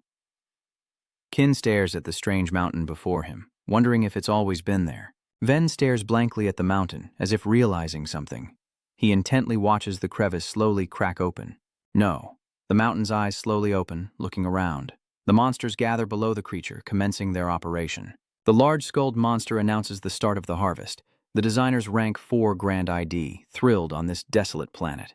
The soldiers gripped their weapons in fear as the colossal mountain transformed into a monstrous Grand ID. Kin swiftly draws his sword, realizing they had an ace up their sleeve. Va stood still, observing their last desperate stand, but their mission remained unchanged.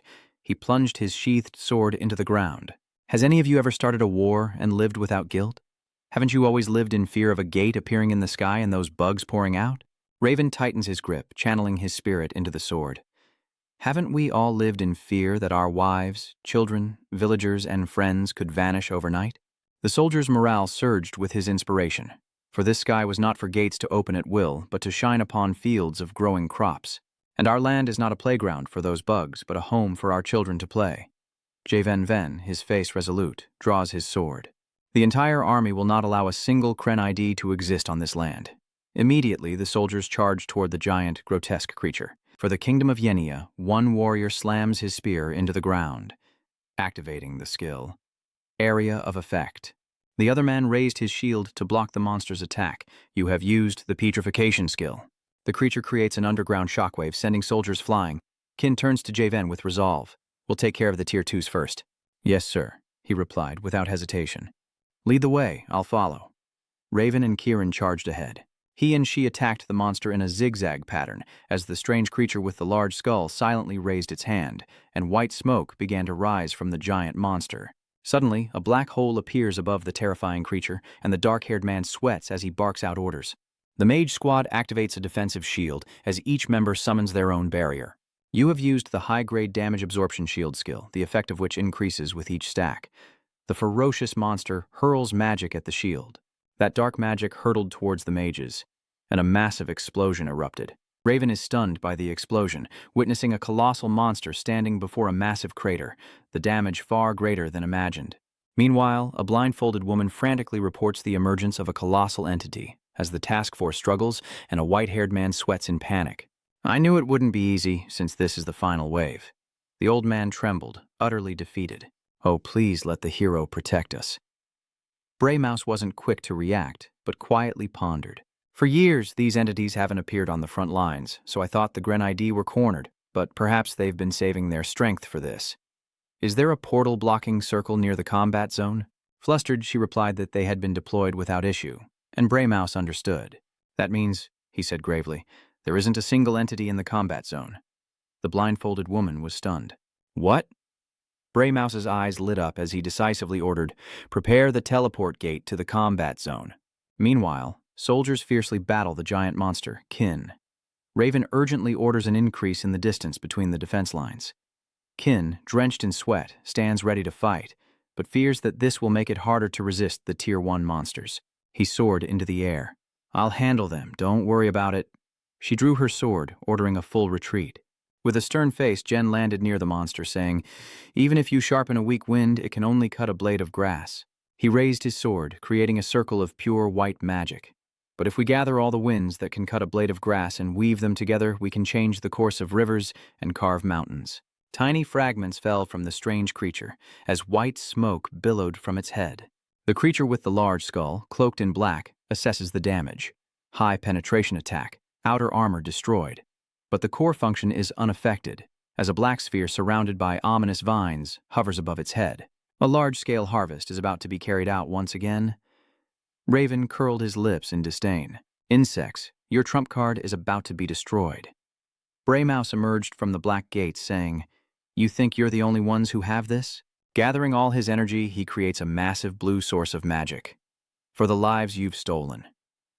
Breus unleashes all his magic on the monster, engulfing it in a matter-disintegrating beam as the giant creature stares intently at the intense beam hurtling towards it. Immediately, the entire island shook from the violent impact, and the monster staggered backward, instantly engulfed in a cloud of dust. The red flag on the pole flutters in the wind, dust rises from the ground, and the smoke grows thicker.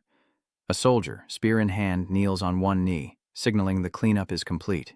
Another soldier reports in, stabbing the monster with both hands as Kin, drenched in sweat, grips his sword. Looks like the grand-eyed cleanup is almost done. Ven smiled and turned to the others. Yes, the monster child riddled with wounds is surrounded by countless magic circles. It's finally truly over. The patterns of the magic circle light up. A large hole appears in the sky. The fissure slowly shrinks. The black-haired man's eyes welled with tears of emotion. It's over. Everyone raises their hands in excitement, cheering. It's finally over. The war is over. Raven smiled, standing next to Braymouse with his arms crossed. Thank you for your help, Braymouse. He glanced at the cheering crowd, saying, I only chose to limit the damage as much as possible. Before that, their eyes glanced over the fallen skull monster. We need to find out who this guy really is. Kin stood opposite Javen, another unique entity. It seems it was commanding the Kren ID earlier. He observes the strange creature. This is the first time I've seen one of these. Suddenly it bared its sharp teeth and muttered, The hero isn't here. Change tactics. An unbelievable monster. Everything is different from what I predicted. And he stares in astonishment. This thing knows our language. The creature then reached out a hand to help Shao. I am the strategist, the one who planned and deployed the invasion force. Only one of my kind appears on each planet, but I have been standardized, so according to your classification system, I am a Type 4. Its grating voice echoed once more. You are the first planet where the Grand ID Army has had to invest so many resources. Greymouse stares intently at the monster. Only one per planet, and you've invaded many others. Leaning against the rock, images of a man and a woman flashed through its mind. Not just a few, but this whole place was supposed to be completed in 10 years. But two beings with unbalanced power had ruined everything. In your terms, they're rule-breaking brats, cunning, exhilarating monsters, and when one of them disappeared, I was overjoyed, before gritting my teeth and drawing my sword. Enough, I don't need this confessional, you've lost. Now you die, and the invasion ends. The strange creature opened its mouth, revealing sparse, sharp teeth. No, it's still going on. Its voice grew weaker, a welcome sign. The man nearby looked on in astonishment. Commander Braymouse, a mysterious tunnel appears after the giant monster is defeated. A tunnel lies beneath the colossal special creature, a deep passage connected to it. Braymouse sweats, confused. What was that? Two guards were excited. The operation is over. His shift was finally over. He heard a noise behind him and turned, but what was that sound? Suddenly, a massive monster appears before the soldier, his face frozen as he grips his spear. I should have quit today. The guard senses something is wrong, but what was that sound from earlier? He turned to see a colossal monster approaching, shaking the very earth. The guard was terrified and anxious. I'm supposed to be a security guard today, so it turns out there's not just one monster, but many identical ones appearing.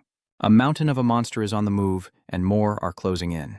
The guard screamed, "Don't make a fool out of me!" The damned insects. He unleashes his Hellblade skill in a furious rage. Did you think I'd let you delay my discharge any longer? The guard swings his sword, only to face a massive vortex. He panicked, wondering what space this was, and what happened to his skill. Then, the guard was sucked into the space and vanished. The two men panicked as the teleportation circle's defenses went down, and the tall blonde man furiously tried to restore it. The hooded figure replies, "The mana flow has been severed. I don't know why, but all the mana flowing into this area has suddenly been cut off." The mana portal malfunctions, black holes appear, and the two men stare in disbelief. Oh God, no. Before anyone could react, a warp gate opened right above the capital. The gate leads to Kryn ID, and Javen looks utterly lost and bewildered. An underground cave? He's already resorting to this? Who's going to face that giant Gren? I don't understand the concept of idioms. Will speaking up make things better? These aren't unclassified, low-level creatures. It's highly likely they understand the situation themselves. Too much contact could arouse suspicion. A long-haired man reported, "General, Commander, all contact with the capital and the Dragon Tower has been severed," he exclaimed. Furthermore, according to the last communication we received, a gate has appeared in the capital, and it's reported that Class 3 monsters are pouring out.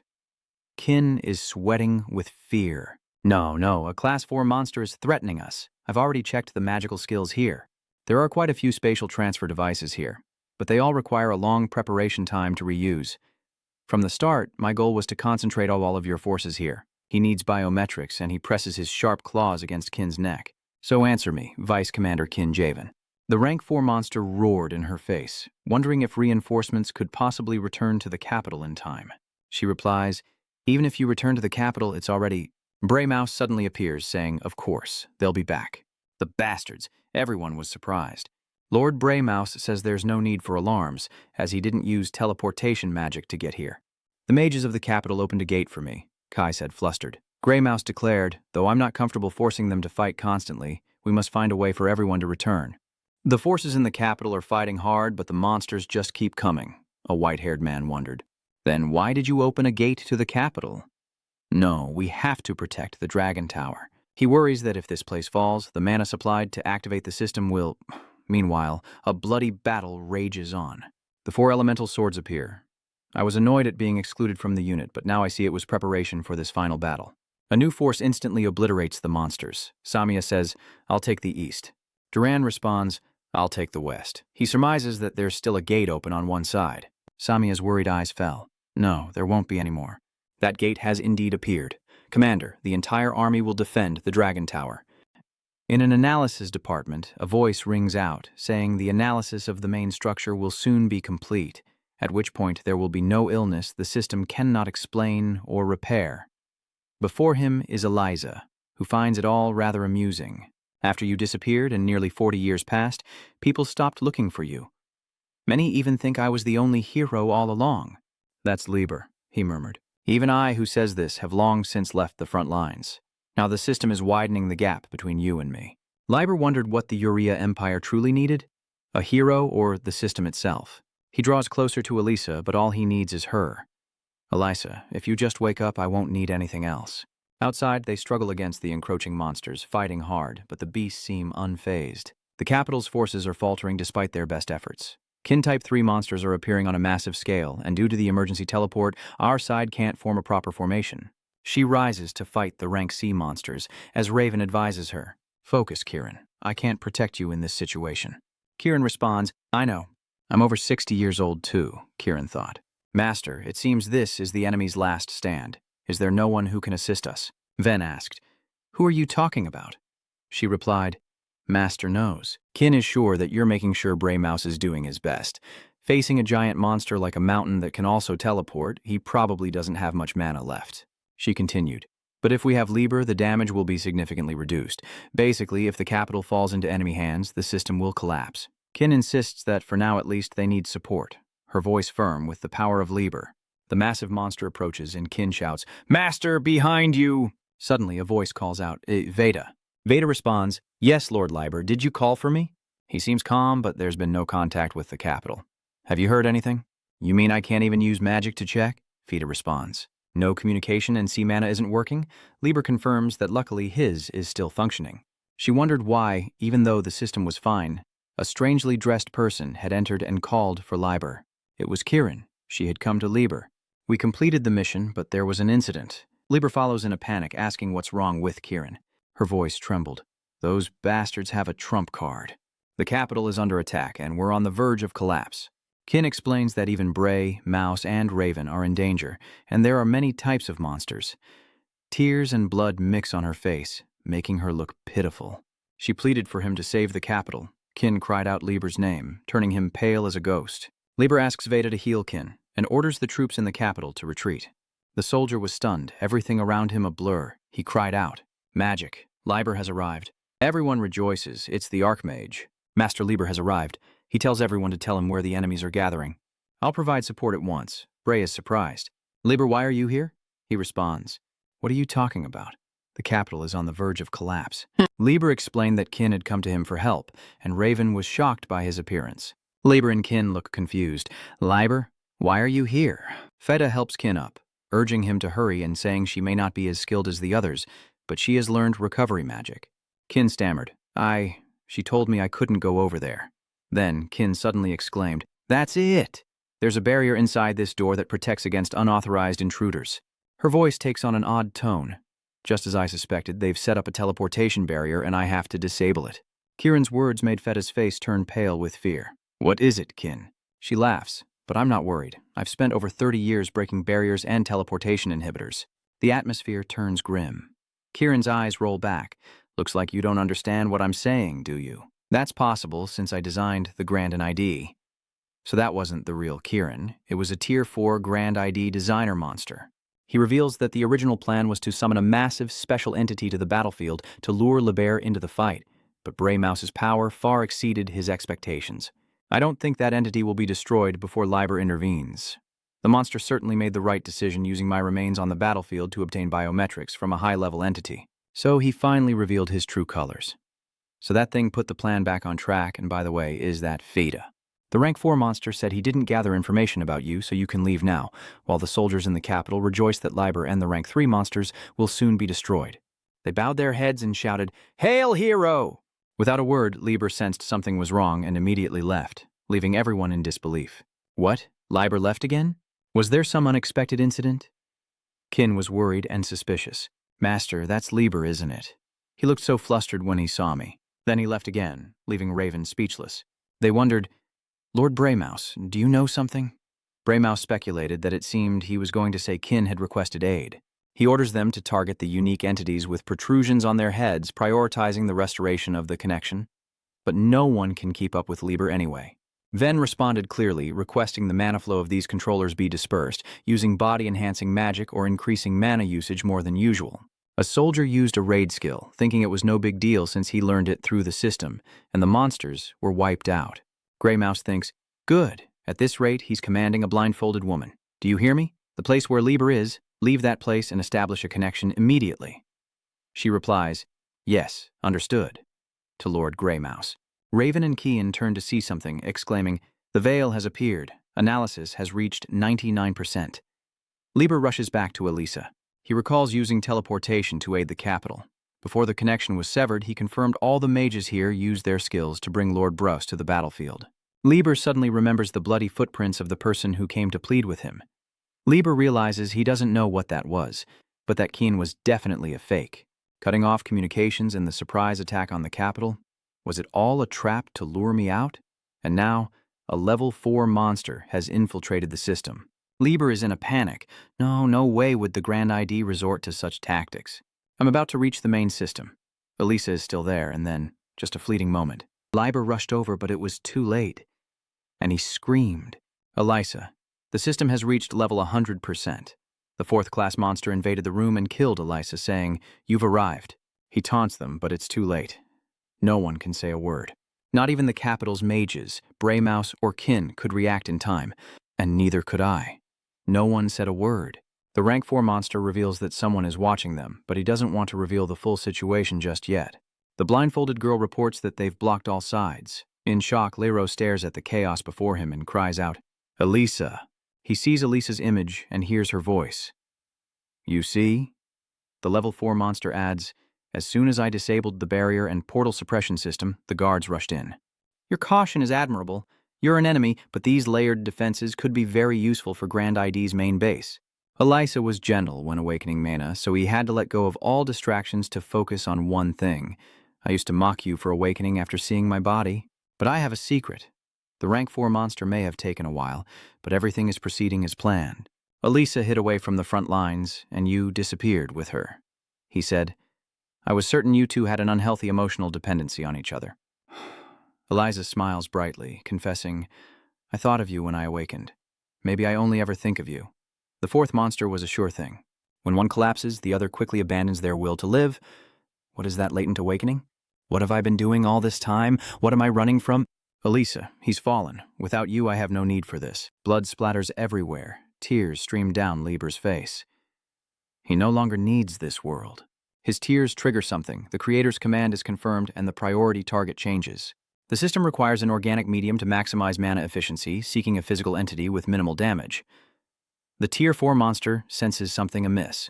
He turned back and cried, What? Liber was harmed by the Type 4 monster but ended up attacking him instead. The 4th-class monster is incredulous. No way, you're alive and inflicted irreparable damage, rendering him inoperable. The 4th-class monster's resistance fails. Miscalculation.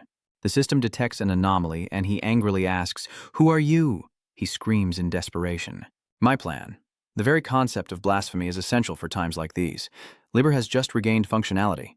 The system identifies the designer as Grandin ID, a type not found in the database. Analysis complete, extraterrestrial life forms excluded, system mana efficiency maximized.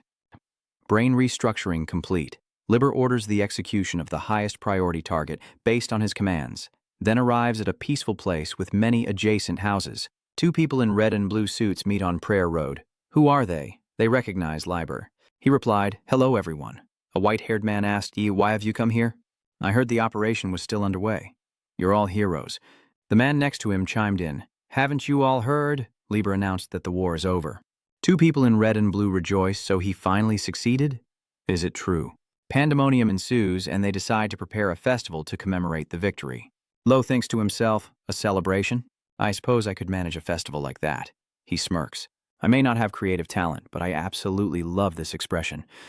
Immediate results. Liber collapsed to the ground, tears streaming down his face in utter anguish. He felt as though he was screaming Elisa's name in endless pain. He recalled his lover's face and form. Drowning in sorrow, he even forgot himself, screaming. And the times she cried, releasing her emotions, or when she was lost in joy and happiness, Liber clearly remembered those moments from their most passionate times together. Lost in sorrow, the pain in my chest eventually began to fade. But now he's withering without her, and I've left Elisa behind completely.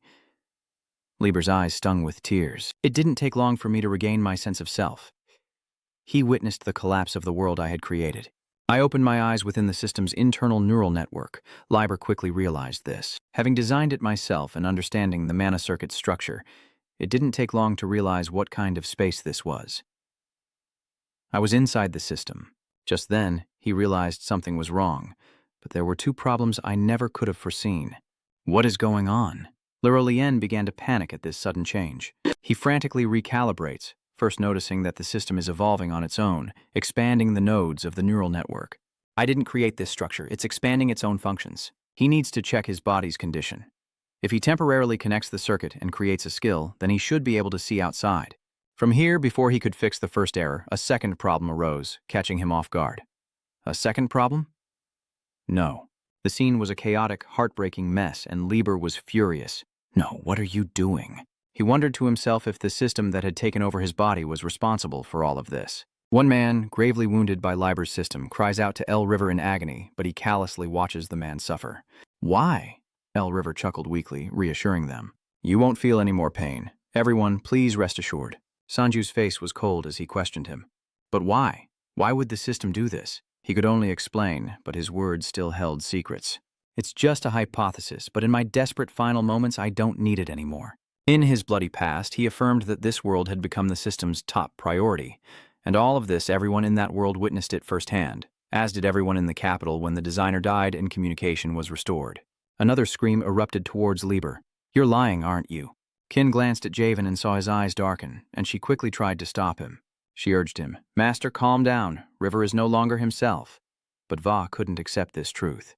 He insisted on going, saying, Let me go. I don't trust that screen. I have to see it with my own eyes.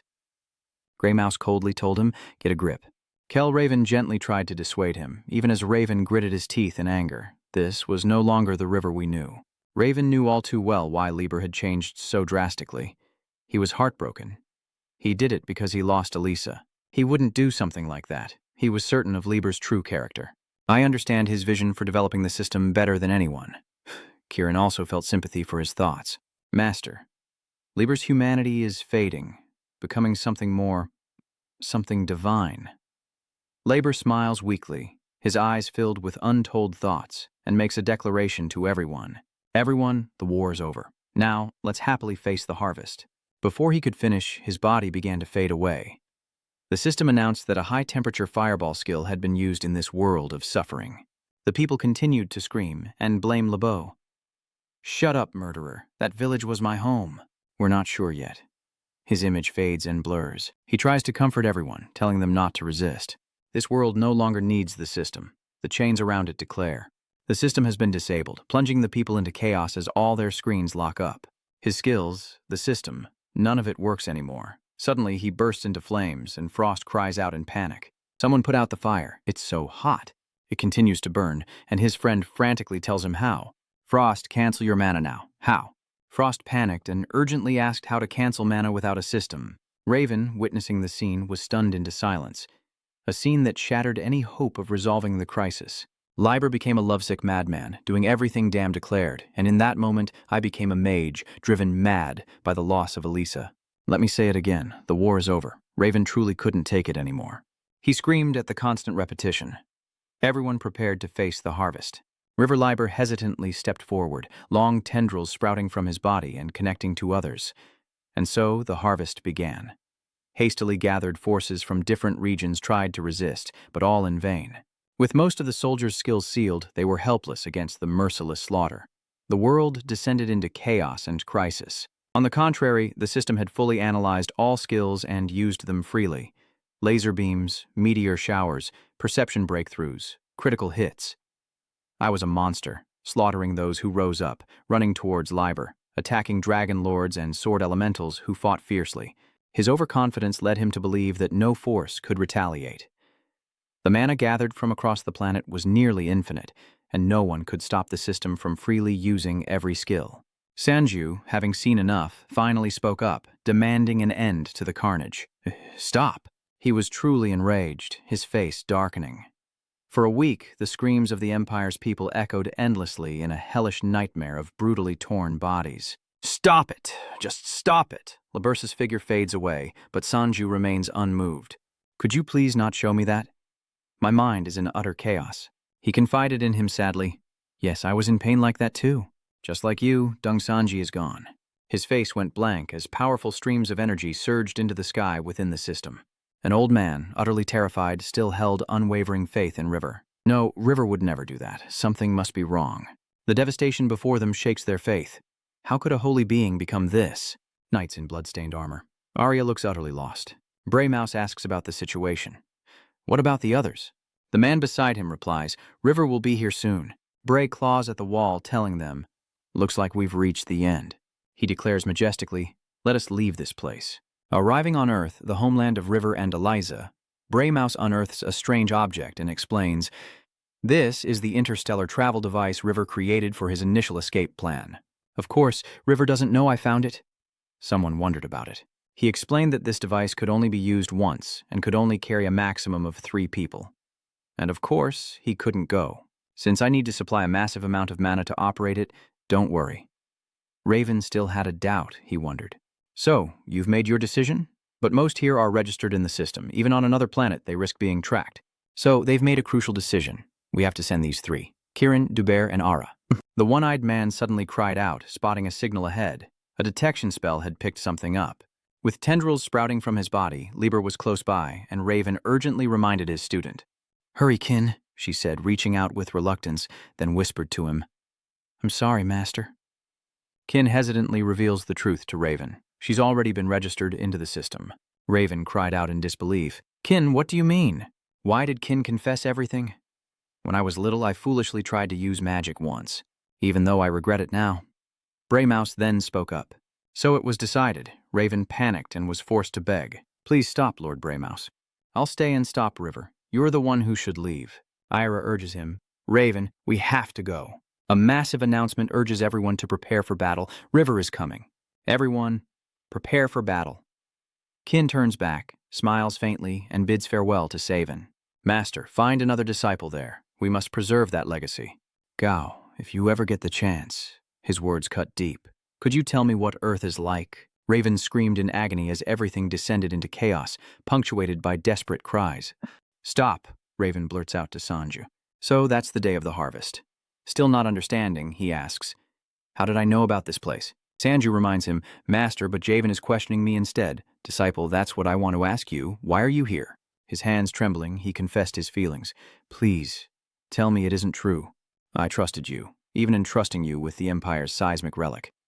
Sanju also noticed Javen's strange behavior. He thought to himself as his master pressed him, how did you know about this place? Master is thinking about River. He thinks what the system does is River. Javen's face darkens. Sanji carefully considered whether or not to reveal that he had spoken with River. Sanju suddenly has a brilliant idea to smooth things over. Wait, I've got it. Couldn't I just show him what we saw? Then he'd know River wasn't responsible. Sanju thought he could make things better. He could clear up this misunderstanding, and River wouldn't be. But then, a voice suddenly reminded him, "No, Dong-san. Have you forgotten why we couldn't communicate before you obtained the 7 deadly sins? The moment I contact Care and show him the memories of the past, the system will detect my location. And if you don't possess the 7 deadly sins, you won't be able to see it either." Sanji and Javen face off, an unspoken tension hanging between them, as Liber's words solidify the existence of a concrete plan.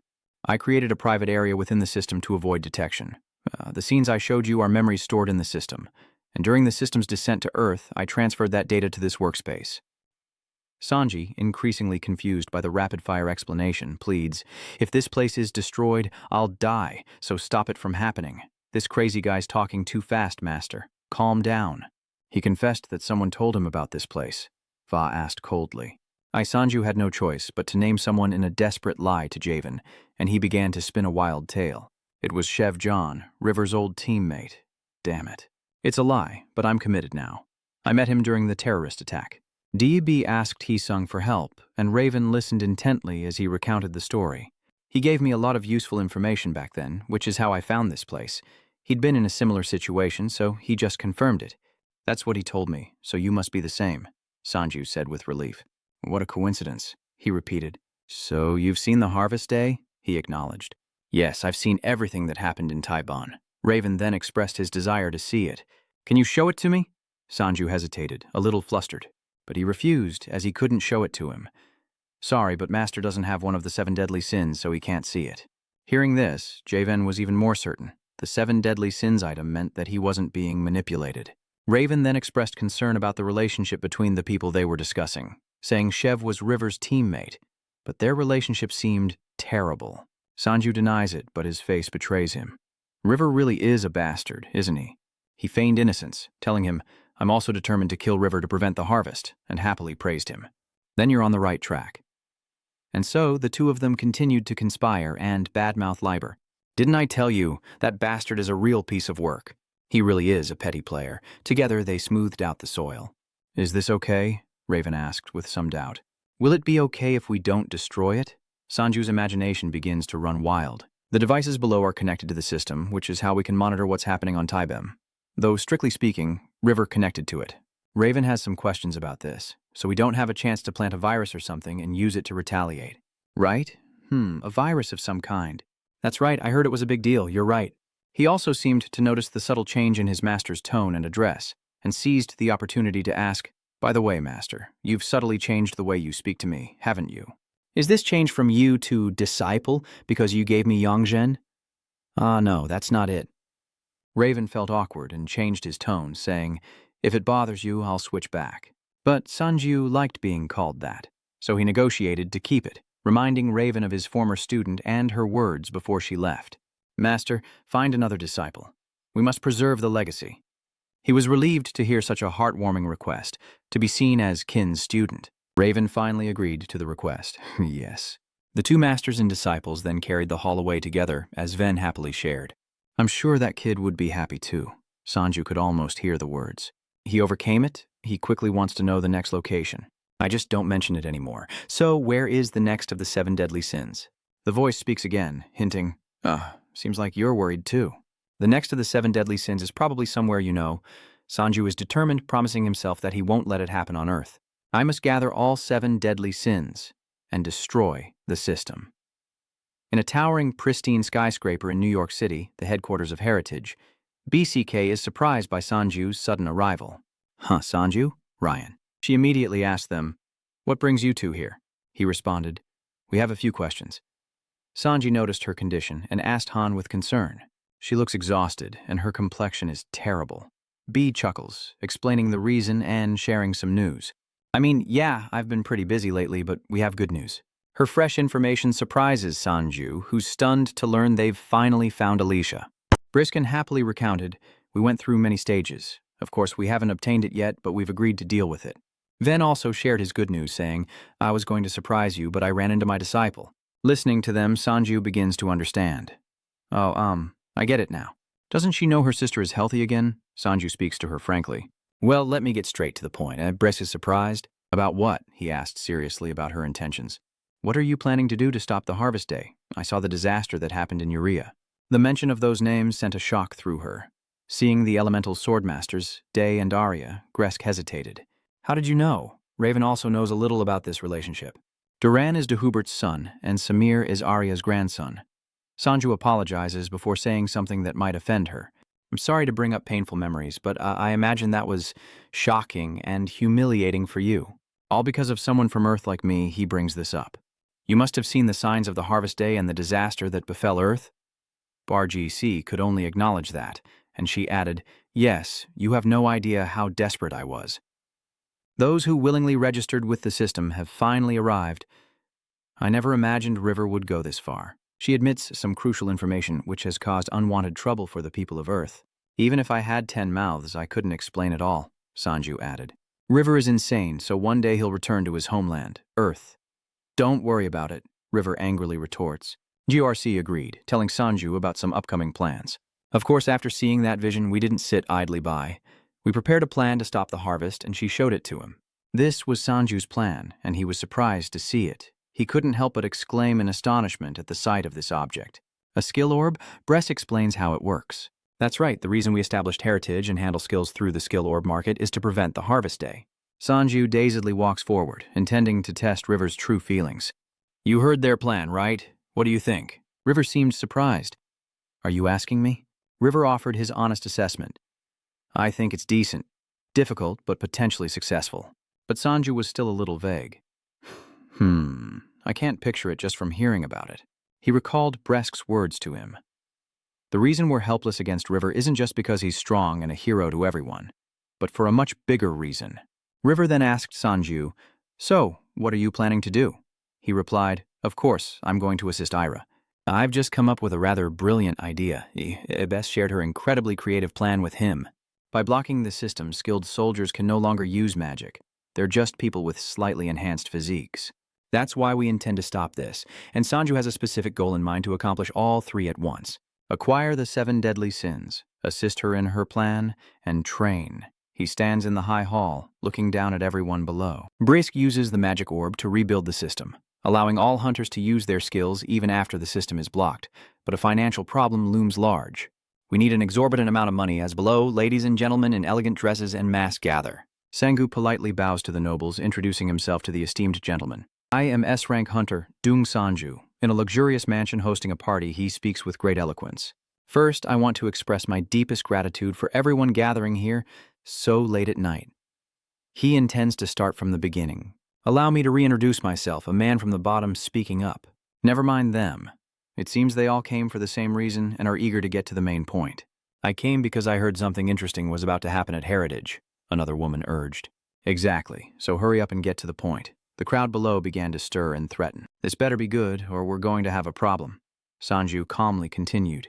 Ladies and gentlemen, he's using sensational headlines to grab your attention. After all, doesn't everyone desire eternal youth? Sanju skillfully weaves enticing details into the story. Ignorant mages may not know, but surely everyone here is aware that mana can slow down physical aging.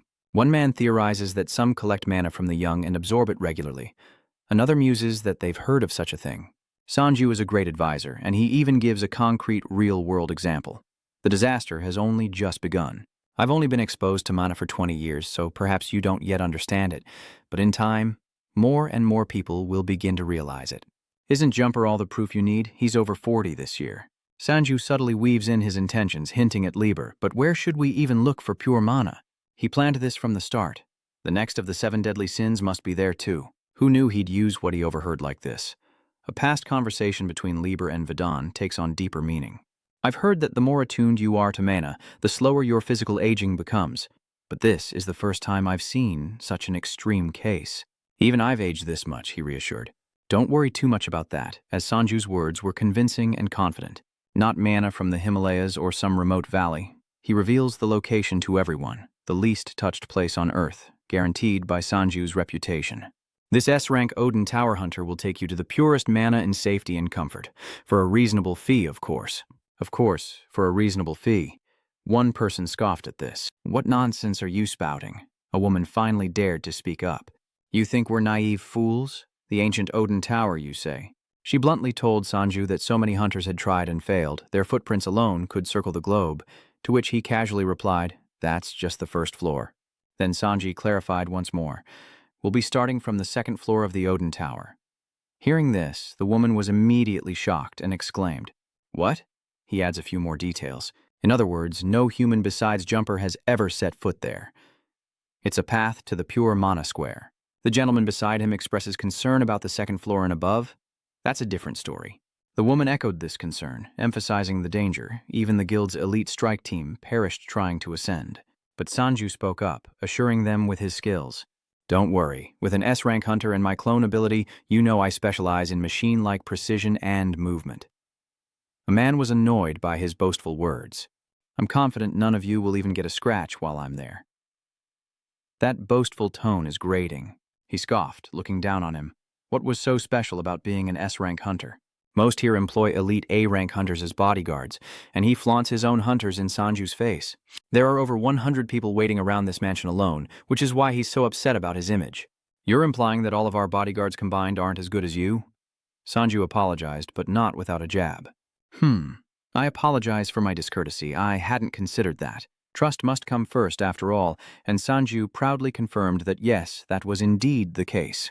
Then he provoked them further, and they angrily ordered everyone to come and teach him a lesson, calling for the head of security. After a deafening scream from inside the mansion, the guards rushed in like the wind.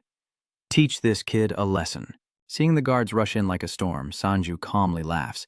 "Ha ha, there are so many of you." Rewinding time to Bressy's office, Sanju curiously asks, "Do you need money that badly?" Therefore, he didn't hesitate to offer his help.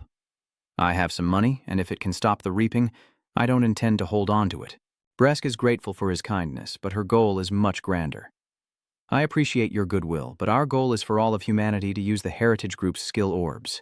Hearing this, Ven felt immensely proud. His disciple was worth every penny. Bresk looked extremely worried. She explained that, like River's system, they couldn't control a single skill sphere and register it for multiple people, also revealing the exorbitant price. He knows that even the simplest skill orb costs 8 million, and even at cost, 10,000 units would be 40 billion. Sanji's eyes widened in disbelief. Okay, looks like I'm going to end up homeless. Sanji recalled the address Liber had given him. The next piece of the 7 deadly sins was likely in a place he knew well, Odin Tower, where the weapon of the 7 deadly sins, controlled by the first person I met, lies. He paused, then asked her a crucial question. You've been running this company for 20 years, haven't you?" Breskin replied. "Yes," Sanji immediately deduced. "Then you must have many influential connections." He made a reasonable request. "To gather the wealthy, those whose money practically overflows, even those who wouldn't hesitate to do something illegal for me." Hearing his affirmation, Bresk remained silent. "I will turn their money into skill orbs." When she agrees, Sanju is surprised at how quickly she does. "Yes, I can gather them." Bresk then revealed some secrets about these wealthy individuals. They weren't just rich, but truly powerful. In other words, they're above the law, and quite dangerous. She emphasized that if it weren't for Javen, I would have been a goner. Surprisingly, Sanju seems even more interested now. Perfect, those scumbags will gladly pay for their obsession with pure mana. Now Sanju can fight their guards, leaving them defeated on the spot. No need to be modest, gentlemen. He continued to challenge them. Who's next? They're all trembling, wondering what's going on. Sanju and his clones coolly sit among the defeated guards, proud as can be. Can't you see it? I don't even have a scratch. Thanks to his special power, he successfully attracted investment, and with one simple command, you can all enjoy a tour and breathe the purest mana at Odin Tower. Others are starting to become fascinated by him, whispering amongst themselves. That kid is interesting. I didn't think an S-class could be this good. Indeed, this is a rare opportunity. I think we can also cut back on dangerous methods like kidnapping.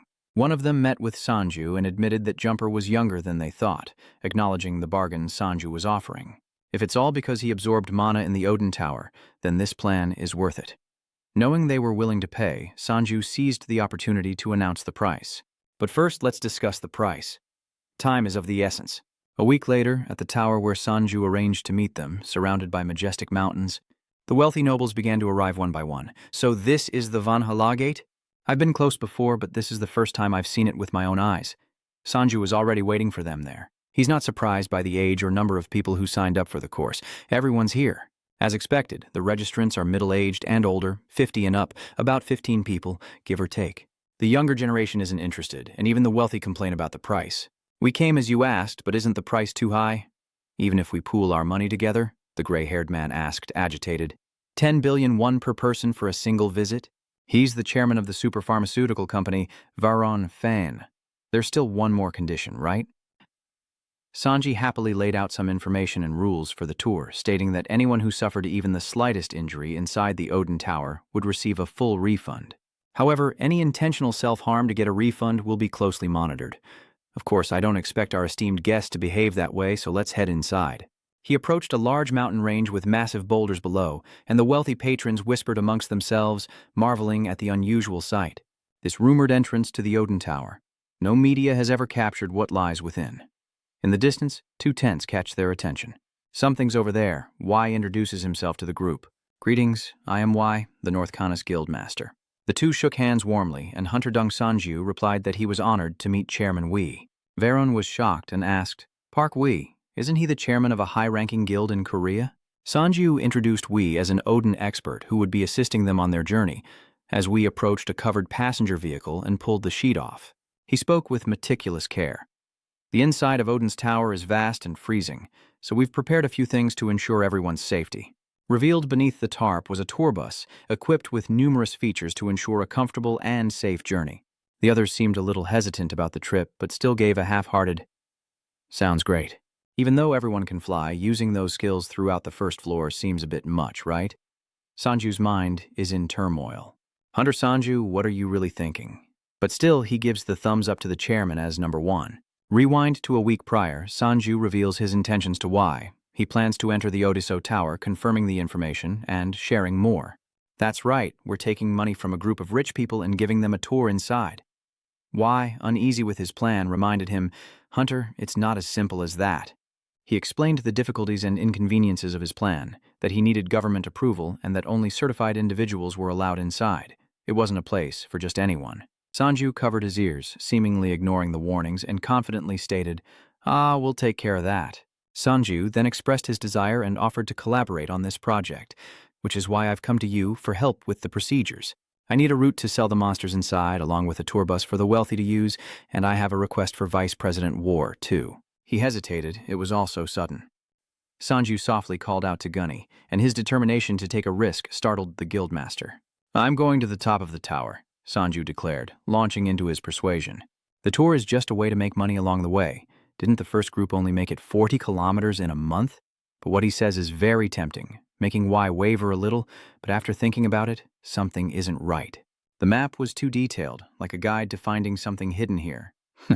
Sanju used all the most logical arguments to call Y back to his team. Here's the deal.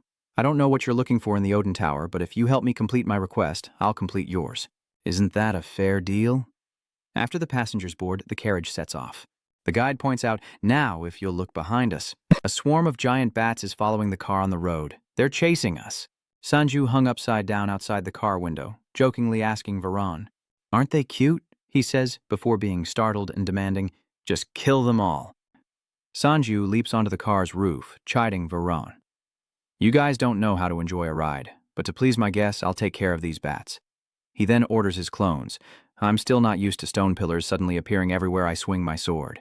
Number 3. Number 4. Make sure those corpses are taken care of.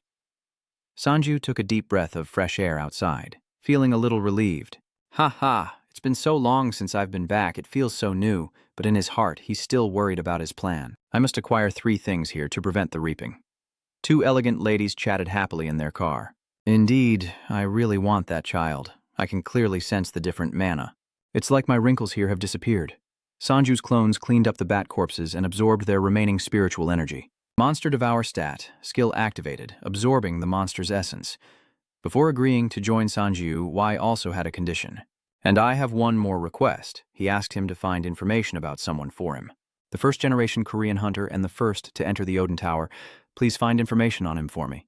Sanju pondered his words from the roof of the car. River's first point of contact. His thoughts raced as fast as the passenger van, remembering that Hunter Bitch Hoan wielded a weapon of the 7 deadly sins. I'm about to run into him. The passenger car speeds along the road. Sanju surveys the passing landscape from the roof of the car, the scattered corpses triggering a familiar feeling. Suddenly, he senses something. Sanju calls out to his clone, telling him to slow down. Okay, number 1. Sanju jumps off the vehicle, excited and happy to see them again. Back then, I could only run with everything I had. The first clone looked out from the car and shouted, "Everyone, hurry and run towards it." Sanju has arrived and is carefully surveying the area. The monsters poured out like a storm, but Sanju remained calm. How much have I changed since then? The monsters, eyes burning red, glared at him, then charged. Sanju flinched. In Sanju's subconscious, those words echoed in his mind. Automatically hunt down clones. I can hear it clearly. As the monsters closed in, Sanju stood still, feeling the wind shear of their blades, confident in the cloak that shielded him from harm. The cloak's barrier is only slightly damaged. Good. Very good. Sanju's fighting spirit ignites as he charges into battle with unmatched ferocity. It seems you'll be the perfect test subjects for my new weapon. A battle erupts, shaking the very ground. A man exclaims in disbelief, "Hey, didn't they say Sang-woo became an S-rank hunter because of his powerful clones?" Veron agreed. I really thought so, since he's never actually fought, not even at the mansion. But witnessing Sanju's power and tactics, they saw him in a new light. It seems we misjudged him. The monsters ferociously charged toward him like a storm, but Sanju remained unfazed, displaying a professional and confident demeanor. The small mountain in front of Sanju seized the opportunity to crush them to pieces, pulverizing the monsters. After dealing with the monsters, their essence is released for Sanju to collect, and the system announces, absorbing monster, absorbing the stats of the ice barrier. Absorbing monsters, absorbing the stats of the ice guardian. Absorbing monsters, absorbing the stats of the ice guardian. Absorbing monsters, absorbing the stats of the ice guardian. Absorbing monsters, absorbing the stats of the ice guardian. Absorbing monsters, absorbing the stats of the ice guardian. Sanju also noticed his body was gradually improving. Ming was slowly sensing it. Sanju then ordered his next clone, number 2, to take his turn, encouraging him to show them the power of the 7 deadly sins adaptation. He watches as clone number 2 bravely advances, its construction incredibly powerful. The head analyzes and breaks down structures, connecting mana, while the body adapts to all physical and magical states. He leaps above the monsters, and Sanju wonders what adaptation number 2 will show him in the face of so many blades. But as clone number 2 advanced, it was heavily injured by the monster's attacks, leaving Sanju stunned in place as the clone fell before him. Sanju asks him, "What are you doing?" The clone lies helplessly on the ground, replying, "I can't use it." Sanju sighed, hitting his forehead. Damn it. Now that I think about it, number 1 couldn't use the head either. Why aren't either of you good at mana manipulation? Despite his injuries, the clone continues to bicker with Sanju. Is he curious? That lying bastard, he wouldn't back down either. So you were listening, huh? If I ask nicely, will you tell me? The clone collapses, but still explains. There's no reason not to. Your strength benefits me as well. Sanju found it strange, wondering why this bastard suddenly felt so different. What? What does the Lord of the 7 Sins want? The clone slowly recounts, from the very beginning, I was an entity that existed on Earth since ancient times. Before mana even existed. Change your way of thinking. It's not mana manipulation. A strange energy emanates from the clone's body. The clone continues. Of course, whether you can perceive it is another matter entirely. The void. I wield the power of the void. Tension mounts in the control room as a technician relays information to Y. Chief, we're receiving a transmission, he requested. Okay, connect the call. Y then turned to ask another teammate. Chief, have you met him yet? Good. The vice leader replied, I've already met the hunter, Sinjunyang. Please relay that message to him. She is the vice president of Harmony. Sion Hoa Rion Warong reassured Yang Yan not to worry, but he was suspicious and confronted her. You have no reason to seek me out. Without further ado, she presents Yong'an with a contract. I'm here to bring you a contract. The hunters in Sanju asked us to find you. Meanwhile, the monsters had summoned even more power, roaring and cheering wildly. Sanju's clone is still arguing with its master. I told you, it's not like that. Just because the void is empty doesn't mean you don't need to exert force. The clone explains in detail. Did you really think the void could easily exist where something already was? You're not pushing it out. Space itself is contracting from all directions to create a hole. Sanju didn't quite understand, judging that his explanation was terrible. Sanju bent down, picking up the broken shards, seemingly delighted by the chaotic aftermath of the battle. It's satisfying to see the clones who once deceived the world struggling, like watching myself learn magic. A clone appears behind him and says, Don't laugh. Dong Sanju, you have to use it too. Sanji was shocked to hear that. Why me too? The clone then exposed his intentions. You also benefit from my shard absorption. Did you think you were exempt? Sanji considered the logic. He realizes that in theory he should be able to do it too, and decides to negotiate with his clones, figuring he just needs to teach them the right way. If you do that, I'll try to learn through shared senses. The clone grumbled, not understanding what this bastard was saying. Take this. Sanju felt fortunate for what he had just experienced. Phew. But putting that aside, we've made it through. Gazing into the black hole, he pondered the point where the guild's attack team had vanished in the past. Sanji knocked on the ship's door, silently vowing to go there. He stepped inside and made an announcement. All right, everyone, we've just passed through the final exploration area of the first floor. The passengers below are excited, having achieved a new feat, finally reaching a place no one else has. Aside from Jumper's visit, we've finally arrived. After a long journey, they decide to rest for a while. Let's take a break and have a meal here. Sanji took charge of grilling the meat while his clones helped stir-fry other dishes. Varan and the other passengers caught a whiff of the food and complimented how fragrant it was. Cooking isn't so bad after all. Sanju was happy to have achieved his goal, but also worried. Now that he's brought the wealthy here, will they pay for another visit? He understands the nature of those around him very well. Those who age slowly through mana perception have bodies trained in mana, with excellent stats and little connection to breathing pure mana. In other words, it's like a hallucinogen, making it even more crucial to retain these wealthy clients and keep them spending. But of course, some will come here simply for the experience, as $1 billion isn't a huge sum to them. If they don't profit, they'll just see it as a waste of money and won't renew their contracts. Sanji already has a deeper plan in mind. Those people over there, I don't intend to use you as disposable tools. A dark object flashes by in an instant. The two ladies enjoyed their meal and chatted happily. It's like we're camping. I didn't expect to be eating in the cold wind on the Odin Tower. One of the women suddenly realizes something and says to her friend, Elino, your face... She compliments her friend's youthful transformation, and others are astonished to find themselves rejuvenated as well. What? Is that true? Your wrinkles are disappearing, and you look younger. Your face... Look at me, do I look younger? Varan feels rejuvenated, and he's stunned. From afar, Sanji watched them, reminding them not to overdo it. Oh my god, it's actually working. Good, don't make them too young, just focus on erasing the major wrinkles. Dongyan throws something in front of him and calls him Dong Sanju. Rongyan confronts Sanji, asking if this is all he summoned her for. As the system reports, the Shalon is changing the target's appearance, but maintaining the expansion index and skill range. He immediately cursed Sanju, calling him a scamming bastard, but Sanji remained calm and justified himself. What are you talking about? I'm just giving them hope. If there's a real change, they'll pay more next time, and we'll have more applicants. Sometime later, Sanju approached Miho, seeking the secret to rejuvenation, a way to become younger. He's really racking his brain to figure this out. I wonder if there's a skill involved?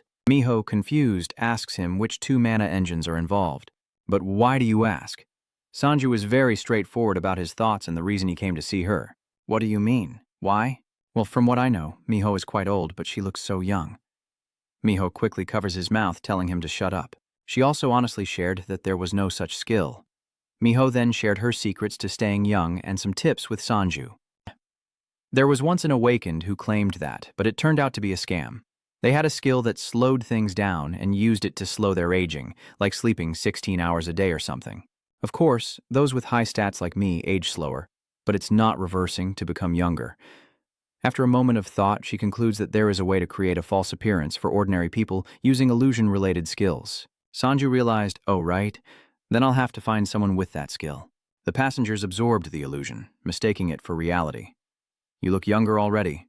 The men are also delighted to see the desired effect. Look, Varan, it really works, doesn't it? But some are only slightly affected. To be honest, I only believe half of it. Sanju seems very confident in his perfect plan. No creature can enter his subspace except for him and his clones.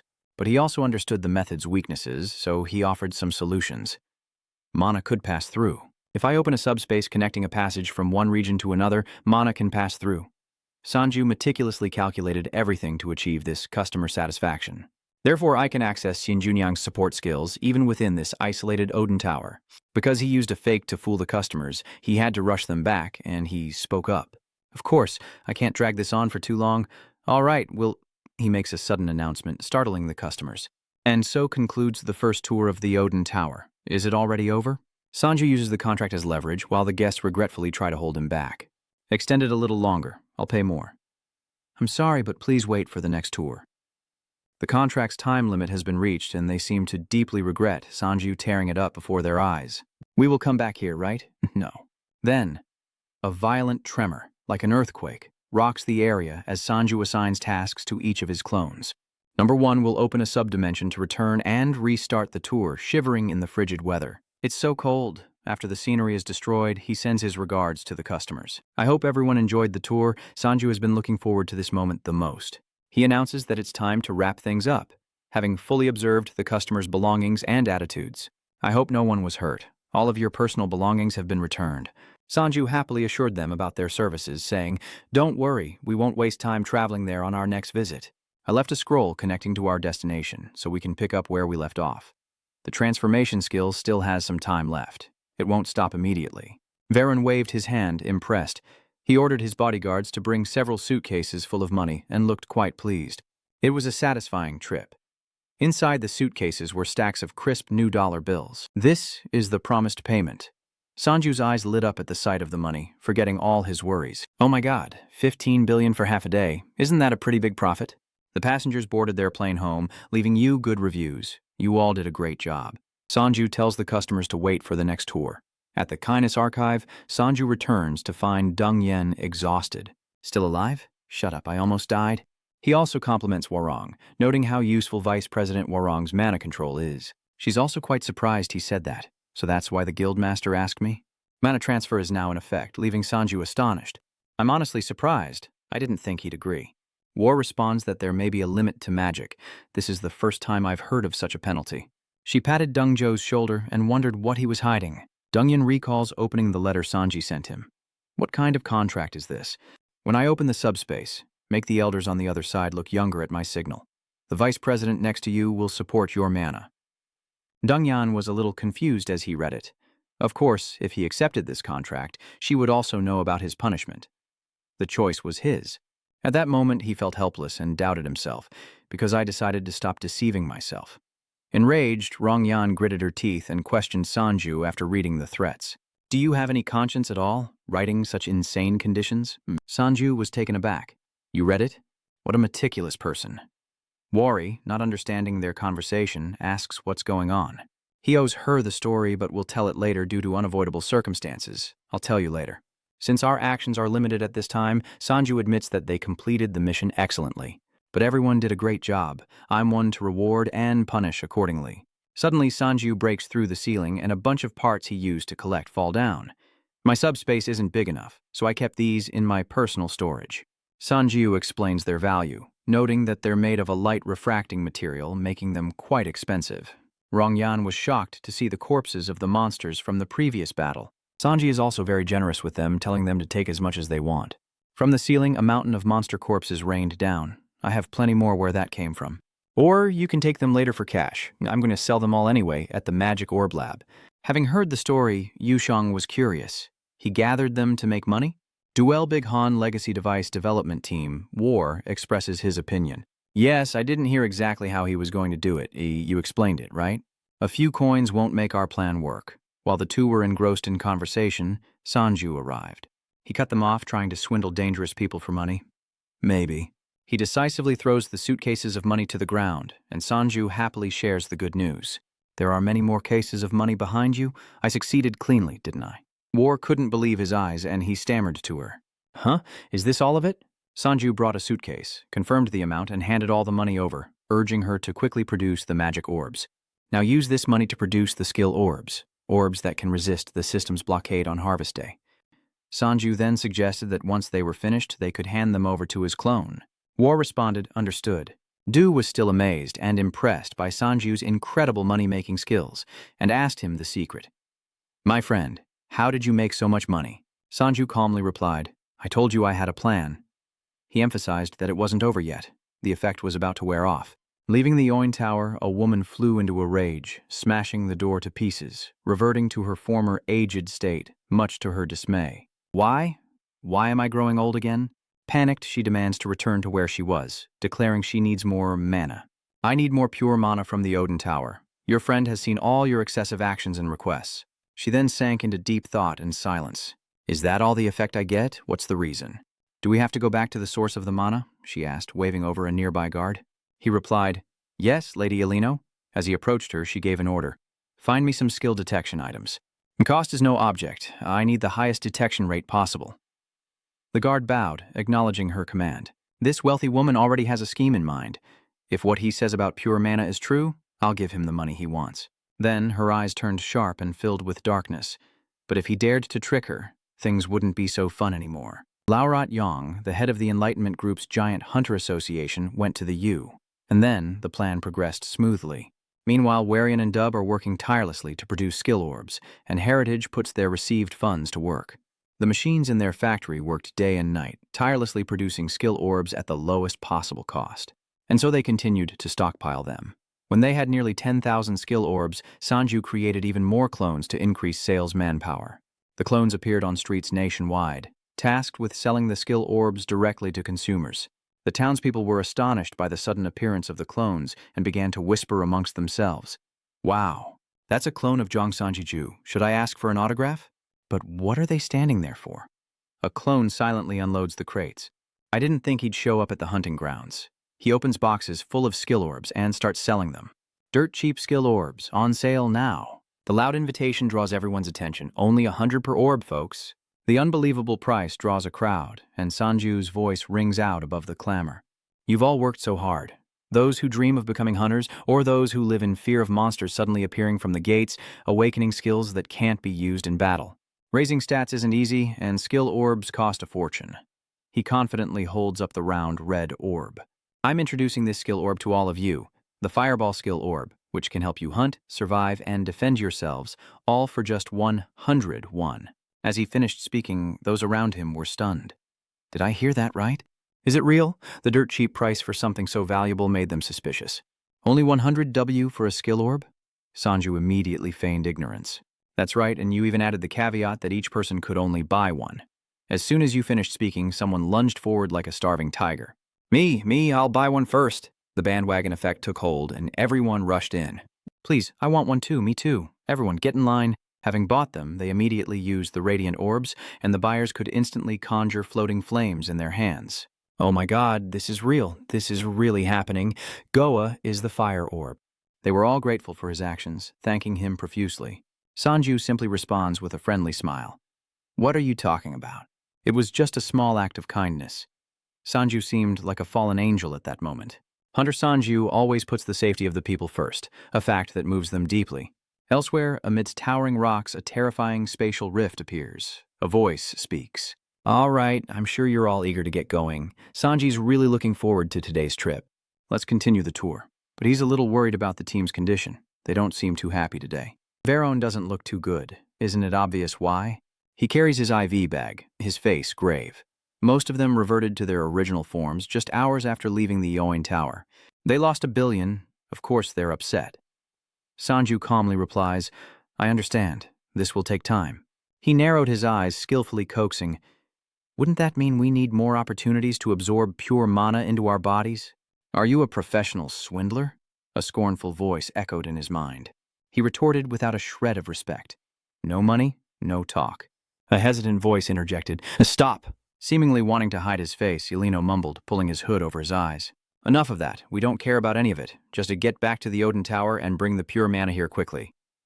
Sanju pretended to understand, took out a paper with a magic circle drawn on it, and smiled. All right, let's get this tour started again. They're teleported inside, and in an instant, the stone monster is defeated.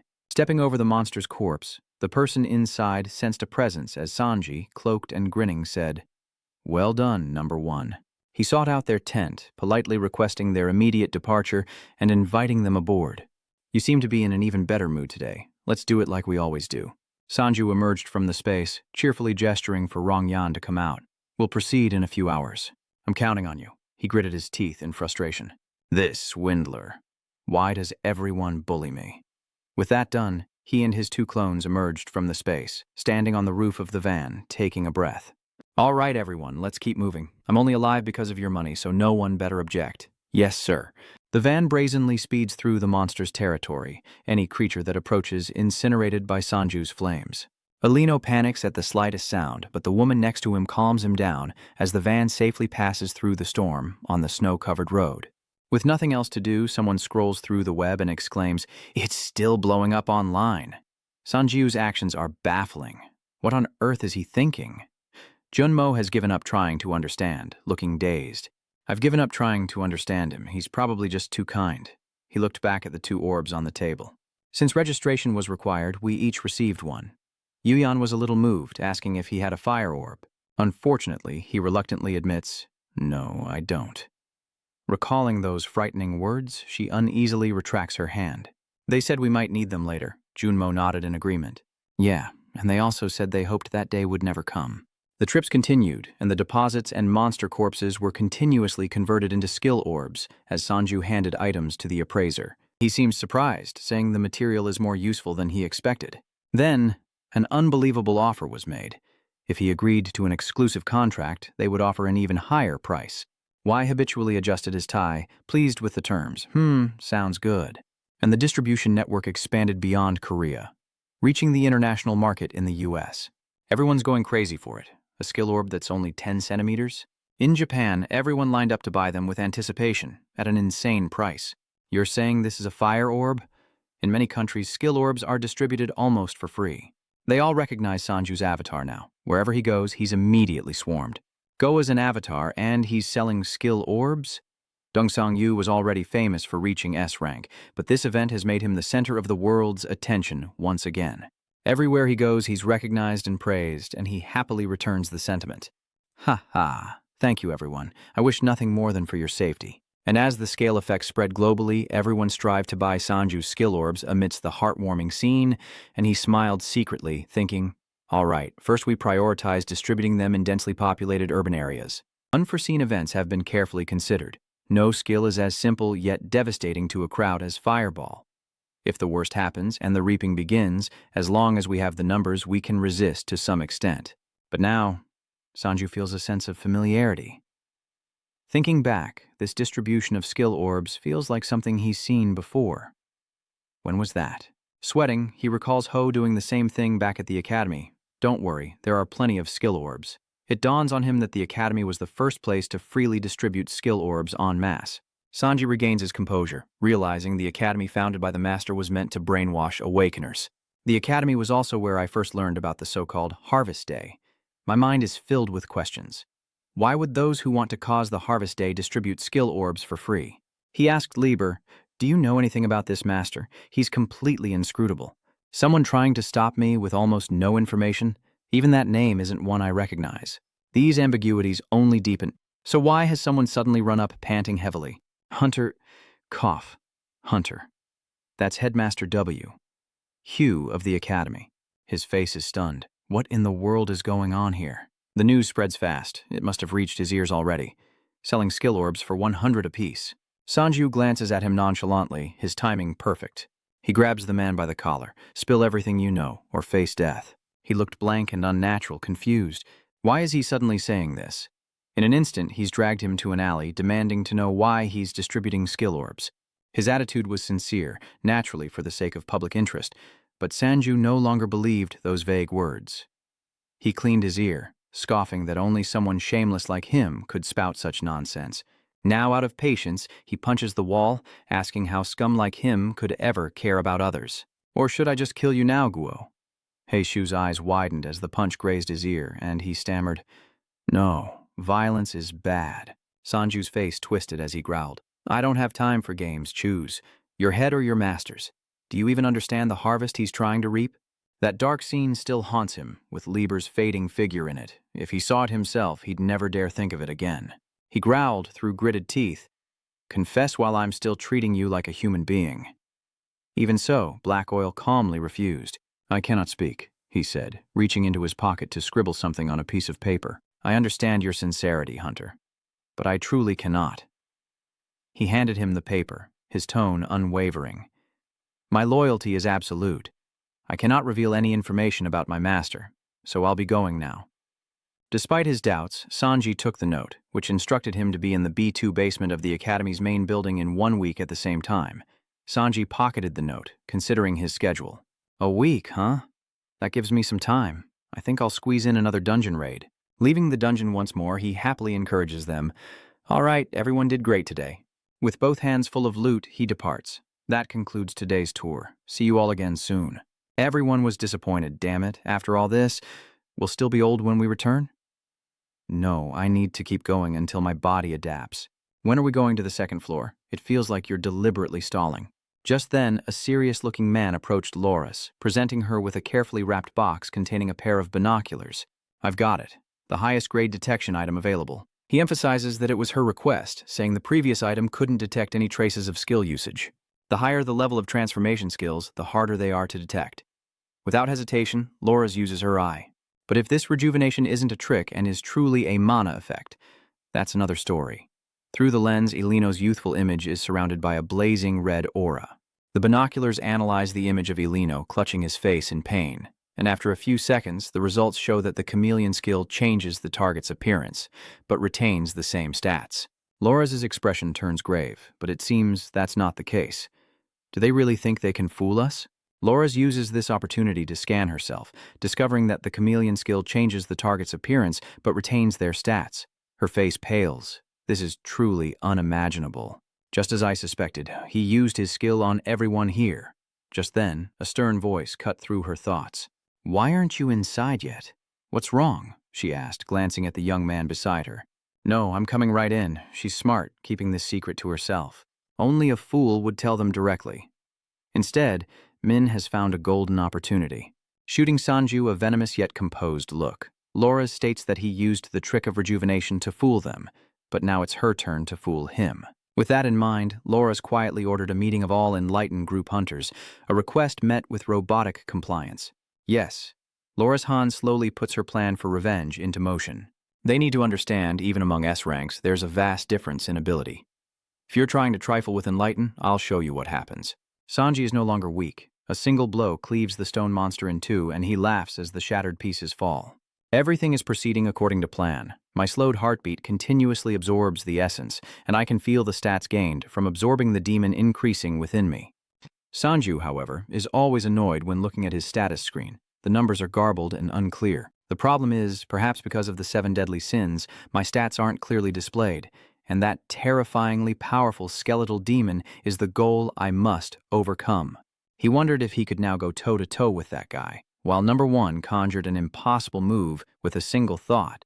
Wielding the power of the void, it was so unimaginable that another persona within him spoke up in irritation. "Idiot," he retorted. "Shut up." Sanju is speechless at his clone's childish antics, while number 1 returns to reporting, stating the area is clear. Sanju spared him further embarrassment, praising his work and ordering him to prepare for their return, remembering that his week-long promise to the headmaster was expiring. Just then, a notification appeared before him, and Sanju seemed pleased with what it said. "Very good. Yes, it's about time things moved in this direction. They produce armor and hunting weapons, including those for major hunter guilds and magical item workshops, all originating from Enlighten, a massive conglomerate formed by the merger of various industries. The corporation's immense influence stretches far beyond national borders," a SOD-level hunter once said, his tone thoughtful. "The Enlighten Group.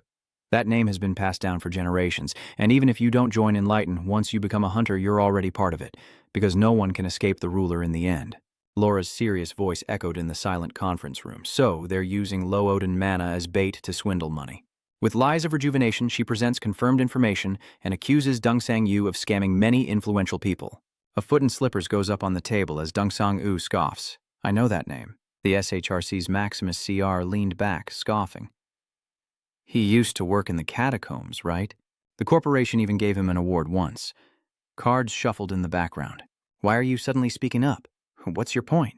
Playboy John Benzarian, an S-rank hunter, whistled curiously. "Should I press charges and shake up the crippled UNA?" Laura seems all too familiar with this. She's aiming for the opposite goal.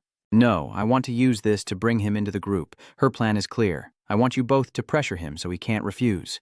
Maximus Chris grinned as if he knew everything. "You need both me and Jian for a request like that?" His attitude dripped with disdain for the one he considered weak. "You're overestimating a rookie who just reached S rank." Laura stared at the grinning man on the screen. "One of you would have been enough, but I wanted to be sure."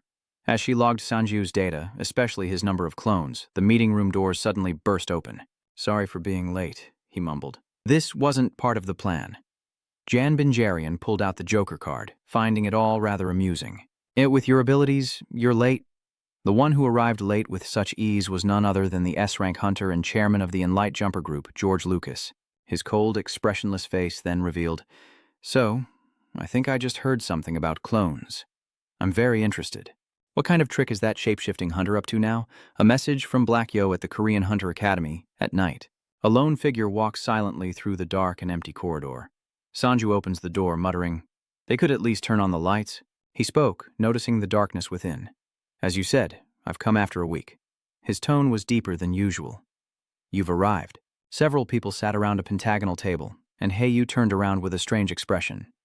"You must have many questions. Come, have a seat." Upon closer inspection, their faces were all frozen. Sanju senses something is off. What's wrong with these people? Without fidgeting, he immediately sat in the empty seat. "First, tell me your purpose. Why are you distributing fire orb skills for free?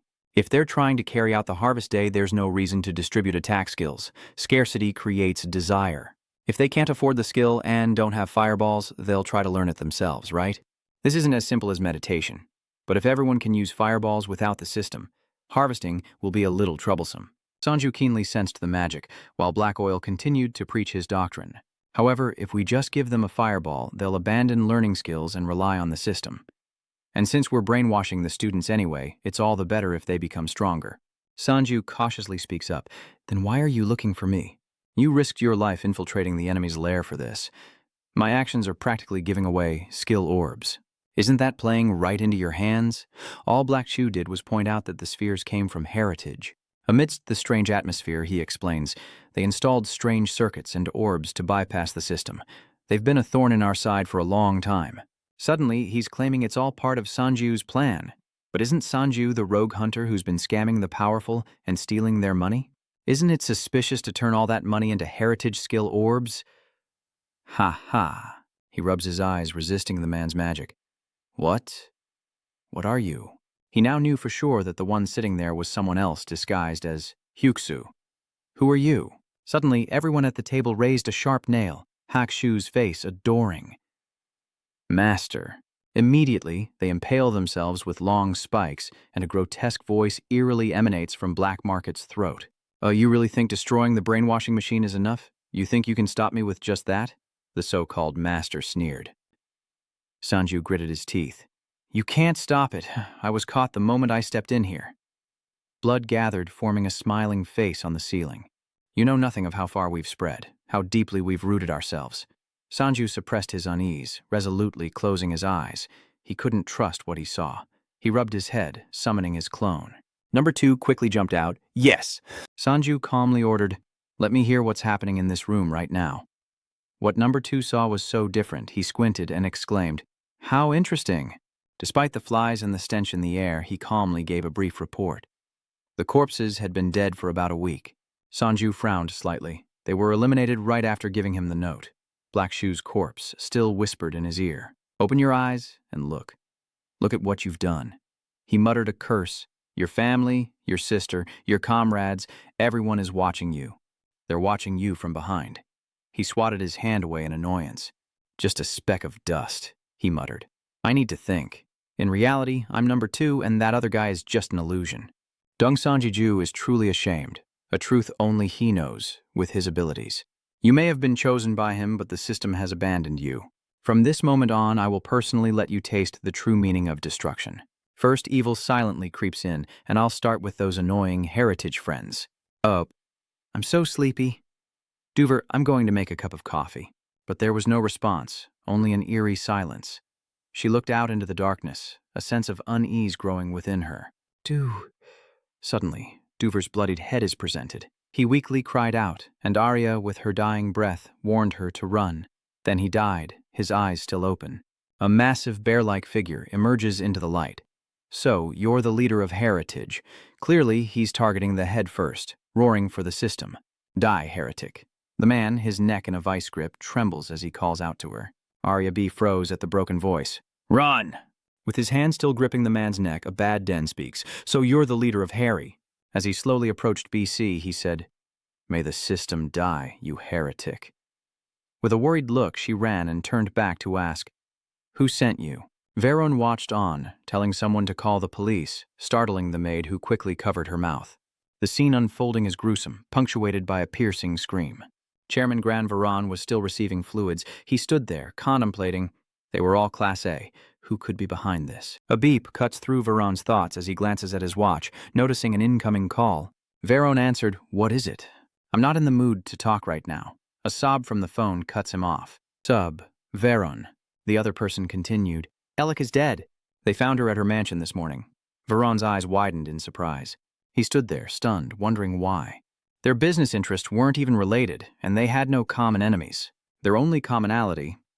In the thick snow, Sanju turned his head. Veron, clutching his chest, trembled and called out, "Guards, hurry and help me!" "Open the underground shelter." With that, Veron slowly walked inside, and the man at the table, sipping his coffee, suddenly spoke up. "Veron, I'm only telling this to you. I recently acquired a rare skill." He held a small box in one hand while sipping his coffee. "It's called the emergency black box. If I die, it will record the moments before and after my death. With our position, we have many enemies. So if anything happens, you know what to do, right? The culprit? We just need to find out who's behind this." Sanju, standing on the sidewalk, turns back and asks, "Don't tell me you want a refund." He hesitated. "Your name is... right, Laures." She stroked her chin and replied, "I'm surprised you even remember my name. I thought you just saw us as golden geese." Sanju asked, confused, "What do you mean?" "This tour benefits us both," she interrupts. "You came all this way, so you understand, don't you?" she asked Sanju mockingly. "It's a con, isn't it? That chameleon-like skill." Sanju remained silent, listening to Lauras's nonsense. "I don't know when you learned that skill, but it's a cute trick. You're thinking that your little business is over." Lauras stood there with two men, and she got straight to the point. "We'll overlook your antics if you join Enlightened Corporation." Sanju looked at her with a hint of irony. "The Enlightened group is getting desperate, offering me this now. How generous," she replied. "We simply have an eye for talent, to be clear." Lauras hesitated, then continued, "You're not allowed to refuse." Jan Bingerian and Maximus Chris grinned intently at him. Sanji frowned, thinking, those two are really serious. He smirked, saying, "Ha ha, Enlighten is just a place with Jumper anyway." He recalled the man's final words. Jumper initiated the Awakening program and closely connected humanity to the system. He thought to himself, "Let's wait until we identify Jumper's true identity," when a voice echoed, "If it were any other place, I would have joined, but I have too many people depending on me. Lauras declares or I refuse." She turned to the two men, saying they just couldn't kill him. John Bingerian stepped forward, saying, "On the contrary, Lauras, he'll be begging for death." Maximus Chris asked flippantly, "Are you from Sangyu?" He scoffed, saying the man looked too weak to be an S rank. Sanji ignored him, implying that what he was about to say would shock them both. "Are you two also S-class?" Maximus Chris said with a delighted laugh. "Good question. I don't know about fame, but I'm pretty well known, you know. Never heard of you, it's been a while since I've been hunting." He grinned, acting like a cocky kid. Jian Bingerian spoke up as well. "Sang Yu, we're here to deliver a message." He continued, "A very important message." Sanji wondered what it was. Two rank S hunters wouldn't risk a pointless venture. He'd run if he had to. A beeping sound came from Lauras's watch and her voice echoed from the phone. "Veron, what's wrong?" Veron shouts into his watch, "Lauras, you're safe, get out of there immediately." She wondered what he was talking about, hearing Veron's voice through the watch. "There's an assassin out to kill you. No, they're out to kill everyone on the tour." She didn't bother to reply, and if it's an assassin, it's none of my concern. My voice echoed, "I'm with two S ranks now." Jan Bingerian whispered the message. Veron panicked and yelled into the watch. That was the problem. A true assassin. The voices echoing from the watch belonged to John Balerian and Maximus Cree of your Enlightened group. At the same time, Barian and Maximus Cree strangled Lauras, saying, "Never disobey the master." With a gasp, Lauras's neck was snapped, leaving Sanju in stunned disbelief. Lauras falls, and Jan Bingerian declares, "Your master offered you a path to life, but you squandered it. From now on, we'll kill each of you in your precious tour group one by one," he continued. "Then we'll move on to your colleagues, friends, and finally your family." Sanji cuts him off, asking, "You think I'll just stand here and watch?" He replied, "Yes, just like now." As he spoke, he launched a card surrounded by a purple aura, and Sanju watched in shock as it approached, a powerful purple energy striking him. Supporting himself with his sword, he thought, so heavy. What kind of power is this? Maximus Creed seized the opportunity, rushing forward, saying, Next time we meet, your poor clients will probably be corpses. A punch lands as a skill notification pops up. Hero's right hand, a golden light enveloping them both.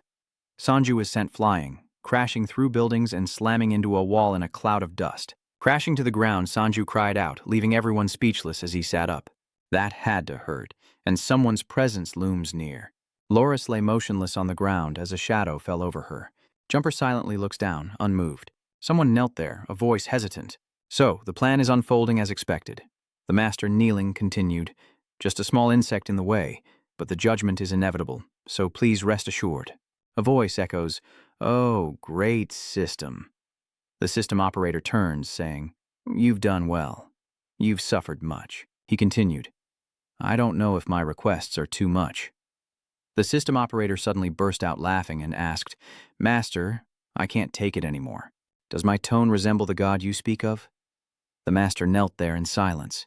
The system operator chuckled, turning back to add, "Of course not, because he hesitated." He reached out a hand, saying casually, "I'm just a tool." Just then, a voice called out near the stairs, "Gran, Gran!" The maid sighed helplessly. "Forgive me, Lord Vera, but Lord Gran has locked himself away from everyone since yesterday." Gran was in a panic. "I'm old again. A scam." With a look of exasperation, Veron replied, "I'll go in and drag him out myself." He then opened the door to Gran's room. "Hey, Gran, if you keep trying, things will get better. Trust me, why give up so easily after only a few tries? I'm sure your hair will grow back soon enough." Suddenly he stops, seeing Gran's wide, unblinking eyes. His expression was one of shock, as a man with silver hair covering his eyes exclaimed, "Good heavens, it's King Ludus's knight, Abad John." A deformed hand began to surge with power. "Knowing is enough. All you need to do now is pay the price. Why resist?" The heretic bee stared in horror as a cloud of dust erupted in the space. Sangyu grits his teeth in anger as Ea Ka Shu, eyes now black, says, "You're covered in blood. How many clones do you have? 6 or 7? I've scattered hosts with my power across the world, so with your limited numbers, you'd better watch those around you carefully. How dare you drag innocent people into this? If you lay a finger on them, I swear I'll find you." The entity within Haga laughed maniacally. "Ha ha ha ha! Excellent reaction, a truly excellent reaction." With that, the creature began to dissolve into nothingness, its flesh dissipating into the air. "Do your best. I'll be waiting." With those words, a cloud of smoke filled the space, and Sang Woo shouted, "Don't run!" He then gritted his teeth in anger before sighing and asking, "Is that enough?" Sang Yu replied, "Well done." Flies now swarmed the bodies on the floor, and Sang Yu quickly covered his nose. "The illusion is gone. Well, at least I should give these people a proper burial." Sang Woo replies, "Yes," then frowns. "How foolish. We still don't know who the target is." I saw how they fought on Harvest Day. From the start, they were never normal people. Meanwhile, Abaden was struck, leaving a gaping hole in his stomach. His expression was one of disbelief. "What the hell are you?" Meanwhile, Arya gritted her teeth in anger as she fired her bow. "That's none of your concern." Taking advantage of the moment, Du appears and delivers a blow that nearly explodes Abaden's body. After that punch, he's left, panting, exhausted. Immediately after, a massive explosion erupts and Arya grumbles, "You're late." Du scratches his head, embarrassed, and apologizes, saying he was busy and didn't hear who this guy was. She replies that she doesn't know either, but he mentioned the system. Suddenly a voice rings out, startling Arya. "How interesting." Abaddon rises, his massive form radiating a terrifying aura. How can he wield such a skill? "To wield such power without the system's blessing, your sins are unforgivable," Arya cried out. Du rushed forward, realizing something was wrong. But as the punch landed, his body dissolved, replaced by a swarm of buzzing flies. The grotesque form croaked, "I'll retreat for now, but you won't escape judgment." Then, the body vanished into thin air and Du Huan scratched his head, watching it go. "Yeah, something's definitely wrong here. I have to change my identity again?" After showering, Sang-woo dries his hair, looking annoyed. "What is that lingering smell?" Sang-yu sprays disinfectant on him as Hyunin mixes ingredients and asks, "How many times have you showered today?" Sang-yu replies, "Because I'm reeking of rotting corpses." The thought sends chills down her spine. What are you doing? Are you talking about the corpses of the monsters?" Yu Hyun then hands him a few small vials. "Here it is." Sang-woo took it and asked, "What are the side effects of this?"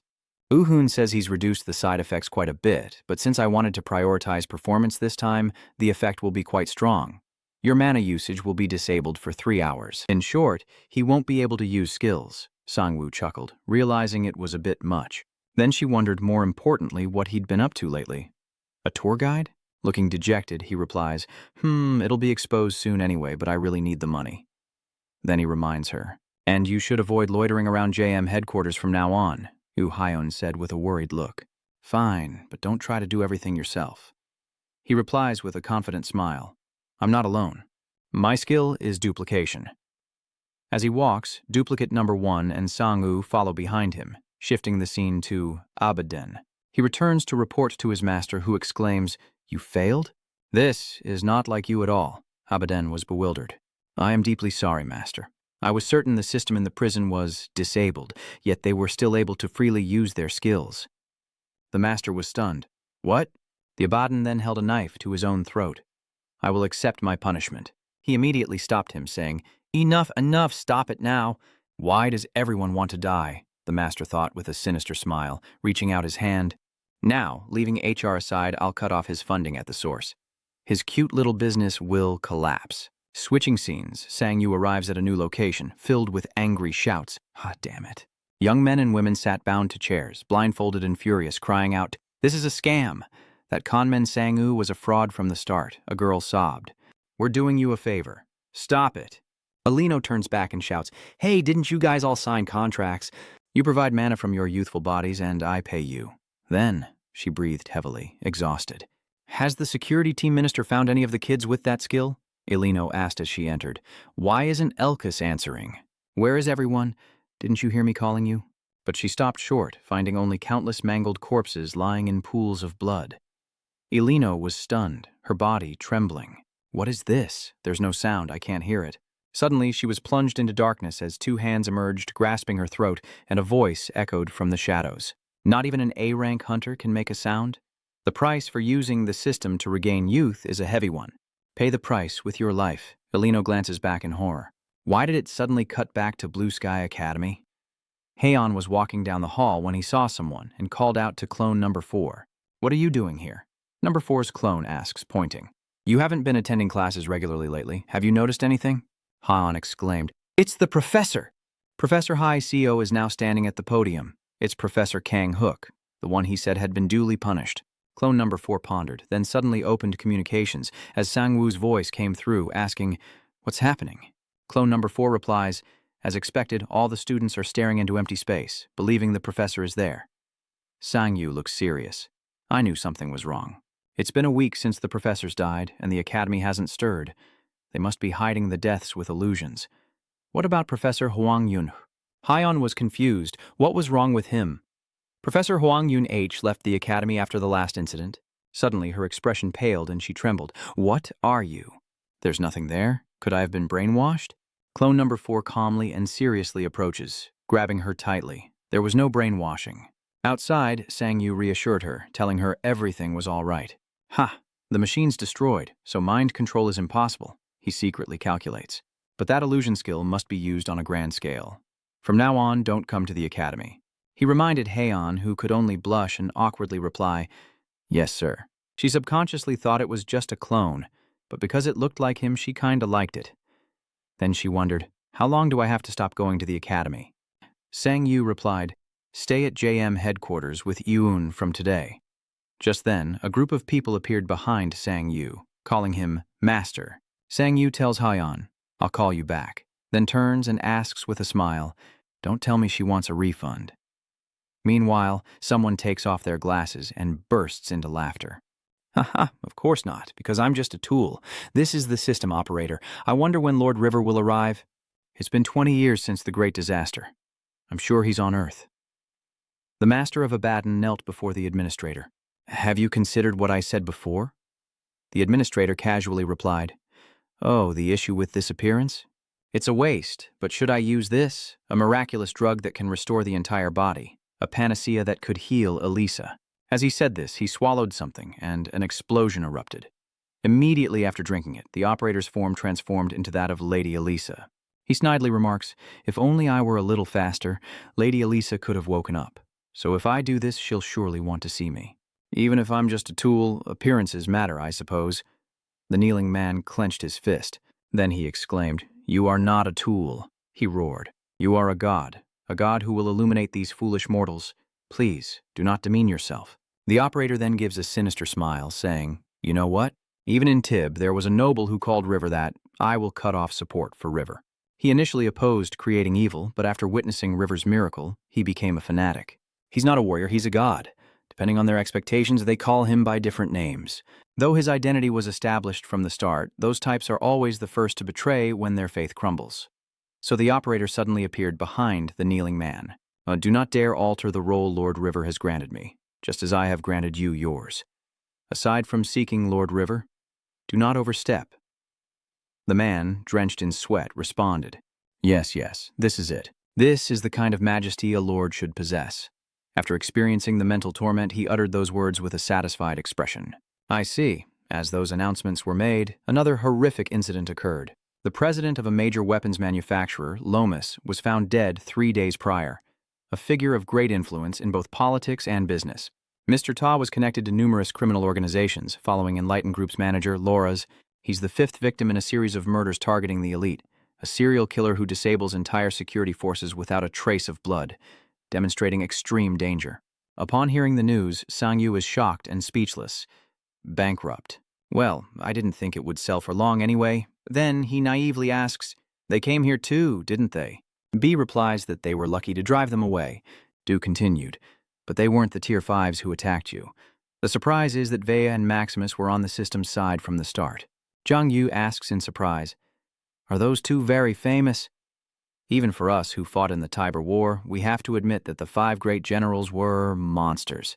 Even Leogato, who disappeared long ago, is still spoken of from time to time, and the strange insect man who joined our side is also quite powerful. But if V and Maximus appear, Sang-woo exclaims, "Are 2 level 5s really that troublesome?" Debut sighs in response. Unaware of his place, he wonders where the captain disappears to at times like these, to which Bo replies with a slightly sad expression. "Well, I remember him saying he found the location of the elixir, so he went to get it." Sang-woo then exclaimed, All right, I'll leave a clone here then." Losing 15 billion on the tour program is a shame, but that money was just from selling monster materials from Odin's Tower anyway. So, you two are overjoyed. The problem is all the bait is gone, so how do we lure them now? Sang-yu's expression darkens upon hearing the report of mass killings, and high-ranking officials around the world are beefing up their security. He then exclaims, come to think of it, isn't this actually helping us?" A voice echoes from the other side. "But you requested we clear out those who accepted Sang-woo's invitation. 5 are already gone, and the rest will likely back down. This way, their funds will soon dry up," says the rank 5 hunter Hakan Maximus CR, and the S-rank hunter playboy John Balerian. Another man watering flowers replied, "Yes, you two did well. You truly are my most useful weapons." The master was very pleased. John Benzarian then asked, "Master, forgive my boldness, but can't we just deal with Sang-yu directly?" "Why do we have to take such a roundabout route?" the master asked with a smile. "That would be too easy. That fool who doesn't know his place, acting like a savior and doing all sorts of things. That's why. Step by step, I'll make him realize this, little by little." Then, a notification rings out. The master's control over living-time entities requires a ratio proportional to the target's mental attributes, creating illusions and disguises to confuse them. In this world, choosing a side other than our own is a profound loneliness.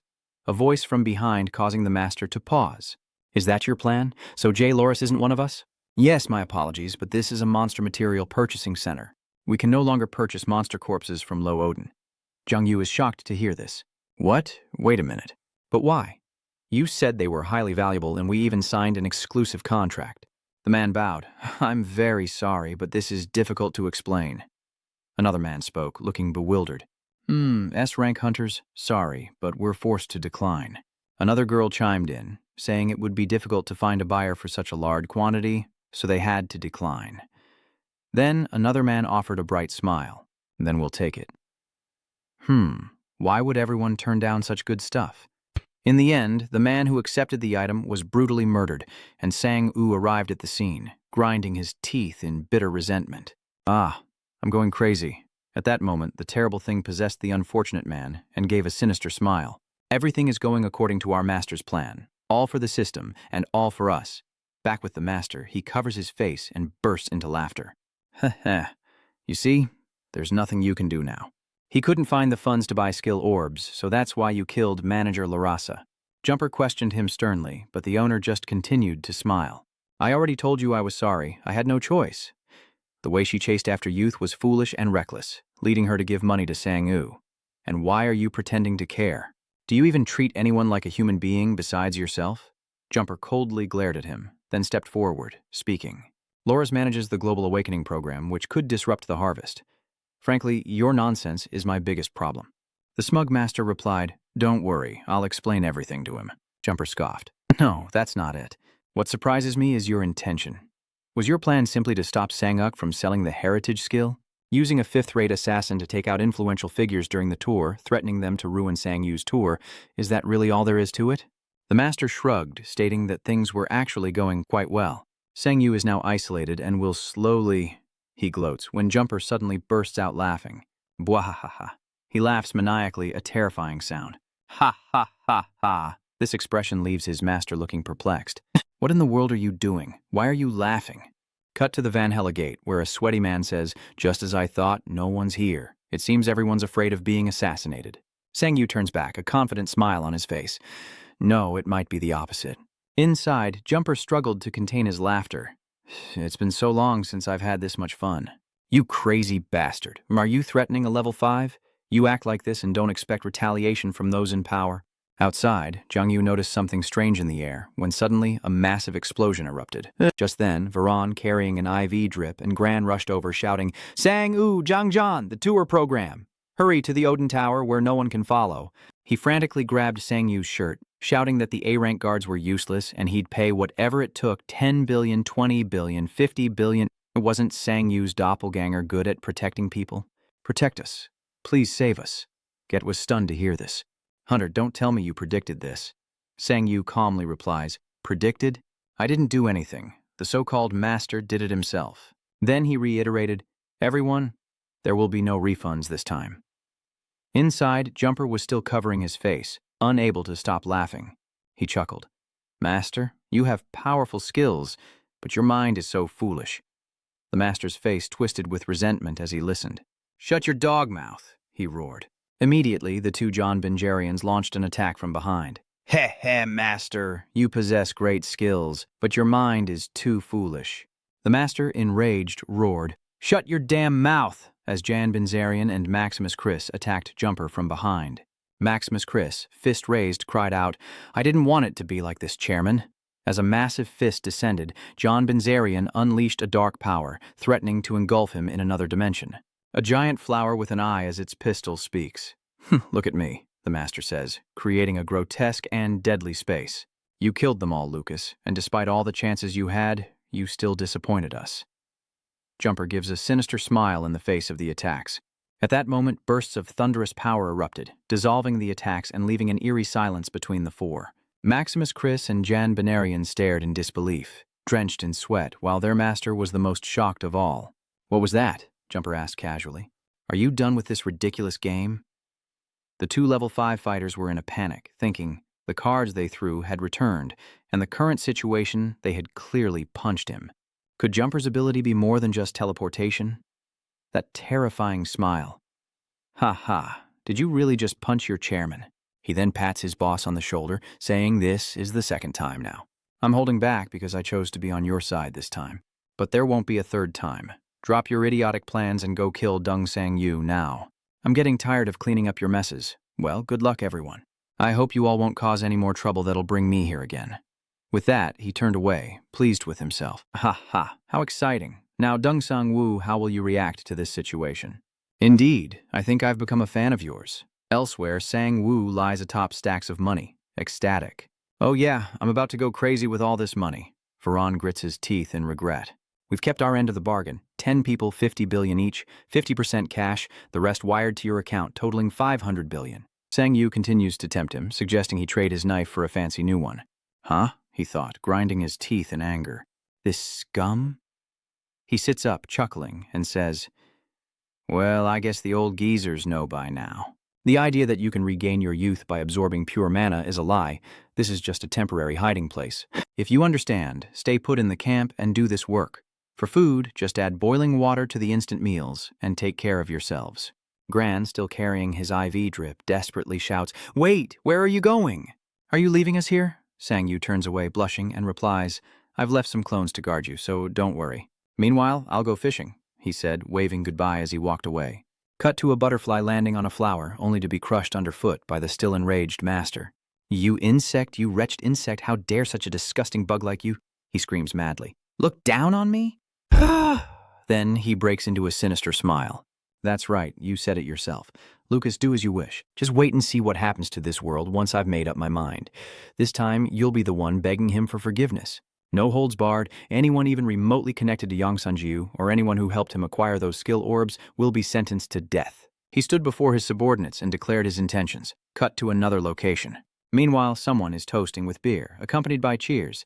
1, 2, 3. Chan Yu chuckled. "Hey, congrats anyway." Dong X added, "I heard you've been doing pretty well as a hunter lately." Across from him, Kyung replies, I just ranked up to D class." "Wow, that's really fast," he marveled. He's Sanju's friend, Kim Kyung-do. "Well, I still can't be as good as Sanju." Dongus encourages him, saying that he's also amazing and shouldn't compare himself to Sanju. He suddenly remembers that Sanju hasn't answered his calls in a while, wondering what he's up to. Chan Yu, with rosy cheeks from the beer, laughs, saying that people change when they have money and that he's avoiding them because they're no longer on the same level. Hearing this, Ji Yong-do slams his beer glass on the table. "He's not that kind of person. You guys are killing my vibe. I'm leaving," he said, standing up and putting on his coat, his serious expression startling the other two. "Hey, Mr. Do, I was just kidding." But Mr. Do continued on, leaving him to walk alone on the deserted street. As he walked, he sighed, thinking to himself, "Your success as a hunter was so impressive. It made me dive headfirst into this world. A rising star in the hunter world. But the more I learn, the more I realize how harsh this world truly is. There are so many people with abilities like mine, and even at C rank, there are monsters that can withstand bullets. I can't imagine how strong you've become." Gee Whiz mutters, remembering the fun they used to have playing games together. As Guy walks, he reminisces, "Those were the good old days." Suddenly, he's ambushed from behind by someone in black. Gio tried to struggle, but the chloroform took hold. This guy was too strong. He struggles to ask, "Who are you?" And just like that, he collapsed onto the street as the scene shifts elsewhere. A voice rings out. "Diru, it's time for dinner." Ru turns around and happily replies, "Yes." The mother sitting at the table smiles and says, "Well, it may not be a clone, but it's still a great skill." Her father chimed in, "Are you practicing your skills again? I hope you're not planning on becoming a hunter?" Someone says on the phone, below the building, "I've sent you the coordinates. This is where Deng Sang-woo's family lives." As the Sang-yu family ate, a surge of power erupted, aimed directly at their window. Then, a pair of binoculars focused on the three girls, and a voice spoke again. Park Wee's sister, Bazuna, Kim Seona, and Han Miha are also nearby. "Can I take them all out at once?" "These are the Abaddon and Chemnite orders." Kay aims his gun, laughing. "With my trajectory, it's entirely possible for the system." With that, he pulls the trigger and a massive explosion erupts, filling the space with white smoke and dust, cutting to the interior of the GM company's residence. Meanwhile, Uyun was talking to Haon. "So, how long do you plan on staying here?" With an awkward look, Haon replies, "I'm still not sure about that." "Uyun, you really have no shame, after what you did to me before and during the attack." Haon laughs awkwardly, saying he was brainwashed at the time. "Just forget about that incident, okay?" Yu Hyunun pouts. "Forget my butt." Later, the two went to see Jun Mo. "You gathered everyone?" He replied that it was still in progress. That was the hunter's intention, but Yu Hyun replied, "I find that quite risky." Suddenly, Hoizan sees something protruding from a wall. Sweating with fear, she blurted out, "Excuse me, but the building is completely sealed off right now, isn't it?" Runmo replies, "That's right." She panicked. "Then who is that?" Just then, the black mass revealed itself to be a head with long hair, its white teeth bared as it spoke.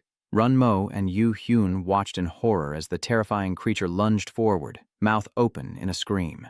Just then, duplicate number 2 appeared, landing a blow that sent the creature flying back. The two girls cheered, "Ah, number 2! The second clone raised his blade, saying, "Please, stand behind me," as the grotesque figure staggered forward. "Why, you're throwing away your chance to repent."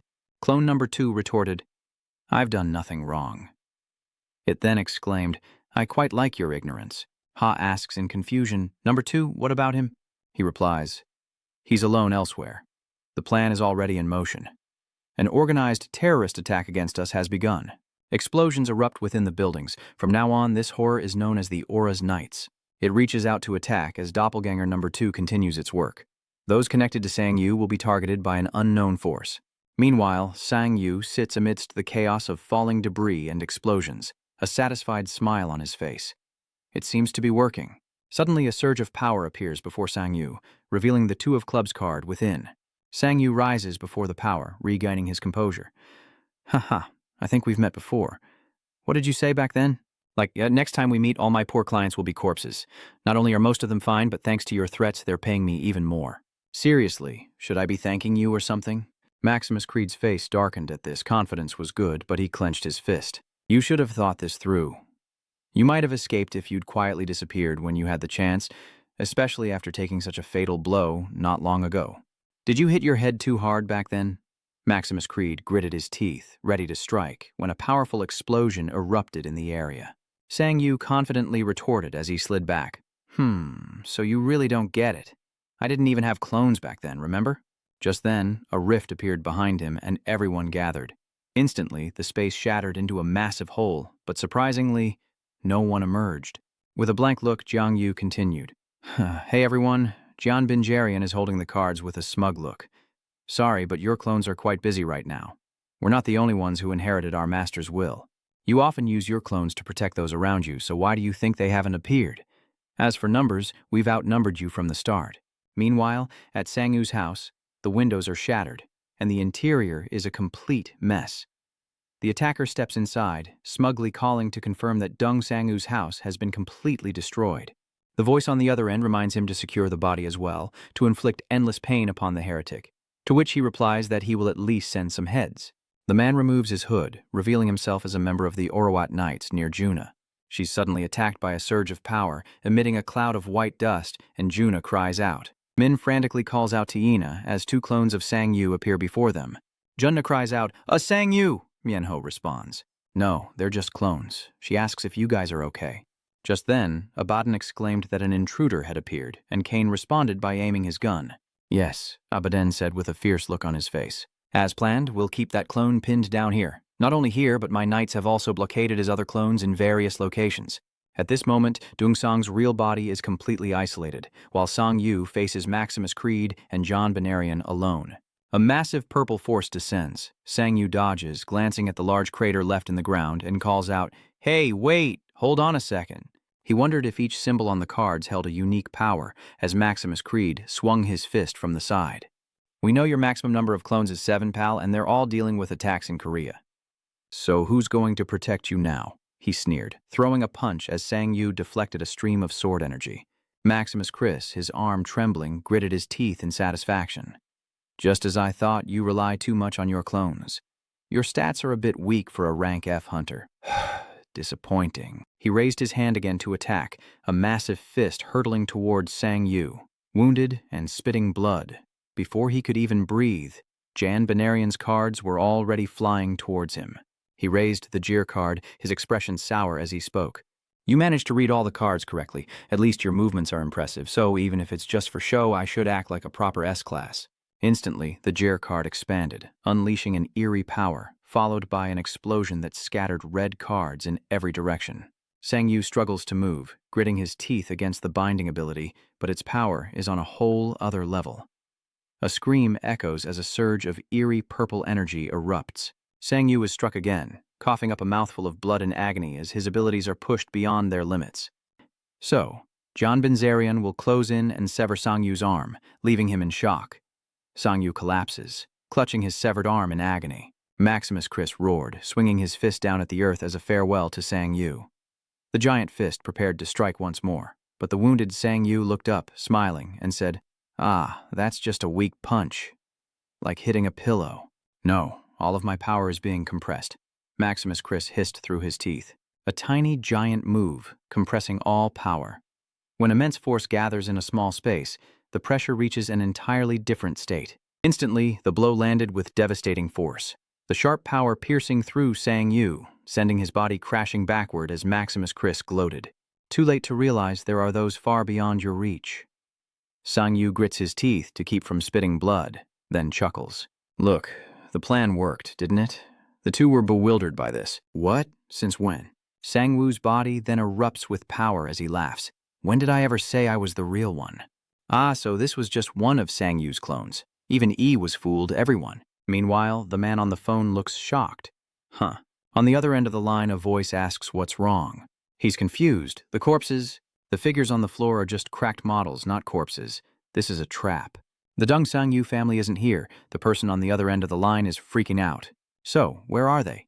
Just then, a clone of Sang-yu appears behind Oribas. He holds a knife in his hand and the scene shifts to the office. Explosions erupt in the void, and Arias, already grotesque, becomes even more deformed, his body riddled with wounds. Ha claps in admiration, exclaiming, "Number 2 is the best." The second clone replies, "Ah, that was a critical hit. A crack has appeared." She became worried again. Huh? Are you hurt? Or is it him? Is number 2 denying it? He turns around to reveal the new number 8.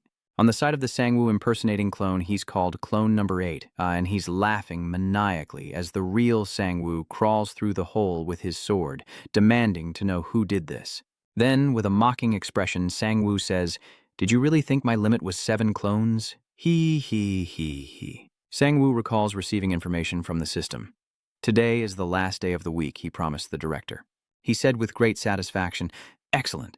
It seems the time has come for this." A system notification appears. The clone skill has leveled up to level 8, allowing the user to summon identical copies using energy. Sang-yu and his clones emerge, declaring, "Don't think you can trap my clones. My clones are the ones who will outsmart you." Sanju and his clones then quickly charged forward with their swords. "Don't think you've trapped my clones." "Those two are looking in a mirror," he adds. "My clones are the ones who've been playing you." Then he slings his sword over his shoulder and grins, his clones standing beside him. "Shall we begin the next round? Last time was 1 against 2, right? And this round, Sanju believes it's 2 against 8. John Benzarian sneers. How hard could it be to kill one of those guys?" Maximus Chris said, his face darkening before he impatiently charged forward. "I just need to crush them like before, and this will all be over." He smirked, meeting the punch with his sword. "It won't be that easy." Gian Benarian trembled as he blocked the sword, wondering if the original was even stronger than the clone. As he's caught off guard, clones 2 and 3 rush him from behind. A combined kick sends him face first into the ground. Meanwhile, Maximus Chris struggled to create a shield, gritting his teeth as he yelled a reminder. "Brother, you're letting your anger cloud your judgment. These clones are clearly much weaker than us." Clone number 4 lunges forward to attack him. The 3 clones standing with him also leap into action, their eyes filled with murderous intent, ready to fight, while Sanju casually rests his sword on his shoulder. "If we calmly take them down one by one." "Did I say you could do that? If 1 isn't enough, then try 2. Immediately, 2 clones charged, blades flashing, but he blocked them. Then a 3rd attacked, and if that wasn't enough, more would come. He proudly tells him, "That's my clone technique." Meanwhile, Maximus Sit struggles as all 3 clones pin him down with their swords. "Silence!" he roared, angrily throwing cards. Seeing the ace of spades, he smirks. "Through number 8's combat experience, I've determined your ability. The queen of spades, no doubt." Sanju realizes this and becomes alert. Instant transmission. He landed right in front of him, catching him off guard. He swung his sword, and the rough ground began to rise, sharp thorns pinning him to the ground, which he then urged on. "Wake up," Gian Benzarian said, struggling as he glared up at him. He stood tall, smiling, and pointed his sword at them. "You guys should at least act like S-ranks, right?" Maximus Chris sat up and looked at him. "I admit, dealing with a large number of hunters at your level is a bit difficult." He calmly watches him, John Benzarian behind him, as he rises, lost in thought. Their movements so synchronized, it's as if they share a single mind. His eyes dart around, wondering if it's wise for all 7 to be here. He threatens, "Right now, your family," while the other smirks. "Oh, come on, here we go." The verbose villains. Then Sanju leaps forward, his hand erupting in flames as he grins and shouts at them. They look up as well. "Ha ha, did you really think I'd just sit here and do nothing knowing you were coming?" Meanwhile, his family was having dinner and watching TV. His mother looked at Rue, who was eating and responding. "Yes, they live in an isolated house in the forest." She asked, "Are you comfortable living in such a secluded place? Have you gotten used to it?" Jingu nonchalantly picked up some food. Well, it's not like we have a choice. Those oddballs are targeting us, but listening to our leader is never wrong. She smiled. I'm glad to hear that. And what about the rest of you? Does everyone find the meal to their liking? Kyongdo stammered, looking up at her. Oh yes, mother, Rongsong added awkwardly. The meal is delicious. Dixon could only watch on. They exchanged confused glances, wondering if everyone had also been separated.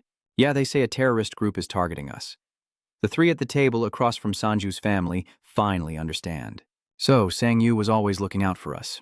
I'll have to apologize later for talking behind his back. Yeah, me too. In the dark of night atop a building, Sang-yu's clones have already departed. It seems we'll have to take those guys down ourselves. Miho squints, using her hand as a telescope. I didn't expect them to actually attack. To be honest, I had my doubts, Siona explained from behind as Yuna snapped her fingers excitedly. So, shall we go? Elsewhere, a portal opens, and Yan's scream echoes through the crowd. The Kinnis and Yolo guilds gather, and the others angrily discuss the situation. How dare they disturb our leader? Let's fight, Captain. Meanwhile, Kem and Abaddon are on the rooftop, and Kem is nonchalantly admiring his gun. Damn it. That's a lot of enemies to deal with. Abaddon angrily shouts from beside him. So, we're the ones who fell into the trap? He muttered. Perhaps the clones held back by the other knights have rejoined the original. Summon all the knights here. Immediately, a group cloaked figures were summoned to the rooftop. They've arrived, and with the system pushed this far, the only option is a no-holds-barred fight to the bitter end. On the other side, the master leaned back in his chair, bored. How many have died? The red-haired girl at her side recalled the two men and reported, Lord Orubat and Lord Orias. She calmly looks at him, certain that the two have been eliminated, and the remaining knights are under attack. The man inquired about you, and the red-haired girl hesitantly reported that they were still holding on, say. Her master's eyes burned with rage. This has never happened before. With his power, he recalls those who have knelt before him, begging for mercy. Meanwhile, Wai is battling Abaddon, who wonders why anyone would dare defy him. So, why won't they submit to me? Meanwhile, he continues to fight, his master's gaze darkening with resolve. Perhaps I must resort to that skill. He commands all ordinary followers to mobilize. He recalled the pillars symbolizing the sun, and then began the final phase of the Harvest Day operation. Meanwhile, a blond man is hit in the face with a ball, still shouting in protest, Die. The heretic Yuna watched him fall, realizing they were strong, probably around A rank. Miho looked at him too, wondering how many more there were. Above, someone is watching them intently, and a strike is aimed directly at Yuna. Someone rushes in and pulls her into an embrace, dodging the attack. Careful. She's flustered, and he asks if she's all right. Are you all right, Captain? She quickly responds, Oh yes, thank you. You saved my life again. Behind Miho, a sphere forms, blocking the attack in helplessness. Hey, what about me? A scope is pointed right at her head. Kai smiles, ready to pull the trigger. No more clones to obstruct her view. Her priority now is to reduce their numbers, even by one. Suddenly, a bullet pierces his hand, sending blood flying, and he cries out in terror and pain. What the hell, where did that come from? Miho below noticed him and sneered. Ha ha! Let me tell you, when it comes to sniping, there are people far better than you. On the roof of the opposite building, Ha fired a series of shots. Wyon observes through binoculars, reporting, It seems our Haeon is doing a great job. She hit him from all the way over here. Is she really that good? Immediately after, a barrage of bullets rained down on the cloaked figures below, causing them to scream in agony. Baden, seeing this, looked ahead, and as he became careless, he shouted a reminder. The hand holding the sword surrenders. You've lost. He praised softly. You have a great marksman. Next, he makes a threat that stuns Gunti, but if there are innocent civilians here, can you still fire freely? He wondered, what flag? Elsewhere, a civilian is pinned under rubble, crying out for help, while here, a pillar collapses. Help us, the purple-haired boy shouted, gun in hand. Reinforcements needed here. People are trapped, the blonde girl confirmed, shield in hand. Understood. He rushed anxiously toward the person lying on the ground. Are you okay? I'll lift the pillar first. The assailant held the knife, the system announcing the blade's enhancement, increasing the piercing power of the sharp weapon. Immediately after, the purple-haired boy froze, crying out in pain. The blonde girl's eyes widened in disbelief as she looked over. He collapses to the ground, stabbed by the man. Hey, what are you doing? She screamed. What the hell do you think you're doing? Meanwhile, the black-haired commander stood in the crowd, receiving information, his eyes glancing at the knives in the citizens' hands. Do not approach the citizens rashly. Some of them have been brainwashed. A soldier beside him wondered, what should we do? Commander, these weapon-wielding civilians are being controlled, a red glint in one eye, pupils completely black. Are these people villagers? Should he reason with them or just knock them unconscious? Suddenly, someone jumps down, interrupting the black-haired commander. That's wrong. A magic circle quickly activates in front of the restrained group, causing the black-haired commander to shout in surprise. The Phoenix Squad captain smiles, turning her head back. You saw that too, didn't you? This is Phoenix Squad captain Wang Junhee, who suggests melting their heads off with mana. The possessed crowd attacked with black spears, as Haiyun watched Uayan from above with hesitation. They're civilians, we can't attack them, she says through gritted teeth. Those bastards! Junhai leaps into action, magic crackling in his hands, and charges toward the crowd. I'll handle the brainwashed villagers, don't worry, just target anyone with fluttering clothes. But they moved in a frenzy, a trembling voice warning, it's useless, there are too many of us. Immediately, they raised their hands, creating fireballs while muttering unconsciously, for the master, for the system. Miho suddenly realized, wasn't that the fireball Sang Yu used to sell almost for free? Hearing that, Junhai gritted his teeth and cursed, damn it. She shouts a warning to the others, find the mind control device now. His mind control ability requires a device, and they've received their orders. Yes, understood. The black liquid flying through the air confused everyone. Abaddon transforms his body and flies into the sky. Did you think I'd just sit back and watch? Immediately he charged toward Haiyan and Yuyan, starting with that annoying sniper. Suddenly, a cloud of purple smoke shot toward him. Poison mist, he scoffed, dodging the attack and killing only a few flies. Your assassination skills are amateur at best. Number 5 sneered, long sword in hand. You really think you can bother Sang Yu's girl with tricks like that? Number 12 jumped down behind him, and Karen was standing on the wall behind. Haiyan stood frozen, clutching his arm as tears streamed down. Let us show you how to truly kill, he added. Meanwhile, a frenzied Maximus Chris threw a punch, roaring as his clone reached out to block. He prepared to strike the defenseless clone. Got you. Okay, you're done for. Suddenly, number 8 retreated, stopping his punch in its tracks and froze his arm. Maximus Chris watches in stunned silence. Yes. Number 1 looks ahead, reminding him, hey, you noticed it, right? The mana structure in his skill? He regained his composure and threw a punch, sending clone number 8 flying away. Damn insects. Nyan Benarian and Maximus Chris have both gathered. Sanju grips his blade tightly. Don't you realize? All you did was fight number 8. Behind him, a large rock emerged. The two stood dumbfounded, their success only due to the fact that he was alone at the time. Then, boulders hurtled towards them. The two are beaten to the ground, surrounded by craters as John Benjarian trembles, card in hand, admitting their arrogance. Immediately, their bodies began to heal, as Jan Benjarian muttered to himself, and Maximus Sit grinned with delight. While dealing with you, we were already planning ahead for a greater mission, so we had to conserve our strength. We apologize for our arrogance. So you're saying you haven't been serious until now? What a tired excuse, he observes and takes note. A pawn with healing powers? He scoffs, holding a flag card in his hand, eyes wide with determination. No, it means we're willing to trade our lives for yours. Baden shouts, you've truly become our greatest obstacle. The system activates as well, boosting the red flag and accelerating its speed, doubling all card power for a limited time. The penalty is damage that cannot be healed by military force, their bodies transforming with immense energy. The system explains that the hero's avatar compresses immense power, channeling it through the body, tripling strength, but also tripling damage taken. A deafening roar echoes through the sky as Sanju's eyes widen. Too late to see Maximus crit, lunging from behind. A single punch sends the ground flying. Sanju leaps away. A golden statue in his image comes crashing down where he stands. What kind of power is that?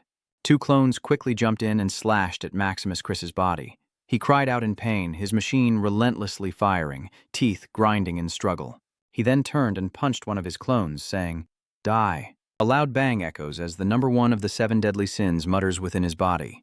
When will you wake up? Even that first guy over there is starting to realize it. He yells at it to be quiet, while Jan Benjarian finishes arranging his cards. Its powerful energy stares him down, ready to take everything head-on. Cards flew relentlessly as the clones struggled to dodge, and Lieber asked Han Jiang-yu if he was all right. Sanju dodges the cards while glaring. Is he blind or just nearsighted to ask me that? Lieber's words caught his attention. Let me give you some useful information. Meanwhile, number 3 slashed Maximus Chris across the shoulder, who grabbed his shoulder in response, shocking the doppelganger. He throws a punch in retaliation, declaring he'll take at least 5 of them down with him. The golden Buddha behind him follows his command, throwing a punch towards number 3. Driven mad, Binjarian slashes at the other clones, calling them fools. The clones' wounds quickly healed, and John Binjarian gritted his teeth, grabbing a card and cursing under his breath. Damn it, that regeneration is ridiculous. The other Binjarian and number 3 clash, his body frozen mid-air, but he breaks free and punches number 3's clone, shocking it. There's no chance for you. He stared at number 3, panting and laughing maniacally. Ha ha ha, you don't understand my master's will or the will of the system. Maximus Craik grabs the ace of spades, resolute. I'll wring out every last drop of mana. He throws the card high into the air and his 2 clones look up. Jan Binzarian's eyes widened as he screamed madly. This will be your grave. Zhang Yu next to Maximus Chris also glared intently. I will bury you bastards.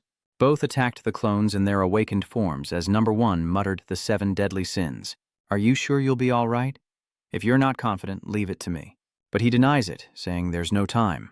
Suddenly, John Binzarian and Maximus Chris are restrained by something. Sanju opens a small magic circle and exclaims in amazement, Wow, I actually did it. He grins, slings his sword over his shoulder, and says excitedly, Learning a skill without a skill book? It feels strange, Luo explains. That was a lightning magic circle, and it doesn't last as long as ice. He agreed, yeah, but it can still temporarily paralyze even stronger enemies.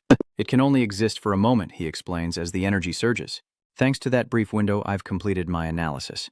Number 1 frowned, conjuring a black orb, energy radiating around his body. The power of the void. Another soul tries to steal the spotlight, wielding the power of the 7 deadly sins, and immediately blasts through John Binzarian's attack. He looks up, eyes wide with shock, muttering, My skill has been dispelled? Behind him, Maximus Creed, awakened with a golden body, strikes number 1. I'm still here. His body swelled, accumulating power for an attack. With a calm gaze, he looked at him, grabbing his wrist, freezing him in place. The 7 deadly sins spoke up. After taking that attack, I've gotten used to it. He grins. What's wrong? Is that all you've got? Sanju then circles around, slashing them in one fell swoop.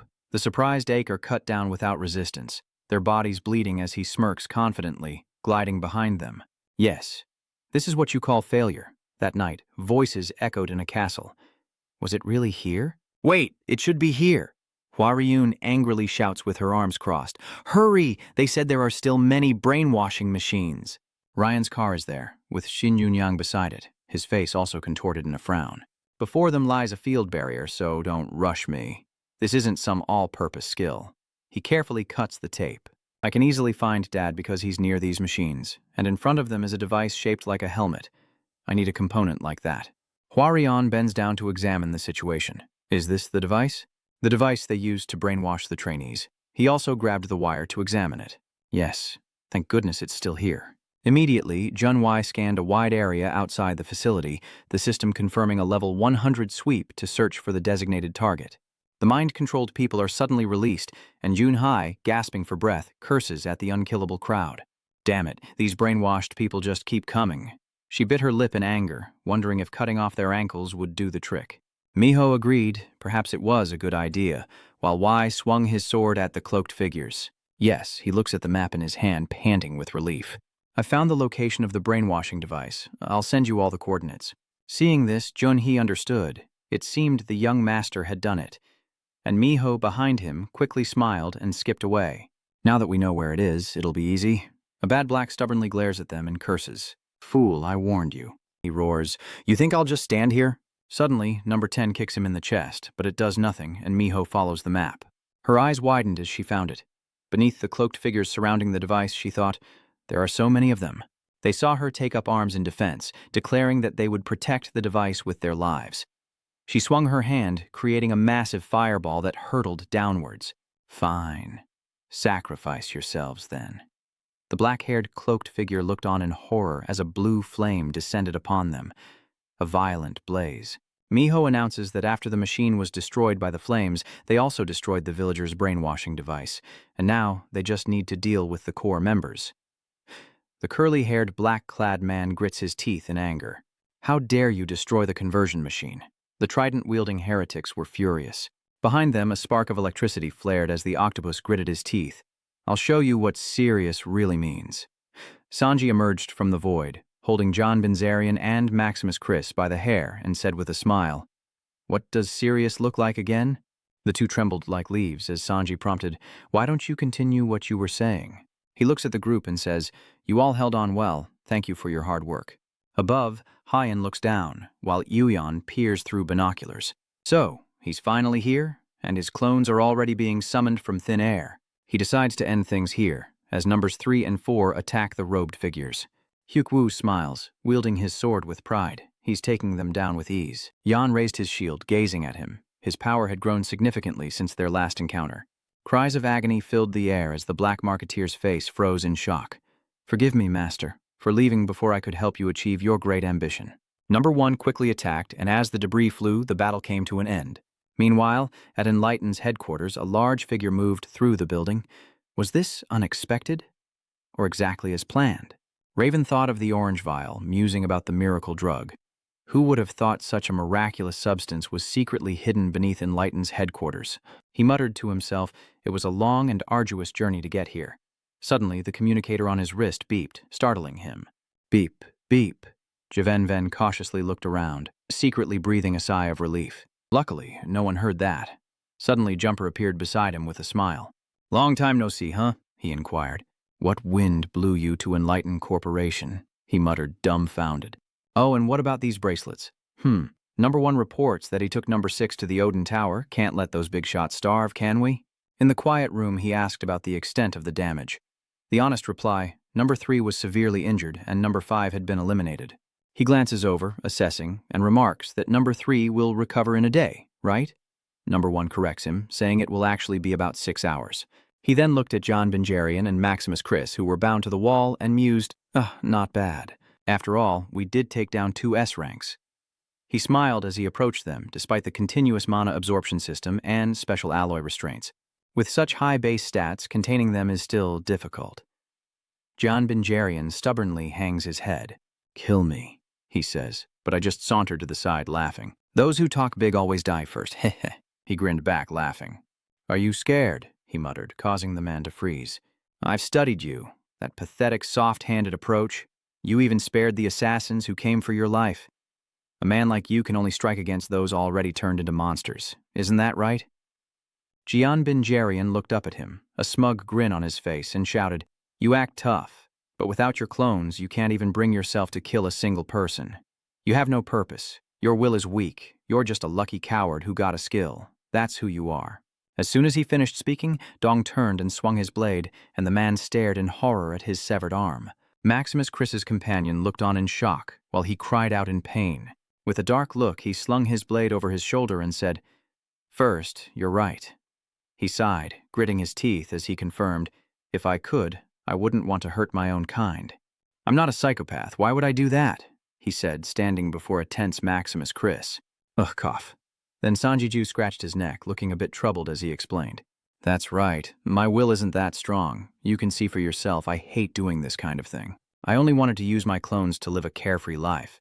But people like you won't even give me a moment of peace." He glares at Sanju, but you've got one thing wrong. Sanju's eyes are filled with murderous intent as he grits out, "I'm not keeping you alive for that reason. Did you think I'd let it go after you hurt those around me?" Immediately after, he called for number 1, who approached. "Yes," he commanded, specifying the left eye, and number 1 reached for Maximus Chris's left eye. He panicked. "What the hell are you doing?" Screams echoed through the room as he reached in and gouged out the man's eye. Even Raven in the white space was shocked. Was Sanju finally going to face the wrath of the 7 deadly sins? No, that's not it. Outside, Sanju opens a box. He deemed it a perfectly calculated move, as he explained why they were being kept alive. Then he drank the vial, stating he needed a guide to the still-hidden master. Earlier, in Yuyan's lab, she looked at him suspiciously, asking where he got the idea for the potion he requested, the one she thought she could make. He surveyed the lab, explaining, "While planning this, I considered it. This fraudulent recreation of the Odin Tower will crumble sooner or later." She sits on her violet divination, confused. Will it be exposed? Sanju adds, "Those people aren't newbies. They've seen everything in the money-making process. Perhaps they possess items capable of analyzing the skills used on their bodies." He concludes, "If those skills are real, then more powerful upgrades are not impossible, right?" Uyan understood. So that's why you wanted me to make that drug? Hearing this, he calmly turned to look at her. Yes, the highest level skill tracking drug. If those brainwashed fools dare to play tricks again, we'll use it to track down the person behind them and pinpoint the master's location. She immediately began brewing the potion, knowing that the higher the skill level, the more effective it would be. They couldn't trace those whose minds were only briefly touched. Sanju suggests with a forced smile, "We should test it on the academy professors first. Let me know when it's done." Weon mutters, "And if it weakens their minds, even better." Common brainwashing skills leave more obvious traces. Suddenly something comes to mind. "Oh, you said to prioritize effectiveness, right? Well, this drug has mana-related side effects. Don't let your clones use it. Your clones are made of mana," he acknowledges. "Yeah, got it." His body overflowing with energy, he smiled in satisfaction, reaching out to a terrified John Binjarian. "Let's see if it has any effect." "Yes." Sweating, he stares at Sanjiju's hand, lost in thought. The situation is dire. Could they be trying to track him down? He opened his mouth to bite the pill hidden in his tooth, but Sanjiju was faster, punching him straight in the mouth. "What do you think you're doing?" the man exclaimed, startled. "Huh?" he wondered. "Poison pill? Didn't I say I wouldn't kill you?" His jaw swings, cracking. He gasped as his hand gripped the man's head, who screamed in agony, tears streaming down his face. "Because you still have to tell me the location of the master." A piercing scream echoed as his energy surged into John Benzarian's body. "Stop it now." The stream of memories leads to a certain path. In a building on that path, the location became increasingly clear. His master stood with two cloaked figures in a room, his face filled with terror. "I've finally found you," he grinned with anticipation.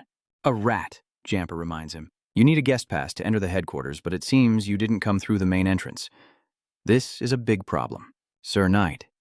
He puts his hand in his pocket and walks towards the door, much to Javen's confusion, then holds up a card and inserts it into the lock. "Is it because of this?" Inside the room, on the platform, is a vial of orange liquid.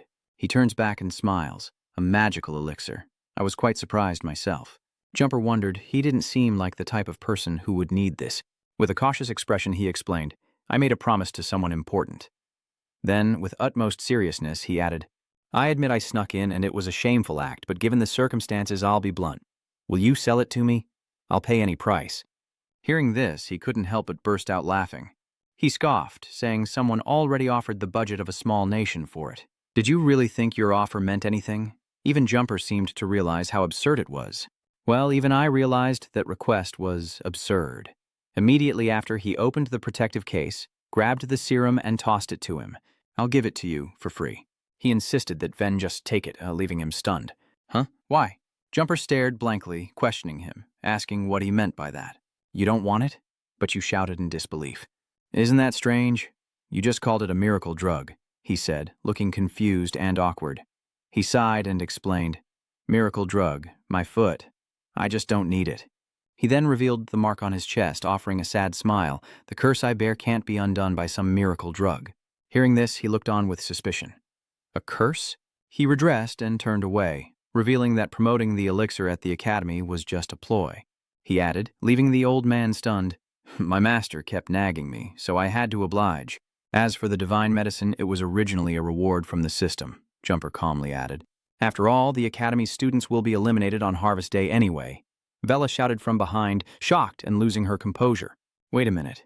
What are you talking about? Explain yourself, master. Didn't he just attack the legacy?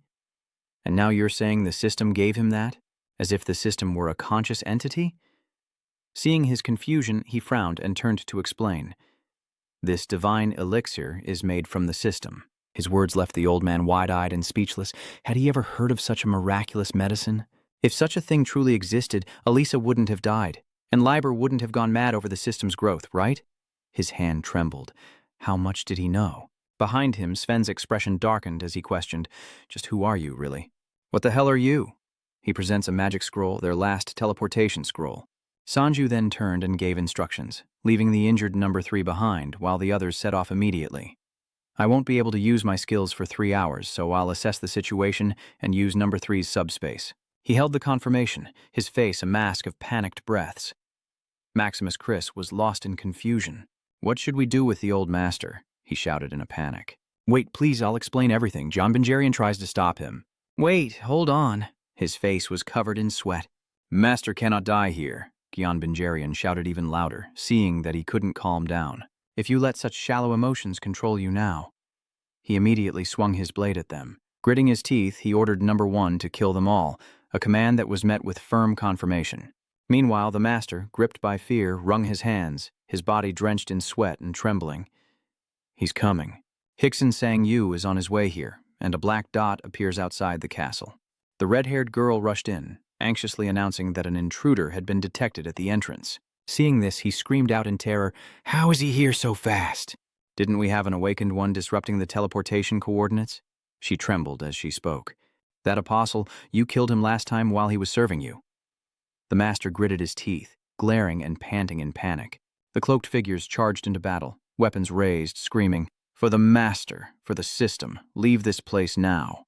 On the other side, the number 1 clone landed and looked at the heretic, saying, "We have a master too," as the number 2 clone looked around beside him. Then, the clones jumped into the fray at the command of clone number 1, who ordered a purge, while the master furiously slapped the red blonde-haired girl, yelling, "Useless insects, dead insects!" Outside, as the clones continued their slaughter, the master screamed in frustration, "How can you insects be so utterly worthless?"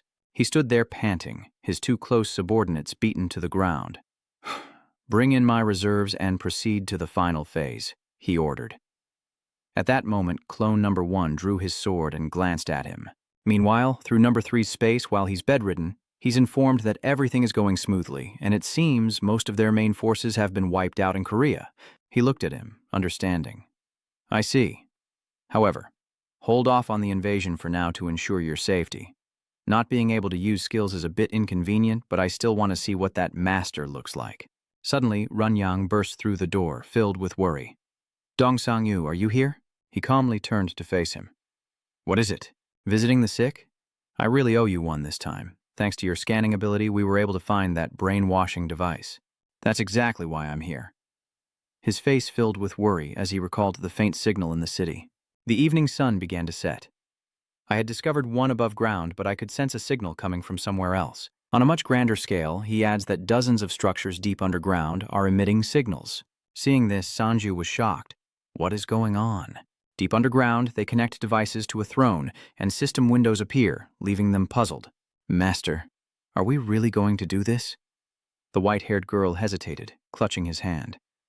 "I fear this goes against the system's will. At least wait for some crucial intel before the master loses his patience and starts cursing us out. Just do it, damn it!" She trembled in fear. "Huh. Yes, and more framework systems are appearing." Suddenly, the doors burst open, and hypnotic machines rise from the ground. People on the streets looked on in confusion as towering pillars rose from the ground. "Mom, look!" they exclaimed, pointing at the structures as tall as buildings. "What's that?" People in the mining district are seeing 3 pillars rising. A tower just appeared. "Go get the others." On the beach, 3 hypnotic pillars emerged, baffling onlookers as something rose from the water. Now, the master, driven mad, unleashed chaotic energy, and the hypnotic pillars began to resonate with his power. "You know nothing about me." The others stared at their system windows in confusion. "My system window too. What the hell is going on?" They stare at it as their pupils gradually darken. Suddenly, strange energy resonated from their bodies, and a mind control satellite was activated beyond Earth. The master wondered how far someone like him could go as a device was pushed into its socket. The system, with hands on its hips, watches it with a sigh of relief. In truth, it was all very simple. If everyone had just done their jobs, none of this would have happened. So why didn't they? Her eyes widened, a proud smile forming. "You fools." Meanwhile, Runyang is startled as he looks at the system screen, clutching his head and shaking it wildly as he screams. The mental defense is activating. This place, perhaps even the entire country, is under a mind control attack. He stares blankly at the flashing system screen. "My eyes are blurry. I can't see anything." Suddenly, a flash catches their attention, and they both look over in confusion. It's not just the country, it's the whole world. He shouts, "Jumper!" He entered through the door as well, his face grave as he announced, "Don't worry about the mind control, it won't work on us. High-stat beings take a long time to be affected. That damn master is really messing things up." He warily eyed Jumper. Why was he here? He thought to himself, "Damn it, of all times for my skills to be unusable?" He approached him casually. "I told you, that trash just caused a disaster. Let's go catch him." Hearing that, Sanju was stunned. "What?" His master's voice came through the radio. Stop at once, all of you clones. Number 2 froze upon hearing this. The cloaked figures laughed maniacally, his voice echoing still. My power covers the globe. All of humanity is in my grasp. They delude themselves, thinking I've always cared for them. Master, don't tell me this is the final stage. His face is dripping with sweat as he laughs gleefully. From now on, for every apostle of mine you insects kill, I will slaughter 10,000 random people across the planet. If you dare kill me, everyone under my control will die with me. I won't die alone, he muttered frantically, laughing maniacally as sweat poured down his face. Sorry, but I can't leave just yet, so don't even think about touching me. Suddenly, a space flashed, freezing him in place. You're a very different kind of person. He landed with Jumper behind him, looking at the man with disdain. Of all the people I've ever met, you're the most disgusting. He looked up and saw the two of them, startled, and screamed. Jumper, Jumper, you bastard. The master rises from his seat, scolding. You dare betray us? Jumper behind him sneered. Betrayal? Please, I told you there wouldn't be a third time. He then spoke with contempt, causing Sanju to curse.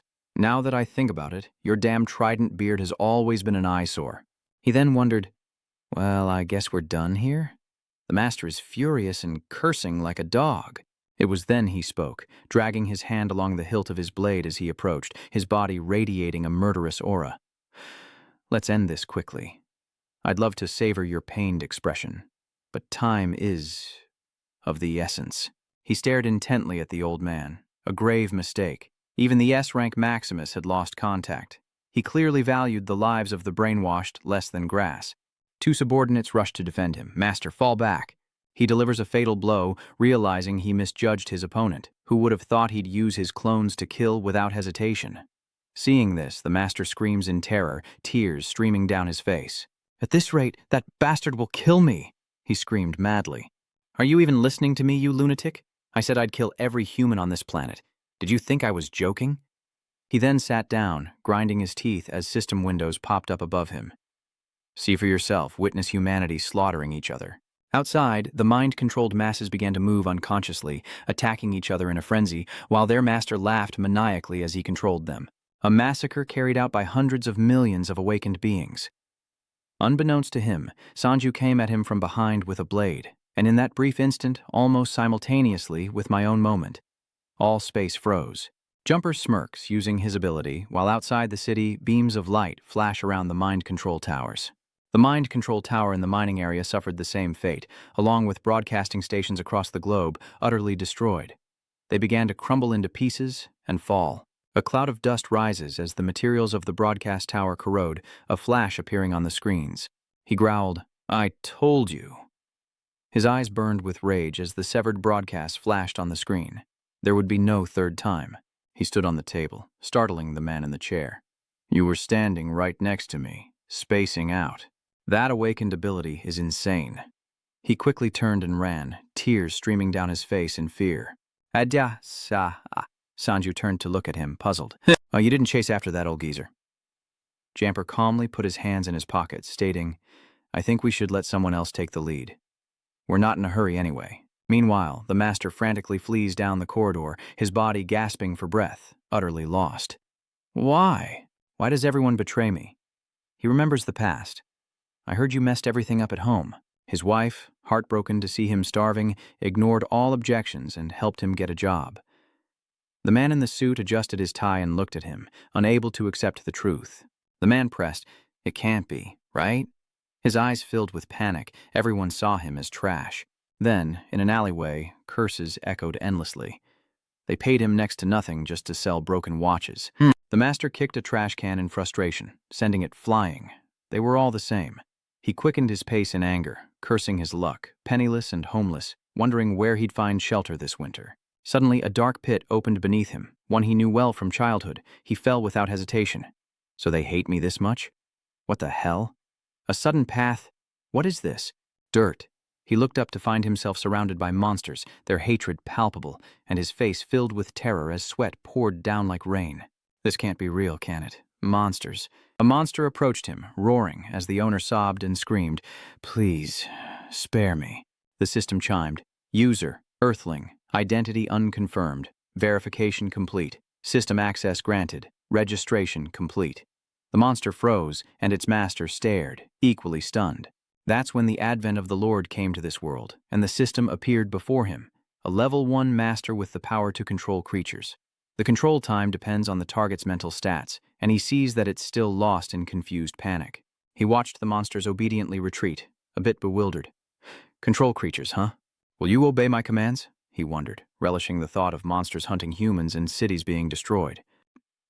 Ah, a world engulfed in a sea of fire after the disaster.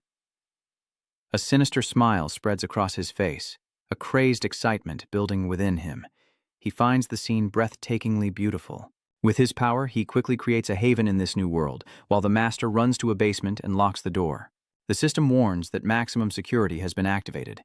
The entire area is locked down, and all beings, from monsters to hunters, must obey his commands. Immediately after, the door is sliced open. Sanjiju smirks, slings his sword over his shoulder, and saunters in, taunting, "Ready or not, baby? Daddy's here. Over here." The master glances back in a panic, gasping for breath as he urges them on. "Hurry!" Inside the pod, a clone lies dormant.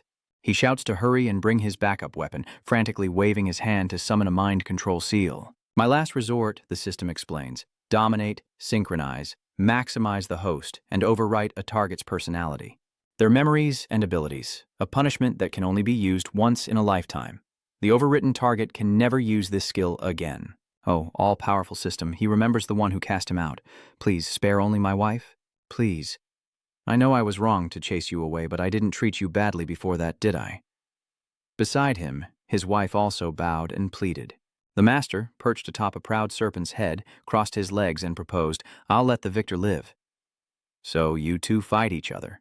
Now the world has changed the rules of the game." He wore a look of delight as he sank into thought. "And I quite like those rules." After the blood splattered on his face, he changed his mind. "Forget about the wife. I've just had a much better idea." Suddenly, someone approached from behind, causing him to turn around. This method takes too long. It needs adjusting. That's why I was so happy when he appeared. Lo appears, wires and system fragments in tow, and proposes, "Your abilities will be a great asset to my plan. Will you help me?" My master's eyes widened with hesitation. From the moment we met, I knew he was the almighty being who created those very laws. He bows his head before him as he calmly controls the wires behind him.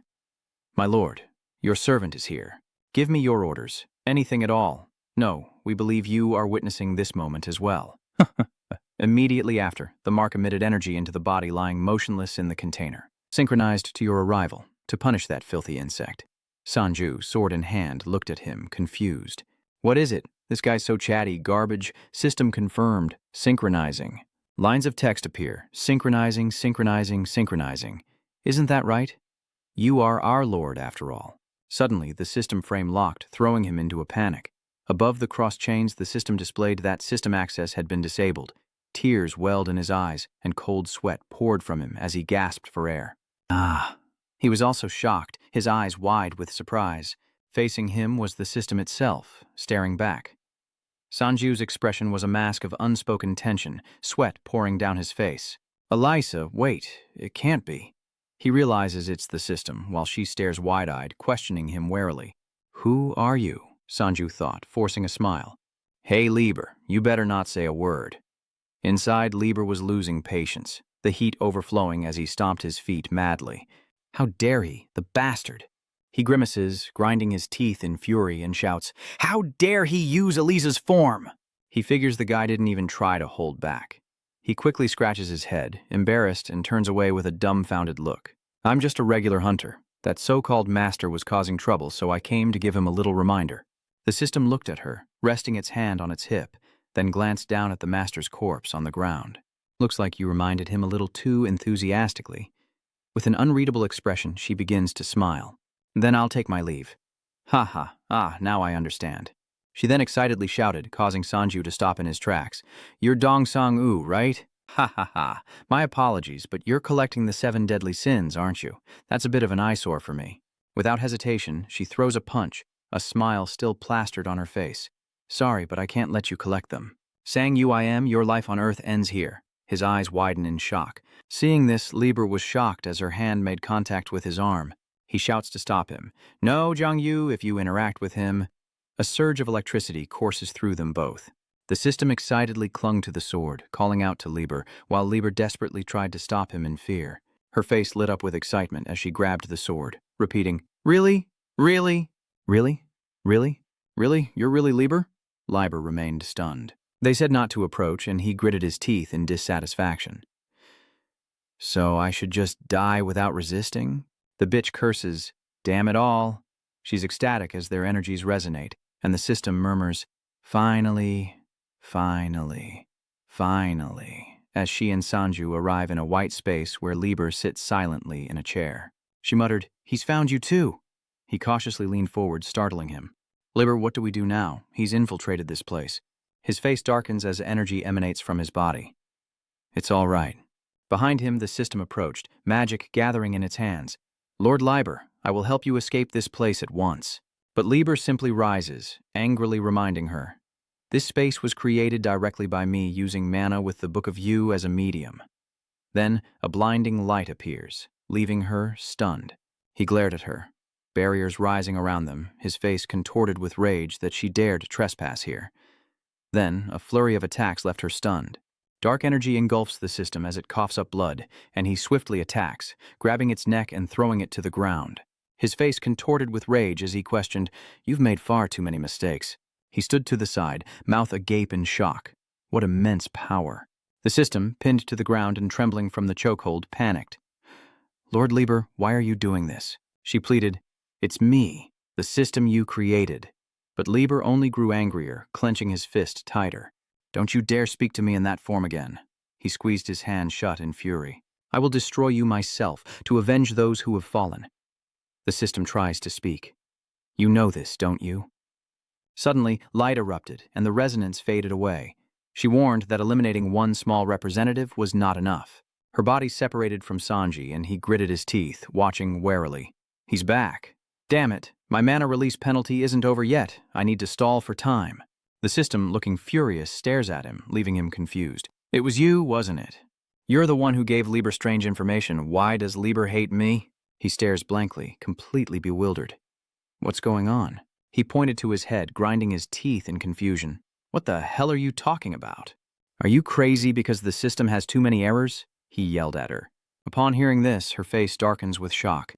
"You're the one who killed everyone. Everyone at Taiban and on Earth is your next target.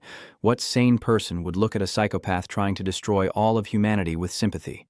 The system's eyes widened in disbelief, unable to speak. She crosses her arms, staring blankly at him, confused. "Annihilate all of humanity? Why would I do that?"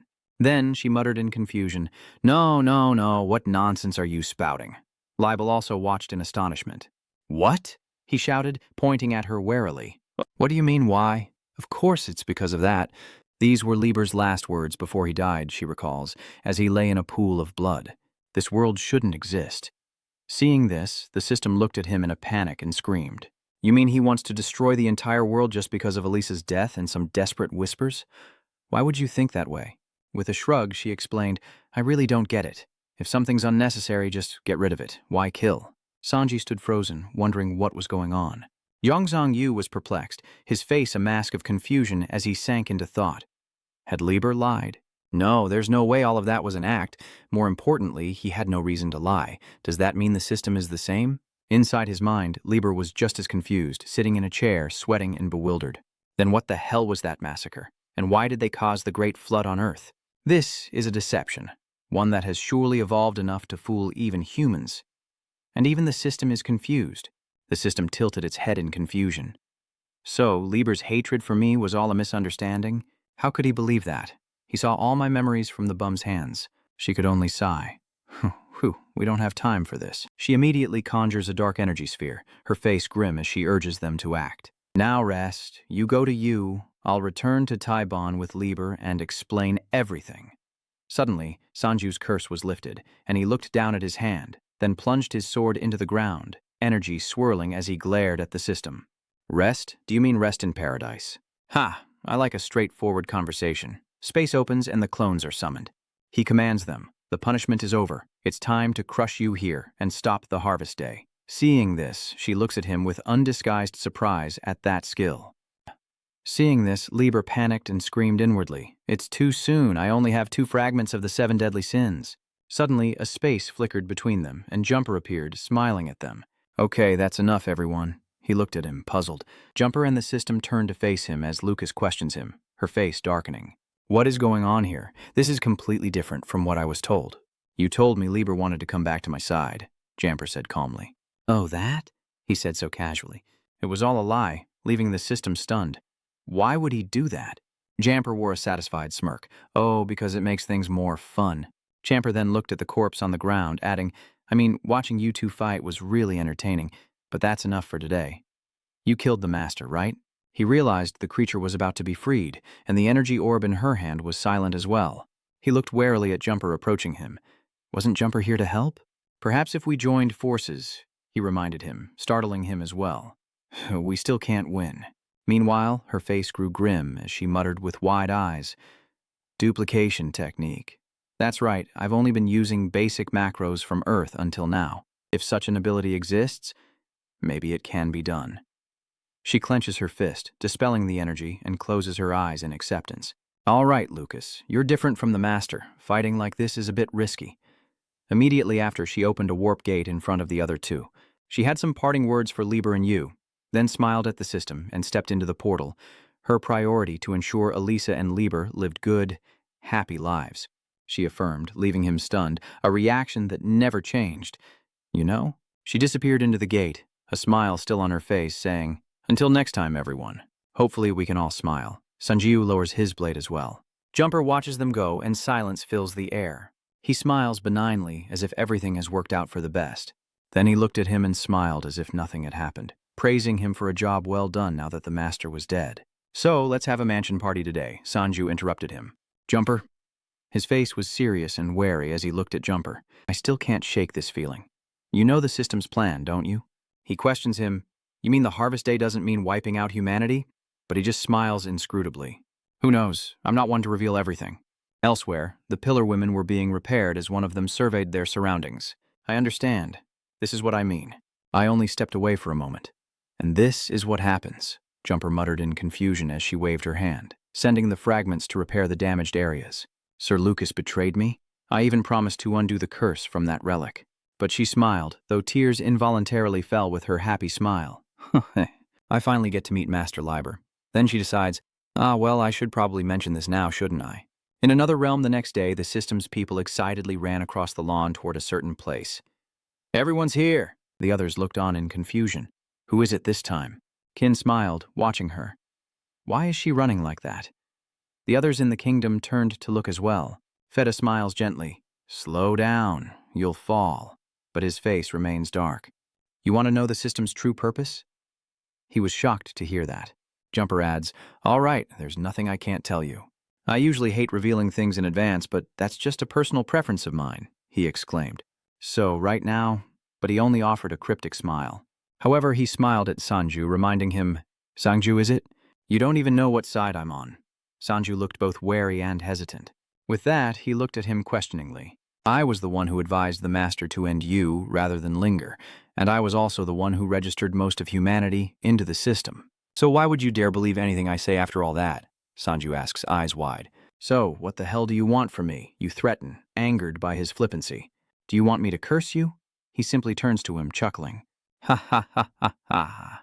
That's a great expression. I rarely see that. His face is full of pretense, so should I reveal which side I'm on? Then he recalled the brainwashing mark, his first life out of countless regressions where he abandoned humanity. He recalls kneeling before the system, begging it to lift the curse of regression.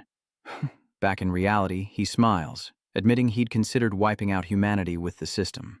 Beside him, Lieber reminds Dong Sang-yu that, to be frank, even he doesn't know what Jumper is really thinking, as Sanji cautiously watches him with a smile.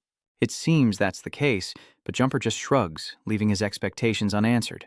What's wrong? He scoffs while you calmly sheathe your sword into the void. I thought you'd have swung your sword at my head by now. I'm not foolish enough to ignore the current situation. He doesn't hesitate to expose me either. If he'd made up his mind, he wouldn't be talking to me like this. Jumper smiles at him, expectant. Ha ha ha ha. He's right. I should have sided with the system from the start. He then walked away, leisurely, leaving me in confusion unsure of which side to take. Suddenly Jumper stops, wondering if he knows any prophets. Sanju was confused. The awakened one with precognitive abilities confirmed that he was indeed a prophet, then announced that he had met them recently, which shocked Sanju as he'd heard the prophet had died recently. "Don't tell me." He then looked at the master's corpse angrily, but that bastard never spoke clearly. "Are all prophets like this? They told me to give up, but they didn't tell me what path I shouldn't give up on. Is siding with the system, like I've decided, what they meant by not giving up?" Suddenly he screams in a frenzy. "Or is standing with humanity, what I've strived for all this time, the real not giving up? Why couldn't they just say that?" Jumper cursed incessantly, so I tried to drive a wedge between Sang-yu and that bastard Lieber, even considering killing them both. Lieber was stunned. "You tried to divide us?" He froze again, sweating. "And you were even planning to kill me?" Sanju's sweaty fist clenched as he turned to look at him. "Jumper, back in the catacombs, when the Titan skeleton broke free, you rushed to save the people." Then he pieced together the events that had come before. When Shinhong threatened a terrorist attack in Korea, he sent Brest to minimize the damage. And when the Master tried to make the world destroy itself with brainwashing, you were stopping that too. Sanju pounded his chest and shouted resolutely, "At least I know your true feelings, even if you're on the system's side. Deep down, justice still exists." Seeing this, Jumper indifferently turns away. "Emotional manipulation doesn't work on me, so stop trying." Turning away, he says he only prevented it for the system's safety, as too many deaths before harvest would complicate things, leaving Lieber in stunned silence. "Well, I guess the Korean waterworks didn't work," Jumper remarks maniacally. "From my perspective, even the loss of tens of millions of lives is not a problem." Seeing this, Lieber was stunned into silence. "Lucas, what in the world happened to you?" he calmly inquired. "Then tell me, what is the system's purpose in not wanting too many people to die before? They're all going to die on a harvest day anyway." Jumper chimes in, setting a condition. "Before we talk about that, there's something I want to know." He questioned, "What exactly are you doing all of this for?" Sanju's eyes widened in surprise as he muttered with a nonchalant expression, "What?" "It's because everyone will die on a harvest day, of course." Jumper denies, wide-eyed. "That's not the goal, it's just the reason." His expression remained blank as he smiled. "I want to know what your ultimate goal is after all this struggle. For me, it's eternal death. If your answer amuses me, I'll convince myself to side with humanity one last time." He frowned in confusion, then sighed in resignation. "I'll be honest," he confirmed. Only then would the answer have meaning. The two stood facing each other, serious as dust swirled around them. "He's serious. Now let me tell you, my goal is the outside world, unlike these apostles struggling on the ground." "So this is the end for the apostles?" Lieber's voice echoed in his mind. It felt wrong to call them apostles. They're more like brainwashed victims. Perhaps they could have been saved early on, but their brain structure is too far gone now. He calmly walks down the corridor, surrounded by thick black smoke. A pity indeed. But I learned at the academy that these skills are irreversible, which is why I told my clone not to hold back. He reminds him that what he said earlier is more important than that serious statement. Seeing this, Sanji felt a little uneasy. "What's wrong?" "I was just being honest." Lieber expresses his feelings. "I regret siding with you." He could only sigh. The smoke grows thicker. Damn it. He left immediately after hearing the answer. In the end, we couldn't get any useful information from Jumper. He realized no one would be satisfied with what he said, then came to a conclusion that left Lieber speechless. I probably can't rely on Jumper, but the feeling of having to worry alone is unbearable, isn't it? Lieber walks calmly inside, ignoring the falling rocks, his eyes full of determination. It's time everyone knew the truth. I'll tell them about the system and the reaping day. Meanwhile, in a basement somewhere, Raven collapses to the ground. He wept in anguish, tears streaming down his face. Overcome, he turned to Jumper and questioned, "What are you?" "What is your true form?" He opens a memory box, muttering, "My true form?" There's no need for lengthy explanations. Their hands clasp and a light erupts. Jumper decides to be satisfied with this. The system announces the memory transfer, transferring one's memories to a sentient entity. The amount transferable depends on proficiency. Memories of the Harvest Festival.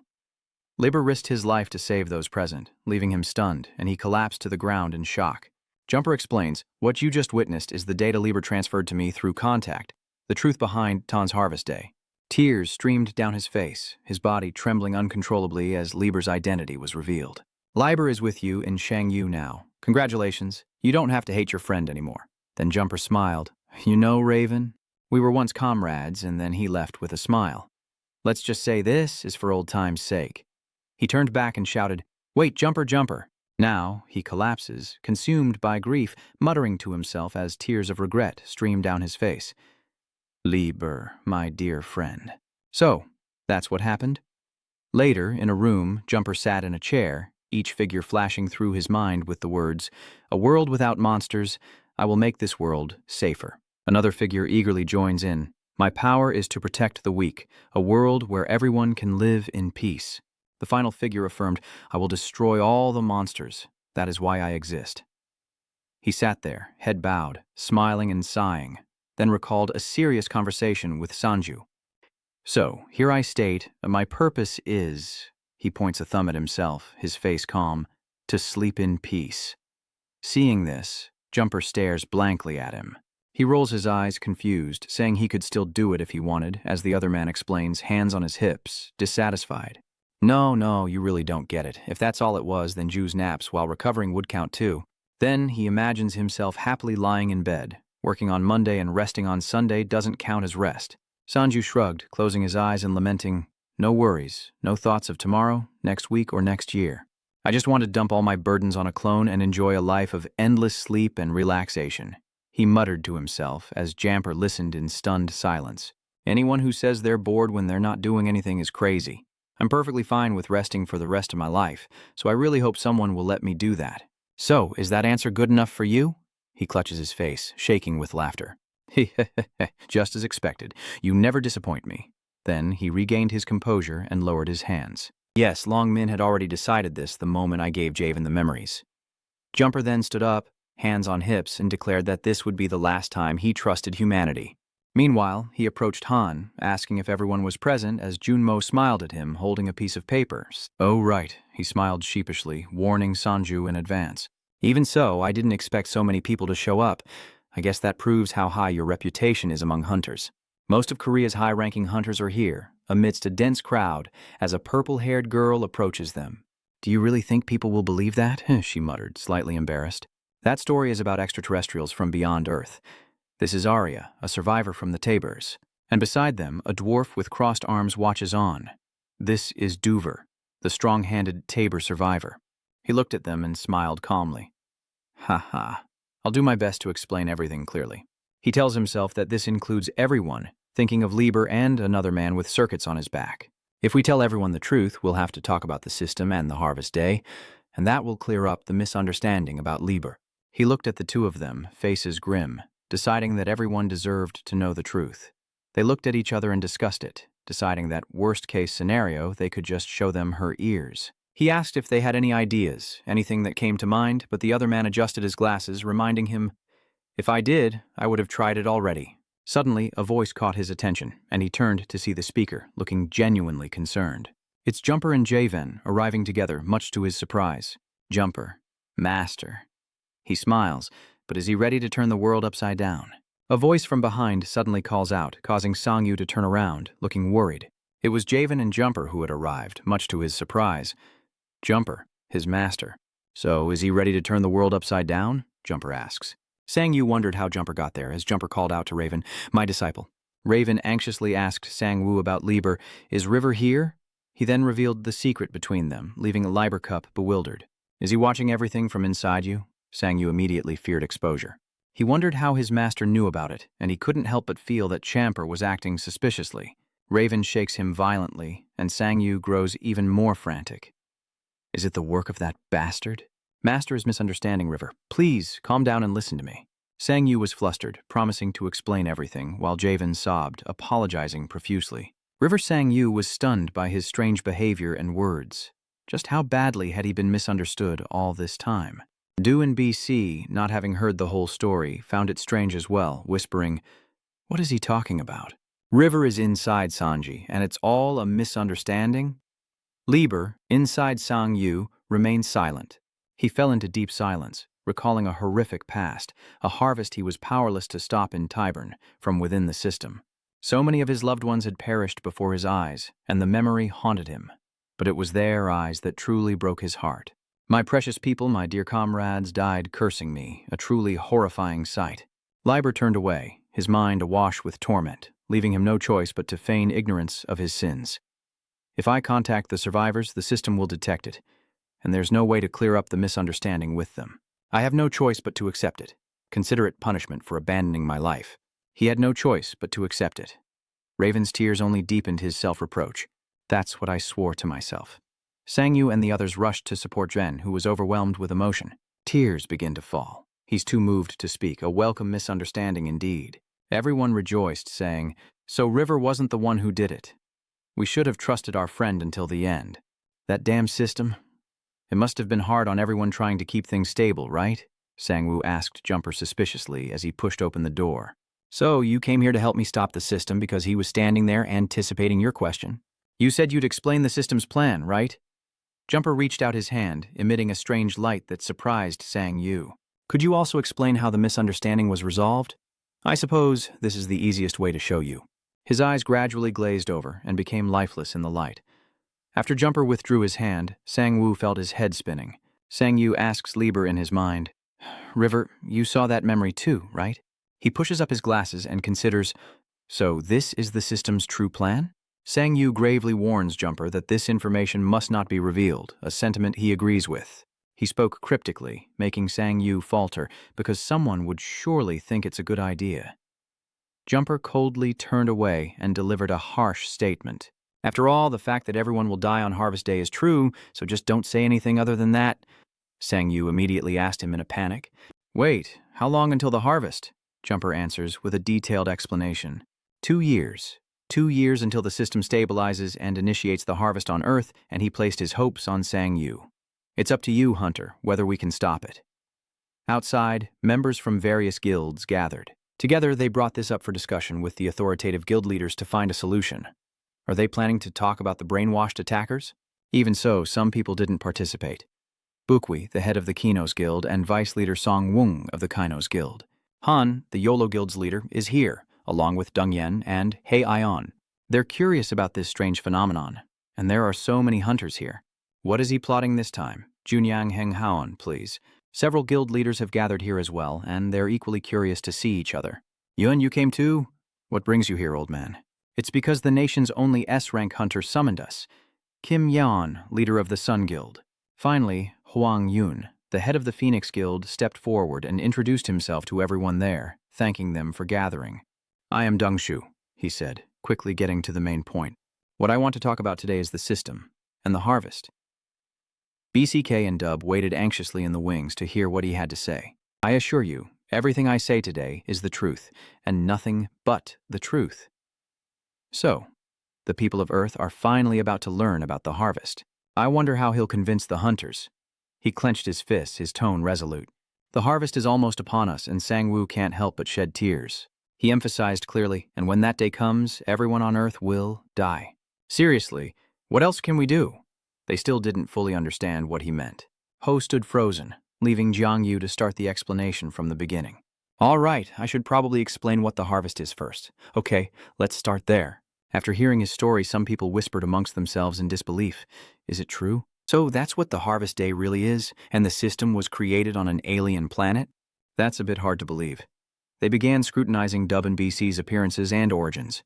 But some here say they're from Tib. Look at their ears. Isn't she the CEO of Legacy? I heard she's hundreds of years old, and even Jumper vouched for them. Raven, a little disappointed, asked Sangyu, "Apprentice, is this all you can explain?" He simply gave a lackluster response. "I'm not exactly a people person, and someone's calling for you." Hunter Sanji Raven, suspicious of Sangyu, brings up the skill orbs, questioning if it's true that everyone's skills will be sealed on Harvest Day. "Then why did you sell the skill orbs to the public for next to nothing?" Sangwoo replied confidently and concisely. "Does that even need explaining?" "It's because I'm a good person, of course." B had no choice but to show herself, forcing a bright smile. "I'll explain that part." She begins to lead into the story in a professional and engaging manner. "As I mentioned before, we're from the Uria Empire, and we've been trying to stop the harvest since the great disaster struck this planet. The system is down." B sincerely recounted the entire reason, explaining that the most devastating loss in Tiber was the system lockdown, forcing them to find a way to cope. She also showcased the newly released skill orb and its effects, giving us a chance to study the Sanyu crafter's cloning technique. As a result, we were able to create copies of objects, and we applied that research to the production of the skill orbs that have been distributed recently. BCK revealed all the special functions of the skill orbs they released to the market. A simplified copy of the system. It retains full functionality without being linked to TIB's original system. That's the power of the skill sphere. After her explanation, everyone understood.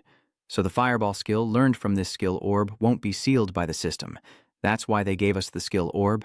Raven immediately questions the advantages they've presented, namely that skills outside the system remain unaffected. Sang-woo admits his desire, revealing that he wants their help with magic. Sang-yu expresses his desire for support from experienced individuals who fought in the Great Cataclysm. You all know how to use skills without relying on the system, right? Please teach that to the other hunters and help them prepare for the day the system is blocked. With grave seriousness, Sang-woo reiterated, "Please, prepare yourselves for the carnage that will unfold on the day of reckoning." Ion then asked for the exact date of that shocking event. When would the harvest take place? He paused for a moment, then gave his answer. About 2 years from now, a system screen suddenly appears with a welcome message, and those present notice something is amiss. They exclaim in unison, "What the heck? Why is the system window suddenly appearing?" It looks a little different than usual. It's too bright. Suddenly, Eliza appeared in the middle of the hall, standing tall, surprising GRC and causing her to stammer. Al appeared, but denied being the system, claiming it was someone else. This fake Elisa system looked exactly like the real thing. Suddenly, everyone felt dizzy and disoriented as a barrage of voices echoed in their minds. Now, everyone hears a voice in their head. The system's announcement blanketed the entire Earth as an Elisa system appeared in a busy city square, declaring, "Hello humans, I am your helpful assistant, the system." Those on the streets stopped and listened to the announcement. Over 90% of humanity has now registered with the system. This is a satisfactory number, but the fact that it's not 100% is still a concern. The system's sudden announcement leaves Sang-yu stunned. 3 months from now, the reaping will begin on Earth, Elisa said, her voice laced with indifference. The gates of the Grand ID will open en masse on Earth. Shouldn't we try to get as many people registered in the system as possible, considering the monsters that will flood through? And with a wave, she conjures a magic circle, demanding everyone remember this clearly. Then she brainwashes them, unleashing monsters from the magic circle, claiming the system is always on humanity's side. And from it, monsters emerged, filling the sky as the people below scattered in terror. It's a transformation gate. Monsters have appeared. Jumper glanced outside to see everyone surrounding the fake Eliza. What's going on? We've received reports of a gate appearing. Sang-yu is still in shock, wondering why he said it would happen in 2 years. But now it's 3 months? The day of Earth D90's harvest has arrived. Monsters fill the sky, creating an apocalyptic scene of chaos. After days of fighting, the gates vanished. A monster attack unlike the usual gate transformations, accompanied by a system announcement. Hunters everywhere fought back against the rampaging monsters, with major cities and high-ranking hunters faring slightly better. But because this phenomenon occurred worldwide, areas without similar defenses suffered severe damage. Events that foreshadowed a global massacre, followed by a countdown. It seems this was all just a prelude to D-Day, the day of Earth's harvest, and humanity has fallen into chaos. Sang-yu carefully wipes his blade, preparing for the widespread war to come. He immediately asked about the progress of the other clones, and if the equipment was ready. "Yes, then prepare to depart immediately." Jumper arrives, joking with him. "You look busy." Sang-yu also wanted to settle the score with him for lying, and he scolded him. "There you are, you bastard, you said it would be 2 years from now." Jumper barely suppresses a laugh, continuing to tease him. "This expression isn't bad, is it? Being treated like a liar." Sang-yu, still furious, demands an explanation. "Enough. Why the sudden change to 3 months?" Jumper pondered, bowing his head thoughtfully as he asked. "Why, you ask?" The harvest day, which had never changed no matter what, had changed this time. He answered curtly, targeting Sang-woo, shocking him. "Perhaps it's because of you." Sang-woo freezes. He didn't expect Jumper to blame him either. Is he really blaming someone else now? He denies it, saying he's not blaming him, but for now, Sang-yu has to put it aside and focus on the important matter at hand. Whatever, it doesn't change what we have to do. And with that, he sets off to complete his mission, collecting all the fragments of the 7 deadly sins and destroying the system. With my patience, 2 years is too much to bear. I'm going to Odin's tower now.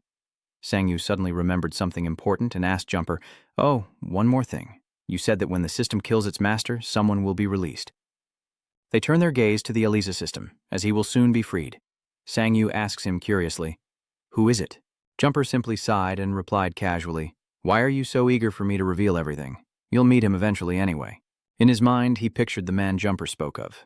Leogato Alexander, the man who once stood above all humanity. Jumper reveals details about this person's immense power to Sang Yu, a power so great that even its master could only imprison it in an isolated space, suggesting he find out more himself.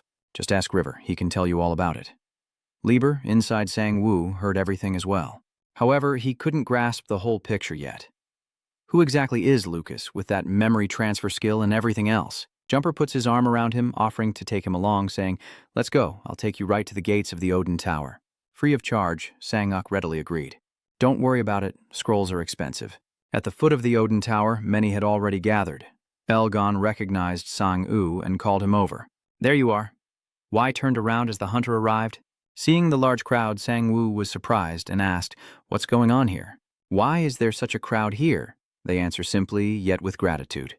"You will save Earth. We had to see you off." Elgon approached him, placing his faith in the hero and vowing to help in any way he could. "We believe in you. From now on, we'll prepare for Harvest Day together, and we'll teach others how to live without the system." Old man, after everything that's happened in the world, who wouldn't believe? Gon, embarrassed, quickly changed the subject. Sang-yu was touched by their sincerity.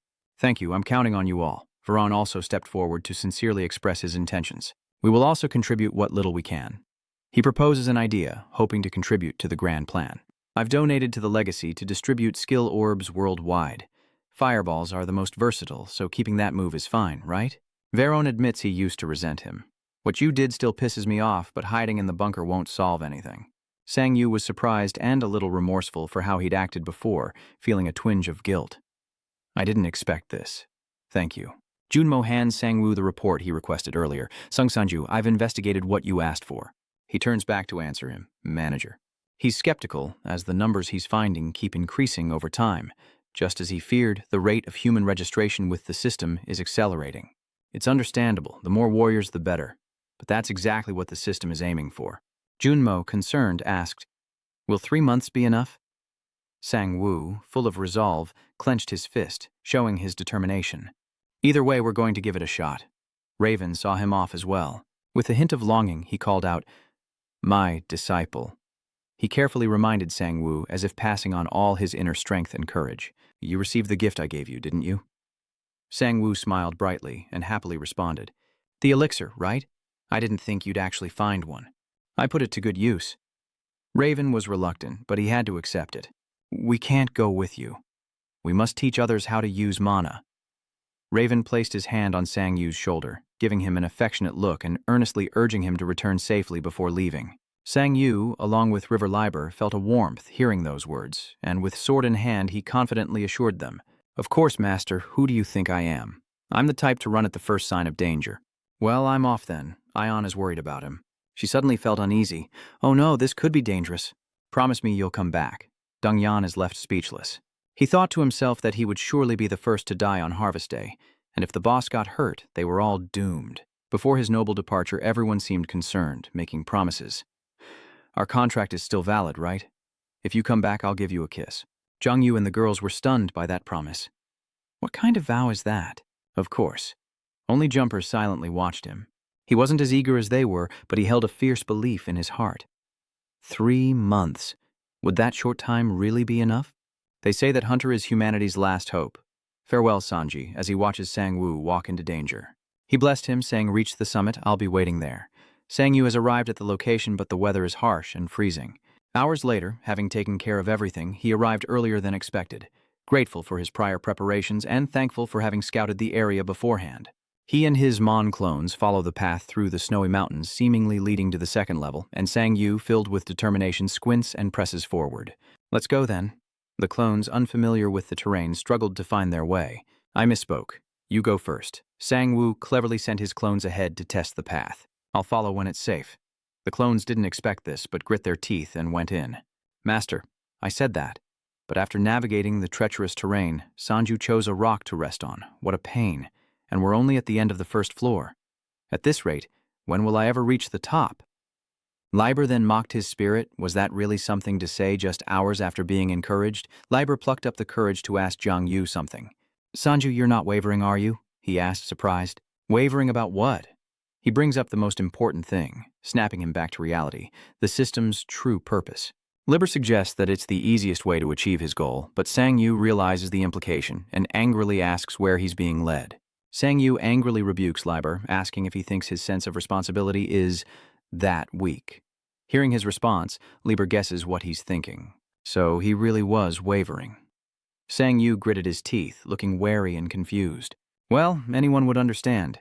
If that's the system's true purpose, then it's impossible not to waver. Meanwhile, the fake Elisa conjures a magic circle and proclaims to the entire city, "Remember this well." From that circle flowed dark energy, and ferocious monsters emerged, but the system always stands with humanity. People in the streets desperately fled from the monsters swarming the sky. A gate had opened, and the beasts poured through. In a panic, a little girl slips and falls. "Mommy!" her mother cries out in anguish. As she embraced her child, the monsters closed in, their claws aimed at the helpless mother and daughter. Then another horrific massacre occurred, claiming more innocent lives as the system announced the detection of user 0068223 and 72. Earth user Lauren Benet is uploading to the system connected to the heavenly realm. The mother slowly awakens on a lush green lawn. She blankly opens her eyes, waking up astonished to be in a different place, greeted by a stranger. "Welcome." Elisa, the artificial system, greeted her warmly. "Welcome to paradise, Lauren Benny." Lauren struggled to her feet, utterly certain. Paradise? But I'm sure I was attacked by a monster. Elisa rushes to her side, telling her to calm down. The insidious Elisa system softly coaxes her, promising to erase all painful memories. Ahead lies a magnificent castle, surrounded by lush green grass, accompanied by dreamy promises of a bright future. A place without death or farewells. Here, sickness and age are no more. Only happiness awaits. In the distance, Lauren and Elisa are eager to greet them. It's time to reunite with the one who's been waiting. Lauren and her daughter embraced, overjoyed to be reunited after such peril. "Eli, I'm here, Mother." Eli left the system and immediately checked the progress of its users, the large number of new logins and the server load, then flew around meticulously to ensure the process was perfect. Region C73, damaged by errors and overload, is undergoing enhanced diagnostics. Elisa's clone is delighted with the smooth progress and laughs heartily. Expanding the network is going smoothly. This skill is truly amazing. Elisa clones herself to boost manpower and speed up the process, ensuring a smoother system. This cloning skill is truly the best. No matter how busy the stabilization efforts get, how could we have been ignorant of this masterpiece until today? If we had it during the Great Cataclysm, the situation would have definitely changed.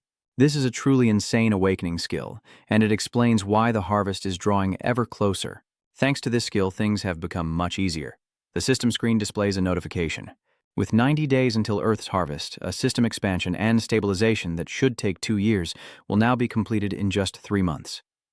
Elisa clenches her fist, thinking to herself, "Lord River, I have only followed your orders since then. Liber was once left battered and broken. I don't need that kind of world." Eliza acts as if hypnotized, beyond her control.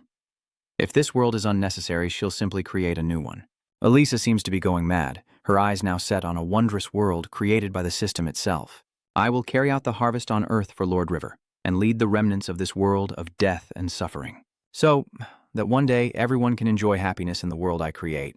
Clone number 1 receives the task of going ahead to check the situation and report back. "The second floor is secure. You can enter now."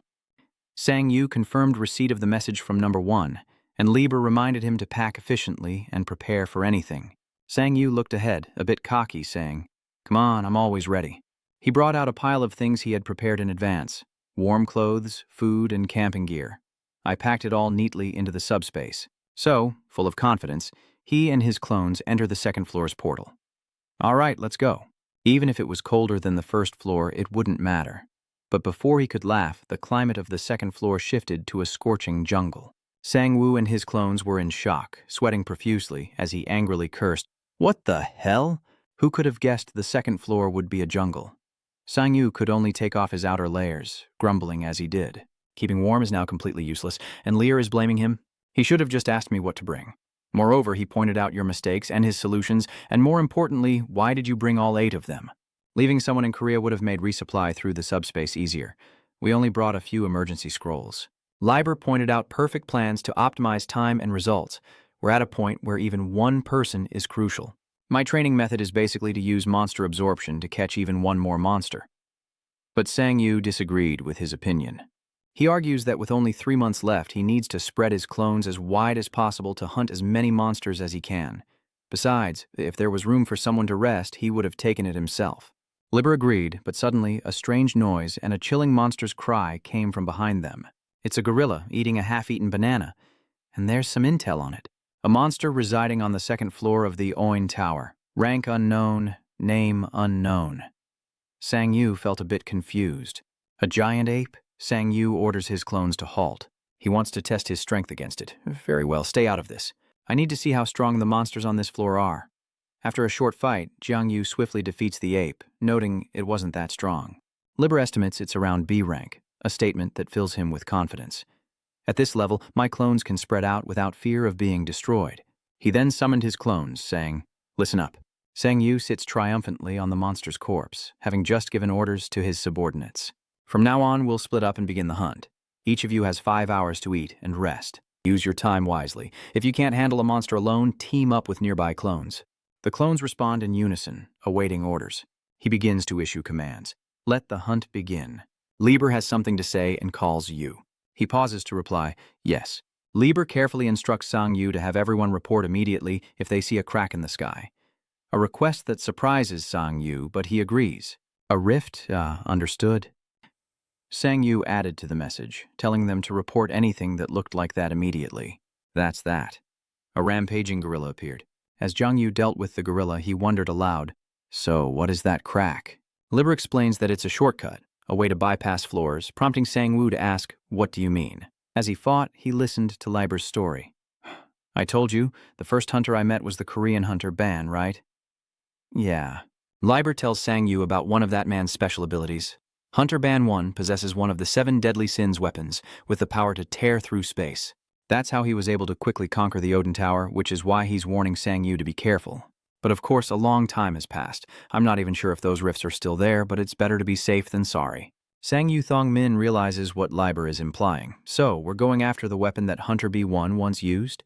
He realized that they needed to collect the 7 deadly sins, understanding what that meant. Liber recounts a sad story. Yes, tragically, he's gone. He was killed by an S-class monster sealed within the tower, right before reaching the top. Sang Yu sympathized. I prepared myself when I heard he went missing. Sang Yu shares another piece of information with Liber.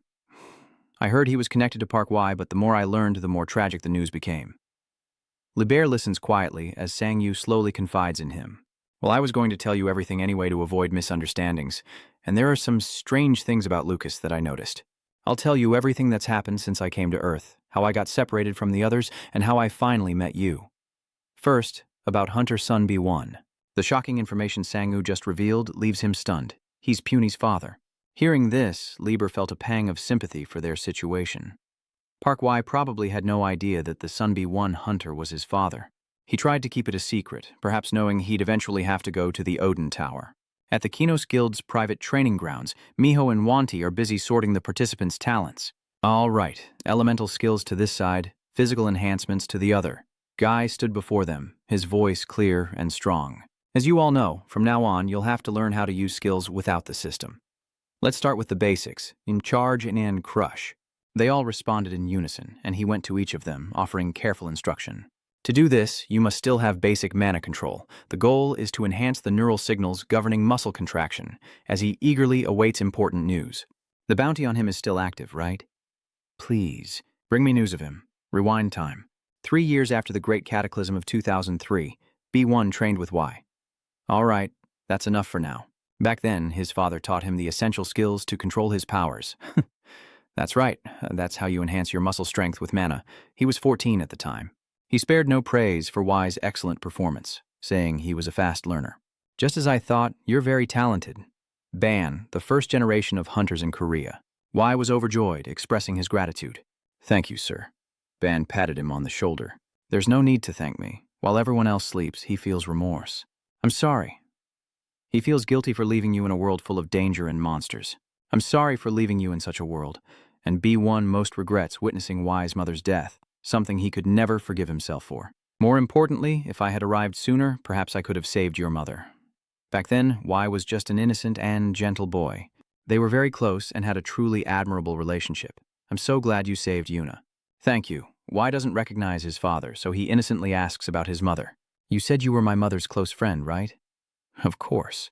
We've been best friends since we were kids, living in the same neighborhood, so I'm really looking forward to hearing stories about her childhood. Of course. Your mother was incredibly popular around here. After hearing the whole story, Sang-yu pieced things together. So, the one who taught Director PW swordsmanship was the hunter, B1. Sang-yu rests on a rock, listening to Lieber's story. As you know, I came to Earth during the Great Cataclysm. He responds, okay. The system announces the activation of the monster absorption skill, and his stats begin to rise. Lieber, burdened by his own suffering, confided in him to ease his worries, at a time when he was nearly driven mad. I have to stop the system's plan, but if I register, my location will be revealed, and the public can't do anything about it even if they know. He also met the savior of his life in his most desperate moments. And that's when he appeared. Ban, the hunter and master of the 7 deadly sins, while Lieber was still confiding in Jiang. Of course, the hunter profession didn't even exist back then, but Sang-yu suddenly realized something was wrong, and immediately questioned, wait, are you saying he used the 7 deadly sins even before the Great Catastrophe? Lieber continues to recount B1's legendary tale, a relic hunter who sought ancient artifacts. During one expedition, he found a deadly sin sealed deep within the ruins, and struggled for years to reclaim himself. Indeed, they corrupt the user's mind. Ban recounts that he struggled for 5 years to regain control of his body from the great sin. Sang-yu was astonished to hear this, and Master Lieber confirmed it. You've tasted it, so you understand. Controlling it with sheer will is incredible. Therefore, he was the greatest asset I ever possessed, a testament to his power and reputation. That was my first contact, B1, the strongest hunter of the first generation in Korea, an incredibly brave and valiant hunter. His battles against monsters were proof enough, and he lived up to his reputation. Gunny gripped his bloodied sword, watching the man's display with wide eyes. Buonian, fresh from battle, humbly praises Y's abilities. Your friend can now handle a horde of rats with ease. At this rate, you'll surpass me soon. Hearing that from the man who just blew away a monster the size of a building is almost comical. Yet he gives Wee a bright smile and a great hope. You're doing even better than I expected. At this rate, you'll be able to protect your sister. Ban placed his hand on Wee's shoulder, but he was still a little hesitant. I'm not quite there yet. Little Yuna runs out to greet them, whining, Sir, I'm hungry. The two turn to greet her. Oh, it's Yuna. Oh, you're here? Ban holds up a large rat, looking excited. What a treat today. We're having rat meat for dinner. Yuna was sick of it. She refused. But we had rat meat yesterday, Y joked, and probably will again tomorrow. In the cold darkness, the Y brothers huddled together by the fire, and Y was surprised to see B1 acting strangely. As he was sneaking away, Y called out to him, Sir. Caught, he turned back, gave him a thumbs up and hurried off. I thought I was being quiet. With such a strong sense of presence, there's no need to worry about the dark anymore. Y noticed Buon's unusual behavior and asked, Where are you going? He placed his hand on Y's shoulder, no longer hiding anything, and explained, I heard there's a chance to fix everything at the Odin Tower. Y was taken aback by the mention of that place. Odin's Tower? He simply bid farewell, saying someone had to do it. Before leaving for good, he asked Y to continue protecting his sister. Before Y could process it, he was gone, leaving him to chase after him, calling out, Sir, sir. Lo had heard the touching story from him. He was also a little moved, saying, It's as if this is a final farewell. When you retrieve the relic from the summit, will you come back to visit them? Right? Ban seemed eager, and he had planned everything carefully before returning. That's right. Maybe by then you'll be able to call me father. Once I have the relic, I'll come back and tell you all about it. Sang-yu blames Lieber, saying it's his fault the hunter is dead. He's shocked. What is he talking about? Sang-yu reiterates, I'm saying you killed the B-rank hunter. Lieber retorts, clearly annoyed. You jerk. Did you have to say it like that? Sang-woo, still curious, asked Lieber. And Lieber, about that crack, if it only appeared from the 2nd floor of the Odin Tower, does that mean he broke through the 1st floor on his own? He replied, yes. Then Lieber explained how Ban was able to overcome the system. He was strong, but not strong enough to overcome the system, so he used it to train and conquer the 1st floor. That was one of the reasons for his tragic death and failure. But perhaps he was too worried about the children and became impatient from the 2nd floor. And so he used the rifts to bypass floors, quickly climbing the Odin Tower, only to fall just before reaching the summit. Sang-yu grew suspicious of whatever was on that tower that made so many risk their lives to obtain it. He was also the one who brought Jumper up there, wasn't he? What is it about that place that you desire so much you'd risk everything to reach it? Liber reveals the invaluable item, a treasure of immense power that cannot tolerate failure and can correct any mistake. I read in a book from the great library of the Urya Empire that such a sacred relic lies dormant atop the Odin Tower, guarded by 2 monkeys, but this treasure is worth noting, for it does not tolerate failure. You were assessed its value. I don't know exactly how the artifact works, but its effects are well documented. He also told him something else. Bionin agreed to hunt for the treasure as soon as he heard about it. He was also astonished to hear of its power, to undo any mistake. Standing before 2 formidable monsters, his eyes filled with determination, he ultimately failed to conquer the Odin Tower. Liber felt regret and remorse, realizing their haste had cost him a dear friend. Looking back, I wish we had taken things slower. I regret not climbing the tower in a way that allowed me to grow with each step. He was a man of unwavering will and noble spirit, fighting for humanity. He continued to praise his deceased friend's virtues, diligence, responsibility, and an all-around excellent character. As Sangyu greedily devoured a banana, he snapped back, "You bastard. Are you implying something? I can smell the insinuation." He finished his last bite of banana and asked, "So, is that the guy you've chosen next?" Liber responds, "That's right." He even mentioned a successful hunter. Years after the Great Cataclysm, when the hunter profession had taken shape and the gates stabilized, some began to rise and gain global attention. Leonardo was one of them, a promising hunter with the right arm of the 7 sins.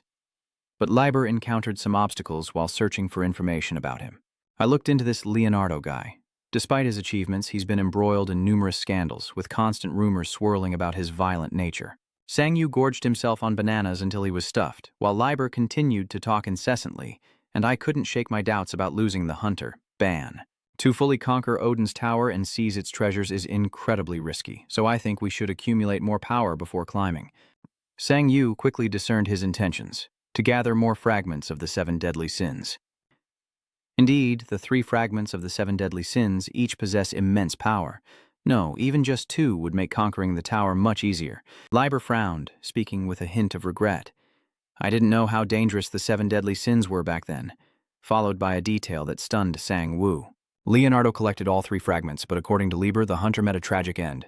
He was fine until he got the right arm, but after obtaining the left arm, he began to lose his mind. Then with the left leg, he completely lost control and became extremely violent. It's said that the more fragments one possesses, the more corrupted their mind becomes, and Liber expresses admiration for Sangwoo's ability to use the technique without losing himself. Your case is truly unusual. The evil influence within your doppelganger's fragment seems to have no effect on you. Even the doppelgangers are impressed. Doppelganger technique really is the best. In the past, Liber couldn't hold on to him either before they lost all chance of meeting again. And so Leonardo used the power of the 7 deadly sins to sever all ties with me, becoming a monster that hunts the strong. That was the last I heard of him, as Zangu went off to find the gorillas, eager to hear more. So, he must have been captured and brainwashed by this so-called master for a long time, and yet he still can't be controlled. Liber wasn't sure either. He replied, "I only just learned that Leonardo was connected to this self-proclaimed master." Sangyu immediately asks a difficult question that silences him. So that's why Jumber told him to ask for my help. Liber seemed troubled and hesitant to speak to Sangyu, explaining that something about the situation bothered him, leaving Sangyu curious. Liber's confession darkens Sangwoo's expression. I never told Lucas about B1 or my past connections. Jumber shouldn't have known about Leonardo's connection to me. Sangyu was shocked and questioned him. What? What are you talking about? That doesn't make any sense. Liber calmly continued. That wasn't the only strange thing. Lucas apparently used memory transfer to show Kay the truth of what happened on the day of the harvest in Tibor, resolving the misunderstanding. It turns out Jumper and Joven used to work together. Let's be satisfied with that for now. Memory transference. Transferring one's memories to a sentient being. The total amount of transferable memories is determined by proficiency level. Liber feels a bit let down and considers himself innocent. I told you, if there was any way to clear things up with Kylo, I would have done it. He also revealed some important and shocking truths to Sangyu. Lucas didn't even have the skill to transfer memories, and he'd never been to my old lab where you went. Unsta. So, naturally, he couldn't show the memory of the harvest day you witnessed at Tibor. Hearing this, he muttered in astonishment. So it made absolutely no sense. Before Sangyu could even process it, the clones delivered more news. Master, the clone has made a discovery. I've found a fissure. Sangyu stared intently at the fissure, a hint of surprise on his face. Really? I didn't think we'd find one so soon. The clone informs him of the situation, but there's a monster near the fissure and the clone stares intently ahead. Jiang Yu is surprised by the noise the monster is making, and there's only one of them. Why so noisy? Before them stood a bizarre monster. It's a species that shouldn't even exist here, and there's more to know about this monster. It's a granny-type monster, and in another space, a baby in its mother's arms is crying. The mother soothes her child, telling it to just wait a little longer. Just a little longer. The loudspeaker announces news to everyone. The Awakening program for children under 12 is now underway. Please do not confuse it with the active transfer gate. Hearing this, the mother was filled with hope that her child might awaken an ability and save the world. As a long line of people waited for their turn, a curse could be heard. Damn it. Brez looked at the scene before him and sighed in dismay. Is the world going crazy, or am I just seeing things wrong? What in the world is going on here? He asked Jumper with a doubtful look. Are you awakening even infants who haven't been weaned? Is this what you wanted? Jumper, lost in the crowd, ignores Bress, who asks frantically, didn't you once wish for a drink that could truly intoxicate you? Don't tell me you have something like that. Jumper coldly replies. No, that's not it. Bress then posed a hypothetical situation. But what if you could savor a custom-made liquor that gets you drunk in a perfectly rendered image? Jumper responded vaguely. What did he mean? There'd be no real drink, no real glass, but you wouldn't know it in such a detailed world. Bress offered him the hope of enjoying a dreamlike, intoxicating aroma, without the health risks, waking up and doing it all again. Day after day, Mr. Gu instilled in him a strong belief in the good things to come. Don't you want to live in a world without worries, pressure, or hangovers? Breeze, however, has a different idea of true intoxication. To truly drink, one must be so drunk they can't walk 3 steps straight, and wake up the next morning with a splitting headache. He then firmly retorted, leaving Jumper speechless. I wouldn't drink that fake swill even if you gave it to me. Jumper handed Bress a piece of paper, asking him to stay there for a while, a proposition that surprised him. What is this, more Korea? Jumper kindly selected a place for Bress to heal, a wonderful hotel. Go there and get some rest. He angrily throws the paper away and scolds him. You tricked me once before. Do you think I'll fall for it again? The tension in Sang-woo's space is palpable, and this is quite unexpected. To his surprise, he discovers a new type of monster, a Tier 3 granny. Sang-woo wonders if it's due to the water, a theory Lieber concedes is possible. He warns him that there may be more monsters, even more as he climbs higher, but Sang-woo, unfazed, steps forward and asks if there will be even more. But the clones should stay back this time. I'll try to handle this one myself. Facing the ferocious monster, he confidently drew his thunder sword, assured of his current power. He vaguely remembers seeing this type before, but it's incredibly strong. But if it's him now? Sang-woo jumps up and bravely confronts it head-on. He swings his sword, striking it hard, but the monster doesn't yield, retaliating with its sharp claws. One swipe alone cleaves a large tree in 2. Sang-woo remained unfazed, calmly turning and signaling, order the clones to assist me, quickly. The clones jumped in, ganging up on the beast and forcing it into a defensive position. Lieber remains trapped in his memories and deep remorse. The master affirms that he only sealed Leonardo in a specific area. It's been over 10 years since Leonardo disappeared. What has he been doing all this time? He considered the worst-case scenario. 2 high-ranking hunters and unmatched power clashing. If freed, he'd seek out another wielder of the 7 deadly sins, and they'd fight the moment they met. Lieber worries about Sang-woo. Will he be all right after defeating that monster while still tasting its flesh? He proudly declared, if I were to fight seriously, victory would be certain. But commanders usually don't go to the front lines. But right now, many other monsters are running rampant. Planet unknown, location unknown, a hand is controlling the darkness, and the monsters are pouring out like an army. A powerful force hurtles towards a lone figure at great speed. Leonardo stands alone. He became incredibly violent and was reborn as a monstrous, villainous version of himself, dominating living things. He questioned himself in a daze. What am I doing here? I feel like I'm here for a reason. He'd killed countless monsters in search of amusement, but he was growing weary of it all. Grenade? Was that what this thing was called? The fun's gone from toying with these bugs, so he makes a momentous decision in search of new thrills. I'll return to Earth. The 7 deadly sins, the right hand, the left foot, Leonardo Alexander, and the monster's head. He was extremely proud to have exceeded his KPI and dealt with the third-rate monster. He turned toward the rift, his face filled with anticipation. Shall we enter? Hearing that, the clones froze, some looking expectant, while one, terrified, volunteered to be the guinea pig.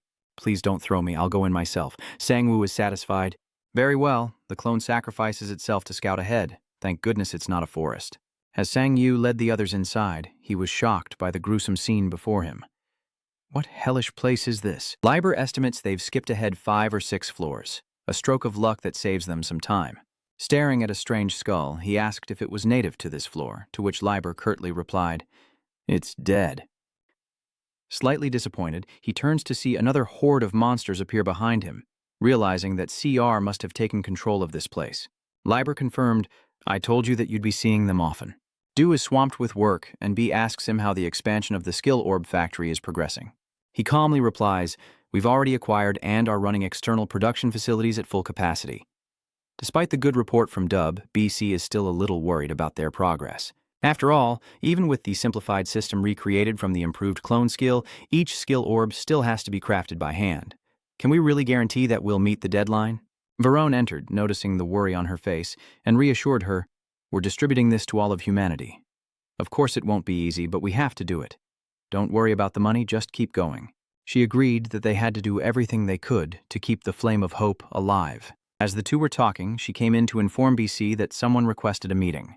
Confused, she asked, "Really? For what purpose?" An old man was waiting there. The girl relays his wishes. They want to help and have a chance to repent. Wyon's hand transforms, emitting a strange light, and she cries out in astonishment. Having sensed mana, she immediately asks Ha-Ion if this is talent, to which Ha-Ion explains. That's called meditation, and Dong-Wai is getting frustrated with the training. Why is this so difficult? Before him, a glowing blue orb. His patience wearing thin, he grumbles, "Do we really have to learn this? Is mana control really that important?" Yun-Ha sighs in frustration. "Of course. It's almost time for the whiny kids to show up." Miho agreed, saying she was even faster than expected. Annoyed, Yun-Ha confronts Dong-Yun, telling him to leave if he doesn't want to learn and just survive with his legacy's fireballs. He quickly defends himself, saying he already possesses an amazing awakened skill. She then mocks him, asking if it's a clone skill. Burning with anger, she unleashed a torrent of scolding, leaving him utterly speechless. "You think that skill is extraneous? Awakened skills are based on your innate traits, making them easier to use than advanced skills. However, if you can't control your mana, you won't even be able to activate them in the first place." Then, Yun ordered Dong-Yan, "If you understand, shut up and start practicing." But he remained stubborn and refused to learn. Dong-Yan argues back, leaving Yun-Ha speechless at his stubbornness. She said that if I knew how, I could do it. So wouldn't it be better to learn the highest level skill from the start? Liber and Sang Yu see things differently. It sounds easy, but it's impossible. Sang Yu agreed with him. Of course, it couldn't be that easy. Just imagine trying to reach the maximum level of doppelganger. To make his point even more convincing, Liber gives another example. It's like expecting an elementary school student to run as fast as a professional athlete just because they're being taught by one. Good heavens, society is harsh. Is it really necessary to beat an elementary school student? Even if you're given the magic formula, it doesn't mean you can instantly perform at the highest level. Of course, it would be a different story if he were born with specialized abilities for it. Sang-Woo couldn't concentrate, constantly worrying about Dong-Yan. "Junyang, I wonder how he's doing." Sang-Yu was annoyed after hearing Liber's example. "Wait, did you just compare my magic to that of an elementary schooler? He dares mock me." "Isn't that the case?" Jiang Yu, on the other hand, is restless and uneasy. "I still haven't figured out a reasonable counter-argument. Hurry up and ask your question, Liber." "But why are we suddenly talking about skill levels? Are you getting impatient?" Sang Yu admits it, and he has a point. "The system announces the enhancement of my clone. I don't know why, but I feel like I've reached a saturation point. Clone enhancement level 59. Permanently increases the stat reflection rate of clones from the original, currently at 70%. Liber carefully examines the skill, a permanent clone enhancement. At level 1, the base reflection rate is 50%, increasing by 1% for each even-numbered level. So, naturally, I thought that by level 100, the clone would be able to use 100% of my stats, the initial 50% plus the bonus 50%. Sang Yu is a bit dissatisfied with the system, but that's not the case. After reaching level 40, the stat reflection rate was 70%, and it didn't increase even as I leveled up. Now my level is 59, but it's still stuck at 70%. Liber is stressed about work and denies knowing anything. I wonder if you know anything about this. I can only read his skill mechanics from the mana flow, but I can't predict anything beyond that. Being looked down upon sets him off, calling the other useless and elementary. Liber didn't expect you to hold a grudge. So you're still hung up on what I said earlier? He also gives him some important pointers, but there's one thing to consider, that saturation point is common for magic. It often appears in people who have practiced the same magic for a long time. For example, the more proficient you are with a fireball, the bigger and stronger it becomes. Lieber also mentioned the most urgent and important things to Sang Yu, but at a certain point, the mana consumption never stopped, yet the size and power remained the same. However, if you don't stop and continue to master that magic, a new attribute will eventually appear, like splitting to hunt down nearby enemies or compressing to create higher heat and stronger penetrating power. He guesses that your skill might be in that previous stage. After hearing this, Sang-woo pondered in silence, sighed, and reflected on whether he had been too hasty. Feeling guilty, Sang-woo placed his hand on the clone's shoulder and explained, "Looking back, I've always been nagging you guys. Once again, I was just hoping for the fastest results." He finally humbled himself and offered his sincerest apology. "I'm sorry, please forgive your foolish master." The clones were surprised by this sudden change. Master? Lieber was also happy and satisfied with him. That's right. Rong Sanju devoted all her energy within her capabilities. That's all it takes for humanity to grow stronger and reach further, so Sang Yu introduces his hammer. In the name of all my hard-working brothers, I've racked my brain for a gentler upgrade method. Even the clone is dumbfounded. Sang Yu mercilessly strikes the clone's head with a hammer, explaining, "In most games I've played, people enhance items by hammering them. One moment he's professing his love, the next he's smashing his clone's head in with a hammer, knocking it unconscious." Lo is horrified by his behavior and scolds him, hoping to bring him to his senses. "What do you think you're doing, you crazy fool?" Sang-woo is like a completely different person. "You seem impatient. I'm currently level 59, and it seems something will unlock at level 60. So impatient. Lieber keeps reminding Sang-yu, if he just keeps getting stronger like that, what's the point of even trying? System notification. Physical resistance has increased. Physical resistance increased. Physical resistance increased. Physical resistance increased. After much effort, Sang-yu also received the results he wanted. He succeeded, leveling up the clone enhancement to level 60 with a permanent effect, and he was stunned by this. What's this? The system announces the next piece of news. Additional effects. The clone now copies the armor on the user's body?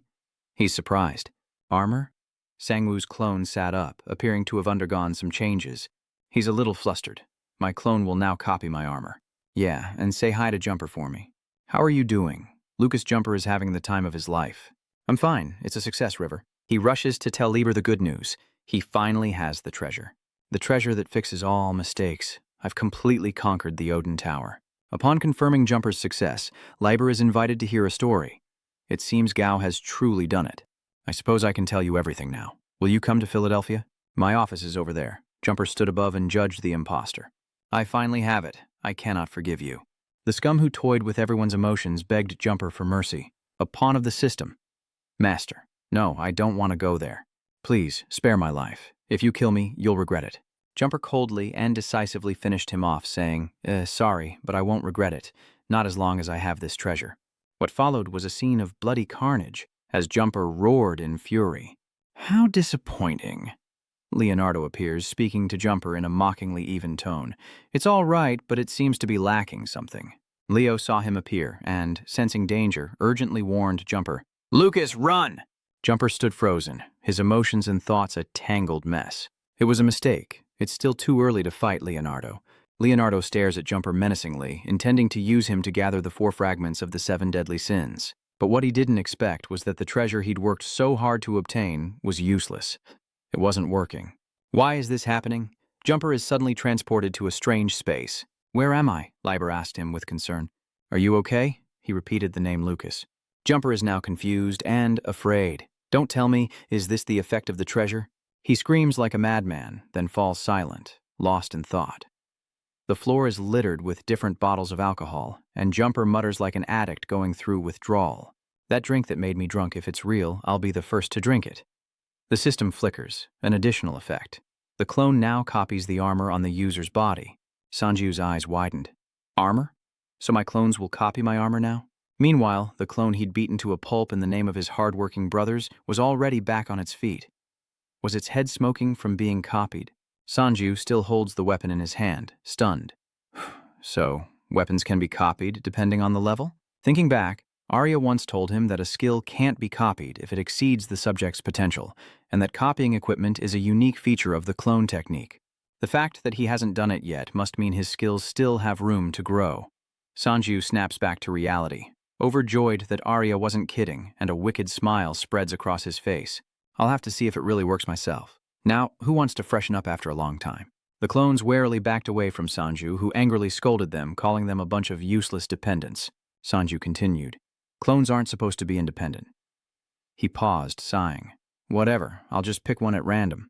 Suddenly, Liber suggests that he check it out, displaying his ID on the system screen, showing what would happen if he canceled the summoning of number 1 or 2. Those 2 carry the 7 deadly sins. Sanju was shocked to hear that. He feigned seriousness. Come to think of it, numbers 1 and 2 were never destroyed, were they? The 7 deadly sins scoff, saying that if it weren't for them, he'd be dead already, to which Sanju retorts that they're exaggerating. He weighed his options, wondering if canceling the summon would return them to their sealed stone state, or drive them mad, turning them into flying heads. Sanju averts his gaze, but it seems worth a try. Best to do it now. While he could still handle it, and with the cooldown timer ticking down, he asked number 1 if he was ready. Number 1 responds immediately, yes. Sanju points his hand towards him, and a cloud of green smoke quickly rises as the sin of shapeshifting taunts with a satisfied laugh. Is this my chance to take over this body? System announcement, clone summon cancelled. A moment passes and boom, number 1 reappears. Having lost his pants in the chaos, the cardinal sin fell silent, clenching his fist before finally speaking in a dark voice. What's with that look? Sanju waved his hand dismissively, grinning. Didn't I hear someone wanting to take over my body? And there it is. You failed miserably. He explains quick as a whip. When I cancel the summoning, you'll just go back to being a sealed stone. I've resummoned you and returned that rock to its place. The deadly sin was stunned. Sanji laughed until he cried, wiping his tears as he said, but only copying the upper armor does look a bit strange. Here are your pants and cloak. The 7 deadly sins were fuming like a pressure cooker as he gritted his teeth and growled, Dong Sanju, I'm warning you. I am an entity who has lived through countless eras, knowing only battle and conquest. None of your weak social norms can shame me. Chumoy said, but I saw you put your pants on pretty quickly. Pride, this was done by your clone. Then, from the spatial rift, Sanji's voice echoed, Hey everyone, let's eat first. Number 2, drop what you're doing. Below, a small gas stove boils noodles in a pot, sending fragrant steam into the air as Sanji Ju speaks. Hey, you're just a body split into pieces after all? Don't you know what's happening to the other fragments? The Sin of Wrath replies bluntly, I have no interest in such things. He puffs out his cheeks, noodles still in his mouth, and continues, The only thing I care about is fighting strong opponents. Whoever holds my fragments will inevitably seek great power. Therefore, they will inevitably find each other. The 7 deadly sins conclude, In the end, it's only natural that I be reunited. He retorts, I didn't know you were so good at covering up your ignorance with fancy words. Then Sanji Ju suddenly asks a question, full of concern and empathy. Aren't you tired?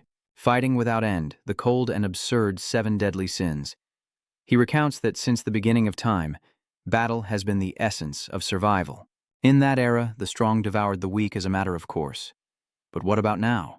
You couldn't even handle a fragment of me, so you branded it a deadly sin and sealed it away. He frowned, looking perplexed. The 7 deadly sins continued calmly.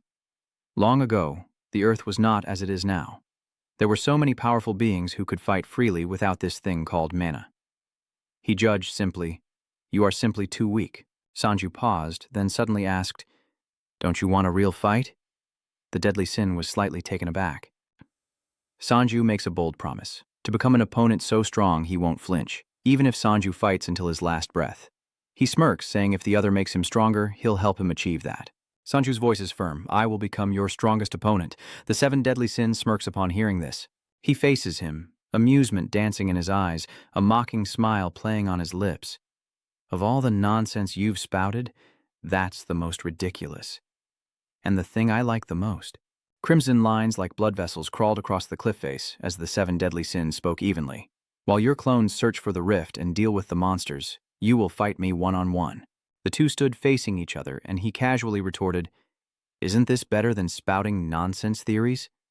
Sanju stated frankly, I will take it all for myself, both your void power and your combat skills.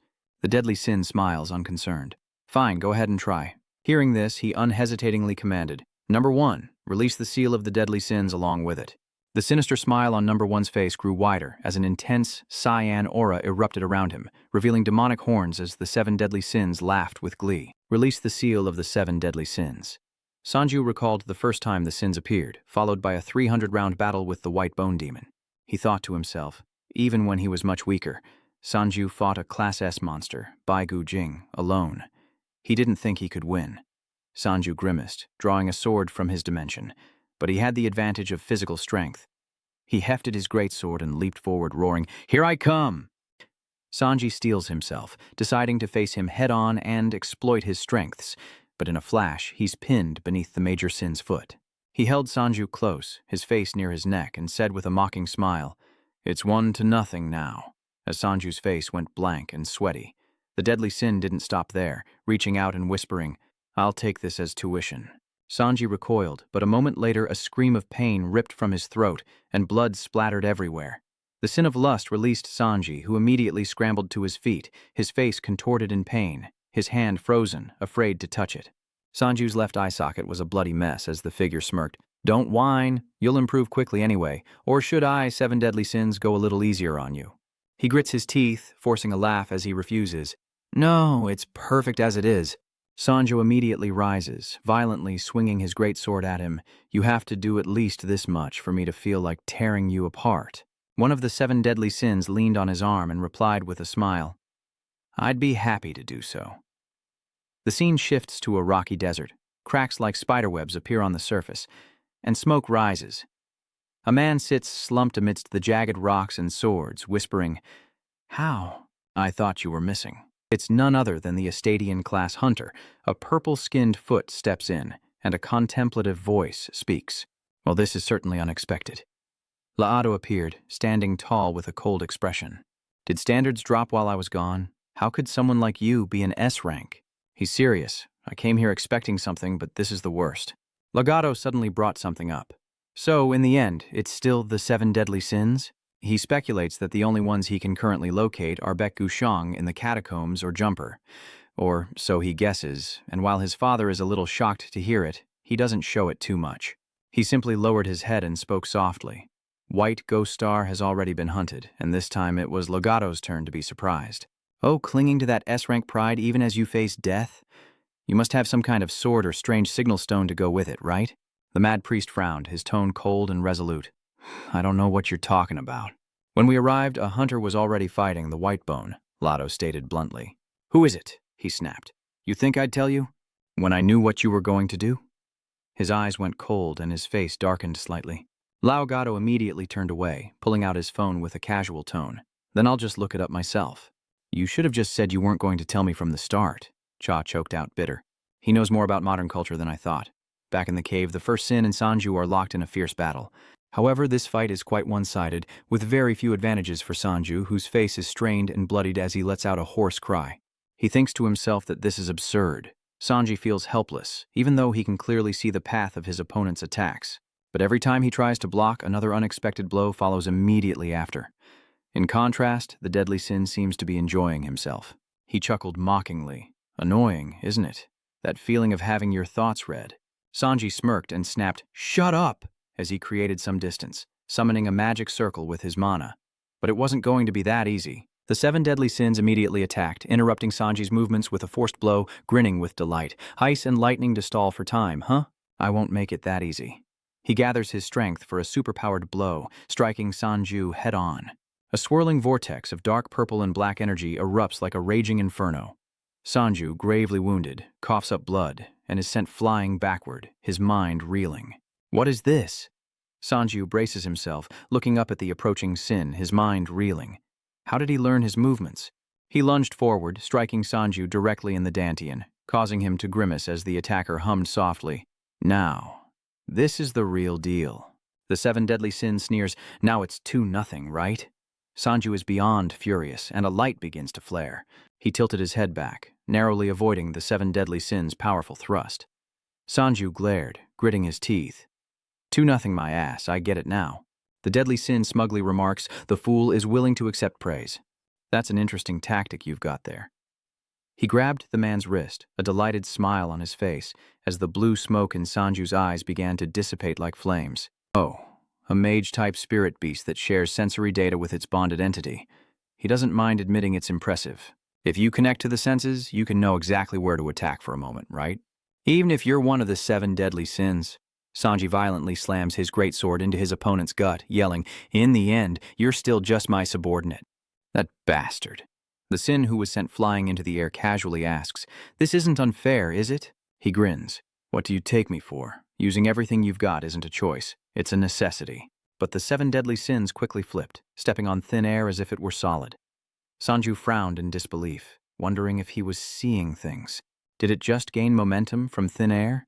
The deadly sin stabilized itself and shot forward, kicking him hard in the stomach. Sanju collapses to the ground, smirking. "That's not enough, kid." He coughs twice, frustrated, wondering how his clone's body could be so strong. Just as the deadly sin was about to collect his dues, a spatial rift suddenly opened, followed by the clone's voice reporting the discovery of another spatial crack, causing both of them to freeze in their tracks. The deadly sin had no choice but to prioritize climbing the tower. Sanjiju also gets up to express his agreement. A moment later, Sanjiju appears on another floor. He stared blankly at the architecture, which didn't seem much different from the floor below, and asked honestly, "Are we really climbing? It looks exactly the same as before." Lieber quickly replied, "Don't worry, I'm climbing. From now on, only the air will gradually change." Sanji frowned, turned to look at the 7 deadly sins behind him, then looked back at the architecture in front of him, and thought to himself, "Indeed, something is different. The smell of blood is getting stronger." He had barely spoken. "Tush, let's go," when the 7 deadly sins' sudden action stopped him short. Sanji Ju blankly looked down at the hand piercing his stomach, blood blooming. 7 deadly sins. What are you so excited about? Remember this well. A moment of carelessness can cost you your life. His words were profound. A real battle is no game, and there's no such thing as a starting signal. Sanju collapses, cursing and trembling, calling him a coward for the sneak attack, but soon after, he and the deadly sin are back at it, fighting like men. Our battle continued, even on the new floor, and while the clones dealt with the monsters, Dong Sanjiju's power increased significantly thanks to his monster absorption skill. The two continued to fight, their stats rising relentlessly, and thanks to moments of heightened senses, Zhang Sanju could read and anticipate the 7 deadly sins' attacks. Using this, he could evade and counterattack, initially just a temporary fix. Sanju's eye bled through the green smoke as this method wouldn't work on every foe. It was merely a desperate attempt to close the overwhelming power gap. However, that choice would ultimately bring about a great change, as Sanju gradually became accustomed to reading his opponent's movements by observing their posture and reflexes. As his predictions aligned with his opponent's actions, Sanju could evade attacks more and more, even using his summoning skills less often, followed by the ability to absorb techniques. The 7 deadly sins attacked relentlessly, but he parried with his great sword. Sensing the different power hidden behind the 7 deadly sins' feints and real attacks, Zhang Sanju instinctively began to mimic their fighting style. He smirks, amused. "Oh, so that's how it is? I've got the hang of it now." This battle is clearly enhancing Dong Sanju's combat abilities, and the deadly sins laugh with excitement. He curled his fingers, purple energy like sharp silk wrapped around his hand, and the 7 deadly sins said in a low voice, "Then I should move on to the next step, right? You never understood why my stats were higher than yours, did you?" He powered up and punched the greatsword, calmly replying, "It's because the power of the void can replace mana, like that body enhancement skill you guys call buff."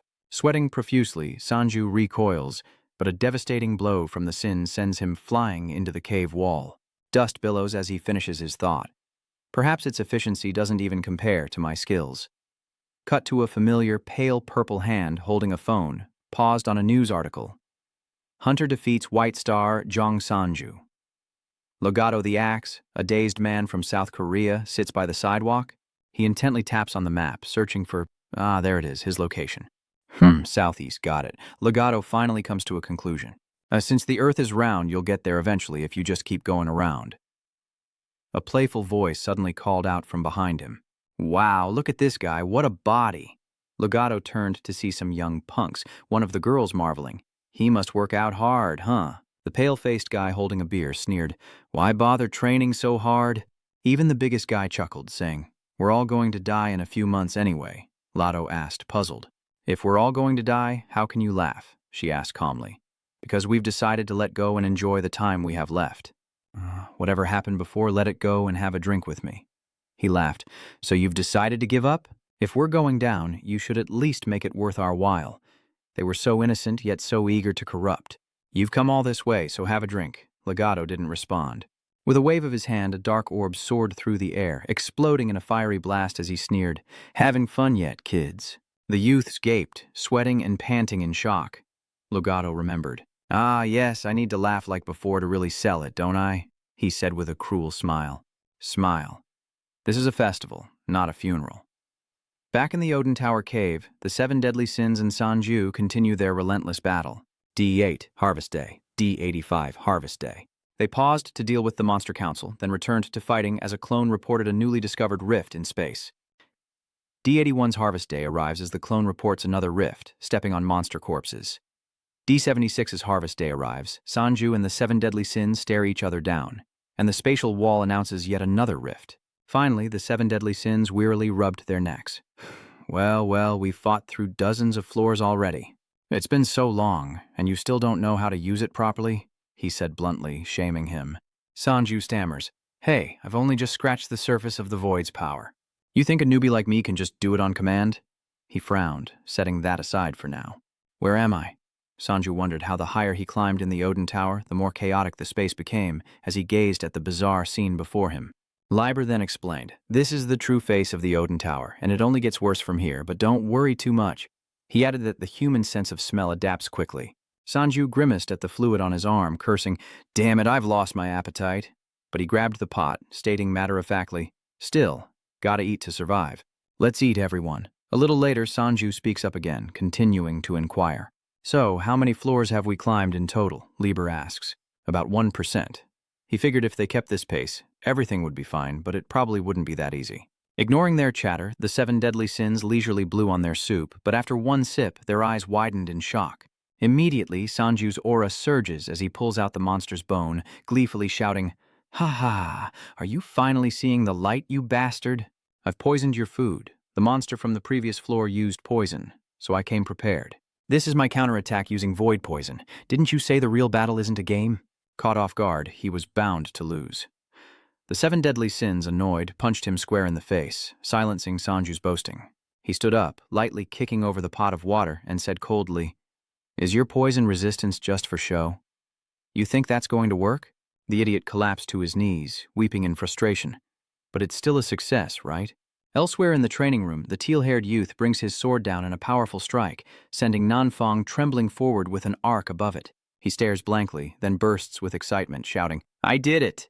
The young man rejoices. "I did it." His master praises him generously. "Well done." The other students looked on with envy. "Mom, I'm so jealous. I want to create it soon, too. We only have less than 3 months to train. I have to focus. I guess we're lucky." Who knows when they'll get to learn swordsmanship from an S-class hunter. Over there, VV is seriously instructing him. It's generally good, but his wrist is slightly off right before drawing his sword. The young man listened intently. "Yes, master." Lost in thought, disciples everywhere. Raven was so touched, he sniffled. Sniff. "Kiran, if you could see this, you'd be so happy, right?" Suddenly, a voice cuts through his emotions. "Hey, I have a question. That large figure stands silhouetted against the light, and I don't know if I'm using the right accent or if this borrowed bracelet even works." With an emotionless face, Legato bluntly asked, "Does anyone here know Sanju? If so, call him here. I want to have a word." Suddenly, his hand twitched, and streaks of purple psychic energy crackled in the air. Legato spoke again. No, that was a little rude, wasn't it? Perhaps I should introduce myself before demanding something from someone." A light begins to shine, startling everyone. With a boom, a massive explosion shook the area, and a desolate red blaze erupted, tearing through the roof. After throwing a punch, Lado chuckled with amusement. "Oh ho!" A long, uneven scar was left on the ground before him, and the inn was almost completely destroyed, suffering heavy damage.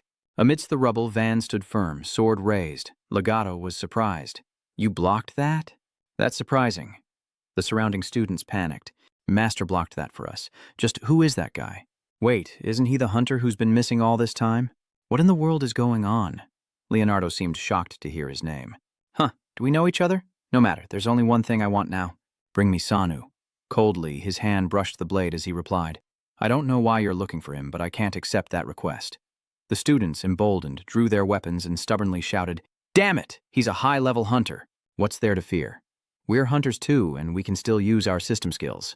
"Let's do this," someone shouts. "Don't underestimate us, we're high-level hunters too." With that, they all bravely charged toward Lado, who smirked contemptuously. "C rank is high level, your translation device must be broken." "Whatever, I prefer it this way." Lado raised his hand, conjuring a small magic orb in front of him. Those nearby suddenly sensed a strange disturbance and were startled. Someone uses a skill to enhance their mobility, creating a springboard made of mana. He stood there, dumbfounded, crying out, "I'm being sucked in," though there was a hint of laughter in his voice. "You think you can stop me with that pathetic skill?" A chaotic shockwave spread, and in an instant his spring platform shattered like glass. The youth gasped in shock, and they cried out in panic, "Oh no, help!" In the sky above, they had all been gathered into a large sphere. Legato smirked cruelly, clenching his fist, but just as he was about to strike, Jiven lunged in with a sword slash. He was beyond furious, yelling right into his eyes. "Don't even dream of killing these kids, you bastard. They're my disciples." Gathering wind on the blade, it's the fifth stance of the wind-breaking sword. He swings, and dust explodes around them. A powerful gust of wind descends, tearing through the layers of space and obliterating bone. This one move destroys the floating orb, sending the students plummeting. One of them exclaims in surprise, "That strange power is gone." "Did we hit him?" Immediately, another girl scolded, "You think you can beat him? You're insane." Raven, sweating slightly, urged, "Everyone, retreat immediately and contact Lucas." Just then, Legato's dark figure stirred in the smoky ruins. "Ah, I remember now." Legato's hair was streaked with blood, but a contemptuous smile remained on his lips as he said meaningfully, "A sword heart practitioner, a genius S-rank hunter." To be fair, even though you're labeled a genius, you're always surrounded by countless false rumors like how no one knows where you came from. Raven urged sternly, "Go, now." And the two immediately bolted. The girl shoves his head. "Yeah, you beat him all right, you idiot." The boy cries out for his master in a panic. And with that, a series of figures jumped down together. Yan, Mihao, Wei, and even Yunha. Miho says seriously, they will fight alongside him, the sword seeker. Jiven's face grew heavy as he asked, "How did you find this place?" Yan, equally grim, retorted, "Don't you read the news? Everyone's in an uproar about Legato's return." Still, I don't understand why he came all the way to Korea. Across from him, Legato laughed with glee, as purple psychic energy surged wildly. "Fine, bring them on." He immediately charges forward. His tone was expectant. "With your level, I can tentatively call you high level." Back at the Odin Tower, the seven deadly sins and Sanju continue their all-out battle.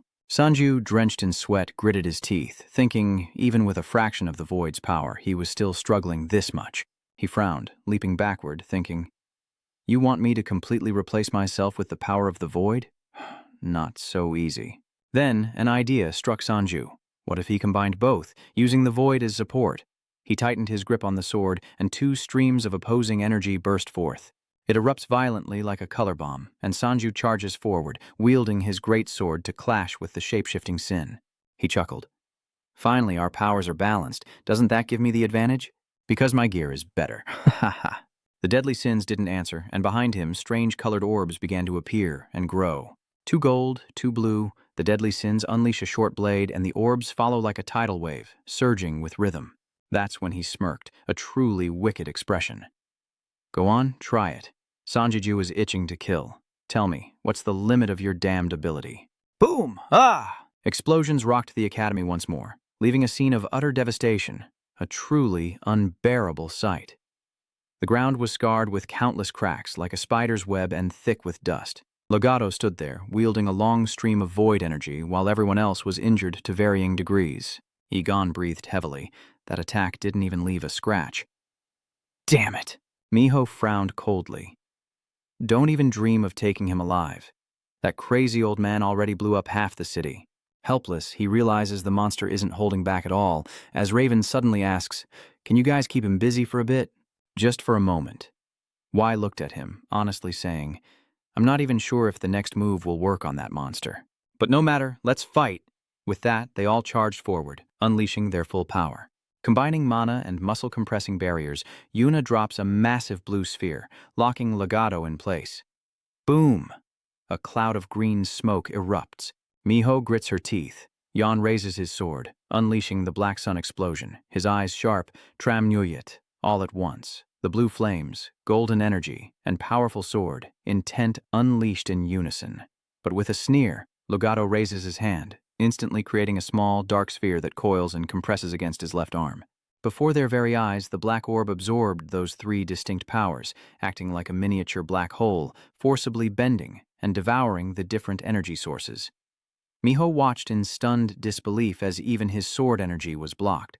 Legato chuckled, adjusting his aim with his right hand, unleashing a torrent of dark energy that crushed Yan, Miho, and Wei, leaving them battered and unconscious. He chuckled, playfully scolding that things would have been easier if he'd brought out the Sanju guy from the start. Suddenly, Legato sensed a gust of wind. VV had appeared right behind him.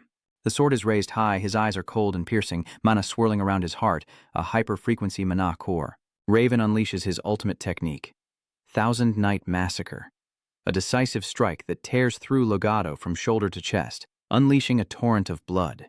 Legato's eyes widened as blood gurgled from his mouth, but Ven continued the sword's path, aiming to slice across his neck with a second strike. Then, Legato suddenly moved, his leg a blur, and in an instant he appeared behind Raven, who was stunned. What just happened? Behind him, Legato suddenly appeared, wearing a cryptic smile. Guess I won't need my left leg after all? Raven barely turned around before eating a brutal punch. Boom! The force of the impact tears through the air, sending dust and debris flying. Raven lay defeated amidst the jagged rocks as Legato leisurely assessed the scene. That was a little too close for comfort. I commend you. You keep rambling on about your disciple, but I wonder if they'll show up to save their master from the brink of death. Raven coughs heavily as Legato conjures an energy orb, and he resigns himself to his fate. I'm sorry, everyone. But then, a surprise. A blue energy envelopes Raven, whisking him away from his captor's grasp. The figure floats in the air, pulling Raven close, and quietly offers praise. I must admit, you're fast. I was going to cut off your hand, but I couldn't.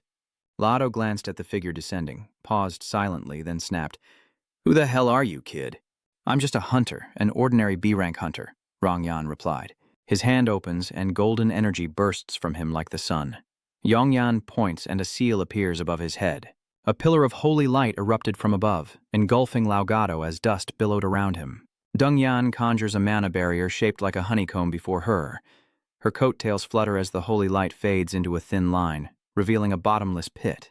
With a crash, Legato flies out of the pit as Dongwai calmly extends his hand, mana surging with a blue glow. Level 100 Stone Prison. From 4 directions, 4 stone pillars rise up, encircling him, then converge into a sphere, trapping Legato within. Level 100. Dongwai clenches his fist and the sphere spins at top speed before exploding like fireworks, painting the sky with vibrant red, orange, and pink. His body plummeted, Legato's face darkened, and he chuckled ominously. Ha ha! Legato is thrilled, he said, turning to look at him, showering him with praise.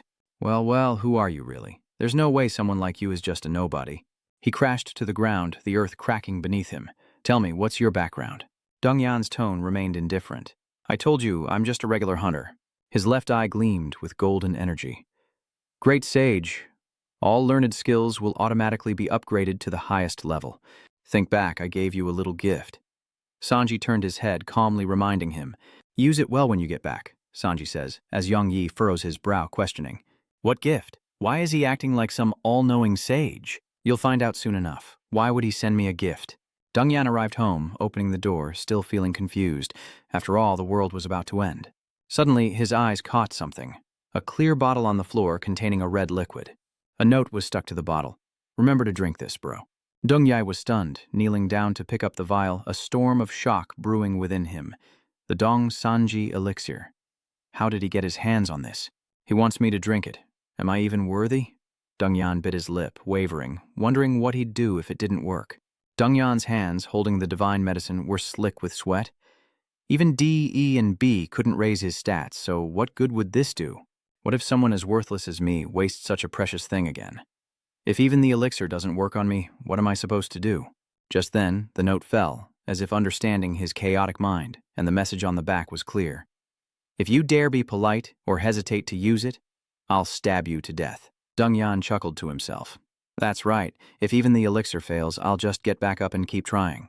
Having cleared his mind, he didn't hesitate to throw his head back and drink it all.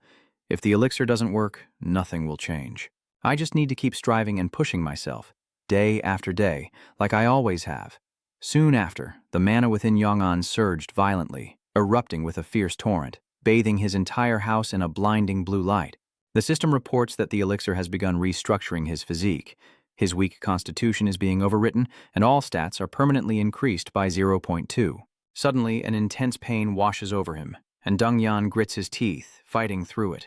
Sparks crackle around him as the system blares, detecting a synchronization error in his current physical stats. Unapplied stats are now integrated. Physique, agility, resistance, and endurance are skyrocketing.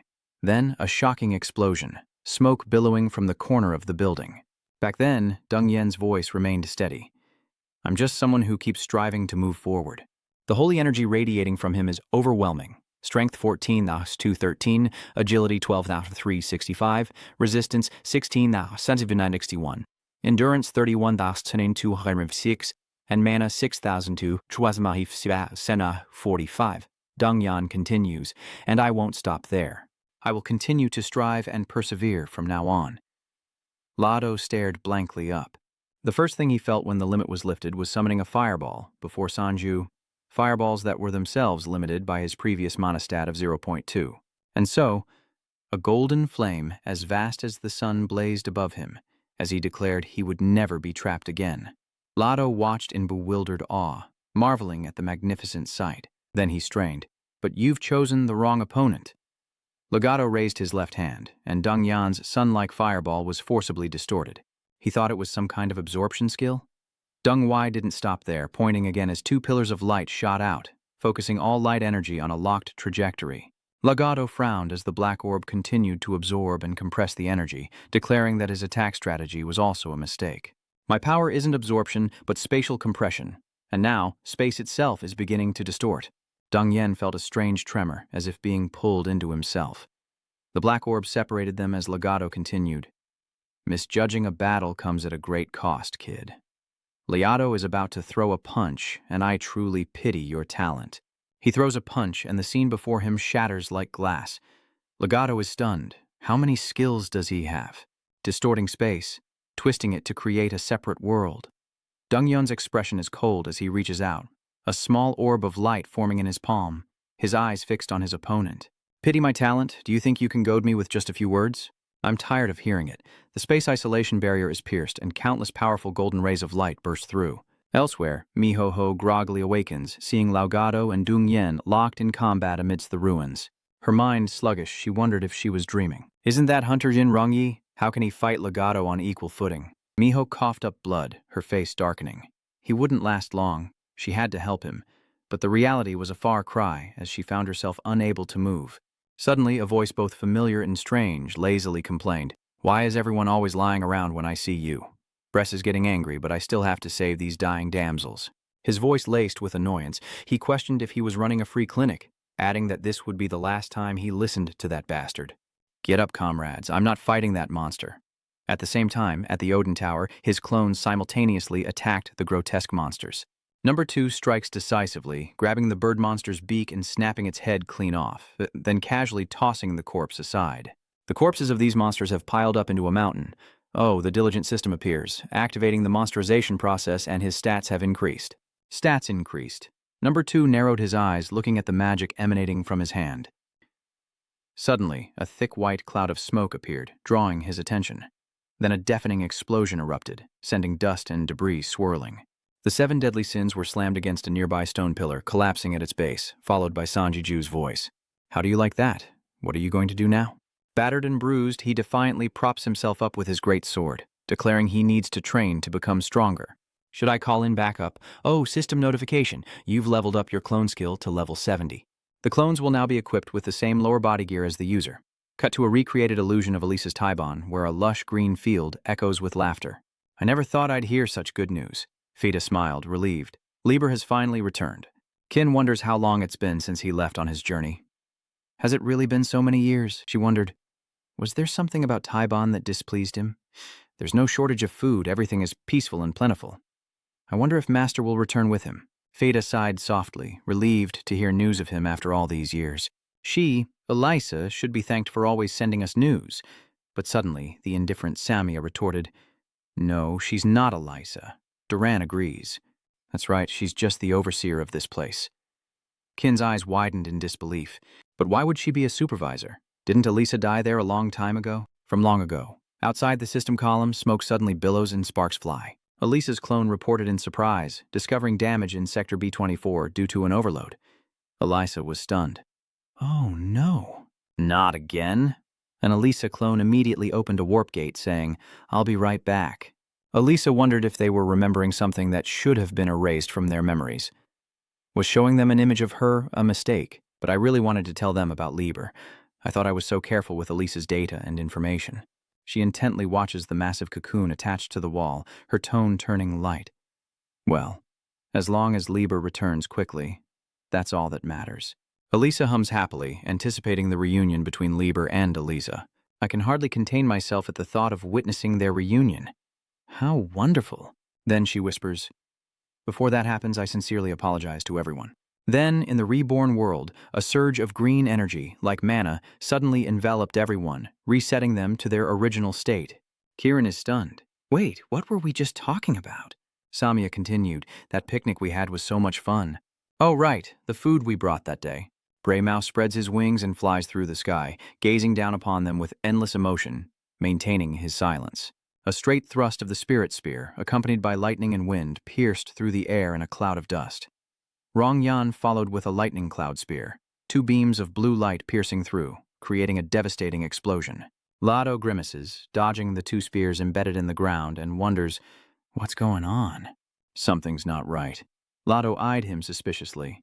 Your combat experience doesn't match your skills at all.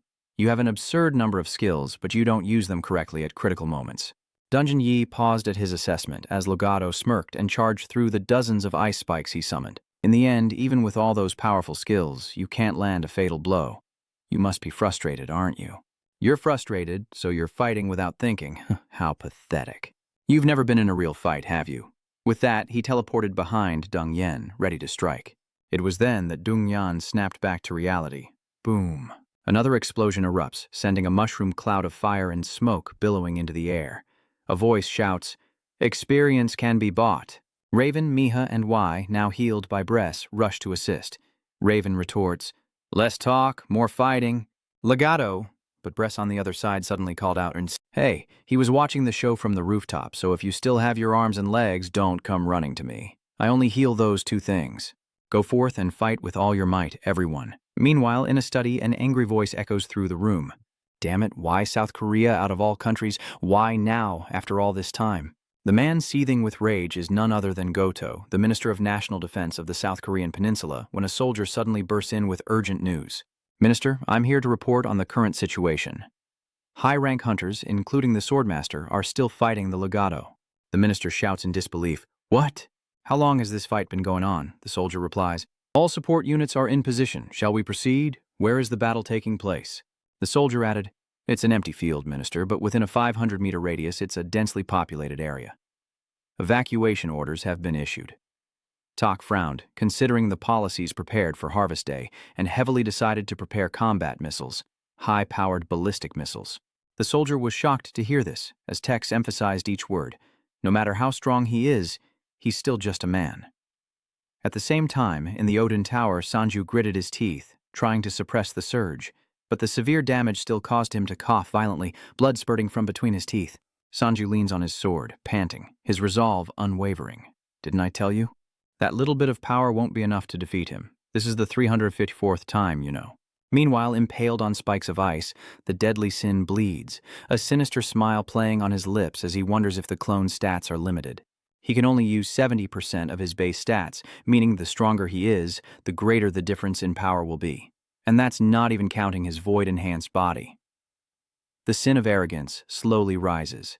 The ice spikes pierced number one's body again and again, grinding into his wounds, but he grinned. Not bad. Glad you're not a complete idiot. Suddenly, the ice spikes exploded, and a chilling mist spread. Sanji stared in horror at the riddled body flying toward him, ready to curse. How can this lunatic still move with all those holes in him? But the Sin just touched his wrist, grinning. Congratulations on your first victory. Let's take a break. He turns and says, If you die, I'm done for too, so rest up. Sanji collapses to the ground, gasping for air. He collapses back down. Sanji laughs wearily, his voice trembling. Ha, I'm so tired. Now, all Min wants is to collapse on a bed for a long sleep, but footsteps approach and a voice calls out, "Master!" Number 2 looks down at Sanju, reporting that they've found the rift to the next floor. He sits up abruptly, saying leisurely, "Great, I heard the next level is full of beds. You need to rest too, Number 2. I saw you kill a lot of grand IDs." Sanju then said, "For now, let's head to the next level. Take a bath and grab something to eat." Number 2 had no objections. Yes. Sanji stared intently at the spatial rift, slowly reaching out his hand. Just as his hand reached out, a surge of void energy struck him. Sanju's vision shifted instantly. He was looking at his hands, at least for now. If you want to go back, that angular face covered in water, you can make your dream come true any time. That moment quickly vanished, and Sanju was dumbfounded, not understanding what the hell just happened, or what he had just seen. What was that memory? Back in South Korea, everyone rushes towards Legato. He sneers, finding them too weak. Legato then unleashes a spatial power, suddenly expanding and blasting everyone away. His voice wild, he sneered, "That's not enough to defeat me." Raven seized the opportunity to retreat and check on Dong Yan. "Are you all right?" Dong Wai frowned. The pain makes him uncomfortable, but he politely replies, "Thanks to you stopping him, I can still fight." Bayar, watching from above, was also a little worried. Damn, should I go out there and lend them a hand? Suddenly, explosions erupt below, engulfing Legato in thick smoke and fire. He turns, stunned. Wai is also bewildered. What's coming? It looks like field artillery. Yan frowns. It seems the military has sent reinforcements. Are the military insane? There are still so many people out there. Mai interrupts, saying, "No, I don't think they're just using field artillery. That wouldn't be enough to take down a Gado." Across the hill, soldiers and tanks surge forward, shouting for support for the hunters, as 2 soldiers advance, firing cannons from their shoulders. Lado's eyes widened, pupils shrinking to pinpoints. Boom! Shells explode, and red flames erupt as a soldier shouts, "Everyone, retreat from that area immediately." Right, a ballistic missile is headed straight for us. The others are shocked, and Yunha frowns in annoyance. Those idiots. Lado is faster than all of us combined. Did they think he'd just stand by while we escaped? We have to hold him back. Then he tilted his head to look at Dong Yen behind him. "Oh, when the time is right. Can you release me like before?" He quickly replied. "That skill is temporarily frozen, but I have something similar." "Leave it to me," Raven says. "I'm entrusting my life to you." And before Rongyan could react, he immediately dashed off. On the army's side, they urged the continued firing, the gun barrels flashing incessantly. Magic bullets and skills have been activated. Don't stop. Keep Legato contained. The magic bullets fire towards him, but bounce off on impact. Bullets flew everywhere, and Legato clicked his tongue. Annoying. "I was going to spare you ants, but if you insist on getting in my way..." Legato growls as a dark sphere of condensed space begins to form. "Then don't blame me for being heavy-handed." Huh? Before he could even finish his line, VV suddenly appeared and cut off his skill. Some soldiers stopped firing, but were quickly urged to continue. The other reported that the Sword Saint was too close, making targeting impossible, sir. Back in the fray, Legato and Javen showed no mercy. Each strike aimed to kill. His emotions ran high. After fighting that mage kid, I realized something. Fighting you is much more satisfying. Swordmaster. Legato crushes Raven's blade with his bare hand, sneering, "But do you know that your strength is still not enough to decide my fate? Tell me, what are your last words?" Raven smirks, saying cryptically, "There's something I just can't understand about Earth. It's technology." With that, he jumped back as 5 ballistic missiles fell from the sky. Legato scoffed, raising his left hand to compress space once more, his eyes narrowed in contempt. "Resorting to missiles, are we? Ah, it's useless. Don't waste your effort." But suddenly, the entire space only reflected him from every angle. Legato recognizes the space isolation and scoffs, finding it unfair. Outside, Raven emerges from a portal behind Dong Yen, asking if the skill can hold him. With a serious expression, Dong Yen controls the magic, answering frankly, "It works, but not for long." He coldly states, "Someone once told me that if there's a gap, all we have to do is fill it." Instantly, from the high sky, a giant magic circle appeared before each missile, enlarging the object, even living beings. And then the magic circle grew, revealing a faint layer of green aura, like the head of a missile. Raven was stunned as soldiers cried out in alarm, "Brace yourselves for impact." He muttered, "Will this even work?" As 3 gargantuan ballistic missiles descended upon the crystal-like space hovering above the ground. Legato angrily breaks free. realizing this warped space cannot contain him. But then, he freezes, as massive warheads bear down upon him. Explosions ripped through the area, sending fiery smoke billowing into the sky, and shockwaves pulverized everything in their path. The soldiers screamed as the ground shook, ordering everyone to lie down as a super-linked shield, a mana barrier like layers of honeycomb, protected the area. The soldiers were terrified. Was its destructive power beyond headquarters' predictions? It seems those ballistic missiles grew larger upon impact. Thankfully, the shield stopped them, or the residential area would have been affected. A towering plume of black smoke rises from the wreckage. Raven states, "He's been defeated." He barely got 2 words out before Miho grabbed his cheek and screamed, cutting him off. "Don't jinx it." The once vast grounds are now a spiderweb of cracks, the center a bottomless pit, a gaping black hole from which a violent beam of light suddenly erupts, startling even Bress. "We're done for. This is a disaster. We have to get out of here immediately." He shouted a warning. "If anyone wants to live, get out of here now." Dongyan was confused, not understanding anything. "Huh? Why?" Bress shouts. "I warned you. If you don't want to face an even stronger monster, get out of here now." But it was too late. As a surge of power shook the area, and Lagato's hoarse voice echoed, "It's been so long since I've used my true power." He leaps from the lake, his power nearly doubling, triggering Elemental Burst. A skill that converts absorbed energy into fuel to enhance his core abilities when impacted with enough force. Everyone who witnessed what happened was instantly frozen, having just seen a man emerge unscathed from a direct missile hit. An inexplicable absurdity. But the real reason they were frozen was the energy radiating from the man.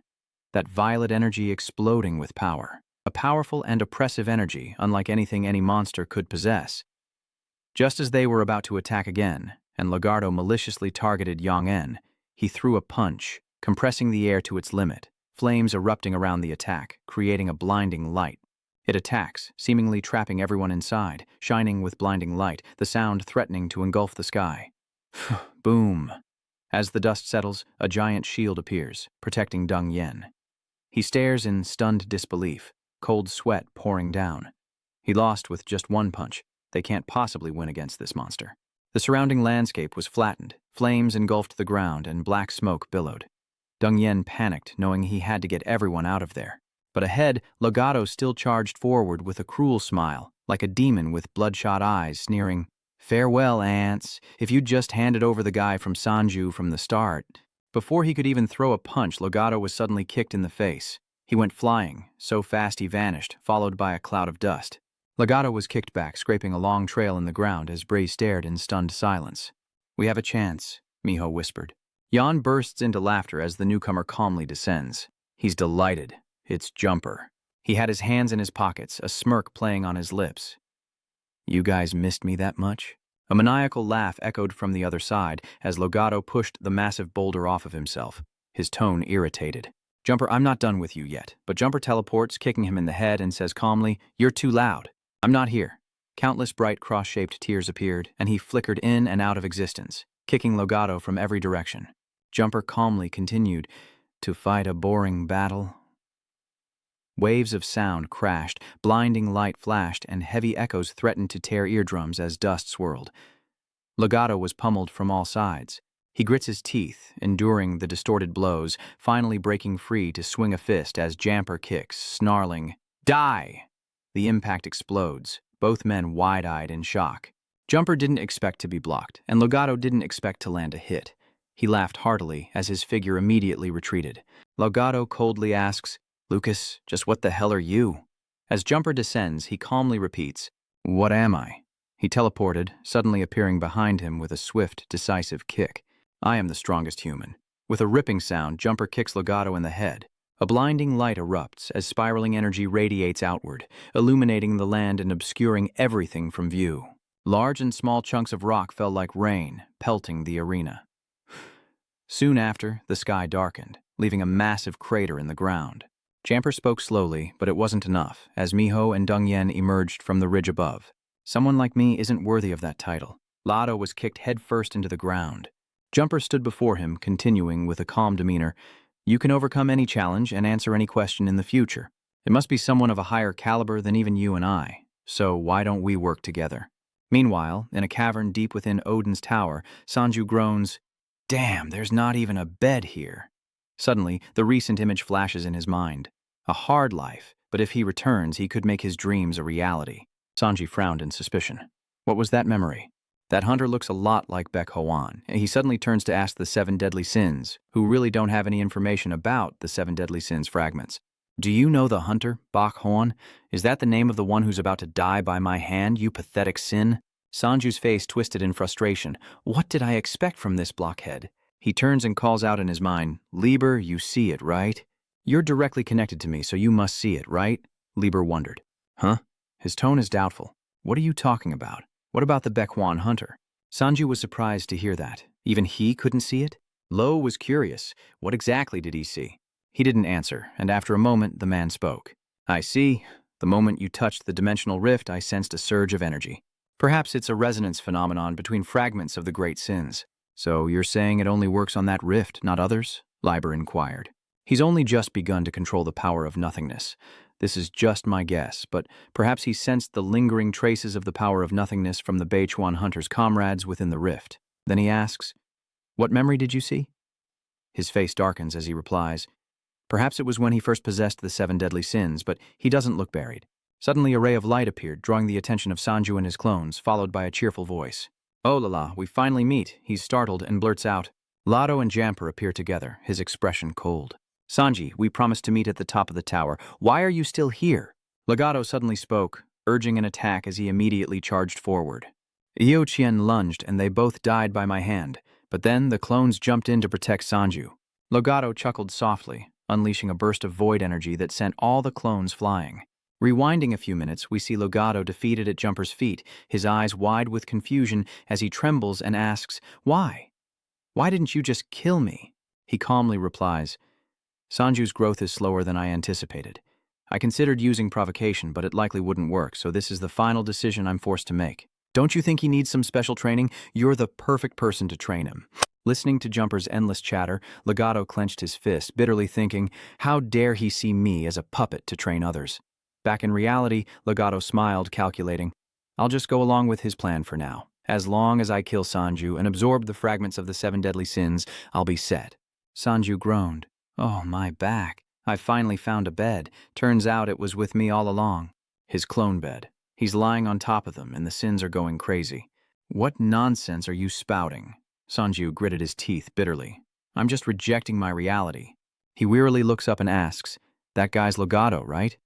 The one who holds 3 pieces of the 7 deadly sins replies, That's right. This is a chance for both of us. Sanju wondered if he could win, but the guy looked down on him and he'd asked the wrong question. Idiot, you should be asking if it's your time to die, he retorts awkwardly, feigning ignorance and scolding.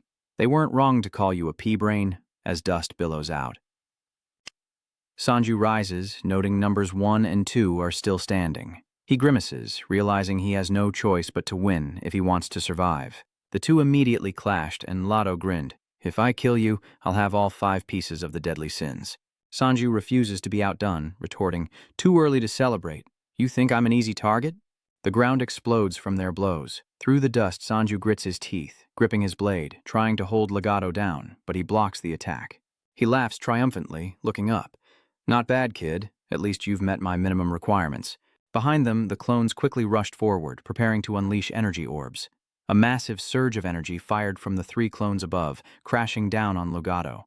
He grins, a bit excited, and raises a hand to block, remarking, Those are your clones? This must be your unique skill, then?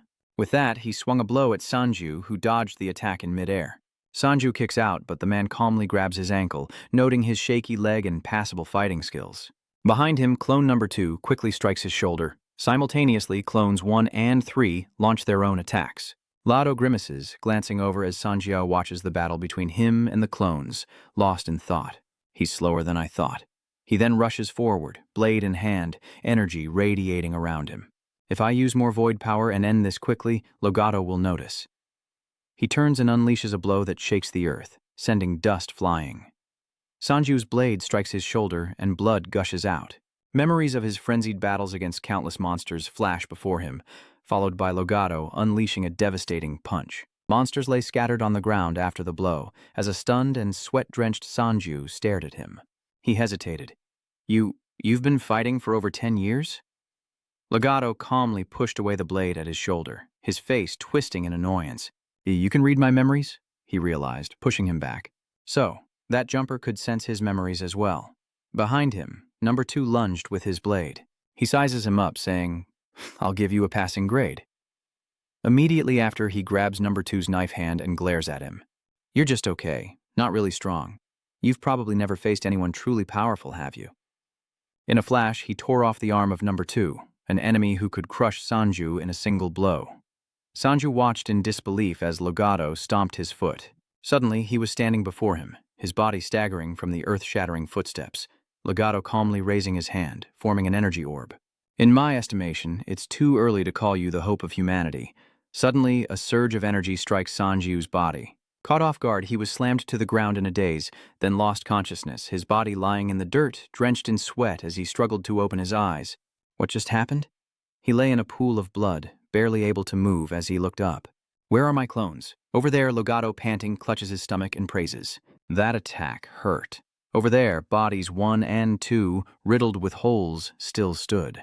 He praises them, saying they lasted so long because they held 2 pieces of the 7 deadly sins. They're different from the rest.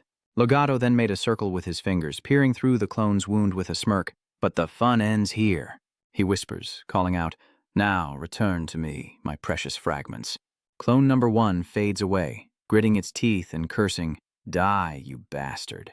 Immediately, the 2 fragments of the deadly sins fell to the ground before Sanju, as Lotto calmly approached to pick them up, his eyes still mockingly fixed on him. Oh, look who it is. You're still alive? Not bad, but all your clones are dead. He then grabbed the 2 stone fragments, gazing at them with glee. At last, I've collected all 5 pieces of the deadly sins. Suddenly, Jumper emerged from the void, kicking Legato and breaking the arm holding the stones. He shouted, Sorry to cut in, but this isn't over. He then grabbed the 2 stone fragments, smiled, helped Sanju up, and looked at Legato, clutching his wound and severed, bleeding arm. Let's go, Sanju. Immediately, the 2 entered the void, leaving him behind in the ruined canyon, Jumper's arm trembling, his teeth grinding in rage, his voice shaking. Rage quickly surged through him, shaking the very ground beneath his feet. He cursed, That bastard Lucas, just you wait, I'll tear you to pieces. Inside Jumper's little world, he looked at Sanju, who was still kneeling, and asked Han in bewilderment, Are you okay? You took a beating, but you're all right? Sanju, panting and exhausted, finally looked up, his face drenched in sweat. This is Luca's subspace. He then looked at him, puzzled. I thank you for saving my life. But why did you bring me here? Jumper scratches his head, smiling as he explains. Sanju, Harvest Day is only 70 days away. Shouldn't we speed up your growth? With a gentle smile, he added, Don't worry about losing that last round. I cherish you, Sanju, so I'll save you, even if you're near death or in trouble. I've retrieved the 2 fragments of the 7 deadly sins for you. Summon your clones and have them absorb them. Sanju wearily looks up and explains that the clone skill is on cooldown. He adds that he can summon 1 clone during cooldown, but to summon all of them, it would take about a week. Jumper smiles in understanding. I see, so that's how it is. Suddenly he turns, clasps his hands behind his back, and gazes at the distant starlight in the subspace. Well, did River tell you about my abilities? He knelt on the ground, confused. Wasn't that instant teleportation? A quick teleportation skill with an extremely short cooldown. Suddenly, Jumper teleported behind Sanju, a sly grin on his face, leaving Sanju wide-eyed in shock as he muttered, No, it's just a regular teleport. A short cooldown is still 3 days, but 3 days is hardly short. He then stands up straight, smiling as he shows off the power around him, explaining to Sanju. My awakened skill is infinite acceleration. I push my nervous system and circulation to their absolute limits to shorten the cooldown time. With that, Jumper placed his energy-infused hand on his shoulder. And I can use that skill on others. He adds, but this skill can't synchronize with another body, so everyone who's ever come into contact with it has exploded. Hearing this, Sanju's eyes widen in shock, his body filled with panic, tensely cursing with his eyes. You monster, what are you planning, you lunatic? Jumper, still smiling, held his shoulder, radiating energy. It's all right, Sanju, you're tough, so you'll be fine. Seeing that fake smile, Sanju panicked even more. Are you serious? I don't need you. I have my brother. Move. He suddenly leaned in and whispered, startling Sanju. I am a regressor. Sanju's eyes widened in disbelief as he stared at him. Jumper, still gripping his shoulder, muttered assurances. If he couldn't endure it and exploded, he would simply find him again. And if I fail again, I'll find you again, and again, and again. Jumper stared at him with a disturbing, threatening gaze. So don't worry too much. I wouldn't care less if you died.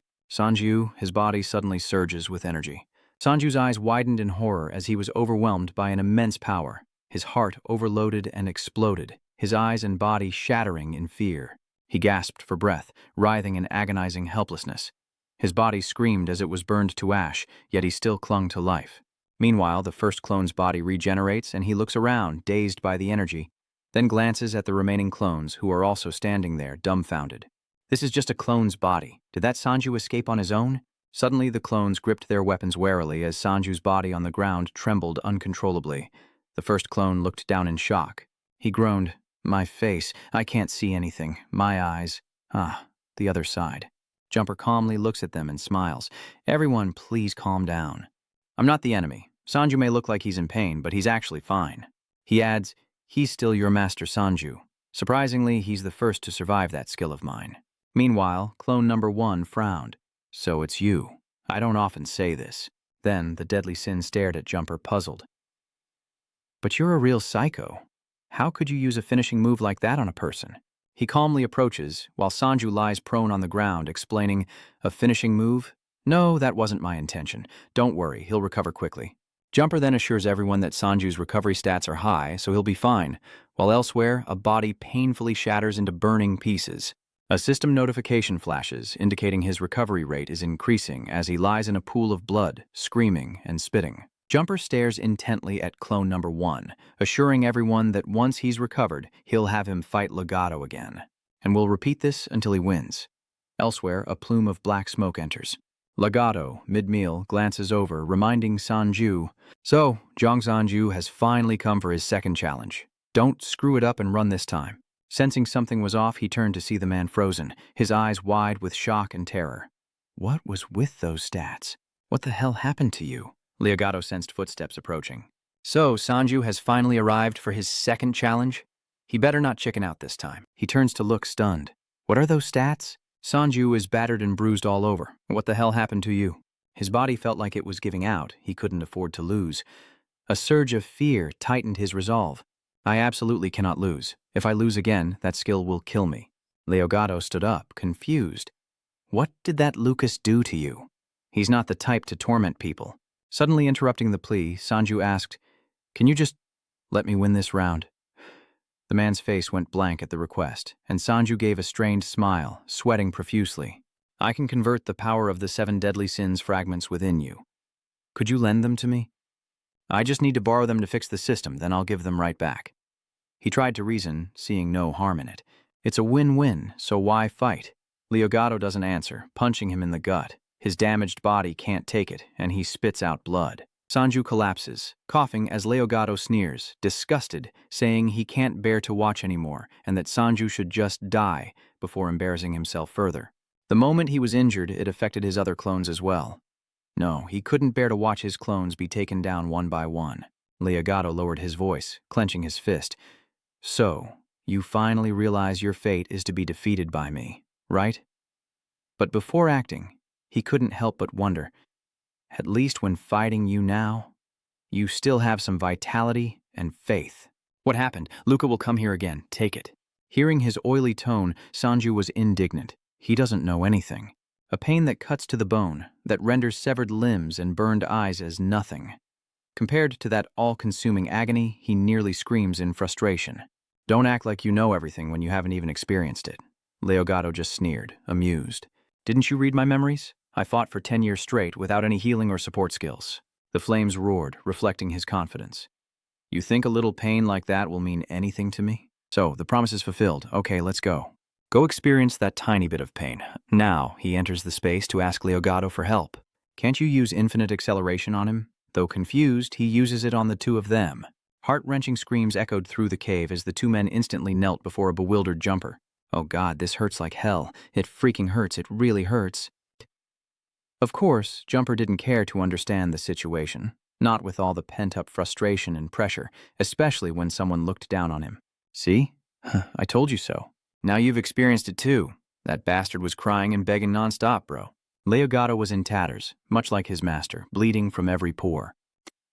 Sanju nearly screams in agony, begging for another way, but I need those fragments of the 7 deadly sins. Just trust my plan. But Leogato didn't care, and he destroyed one of Sanju's clones. Of course not. The game is still in my favor, after all. After this, I'm even more certain of one thing. He smugly declares, "You can't endure this many more times. You'll die, and the other 2 pieces will be mine." He cursed, drawing his sword from the void. Damn, this guy's even crazier than I am. None of the clones, including Sanju, could hurt him anymore. All were successively defeated before his overwhelming power. No matter how many clones Sanju threw at him, the result remained the same: defeat followed by that terrible skill. Sanju's body was torn apart and healed again and again, his clothes soaked and then caked with blood. An endless cycle of despair. In that sea of pain, Sanju's spirit crumbled before he could defeat Leogato. Suddenly a voice long unheard broke through the din. "Hey Sanju, wait. I can't stand by and watch any longer." Liber is horrified by the scene. What in the world has Jumper done to him? Every time he wakes up, he's covered in blood. Only now does he have time to remember. That's right, as long as you're in that subspace, we're still connected. Good, just sit there and observe. Your weak voice will make it easier for him. Ignore his calls. Sanji, wait. Sanju. But he went straight into the portal, instantly teleporting into Jumper's dimension.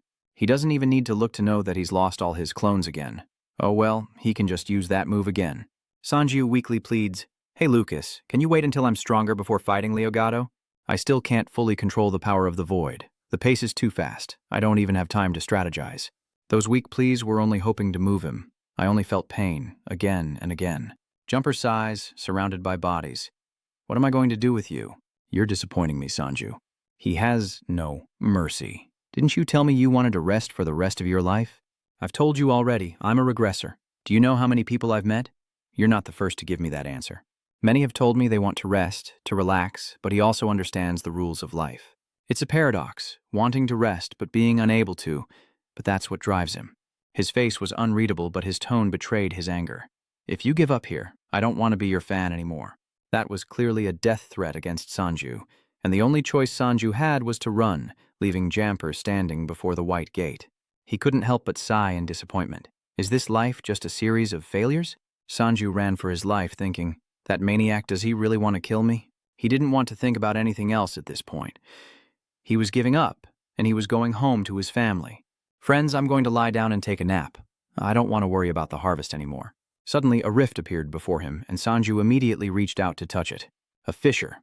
"For now, I'll go to another level first. That way, neither Jumper nor Leogato will be able to find me." But the moment he touched it, a surge of electricity spread, a memory surfaced, heavy breathing echoed, and a talking sword spoke. "I told you. Turn back now. How many times do I have to tell you? It speaks to the one who struggled to defeat the monster." "Look at yourself, Beihuan," Sanju muttered. "Is this Beihuan the hunter's memory?" No. He quickly realizes the truth. This is actually the memory of the weapon at his side. Is it one of the 7 deadly sins? Baekho says, "You always say fighting is everything, so why the sudden act of kindness?"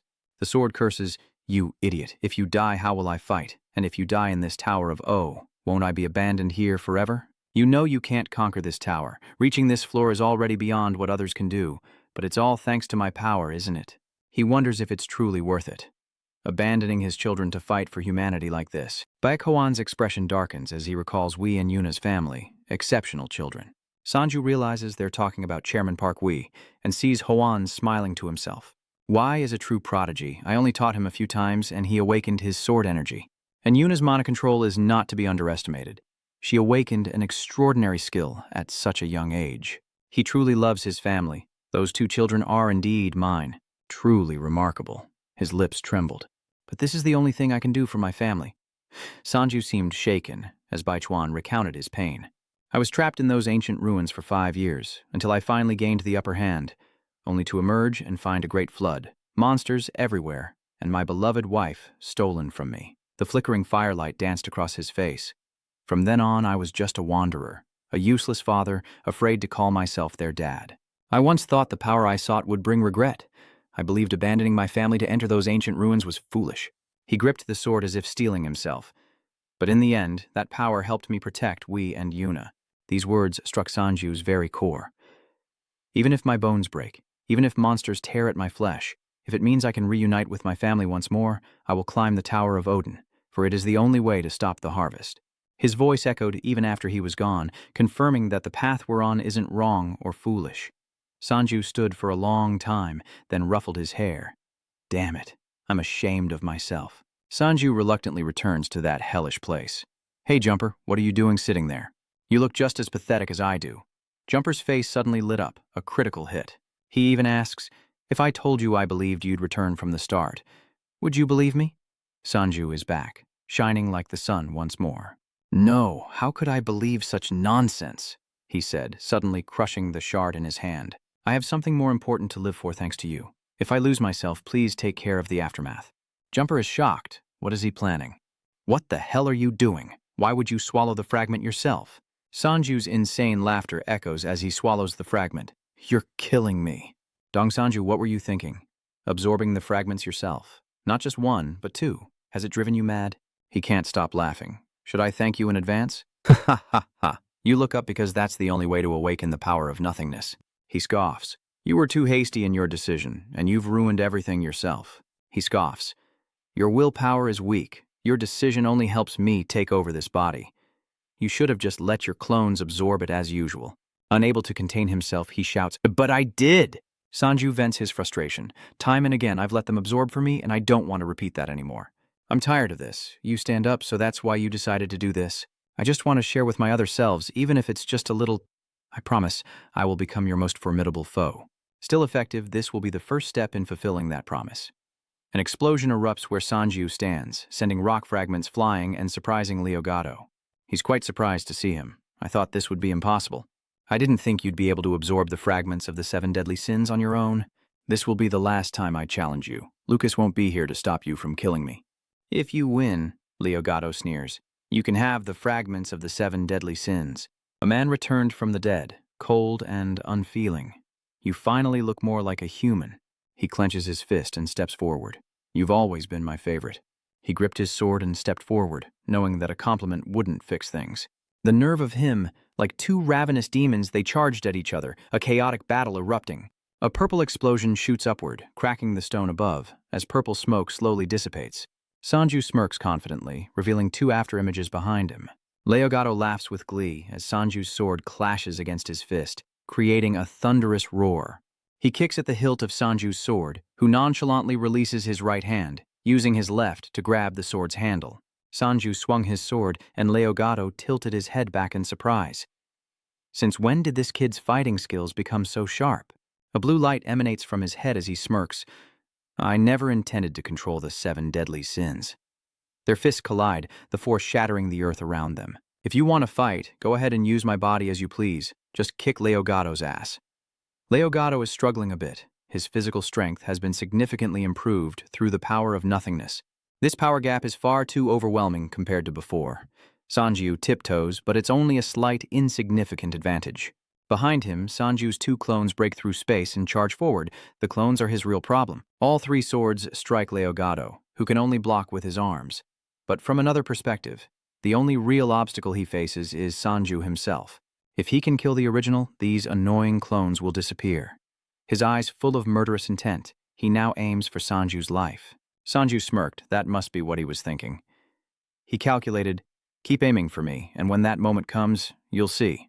2 stone spikes shot up from above and below, piercing Leonardo. He trembled as he held up the rock, and in a flash he lunged forward, punching Sanju in the gut. He coughs up blood, the pain spreading through his body as Leonardo grins madly. He thought, just as he suspected, the man could use the power of nothingness, but not the true abilities of the 7 deadly sins. This bastard simply absorbed those fragments into himself. His hand emits a beam of purple light, and since the old man has no innate adaptability, I can land a fatal blow on the next attack. Sanju's 4 clones rush in from above, but Leonardo stops them, telling them to stop hopping around like toads and gather in one place so he can deal with them all at once. Sanju is caught off guard. Is this the power of the left hand? It feels so strange, like I'm in free fall. He's smug, saying it's useless to run around. This is distorted space, so don't bother. Whether you retreat, jump, or dodge, all your movements will be drawn to the center. My fist will find you. His right eye turns red. He just needs to use that. Sanju flies toward him, hands clenched, and as he swings, a spatial gate opens before him, teleporting him to Leonardo's right. Sanju cries out, gripping his sword and swinging it. He wants a direct attack? Fine. The sword falls, shattering the earth, but Leonardo swiftly dodges behind him. He clenches his fist and strikes. You think that little space of yours can beat me? Miku's limitless half-step strikes, landing a blow on Sanju's back, causing him to cough up blood and pain. The scene shifts to Juan, who swings his sword with a shout. More sword swings? Stop it now. You're making me dizzy. He takes a long, weary breath. Instinctual attacks are important, but my instincts clash too much with your abilities. It's dissatisfied, and that conflict is simply the law of nature. Juan, so calmly, do you know how hard it's been for me to understand you these past 5 years? Power from nothingness is nothingness, yet it holds power. It responds, but the main problem is that nothingness is just that. Nothing. That's the key. No mana, nothing at all, because it's emptiness. From that emptiness, power arises. Space twists, time distorts. That power is nothingness itself. Only when they truly understood did they realize all that was there was a bottomless, endless black hole.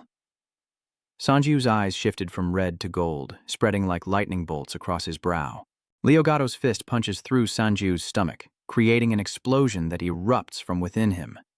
Leogato is shocked to realize what it is. This is a body with an innate ability to adapt. Sanju, without a hint of pain, turned his head, smiled, and confidently pointed out his mistakes. Your first mistake was doubting my control over the fragments of the 7 deadly sins. Thank you, Leogato. Thanks to that attack, my clones can focus on attacking you all at once. Suddenly, a shocking explosion echoes. As the smoke clears, Leogato stands tall, pins piercing his body. You think so? He said after a moment of silence, a faint smile returning to his face. Did you think I didn't believe you could control the power of those fragments?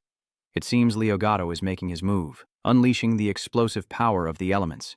When subjected to enough force, the skill activates, converting absorbed energy into fuel to enhance basic functions, unleashing a powerful aura that repels the clones. Leogato smirks. Have you come to your senses yet? I can kill all your clones in one blow. I'm the enemy who can kill you in the blink of an eye. From all directions, Sanju's clones attacked Leogato with weapons. He gritted his teeth, looking up in frustration. Leogato's eyes flashed with electricity as he smirked. I've prepared for this. If your attacks can make me stronger, why would I dodge them? Now I just need to take out these clones while my skill is active. Once they're gone, it'll be just you and me, one-on-one. Who do you think will win? You've been wrong from the start. I wasn't aiming for you. I never wanted a shortcut. Upon hearing this, Sanju paused, stunned. He faced the man and naively asked, Huh? What's going on, dude? Those clones inherited all my skills. Immediately after, a swarm of clones approached him. Your second mistake was not believing my clones inherited the power of the 2 fragments. Seriously?